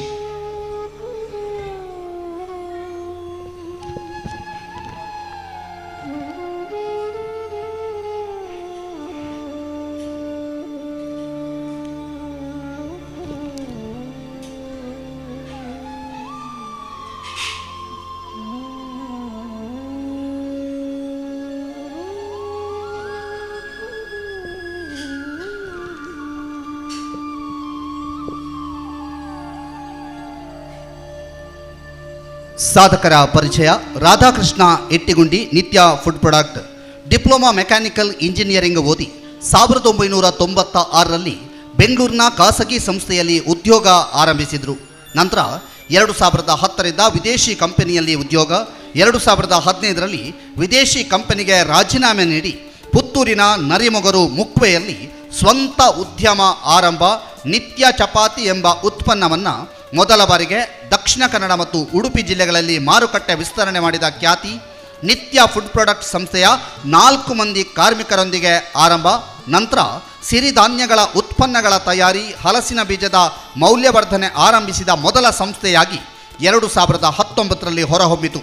DFRL ಮೈಸೂರು, CFTRI, IIHR ಆಹಾರ ಸಂಸ್ಕರಣಾ ಸಂಸ್ಥೆಗಳಿಂದ ತಂತ್ರಜ್ಞಾನ ವರ್ಗಾವಣೆ ಮಾಡಿಕೊಂಡು ಉತ್ತಮವಾದ ಆಹಾರ ಪದಾರ್ಥಗಳನ್ನು ಸಮಾಜಕ್ಕೆ ನೀಡುವ ಗುರಿಯೊಂದಿಗೆ ಪ್ರಸ್ತುತ 35 ಮಂದಿ ಸ್ಥಳೀಯರಿಗೆ ಉದ್ಯೋಗದ ಅವಕಾಶ ನೀಡುವ ಸಂಸ್ಥೆಯಾಗಿ ಮಾರ್ಪಾಟಾಗಿದೆ. 2019ರಲ್ಲಿ IIHR ಸಂಸ್ಥೆಯಿಂದ ಅಣಬೆ ಬೇಸಾಯದ ಬಗ್ಗೆ ತರಬೇತಿ ಪಡೆಕೊಂಡು ಅಣಬೆ ಬೇಸಾಯದ ಬಗ್ಗೆ ತರಬೇತಿ ಮತ್ತು ಕಾರ್ಯಾಗಾರ, ಅದಲ್ಲದೆ ಅಣಬೆಯ ಬೇರೆ ಬೇರೆ ಉತ್ಪನ್ನಗಳನ್ನು ತಯಾರಿಸಿ ಮಾರುಕಟ್ಟೆಗೆ ಪರಿಚಯಿಸುತ್ತಿದ್ದಾರೆ. 10 ಹಲವು ಸಂಸ್ಥೆಗಳಿಂದ ಪ್ರಶಸ್ತಿ ಸನ್ಮಾನಗಳಿಗೆ ಭಾಜನರಾಗಿದ್ದಾರೆ. ಇವರೇ ನಮ್ಮ ನಡುವಿರುವಂತಹ ಮಹಾನ್ ಸಾಧಕ ರಾಧಾಕೃಷ್ಣ ಎಟ್ಟಿಗುಂಡಿ. ಮುಂದಿನ ಸಾಲಿನಲ್ಲಿರುವಂಥವರು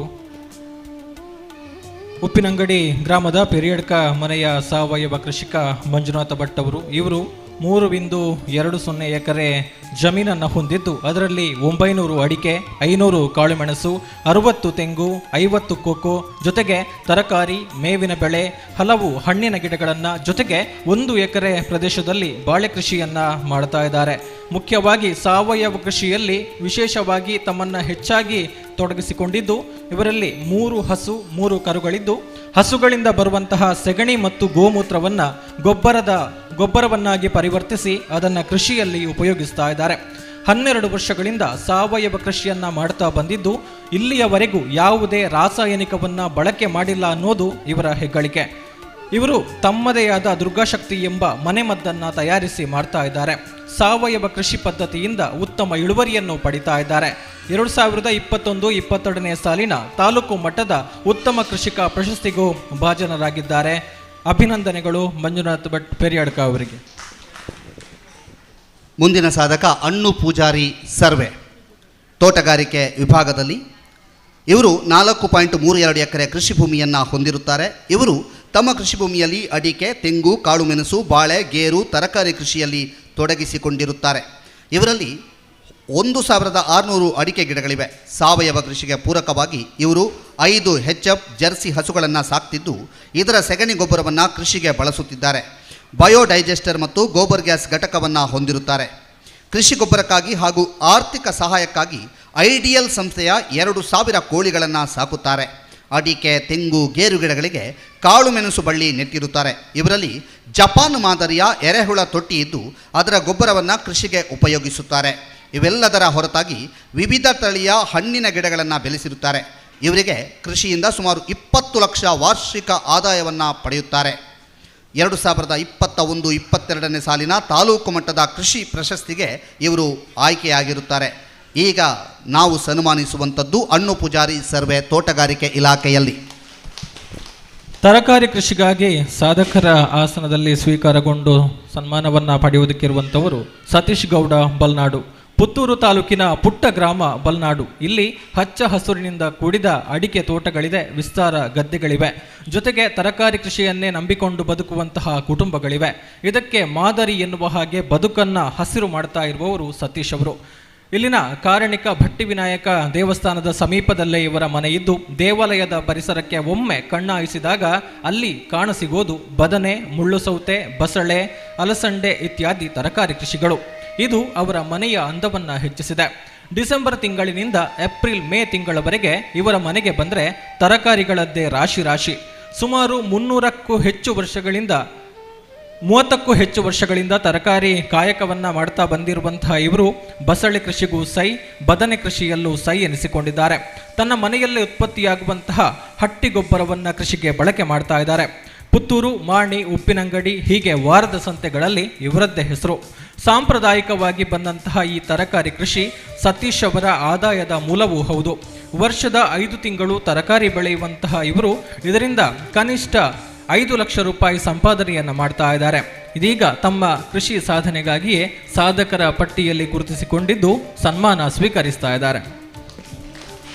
ಮುಂದಿನ ಸಾಧಕ ಗಣಪತಿ ಭಟ್ ಎಕ್ಕಡ್ಕಮನೆ ಕೊಳ್ತಿಗೆ. ಇವರು ಒಟ್ಟು 11 ಎಕರೆ ಕೃಷಿ ಭೂಮಿ ಹೊಂದಿದ್ದು ಅಡಿಕೆ, ತೆಂಗು, ಜಾಯಿಕಾಯಿ, ಕೊಕ್ಕೋ, ಕಾಳುಮೆಣಸು, ತರಕಾರಿ, ವೀಳ್ಯ, ವಿವಿಧ ಬಗೆಯ ಹಣ್ಣುಗಳನ್ನು ಬೆಳೆಯುತ್ತಿದ್ದಾರೆ. ಇವರು 18 ವರ್ಷದ ಹಿಂದೆ ಜಲ ಮರುಪೂರಣ ಘಟಕ ನಿರ್ಮಿಸಿದ್ದು ನೀರಿನ ಮಟ್ಟ ಹೆಚ್ಚಿಸಲು ಇದು ಪೂರಕವಾಗಿದೆ. 2 ವರ್ಷದ ಹಿಂದೆ 18 ಲಕ್ಷ ಲೀಟರ್ ಪ್ರಮಾಣದ 90, 70, 10 ಫೀಟ್ ಅಳತೆಯ ಕೆರೆ ನಿರ್ಮಿಸಿ ಕೃಷಿಗೆ ನೀರಿನ ಬಳಕೆಗೆ ಸಹಕಾರಿಯಾಗಿದೆ. 9 ದೇಶೀಯ ತಳಿಯ ಹಸುಗಳನ್ನು ಸಾಕ್ತಾ ಇದ್ದು ಸಂಪೂರ್ಣವಾಗಿ ಸಾವಯವ ಕೃಷಿಯಲ್ಲಿ ತೊಡಗಿದ್ದಾರೆ. ಇದಕ್ಕೆ ಫಲದ ಸಾವಯವ ಸರ್ಟಿಫಿಕೇಟ್ ದೊರಕುತ್ತಿದೆ. ಇವರು ಸ್ವತಃ ಅಡಿಕೆ ಬೇರ್ಪಡಿಸುವ ಯಂತ್ರ, ಕ್ರೇನ್, ಗ್ರೇಡರ್ಗಳ ರಚನೆಯನ್ನು ಮಾಡಿರುತ್ತಾರೆ. ಇದರೊಂದಿಗೆ ಕೃಷಿ ಉಪಕರಣಗಳಾದ ಚಾಫ್ ಕಟ್ಟರ್, ಸ್ಪ್ರೇಯರ್, ವೀಡರ್, ಡ್ರೈಯರನ್ನು ಹೊಂದಿದ್ದಾರೆ.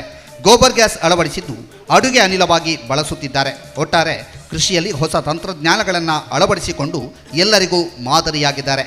ವಾರ್ಷಿಕವಾಗಿ ಕೃಷಿಯಲ್ಲಿ 13 ಲಕ್ಷ ಆದಾಯ ಪಡೆಯುತ್ತಾರೆ. ಸಾವಯವ ಕೃಷಿ ಘಟಕದಡಿ 2020-21ನೇ ಸಾಲಿನ ಜಿಲ್ಲಾ ಮಟ್ಟದ ಪ್ರಶಸ್ತಿಗೆ ಭಾಜನರಾಗಿದ್ದಾರೆ. ನಮ್ಮ ಮುಂದಿರುವ ಸಾಧಕ ಗಣಪತಿ ಭಟ್ ಎಕ್ಕಡ್ಕಮನೆ ಕೊಳ್ತಿಗೆ. ಈ 5 ಸಾಧಕರಿಗೂ ಕೂಡ ವಿಶೇಷವಾದಂಥ ಅಭಿನಂದನೆಯನ್ನು ಸಲ್ಲಿಸುತ್ತಾ ವೇದಿಕೆಯಲ್ಲಿರುವಂಥ ಎಲ್ಲ ಗಣ್ಯರು ಸೇರಿಕೊಂಡು ಈ 5 ಸಾಧಕರನ್ನು ಕೂಡ ಸನ್ಮಾನಿಸಬೇಕಾಗಿ ವಿನಂತಿಸುತ್ತೇವೆ. ಪ್ರೇಕ್ಷಕರು ಜೋರಾದ ಕರತಾಡನದ ಮೂಲಕ ಸಾಧಕರನ್ನ ಅಭಿನಂದಿಸಬೇಕು.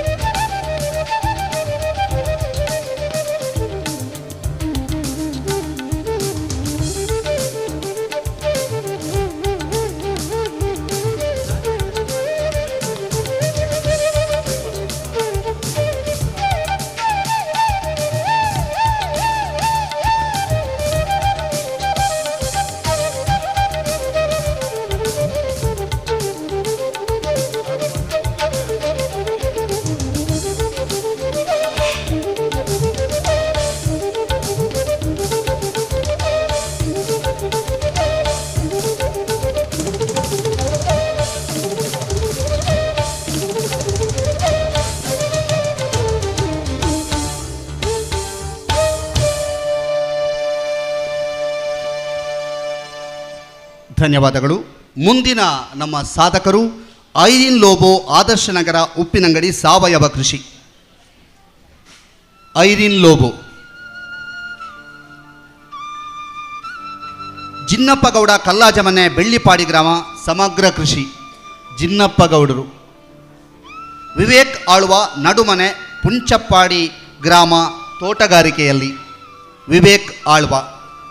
ವಿಕ್ಟರ್ ಮಾರ್ಟಿಸ್, ಹಳ್ಳಂಗೇರಿ ಮನೆ, ಕುಟ್ರುಪಾಡಿ, ಸಮಗ್ರ ಕೃಷಿ. ವಿಶ್ವನಾಥ ಶೆಟ್ಟಿ, ಪೆರ್ಲಂಪಾಡಿ, ಕೊಳ್ತಿಗೆ ಗ್ರಾಮ. ವಿಶ್ವನಾಥ ಶೆಟ್ಟಿ, ಪೆರ್ಲಂಪಾಡಿ, ಕೊಳ್ತಿಗೆ ಗ್ರಾಮ.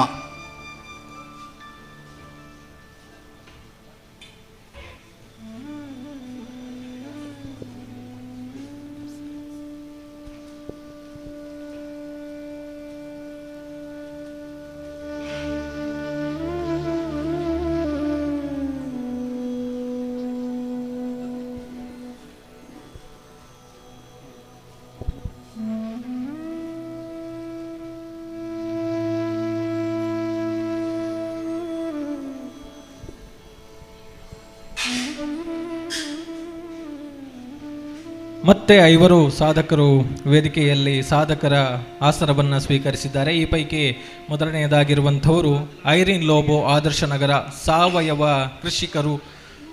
ಒಟ್ಟು 16 ಎಕರೆ ಕೃಷಿ ಭೂಮಿಯನ್ನು ಹೊಂದಿರುವಂತಹ ಇವರು 35 ದೇಶಿ ತಳಿಯ ಹಸುಗಳಾದ ಮಲೆನಾಡು ಗಿಡ್ಡ, ಕಪಿಲ, ಕಬರಿ, ವೆಚ್ಚೂರುಗಳನ್ನು ಸಾಕ್ತಾ ಇದ್ದಾರೆ.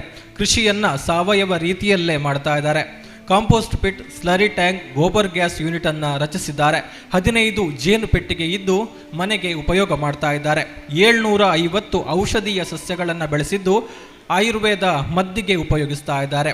ನೀರಿನ ಅಭಾವವನ್ನು ತಪ್ಪಿಸಲು 4 ಚೆಕ್ ಡ್ಯಾಮ್ ಅನ್ನು ನಿರ್ಮಿಸಿದ್ದಾರೆ. ಅಡಿಕೆ ಬೆಳೆಯು ಉತ್ತಮ ರೀತಿಯಲ್ಲಿ ಫಸಲು ಕೊಡ್ತಾ ಇದೆ. ತೆಂಗು, ಕಾಳುಮೆಣಸು, ಕೊಕ್ಕೋ, ಬಾಳೆಯನ್ನು ಸಾವಯವಾಗಿ ಬೆಳೀತಾ ಇದ್ದಾರೆ. ತೋಟಗಾರಿಕಾ ಬೆಳೆಗಳಿಂದ ಉತ್ತಮ ಆದಾಯವನ್ನು ಪಡಿತಾ ಇದ್ದಾರೆ. ಸಾವಯವ ಕೃಷಿ ಘಟಕದಡಿ ತಾಲೂಕು ಮಟ್ಟದ ಪ್ರಶಸ್ತಿಗೆ ಇವರ ಕೃಷಿ ಪರಿಗಣಿಸಲ್ಪಟ್ಟಿದೆ. ಅಭಿನಂದನೆಗಳು. ಜೊತೆಗೆ ಒಂದು ಚಪ್ಪಾಳೆಯ ಮೂಲಕ ಇವರ ಸಾಧನೆಗೆ ಅಭಿನಂದನೆಗಳು. ವಿವೇಕ್ ಆಳ್ವ ನಡುಮನೆ, ಪುಂಚಪಾಡಿ ಗ್ರಾಮ. ಇವರು 11 ಎಕರೆ ಕೃಷಿ ಭೂಮಿ ಹೊಂದಿದ್ದು ಅಡಿಕೆ, ತೆಂಗು, ಕಾಳುಮೆಣಸು, ಕೊಕ್ಕೋ, ಬಾಳೆ, ತರಕಾರಿ, ವಿವಿಧ ಬಗೆಯ ಹಣ್ಣಿನ ಗಿಡಗಳನ್ನು ಬೆಳೆಯುತ್ತಿದ್ದಾರೆ ಹಾಗೂ ಭತ್ತದ ಬೇಸಾಯವನ್ನು ಮಾಡುತ್ತಿದ್ದಾರೆ. ಖಾಲಿ ಇರುವ ಜಾಗದಲ್ಲಿ ಅಕೇಶಿಯ ಮರವನ್ನು ನೆಟ್ಟಿರುತ್ತಾರೆ. ಇವರು ನರ್ಸರಿಯನ್ನು ಮಾಡುತ್ತಿದ್ದಾರೆ. ಇವರು 2 ಹಸುಗಳನ್ನು ಸಾಕಿದ್ದಾರೆ. 15 ಕ್ವಿಂಟಾಲ್ ಅಡಿಕೆ, 2 ಕ್ವಿಂಟಾಲ್ ಕಾಳುಮೆಣಸು ಇಳುವರಿ ಪಡಿತಾ ಇದ್ದಾರೆ ಹಾಗೂ 700 ರಬ್ಬರ್ ಗಿಡಗಳನ್ನು ಹೊಂದಿರುತ್ತಾರೆ. 2020-21ನೇ ಸಾಲಿನ ಉತ್ತಮ ಕೃಷಿಕ ಪ್ರಶಸ್ತಿಗೆ ಇವರನ್ನು ಪರಿಗಣಿಸಲಾಗಿದೆ. ವಿವೇಕ್ ಆಳ್ವ ನಡುಮಣೆ, ಪುಂಚಪಾಡಿ ಗ್ರಾಮ, ನಿಮಗೆ ಅಭಿನಂದನೆ. ಮುಂದಿನ ಕೃಷಿ ಸಾಧಕ ಸಮಗ್ರ ಕೃಷಿಗಾಗಿ ವಿಕ್ಟರ್ ಮಾರ್ಟಿಸ್, ಹಳ್ಳಂಗೇರಿ ಮನೆ, ಕುಟ್ರುಪಾಡಿ. ಇವರು ಉತ್ತಮ ಒಂದು ಭತ್ತದ ಕೃಷಿಕರು. 1.25 ಎಕರೆಯಲ್ಲಿ MO4 ತಳಿಯ ಭತ್ತದ ಬೇಸಾಯವನ್ನು ಮಾಡಿದ್ದು ವರ್ಷಕ್ಕೆ ಸರಾಸರಿ 20 ಕ್ವಿಂಟಾಲ್ ಇಳುವರಿಯನ್ನು ಪಡಿತಾ ಇದ್ದಾರೆ. ಜೊತೆಗೆ ಹಂದಿ ಸಾಕಾಣಿಕೆ ಕೂಡ ನಡೆದುಕೊಂಡು ಬಂದಿದೆ. 3 ಹಸುಗಳನ್ನು ಸಾಕ್ತಾ ಇದ್ದು ದಿನಕ್ಕೆ 10 ಲೀಟರ್ ಹಾಲನ್ನು ಡೈರಿಗೆ ಕೊಡ್ತಾ ಇದ್ದಾರೆ. ಜೊತೆಗೆ ಅಡಿಕೆ, ಬಾಳೆ, ತೆಂಗು, ವೀಳ್ಯದೆಲೆಯನ್ನು ಬೆಳೀತಾ ಇದ್ದು ವೈಜ್ಞಾನಿಕ ರೀತಿಯಲ್ಲಿ ಕೃಷಿ ಮಾಡುವಂತಹ ಹಂಬಲ ಇವರದ್ದು. 15 ಜೇನು ಪೆಟ್ಟಿಗೆಯಿಂದ ಮನೆ ಉಪಯೋಗಕ್ಕೆ ಜೇನನ್ನು ಸಂಗ್ರಹಣೆ ಮಾಡ್ತಾ ಇದ್ದಾರೆ. ಸಮಗ್ರ ಕೃಷಿ ಘಟಕದಡಿ 20-21ನೇ ಸಾಲಿನ ತಾಲೂಕು ಮಟ್ಟದ ಪ್ರಶಸ್ತಿಗೆ ಇವರನ್ನು ಪರಿಗಣನೆ ಮಾಡಲಾಗಿದೆ. ಅಭಿನಂದನೆಗಳು. ವಿಕ್ಟರ್ ಮಾರ್ಟಿಸ್, ಹಳ್ಳಂಗೇರಿ. ಮುಂದಿನ ಸಾಧಕ ಜಿನ್ನಪ್ಪಗೌಡ, ಕಲ್ಲಾಜಮನೆ, ಬೆಳ್ಳಿಪಾಡಿ ಗ್ರಾಮ, ಸಮಗ್ರ ಕೃಷಿಯಲ್ಲಿ. ಇವರು 2.90 ಎಕರೆ ಜಮೀನು ಹೊಂದಿದ್ದು ಅದರಲ್ಲಿ 1 ಎಕರೆ ಭತ್ತದ ಕೃಷಿಯನ್ನು, 1000 ಅಡಿಕೆ, 600 ಕಾಳುಮೆಣಸು, ತೆಂಗು 50, ಕೋಕೋ 50, ವೀಳ್ಯದ ಎಲೆ, ತರಕಾರಿ, ಮೇವಿನ ಬೆಳೆ, ಬಾಳೆ 1 ಎಕರೆಯಲ್ಲಿ ಬೆಳೀತಾ ಇದ್ದು ಇವರು ಸಮಗ್ರ ಕೃಷಿಯಲ್ಲಿ ವಿಶೇಷವಾಗಿ ತಮ್ಮನ್ನು ಹೆಚ್ಚಾಗಿ ತೊಡಗಿಸಿಕೊಂಡಿರುತ್ತಾರೆ. ಇವರು ಮುಖ್ಯವಾಗಿ ನಾಟಿ ಕೋಳಿ, ಫಾರ್ಮ್ ಕೋಳಿ ಸಾಕಾಣಿಕೆಯನ್ನು ಮಾಡ್ತಾ ಇದ್ದು ಹೆಚ್ಚಿನ ಲಾಭವನ್ನು ಪಡಿತಾ ಇದ್ದಾರೆ.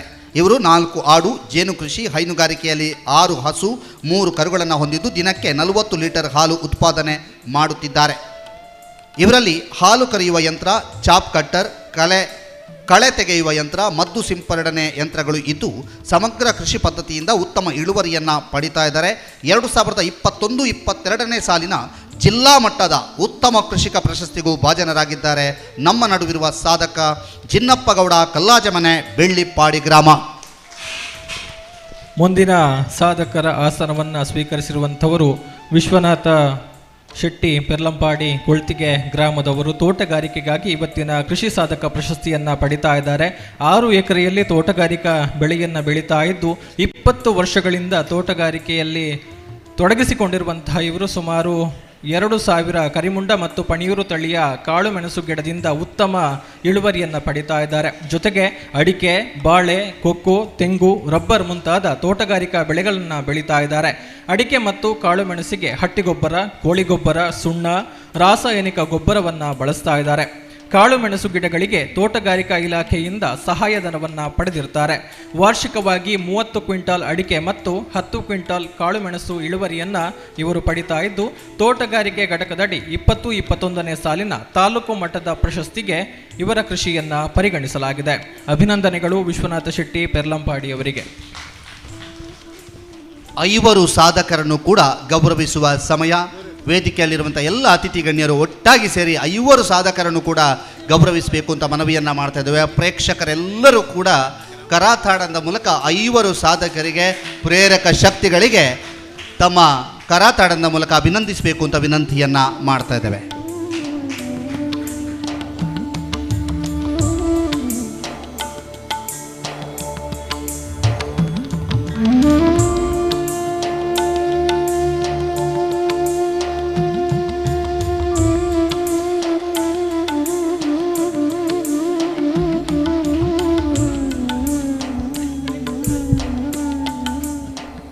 ನಮ್ಮೊಂದಿಗೆ ಮಹತೋಬಾರ ಶ್ರೀ ಮಹಾಲಿಂಗೇಶ್ವರ ದೇವಸ್ಥಾನದ ಆಡಳಿತ ಮುಕ್ತೇಶ್ವರರು, ಸಮಾಜ ಸೇವಕರು, ಜ್ಯುವೆಲ್ಲರ್ಸ್ ಆಗಿರುವಂಥ ಮುಳಿಯ ಯೇಶು ಭಟ್ ಇದ್ದಾರೆ. ನಿಮಗೆ ಸ್ವಾಗತವನ್ನು ಬಯಸ್ತಾ ಇದ್ದೀನಿ.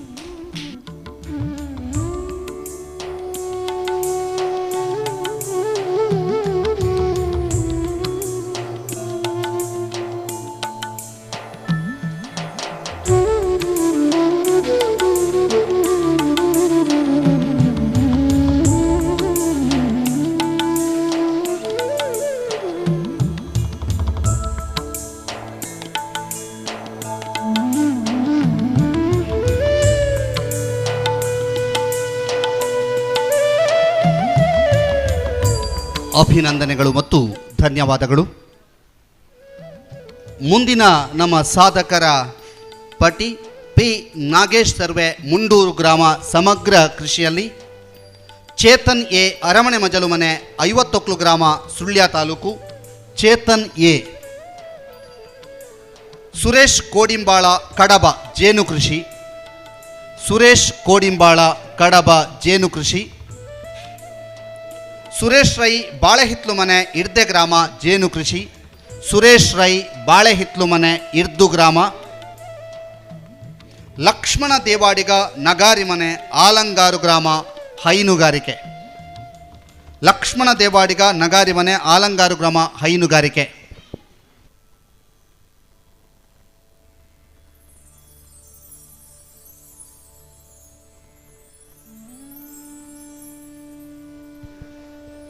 ಲಕ್ಷ್ಮಣ ದೇವಾಡಿಗ, ನಗಾರಿ ಮನೆ.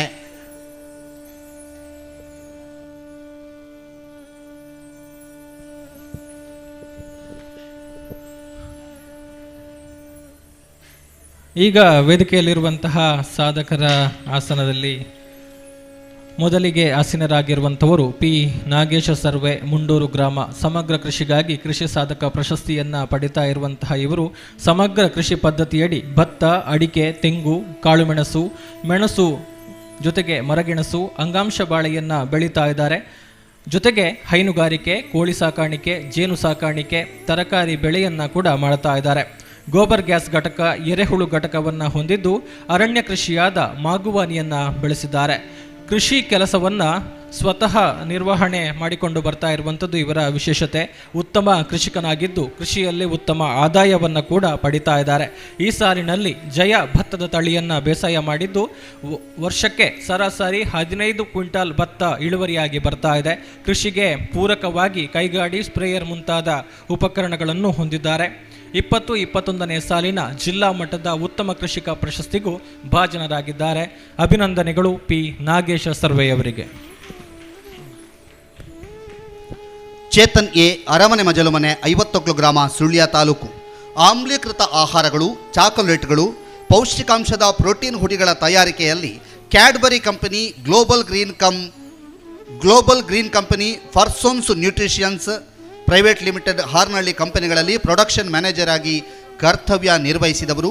ಕೃಷಿ ಉತ್ಪನ್ನಗಳ ಮೌಲ್ಯವರ್ಧನೆಯಲ್ಲಿ ಪರಿಣತಿಯನ್ನು ಪಡೆದವರು. ನಮ್ಮ ಊರಿನ ಯುವಕ, ಯಂಗ್ ಆ್ಯಂಡ್ ಎನರ್ಜೆಟಿಕ್ ಸಾಧಕ ಚೇತನ್ ಎ, ಅರಮನೆ ಮಜಲುಮನೆ, 51 ಗ್ರಾಮ, ಸುಳ್ಯ ತಾಲೂಕು. ಮುಂದಿನ ಸಾಧಕ ಸುರೇಶ್ ರೈ, ಬಾಳೆಹಿತ್ಲು ಮನೆ, ಇರ್ದೆ ಗ್ರಾಮ. ಅವರ ಪರಿಚಯವನ್ನು ನೋಡೋದಿದ್ರೆ ಉತ್ತಮ ಜೇನು ಕೃಷಿಕರಾಗಿದ್ದು 3.5 ಎಕರೆ ಜಾಗವನ್ನು ಹೊಂದಿದ್ದಾರೆ. ತಮ್ಮ ಜಾಗದಲ್ಲಿ ಹಾಗೂ ಪುತ್ತೂರು ಮತ್ತು ಸುಳ್ಯ ತಾಲೂಕು ಸೇರಿ ಸುಮಾರು 400 ಜೇನು ಪೆಟ್ಟಿಗೆಯನ್ನು ಹೊಂದಿದ್ದಾರೆ. ಮುಖ್ಯವಾಗಿ ತೊಡುವೆ ಜೇನನ್ನು ಇವರು ಸಾಕಾಣಿಕೆ ಮಾಡ್ತಾ ಇದ್ದು ಒಂದು ಪೆಟ್ಟಿಗೆಯಿಂದ ವಾರ್ಷಿಕವಾಗಿ 10 ರಿಂದ 12 kg ಜೇನುತುಪ್ಪವನ್ನು ಪಡಿತಾ ಇದ್ದಾರೆ. ಜೇನುತುಪ್ಪ ಬೇರ್ಪಡಿಸುವ ಯಂತ್ರವನ್ನು ಹೊಂದಿದ್ದು ವರ್ಷಕ್ಕೆ 30 ಕ್ವಿಂಟಾಲ್ ಜೇನುತುಪ್ಪ ಜೇನು ಸೊಸೈಟಿಗೆ ಮಾರಾಟ ಮಾಡ್ತಾರೆ. ಜೊತೆಗೆ 3.5 ಎಕರೆಯಲ್ಲಿ ಅಡಿಕೆ, ತೆಂಗು, ಕಾಳುಮೆಣಸು, ಬಾಳೆ, ಕೊಕ್ಕೋ ಹಾಗೂ ತರಕಾರಿಯನ್ನು ಬೆಳೀತಾ ಇದ್ದಾರೆ. ಜರ್ಸಿ ತಳಿಯ 6 ಹಸುಗಳನ್ನು ಸಾಕ್ತಾ ಇದ್ದು ದಿನಕ್ಕೆ 35 ಲೀಟರ್ ಹಾಲು KMF ಸೊಸೈಟಿಗೆ ಮಾರಾಟ ಮಾಡಲಾಗ್ತಾ ಇದೆ. ಹಸುಗಳಿಗೆ ಸಂಪೂರ್ಣ ತಳಿಯ ಮೇವನ್ನು ಬೆಳೀತಾರೆ. ಜೊತೆಗೆ ಜೇನು ಸಹಕಾರಿ ಸಂಘದಿಂದ ಉತ್ತಮ ಜೇನು ಕೃಷಿಕ ಪ್ರಶಸ್ತಿ ಲಭಿಸಿದೆ. ಜೇನು ಸಾಕಾಣಿಕೆಯಿಂದ ಸುಮಾರು 8 ಲಕ್ಷ ವಾರ್ಷಿಕ ಆದಾಯವನ್ನು ಪಡಿತಾ ಇದ್ದಾರೆ. 21-22ನೇ ಸಾಲಿನ ತಾಲೂಕು ಮಟ್ಟದ ಪ್ರಶಸ್ತಿಗೆ ಭಾಜನರಾಗಿರುವಂತಹ ಸುರೇಶ್ ರೈ ಬಾಳೆಹಿತ್ಲು ಮನೆ ಜೇನು ಕೃಷಿಯ ವಿಭಾಗದಡಿ ಇವತ್ತು ಪ್ರಶಸ್ತಿಯನ್ನು ಸ್ವೀಕಾರ ಮಾಡ್ತಾ ಇದ್ದಾರೆ. ಅಭಿನಂದನೆಗಳು ಸುರೇಶ್ ರೈ ಬಾಳೆಹಿತ್ಲು ಅವರಿಗೆ. ನಮ್ಮ ಜೊತೆಗಿರುವ ಇನ್ನೊಬ್ಬ ಸಾಧಕ ಸುರೇಶ್ ಕೋಡಿಂಬಾಳ ಕಡಬ ಜೇನು ಕೃಷಿಯಲ್ಲಿ. ಇವರು ಉತ್ತಮ ಜೇನು ಕೃಷಿಕರಾಗಿದ್ದು 3 ವರ್ಷಗಳಿಂದ ಜೇನು ಕೃಷಿ ಮಾಡುತ್ತಿದ್ದಾರೆ. 400 ಪೆಟ್ಟಿಗೆ ಜೇನು ಕುಟುಂಬ ಹೊಂದಿರುತ್ತಾರೆ. ಒಂದು ಪೆಟ್ಟಿಗೆಯಿಂದ 15 kg ತುಪ್ಪವನ್ನು ಪಡೆಯುತ್ತಾರೆ. ಒಂದು ಪೆಟ್ಟಿಗೆಯಿಂದ 15 kg ಜೇನನ್ನು ಪಡೆಯುತ್ತಾರೆ. ಪೆಟ್ಟಿಗೆ ನಿರ್ವಹಣೆ ಕುಟುಂಬದವರೇ ನಿರ್ವಹಿಸುತ್ತಿದ್ದಾರೆ. ತೋಟಗಾರಿಕೆ ಇಲಾಖೆಯ ಜೇನು ಕೃಷಿ ತರಬೇತಿಗೆ ಸುಮಾರು ಸಲ ಭಾಗವಹಿಸಿದ್ದು ಸಬ್ಸಿಡಿ ರೂಪದಲ್ಲಿ ಪೆಟ್ಟಿಗೆಯನ್ನು ಪಡೆದಿರುತ್ತಾರೆ. ವರ್ಷಕ್ಕೆ 40 ಕ್ವಿಂಟಾಲ್ ಜೇನುತುಪ್ಪ ಜೇನು ಸೊಸೈಟಿಗೆ ಮತ್ತು ಖಾಸಗಿಯಾಗಿ ಮಾರಾಟ ಮಾಡುತ್ತಾರೆ. ಇದರೊಂದಿಗೆ 3 ಎಕರೆಯಲ್ಲಿ ಅಡಿಕೆ, ಕಾಳುಮೆಣಸು, ತರಕಾರಿ ಬೆಳೆ ಬೆಳೆಯುತ್ತಿದ್ದಾರೆ. 3 ಜರ್ಸಿ ತಳಿಯ ಹಸುಗಳನ್ನು ಸಾಕ್ತಿದ್ದಾರೆ. ಜೇನು ಕೃಷಿ ಘಟಕದಡಿ 2020-21ನೇ ಸಾಲಿನ ಕೃಷಿ ಇಲಾಖೆಯ ತಾಲೂಕು ಮಟ್ಟದ ಪ್ರಶಸ್ತಿಗೆ ಇವರನ್ನು ಪರಿಗಣಿಸಲಾಗಿದೆ. 2020-21ನೇ ಸಾಲಿನ ತಾಲೂಕು ಮಟ್ಟದ ಕೃಷಿಕ ಪ್ರಶಸ್ತಿಗೂ ಭಾಜನರಾಗಿದ್ದಾರೆ. ನಮ್ಮ ಜೊತೆಗಿರುವಂತಹ ಸಾಧಕ ಸುರೇಶ್ ಕೋಡಿಂಬಾಳ ಕಡಬ. ಹೈನುಗಾರಿಕೆ ವಿಭಾಗದಲ್ಲಿ ಪ್ರಶಸ್ತಿಯನ್ನು ಪಡಿತಾ ಇರುವಂತಹ ಮತ್ತೋರ್ವ ಕೃಷಿ ಸಾಧಕ ಲಕ್ಷ್ಮಣ ದೇವಾಡಿಗ ನಗಾರಿ ಮನೆಯವರು 27 ಹಸುಗಳನ್ನು ಸಾಕ್ತಾ ಇದ್ದು ದಿನಕ್ಕೆ 110 ಲೀಟರ್ ಹಾಲನ್ನು ಅಲಂಕಾರು ಹಾಲಿನ ಡೈರಿಗೆ ಹಾಕ್ತಾ ಇದ್ದಾರೆ. HF, ಜರ್ಸಿ, ಗಿರ್ ಹಾಗೂ ಲೋಕಲ್ ಹಸುಗಳನ್ನು ಸಾಕ್ತಾ ಇದ್ದು ಉತ್ತಮವಾದ ಆದಾಯವನ್ನು ಕೂಡ ಸಂಪಾದನೆ ಮಾಡ್ತಾ ಇದ್ದಾರೆ. ಹಾಲು ಕರೆಯುವ ಯಂತ್ರವನ್ನು ಬಳಸ್ತಾ ಇದ್ದು ಹಸುವಿಗೆ ಆಹಾರವಾಗಿ ಅಜೋಲವನ್ನು ಬೆಳೆದು ಮೇವಾಗಿ ಕೊಡ್ತಾ ಇದ್ದಾರೆ. 3 ಎಕರೆ ಕೃಷಿ ಭೂಮಿಯನ್ನು ಹೊಂದಿದ್ದು ಅದರಲ್ಲಿ ಅಡಿಕೆ, ತೆಂಗು, ಕಾಳು ಮೆಣಸು ಬೆಳೀತಾ ಇದ್ದು ಹಟ್ಟಿಗೊಬ್ಬರವನ್ನೇ ಕೃಷಿಗೆ ಬಳಕೆ ಮಾಡ್ತಿದ್ದಾರೆ. ಹೈನುಗಾರಿಕೆಯ ಜೊತೆಗೆ 25ರಿಂದ 30 ನಾಟಿ ಕೋಳಿಯನ್ನು ಸಾಕಣೆ ಮಾಡ್ತಾ ಇದ್ದು 2021-22ನೇ ಸಾಲಿನ ತಾಲೂಕು ಮಟ್ಟದ ಕೃಷಿಕ ಪ್ರಶಸ್ತಿಗೆ ಭಾಜನರಾಗಿದ್ದಾರೆ. ಅಭಿನಂದನೆಗಳು ಲಕ್ಷ್ಮಣ ದೇವಾಡಿಗ ನಗಾರಿ ಮನೆಯವರಿಗೆ. ಈ 5 ಸಾಧಕರಿಗೂ ಕೂಡ ವೇದಿಕೆಯಲ್ಲಿರುವಂಥ ಗಣ್ಯರು ಸನ್ಮಾನಿಸಬೇಕು, ಅವರನ್ನು ಗೌರವಿಸಬೇಕು ಮತ್ತು ಪ್ರೇಕ್ಷಕ ಗಣ ಕರಾತಾಡದ ಮೂಲಕ ಅವರನ್ನು ಅಭಿನಂದಿಸಬೇಕು ಅಂತ ವಿನಂತಿಯನ್ನು ಮಾಡ್ತಾ ಇದ್ದೇವೆ.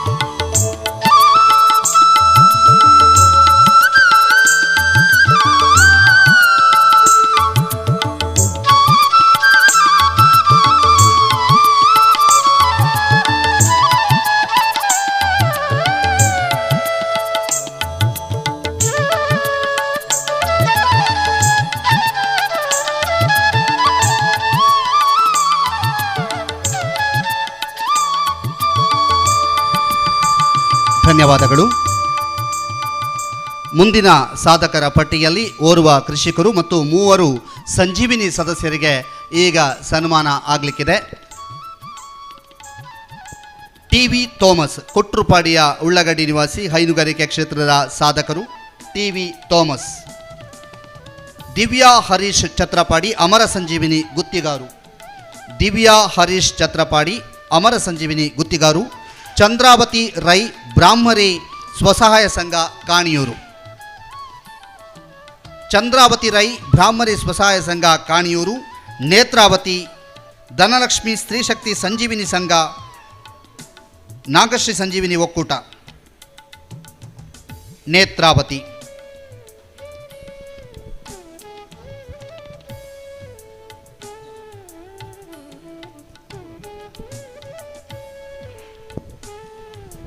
ಸಾಧಕರ ಪರಿಚಯ. TV ಥೋಮಸ್, ಕುಟ್ರುಪಾಡಿಯ ಉಳ್ಳಾಗಡ್ಡಿ ನಿವಾಸಿ, ಹೈನುಗಾರಿಕೆ ಕ್ಷೇತ್ರದ ಸಾಧಕರು.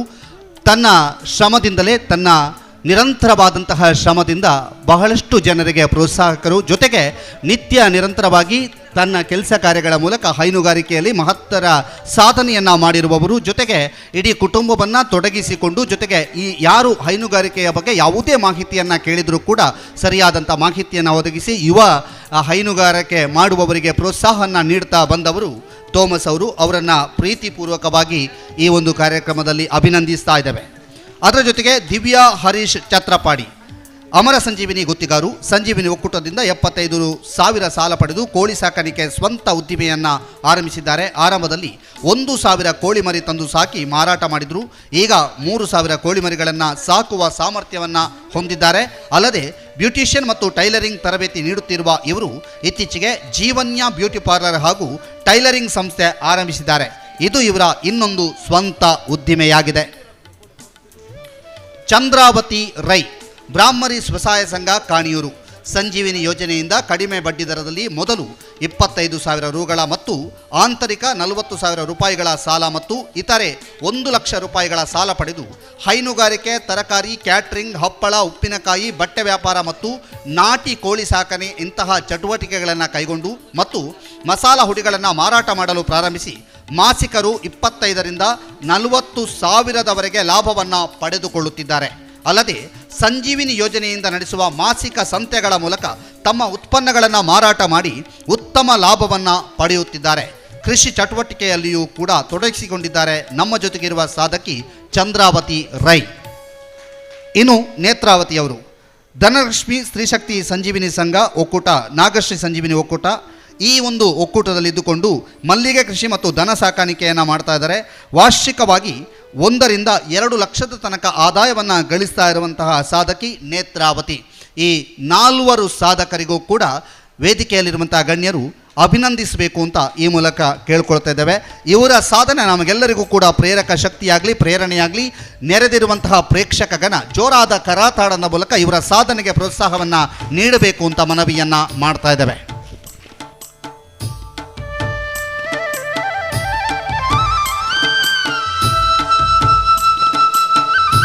ಈ ಒಂದು ಸನ್ಮಾನ ಕಾರ್ಯಕ್ರಮದಲ್ಲಿ ಅತಿಥಿಗಳಿಂದ ಗೌರವವನ್ನು ಸಲ್ಲಿಸಲಾಗ್ತಾ ಇದೆ.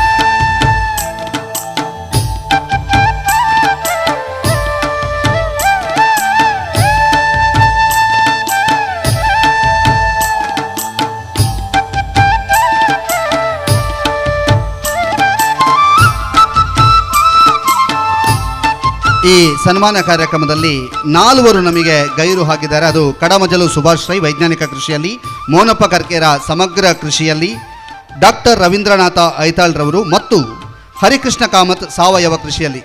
ಒಂದು ವೇಳೆ ಈಗ ಏನಾದರೂ ಭಾಗಿಯಾಗಿದ್ದರೆ ದಯವಿಟ್ಟು ತಾವು ವೇದಿಕೆಗೆ ಬರಬೇಕು ಅಂತ ವಿನಂತಿಯನ್ನು ಮಾಡ್ತಾ ಇದ್ದೇವೆ. ಯಾಕೆಂತಂದರೆ ಬೆಳಗಿನ ನಮ್ಮ ಕಾರ್ಯಕ್ರಮದಲ್ಲಿ ಅವರೆಲ್ಲರೂ ಕೂಡ ಭಾಗಿಯಾಗಿದ್ದರು. ಸನ್ಮಾನವನ್ನು ಸ್ವೀಕರಿಸಿದಂತಹ ಎಲ್ಲ ಸಾಧಕರಿಗೂ ಮತ್ತು ಸನ್ಮಾನ ಕಾರ್ಯಕ್ರಮವನ್ನು ನೆರವೇರಿಸಿದಂತಹ ಎಲ್ಲ ಗಣ್ಯರಿಗೂ ನಾವು ಧನ್ಯವಾದಗಳನ್ನು ಅರ್ಪಿಸ್ತಿದ್ದೇವೆ. ಕಾರ್ಯಕ್ರಮ ಮುಂದುವರಿಯುತ್ತದೆ.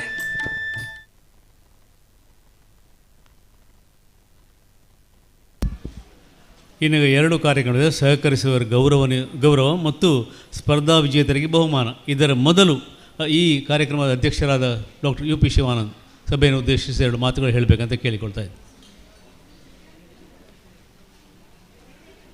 ನಿರೂಪಣೆ ಮಾಡೋರು ಈಗಲೇ ಹೇಳಿದ್ದಾರೆ 2 ಮಾತು ಅಂತ. ಅಂದರೆ ಇದು ಕಾರ್ಯಕ್ರಮ ಒಳ್ಳೆಯದು ನಡೆದಿದೆ.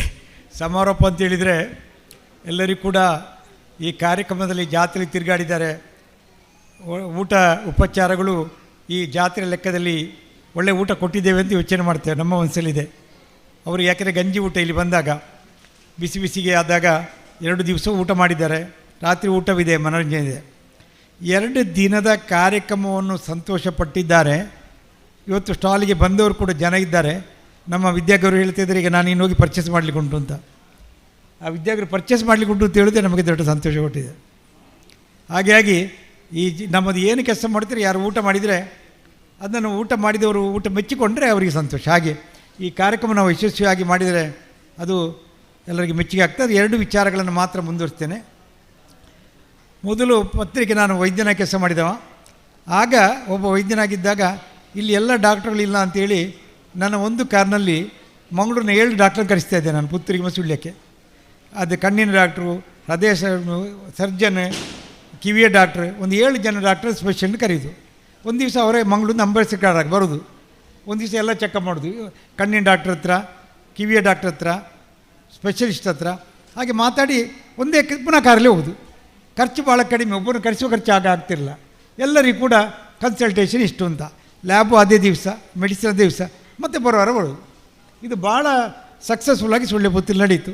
ನಡೆದ ಮೇಲೆ ನನ್ನ ಆಸ್ಪತ್ರೆಗೆ ಡಾಕ್ಟರ್ ಅಡಿಗಚ್ಚಿ ಮತ್ತು ಇವರೆಲ್ಲ ಸೇರಿಕೊಂಡ್ರು. ನನ್ನಲ್ಲಿ ಕನ್ಸಲ್ಟೆನ್ಸಿ ಪ್ರಾರಂಭ ಆಯಿತು. ಈಗ ನಾನು ಕೇಳಬೇಕಂತಿಲ್ಲ, ನಾನು ಆಸ್ಪತ್ರೆ ಬಿಟ್ಟೆ. ಆದರೆ ಯಾವುದು ಆಸ್ಪತ್ರೆಗೆ ಹೋದರೂ ಒಬ್ಬ ಕನ್ಸಲ್ಟೆಂಟ್ ಇದ್ದಾರೆ, ಕಿವಿಗೆ, ಕಣ್ಣಿಗೆ, ಮೂಗಿಗೆ, ಎಲ್ಲ ಆಸ್ಪತ್ರೆಯಲ್ಲಿ ಜನ ಇದ್ದಾರೆ. ಅದು ಒಬ್ಬೊಬ್ಬಲ್ಲ, 3 ಜನ ಇದ್ದಾರೆ. ಎಲ್ಲ ಬರೋದೇ ಈಗ ಬೋರ್ಡ್ ಇಂಥವರ ವಿಸಿಟ್. ಅದು ನಾವು ಅವತ್ತು ಪ್ರಾರಂಭ ಮಾಡಿದ್ದು ಇವತ್ತು ಒಳ್ಳೆಯ ಒಂದು ಮೆಡಿಕಲ್ ಚಿಕಿತ್ಸೆಯಾಗಿ ಆಗಿದೆ.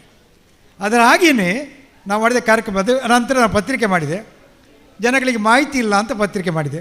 ಸೀತಾರಾಮರೈ ಕೂಡ ಆಗ ಬೈದಿರು ಸ್ವಲ್ಪ ಸ್ಟಾರ್ಟಿಂಗ್ನಲ್ಲಿ, ಡಾಕ್ಟ್ರಿಗೆ ಬೇರೆ ಕೆಲಸ ಇಲ್ವ ಅಂತ, ಯಾಕೆಂದರೆ ಒಳ್ಳೆ ವೈದ್ಯಕೀಯ ಇತ್ತು ನನಗದು. ಹಾಗೆ ನನ್ನ ಭಾವ ಅಂತ ಹೇಳಿದ್ದುಂಟೆ, ಅದಕ್ಕೆ ಹೇಳ್ಬೇಕಂತಿಲ್ಲ. ಹಾಗಾಗಿ ಪತ್ರಿಕೆ ಮಾಡಿದಾಗ ಲೋಕಲ್ ಜನರಿಗೆ ಪತ್ರಿಕೆ ಬೇಕು ಅಂತ ಮಾಡಿದೆ. ನಮಗೆ ಇಂಗ್ಲೀಷ್ ಇದೆ, ಉದಯವಾಣಿ ಇದೆ, ಎಲ್ಲ ಇದೆ. ಅದರಲ್ಲಿ ಯಾರ ಸುದ್ದಿ ಬರ್ತದೆ? ವಾಜಪೇಯಿ ಸುದ್ದಿ ಬರ್ತದೆ, ಇಂದಿರಾ ಗಾಂಧಿ ಸುದ್ದಿ ಬರ್ತದೆ. ನಮ್ಮೂರಿನ ಸೀತಾರಾಮರ ಸುದ್ದಿ ಬರ್ತದಾ? ಇಲ್ಲ. ನಮ್ಮ ಊರಿನವ್ರು ಇಸ್ ಬರ್ತದಾ? ವಿದ್ಯಾಗೋರಿದು ಬರ್ತದಾ? ಉಪಾಧ್ಯಕ್ಷರದ್ದು ಇಲ್ಲ. ಯಾರ್ಯಾರ್ದು ಬರೋದು ನಡೆದು ಎಲ್ಲರ ನ್ಯೂಸ್ ಎಲ್ಲದೇ ಬರ್ತದೆ. ನಮ್ಮದು ಯಾರು ಕೊಡೋದು? ಒಂದು ಸ್ಥಳೀಯ ಪತ್ರಿಕೆ ಇರಲಿ ಅಂತ ಮಾಡಿದೆ. ಆ ಸ್ಥಳೀಯ ಪತ್ರಿಕೆಯಲ್ಲಿ ಮಾಡುವಾಗ ರಾಜ್ಯದ ಕ್ಯಾಬಿನೆಟ್ ಇದು ನ್ಯೂಸ್ ಹಾಕಲಿಲ್ಲ, ನಾವು ದೇಶದ ಕ್ಯಾಬಿನೆಟ್ ಇದು ಹಾಕಲಿಲ್ಲ, ದಿವಸದ ಇದ್ದಾಗ ಹಾಕಿದ್ದೇವೆ ನಮ್ಮವರು ಅಂತ. ನಾವು ಹಾಕಿದ ಶಾಲೆಯ ಮಂತ್ರಿಮಂಡಲ, ಅದು ಎಲ್ಲರಿಗೂ ಗೊತ್ತಾಗ್ತದೆ. ದೇಶದ್ದು ಊರಿನ ಮಂತ್ರಿಮಂಡಲ ಯಾರಿಗೆ ಗೊತ್ತಾಗ್ತದೆ? ಈಗ ಮನಮೋಹನ್ ಆರಂಭ ನಮ್ಮ ಸಾಧಕರು, ಊರಿನವ್ರಿಗೆ ಯಾರಿಗೆ ಗೊತ್ತಾಗ್ತದೆ? ಊರಿನ ಸಾಧಕರು, ಊರಿನ ಮಂತ್ರಿಮಂಡಲ ನ್ಯೂಸ್ ಹಾಕಿದೆ. ಪತ್ರಿಕೆ ಯಶಸ್ವಿ ಆಯಿತು. ಯಾರು ಈ ಪತ್ರಿಕೆ ನಡೆದಿಲ್ಲ ಅಂತ ಹೇಳ್ತಾರಾ, ಇಡೀ ಬೇರೆ ಬೇರೆ ದೊಡ್ಡ ದೊಡ್ಡ ಪತ್ರಿಕೆಗಳು ನಮ್ಮೊಟ್ಟಿಗೆ ಸ್ಪರ್ಧೆಗೆ ಬಿದ್ದು ಸ್ಥಳೀಯ ಎಡಿಷನ್ ಮಾಡಲಿಕ್ಕೆ ಪ್ರಾರಂಭ ಆದವು. ಅಂದರೆ ಸ್ಥಳೀಯ ನ್ಯೂಸಿಗೆ ಬೆಲೆ ಬಂತು. ಇದನ್ನು ಒಂದು ಹೆಜ್ಜೆ ಮುಂದೆ ಹೋಗಿ ನಾನು ಹೇಳ್ತೀನಿ, ಕೃಷಿಯಲ್ಲಿ ಮಾಹಿತಿ ಇಲ್ಲ. ಕೃಷಿಕರಿಗೆ ಎಲ್ಲೆಲ್ಲೋ ಕೇಳ್ತಾ ಹೋಗಬೇಕು ಮಾಹಿತಿ, ಯಾರಾದ್ರೂ ಕೇಳಿಸಿಗೋದಿಲ್ಲ. ಹಾಗೆ ವೈದ್ಯಕೀಯ ಇದ್ದಾಗ ಒಂದು ಮಾಹಿತಿ ಇಲ್ಲ ಅಂತ ಆಯಿತಾ? ಈಗ ನಾವು ಯೋಚನೆ ಕೃಷಿಯನ್ನು ಎಲ್ಲ ಮಾಹಿತಿ ಒಂದೇಡಿ ಸಿಗೋ ಮಾಡಿದರೆ ಹೇಗೆ? ಇದು ಸಸ್ಯಮಯ ಉದ್ದೇಶ. ಎಲ್ಲ ಮಾಹಿತಿ ಇವತ್ತು ಈ ಅಡಿಕೆ ಬಗ್ಗೆ, ಜೇನಿನ ಬಗ್ಗೆ, ಗೊಬ್ಬರದ ಬಗ್ಗೆ, ಮಾರುಕಟ್ಟೆ ಬಗ್ಗೆ, ಇನ್ನು ಸಾವಯವ ಬಗ್ಗೆ, ಇನ್ನು ಹೂವಿನ ಬಗ್ಗೆ, ತರಕಾರಿ ಬಗ್ಗೆ, ಯಾವುದರ ಬಗ್ಗೆ ಕೇಳಬೇಕು? ಒಂದು ಜಾಗೆಯಲ್ಲಿ ಸಿಗ್ತದೆ ಅಂತಿದ್ದರೆ ಆಗ ಕೃಷಿಕರಿಗೆ ಅಲ್ಲಿ ಒಂದು ಕಡೆ ಸಿಗ್ತದೆ. ಅದು ಮನೆ ಬಾಗಿಲಿಗೆ ಮಾಹಿತಿ. ಆಗ ಸ್ಪೆಷಲ್ ಈಗ ಡಾಕ್ಟ್ರ್ ಹತ್ರ ಈಗ ನಾನು ಕಿವಿಯ ಡಾಕ್ಟ್ರ್ ಹತ್ರ ಹೋದರೆ ಒಬ್ಬೊಬ್ಬರನ್ನೇ ನೋಡ್ತಾ ಕ್ಯೂಯಲ್ಲಿ ನಿಂತಿರ್ತಾರೆ. ನಿಮ್ಗೆ ಗೊತ್ತು, ನೀವು ಕಿವಿಯ ಡಾಕ್ಟ್ರಲ್ಲಿ ಹೋದರೆ 2 ದಿವಸ ಬುಕ್ ಮಾಡಬೇಕು, ಕ್ಯೂಯಲ್ಲಿ ಹೋಗಬೇಕು. ನಾಳಿದ್ದು ಹಾಗೆಲ್ಲ ಒಬ್ಬ ಯಾವುದೋ ಒಂದು ಗೊಬ್ಬರದ ಬಗ್ಗೆ, ಇನ್ನೊಂದು ಕಾಯಿಲೆ ಬಗ್ಗೆ, ಇವತ್ತು ಟೆರೆಸ್ ಗಾರ್ಡನ್ ಬಗ್ಗೆ ಮಾತಾಡೋದಿದ್ರೆ ಅವತ್ತು ಒಬ್ಬಲ್ಲ 50 ಜನ ಕೇಳೋದು. ಕನ್ಸಲ್ಟೆನ್ಸಿಗೆ ಒಬ್ಬನಿಗೆ 50, ಯಾಕೆ 50 ಜನ ಕೂತ್ಕೊಳ್ಳೋದು? ಟೆರೆಸ್ ಗಾರ್ಡನ್ ಮಾತು ಇವತ್ತು ಸೆಮಿನಾರ್ ಆಯ್ತಲ್ಲ ಹಾಗೆ. ಆಗ 50 ಜನಕ್ಕೆ ಕ್ವಶನ್. ಆಗ 50 ಜನರ ಖರ್ಚಿನಲ್ಲಿ ಒಂದೇ ಮಾಹಿತಿಯಲ್ಲಿ 50 ಜನಕ್ಕೆ ಮಾಹಿತಿ ಬಂತು. ಇದು ಕೃಷಿಯ ಮಾಹಿತಿ. ಇದನ್ನು ನಾನು ಎಲ್ಲ ವಿಭಾಗದಲ್ಲಿ ಮಾಡಲಿಕ್ಕೆ ಶುರು ಮಾಡಿದರೆ ಮನೆಯಲ್ಲಿ ಮಾಹಿತಿ ಆಯಿತು, ಪ್ರಚಾರ ಆಯಿತು, ಮನೆಯಲ್ಲೇ ಗೊತ್ತಾಯಿತು. ಆಗ ಈ ಮಾಹಿತಿಗಳನ್ನು ಒಂದೇ ಕಡೆ ಸಿಗಲಿಕ್ಕೆ ಬೇಕಾಗಿ ನಾನು ಸುದ್ದಿ ಸೇವಾ ಕೃಷಿ ಕೇಂದ್ರ ಅಂತ ಮಾಡಿದೆ. ಇದು ಮಾಡಿ ಆಯಿತು, ಮುಂದುವರಿಸೋದು ಗೊತ್ತಾಗಲಿಲ್ಲ. ಆಗ ಈ ಸಸ್ಯ ಜಾತ್ರೆ ಮಾಡುವ. ಸಸ್ಯ ಜಾತ್ರೆ ಮಾಡಿದರೆ ಯಾರಿಗೆ ಮುಟ್ಟಬೇಕದು? ಅದು ಮನೆ ಮಕ್ಕಳಿಗೆ ಮುಟ್ಟಬೇಕು. ಮಕ್ಕಳ ಆಸಕ್ತಿ ಇಲ್ಲದಿದ್ದರೆ, ನಾನು ತುಂಬ ಕಡೆಯಲ್ಲಿ ನೋಡಿದ್ದೇನೆ. ಮನೆಯಲ್ಲಿ ನಾನು ದೊಡ್ಡ ತೋಟದಲ್ಲಿ ಒಂದು ಪೋಸ್ಟ್ ಮಾಸ್ಟರ್ ಇದ್ದರು, ಒಳ್ಳೆ ಮಾಸ್ಟ್ರು. ಕಡೆಗೆ ಮಕ್ಕಳು ದಾಯ್ತಾ ನನ್ನ ಮಗೆ ಇಡೀ ಬರ್ಪೂಜಿ ಹಾಗೆ ಜಾಬ್ ಆತಂಡು ನಾನು ಬ್ಯಾಂಗ್ಳೂರು ಪಪ್ಪ ಅಂತ ಬಿಟ್ಟು ಹೋದರು. ಉಂತಿಲ್ಲ ಮಾಡಿ ಇಲ್ಲ, ಅವನು ಬರೋದಿಲ್ಲ ಇಲ್ಲಿಗೆ, ನಾನು ಎಲ್ಲಿಗೆ ಹೋಗೋದು ಅಂತ ಹೋದರು. ಇದು ಎಲ್ಲ ಮನೇಲಿ ಆಗ್ತಿರುವ ಕಾಲ. ಹಾಗೆ ಈ ಕಾಲಘಟ್ಟದಲ್ಲಿ ನಾವು ಯೋಚನೆ ಮಾಡಿದೆ ಅಂದರೆ, ಅವರು ಮನೆಗೆ ಬರಬೇಕಿದ್ರೆ ಇಲ್ಲಿ ಉದ್ಯಮ ಬೇಕು. ಉದ್ಯಮ ಮಾಡಲಿಕ್ಕೆ ಅಷ್ಟು ಅಥವಾ ಸೀತಾರಾಮರು ಮಾಡಿದಾಗ ಏನಾದ್ರು ಇನ್ಸ್ಟಿಟ್ಯೂಷನ್ ಮಾಡಿದರೆ ಅವ್ರು ಬರ್ತಾರೆ. ಇಲ್ಲದಿದ್ದರೆ ಕೃಷಿ ಬೇಕು. ಅವ ಮನೆಗೆ ಕೃಷಿಗೆ ಬರ್ತಾನೆ ಆದರೆ ಕೃಷಿಯ ಭೂಮಿ ಎಲ್ಲರ ಹತ್ರ ಉಂಟು, ಅದನ್ನೇ ನೋಡಿಕೊಳ್ತಾನೆ ಆದರೆ ತಂದೆ ತಾಯಿಗೂ ಭಾಳ ಸಂತೋಷ, ಅವನಿಗೂ ಸಂತೋಷ. ಇದು ಕೊರೋನಾ ಸಮಯದಲ್ಲಿ ಗೊತ್ತಾಗಿದೆ ನಮಗೆ. ಹಾಗೆ ನಾನು ಯೋಚನೆ ಮಾಡಿದೆ, ಹಿರಿಯರಿಗೆ ಹೇಳಿ ಪ್ರಯೋಜನ ಇಲ್ಲ. ಈ ಕೃಷಿ ಮಾಹಿತಿ ನಾನು ಸೀತಾರಾಮರಿಗೆ ಹೇಳಿದರೆ ಅವ್ರ ಹತ್ರ ಕೇಳಬೇಕು, ನಾನು ನಿತ್ಯ ಅಂತ ಹೇಳಿದರೆ ಅವ್ರ ಹತ್ರ ಕೇಳಬೇಕು. ನಾನು ಬಾಲಿವುಡ್ ನನಗೆ ಮಾಹಿತಿ ಕೊಡುವರು, ಅವ್ರಿಗೆ ಎಂಥ ಮಾಹಿತಿ ಕೊಡೋದು? ನಾನು ಎಣಿಸಿದೆ ಇದು ಮಕ್ಕಳಿಗೆ ಮುಟ್ಟಬೇಕು. ಮಕ್ಕಳಿಗೆ ಮುಟ್ಟಲಿಕ್ಕೆ ಒಂದು ಆಂದೋಲನ ಮಾಡಿದೆವು. ಶಾಲೆ ಮಕ್ಕಳಿಗೆ ಮುಟ್ಟಬೇಕು, ಮತ್ತು ಮನೆಯಲ್ಲಿ ಮಹಿಳೆಯರಿಗೆ ಮುಟ್ಟಬೇಕು. ಮಹಿಳೆಯರಿಗೆ ಸಂಜು ಒಕ್ಕೊಟ್ಟಿರ್ಬೋದು, ಯಾರಿಗೆ ಮಹಿಳೆಯರು ಅದರಲ್ಲಿ ಕೈ ಹಾಕಿದರೆ ಕೃಷಿ ಅಂತೂ ಒಳ್ಳೆಯದಾಗ್ತದೆ. ಯಾಕೆ ಹೂವಿನ ಗಿಡ ಅವ್ರಿಗೆ ಇಷ್ಟ, ಹಣ್ಣಿನ ಗಿಡ ಇಷ್ಟ, ತರಕಾರಿ ಗಿಡ ಇಷ್ಟ, ಮೆಡಿಸಿನ್ ಪ್ಲಾಂಟ್ ಇಷ್ಟ, ಅವ್ರಿಗೆ ಇಷ್ಟ ಆಗೋದು ಹೇಳು ಎಲ್ಲ ಈ ಹೂವಿನ ಸಂಬಂಧ ಗಿಡಕ್ಕೆ ಸಂಬಂಧ ಎಲ್ಲ ಇಷ್ಟವೇ. ಆಗಿರೋ ಈ ಇಷ್ಟದನ್ನು ಅವರಿಗೆ ಮನೆ ಮುಟ್ಟಿಸಿದರೆ, ಮನೆಯಲ್ಲಿ ಮಕ್ಕಳು ಸೇರಿಕೊಂಡ್ರೆ ಆ ಮನೆ ಒಂದು ನಂದನವನ ಆಗ್ತದೆ. ಯಾಕೆ ಅಲ್ಲಿ ಹೂವಿನ ಗಿಡ ಇದೆ, ಹಣ್ಣಿನ ಗಿಡ ಇದೆ, ತರಕಾರಿ ಗಿಡ ಇದೆ, ಎಲ್ಲ ಇದೆ, ಮತ್ತು ಹಕ್ಕಿ ಚಿಕ್ಕಿಗಳು ಎಲ್ಲವೂ ಸಿಗ್ತವೆ. ಜೇನು ಇಟ್ಟರೆ ಆ ಪರಾಗಸ್ಪರ್ಶ ಆಯಿತು, ಮನೆಗೆ ಒಂದು ಆರೋಗ್ಯ ಕೊಡುವಂಥ ವಾತಾವರಣ ಬಂತು. ಆಕ್ಸಿಜನ್ ಅಲ್ಲೇ ಬಂತು, ಸಂತೋಷ ಕೊಟ್ಟಿದ್ದು, ಗ್ರೀನರಿ ಸಂತೋಷ ಕೊಟ್ಟಿದ್ದು. ಹಾಗಾದರೆ ಒಂದು ಮನೆಯಲ್ಲಿ ಒಂದು ಆರೋಗ್ಯಪೂರ್ಣವಾದ ವಾತಾವರಣ ಸೃಷ್ಟಿಯಾಗ್ತದೆ. ಕೃಷಿ ಬಗ್ಗೆ ಗೊತ್ತಾಯಿತು, ತರಕಾರಿ ಬಗ್ಗೆ ಗೊತ್ತಾಯಿತು, ಹಣ್ಣಿನ ಬಗ್ಗೆ ಗೊತ್ತಾಯಿತು. ಹಣ್ಣು ತಿಂದಾಗ ಒಳ್ಳೆ ಆರೋಗ್ಯಪೂರ್ಣ ಹಣ್ಣು ಬಂತು, ಕೆಮಿಕಲ್ ಹಾಕಿದ ಹಣ್ಣಲ್ಲ. ಹಾಗಾಗಿ ಸಣ್ಣ ಮಟ್ಟಿಗೆ ಒಂದು ಕ್ರಾಂತಿಯನ್ನು ಮನೆಯಲ್ಲಿ ಮಾಡಲಿಕ್ಕೆ ಮನೆ ಗಾರ್ಡನ್ ಅಂತ ಮಾಡಿದೆ. ಇವತ್ತಿನ ಹೊರಟ ಮನೆ ಗಾರ್ಡನ್ನ ಉದ್ದೇಶ, ಪ್ರತಿ ಮನೆಯಲ್ಲಿ ಬಾಲಿವುಡ್ನವರೇ ಸೊಸೈಟಿಲಿ ಇದ್ದಾರೆ ಅವರು, ಪ್ರತಿ ಕೃಷಿಕನ ಪ್ರತಿ ಸೊಸೈಟಿ ಮನೆಯಲ್ಲಿ ಎಷ್ಟೇ ಜಾಗ ಇದ್ದರೂ 3 ಸೆಂಟ್ಸ್ ಇದ್ದರೂ ಕೂಡ 4-5 ಗಿಡ ಚಟ್ಟಿಯಲ್ಲಿ ಇಡಲಿಕ್ಕೆ ಆಗ್ತದೆ. ಅಲ್ಲಿ ಇಡ್ಬೋದು ಚಟ್ಟಿಯಲ್ಲಿ ಗಿಡ, ತರಕಾರಿ ಇಡಲಿಕ್ಕೆ ಜನ ಇದ್ದಾರೆ, ಈಗ ಹೇಳಿಕೊಡೋರು ಇದ್ದಾರೆ. ಅವನಿಗೆ ಏನಿಲ್ಲ, ಅವನಿಗೆ ಸ್ವಂತಕ್ಕಾಗ್ತದೆ. ಅವ್ರ ಒಟ್ಟಿಗೆ ನೀರಿನಲ್ಲಿ ಕೆಲಸ ಹೋಗೋದು. ಮನೆ ಬಡಿಯಲ್ಲಿ ಒಂದು ತೆಂಗಿನ ಗಿಡ ನೆಟ್ಟರೆ ಅದು ಬಚ್ಚಲಿನ ನೀರು ಹೋಗ್ತದೆ, ಇನ್ನೊಂದು ಹಣ್ಣಿನ ಗಿಡ ನೆಟ್ಟರೆ ಅದರ ಕೈ ತೊಳೆದ್ರೆ ಹೋಗ್ತದೆ. ಇದನ್ನು ಪ್ರತಿಯೊಂದು ತರಕಾರಿ ಗಿಡ, ಹಣ್ಣಿನ ಗಿಡ ಮನೆಯಲ್ಲಿ ಮಾಡಿದರೆ ಅವರಿಗೊಂದು ಆರೋಗ್ಯದ ವಾತಾವರಣದೊಟ್ಟಿಗೆ ಒಂದು ಒಳ್ಳೆಯ ಸಂಸ್ಕೃತಿ ಬರುವಂಥದ್ದಾಗಬೇಕು. ಇದೆಲ್ಲ ಮಾಡುವಾಗ ಮಾಹಿತಿ ಬೇಕು, ದುಡ್ಡು ಬೇಕು, ಸಂಪಾದನೆ ಬೇಕು ಅಂತೇಳಿ ಇವತ್ತೊಂದು ಕಾರ್ಯಕ್ರಮವನ್ನು ಮಾಡಿದೆ. ಅದಕ್ಕೆ ತಜ್ಞರಿ ನೋಡಿ, ಜೇನು ಕೃಷಿ ಮನಮೋಹನ ರಂಭ ಅವ್ರು ಕೇಳಿದರೆ ನನಗೆ ಆಸೆ ಆಗ್ತದೆ. ನಾನು ಈ ಕೆಲಸ ಬಿಟ್ಟು ಮನರೊಟ್ಟಿ ಮಾಡಿದರೆ ನಾನು ಹೆಚ್ಚು ದುಡ್ಡು ಮಾಡ್ತೇನೆ ಅಂತಾಯಿತು. ಗುಜರಾತಿಗೆ ಹೋಗ್ತಾರೆ, ಕೆಳಗಡೆ ಹೋಗ್ತಾರೆ, ಎಲ್ಲ ಕಡೆ ಡಿಮಾಂಡ್ ಅವರಿಗೆ ಜೇನಿಗೆ. ಎಲ್ಲ ಕಡೆ ಯಾರು ಏನು ಉತ್ಪನ್ನ ಮಾಡಿದರೆ ಅದಕ್ಕೆ ಬೆಲೆ ಬರಬೇಕು. ಇವತ್ತು ಡೈರಿ ಬಗ್ಗೆ ಸೀತಾರಾಮ್ ಹೇಳ್ತೀವಿ, ಡೈರಿಯ ಬಗ್ಗೆ ಒಂದು ದೊಡ್ಡ ಕಾರ್ಯಕ್ರಮ ಮಾಡಬೇಕು, ಉತ್ಪನ್ನ ಆಗಬೇಕು, ಪ್ರಯೋಜನ ಆಗಬೇಕು. ಜನಗಳು ಮಾಡಿದ ಉತ್ಪನ್ನಕ್ಕೆ ಬೆಲೆ ಬರಬೇಕು. ಆಗ ಬೆಲೆ ಬಂದಾಗ ಮನುಷ್ಯರು ಕೊಡ್ತಾರೆ. ನನಗೆ ಕಳ್ಸತಿ ಅಶೋಕ್ ಅಂತ ಅಲ್ಲಿ ಬಂದಾಗ ಒಂದು ಕಾರ್ಯಕ್ರಮ ಹೇಳಿದರು, ಎಲ್ಲ ಹೌದು, ಕೃಷಿ ಮಾಡಿದ ಮೇಲೆ ಜೇಬಲ್ಲಿ ದುಡ್ಡಿದ್ರೆ ಮಾತ್ರ ಅವ ಜನ, ಕೃಷಿ ಮಾಡಿ ಜೇಬು ದುಡ್ಡು ಕಳ್ಕೊಂಡ್ರೆ ಅವ ನಿರ್ಜನ, ಅವನಿಗೆ ಮತ್ತೆ ಜನ ಇಲ್ಲ. ಹಾಗಾಗಿ ಏನು ಮಾಡಿದ್ರು ಕೂಡ ನಾವು ಏನು ಹೇಳಿ ಕೇಳ್ಬೋದು. ಇಲ್ಲಿ ಅವರಿಗೆ ಅಡಿಕೆ ತಂದು ಮಾರಿ ಕೊಟ್ಟರೆ ನಮಗೆ ದುಡ್ಡು ಸಿಗ್ತಾಯಿದೆ. ನಮ್ಮ ವಿದ್ಯಾಗೌರಿಯ ಅಲ್ಲಿ ಕೊಡಬೇಕಿದ್ರೆ ಅಡಿಕೆ ಇರಬೇಕು, ನಮ್ಮಲ್ಲಿ ಸಂಪಾದನೆ ಬೇಕು. ಹಾಗೆ ಸಂಪಾದನೆ ಇಲ್ಲದಿದ್ದರೆ ಯಾವುದೇ ಮೌಲ್ಯಗಳಿರುವುದಿಲ್ಲ, ಯಾರಿಗೆ ಆಸಕ್ತಿ ಇರುವುದಿಲ್ಲ. ಹಾಗಾಗಿ ಮೌಲ್ಯವರ್ಧನೆ, ಅದಕ್ಕೆ ಬೇಕಾದ ಮಾಹಿತಿ, ಅದಕ್ಕೆ ಮಾರುಕಟ್ಟೆ, ಇದು ಭಾಳ ಮುಖ್ಯ. ಹಾಗಾಗಿ ನಾವೀಗ ಯೋಚನೆ ಮಾಡ್ತೇವೆ ಅಂದರೆ, ಇಡೀ ಮೇಳದ ಉದ್ದೇಶ ಇವತ್ತು ಸಂಜೆಗಾದ್ದು, ಇಡೀ ಮೇಳದ ಉದ್ದೇಶ ತೋರಿಸಲಿಕ್ಕೆ ಪ್ರದರ್ಶನ, ಮಕ್ಕಳಿಗೆ ಸ್ಪರ್ಧೆ, ಮಕ್ಕಳಿಂದ ಮೆರವಣಿಗೆ, ಮಕ್ಕಳು ಫಲಕ ಹಿಡಿದು ಹೋದು ನೋಡಿದ್ದೀರಾ? ಇವತ್ತು ಇಷ್ಟರಾಗೆ ನೋಡಿದ್ದೀರಾ? ಹಸಿರು ಕ್ರಾಂತಿ ಅಂತೇಳಿ ಮಕ್ಕಳು ಹಿಡ್ಕೊಳೋದು, ಹಸಿರು ಉಸಿರು ಅಂತ ಹಿಡಿದ ಫಲಕ ಮಕ್ಕಳು, ಬ್ಯಾನ್ ಹಿಡಿದದ್ದು ಮಕ್ಕಳು. ಮನೇಲಿ ಹೋಗೋ ತಂದೆ ತಾಯಿಗೆ ಆಶ್ಚರ್ಯ ಆಗೋದು, ನನ್ನ ಮಗಳು ಇದನ್ನು ಫಲಕ ಹಿಡಿದು ಹೋಗಿದ್ದಾರೆ ಕೃಷಿದ್ದು, ಏನಿದು ಅಂತ. ಮೆರವಣಿಗೆಯಲ್ಲಿ ಬಂದು ಪಾಪ ಇಲ್ಲಿಗೆ ಬಂದು ಕಾಫಿ ತಿಂದು ಹೋಗಿದ್ದಾರೆ. ಮನೆಗೆ ಮುಟ್ಟಿತಾ? ಮತ್ತು ಒಕ್ಕೂಟ ದಕ್ಷಿಣ ನಮ್ಮ ಸಂಜೀವನ ಒಕ್ಕೂಟದವರು ಸನ್ಮಾನ ಮಾಡಿದರು. ಸೀತಾರಾಮಯ್ಯ ಕೇಳಿದರು, ಸಂಜೀವನ ಒಕ್ಕೂಟರಿಗೆ ಹೇಳಿದೆ, ಜಿಲ್ಲಾ ಸಿ.ಒಗೆ, ಸಂಜೀವನ ಒಕ್ಕೂಟಕ್ಕೆ ಸನ್ಮಾನ ಮಾಡಿ, ನೀವು ಗುರುಸಿ, ಸಣ್ಣ ಕೆಲಸ ದೊಡ್ಡದ. ಇವತ್ತು ಕೂಡ 3 ಜನ ಗುರುಸಿದೆ. ಅವರ ಮನೆಗೆ ಮುಟ್ಟಿತ್ತು. ಯಾಕೆ? ಸಂಜೀವನ ಒಕ್ಕೂಟದವರು ಪ್ರತಿ ಮನೆಗೆ ಹೋಗುವವರು, ಅವ್ರು ನೋಡುವವರು ಮತ್ತು ಕೃಷಿ ಮಾಡುವವರು, ಅದು ಮನೆಗೆ ಮುಡುತ್ತದೆ. ಅದಕ್ಕೆ ಅದೊಂದು ಗುರುಸುವ ಕಾರ್ಯಕ್ರಮ ಮಾಡಿದ್ದೇವೆ, ಸನ್ಮಾನ ಮಾಡಿದ್ದೇವೆ. ಸ್ಟಾಲ್ಗಳನ್ನು ಮಾಡಿದ್ದು ನೋಡಲಿಕ್ಕೆ ಮಾತ್ರ. ನೋಡಿ ಮಾಕ್ಯಾತನೇ ಈ ಗಿಡಕ್ಕೆ ಡಿಮಾಂಡ್ ಇದೆ ಅಂತ ಇವತ್ತು ಗೊತ್ತಾಯ್ತಲ್ಲ. ಇವತ್ತು ಕೃಷಿ ಬೇಕಂತಾಯಿತು, ಇಲ್ಲಿ ಅಂಥ ವಸ್ತುಗಳಿದೆ ಅಂತ ಗೊತ್ತಾಯ್ತಲ್ಲ. ಮೀನುಗಾರಿಕೆದ್ದು ಬಂತು. ಆಗ ಮೀನಿದವರು ಭಾಳ ಚೆಂದ ಮಾತಾಡಿದರು.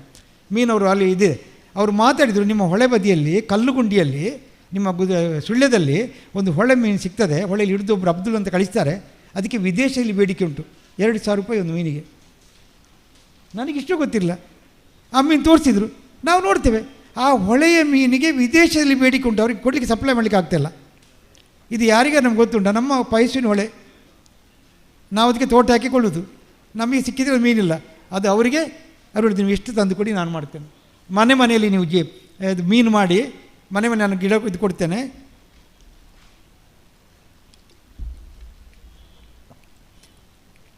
ಮನೆಯಲ್ಲಿ ಮೀನು ಸಾಕೋದಾದ್ರೆ ನಾನು ತಗೊಳ್ತೇನೆ ಅಂತ ಹೇಳಿದರು.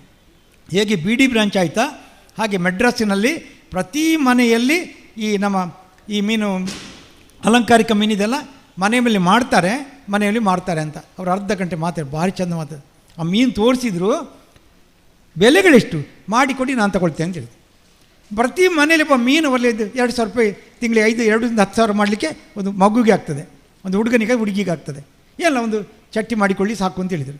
ಒಂದು ಚಟ್ಟಿಯಲ್ಲಿ ಸ್ವಲ್ಪ ಇದರಲ್ಲಿ ನೀರಿರುವಲ್ಲಿ ಮನೆಯಲ್ಲಿ ಮೀನಲ್ಲಿ ಒಂದು 2,000 10,000 ರೂಪಾಯಿ ಉತ್ಪಾದನೆ ಮಾಡ್ತಾನಾದರೆ ಒಂದು ಕುಟುಂಬದ ಖರ್ಚಾಯಿತು. ಈಗ ಕೆಲಸಕ್ಕೆ ಹೋದರೆ ಹುಡುಗಿಯರಿಗೆ 6,000 8,000 ಕೊಡೋದು ನಾವು. ಈ 6,000ಕ್ಕೆ ಬೆಳಿಗ್ಗೆ ಸಂಜೆ ದುಡಿತಾರೆ. ಏನು ಸಂಬಳ? 8,000 10,000 ರೂಪಾಯಿ ಮನೆಯಲ್ಲಿ ಮೀನಲ್ಲಿ ಮಾಡಿ ತರ್ತಾರೆ.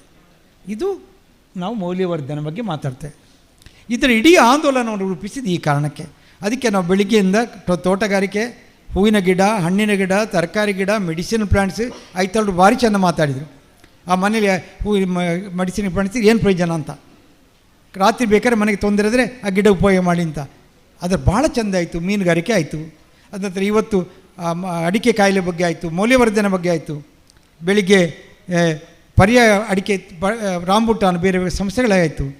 ಮೀನುಗಾರಿಕೆ ಬಗ್ಗೆ ಆಯಿತು, ಜೇನು ಕೃಷಿ ಬಗ್ಗೆ ಆಯಿತು.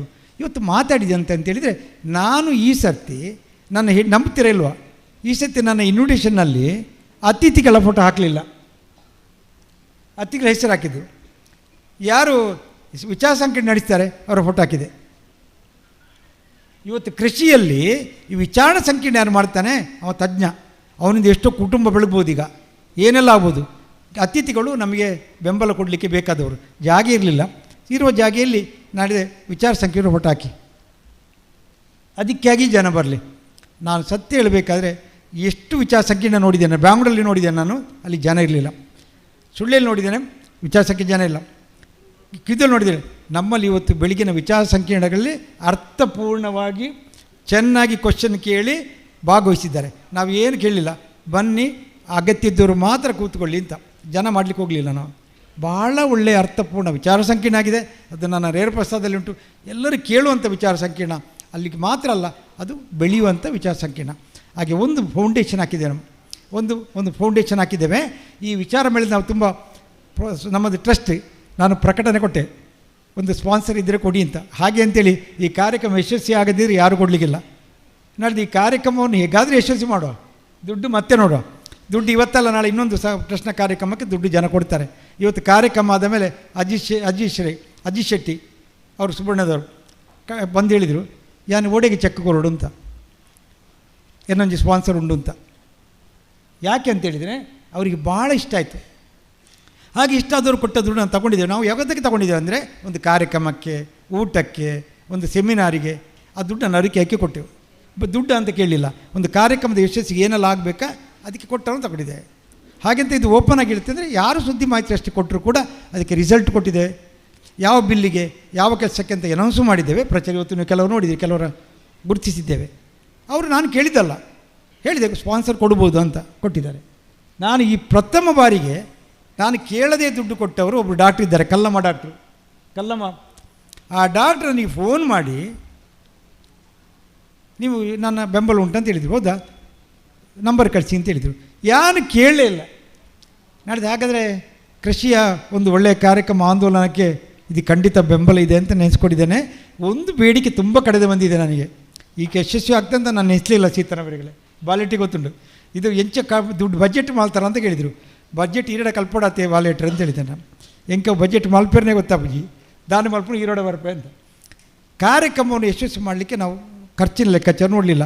ಮೆರವಣಿಗೆ ತಂಡ, ಚೆಂಡೆ, ವಾದ್ಯ, 2 ದಿನ ಊಟ ಫ್ರೀ, ಎಲ್ಲರಿಗೆ ಮೆರವಣಿಗೆ, ಮನೋರಂಜನೆ ಮಾಡಲಿಕ್ಕೆ ಯೋಚನೆ ಮಾಡಲಿಕ್ಕೆ. ಅಂದರೆ ಕೃಷಿ ಸಸ್ಯ ಜಾತ್ರೆ ಯಶಸ್ವಿ ಆದರೆ ಅಲ್ಲಿ ಕೃಷಿಗೆ ಕೊಡುವಾಗ ಫಸ್ಟಿಗೆ ಫ್ರೀ ತುಂಬ ಕೊಟ್ಟಿದ್ದೇನೆ, ಸ್ಟಾಲ್ ಬರಲೇಬೇಕಂತ. ಮೀನವರು ನನ್ನ ದುಡ್ಡು ಕೇಳ್ತಾ ಇದ್ದಾರೆ, ದುಡ್ಡು ಸಾಕಾಗಿಲ್ಲ ಅಂತ. ಯಾಕೆ ಕರೆದೆ ಅಂದರೆ ಅವರು ಬರಬೇಕಂತ. ಇದನ್ನು ನಾನು ಮಾಡದೇ ಇದ್ದರೆ, ಅವ್ರು ಬಾರದೇ ಇದ್ದರೆ ಜನರಿಗೆ ಅರ್ಥ ಆಗೋದಿಲ್ಲ. ಇವತ್ತು ತುಂಬ ಜನ ಮೀನನ್ನು ನೋಡಿದರು, ಬೇಕಂತ ಕಂಡಿದ್ದು. ಹಾಗೆ ನಾನೊಂದು ಇನ್ವೆಸ್ಟ್ಮೆಂಟಾಗಿ ಮಾಡಿದ್ದೇನೆ. ಸುದ್ದಿ ಮಾಹಿತಿ ರಚನೆ ಆಂದೋಲನ ಸಸ್ಯ ಜಾತ್ರೆ ಮನೆಗೆ ಮುಟ್ಟಬೇಕಾದ್ರೆ ಒಂದು ಇನ್ವೆಸ್ಟ್ಮೆಂಟ್ ಬೇಕು. ಅದಕ್ಕೆ ಇನ್ವೆಸ್ಟ್ಮೆಂಟಲ್ಲಿ ನನಗೆ ಲಾಭ ಅಂತ ಗೊತ್ತು. ನಮಗೆ ಒಂದು ಲಾಭ ಸೀತಾರಾಮಗಳೇ ಲಾಭ ಅಂತ ಗೊತ್ತುಂಟ. ನನಗೆ ಸಾಧನಕ್ಕೆ ಇತ್ತೀಚೆಗೆ ಬೇಗ ಹೇಳಲಿಕ್ಕೆ ಆಗ್ತಿರಲಿಲ್ಲ, ಬೇಗ ಟಯರ್ಡ್ ಆಗೋದು. ಈ ಸಸ್ಯ ಜಾತ್ರೆ ಪ್ರಾರಂಭ ಮಾಡಿದ್ದೇನಲ್ಲ, ನಿನ್ನೆ ಮೆರವಣಿಗೆಯಲ್ಲಿ 8 ಗಂಟೆ 9 ಗಂಟೆ ನಡೀಲಿಕ್ಕೆ ಶುರು ಮಾಡಿದ್ದಾನೆ. ಇಲ್ಲಿ ಬಂದದ್ದು ಗೊತ್ತಾಗಲಿಲ್ಲ, ರಾತ್ರಿ ಅದು ಗೊತ್ತಾಗಲಿಲ್ಲ, ಬೆಳಿಗ್ಗೆ ಅದು ಗೊತ್ತಾಗಲಿಲ್ಲ, ಟಯರ್ಡೇ ಆಗಲಿಲ್ಲ. ಅಂದರೆ ಒಂದು ಸಸ್ಯ ಜಾತ್ರೆ ಯಶಸ್ವಿ ಮಾಡಲಿಕ್ಕೆ ಇಳಿದಾಗ ಮಾನಸಿಕವಾಗಿ ಮತ್ತು ದೈಹಿಕವಾಗಿ ಭಾಳ ಬದಲಾವಣೆಯನ್ನು ಕಂಡಿದ್ದೇನೆ. ಅಂದರೆ ಒಳ್ಳೆಯ ಕೆಲಸ, ಎಲ್ಲರಿಗೆ ಬೇಕಾದ ಕೆಲಸ ಅಂತ ನಾನು ಹೇಳ್ತಾ ಇರುವಾಗ ಊಟ ಮಾಡುವಾಗ ಪಾಯಸ ಭಾರಿ ಎಡ್ಡತ್ತು, ಒಣಸು ಭಾರಿ ನಮಗೆ ಒಳ್ಳೆಯದಾಗಿದೆ ಅಂತ ಊಟ ಮಾಡಲಿಕ್ಕೆ ಒಂದು ಗಂಜಿ ಊಟ, ಅವ್ರು ಬಂದು ಮನೆಗೆ ಹೋಗೋದು ಬೇಡ, ಕುಟುಂಬ ಇಡೀ ಊಟ ಮಾಡಲಿ ಅಂತ ಹೇಳಿದೆ ನಾನು. ಮನೆಗೆ ಹೋದರೆ ಪುನಃ ಇಲ್ಲಿ ಊಟ ಉಂಟು, ಕತ್ತಲಿಸಿ ಇಲ್ಲಿ ಊಟ ಮಾಡಿ ಅಂತ ಹೇಳಿದೆ. ಹಾಗೆ ಇಡೀ ಕುಟುಂಬಕ್ಕೆ ಸ್ಟಾಲ್ನಿಂದ ಬಂದವರಿಗೆಲ್ಲ ಯಾಕೆ ಕೊಟ್ಟೆ ಅಂದರೆ ಮೇಳದಲ್ಲಿ ತಿರುಗಿ ನೋಡಿ ಎಂಜಾಯ್ ಮಾಡಿ. ಮಕ್ಕಳಿಗೆ ಸ್ಪರ್ಧೆ ಉಂಟಲ್ಲಿ, ಮಕ್ಕಳ ಚಿತ್ರಕಲಾ ಸ್ಪರ್ಧೆ, ನಾನು ಕುತ್ಕೊಳ್ಳಿದ್ದಾರೆ ಸ್ಪರ್ಧೆ, ಅದು ಇದೆಲ್ಲ ಇದೆ. ಆ ಸ್ಪರ್ಧೆಯಲ್ಲೆಲ್ಲ ಭಾಗವಹಿಸಿದ್ದಾರೆ. ಬೇರೆ ಬೇರೆ ಬಹುಮಾನಗಳನ್ನು ಕೊಡಲಿಕ್ಕಿದೆ. ಅವರಿಗೆ ಆಸಕ್ತಿಯನ್ನು ಕೇಳಿಕ್ಕೆ ಎಷ್ಟು ಜನ ಚಿತ್ರಕಲೆ, ಪ್ರಬಂಧ ಸ್ಪರ್ಧೆ, ಬಂದು ಸಣ್ಣ ಸಣ್ಣ ಮಕ್ಕಳು ಕೃಷಿ ಬಗ್ಗೆ ಸ್ಪರ್ಧೆ, ಬೇರೆ ವಿಷಯ ಅಲ್ಲ. ಹಾಗಾದರೆ ಒಂದು ಜನಗಳಿಗೆ ಮುಟ್ಟಿಸಲಿಕ್ಕೆ ಸಾಧ್ಯ ಇದೆ, ಜನಗಳಿಗೆ ಆಸಕ್ತಿ ಇದೆ. ಇದು ಖಂಡಿತವಾಗಿ ಪುತ್ತೂರಿನ ಚಿತ್ರಣವನ್ನು ಬದಲಿಸುವ ಸಸ್ಯ ಜಾತ್ರೆ ಆಗಬೇಕು. ಪ್ರತಿ ಮನೆಯಲ್ಲಿ ಮಕ್ಕಳು ನಾನು ಊರಿಗೆ ಬರ್ತೇನೆ ಏನು ಮಾಡ್ತೇನೆ ಅಂತ ಕೇಳುವಾಗ ಆಗಬೇಕು, ಇರುವ ಜಾಗೆಯಲ್ಲಿ ಮಾಡಬೇಕು, ಉತ್ಪನ್ನ ಮಾಡಬೇಕು, ಅವರಿಗೆ ಮೌಲ್ಯ ಬರಬೇಕು, ಈ ಥರ ಸನ್ಮಾನ ಸಿಗಲಿಕ್ಕೆ ಪ್ರಾರಂಭ ಆಗಬೇಕು, ಅವರು ಗೌರವಿಸಬೇಕು. ಊರಲ್ಲಿ ನಾನು ಕೃಷಿಕ ಅಂತ ಹೇಳಿದಾಗ ಅವರಿಗೆ ಹೆಣ್ಣು ಕೊಡುವಾಗೆ ಆಗಬೇಕು. ಈ ಜನ ಡಾಕ್ಟ್ರ, ಇಂಜಿನಿಯರ, ಸಾಫ್ಟ್ವೇರ, ಸಂಬಳ 10 ಕೃಷಿಕನ ಭೂಮಿ ಉಂಡ ಆಯ್ ಕೊರ್ಕ ಆಯ್ ಗ್ಯಾರಂಟಿ, ಈ ಕೆಲಸ ಹೋದರೆ ಹೋಯ್ತು ಅಂತ ಯಾವಾಗ ಆಗ್ತದ ಆಗ ನಮ್ಮ ಕೃಷಿ ಮೇಳ ಯಶಸ್ವಿ ಆಗ್ತದೆ.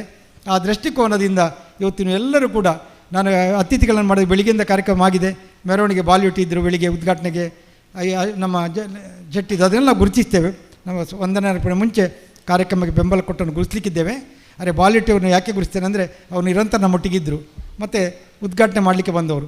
ಈಗ ನಾನು ಉದ್ಘಾಟನೆ ಬಂದರೆ ಕೊನೆಯವರೆಗೆ ನಿಲ್ಲಿ ಅಂತ ಹೇಳಿದ್ದೇನೆ.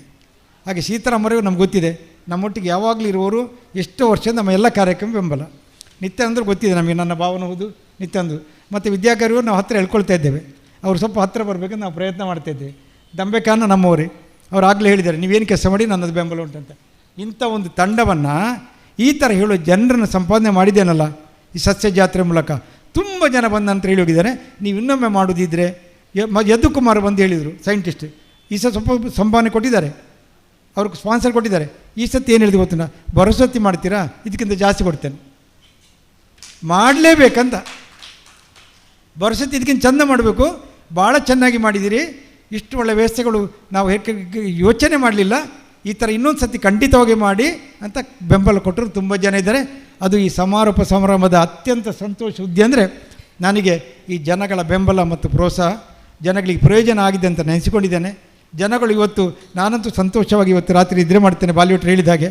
ಅವರು ಬಂದವರು, ಇಲ್ಲಿ ಬಂದವರು ಊಟ ಮಾಡಿ ಇತ್ಕೊಂಡೋಗಿ ಅವರು ಮನೆಯಲ್ಲಿ ಸಂತೋಷಪಟ್ಟು ಇದರೊಂದು ಕೃಷಿಯ ಕ್ರಾಂತಿ ಮನೆ ಮನೆಯಲ್ಲಿ ಆದರೆ ಅದು ಯಶಸ್ಸಿನ ನಮ್ಮ ಒಂದು ಪಥ. ಅದಕ್ಕೆ ಬೇಕಾದ ಮಾಹಿತಿ ಕೇಂದ್ರವನ್ನು ತೆರೆಯುವಂಥದ್ದು. ಇವತ್ತು ಅನಿಲ್ ಬಳಂಜಿ ಹೇಳಿದರು ಸುದ್ದಿಯನ್ನು ಕಾಂಟ್ಯಾಕ್ಟ್ ಮಾಡಿ ಅಂತ. ಮನಮೋಹನ್ ಸುದ್ದಿ, ಯಾಕೆ ಮನಮೋಹನ್ ಸುದ್ದಿಯನ್ನೇ ಕಾಂಟ್ಯಾಕ್ಟ್ ಮಾಡಲಿಕ್ಕೆ ಹೇಳಬೇಕು. ಯಾಕೆಂದರೆ ಮನಮೋಹನಿಗೆ ಫೋನ್ ಮಾಡಿದ್ದು ಫೋನೇ ತೆಗೆದಿಲ್ಲ ಅವರು ಎಲ್ಲೋ ಗುಜರಾತಲ್ಲೇ ಜೇನು ಪೆಟ್ಟಿಗೆಯಲ್ಲಿ ಇರ್ತಾರೆ. ಅವ್ರು ಫೋನ್ ಮಾಡಿದರೆ ಎಂಥ ಉತ್ತರ ಕೊಡೋದು, ಸುದ್ದಿ ಅವರಿಗೆ ಪುರುಸೊತ್ತುಂಟು. ಫೋನ್ ಮಾಡಿ ಸುದ್ದಿ ಜೇನು ಪೆಟ್ಟಿಗೆ ಬೇಕಾ ನಾವು ಹೇಳ್ತೇವೆ. ಅದು ಮನೋರಿಗೆ ಹೇಳಿದ್ದೇನೆ, ನೀವೇನು ಯೋಚನೆ ಮಾಡಿ, ಸುದ್ದಿ ನಿಮ್ಮ ಆಫೀಸ್ ಅಂತ ಮಾಡಿ, ಫೋನ್ ಸುದ್ದಿಗೆ ಮಾಡಲಿಕ್ಕೆ ಹೇಳಿ, ನಿಮ್ಮ ಕೆಲಸ ನಾವು ಮಾಡ್ತೇವೆ. ಹಾಗೆ ಎಲ್ಲರನ್ನು, ನಮ್ಮ ತಜ್ಞರನ್ನು ಸುದ್ದಿ ಬಳಗಗಳಿಗೆ ಸೇರಿಸಿಕೊಳ್ತಾ ಇದ್ದೇವೆ. ಹಾಗೆ ಕೃಷಿ, ಯಾರು ಕೃಷಿ ಮಾಡ್ತಾರೋ ಅವರು ಸುದ್ದಿ ಬಳಗ, ಯಾರು ಕೃಷಿಗೆ ಬೆಂಬಲ ಕೊಡ್ತಾರೋ ಅವರು ಸುದ್ದಿ ಬಳಗ, ಯಾರು ಕೃಷಿ ಮಾಹಿತಿ ಕೊಡ್ತಾರೋ ಬೆಂಬಲ, ಮಾರ್ಕೆಟ್ ಯಾರು ಮಾಡ್ತಾರೋ ಅವರೂ ಸುದ್ದಿಯ ಬಳಗ. ಹಾಗೆ ಎಲ್ಲರನ್ನು ಸೇರಿಸುವಂಥ, ರಾಜ್ಯಕ್ಕೆ ಯಾವುದೇ ಇಲ್ಲದೆ ಎಲ್ಲರೂ ಸೇರಿಸುವ ಒಂದು ಕಾರ್ಯಕ್ರಮ ಇದ್ದರೆ ಸಸ್ಯ ಮೇಳ ಅಂತ ಹೇಳ್ತಾ, ಈ ಕಾರ್ಯಕ್ರಮದಲ್ಲಿ ನನಗೆಲ್ಲ ಕೈ ಕೊಟ್ಟು ತುಂಬ ಜನ ಬೆಂಬಲ ಕೊಟ್ಟವರಿದ್ದೀರಿ, ಯಾರಿಗೆ ಹೆಸರು ಕೊಟ್ಟರೆ ಆಗೋದಿಲ್ಲ, ಅವರೇ ಕೆಲಸ ಮಾಡಿದ್ದು, ನಾನು ಹಿಂದ್ಗಡೆ. ಆದರೆ ನನಗೆ ಪ್ರೀತಿಪೂರ್ವಕವಾಗಿ ಬೆಂಬಲಕ್ಕೆ ನಿಂತ ಎಲ್ಲರಿಗೂ ಕೂಡ ನಾನು ಅಭಿನಂದನೆ ಸಲ್ಲಿಸ್ತಾ, ಕೃತಜ್ಞತೆ ಸಲ್ಲಿಸ್ತಾ ನಾನು ಮಾತನಿಸ್ತೇನೆ. ನಮ್ಮ ಇದರಲ್ಲಿ ಸನ್ಮಾನ ಮಾಡಲಿಕ್ಕಿದೆ ಮತ್ತು ಗುರುತಿಸುವ ಕೆಲಸವನ್ನು ನಾನು ವಂದನೆಯವರಿಗೆ ಬಿಟ್ಟಿದ್ದೇನೆ. ನಮಸ್ಕಾರಗಳು, ವಂದನೆ.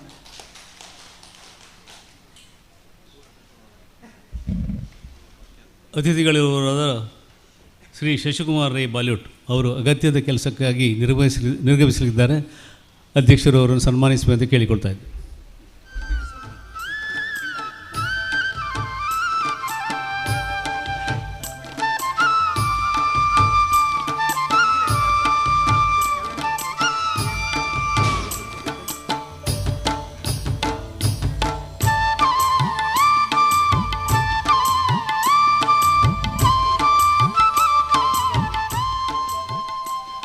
ಇನ್ನೀಗ ಸಹಕಾರಿ ಸೇವರಿಗೆ ಗೌರವ ಹಾಗೂ ಸ್ಪರ್ಧಾ ವಿಜೇತರಿಗೆ ಬಹುಮಾನ ವಿತರಣೆ. ಇದರ ಪಟ್ಟಿಗಳನ್ನು ವಾಚಿಸಲಿಕ್ಕಿದ್ದಾರೆ Umesh Mittadka.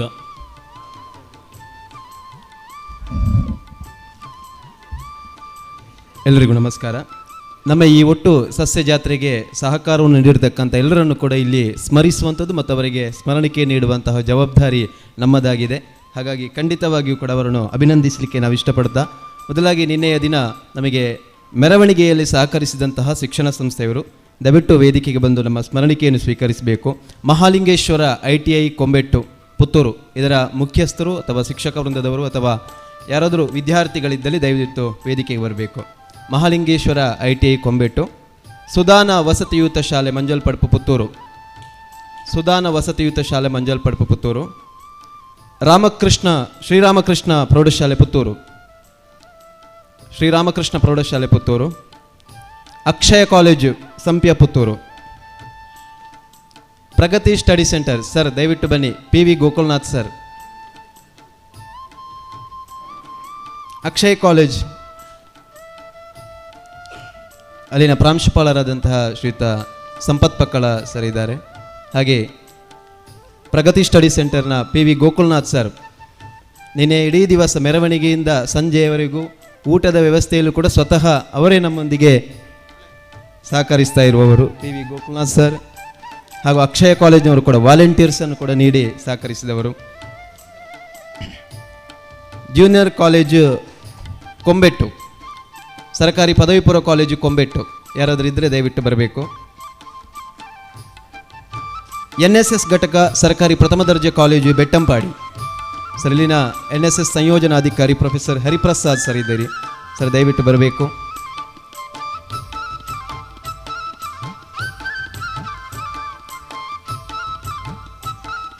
Thank you sir. ಹಾಗೆ ಮೆರವಣಿಗೆಯಲ್ಲಿ ಮತ್ತೊಮ್ಮೆ ನಮಗೆ ಸಹಕರಿಸಿದವರು ಶ್ರೀಯುತ ಜಗದೀಶ್ ಶೆಟ್ಟಿ ನೆಲ್ಲಿಕಟ್ಟೆ, ಶ್ರೀಯುತ ರಾಜೇಶ್ ಬನ್ನೂರು ಸರ್, ಹಾಗೆ ನಮ್ಮ ಸ್ಪರ್ಧಾ ಕಾರ್ಯಕ್ರಮಗಳಲ್ಲಿ ಸಹಕರಿಸಿದ ಶ್ರೀಯುತ ಪಶುಪತಿ ಶರ್ಮಾ, ಹಾಗೆ ನಮ್ಮ ಈ ಒಟ್ಟು ಕಾರ್ಯಕ್ರಮವನ್ನು ವಿಚಾರಗೋಷ್ಠಿಗಳ ಒಂದು ನಿರ್ವಹಣೆಯನ್ನು ಮಾಡಿರತಕ್ಕಂತಹ ಶ್ರೀಯುತ ನಾಕಾರಂತ ಪೆರಾಜೆ ಸರ್, ದಯವಿಟ್ಟು ವೇದಿಕೆಗೆ ಬರಬೇಕು. ಒಟ್ಟು 2 ದಿವಸಗಳ ವಿಚಾರಗೋಷ್ಠಿಯನ್ನು ಅತ್ಯಂತ ಸುಲಲಿತವಾಗಿ ಸಮರ್ಪಕವಾಗಿ ನಿರ್ವಹಿಸಿದವರು ಶ್ರೀಯುತ ನಾಕಾರಂತ ಪೆರಾಜೆ ಹಾಗೂ ಶ್ರೀಯುತ ರಾಕೇಶ್ ಕಮ್ಮಾಜೆ ಸರ್ ಅವರು, ಇವರಿಗೆ ನಮ್ಮ ಗೌರವದ ಸ್ಮರಣಿಕೆ. ಅದೇ ರೀತಿ ಈ ಕಾರ್ಯಕ್ರಮದ ನಿರೂಪಣೆಯನ್ನು ನಿನ್ನೆಯ ದಿನ ಸಭಾ ಕಾರ್ಯಕ್ರಮ ಮತ್ತು ಇವತ್ತಿನ ಸಮಾರೋಪದ ಸಭಾ ಕಾರ್ಯಕ್ರಮ ನಿರೂಪಣೆಯನ್ನು ಮಾಡಿರುವಂತಹ ಸುರೇಶ್ ಶೆಟ್ಟಿ ಸರ್ ಅವರು, ನಿವೃತ್ತ ಉಪನ್ಯಾಸಕರು ಸರ್, ದಯವಿಟ್ಟು ವೇದಿಕೆ ಬಂದು. ಅದೇ ರೀತಿ ನಿನ್ನೆ ನಡೆದಂತಹ ವಿವಿಧ ಸ್ಪರ್ಧೆಗಳ ಒಂದು ನೇತೃತ್ವವನ್ನು ವಹಿಸಿ ಮಾರ್ಗದರ್ಶನವನ್ನು ನೀಡಿ ಅದರ ತೀರ್ಪುಗಾರಿಕೆಯನ್ನು ಕೂಡ ಮಾಡಿದವರು ಶ್ರೀಯುತ ನಿವೃತ್ತ ಶಿಕ್ಷಕರಾಗಿರುವ ಶ್ರೀಯುತ ನಾರಾಯಣ ರೈ ಕುಕ್ಕುವಳ್ಳಿ ಸರ್, ತಾವು ದಯವಿಟ್ಟು ಬರಬೇಕು. ಶ್ರೀಯುತ ಪಶುಪತಿ ಶರ್ಮಾ ಸ್ಪರ್ಧೆಯ ವ್ಯವಸ್ಥೆಯನ್ನು ಮಾಡಿದವರು ಮತ್ತು ಮೈ ಹೋಮ್ ಗಾರ್ಡನ್ ಈ ಒಂದು ಇವೆಂಟ್ನ ಬಹುಮಾನಗಳ ಪ್ರಾಯೋಜಕತ್ವವನ್ನು ವಹಿಸಿದವರು ಕೂಡ ಪಶುಪತಿ ಶರ್ಮಾ ಇವರು, ಧನ್ಯವಾದಗಳು ಸರ್. ಶ್ರೀಯುತ ನಾರಾಯಣ ರೈ ಕುಕ್ಕುವಳ್ಳಿ, ಶ್ರೀಯುತ ಮೌನೇಶ್ ವಿಶ್ವಕರ್ಮ ಸರ್, ದಯವಿಟ್ಟು ಇದ್ರೆ ಬರಬೇಕು. ಸ್ಪರ್ಧಾ ಕಾರ್ಯಕ್ರಮಗಳನ್ನು ನಿರ್ವಹಣೆ ಮಾಡಿಕೊಟ್ಟವರು. ಈ ಕಾರ್ಯಕ್ರಮದಲ್ಲಿ ನಮ್ಮೊಂದಿಗೆ ಸಹಯೋಗವನ್ನು ಹೊಂದಿದವರು ಸಂಜೀವಿನಿ ಒಕ್ಕೂಟದವರು, ಅದರ ವ್ಯವಸ್ಥಾಪಕರಾಗಿರುವಂಥ ಶ್ರೀಯುತ ಜಗತ್ ಅವರು, ದಯವಿಟ್ಟು ವೇದಿಕೆಯಲ್ಲಿ ಇದ್ರೆ ಬರಬೇಕು. ಜಗತ್ ಸರ್ ಅವರು ವಿವಿಧ ಸಂಜೀವಿನಿ ಮಳಿಗೆಯವರು ನಮ್ಮ ಸ್ಟಾಲ್ಗಳಲ್ಲಿದ್ದಾರೆ, ಅವರ ಉತ್ಪನ್ನಗಳು ನಮಗೆ ಪ್ರದರ್ಶನ ಮತ್ತು ಮಾರಾಟಕ್ಕಿವೆ. ಈ ಒಂದು ಸಂಯೋಜನೆಯನ್ನು ಮಾಡಿರುವಂಥ ಶ್ರೀಯುತ ಜಗತ್ ಸರ್ ಅವರು, ದಯವಿಟ್ಟು ವೇದಿಕೆಗೆ ಬಂದು ಈ ನಮ್ಮ ಸ್ಮರಣಿಕೆಯನ್ನು ಸ್ವೀಕರಿಸಬೇಕು. ಹಾಗೆ ನಿನ್ನೆ ಮೆರವಣಿಗೆಯಲ್ಲಿ ಸಹಕರಿಸಿದ ಸ್ನೇಹ ಸಂಗಮ ರಿಕ್ಷಾ ಚಾಲಕ ಸಂಘದವರು, ಒಟ್ಟು ಮೆರವಣಿಗೆಯಲ್ಲಿ ಅನೇಕ ಒಂದು 30-35 ರಿಕ್ಷಾಗಳಷ್ಟು ಮೆರವಣಿಗೆಗೆ ಅಂದವನ್ನು ನೀಡಿರುವಂಥದ್ದು. ಯಾರಾದರೂ ಒಬ್ಬರು ಇದ್ದಲ್ಲಿ ಕೂಡ ದಯವಿಟ್ಟು ಬಂದು ನಮ್ಮ ಈ ಸ್ಮರಣಿಕೆಯನ್ನು ಸ್ವೀಕರಿಸಬೇಕು.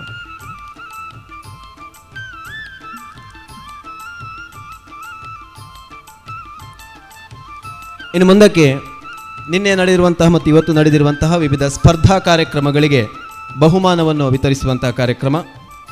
ಮೊದಲಿಗೆ ಚಿತ್ರಕಲಾ ವಿಭಾಗ, ದಯವಿಟ್ಟು ಆದಷ್ಟು ಬೇಗ ಬಂದು ಬಹುಮಾನವನ್ನು ಸ್ವೀಕರಿಸಬೇಕು.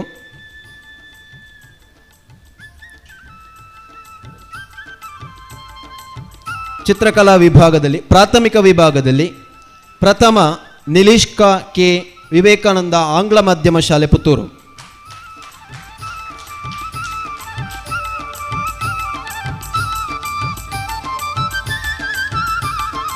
ಶ್ರೀಯುತ ನಿತ್ಯಾನಂದ ಮುಂಡೋಡಿ ಸರ್ ಅವರು ಈ ಒಂದು ಬಹುಮಾನವನ್ನು ವಿತರಿಸಬೇಕಾಗಿ ಕೇಳಿಕೊಳ್ತಾ ಇದ್ದೇನೆ. ನಿಲೀಶ್ ಕಾಕೆ ವಿವೇಕಾನಂದ ಆಂಗ್ಲ ಮಾಧ್ಯಮ ಶಾಲೆ, ದ್ವಿತೀಯ ವಿಘ್ನೇಶ್ ವಿವೇಕಾನಂದ ಕನ್ನಡ ಮಾಧ್ಯಮ ಶಾಲೆ ಪುತ್ತೂರು.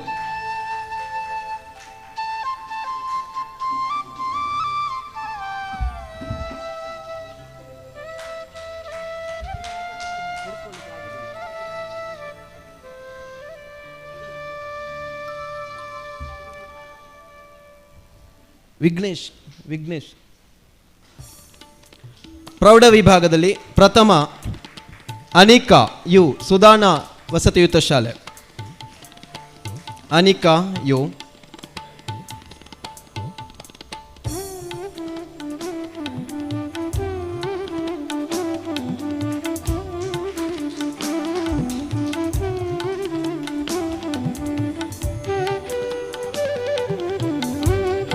ಈ ಬಹುಮಾನಗಳ ಜೊತೆಗೆ ನಿಮಗೆ ಒಂದೊಂದು ಗಿಡಗಳನ್ನು ನೀಡ್ತಾ ಇದ್ದೇವೆ. ದಯವಿಟ್ಟು ಎಲ್ಲ ಸ್ಪರ್ಧಾ ವಿಜೇತರು ಅದನ್ನು ಮತ್ತೆ ಇಲ್ಲಿಂದ ಸ್ವೀಕರಿಸಿಕೊಳ್ಬೇಕು. ಪ್ರೌಢ ವಿಭಾಗದಲ್ಲಿ ದ್ವಿತೀಯ ಅವನಿ ರೈ ಸುಧಾನ ವಸತಿಯುತ ಶಾಲೆ. ಚಪ್ಪಾಳೆ ಮೂಲಕ ಸ್ಪರ್ಧಾ ವಿಜೇತರಿಗೆ ಅಭಿನಂದಿಸಬೇಕಂತ ಕೇಳ್ಕೊಳ್ತಾ ಇದ್ದೇವೆ. ಕಾಲೇಜು ವಿಭಾಗದಲ್ಲಿ ಪ್ರಥಮ ಹರ್ಷಿತ್ ವಿಶ್ವಕರ್ಮ ಜಡೆಕಲ್ಲು ಸರ್ಕಾರಿ ಪ್ರಥಮ ದರ್ಜೆ ಕಾಲೇಜು. ಹರ್ಷಿತ್ ವಿಶ್ವಕರ್ಮ. ದ್ವಿತೀಯ ದುರ್ಗಾಶ್ರೀ ಅಕ್ಷಯ ಕಾಲೇಜು ಸಂಪ್ಯ. ಅಕ್ಷಯ ಕಾಲೇಜು ಸಂಪ್ಯ ದ್ವಿತೀಯ ದುರ್ಗಾಶ್ರೀ. ದಯವಿಟ್ಟು ವೇದಿಕೆಗೆ ಬರಬೇಕು. ವಿದ್ಯಾರ್ಥಿಗಳಿಲ್ಲದಲ್ಲಿ ಸಂಸ್ಥೆಯ ಮುಖ್ಯಸ್ಥರು ಬಂದು ಸ್ವೀಕರಿಸಬೇಕಂತ ಕೇಳಿಕೊಳ್ತಾ ಇದ್ದೇವೆ.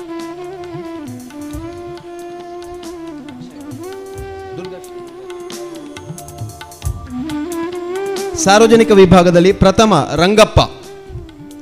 ಚಿತ್ರಕಲೆ ಸ್ಪರ್ಧೆಯಲ್ಲಿ ಸಾರ್ವಜನಿಕ ವಿಭಾಗದಲ್ಲಿ ಪ್ರಥಮ ರಂಗಪ್ಪ.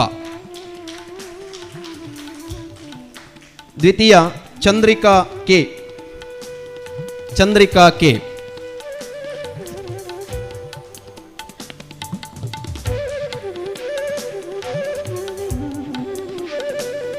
ಚಂದ್ರಿಕಾ ಕೆ. ವಂದನೆಗಳು ಸರ್. ಮುಂದಿನ ಬಹುಮಾನವನ್ನು ಸಹಕಾರ ರತ್ನ ಶ್ರೀ ಸವಣೂರು ಸೀತಾರಾಮ ರೈ ಇವರು ನೀಡಬೇಕಾಗಿ ಕೇಳಿಕೊಳ್ತಾ ಇದ್ದೇನೆ.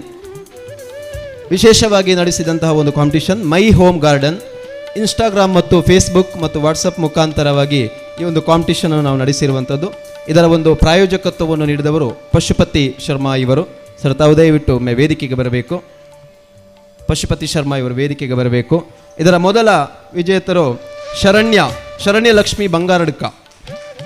ಮೈ ಹೋಮ್ ಗಾರ್ಡನ್ ಈ ವಿಷಯದಲ್ಲಿ ಇನ್ಸ್ಟಾಗ್ರಾಮ್ ಮತ್ತು ವಾಟ್ಸಪ್ ಫೇಸ್ಬುಕ್ ಮುಖಾಂತರವಾಗಿ ನಮಗೆ ಅವರ ಮನೆಯ ಗಾರ್ಡನ್ನನ್ನು ಫೋಟೋ ತೆಗೆದು ಮುಖಾಂತರ ಅವರು ಅಪ್ಲೋಡ್ ಮಾಡಿರುವಂಥದ್ದು. ಅದರಲ್ಲಿ ಪ್ರಥಮ ಸ್ಥಾನವನ್ನು ಪಡೆದಿರುವವರು ಶರಣ್ಯ ಲಕ್ಷ್ಮಿ ಬಂಗಾರಡ್ಕ ಆರ್ಯಾಪ್.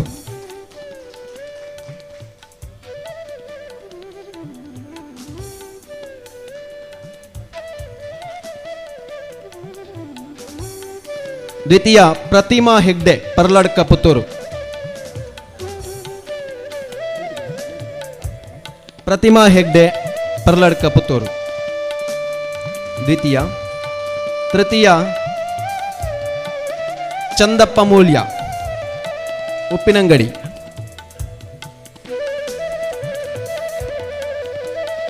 ತೃತೀಯ ಚಂದಪ್ಪ ಮೂಲ್ಯ ಉಪ್ಪಿನಂಗಡಿ.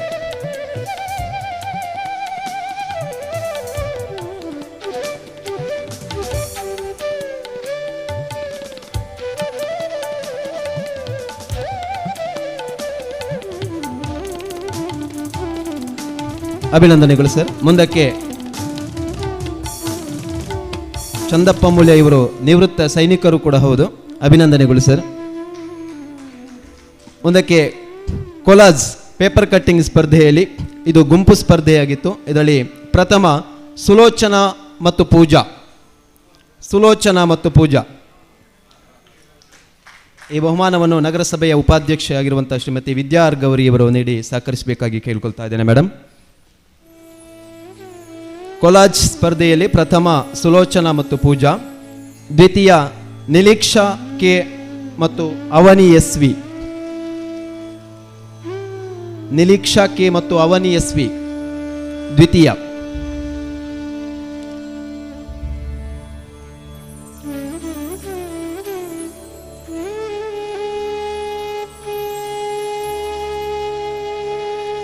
ಮುಂದಕ್ಕೆ ಪ್ರಾಥಮಿಕ ವಿಭಾಗದ ಪ್ರಬಂಧ ಸ್ಪರ್ಧೆಯಲ್ಲಿ ಪ್ರಾಥಮಿಕ ವಿಭಾಗದಲ್ಲಿ ಪ್ರಥಮ ಕುಮಾರಿ ಜನನಿ ವೈ ನಾಯ್ಕ, ವಿವೇಕಾನಂದ ಕನ್ನಡ ಮಾಧ್ಯಮ ಶಾಲೆ ಪುತ್ತೂರು. ಆದಷ್ಟು ಬೇಗ ಬನ್ನಿ. ಜನನಿ ವೈ ನಾಯ್ಕ, ವಿವೇಕಾನಂದ ಕನ್ನಡ ಮಾಧ್ಯಮ ಶಾಲೆ ಪುತ್ತೂರು ಪ್ರಥಮ. ದ್ವಿತೀಯ ಪಿ ಶ್ರೀನಿಧಿ ಆಚಾರ್ಯ, ವಿವೇಕಾನಂದ ಕನ್ನಡ ಮಾಧ್ಯಮ ಶಾಲೆ ಪುತ್ತೂರು. ಪ್ರಬಂಧ ಸ್ಪರ್ಧೆಯಲ್ಲಿ ಪ್ರಾಥಮಿಕ ವಿಭಾಗದಲ್ಲಿ ದ್ವಿತೀಯ ಶ್ರೀನಿಧಿ ಆಚಾರ್ಯ,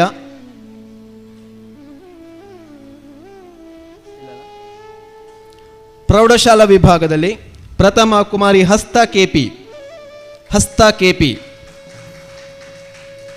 ದಯವಿಟ್ಟು ಇದ್ರೆ ಬೇಗ ಬನ್ನಿ. ಪ್ರೌಢಶಾಲಾ ವಿಭಾಗದಲ್ಲಿ ಕುಮಾರಿ ಹಸ್ತ ಕೆಪಿ ಪ್ರಥಮ. ದ್ವಿತೀಯ ಆದಿತ್ಯ ಬಿ ಗೌಡ ದ್ವಿತೀಯ. ಹಸ್ತ ಇಲ್ವಾ? ಆದಿತ್ಯ ಇಲ್ಲ. ಆದಿತ್ಯ ಬಿ ಗೌಡ, ಶ್ರೀರಾಮಕೃಷ್ಣ ಪ್ರೌಢಶಾಲೆ ಪುತ್ತೂರು ಇಲ್ವಲ್ಲ. ಕಾಲೇಜು ವಿಭಾಗದಲ್ಲಿ ಪ್ರಥಮ ದಿವ್ಯಾ ಎಂ, ಸರ್ಕಾರಿ ಪ್ರಥಮ ದರ್ಜೆ ಕಾಲೇಜು ಬೆಟ್ಟಂಪಾಡಿ. ಸರ್ಕಾರಿ ಪ್ರಥಮ ದರ್ಜೆ ಕಾಲೇಜು ಬೆಟ್ಟಂಪಾಡಿ ಕುಮಾರಿ ದಿವ್ಯಾ ಎಂ ಪ್ರಥಮ.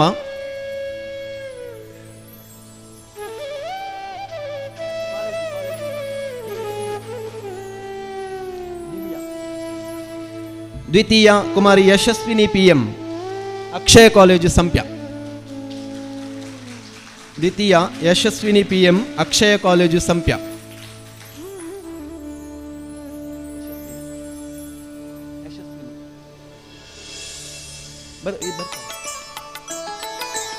ಯಶಸ್ವಿನಿ, ದಯವಿಟ್ಟು ಇಲ್ಲದಿದ್ದರೆ ಅವರ ಯಾರಾದರೂ ವಿದ್ಯಾರ್ಥಿ ಸ್ನೇಹಿತರು ಬಂದು ಸ್ವೀಕರಿಸಬಹುದು.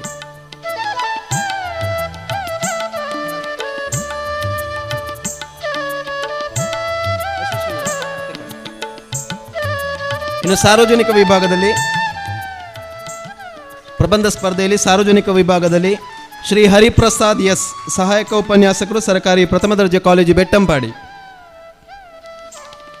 ಸಾರ್ವಜನಿಕ ವಿಭಾಗದಲ್ಲಿ ಹರಿಪ್ರಸಾದ್ ಎಸ್ ಅವರು ಒಟ್ಟು ನಮ್ಮ ಬೆಟ್ಟಂಪಾಡಿ ಕಾಲೇಜಿನ ತಂಡವನ್ನು ಕೂಡ ಸಂಯೋಜಿಸಿದವರು. ಅಭಿನಂದನೆಗಳು ಸರ್. ದ್ವಿತೀಯ ಪೂರ್ಣಿಮಾ ಮಲ್ಯ, ಸಾರ್ವಜನಿಕ ವಿಭಾಗದಲ್ಲಿ ದ್ವಿತೀಯ ಪೂರ್ಣಿಮಾ ಮಲ್ಯ.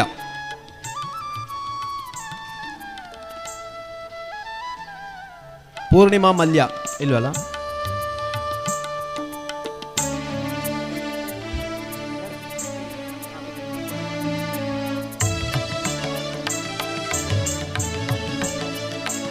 ಅಭಿನಂದನೆಗಳು ಮೇಡಮ್. ಮುಂದಕ್ಕೆ ಕವನ ರಚನಾ ಸ್ಪರ್ಧೆ. ಇದರಲ್ಲಿ ಪ್ರೌಢಶಾಲಾ ವಿಭಾಗದಲ್ಲಿ ಈ ಬಹುಮಾನಗಳನ್ನು ಸಹಕಾರ ರತ್ನ ಶ್ರೀ ದಂಬೆಕಾನ ಸದಾಶಿವರ ಇವರು ನೀಡಬೇಕಾಗಿ ಕೇಳ್ಕೊಳ್ತಾ ಇದ್ದೀನಿ ಸರ್. ಪ್ರಥಮ ಕುಮಾರಿ ಪಲ್ಲವಿ, ವಿವೇಕಾನಂದ ಕನ್ನಡ ಮಾಧ್ಯಮ ಶಾಲೆ ಪುತ್ತೂರು. ಪ್ರೌಢಶಾಲಾ ವಿಭಾಗದ ಕವನ ಸ್ಪರ್ಧೆಯಲ್ಲಿ ಪ್ರಥಮ ಪಲ್ಲವಿ. ದ್ವಿತೀಯ ಕುಮಾರಿ ಶಿಲ್ಪ, ನವೋದಯ ಪ್ರೌಢಶಾಲೆ ಬೆಟ್ಟಂಪಾಡಿ. ಕುಮಾರಿ ಶಿಲ್ಪ, ನವೋದಯ ಪ್ರೌಢಶಾಲೆ ಬೆಟ್ಟಂಪಾಡಿ. ಕಾಲೇಜು ವಿಭಾಗದಲ್ಲಿ ಪ್ರಥಮ ಕುಮಾರಿ ಸ್ಮಿತಾ ಎಸ್ ರೈ, ಸಂತ ಫಿಲೋಮಿನಾ ಕಾಲೇಜು ಪುತ್ತೂರು. ಕಾಲೇಜು ವಿಭಾಗದಲ್ಲಿ ಕುಮಾರಿ ಸ್ಮಿತಾ ಎಸ್ ರೈ, ಸಂತ ಫಿಲೋಮಿನಾ ಕಾಲೇಜು ಪುತ್ತೂರು. ದ್ವಿತೀಯ ಕುಮಾರಿ ಕೃತಿಕಾ ಪಿ, ಸರ್ಕಾರಿ ಪ್ರಥಮ ದರ್ಜೆ ಕಾಲೇಜು ಬೆಟ್ಟಂಪಾಡಿ. ಕುಮಾರಿ ಕೃತಿಕಾ ಪಿ, ಸರ್ಕಾರಿ ಪ್ರಥಮ ದರ್ಜೆ ಕಾಲೇಜು ಬೆಟ್ಟಂಪಾಡಿ. ನಾ ಕಂಡಂತೆ ಸಸ್ಯ ಜಾತ್ರೆ ಎನ್ನುವಂತಹ ವಿಷಯದಲ್ಲಿ ಕವನ ರಚನೆ ಸ್ಪರ್ಧೆಯನ್ನು ಏರ್ಪಡಿಸಲಾಗಿತ್ತು. ಪ್ರಬಂಧಕ್ಕೂ ಕೂಡ ಇದೇ ವಿಷಯವನ್ನು ನೀಡಲಾಗಿತ್ತು. ಕೃತಿಕಾ ಪಿ. ಇನ್ನು ಸಾರ್ವಜನಿಕ ವಿಭಾಗದಲ್ಲಿ ಪ್ರಥಮ ಶ್ರೀ ಸಂಪತ್ ಕೆ ಪಕ್ಕಳ, ಪ್ರಾಂಶುಪಾಲರು, ಅಕ್ಷಯ ಕಾಲೇಜು ಸಂಪ್ಯ ಪುತ್ತೂರು.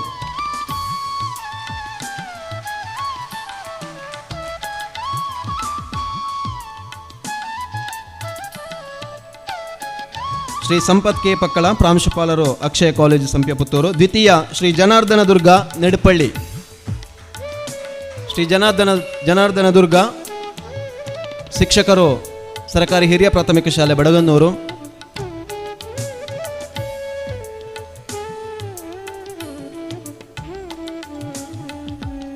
ವಂದನೆಗಳು ಸರ್.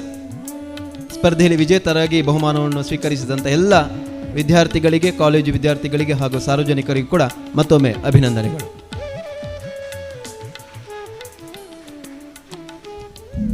ಸಭಾಧ್ಯಕ್ಷರು ಅತಿಥಿಗಳಿಗೆ ಗೌರವ ಸ್ಮರಣೆಗಳನ್ನು ನೀಡಿ ಸನ್ಮಾನಿಸುವಂತೆ ಕೇಳಿಕೊಳ್ತಾ ಇದ್ದಾರೆ.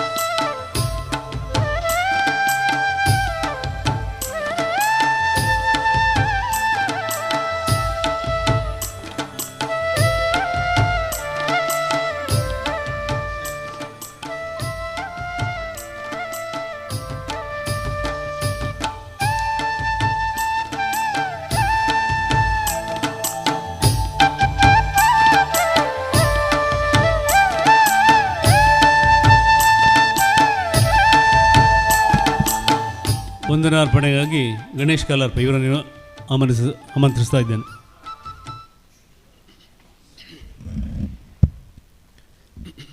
ಸುದ್ದಿ ಮಾಹಿತಿ ಟ್ರಸ್ಟ್ನ ಪ್ರಾಯೋಜಕತ್ವದಲ್ಲಿ ಜಿಲ್ಲಾ ಪಂಚಾಯತ್, ತಾಲೂಕು ಪಂಚಾಯತ್, ನಗರಸಭೆ, ವಿವಿಧ ಒಕ್ಕೂಟಗಳು ಮತ್ತು ವಿವಿಧ ಸಂಘ ಸಂಸ್ಥೆಗಳ ಸಹಯೋಗದಲ್ಲಿ 2 ದಿನಗಳ ಕಾಲ ನಡೆದ ಸಸ್ಯ ಜಾತ್ರೆಯ ಸಮಾರೋಪದ ಕೊನೆ ಭಾಗದಲ್ಲಿ ನಾವಿದ್ದೇವೆ. ಸಮಾರೋಪದ ಮುಖ್ಯ ಅತಿಥಿಯಾಗಿ ಕಾರ್ಯಕ್ರಮವನ್ನು ಚಂದಗಾಣಿಸಿಕೊಟ್ಟಿರುವಂತಹ ಸವಣೂರು ಶಿಲ್ಪಿ, ಸಹಕಾರಿ ರತ್ನ ಸೀತಾರಾಮ್ ರೈ ಸವಣೂರು ಸರ್, ನಿಮಗೆ ಪ್ರೀತಿಯ ವಂದನೆಗಳು. ಇನ್ನೋರ್ವ ಅತಿಥಿ ಸಹಕಾರ ರತ್ನ ನಿತ್ಯಾನಂದ ಮುಂಡೋಡಿ ಅವರು ನಮ್ಮ ಜೊತೆಗಿದ್ದಾರೆ ಸರ್, ನಿಮಗೂ ಕೂಡ ಹೃತ್ಪೂರ್ವಕ ವಂದನೆಗಳು. ಇನ್ನೋರ್ವ ಅತಿಥಿ ಸಹಕಾರಿ ರತ್ನ ಪ್ರಶಸ್ತಿ ಪುರಸ್ಕೃತರಾಗಿರುವಂತಹ ದಂಬೆಕಾನ ಸದಾಶಿವ ರೈ ಸರ್, ತಮಗೆ ಕೂಡ ಹೃತ್ಪೂರ್ವಕವಾದಂತಹ ವಂದನೆಗಳು. DCC ಬ್ಯಾಂಕಿನ ನಿರ್ದೇಶಕರಾಗಿರುವಂತಹ ಶಶಿಕುಮಾರ್ ರೈ ಬಾಲಿಯೋಟು ಅವರಿಗೆ ಕೂಡ ಅವರ ಅನುಪಸ್ಥಿತಿಯಲ್ಲಿ ಹೃತ್ಪೂರ್ವಕವಾದಂತಹ ವಂದನೆಗಳನ್ನು ಸಲ್ಲಿಸ್ತಾ ಇದ್ದೇವೆ. ನಗರಸಭೆಯ ಉಪಾಧ್ಯಕ್ಷರಾಗಿರುವಂತಹ ವಿದ್ಯಾ ಗೌರಿ ಮೇಡಮ್ ಕೂಡ ನಮ್ಮ ಜೊತೆಗಿದ್ದಾರೆ, ಅವರಿಗೆ ಕೂಡ ಹೃತ್ಪೂರ್ವಕವಾದಂತಹ ವಂದನೆಗಳು. ಈ ಸಸ್ಯ ಜಾತ್ರೆಯ ರೂವಾರಿಗಳು, ಕಾರ್ಯಕ್ರಮದ ಅಧ್ಯಕ್ಷತೆಯನ್ನು ವಹಿಸಿಕೊಂಡಿರುವಂತಹ ಡಾಕ್ಟರ್ UP ಶಿವಾನಂದ್ ಅವರಿಗೆ ಕೂಡ ಹೃತ್ಪೂರ್ವಕವಾದಂತಹ ವಂದನೆಗಳು. ಈ ಸಸ್ಯ ಜಾತ್ರೆಯ ಪ್ರಾಯೋಜಕರಾಗಿರುವಂಥವರು friends, Ashok Kumar Rai, KS Bhat Kallamma, Kusumaraj Lahari, Kadamajalu Subhash Rai, Padmanabha Shetty, Mithrampadi Jayaram Rai, Akshay Rai Dambekana, AV Narayana Gowda, Manmohan Arambya, Okkaliga ಪತ್ತಿನ ಸಹಕಾರ ಸಂಘ, ಒಕ್ಕಲಿಗ ಗೌಡ ಸೇವಾ ಸಂಘ, Suddi society, SRK ladders, bank of Baroda, KMF, Mohammed Kookuvalli ಇವರೆಲ್ಲರಿಗೂ ಕೂಡ ಹೃತ್ಪೂರ್ವಕವಾದಂತಹ ವಂದನೆಗಳನ್ನು ಸಲ್ಲಿಸ್ತಾ ಇದ್ದೇನೆ. ವಿಚಾರಗೋಷ್ಠಿಗಳನ್ನು ನಡೆಸಿಕೊಟ್ಟಿರುವಂತಹ ಸಂಪನ್ಮೂಲ ವ್ಯಕ್ತಿಗಳಿಗೆ, ಸಾಂಸ್ಕೃತಿಕ ಕಾರ್ಯಕ್ರಮ ನಡೆಸಿಕೊಟ್ಟಿರುವಂತಹ ವಿದ್ಯಾರ್ಥಿಗಳಿಗೆ, ವಿದ್ಯಾಸಂಸ್ಥೆಯ ಮುಖ್ಯಸ್ಥರುಗಳಿಗೆ, ಸಂಘ ಸಂಸ್ಥೆಯ ಮುಖ್ಯಸ್ಥರುಗಳಿಗೆ, ಕಾರ್ಯಕ್ರಮದ ಕೇಂದ್ರ ಬಿಂದುಗಳಾಗಿರುವಂತಹ ನಿಮಗೆ, ಸನ್ಮಾನ ಸ್ವೀಕರಿಸಿದವರಿಗೆ ಹಾಗೂ ಕಾರ್ಯಕ್ರಮ ನಿರೂಪಿಸಿದವರಿಗೆ ಹೃತ್ಪೂರ್ವಕವಾದಂತಹ ವಂದನೆಗಳನ್ನು ಸಲ್ಲಿಸ್ತಾ ಇದ್ದೇವೆ. ಕೊನೆಯದಾಗಿ ಸುದ್ದಿ ಬಳಗದ ಎಲ್ಲ ಸಿಬ್ಬಂದಿಗಳಿಗೆ ಹಾಗೂ ಪ್ರತ್ಯಕ್ಷವಾಗಿ ಮತ್ತು ಪರೋಕ್ಷವಾಗಿ ಸಹಕರಿಸಿದಂತಹ ಎಲ್ಲರನ್ನ ಮತ್ತೊಮ್ಮೆ ನೆನಪಿಸಿಕೊಳ್ತಾ ವಂದನಾರ್ಪಣೆ ಕಾರ್ಯಕ್ರಮವನ್ನು ಮುಕ್ತಾಯ ಮಾಡ್ತಾ ಇದ್ದೇವೆ. ಧನ್ಯವಾದಗಳು.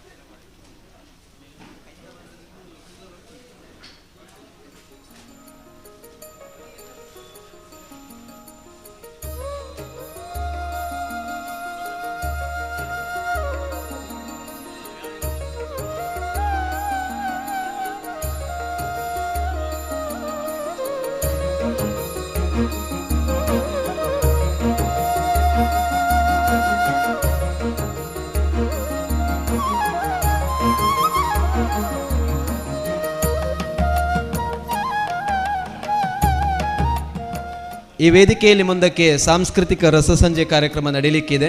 ಈ ಒಂದು ಕಾರ್ಯಕ್ರಮದಲ್ಲಿ ಕೂಡ ಎಲ್ಲರೂ ಭಾಗವಹಿಸಬೇಕು ಅಂತ ಕೇಳಿಕೊಳ್ತಾ ಇದ್ದೇವೆ. ಮುಂದಕ್ಕೆ ಈ ವೇದಿಕೆಯಲ್ಲಿ ಅದಿತಿ MS ಆಳ್ವಾಸ್ ವಿದ್ಯಾಸಂಸ್ಥೆಯ MSc ಸ್ಟೂಡೆಂಟ್ ಅದಿತಿ MS ಇವರಿಂದ ಪೈಂಟಿಂಗ್ ಮತ್ತು ಡ್ಯಾನ್ಸ್ ಕಾರ್ಯಕ್ರಮ ನಡೆಯಲಿಕ್ಕಿದೆ. ಆ ಬಳಿಕ ವಿದುಷಿ ಶ್ರೀಮತಿ ರೋಹಿಣಿ ಉದಯ್ ಇವರ ಶಿಷ್ಯಂದರಿಂದ ನೃತ್ಯ ವೈವಿಧ್ಯ ಕಾರ್ಯಕ್ರಮ ನಡೆಯಲಿಕ್ಕಿದೆ. ಆ ಬಳಿಕ ಲೋಕೇಶ್ ಊರುಬೈಲು ಸುಳ್ಯ ತಂಡದವರಿಂದ ಕಾರ್ಯಕ್ರಮ ವೈವಿಧ್ಯ ಮೂಡಿ ಬರಲಿಕ್ಕಿದೆ.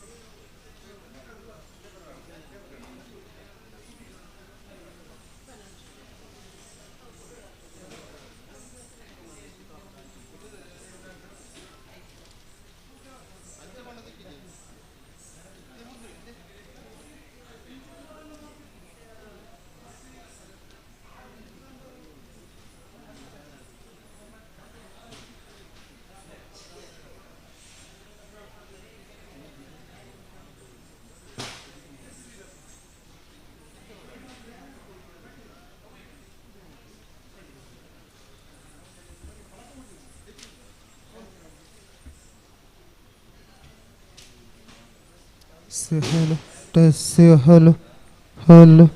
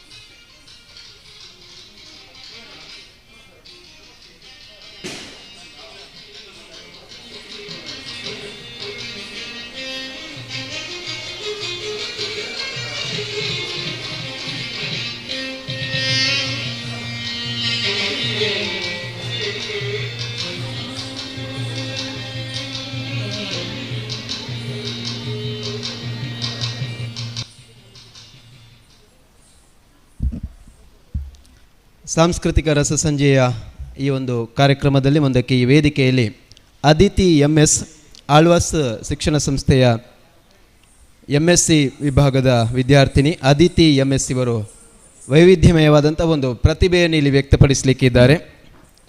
ಅಂದರೆ ಸ್ಪೀಡ್ ಪೈಂಟಿಂಗ್ ಬಹಳ ಅಪರೂಪದ ಇದೊಂದು ಪ್ರತಿಭೆ. ಸ್ಪೀಡ್ ಪೈಂಟಿಂಗ್ ಬರೀ ಒಂದು ಹಗ್ಗದಲ್ಲಿ ಬಣ್ಣವನ್ನು ಈ ನಮಗೆ ಕಾಣುತ್ತಿರುವಂತಹ ಪಟದಲ್ಲಿ ಅದನ್ನು ಚಿತ್ರಿಸಲಿಕ್ಕೆ ಇದ್ದಾರೆ. ಅದು ಕೂಡ ಒಂದು ಹಾಡು ಮುಗಿಯುವಷ್ಟರೊಳಗೆ ಇದೊಂದು ಸ್ಪೀಡ್ ಪೈಂಟಿಂಗ್ ನಡೀಲಿಕ್ಕಿದೆ. ಇವರಿಗೆ ಒಟ್ಟು ಈ ಸಸ್ಯ ಜಾತ್ರೆಯ ಸಾಂಸ್ಕೃತಿಕ ಈ ಕಾರ್ಯಕ್ರಮಕ್ಕೆ ತಮಗೆ ಸ್ವಾಗತವನ್ನು ಬಯಸ್ತಾ ವೇದಿಕೆ ತಮಗಾಗಿ.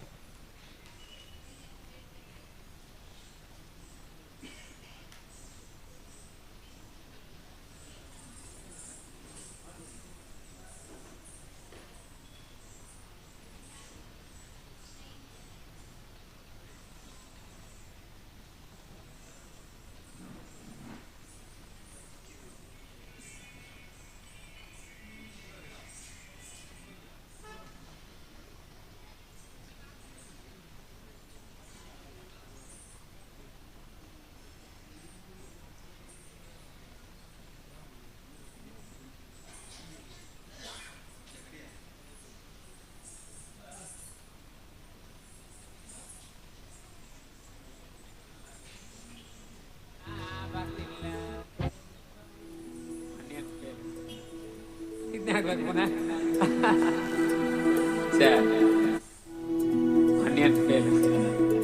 ಇದನ್ನೇ ಆಗ್ಬೇಕು ಪುನಃ. ಸರ್ ಭತ್ತ ತೊಳು ಕೈಗೆ ಮಣಿ ಮುಳೆತಿದ ಮದಿಗೋದಣ್ಣ ಬರ್ಲಿಲ್ಲ, ಮದಿಗೋದಣ್ಣ ಬರ್ಲಿಲ್ಲ, ಬಸರೂರ ಹೂವ ಕಂಟಣ್ಣ ತೆಗೆದೀರ.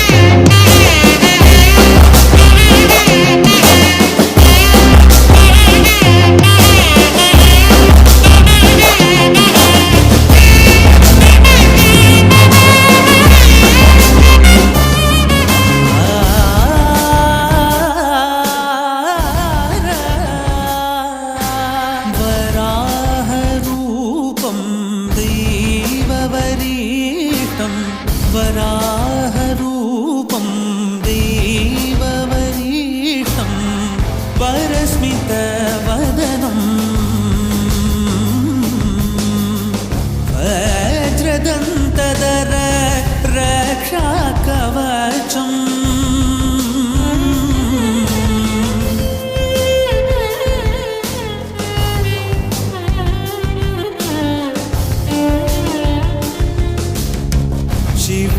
शिवसम्भूत भुवि संजात ನಂಬಿದವಗಿಂಬು ಕೊಡುವವನೀತ ಸಾವಿರ ದೈವದ ಮನಸಂಪ್ರೀತ ಬೇಡುತ್ತ ನಿಂದೆವು ಆರಾಧಿಸುತ್ತ ಮಗರಿಸ ಮಗರಿಸ ಮಗರಿಸ ಗರಿಸ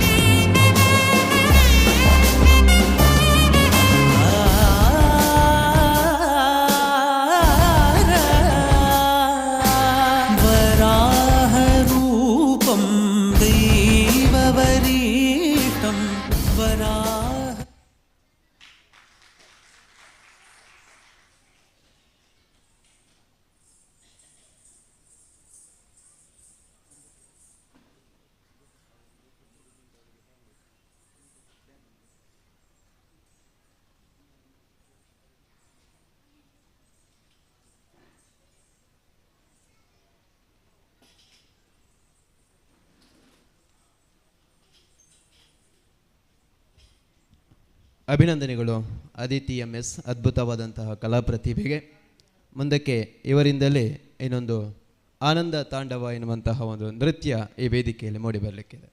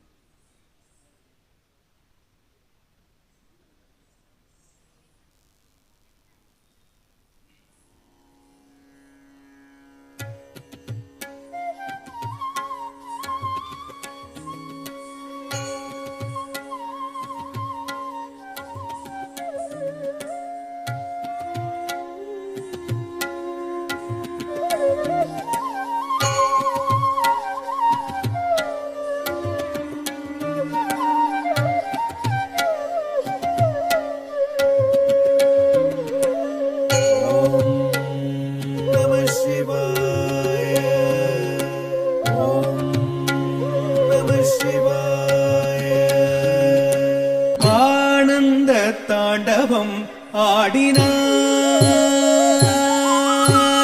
ஆனந்த தாண்டவம் ஆடினார். பலக்கை உடுக்கை இடக்கை நெருப்பை ஏந்திய இல்லை கூத்தன் இடது பதம் தூக்கி ஆனந்த தாண்டவம் ஆடினார். பலக்கை உடுக்கை இடக்கை நெருப்பை ஏந்திய இல்லை கூத்தன் இடது பதம் தூக்கி ஆனந்த தாண்டவம் ஆடினார். பலக்கை உடுக்கை இடக்கை நெருப்பை ஏந்திய இல்லை கூத்தன் இடது பதம் தூக்கி ஆனந்த தாண்டவம்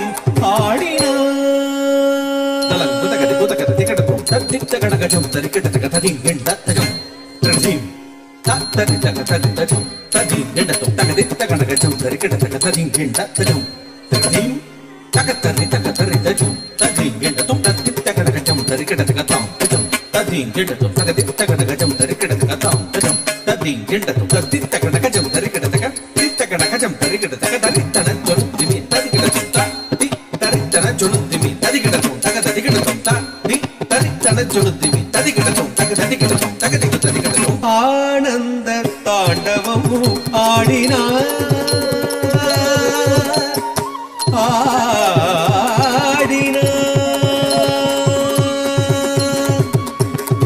ஆனந்தம் பரமானந்தம், ஆனந்தம் பரமானந்தம் ஐயனாடும் தாண்டவ தரிசனம். ஆனந்தம் பரமானந்தம் ஐயனாடும் தாண்டவ தரிசனம். ஆனந்தம் பரமானந்தம் ஐயனாடும் தாண்டவ தரிசனம். ஆனந்தம் பரமானந்தம் சரி படி சரி ரிமத்ரி ரிம பமனே நிரேச சரி படி சரி ரிமத்ரி ரிம பமனே நிபம பரி பமனி பசனி மபனி சரி மத்ரி ரி பமரி ரிச படி ரிச சாரி நிரிசனி பனி ச பசனி மப பனி பனி மபரி பமனி சாரி சாரி நிரிசனி பனி ச பசனி மப பனி பனி மபரி பமனி சாரி சரி சரி சரி மரி மரி பாமரி மரி சரி சம்பானி சரி மரி நீள் சடை முடி தரித்து பறித்த புலியாடையும் தரித்து நீள் சடை முடி தரித்து பறித்த புலியாடையும் தரித்து டமடமடமயட மருக ஒழிக்க டமடமடமயட மருக ஒழிக்க கபால மாலையும் அசைந்தாட சுற்றி அரவமுடு நெற்றி கணல் எறிய பற்றிய திருவடி முக்தி அளித்திட சுற்றி அரவமுடு நெற்றி கணல் எறிய பற்றிய திருவடி முக்தி அளித்திட ஹர ஹர சிவயன அண்டமே ஒளித்திட தொழுமேனி சிலித்திட ஆனந்தம் பரமானந்தம் ஐயனாடும் தாண்டவ தரிசனம். ஆனந்தம் परमानन्दम् नमः शिवाय ॐ नमः शिवाय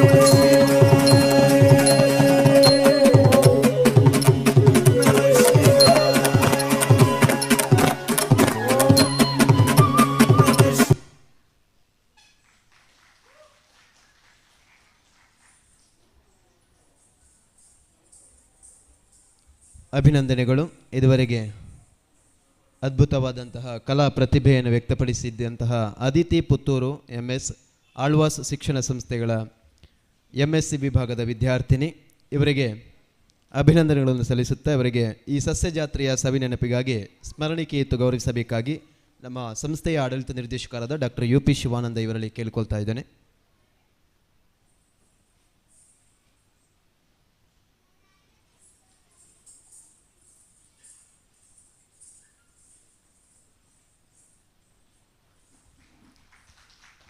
ಇನ್ನಷ್ಟು ಪ್ರತಿಭೆ ತಮ್ಮ ಜೀವನದಲ್ಲಿ ಇನ್ನಷ್ಟು ಮೂಡಿಬರಲಿ, ಉತ್ತುಂಗಕ್ಕೆ ಏರಲಿ ಎನ್ನುವಂಥ ಆಶಯದೊಂದಿಗೆ ಮುಂದಕ್ಕೆ ಈ ವೇದಿಕೆಯಲ್ಲಿ ವಿದುಷಿ ಶ್ರೀಮತಿ ರೋಹಿಣಿ ಉದಯ್, ಶ್ರೀದೇವಿ ನೃತ್ಯಾರಾಧನಾ ಕಲಾಕೇಂದ್ರ ಪುತ್ತೂರು ಇದರ BC ರೋಡ್ ಶಾಖೆಯ ವಿದ್ಯಾರ್ಥಿಗಳಿಂದ ಶ್ರೀಮತಿ ರೋಹಿಣಿ ಉದಯ್ ಉದಯ್ ಇವರ ಶಿಷ್ಯಂದಿರಿಂದ ನೃತ್ಯ ವೈವಿಧ್ಯ ಕಾರ್ಯಕ್ರಮ ಈ ವೇದಿಕೆಯಲ್ಲಿ ಮೂಡಿಬರಲಿಕ್ಕಿದೆ. ಈ ಕಲಾ ತಂಡಕ್ಕೆ ಸಸ್ಯ ಜಾತ್ರೆಯ ಈ ಸಾಂಸ್ಕೃತಿಕ ಕಾರ್ಯಕ್ರಮಕ್ಕಾಗಿ ಸ್ವಾಗತ. ವೇದಿಕೆ ತಮಗಾಗಿ.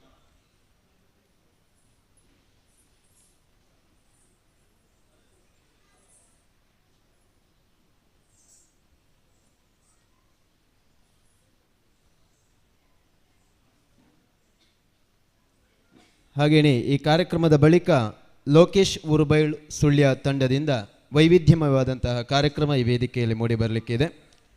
ಆಗಮಿಸಿರುವಂತಹ ಎಲ್ಲ ನಮ್ಮ ಸಜ್ಜನ ನಾಗರಿಕ ಬಂಧುಗಳಿಗೆ ಸೂಚನೆ, ಪುರಭವನದ ಹೊರಭಾಗದಲ್ಲಿ ಭೋಜನದ ವ್ಯವಸ್ಥೆಯನ್ನು ಏರ್ಪಡಿಸಲಾಗಿದೆ. ದಯವಿಟ್ಟು ಎಲ್ಲರೂ ಕೂಡ ಊಟವನ್ನು ಸ್ವೀಕರಿಸಬೇಕಾಗಿ ಕೇಳಿಕೊಳ್ತಾ ಇದ್ದೇವೆ. ಅದರ ಜೊತೆಗೆ ಈ ಕಾರ್ಯಕ್ರಮವನ್ನು ಕೊನೆಯವರೆಗೂ ಕೂಡ ವೀಕ್ಷಿಸಿ. 9 ಗಂಟೆಯ ಒಳಗಾಗಿ ಈ ಕಾರ್ಯಕ್ರಮಗಳು ಮುಗಿಲಿಕ್ಕಿವೆ. ಈ ಕಾರ್ಯಕ್ರಮಗಳೆಲ್ಲವನ್ನು ಕೂಡ ವೀಕ್ಷಿಸಿ ನಮ್ಮ ಕಲಾ ತಂಡಕ್ಕೂ ಕೂಡ ತಮ್ಮ ಅದ್ಭುತವಾದಂತಹ ಪ್ರೋತ್ಸಾಹವನ್ನು ಕೊಡಬೇಕಾಗಿ ತಮ್ಮಲ್ಲಿ ಕೇಳಿಕೊಳ್ತಾ ಇದ್ದೇವೆ.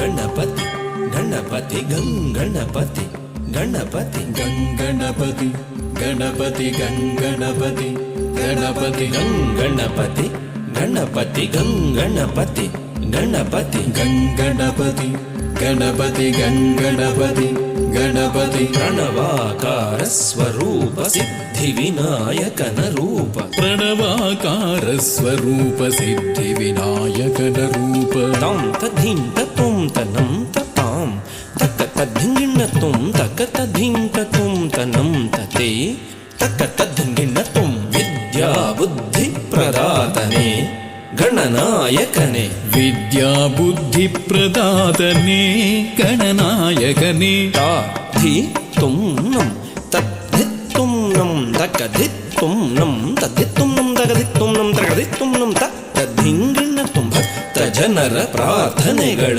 ಆಲಿಸಲೆಂದೇ ಇಹುದು ಗಜಕರ್ಣ ಗಜಕರ್ಣ ಗಜಕರ್ಣ ತತ್ತ ತಢಿಂಕು ತಕತ ತಢಿಂಕು ಕಿಡತಕತ ತಢಿಂಕು ಲಂಬೋದರ ಲಂಬೋದರ ಲಂಬೋದರ ಮುರಗಧರ ಶ್ರಿತಜನ ಪಾಲನಧರ ಆಶ್ರಿತ ಜನ ಸಂಕಟಹರ ಶ್ರಿತಜನ ಪಾಲನಧರ ಆಶ್ರಿತ ಜನ ಸಂಕಟಹರ ತಾಂ ತಜ್ಜಂ ತಾಂ ತಾಂ ತಜ್ಜಂ ಧಿಂ ತಜ್ಜಂ ಧಿಂ ಧಿಂ ತಜ್ಜಂ ತುಂ ತಜ್ಜಂ ತುಂ ತುಂ ತಜ್ಜಂ ನಂ ತಜ್ಜಂ ನಂ ನಂ ತಜ್ಜಂ ಹೊಂದಿಹತಾಚ ಚತುರ್ಭುಜ ಪಾಶ ಅಂಕುಶ ಅಭಯಹಸ್ತ ಮೋದಕಧರ ಧಿರ್ಗಿಡತುಂ ತಜ್ಜಂ ತದ್ದಿ ಧಣ್ಣತ್ತ ಧಿರ್ಗಿಡತುಂ ಧಣ್ಣಂ ಧಣ್ಣ ಝುಣ್ಣುತ್ತ ಸತ್ಯಪಥ ಕೆಳೆವುದು ಪಾಶ ಸತ್ಯಪಥ ಕೆಳೆವುದು ಪಾಶ ಭವಬಂಧವ ಕಳೆವುದಂಕುಶ ಅವನಂಕುಶ ಭವಬಂಧವ ಕಳೆವುದಂಕುಶ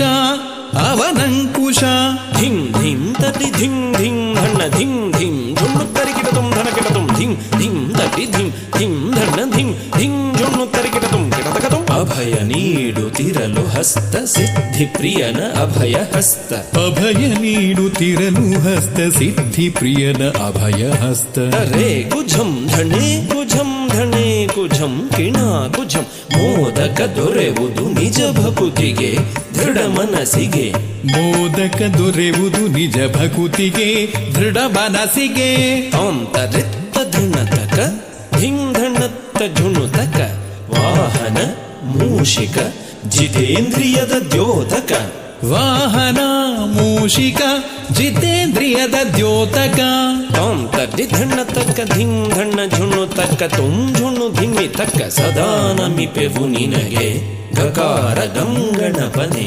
ಪ್ರಸನ್ನನಾಗುತ್ತ ಯಮಗೆ ಸದ್ಬುದ್ಧಿಯ ಕರುಣಿಸೋ ಪ್ರಸನ್ನನಾಗುತ್ತ ಎಮ್ಮಲಿ ಸಚ್ಚಿಂತನೆ ಮೂಡಿಸೋ ಪ್ರಸನ್ನನಾಗುತ್ತ ಯಮಗೆ ಸತ್ಸಂಗವ ಮಾಡಿಸೋ ಪ್ರಸನ್ನನಾಗುತ್ತ ಯಮಗೆ ಸದ್ಬುದ್ಧಿಯ ಕರುಣಿಸೋ ಪ್ರಸನ್ನನಾಗುತ್ತ ಯಮ್ಮಲಿ ಸಚ್ಚಿಂತನೆ ಮೂಡಿಸೋ ಪ್ರಸನ್ನನಾಗುತ್ತ ಯಮಗೆ ಸತ್ಸಂಗವ ಮಾಡಿಸೋ ಗಂಗಣಪತಿ ಗಣಪತಿ ಗಂಗಣಪತಿ ಗಣಪತಿ ಗಂಗಣಪತಿ ಗಣಪತಿ ಗಂಗಣಪತಿ ಗಣಪತಿ ಗಂಗಣಪತಿ ಗಣಪತಿ ಗಂಗಣಪತಿ ಗಣಪತಿ ಗಂಗಣಪತಿ ಗಣಪತಿ ಗಂಗಣಪತಿ ಗಣಪತಿ ಗಂಗಣಪತಿ ಗಣಪತಿ ಗಂಗಣಪತಿ ಗಣಪತಿ ಗಂಗಣಪತಿ ಗಣಪತಿ ಗಂಗಣಪತಿ ಗಣಪತಿ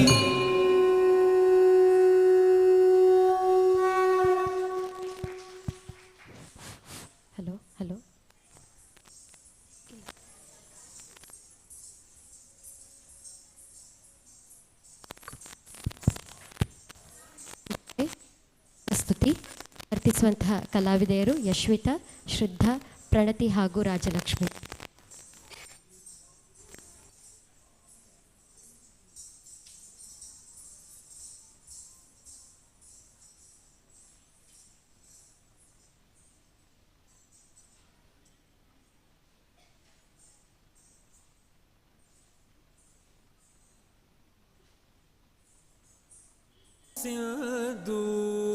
ಸಿಂಧೂರಾರುಣ ವಿಗ್ರಹ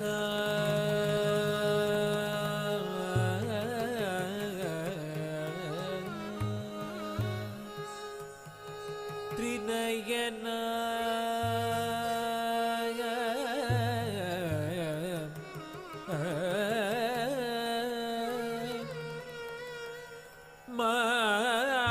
ಮಾಣಿಕ್ಯ ಮೌಲಿ ಸ್ಫುರ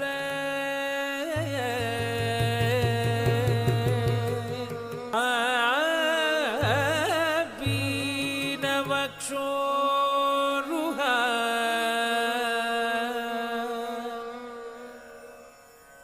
ಪಾಣಿಭ್ಯ ಹಲಿಪೂರ್ಣ ರತ್ನಚಷಕಂ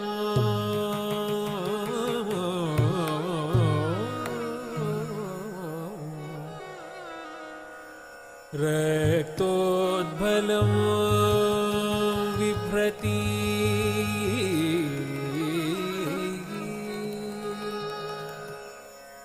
सौम्या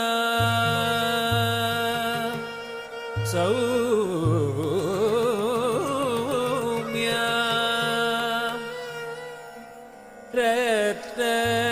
रत्नघटस्थ रक्तचरण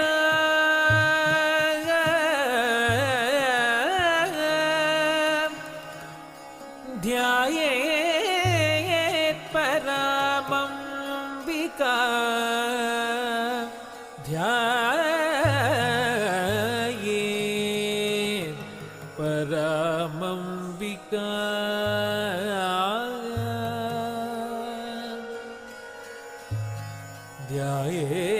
ಧ್ಯಾಯೇತ್ ಪರಮಂಬಿಕಾ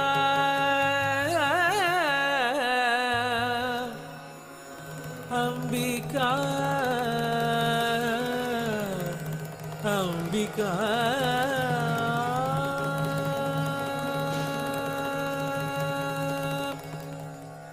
ಅಂಬಾ ಶಾಂಭವಿ ಚಂದ್ರಮೌಳಿ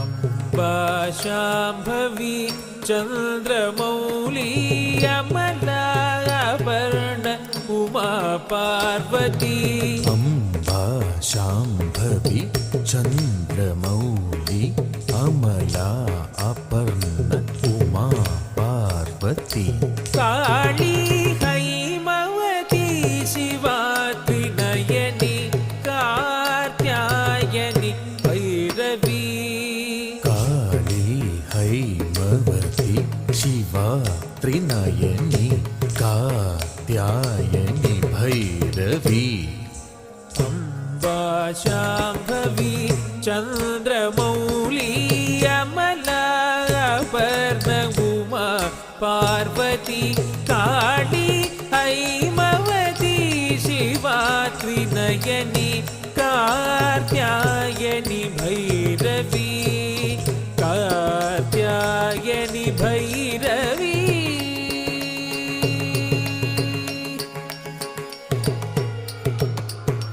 ಸಗ ದನಿದ ಸಾನಿದ ಸಗ ನಿ ಸಾನಿದ ನಿ ಸಗ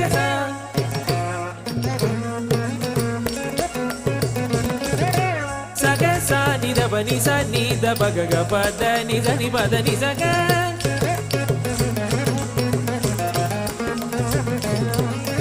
ಪಗ ಸಗ ಸಾನಿ ಸನಿದ ಪಗ ಸನಿ ಧನಿ ಗ ಸನಿದ ಗಚ್ಚ ನಿದ ಪದ ಸಗ ಪದ ನಿ ಸಾನಿ ಅಂಬಾ ಮೋಹಿನಿ ದೇವತಾ ತ್ರಿಭುವನಿ ಆನಂದ ಸದಾಯಿನಿ ವಾಣಿ ಪಲ್ಲವ ವಾಣಿ ವೇಣು ಮುರಳಿ ಗಾನ ಪ್ರಿಯ ಲೋಲಿನಿ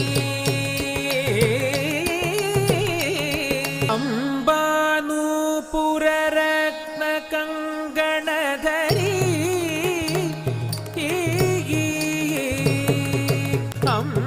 ಅಂಬಾನೂಪುರ ರತ್ನ ಕಂಗಣಧರಿ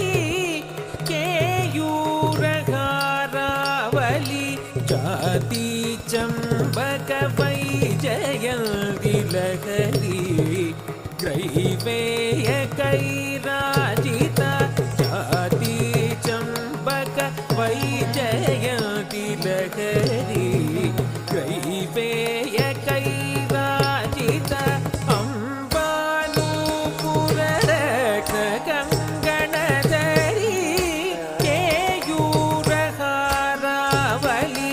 ಜಾತಿ ಚಂಬಕ ವೈಜಯಂತಿ ಲಹರಿ ಗ್ರೈವೇಯ ಕೈರಾಜಿತ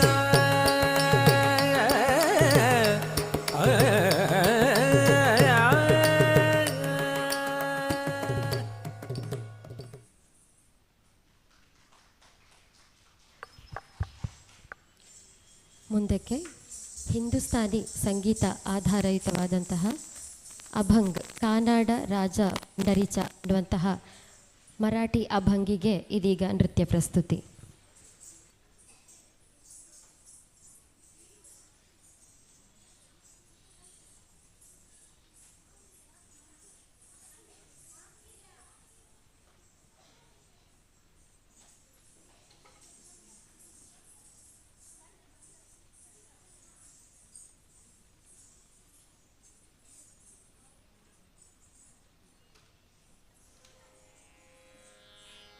कानडा राजा पंढरीचा, कानडा राजा पंढरीचा, कानडा राजा पंढरीचा.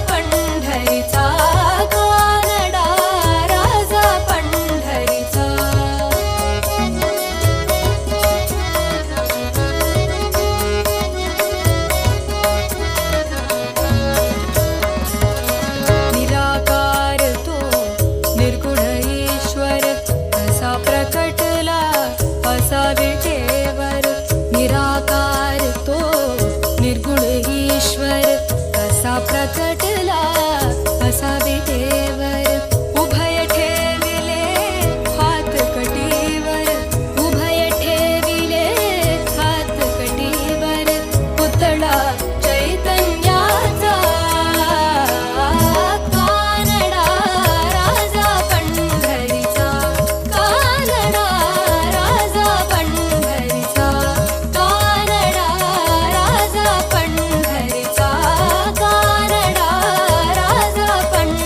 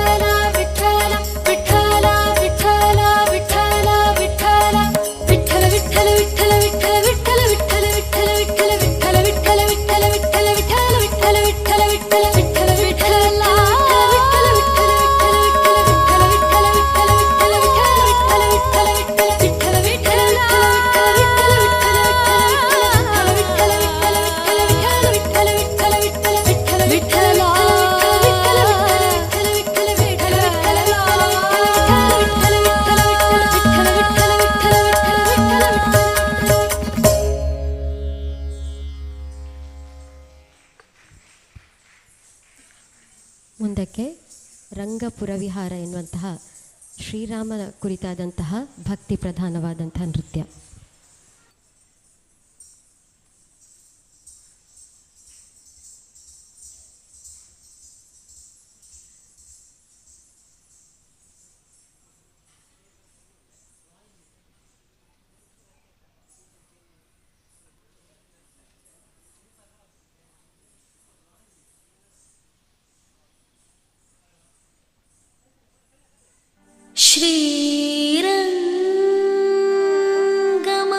श्रीरङ्गमङ्गलनिधिं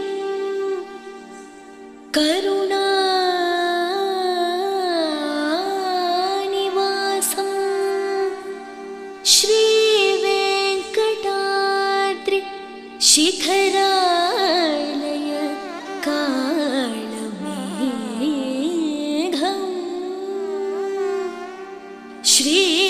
श्रीहस्तिशैल शिखरोज्ज्वल पारिजातम् श्रीशं नमामि शिरसा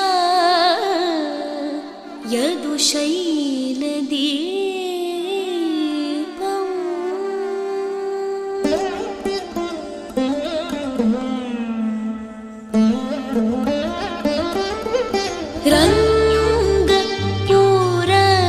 रङ्गपुरविहार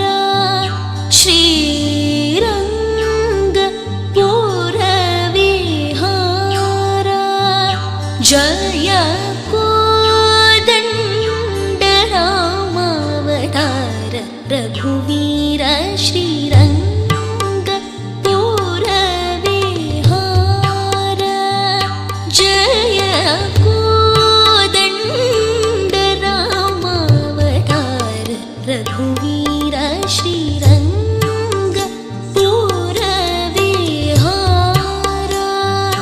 जय कोदण्डरामावतार रघुवीर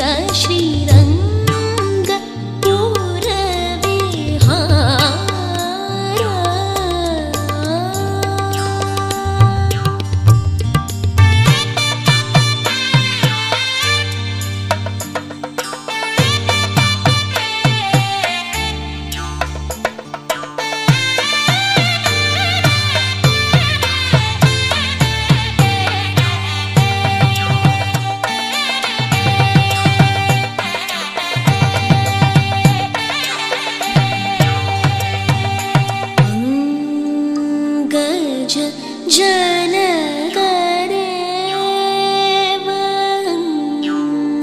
गज जनकदेव वृन्दावन सारङ्गेन्द्र वरदरमान्त रङ्ग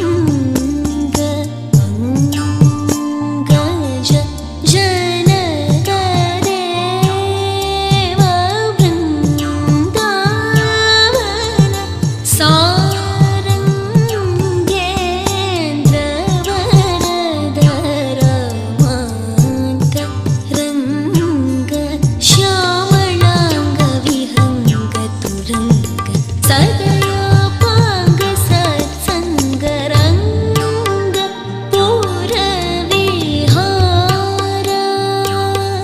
श्यामलाङ्गविहङ्गतुरङ्ग सदयापाङ्ग सत्सङ्गरङ्ग पुरविहार जय कोदण्डरामावतार रघुवीर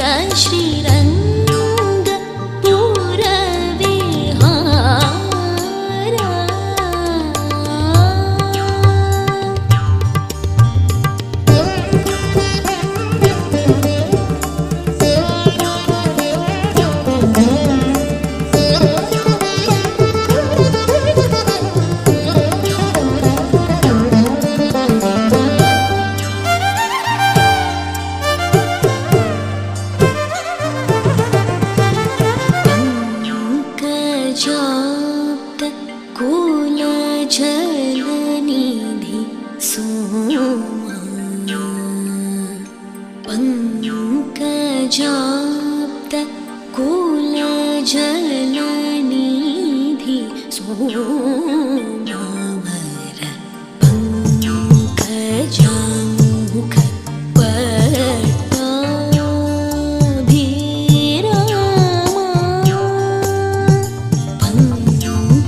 पङ्कजाप्त कुलजलनिधि सोमावर पङ्कजामुख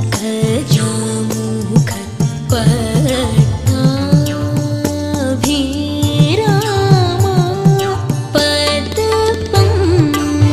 पदपङ्कजचित कामरघु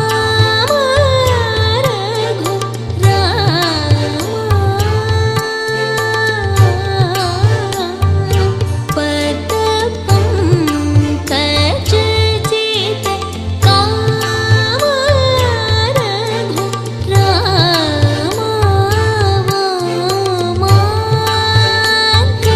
गत सीतावदवेश शेषाङ्कशयन भरत सन्तोष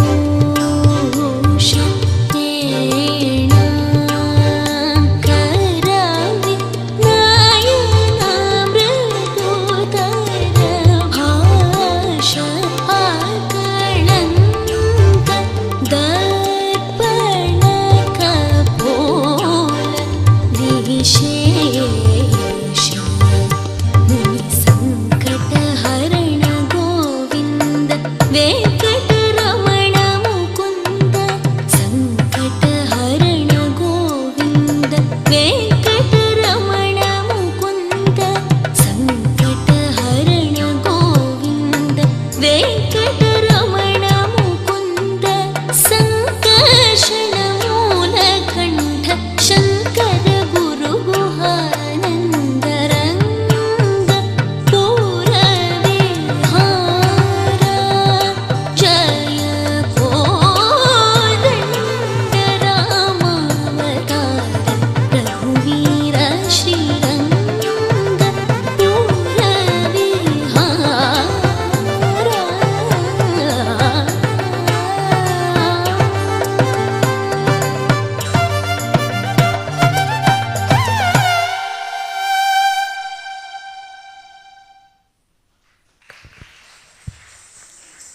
ಕೊನೆಯದಾಗಿ ನಾಡು ಕಂಡಂತಹ ಅತ್ಯದ್ಭುತ ಗಾಯನದ ದಿವಂಗತ ಸಿ ಅಶ್ವಥ್ ಅವರ ಕಂಠದಲ್ಲಿ ಮೂಡಿಬಂದಂತಹ ಒಂದು ಭಾವಗೀತೆಗೆ ನೃತ್ಯ ಪ್ರಸ್ತುತಿ.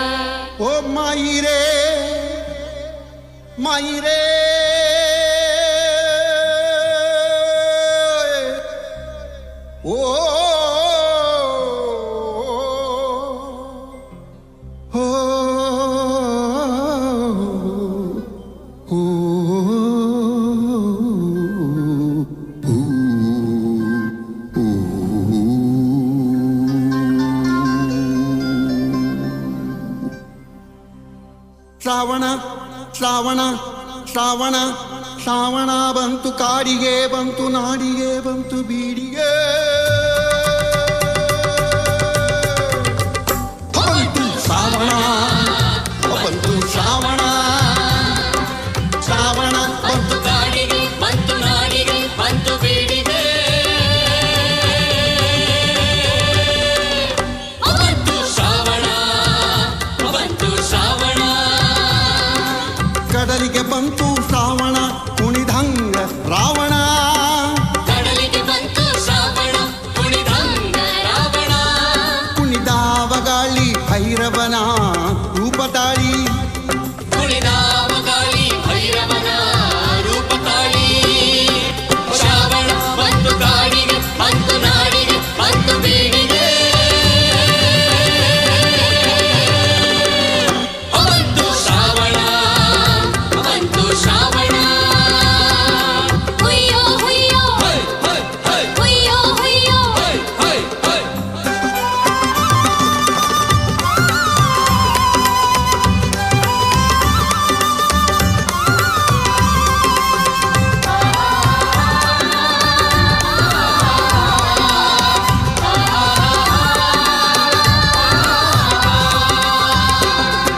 ಶ್ರಾವಣ ಬಂತು ಗಟ್ಟಕ್ಕ ರಾಜ್ಯ ಪಟ್ಟಕ್ಕ ಪಾನ ಮಟ್ಟಕ್ಕ ಬಂತು ಶ್ರಾವಣ ಬಂತು ಶ್ರಾವಣ ಶ್ರಾವಣ ಬಂತು ಕಟ್ಟಕ್ಕ ರಾಜ ಪಟ್ಟಕ್ಕ ಬಾಣ ಮಟ್ಟಕ್ಕ ಏರ್ಯಾವ ಮುಗಿಲು ರವಿ ಕಾಣೆ ಹಾಡೆ ಹಗಲು ಏರ್ಯಾವ ಮುಗಿಲು ರವಿ ಕಾಣೆ ಹಾಡೆ ಹಗಲು ಶ್ರಾವಣ ಬಂತು ಕಾಡಿಗೆ ಬಂತು ನಾಡಿಗೆ ಬಂತು ಬೀಡಿಗೆ ಬಂತು ಶ್ರಾವಣ ಬಂತು ಶ್ರಾವಣ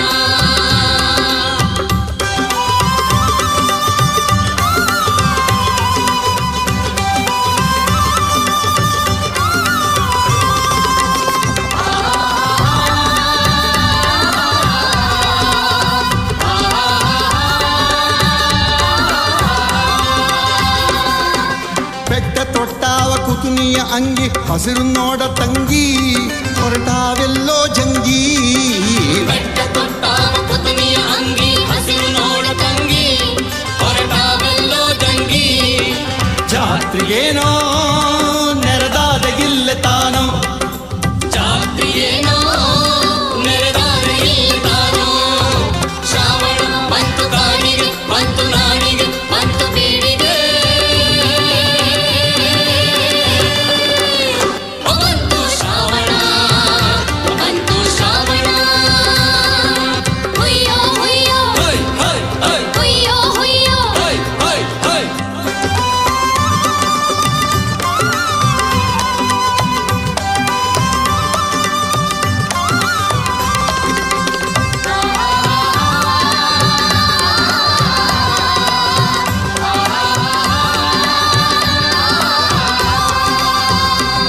ಬನ ಬನ ನೋಡು ಈಗ ಹ್ಯಾಂಗ ಮದುವೆ ಮಗನ ಹಂಗ ತಲೆಗೆ ಬಾಸಿಂಗ ನೋಡು ಈಗ ಹಂಗ ಮದುವೆ ಮಗನ ಹಂಗ ತಲೆಗೆ ಬಾಸಿಂಗ ಕಟ್ಟಿಕೊಂಡು ನಿಂತ ಹರ್ಷಗೊಂಡು ಕಟ್ಟಿಕೊಂಡು ನಿಂತಾವ ಹರ್ಷಗೊಂಡು ಶ್ರಾವಣ ಬಂತು ಕಾಡಿಗೆ ಬಂತು ನಾಡಿಗೆ ಬಂತು ಬೀಡಿಗೆ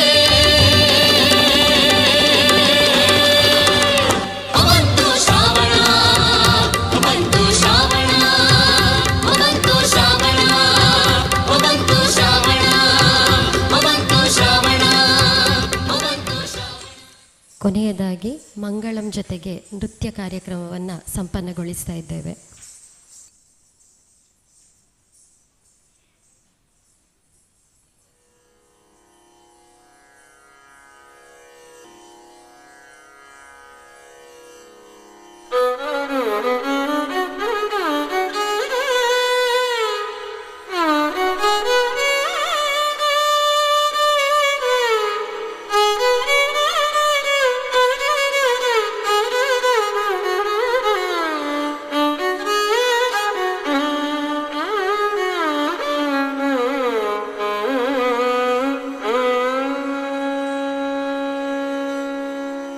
ಮಂಗಳವು ಮಂಗಳವು ಶುಭ ಸಿದ್ಧಿ ಮಂಗಳವು ಮಂಗಳವು ಚೈತನ್ಯಧೀಶಕ್ತಿಗೆ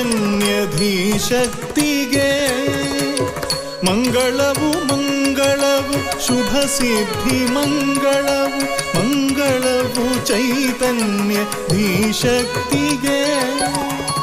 ಮೊದಲಿಗೆ ಮಂಗಳವು ಭೂತಾಯಿ ಮಾನಿನಿಗೆ ಪದವಿಟ್ಟ ಪಾಮರರ ಪರಿತಾಪ ಹರಿಸು. ಮೊದಲಿಗೆ ಮಂಗಳವು ಭೂತಾಯಿ ಮಾನಿಗೆ ಪದವಿಟ್ಟ ಪಾಮರರ ಪರಿತಾಪ ಹರಿಸು. ವಾಮಹಸ್ತ ಅಗ್ನಿ ಬಲಕರದಿ ಢಮರು ಏಕಪಾದ ನೃತ್ಯ ನಟರಾಜ ಶರಣು. ವಾಮಹಸ್ತ ಅಗ್ನಿ ಬಲಕರದಿ ಢಮರು ಏಕಪಾದ ನೃತ್ಯ ನಟರಾಜ ಶರಣು. ಬ್ರಹ್ಮ ವಿಷ್ಣು ರುದ್ರ ಪ್ರತಿರೂಪ ಗುರುವಿಗೆ ಶ್ರುತಿಲಯ ದ್ವೈರ್ಯು ಸಂಗೀತ ಶಕ್ತಿಗೆ. ಬ್ರಹ್ಮ ವಿಷ್ಣು ರುದ್ರ ಪ್ರತಿರೂಪ ಗುರುವಿಗೆ ಶ್ರುತಿಲಯ ದ್ವೈರ್ಯು ಸಂಗೀತ ಶಕ್ತಿಗೆ. ದೈವ ಸ್ವರೂಪಿ ರಸಿಕ ಸಂಪನ್ನರಿಗೆ ಮಾತಾ ಪಿತಾದಿ ಸಕಲ ಬಂಧುಗಳಿಗೆ. ದೈವ ಸ್ವರೂಪಿ ರಸಿಕ ಸಂಪನ್ನರಿಗೆ ಮಾತಾ ಪಿತಾದಿ ಸಕಲ ಬಂಧುಗಳಿಗೆ. ಮಂಗಳವು ಮಂಗಳವು ಶುಭ ಸಿದ್ಧಿ ಮಂಗಳವು. ಮಂಗಳವು ಚೈತನ್ಯಧೀಶಕ್ತಿಗೆ. ಮಂಗಳವು ಚೈತನ್ಯಧೀಶಕ್ತಿಗೆ. ಮಂಗಳಂ ಜಯ ಮಂಗಳಂ. ಮಂಗಳಂ ಜಯ ಮಂಗಳಂ. ಜಯ ಮಂಗಳಂ ಜಯ ಮಂಗಳಂ ಜಯ ಮಂಗಳಂ ಜಯ ಮಂಗಳಂ. ಮಂಗಳಂ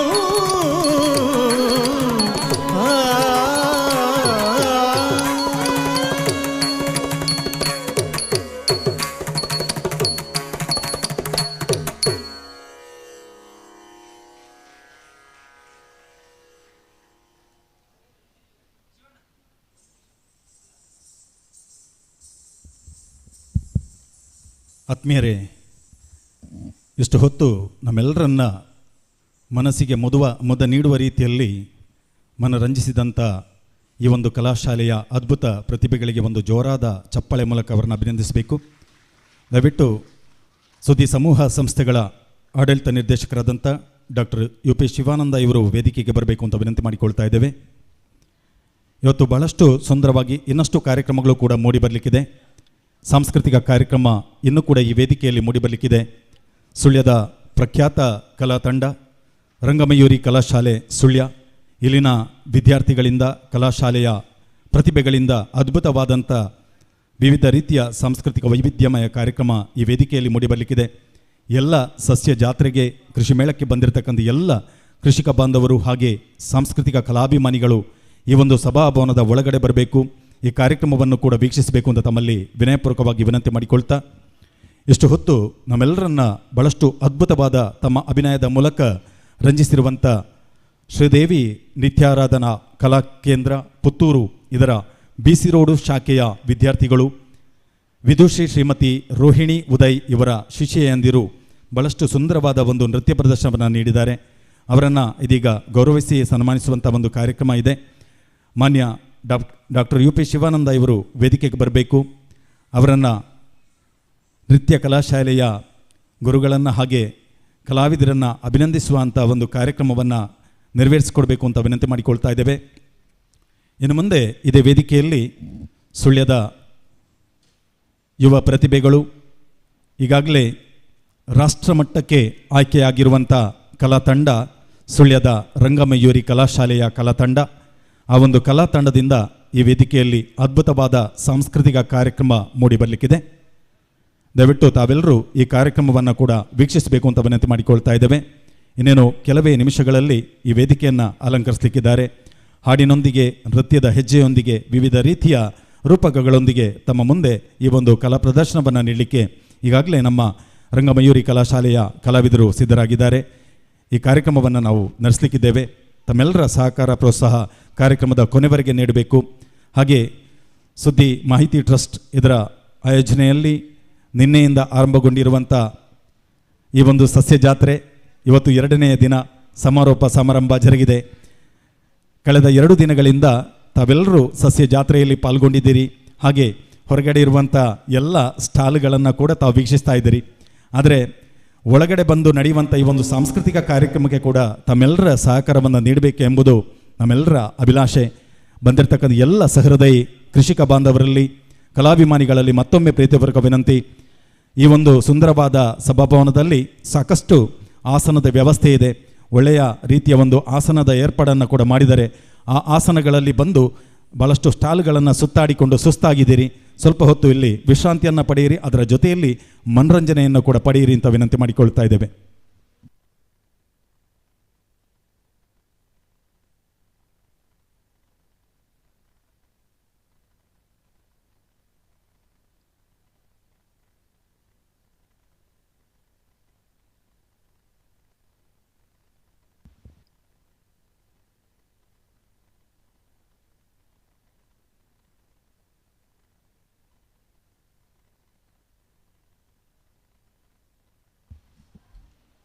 ಮಾನ್ಯ ಡಾಕ್ಟರ್ ಯು ಪಿ ಶಿವಾನಂದರವರು ಕಳೆದ 2 ದಿನಗಳಿಂದ ಇಲ್ಲಿ ನಿರಂತರವಾಗಿ ತೊಡಗಿಸಿಕೊಂಡಿದ್ದಾರೆ. ಸ್ವಲ್ಪ ವಿಶ್ರಾಂತಿಯನ್ನು ಪಡ್ಕೊಳ್ಳುವಂಥ ನಿಟ್ಟಿನಲ್ಲಿ ಹೊರಗಡೆ ಹೋಗಿದ್ದಾರೆ. ಇನ್ನೇನು ಕೆಲವೇ ನಿಮಿಷಗಳಲ್ಲಿ ಬರ್ತಾರೆ. ಈ ಒಂದು ಕಲಾವಿದರನ್ನು ಕೂಡ ಅವರು ಗೌರವಿಸಲಿಕ್ಕಿದ್ದಾರೆ.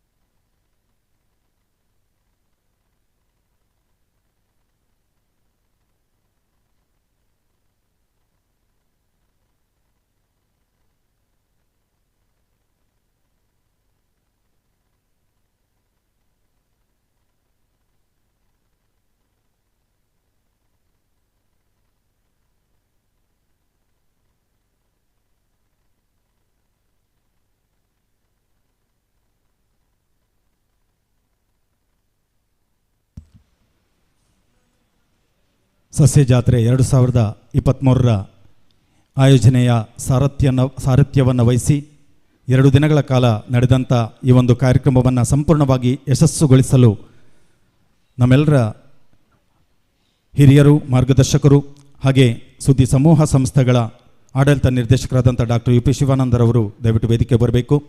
ಇಷ್ಟು ಹೊತ್ತು ನಮ್ಮೆಲ್ಲರನ್ನ ರಂಜಿಸಿದಂಥ ಶ್ರೀದೇವಿ ನೃತ್ಯಾರಾಧನಾ ಕಲಾ ಕೇಂದ್ರ ಪುತ್ತೂರು, ಇದರ ಬೀಸ್ರೋಡು ಶಾಖೆಯ ವಿದ್ಯಾರ್ಥಿಗಳು, ಕಲಾವಿದರು ಎಲ್ಲರೂ ಕೂಡ ವೇದಿಕೆಗೆ ಬರಬೇಕು. ಗುರುಗಳು ಕೂಡ ವೇದಿಕೆಗೆ ಬರಬೇಕು. ವಿದುಷಿ ಶ್ರೀಮತಿ ರೋಹಿಣಿ ಉದಯ್ ಇವರ ಶಿಷ್ಯೆಯಂದರಾದಂಥ ಈ ಕಲಾವಿದರು ಇವತ್ತು ಬಹಳಷ್ಟು ಸುಂದರವಾಗಿ ಕಲಾ ಪ್ರದರ್ಶನವನ್ನು ನೀಡಿದ್ದಾರೆ. ಅವರನ್ನು ಈ ಸಂದರ್ಭದಲ್ಲಿ ಸುದ್ದಿ ಸಮೂಹ ಸಂಸ್ಥೆಗಳ ಆಡಳಿತ ನಿರ್ದೇಶಕರಾದಂಥ ಡಾಕ್ಟರ್ ಯು ಪಿ ಶಿವಾನಂದರವರು ಗೌರವದ ಕಿರು ಕಾಣಿಕೆಯನ್ನು ನೀಡಿ ಅವರನ್ನು ಅಭಿನಂದಿಸಬೇಕು, ಗೌರವಿಸಬೇಕು ಅಂತ ವಿನಂತಿ ಮಾಡಿಕೊಳ್ತಾ ಇದ್ದೇವೆ.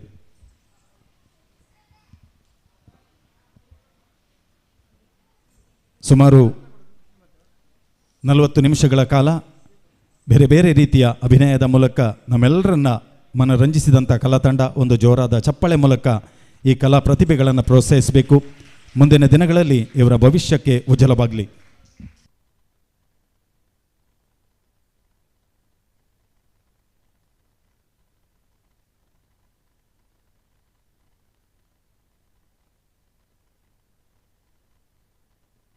ಆನಂದ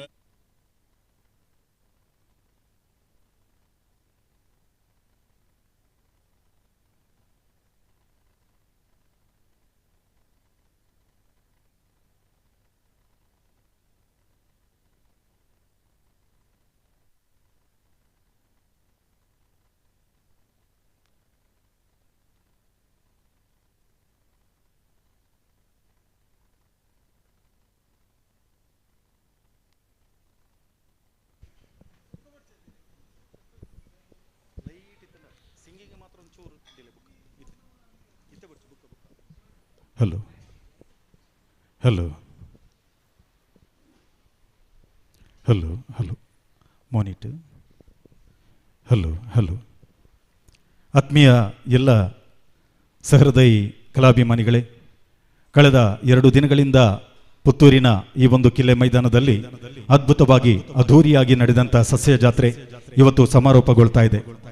ಸುದ್ದಿ ಮಾಹಿತಿ ಟ್ರಸ್ಟ್ ರಿಜಿಸ್ಟರ್ಡ್ ಪುತ್ತೂರು ಹಾಗೆ ಸುದ್ದಿ ಸಮೂಹ ಸಂಸ್ಥೆಗಳ ನೇತೃತ್ವದಲ್ಲಿ ಸುದ್ದಿ ಸಮೂಹ ಸಂಸ್ಥೆಗಳ ಆಡಳಿತ ನಿರ್ದೇಶಕರಾದಂಥ ನಮ್ಮೆಲ್ಲರ ಅನ್ನದಾತರವಾಗಿರ್ತಕ್ಕಂಥ ಮಾನ್ಯ ಡಾಕ್ಟರ್ UP ಶಿವಾನಂದ ಇವರ ಸಾರಥ್ಯದಲ್ಲಿ ನಿನ್ನೆ ಬೆಳಗಿನಿಂದ ಇವತ್ತಿನವರೆಗೆ ವಿಜೃಂಭಣೆಯ ಸಸ್ಯ ಜಾತ್ರೆ 2023 ಪುತ್ತೂರಿನಲ್ಲಿ ಇತಿಹಾಸವನ್ನ ನಿರ್ಮಿಸಿದೆ.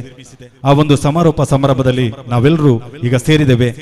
ಕಾರ್ಯಕ್ರಮದ ಕೊನೆಯ ಅಂಗವಾಗಿ ಇವತ್ತು ಸುಳ್ಯದ ಕಲಾ ಪ್ರತಿಭೆಗಳನ್ನ ಈ ವೇದಿಕೆಯಲ್ಲಿ ಪರಿಚಯಿಸುವಂತ ನಿಟ್ಟಿನಲ್ಲಿ ಮಾನ್ಯ ಡಾಕ್ಟರ್ UP ಶಿವಾನಂದರವರು ರಂಗಮಯೂರಿ ಕಲಾಶಾಲೆಯ ವಿದ್ಯಾರ್ಥಿಗಳನ್ನ ಈ ಒಂದು ವೇದಿಕೆಗೆ ಕರೆಸಿ ಇವತ್ತು ಪುತ್ತೂರಿನ ಜನತೆಗೆ ಸುಳ್ಯದ ಕಲಾ ಪ್ರತಿಭೆಗಳ ಮೂಲಕ ಸಾಂಸ್ಕೃತಿಕ ಒಂದು ಮನರಂಜನೆಯನ್ನ ಉಣಬಡಿಸಬೇಕು ಅನ್ನುವಂಥ ನಿಟ್ಟಿನಲ್ಲಿ ಮಾನ್ಯ ಲೋಕೇಶ್ ಬುರುಬೈಲು ಇವರ ನಿರ್ದೇಶನದ ಈ ಒಂದು ಕಲಾ ತಂಡವನ್ನ ಕರೆಸಿದೆ.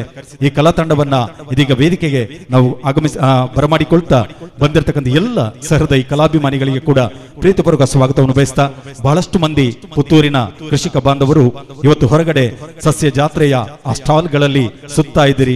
ಸುತ್ತುತ್ತಿರುವಂತ ಎಲ್ಲ ಸಸ್ಯ ಜಾತ್ರೆಗೆ ಬಂದಿರತಕ್ಕಂಥ ಕೃಷಿಕ ಬಾಂಧವರಲ್ಲಿ ಒಂದೇ ಒಂದು ವಿಜ್ಞಾಪನೆ, ಒಂದು ಕೇವಲ ಅರ್ಧ ಗಂಟೆಗಳ ಕಾಲ ಈ ಒಂದು ಸಭಾಭವನದ ಒಳಗಡೆ ತಾವೆಲ್ಲರೂ ಬನ್ನಿ, ಈ ಕಾರ್ಯಕ್ರಮವನ್ನ ವೀಕ್ಷಿಸಿ ರಾಷ್ಟ್ರ ಮಟ್ಟಕ್ಕೆ ಆಯ್ಕೆಯಾಗಿರುವಂತ ಈ ಒಂದು ಕಲಾ ತಂಡದ ಕಲಾ ಪ್ರದರ್ಶನವನ್ನ ಕೂಡ ತಾವೆಲ್ಲರೂ ವೀಕ್ಷಿಸಬೇಕು, ಈ ಕಲಾ ಪ್ರತಿಭೆಗಳನ್ನ ಕೂಡ ಪ್ರೋತ್ಸಾಹಿಸಬೇಕು ಅಂತ ತಮ್ಮಲ್ಲಿ ವಿನಂತಿ ಮಾಡಿಕೊಳ್ತಾ ನಮ್ಮ ಕಾರ್ಯಕ್ರಮವನ್ನ ಪ್ರಾರಂಭ ಮಾಡ್ತಿದ್ದೇವೆ.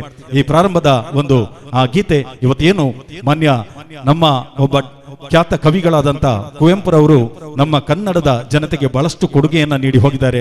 ಅಂತ ಕೊಡುಗೆ ನೀಡಿದ್ರಲ್ಲಿ ಬಹಳಷ್ಟು ಜನ ಮೆಚ್ಚುಗೆಯನ್ನು ಗಳಿಸಿ ಜನಪ್ರಿಯತೆಯನ್ನು ಗಳಿಸಿರುವಂತ ಒಂದು ಗೀತೆ.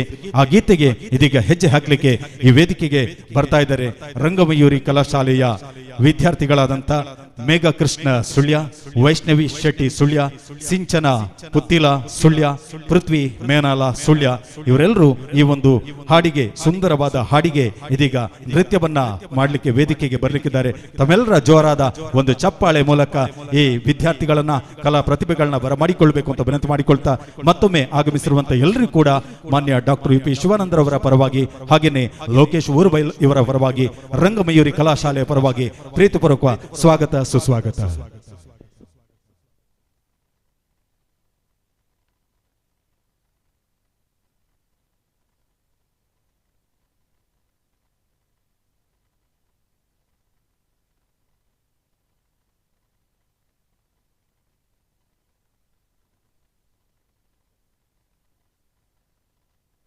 ಆನಂದಮಯಾಯಿ ಜಗಹೃದಯ ಏತಕ್ಕೆ ಭಯ ಮಾಡೋ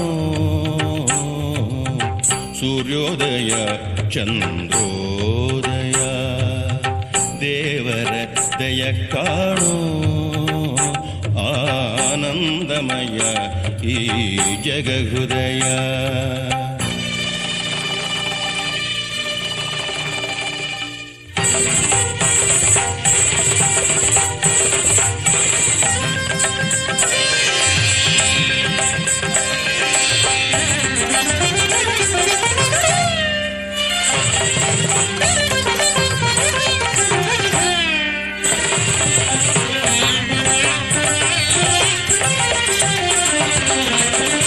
ಬಿಸಿಲಿದು ಬರಿ ಬಿಸಿಲಲ್ಲವೋ ಸೂರ್ಯನ ಕೃಪೆ ಕಾಣೋ ಸೂರ್ಯನು ಬರಿ ರವಿಯಲ್ಲವೋ ಆಭ್ರಾಂತಿಯ ಮಾಣೋ ಬಿಸಿಲಿದು ಬರಿ ಬಿಸಿಲಲ್ಲವೋ ಸೂರ್ಯನ ಕೃಪೆ ಕಾಣೋ ಸೂರ್ಯನು ಬರಿ ರವಿಯಲ್ಲವೋ ಆಭ್ರಾಂತಿಯ ಮಾಣೋ ಆನಂದಮಯ ಈ ಜಗಹೃದಯ. ಬಾಯಲ್ಲಿ ಸಂಭವಿಸು ಇಂದೆನ್ನ ಹೃದಯದಲ್ಲಿ ಬಾಯಲ್ಲಿ ಸಂಭವಿಸು ಇಂದೆನ್ನ ಹೃದಯದಲ್ಲಿ ನಿತ್ಯವೂ ಅವತರಿ ಸತ್ಯಾವತಾರ. ಬಾಯಲ್ಲಿ ಸಂಭವಿಸು ಇಂದೆನ್ನ ಹೃದಯದಲ್ಲಿ ನಿತ್ಯವೂ ಅವತರಿಪ ಸತ್ಯಾವತಾರ. ಮಣ್ಣಾಗಿ ಮರವಾಗಿ ಮಿಗವಾಗಿ ಖಗವಾಗೆ, ಮಣ್ಣಾಗಿ ಮರವಾಗಿ ಮಿಗವಾಗಿ ಖಗವಾ ಭವಭವದಿ ಭವಿಸಿ ಹೇ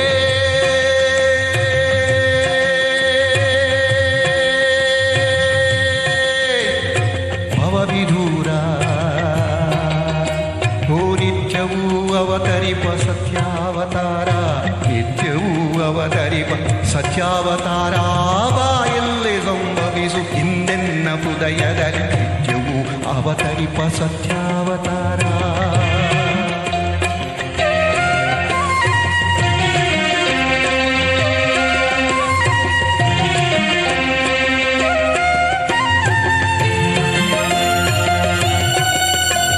ಮಂಟನಕ್ಕೆ ಮರತನಕ್ಕೆ ಮಿಗತನಕ್ಕೆ ಖಗತನಕ್ಕೆ, ಮಂಟನಕ್ಕೆ ಮರತನಕ್ಕೆ ಮಿಗತನಕ್ಕೆ ಖಗತನಕ್ಕೆ ಮುನ್ನೆಡೆಗೆ ಕಣ್ಣಾದ ಗುರುವೆ ಪಾರ. ಮುಡಿ ಬಂದೆನ್ನ ನರರೂಪ ಚೇತನಗೆ,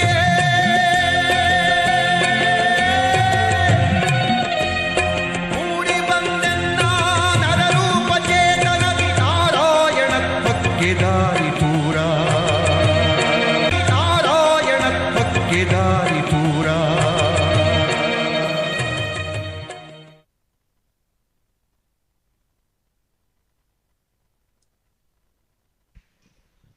ಖ್ಯಾತ ಕವಿಗಳಾದಂಥ ಡಾಕ್ಟರ್ ಕುವೆಂಪು ಇವರ ರಚನೆಯ ಈ ಒಂದು ಗೀತೆಗೆ ಅದ್ಭುತವಾದ ನೃತ್ಯ ಪ್ರದರ್ಶನವನ್ನು ಮಾಡಿದಂಥ ನಮ್ಮ ರಂಗಮಯೂರಿ ಕಲಾಶಾಲೆಯ ತಂಡದ ಕಲಾವಿದರು, ಪ್ರತಿಭೆಗಳು ತಮ್ಮೆಲ್ಲರ ಪ್ರೋತ್ಸಾಹವನ್ನು ನೀಡಿದ್ರಿ. ಇದೇ ರೀತಿ ಕಾರ್ಯಕ್ರಮದ ಕೊನೆವರೆಗೂ ಕೂಡ ತಮ್ಮ ಪ್ರೋತ್ಸಾಹ ಆಶೀರ್ವಾದವನ್ನ ಈ ಕಲಾ ಪ್ರತಿಭೆಗಳಿಗೆ ಮಾಡಬೇಕು ಅಂತ ವಿನಂತಿ ಮಾಡಿಕೊಳ್ತಾ, ಈ ಒಂದು ಕಾರ್ಯಕ್ರಮದಲ್ಲಿ ನಮ್ಮ ಸುಳ್ಯದ ಸಹಕಾರಿ ಧುರೀಣರಾದಂಥ ಜಾಕೆ ಮಾಧವ್ ಗೌಡ ಉಪಸ್ಥಿತರಿದ್ದಾರೆ. ಅವರಿಗೆ ಆತ್ಮೀಯ ಸ್ವಾಗತವನ್ನು ಬಯಸ್ತಾ ಇದ್ದೇವೆ. ಜೊತೆಯಲ್ಲಿ ಇನ್ನೋರ್ವ ಯುವ ನಾಯಕ ಸಂತೋಷ್ ಜಾಕೆ ಅವರು ಕೂಡ ಉಪಸ್ಥಿತರಿದ್ದಾರೆ. ತಮ್ಮನ್ನು ಕೂಡ ಪ್ರೀತಿಪೂರ್ವಕವಾಗಿ ಬರಮಾಡಿಕೊಳ್ತಾ ತಮಗೆ ಕೂಡ ಸ್ವಾಗತವನ್ನು ಬಯಸ್ತಾ ಕಾರ್ಯಕ್ರಮವನ್ನು ಮತ್ತೆ ಮುಂದುವರಿಸಿಕೊಂಡು ಹೋಗ್ತಾ ಇದ್ದೇವೆ.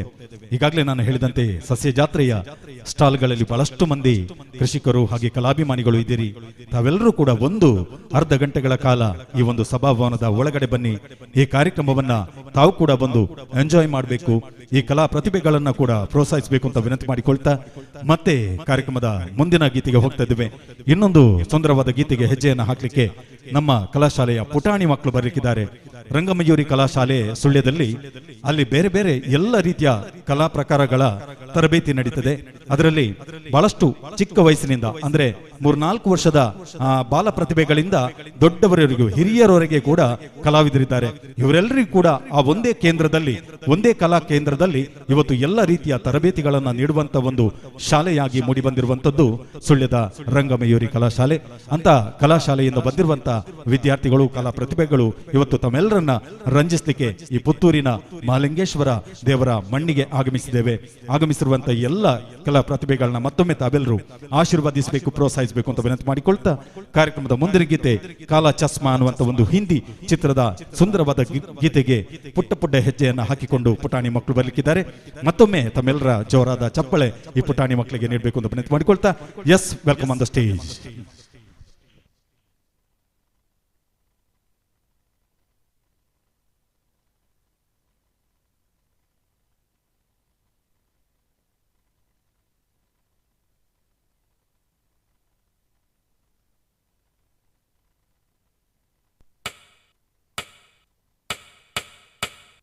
Alare ala simbala.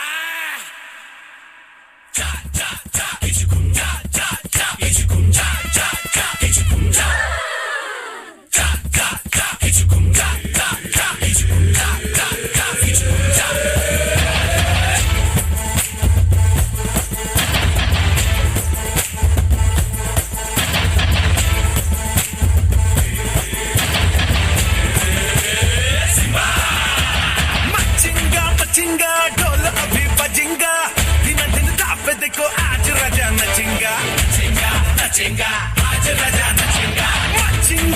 बजेंगा ढोल अभी बजेंगा दिनों दिन दाप देखो आज राजा नचेंगा आया तेरा आया राजा नच मेरे साथ आजा भूल के तू बाजू वाली खिड़की लेने आया सिम्बा तेरी फिरकी लेने आया सिम्बा तेरी फिरकी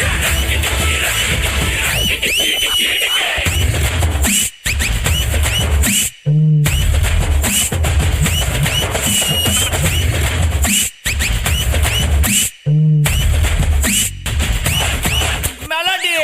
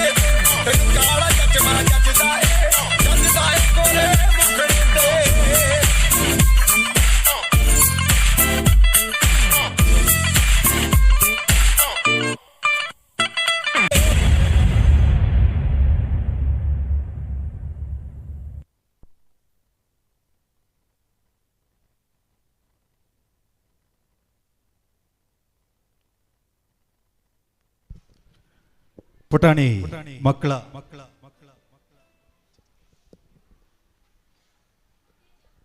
ನೃತ್ಯಕ್ಕೆ ತಾವೆಲ್ಲರೂ ಬಹಳಷ್ಟು ಎಂಜಾಯ್ ಮಾಡಿದಿರಿ. ಜೋರಾದ ಚಪ್ಪಾಳೆ ಮೂಲಕ ಅವರನ್ನು ಅಭಿನಂದಿಸಿದಿರಿ. ಈ ಮಕ್ಕಳ ಭವಿಷ್ಯಕ್ಕೆ ತಮ್ಮೆಲ್ಲರ ಆಶೀರ್ವಾದ ಇರಲಿ ಅನ್ನುವಂಥ ಅಭಿಲಾಷೆಯನ್ನು ವ್ಯಕ್ತಪಡಿಸ್ತಾ ಇವತ್ತಿನ ಈ ಕಾರ್ಯಕ್ರಮದಲ್ಲಿ ನಾನು ಆಗಲೇ ಹೇಳಿದಾಗೆ ನೃತ್ಯ, ಹಾಡುಗಳು ಹಾಗೆ ಇದರ ಜೊತೆಯಲ್ಲಿ ಬೇರೆ ಬೇರೆ ರೀತಿಯ ನೃತ್ಯ ಪ್ರಕಾರಗಳನ್ನು ಕೂಡ ನಾವೆಲ್ಲರೂ ಪ್ರದರ್ಶನ ಮಾಡಲಿಕ್ಕಿದ್ದೇವೆ. ಮುಂದಿನ ಒಂದು ಗೀತೆಯನ್ನು ತಾವು ಆಲಿಸಿ, ಯಾಕೆಂತ ಹೇಳಿದ್ರೆ ನಮ್ಮ ಕಲಾವಿದರು ಕೂಡ ಒಂದು ಡ್ರೆಸ್ ಚೇಂಜ್ ಮಾಡಲಿಕ್ಕೆ ಕೂಡ ಅವರಿಗೆ ಸಮಯ ಬೇಕಾಗ್ತದೆ. ಅಂತ ಒಂದು ಸಂದರ್ಭದಲ್ಲಿ ಒಂದು ಗೀತೆಯನ್ನು ಪ್ರಸ್ತುತಪಡಿಸ್ತಾ ಇದ್ದೇನೆ. ನಾನು ಶಿವಪ್ರಸಾದ್ ಆಲೇಟಿ ಸುಳ್ಯ. ಕಳೆದ ಹಲವಾರು ವರ್ಷಗಳಿಂದ ಸುದ್ದಿ ಪತ್ರಿಕೆಯಲ್ಲಿ ವರದಿಗಾರನಾಗಿ, ಸುದ್ದಿ ವಾಹಿನಿಯಲ್ಲಿ ಕೂಡ ವಾರ್ತಾವಾಚಕನಾಗಿ ಕೆಲಸವನ್ನ ನಿರ್ವಹಿಸ್ತಾ ಇದ್ದೇನೆ. ಮಾನ್ಯ ಡಾಕ್ಟರ್ ಯು ಪಿ ಶಿವಾನಂದ ಇವರ ಆಶೀರ್ವಾದದಲ್ಲಿ, ಅವರ ಮಾರ್ಗದರ್ಶನದಲ್ಲಿ ಬೆಳೆಯಲಿಕ್ಕೆ ನಮಗೆ ಅವಕಾಶವನ್ನು ಕಲ್ಪಿಸಿಕೊಟ್ಟಿದ್ದಾರೆ. ಜೊತೆಯಲ್ಲಿ ನಾವು ರಂಗಮಯೂರಿ ಕಲಾ ಶಾಲೆಯಲ್ಲಿ ಕೂಡ ಒಬ್ಬ ಕಲಾವಿದರಾಗಿ ಕೂಡ ಗುರುತಿಸಿಕೊಳ್ಳುವಂತಹ ಒಂದು ಅವಕಾಶವನ್ನು ಕೂಡ ಕಲಾ ಶಾಲೆ ನಮಗೆ ನೀಡಿದೆ ಅನ್ನುವಂಥ ಒಂದು ಹೆಮ್ಮೆಯಿಂದ ಆ ಮಾತನ್ನು ಹೇಳಿಕೊಂಡು ಮುಂದಿನ ಒಂದು ಸುಂದರವಾದ ಗೀತೆ ನಿಮಗೋಸ್ಕರ ಹಾಡಲಿಕ್ಕೆ ಇಚ್ಛೆ ಪಡ್ತಾ ಇದ್ದೇವೆ. ನಿಮ್ಮೆಲ್ಲರ ಪ್ರೋತ್ಸಾಹ, ಆಶೀರ್ವಾದ ನೀಡಬೇಕು ಅಂತ ವಿನಂತಿ ಮಾಡಿಕೊಳ್ತಾ ಡಾಕ್ಟರ್ ರಾಜ್ಕುಮಾರ್ ಅವರ ಒಂದು ಸುಮಧುರವಾದ ಗೀತೆ ಇದೀಗ ನಿಮಗೋಸ್ಕರ.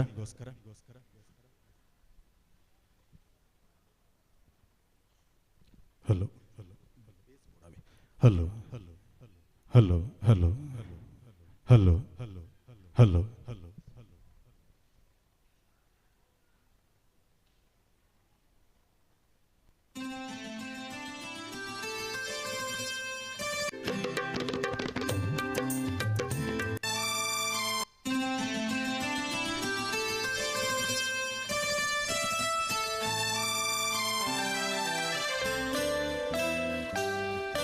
ಜೇನಿನ ಹೊಳೆಯೋ ಹಾಲಿನ ಮಳೆಯೋ ಸುದೆಯೋ ಕನ್ನಡ ಸವಿನುಡಿಯೋ. ಜೇನಿನ ಹೊಳೆಯೋ ಹಾಲಿನ ಮಳೆಯೋ ಸುದೆಯೋ ಕನ್ನಡ ಸವಿನುಡಿಯೋ. ವಾಣಿಯ ವೀಣೆಯ ಸ್ವರ ಮಾಧುರ್ಯವು ಸುಮಧುರ ಸುಂದರ ನುಡಿಯೋ. ಜೇನಿನ ಹೊಳೆಯೋ ಹಾಲಿನ ಮಳೆಯೋ ಸುದೆಯೋ ಕನ್ನಡ ಸವಿನುಡಿಯೋ.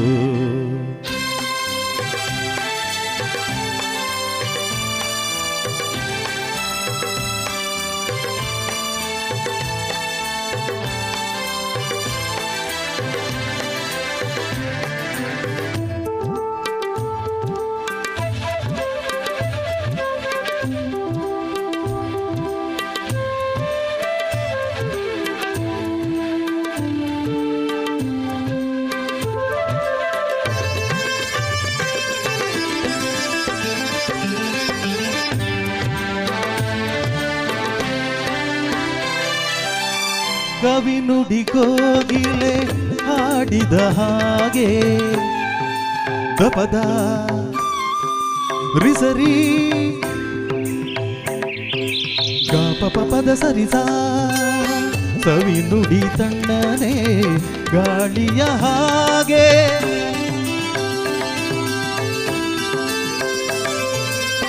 ಕವಿ ನುಡಿ ಕೋಗಿಲೆ ಹಾಡಿದ ಹಾಗೆ ಸವಿ ನುಡಿ ತಣ್ಣನೆ ಗಾಳಿಯ ಹಾಗೆ ಒಲವಿನ ಮಾತುಗಳಾಡುತ್ತಲಿರಲು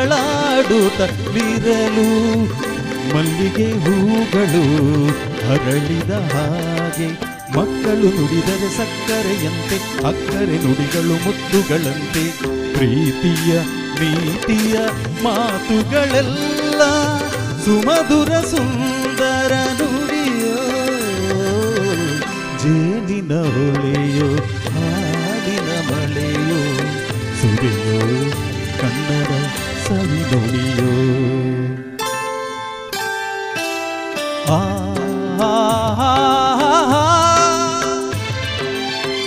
ಆ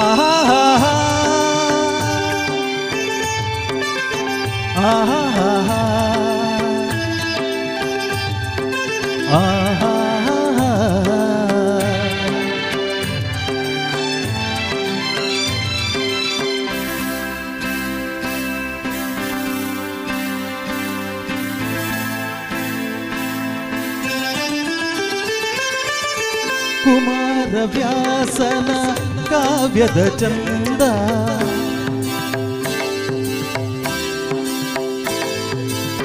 ಕವಿ ಸರ್ವಜ್ಞನ ಪದಗಳ ಅಂದ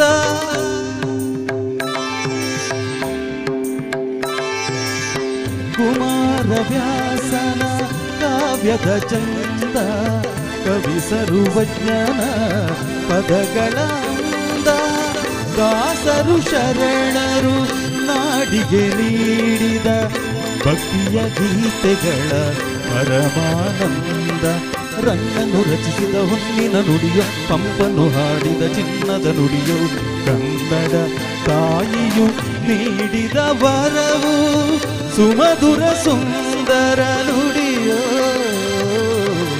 ಜೇನಿನ ಹೊಳೆಯೋ ಹಾಲಿನ ಮಳೆಯೋ ಸುದೆಯೋ ಕನ್ನಡ ಸವಿ ನುಡಿಯೋ ವಾಣಿಯ ವೀಣೆಯ ಸ್ವರ ಮಾಧುರ್ಯವು ಸುಮಧುರ ಸುಂದರ ನುಡಿಯೋ ಜೇನಿನ ಹೊಳೆಯೋ ಹಾಲಿನ ಮಳೆಯೋ ಸುದೆಯೋ ಕನ್ನಡ ಸವಿ ನುಡಿಯೋ ಸುದೆಯೋ ಕನ್ನಡ ಸವಿ ನುಡಿಯೋ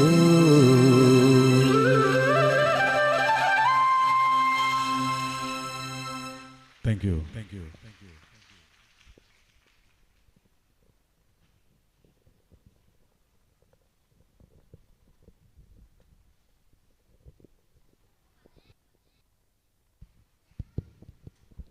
ದಯವಿಟ್ಟು ಅಲ್ಲಿ ಹೊರಗೆ ನಿಂತಿರುವವರು ಒಳಗೆ ಬನ್ನಿ. ಒಳಗಡೆ ಬೇಕಾದಷ್ಟು ಆಸನದ ವ್ಯವಸ್ಥೆ ಇದೆ. ಪ್ಲೀಸ್ ಬನ್ನಿ ಸರ್, ಎಲ್ಲ ಒಳಗೆ ಬಂದು ಕೂತ್ಕೊಳ್ಳಿ, ಈ ಕಾರ್ಯಕ್ರಮವನ್ನು ವೀಕ್ಷಿಸಿ. ಯಾಕೆಂತ ಹೇಳಿದ್ರೆ ನಿಮ್ಗೆ ಬೇಕಾಗಿ ಒಳ್ಳೆ ವ್ಯವಸ್ಥೆಯನ್ನು ಮಾಡಿದ್ದಾರೆ. ಈ ಕಾರ್ಯಕ್ರಮದಲ್ಲಿ ಸಸ್ಯ ಜಾತ್ರೆಯ ಜೊತೆಯಲ್ಲಿ ಮನರಂಜನೆ ಪಡಿಬೇಕು ಅನ್ನುವಂಥ ನಿಟ್ಟಿನಲ್ಲಿ ಸಾಂಸ್ಕೃತಿಕ ಕಾರ್ಯಕ್ರಮವನ್ನು ಕೂಡ ನಿನ್ನೆ ದಿವಸ ಇವತ್ತಿನ ದಿವಸ ಸಾಯಂಕಾಲ ಹಮ್ಮಿಕೊಂಡಿದ್ದಾರೆ. ಬಹಳಷ್ಟು ಒಳ್ಳೆಯ ರೀತಿಯ ಕಾರ್ಯಕ್ರಮಗಳು ಮೂಡಿ ಬಂದಿದೆ. ಇವತ್ತು ಸುಳ್ಯದ ಕಲಾ ತಂಡ ಈ ಒಂದು ವೇದಿಕೆಯಲ್ಲಿ ಕಾರ್ಯಕ್ರಮವನ್ನ ನೀಡ್ತಾ ಇದೆ. ಮುಂದೆ ಇನ್ನೊಂದು ಸುಂದರವಾದ ನೃತ್ಯವನ್ನ ಮಾಡಲಿಕ್ಕೆ ನಮ್ಮ ತಂಡದ ಕಲಾವಿದರಾದಂತ ಸನಿಹಾ ಶೆಟ್ಟಿ ಮತ್ತು ಸಿಂಚನ ಸುಳ್ಯ ಇವರು ವೇದಿಕೆಗೆ ಬರಲಿಕ್ಕಿದ್ದಾರೆ. ಒಂದು ಕಪಲ್ ಡ್ಯಾನ್ಸ್ ಮೂಲಕ ನಿಮ್ಮೆಲ್ಲರನ್ನ ಮನರಂಜಿಸಲಿಕ್ಕಿದ್ದಾರೆ. ಕಲಾವಿದರಿಗೆ, ಕಲಾ ಪ್ರತಿಭೆಗಳಿಗೆ ಖಂಡಿತವಾಗಿ ಸ್ಫೂರ್ತಿ ಬರಬೇಕು ಅಂತಾದ್ರೆ ನಿಮ್ಮಂತ ಕಲಾ ಪ್ರೇಕ್ಷಕರ ಸಹಕಾರ, ಪ್ರೋತ್ಸಾಹ ಖಂಡಿತವಾಗಿ ಬೇಕು. ಮತ್ತೊಮ್ಮೆ ಒನ್ಸ್ ಅಗೇನ್ ಜೋರಾದ ಚಪ್ಪಳೆ ಕೊಡ್ಲೇಬೇಕು ಅಂತ ತಮ್ಮಲ್ಲಿ ವಿನಂತಿ ಮಾಡಿಕೊಳ್ತಾ ಮುಂದಿನ ಒಂದು ನೃತ್ಯವನ್ನ ವೀಕ್ಷಿಸೋಣ.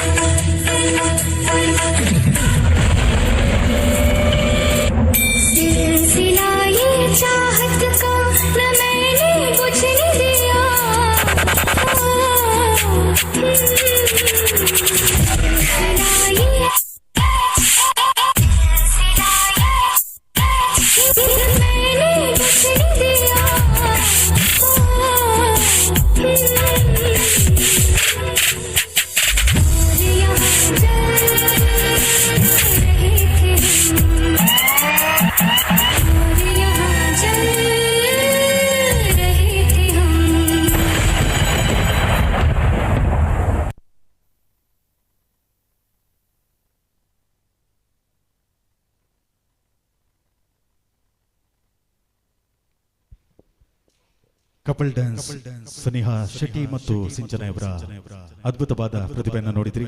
ಇದೀಗ ಮತ್ತೆ ಇನ್ನೊಂದು ಗುಂಪು ನೃತ್ಯ ಪರಶಿವನ ಡ್ಯಾನ್ಸ್.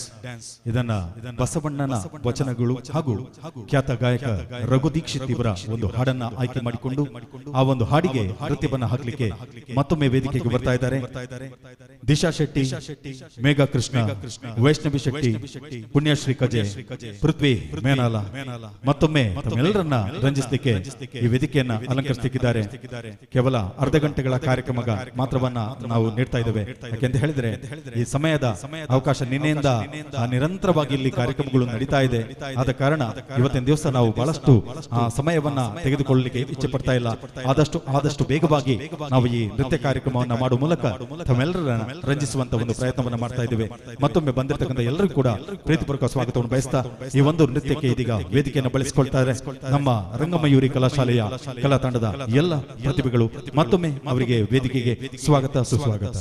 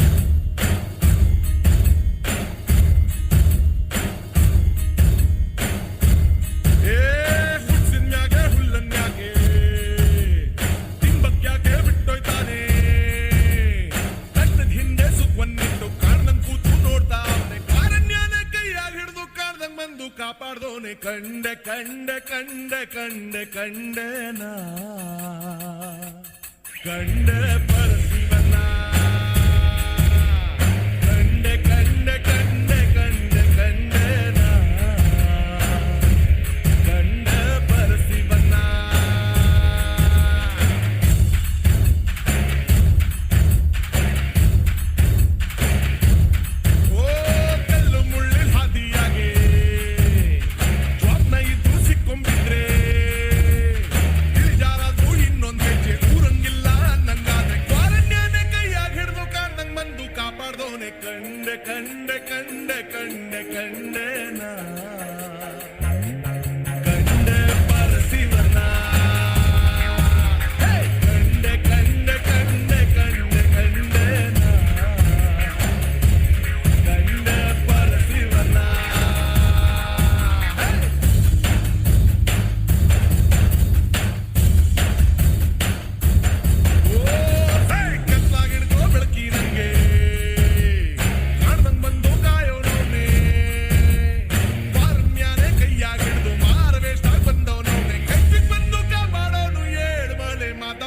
ಕಂಡೆ ಕಂಡೆ ಕಂಡೆ ಕಂಡೆ ಕಂಡನ ಕಂಡೆ ಪರಸಿವನ ಕಂಡೆ ಕಂಡೆ ಕಂಡೆ ಕಂಡೆ ಕಂಡನ ಕಂಡೆ ಪರಸಿವನ ಕಂಡೆ ಕಂಡೆ ಕಂಡೆ ಕಂಡೆ ಕಂಡನ ಕಂಡೆ ಪರಸಿವನ.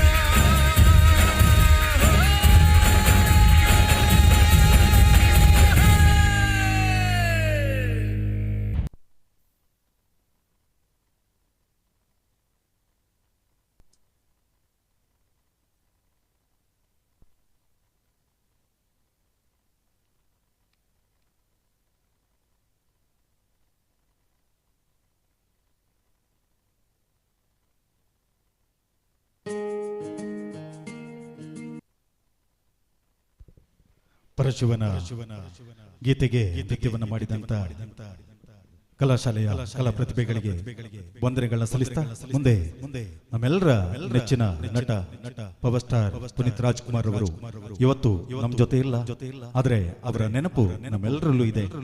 ಅವರನ್ನ ನೆನಪಿಸುವಂತ ಒಂದು ಕಾರ್ಯವನ್ನ ನಾವು ನಿರಂತರವಾಗಿ ಪ್ರತಿ ವೇದಿಕೆಯಲ್ಲಿ ಮಾಡಿಕೊಂಡು ಬರ್ತಾ ಇದ್ದೇವೆ. ಯಾಕೆಂತ ಹೇಳಿದ್ರೆ ಕನ್ನಡ ಚಿತ್ರರಂಗಕ್ಕೆ ಬಹಳಷ್ಟು ಕೊಡುಗೆಯನ್ನ ನೀಡಿದಂತ ಒಬ್ಬ ಮೇರು ನಟ ಅಂತ ಹೇಳ್ಬಹುದು. ಅಂತ ಪವರ್ ಸ್ಟಾರ್ ಪುನೀತ್ ರಾಜ್ಕುಮಾರ್ ಅವರ ಅಭಿನಯದ ರಾಜಕುಮಾರ ಚಿತ್ರದ ಒಂದು ಸುಮಧುರವಾದ ಗೀತೆ ನಿಮಗೋಸ್ಕರ ಮತ್ತೊಮ್ಮೆ ಶಿವಪ್ರಸಾದ್ ಆಲೇಟಿ ಅವರ ಸುಳ್ಯ ಧ್ವನಿಗಳಲ್ಲಿ ಆಲಿಸೋಣ.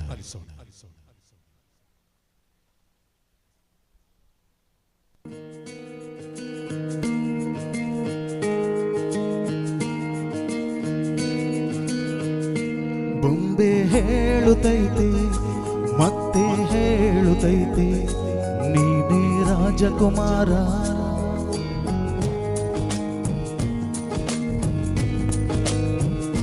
ಬೊಂಬೆ ಹೇಳುತ್ತೈತೆ ಮತ್ತೆ ಹೇಳುತ್ತೈತೆ ನೀನೇ ರಾಜಕುಮಾರ.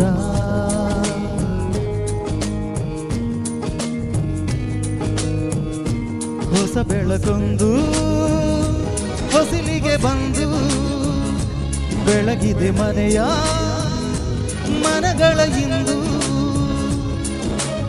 ಆರಾಧಿಸೋ ರಾಜರತ್ನನು, ಆಡಿಸಿಯೇ ನೋಡು ಬೀಳಿಸಿಯೇ ನೋಡು, ಎಂದು ಸೋಲದು ಸೋತು ತಲೆಯ ಬಾಗದು.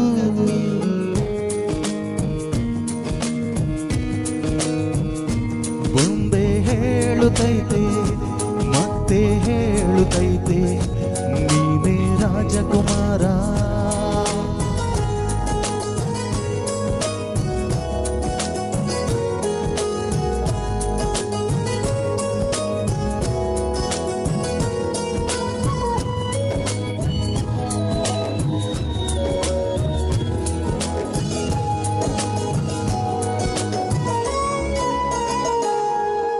ಗುಡಿಸಲೇ ಆಗಲಿ ಅರಮನೆಯಾಗಲಿ ಆಟವೇ ನಿಲ್ಲದು ಎಂದು ಆಟ ನಿಲ್ಲದು.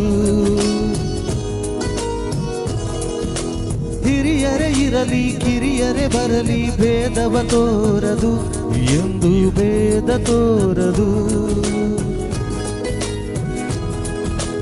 ಎಲ್ಲ ಇದ್ದು ಏನು ಇಲ್ಲದ ಹಾಗೆ ಬದುಕಿರುವ, ಆಕಾಶ ನೋಡದ ಕೈಯೇ ನಿನ್ನದು ಪ್ರೀತಿ ಹಂಚಿರುವ.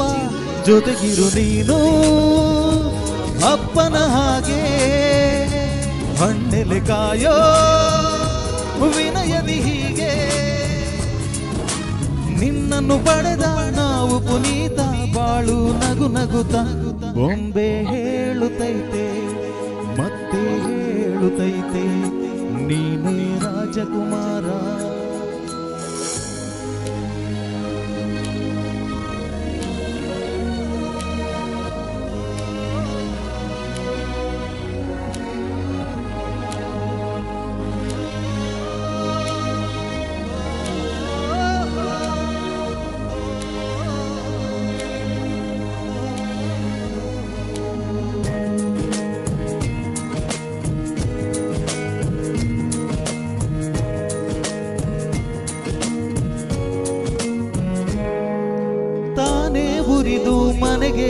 ಬೆಳಕು ಕೊಡುವ ದೀಪವಿದು, ನಂದ ದೀಪವೇ ಇದು. ಆಡಿಸುವ ತನ್ನ ಕರುಣೆಯ ಮೇಲೆ ನಮ್ಮ ಪಾತ್ರವು, ಸಮಯದ ಸೂತ್ರ ಅವನದು. ಒಂದು ಮುತ್ತಿನ ಕಥೆಯ ಹೇಳಿತು ಈ ಬೊಂಬೆ, ಆ ಕಥೆಯಲ್ಲಿದ್ದ ರಾಜನ ಹಂಗೆ ನೀನು ಬಂದೆ. ಯೋಗವು ಒಮ್ಮೆ ಬರುವುದು ನಮಗೆ, ಯೋಗ್ಯತೆ ಒಂದೇ ಉಳಿಬುದು ಕೊನೆಗೆ. ಸೂರ್ಯನೊಬ್ಬ ಚಂದ್ರನೊಬ್ಬ ರಾಜನು ಒಬ್ಬ, ಈ ರಾಜನು ಒಬ್ಬ. ಆಡಿಸಿಯೇ ನೋಡು ಬೀಳಿಸಿಯೇ ನೋಡು, ಎಂದು ಸೋಲದು ಸೋತು ತಲೆಯ ಬಾಗದು.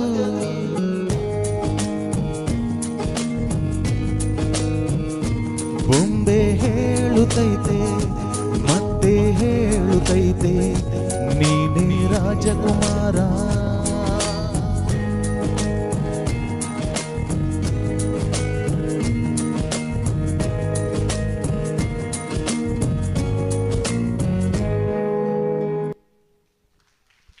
Thank you. Thank you. Thank you.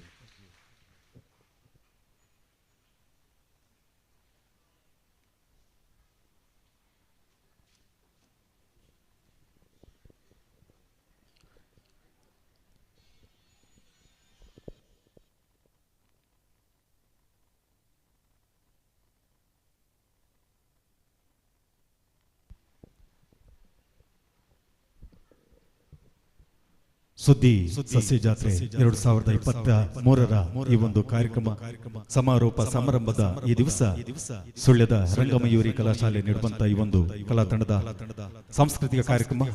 ಬಹಳಷ್ಟು ನೃತ್ಯವನ್ನ ನೋಡಿದ್ರಿ, ಹಾಡುಗಳನ್ನ ಕೇಳ್ತಾ ಇದ್ರಿ. ಎಲ್ಲ ಕಾರ್ಯಕ್ರಮದ ರೂವಾರಿಗಳಾಗಿ ಈ ಕಾರ್ಯಕ್ರಮದ ಸಾರಥ್ಯವನ್ನ ವಹಿಸಿದವರು ಸುದ್ದಿ ಸಮೂಹ ಸಂಸ್ಥೆಗಳ ಆಡಳಿತ ನಿರ್ದೇಶಕರಾದಂಥ ಡಾಕ್ಟರ್ UP ಶಿವಾನಂದ. ಇವರ ಗರಡಿಯಲ್ಲಿ, ಇವರ ಮಾರ್ಗದರ್ಶನದಲ್ಲಿ ನಾವೆಲ್ಲರೂ ಪಳಗಿದ್ದೇವೆ.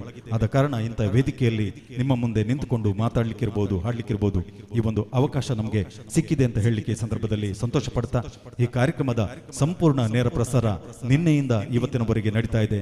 ಪುತ್ತೂರು ಸುದ್ದಿ ಚಾನೆಲ್ ಮೂಲಕ ನೇರ ಪ್ರಸಾರ ಕೂಡ ಆಗ್ತಾ ಇದೆ. ತಮ್ಗೆ ಗೊತ್ತಿದೆ, ಮಾನ್ಯ ಡಾಕ್ಟರ್ UP ಶಿವಾನಂದರವರು ಕಳೆದ 38 ವರ್ಷಗಳ ಹಿಂದೆ ಸುದ್ದಿ ಪತ್ರಿಕೆಯನ್ನ ಪ್ರಾರಂಭ ಮಾಡಿದ್ರು. ಜನಮಾನಸದ ನಾಡಿ ಮಿಡಿತವಾಗಿ ಗ್ರಾಮೀಣ ಭಾಗದ ಪತ್ರಿಕಾ ಮಾಧ್ಯಮದಲ್ಲಿ ಕ್ರಾಂತಿಯನ್ನ ಬರೆದು ಹಲವಾರು ಆಂದೋಲನಗಳ ಮೂಲಕ ಜನಜಾಗೃತಿಯನ್ನ ಮೂಡಿಸುವ ನಿಟ್ಟಿನಲ್ಲಿ ಇವತ್ತು ಕೃಷಿಕರಿಗೆ ಕೂಡ ಸಂಪೂರ್ಣವಾದ ಸ್ವಾತಂತ್ರ್ಯ ಸಿಗಬೇಕು ಅನ್ನುವಂಥ ನಿಟ್ಟಿನಲ್ಲಿ 75ರ ಸ್ವಾತಂತ್ರ್ಯದ ಅಮೃತ ಮಹೋತ್ಸವದ ಸಂದರ್ಭದಲ್ಲಿ ಈ ಒಂದು ಯೋಜನೆಯನ್ನ ಕೈಗೊಂಡ್ರು. ಅದರ ಜೊತೆಯಲ್ಲಿ ನಮ್ಮ ದೇಶದಲ್ಲಿ ತಾಂಡವಾಡುವಂತ ಲಂಚ ಭ್ರಷ್ಟಾಚಾರ ಮುಕ್ತ ರಾಜ್ಯ, ತಾಲೂಕು, ಗ್ರಾಮ ಆಗ್ಬೇಕು ಅನ್ನುವಂಥ ಕಲ್ಪನೆಯನ್ನಿಟ್ಟುಕೊಂಡು ಅದರ ಒಂದು ಆಂದೋಲನವನ್ನ ಕಳೆದ ವರ್ಷದಿಂದ ನಿರಂತರವಾಗಿ ಮಾಡಿಕೊಂಡು ಬರ್ತಾ ಇದ್ದಾರೆ.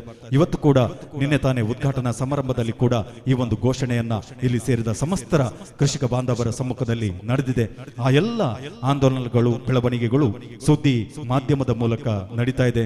ಅದಕ್ಕೆ ಮುಖ್ಯ ರೂವಾರಿಗಳಾಗಿ ನಮ್ಮೆಲ್ಲರ ಅನ್ನದಾತರಾದಂಥ ಮಾನ್ಯ ಡಾಕ್ಟರ್ UP ಶಿವಾನಂದ ಅವರು, ಅವರಿಗೆ ನಮ್ಮೆಲ್ಲರ ಪರವಾಗಿ ತುಂಬ ಹೃದಯದ ಕೃತಜ್ಞತೆಗಳನ್ನ ಸಲ್ಲಿಸ್ತಾ, ಇವತ್ತು ಲೋಕೇಶ್ ಊರ್ಬೈಲ್ ಇವರನ್ನ ಕೂಡ ಈ ಒಂದು ಕರೆಸಿ ಅವರ ತಂಡದ ಒಂದು ಸಾಂಸ್ಕೃತಿಕ ಕಾರ್ಯಕ್ರಮವನ್ನು ಕೂಡ ಪುತ್ತೂರಿನ ಜನತೆಗೆ ಉಣಬಡಿಸಬೇಕು ಅನ್ನುವಂಥ ನಿಟ್ಟಿನಲ್ಲಿ ಈ ವೇದಿಕೆಯನ್ನ ಕೂಡ ಅವರಿಗೆ ಕಲ್ಪಿಸಿಕೊಟ್ಟಿದ್ದಾರೆ.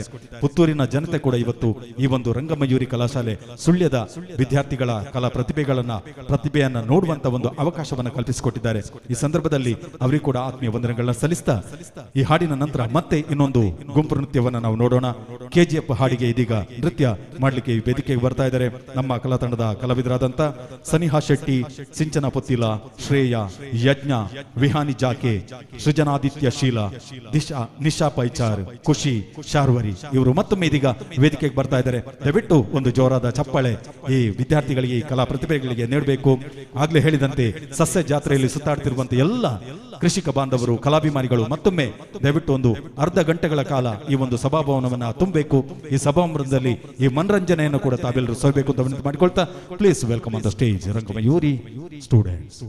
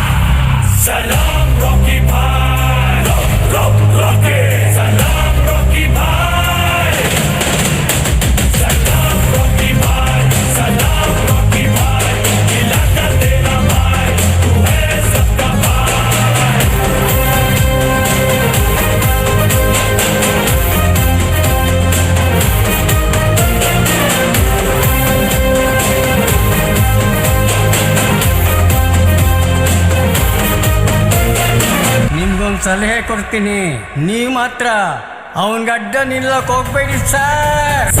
ಅಂತ ಸುಡುವ ಜ್ವಾಲಾಗ್ನಿ ಧರಿಸಿ ಮುಸುಗುಟ್ಟಿದೆ, ಅಂತ ಕಡಿವ ಕತ್ತಿ ಇವ ಉದದಿ ಉದಯಿಸಿದ ಹೆಬ್ಬಲ.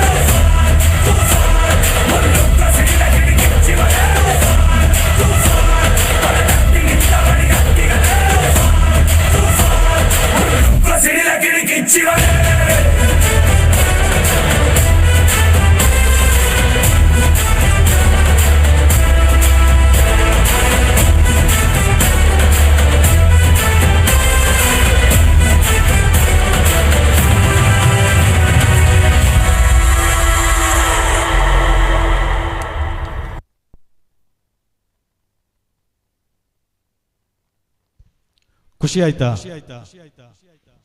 ಖುಷಿ ಆಯ್ತು ಅಂತಾದ್ರೆ ಒಮ್ಮೆ ಜೋರಾದ ಚಪ್ಪಾಳೆ ಕೊಡ್ಲೇಬೇಕು ಪ್ಲೀಸ್. ತಮ್ಗೆ ಗೊತ್ತಿರಲಿ, ರಂಗಮಯೂರಿ ಕಲಾಶಾಲೆಯ ಈ ಒಂದು ಕಲಾತಂಡ ಈಗಾಗಲೇ ನೃತ್ಯ ಸ್ಪರ್ಧೆಯಲ್ಲಿ ಆಯ್ಕೆಗೊಂಡು ರಾಷ್ಟ್ರ ಮಟ್ಟದ ಸ್ಪರ್ಧೆಗೆ ಕೂಡ ಆಯ್ಕೆಯಾಗಿದೆ. ಮೊನ್ನೆ ತಾನೇ ನಮ್ಮ ಸುದ್ದಿ ಪತ್ರಿಕೆಯಲ್ಲಿ ಕೂಡ ವರದಿ ಪ್ರಕಟಗೊಂಡಿದೆ. ನಿರಂತರವಾಗಿ ಸುದ್ದಿ ಹಾಗೂ ರಂಗಮಯೂರಿ ಕಲಾಶಾಲೆ ಒಂದು ಬಾಂಧವ್ಯವನ್ನ ಇಟ್ಕೊಂಡು ಸುಳ್ಯದಲ್ಲಿ ಹಲವಾರು ವರ್ಷಗಳಿಂದ ಬೇರೆ ಬೇರೆ ರೀತಿಯ ಕಾರ್ಯಕ್ರಮಗಳನ್ನ ಆಯೋಜನೆ ಮಾಡಿಕೊಂಡು ಬರ್ತಾ ಇದೆ. ಯಾಕೆಂತ ಹೇಳಿದ್ರೆ ಸುದ್ದಿ ಪತ್ರಿಕೆಯ ಕೇಂದ್ರ ಕಚೇರಿಯ ಮೇಲ್ಗಡೆ ರಂಗಮಯೂರಿ ಕಲಾಶಾಲೆ ಇದೆ. ಆ ಕಲಾಶಾಲೆಯಲ್ಲಿ ನಡೆಯುವ ಎಲ್ಲ ಕಾರ್ಯಕ್ರಮಗಳಿಗೆ ಸುದ್ದಿ ಸಂಸ್ಥೆ ಕೈ ಜೋಡಿಸುತ್ತದೆ. ಹಾಗೆ ಸುದ್ದಿಯವರ ಎಲ್ಲ ಕಾರ್ಯಕ್ರಮಗಳಿಗೆ ಕೂಡ ರಂಗಮಯೂರಿ ಕಲಾಶಾಲೆಯ ಲೋಕೇಶ್ ರವರು ಕೂಡ ನಮ್ಮ ಜೊತೆ ಕೈ ಜೋಡಿಸ್ತಾರೆ. ಈ ರೀತಿಯ ಒಂದು ಅವಿನಾಭಾವ ಸಂಬಂಧವನ್ನು ಇಟ್ಟುಕೊಂಡು ಲೋಕೇಶ್ ಊರು ಬಯಲು ಬೇರೆ ಯಾರಲ್ಲ, ಅವರು ಡಾಕ್ಟರ್ ಯು ಪಿ ಶಿವಾನಂದರವರ ಬಂಧುವಾಗಿದ್ದಾರೆ, ಅವರಿಗೆ ಅವರು ತಾತರಾಗಿದ್ದಾರೆ. ಆದ ಕಾರಣ ಆ ಒಂದು ಬಾಂಧವ್ಯ ಮತ್ತು ಈ ರೀತಿಯ ಕಲಾ ಕಾರ್ಯಕ್ರಮಗಳಿಗೆ ಸಾಮಾಜಿಕ ಕಾರ್ಯಕ್ರಮಗಳಿಗೂ ಕೂಡ ಸಹಮತವನ್ನ ನೀಡಿಕೊಂಡು ಈ ಕಾರ್ಯಕ್ರಮ ನಡೀತಾ ಇದೆ. ಇವತ್ತು ಸುಳ್ಯದಿಂದ ಇಲ್ಲಿಗೆ ಕರೆಸಿ ಆ ಒಂದು ಎಲ್ಲ ಪ್ರತಿಭೆಗಳಿಗೆ ವೇದಿಕೆಯನ್ನು ಕಲ್ಪಿಸಿಕೊಟ್ಟವರು ಮಾನ್ಯ ಡಾಕ್ಟರ್ ಯು ಪಿ ಶಿವಾನಂದರವರು. ಅವರ ಒಂದು ಆಶೀರ್ವಾದದಿಂದ ಈ ಕಲಾ ತಂಡ ಕೂಡ ಬೆಳೀತಾ ಇದೆ ಅನ್ನುವಂತ ಒಂದು ವಿಚಾರವನ್ನ ತಮ್ಮಲ್ಲಿ ಹೇಳಿಕೊಂಡು, ನಾನು ಆಗ್ಲೇ ಹೇಳಿದೆ, ನೃತ್ಯ ತಂಡದವರಿಗೆ ಡ್ರೆಸ್ ಚೇಂಜ್ ಮಾಡಬೇಕಾದ್ರೆ ಸಮಯ ಬೇಕು. ಆ ಸಮಯಕ್ಕಾಗಿ ಮತ್ತೊಮ್ಮೆ ಒಂದು ಗೀತೆಯನ್ನ ನಿಮ್ಮ ಮುಂದೆ ಪ್ರಸ್ತುತಪಡಿಸ್ತಾ ಇದ್ದೇನೆ. ನಮ್ಮ ಕನ್ನಡದ ಕವಿ, ಖ್ಯಾತ ಗಾಯಕರು ಸಿ ಅಶ್ವಥ್ ರವರು ಹಾಡಿ ಹೋಗಿರುವ ಅನೇಕ ಹಾಡುಗಳು ಇವತ್ತಿಗೂ ಕೂಡ ನಮ್ಮ ಮನಸ್ಸಿನ ಪಟಲದಲ್ಲಿ ಅಚ್ಚಳಿದೆ ಉಳಿದಿದೆ. ಅಂತ ಒಂದು ಬಹಳಷ್ಟು ಜನಪ್ರಿಯಗೊಂಡಿರುವಂತಹ ಗೀತೆ ಇದೀಗ ನಿಮಗೋಸ್ಕರ ಮತ್ತೊಮ್ಮೆ ಶಿವಪ್ರಸಾದ್ ಇವರ ಧ್ವನಿಗಳಲ್ಲಿ.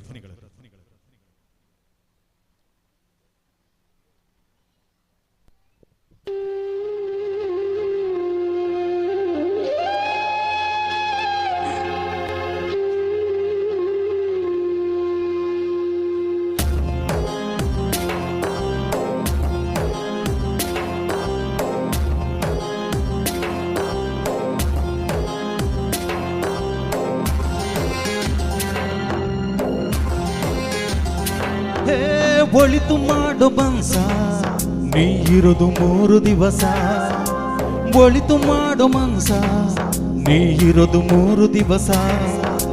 ಉಸಿರು ನಿಂತ ಮ್ಯಾಗೆ ನಿನ್ನ ಹೆಸರು ಹೇಳುತ್ತಾರ, ಉಸಿರು ನಿಂತ ಮ್ಯಾಗೆ ನಿನ್ನ ಹೆಸರು ಹೇಳುತ್ತಾರ. ಹೆಣ ಅನ್ನುತ್ತಾರ, ಮಣ್ಣಾಗ ಹೂಳುತ್ತಾರ, ಚಟ್ಟ ಕಟ್ಟುತ್ತಾರ, ನಿನ್ನ ಸುಟ್ಟು ಹಾಕುತ್ತಾರ. ಹೇ ಒಳಿತು ಮಾಡೋ ಮನ್ಸ ನೀ ಇರೋದು 3 ದಿವಸ, ಒಳಿತು ಮಾಡೋ ಮನ್ಸ ನೀ ಇರೋದು 3 ದಿವಸ.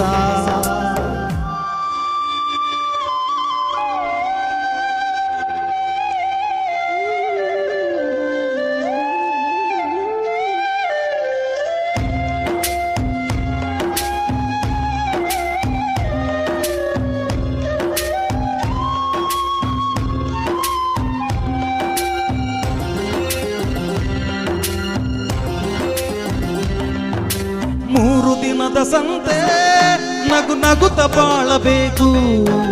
ದ್ವೇಷವೆಂಬ ಕಂತೆ ನೀ ಸುಟ್ಟು ಹಾಕಬೇಕು.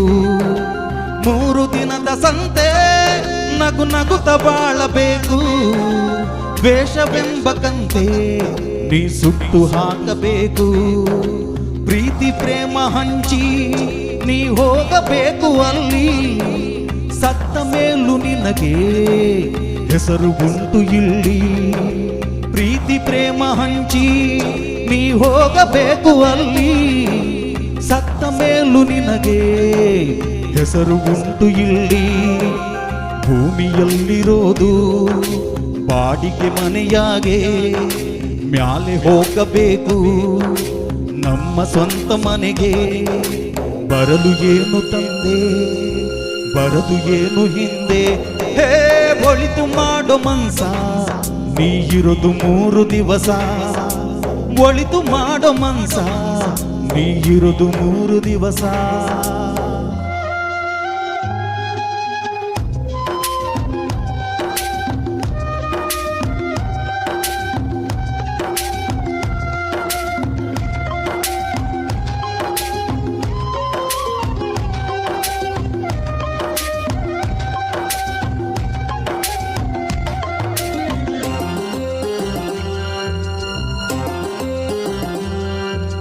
ಸ್ವರ್ಗ ನರಕ ಎಲ್ಲ ಮೇಲಿಲ್ಲ ಕೇಳು ಜನಕ. ಇಲ್ಲೇ ಕಾಣಬೇಕು ಉಸಿರಿರೋ ಕೊನೆ ತನಕ. ಸ್ವರ್ಗ ನರಕ ಎಲ್ಲ ಮೇಲಿಲ್ಲ ಕೇಳು ಜನಕ. ಇಲ್ಲೇ ಕಾಣಬೇಕು ಉಸಿರಿರೋ ಕೊನೆ ತನಕ. ನಾನು ನಾನು ಎಂದು ಮೆರೆಯ ಬ್ಯಾಡ ಮೂಡ. ನಾನು ಎಂಬುದು ಮಣ್ಣು ಮರೆತು ಹೋಗಬ್ಯಾಡ. ನಾನು ನಾನು ಎಂದು ಮೆರೆಯ ಬ್ಯಾಡ ಮೂಢ. ನಾನು ಎಂಬುದು ಮಣ್ಣು ಮರೆತು ಹೋಗಬ್ಯಾಡ. ದ್ವೇಷವೆಂಬ ವಿಷವ ಸುರಿಯ ಬ್ಯಾಡ ಮೂಡ. ಪ್ರೀತಿ ಅಮೃತವ ಒಮ್ಮೆ ಸವಿದು ನೋಡ. ಅದೇ ಸ್ವರ್ಗ ಕೇಳ ಮನುಜನಾಗ ಬಾಳ. ಹೇ ಒಳಿತು ಮಾಡು ಮನ್ಸ ನೀ ಇರೋದು 3 ದಿವಸ. ಒಳಿತು ಮಾಡೋ ಮನ್ಸ ನೀ ಇರೋದು 3 ದಿವಸ. ಉಸಿರು ನಿಂತ ಮ್ಯಾಲೆ ನಿನ್ನ ಹೆಸರು ಹೇಳುತ್ತಾರ. ಉಸಿರು ನಿಂತ ಮ್ಯಾಲೆ ನಿನ್ನ ಹೆಸರು ಹೇಳುತ್ತಾರ. ಹೆಣ ಅನ್ನುತ್ತಾರ, ಮಣ್ಣಾಗ ಹೂಳುತ್ತಾರ. ಚಟ್ಟ ಕಟ್ಟುತ್ತಾರ, ನಿನ್ನ ಸುಟ್ಟು ಹಾಕುತ್ತಾರ. ಹೇ ಒಳಿತು ಮಾಡೋ ಮನ್ಸ ನೀ ಇರೋದು 3 ದಿವಸ. ಒಳಿತು ಮಾಡೋ ಮನ್ಸ ನೀ ಇರೋದು 3 ದಿವಸ. ಹೇ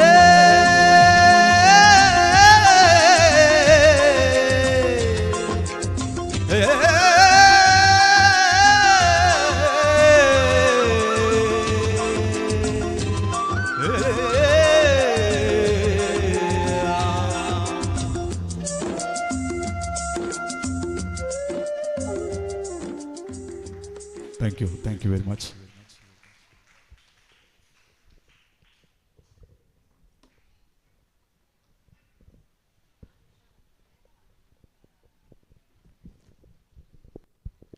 ಬಹಳಷ್ಟು ಒಳ್ಳೆಯ ಸಾಹಿತ್ಯದ ಒಂದು ಗೀತೆಯನ್ನು ಪ್ರಸ್ತುತಪಡಿಸಿದ್ದೇವೆ.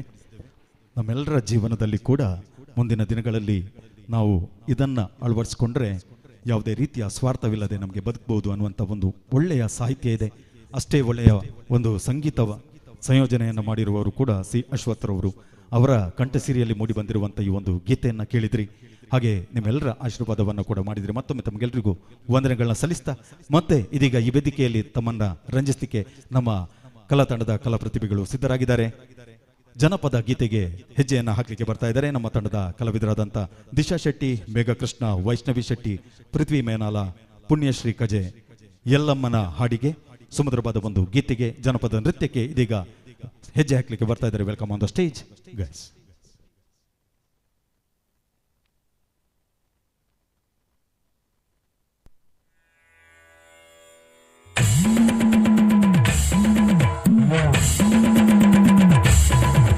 Yeah.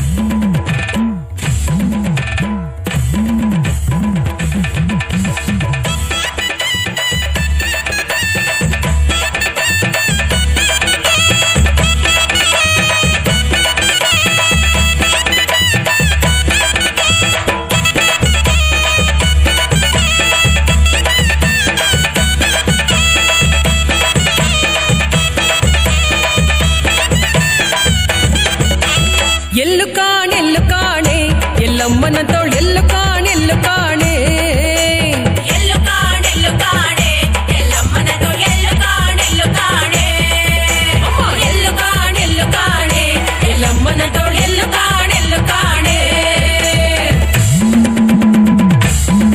ಉದೋ ಉದೋ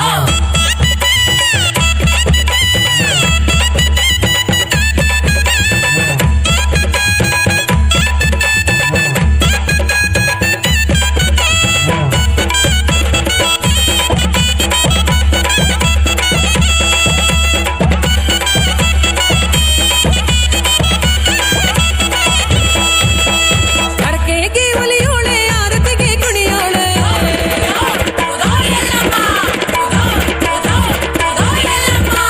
ಅಡಕೆಗೆ ಒಲಿಯೋಳೆ ಆರತಿಗೆ ಕುಣಿಯೋಳೆ ಹಾರ್ವಾರ ಕೇರಿಲಿ ನಲಿಯೋಳೆ ಹಾರ್ವಾರ ಕೇರಿಲಿ ನಲಿಯೋಳೆ ಎಲ್ಲವ್ವ ಎಲ್ಲು ಕಾಣೆ ಎಲ್ಲು ಕಾಣೆ ಎಲ್ಲಮ್ಮನದವಳು ಎಲ್ಲು ಕಾಣೆ ಎಲ್ಲು ಕಾಣೆ ಎಲ್ಲು ಕಾಣೆಲ್ಲು ಕಾಣೆ ಎಲ್ಲಮ್ಮನದವಳು ಎಲ್ಲು ಕಾಣೆ ಎಲ್ಲು ಕಾಣೆ ಉದೋ ಉದೋ ಉದೋ ಎಲ್ಲಮ್ಮ ಉದೋ ಉದೋ ಉದೋ ಎಲ್ಲಮ್ಮ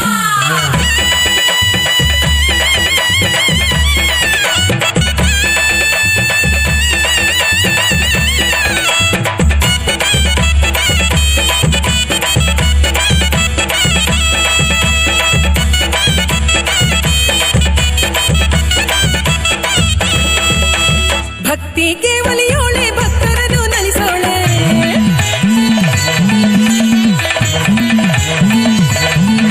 ಅಮ್ಮ ಭಕ್ತಿಗೆ ಒಲಿಯೋಳೆ ಭಕ್ತರನ್ನು ನಲಿಸೋಳೆ ಭಕ್ತರ ಮ್ಯಾಲೆ ಬರುವವಳೆ ಭಕ್ತರ ಮ್ಯಾಲೆ ಬರುವವಳೆ ಎಲ್ಲವ್ವ ಎಲ್ಲು ಕಾಣೆ ಎಲ್ಲು ಕಾಣೆ ಎಲ್ಲಮ್ಮನಂತವಳು ಎಲ್ಲು ಕಾಣೆ ಎಲ್ಲು ಕಾಣೆ ಎಲ್ಲು ಕಾಣೆಲ್ಲು ಕಾಣೆ ಎಲ್ಲಮ್ಮನಂತವಳು ಎಲ್ಲು ಕಾಣೆ ಎಲ್ಲು ಕಾಣೆ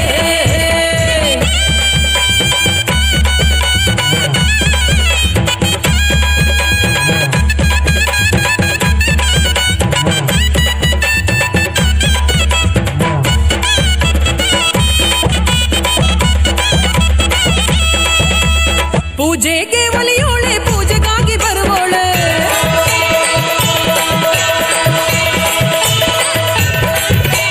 ಪೂಜೆಗೆ ಒಲಿಯೋಳೆ ಪೂಜೆಗಾಗಿ ಬರುವೋಳೆ ಪೂಜೆಯಲ್ಲಿ ತಾಯಿ ಕುಣಿಯೋಳೆ ಪೂಜೆಯಲ್ಲಿ ತಾಯಿ ಕುಣಿಯೋಳೆ ಎಲ್ಲವ್ವ ಎಲ್ಲು ಕಾಣೆ ಎಲ್ಲು ಕಾಣೆ ಎಲ್ಲಮ್ಮನದವಳು ಎಲ್ಲು ಕಾಣೆ ಎಲ್ಲು ಕಾಣೆ ಎಲ್ಲು ಕಾಣೆಲ್ಲು ಕಾಣೆ ಎಲ್ಲವ್ವನದವಳು ಎಲ್ಲು ಕಾಣೆ ಎಲ್ಲು ಕಾಣೆ ಎಲ್ಲು ಕಾಣೆಲ್ಲು ಕಾಣೆ ಎಲ್ಲವ್ವನದವಳು ಎಲ್ಲು ಕಾಣೆ ಎಲ್ಲು ಕಾಣೆ ಎಲ್ಲು ಕಾಣೆಲ್ಲು ಕಾಣೆ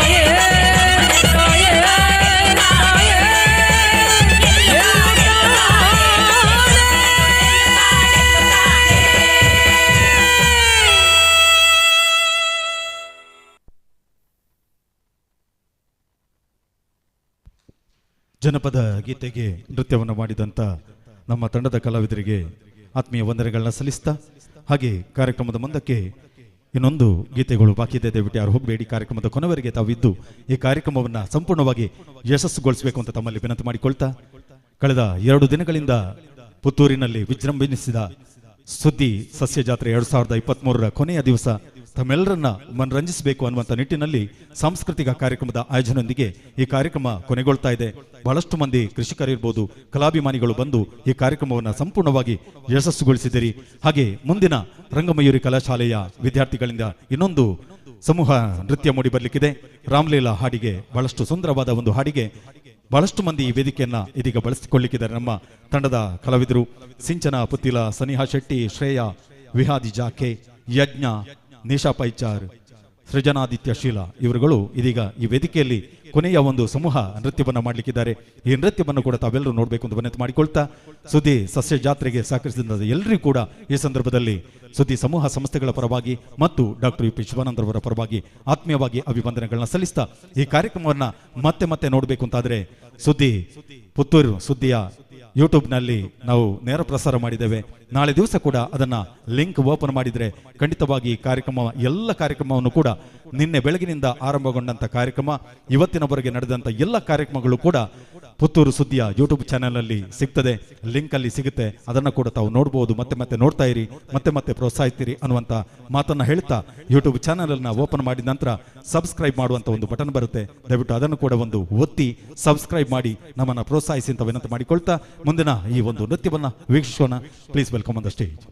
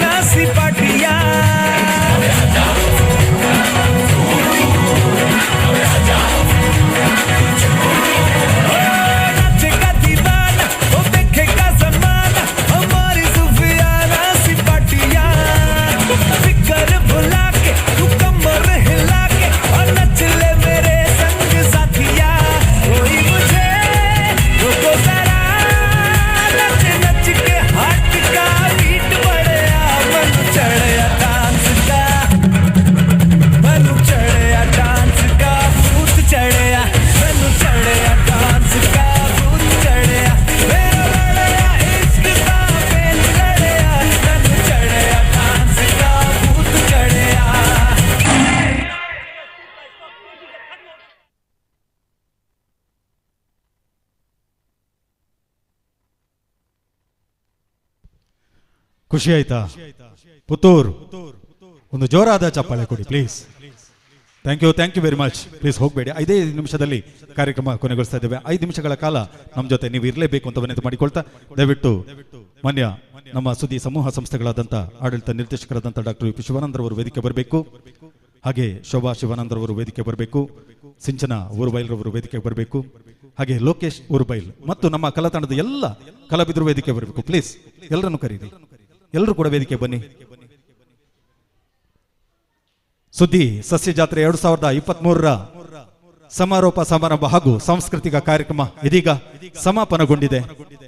ಸಮಾಪನದ ಈ ಒಂದು ಕಾರ್ಯಕ್ರಮದಲ್ಲಿ ತಾವೆಲ್ಲರೂ ನಮ್ಮ ಜೊತೆ ಉಪಸ್ಥಿತರಿದ್ದು ಈ ಕಾರ್ಯಕ್ರಮವನ್ನು ಸಂಪೂರ್ಣವಾಗಿ 100% ಯಶಸ್ಸು ಮಾಡಿಕೊಡ್ಬೇಕು ಅಂತ ವಿನಂತಿ ಮಾಡಿಕೊಳ್ತಾ, ಮಾನ್ಯ ಡಾಕ್ಟರ್ ವಿ ಪಿ ಶಿವಾನಂದರವರು 2 ಮಾತುಗಳನ್ನ ಆಡಬೇಕು ಅಂತ ವಿನಂತಿ ಮಾಡಿಕೊಳ್ತಾ ಇದ್ದೀವಿ ಸರ್.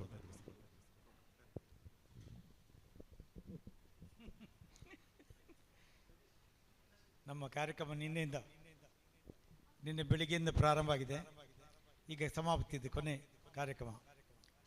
2 ದಿವಸದಲ್ಲಿ ಬೆಳಗಿನ ಸಂಜೆವರೆಗೆ ಸ್ಟಾಲ್ಗಳು, ವಿವಿಧ ಸ್ಪರ್ಧೆಗಳು ವಿದ್ಯಾರ್ಥಿಗಳಿಗಿತ್ತು, ಕೃಷಿ ಮೇಳದ ಬಗ್ಗೆ, ಊಟದ ವ್ಯವಸ್ಥೆಗಳಿತ್ತು, ಆಮೇಲೆ ಸಾಂಸ್ಕೃತಿಕ ಕಾರ್ಯಕ್ರಮಗಳು, ವಿಚಾರ ಸಂಚಿಕೆಗಳು ನಡೆದಿತ್ತು. ಕೊನೆಯ ಕಾರ್ಯಕ್ರಮ ಯಾವಾಗಲೂ ಒಳ್ಳೆಯದಾಗಬೇಕು. ಒಂದು ಪ್ರಥಮ ಕಾರ್ಯಕ್ರಮ ಒಳ್ಳೆಯದಾಗಬೇಕು ಮತ್ತು ಕೊನೆಯ ಕಾರ್ಯಕ್ರಮ ಒಳ್ಳೆಯದಾಗಬೇಕು. ಹಾಗಾಗಿ ನನ್ನ ಬಂಧು ಲೋಕೇಶ್ ಉರ್ಬಲೊಟ್ಟಿಗೆ ಹೇಳಿದ್ದೆ, ಇವತ್ತಿನ ಕಾರ್ಯಕ್ರಮ ನಿನ್ನದೊಂದು ಕೊಡಬೇಕಂತ. ನಮಗೂ ಒಂದು ಪ್ರೋತ್ಸಾಹ ಅವನದು, ನಮಗೆ ಅವನ ಪ್ರೋತ್ಸಾಹ ನಮಗೆ. ಈ ತಂಡ ಒಳ್ಳೆ ಡ್ಯಾನ್ಸ್ ಮಾಡಿದ್ದಾರೆ. ಈ ಎಲ್ಲರ ಡ್ಯಾನ್ಸ್ಗಳನ್ನು ಕೂಡ ನೋಡಿದ್ದೇನೆ, ನೃತ್ಯ. ಎಲ್ಲರಿಗೂ ಕೂಡ ಇಷ್ಟು ದೂರ ಬಂದಿದ್ದೀರಿ ಮಕ್ಕಳೇ, ಒಳ್ಳೆಯ ಅಭಿನಂದನೆ ಕೊಟ್ಟಿದ್ದೀರಿ. ಎಲ್ಲರಿಗೂ ಕೂಡ ಅಭಿನಂದನೆಗಳು, ಎಲ್ಲರಿಗೂ ಅಭಿನಂದನೆಗಳು, ಒಳ್ಳೆಯದಾಗಲಿ. ಆಮೇಲೆ ಈ ವೇದಿಕೆಗೆ ನಮ್ಮ ಯಾವಾಗಲೂ ಗುರು ಇದ್ದಾರೆ, ಮಾಧವಗೌಡರು. ಜಾಕೆ ಮಾಧವಗೌಡರು ಬರಬೇಕು ಮೇಲೆ ಒಂದು ಮಾಹಿತಿ ಕೊಡಲಿಕ್ಕೆ. ಬನ್ನಿ ಸರ್ ಪ್ಲೀಸ್. ಸಂತೋಷ್ ಜಾಕೆ ಅವರು ಕೂಡ ಬನ್ನಿ, ವೇದಿಕೆ ಬನ್ನಿ. ಬನ್ನಿ. ಮತ್ತೆ ನಮ್ಮ ಎಲ್ಲ ಪೋಷಕರು, ರಂಗಮಯೂರಿ ಕಲಾಶಾಲೆಯ ಪೋಷಕರು ಬನ್ನಿ ಪ್ಲೀಸ್. ಸೌಮ್ಯಕ ಬನ್ನಿ. 5 ಕೊಡಿ ನಮ್ಮ ಇದರ, ಅದನ್ನು ಜಾಕೆ ಬನ್ನಿ ಬನ್ನಿ. ಇದರ ನೀವು ಕೊಡಿಕೆ, ನೀವು ಕೊಡದು ಲೋಕೇಶ್. ಸುಳ್ಯದ ಕಾರ್ಯಕ್ರಮವನ್ನು, ಸಾಂಸ್ಕೃತಿಕ ಕಾರ್ಯಕ್ರಮವನ್ನು ಸುಳ್ಯದ ಕಲಾಭಿಮಾನಿಗಳು ಕೂಡ ವೀಕ್ಷಿಸಿದ್ದಾರೆ. ಸುಂದರ್ ಕೇನಾಜೆ ಅವರು ಪ್ಲೀಸ್ ಬನ್ನಿ ಸರ್. ನಮ್ಮ ಡಾಕ್ಟರ್ ಸುಂದರ್ ಕೇನಾಜೆ ಅವರು ಕೂಡ ಈ ಕಾರ್ಯಕ್ರಮದಲ್ಲಿ ನಮ್ಮ ಜೊತೆ ಉಪಸ್ಥಿತರಿದ್ದಾರೆ. ಅವರು ಕೂಡ ವೇದಿಕೆಗೆ ಬರಬೇಕು ಅಂತ ವಿನಂತಿ ಮಾಡಿಕೊಳ್ತಾ ಇದ್ದೇವೆ. ಇವತ್ತು ಲೋಕೇಶ್ ಊರ್ಬೈಲು ನಿರ್ದೇಶನದ ರಂಗಮಯೂರಿ ಕಲಾಶಾಲೆಯ ಪ್ರತಿಭಾನ್ವಿತ ಕಲಾವಿದರನ್ನ ಕರೆಸಿ ಈ ವೇದಿಕೆಯಲ್ಲಿ ಮನರಂಜಿಸುವಂತ ಒಂದು ಕಾರ್ಯಕ್ರಮ ನಡೆದಿದೆ. ಇದೀಗ ಮಾನ್ಯ ಡಾಕ್ಟರ್ ಯುಪಿ ಶಿವಾನಂದರವರು ಹಾಗೆ ಹಿರಿಯ ಸಹಕಾರಿ ಧುರೀಣರಾದಂಥ ಜಾಕೆ ಮಾಧವಗೌಡ ಲೋಕೇಶ್ ಅವರಿಗೆ ಒಂದು ಕಿರು ಕಾಣಿಕೆಯನ್ನು ನೀಡಿ ಅವರನ್ನ ಗೌರವಿಸಬೇಕು. ಈ ಪುಟಾಣಿಗಳನ್ನು ಕೂಡ ಅಭಿನಂದಿಸಬೇಕು ಅಂತ ವಿನಂತಿ ಮಾಡಿಕೊಳ್ತಾ ಇದ್ದೇವೆ. ಮುಂದೆ ಲೋಕೇಶ್ ಊರುಬೈಲು ಒಂದು 2 ಮಾತುಗಳನ್ನ ಆಡಬೇಕು ಅಂತ ವಿನಂತಿ ಮಾಡಿಕೊಳ್ತಾ ಇದ್ದೇವೆ. ಒಳ್ಳೆ ಡ್ಯಾನ್ಸ್ ಮಾಡಿದ್ದೆ, ಎಲ್ಲರಿಗೂ ಒಳ್ಳೆ ಡ್ಯಾನ್ಸ್ ಮಾಡಿದ್ದೆ. ಆಗಲಿ, ಒಬ್ಬ ಟೀಮಲ್ಲಿ ಒಬ್ಬರಿಗೆ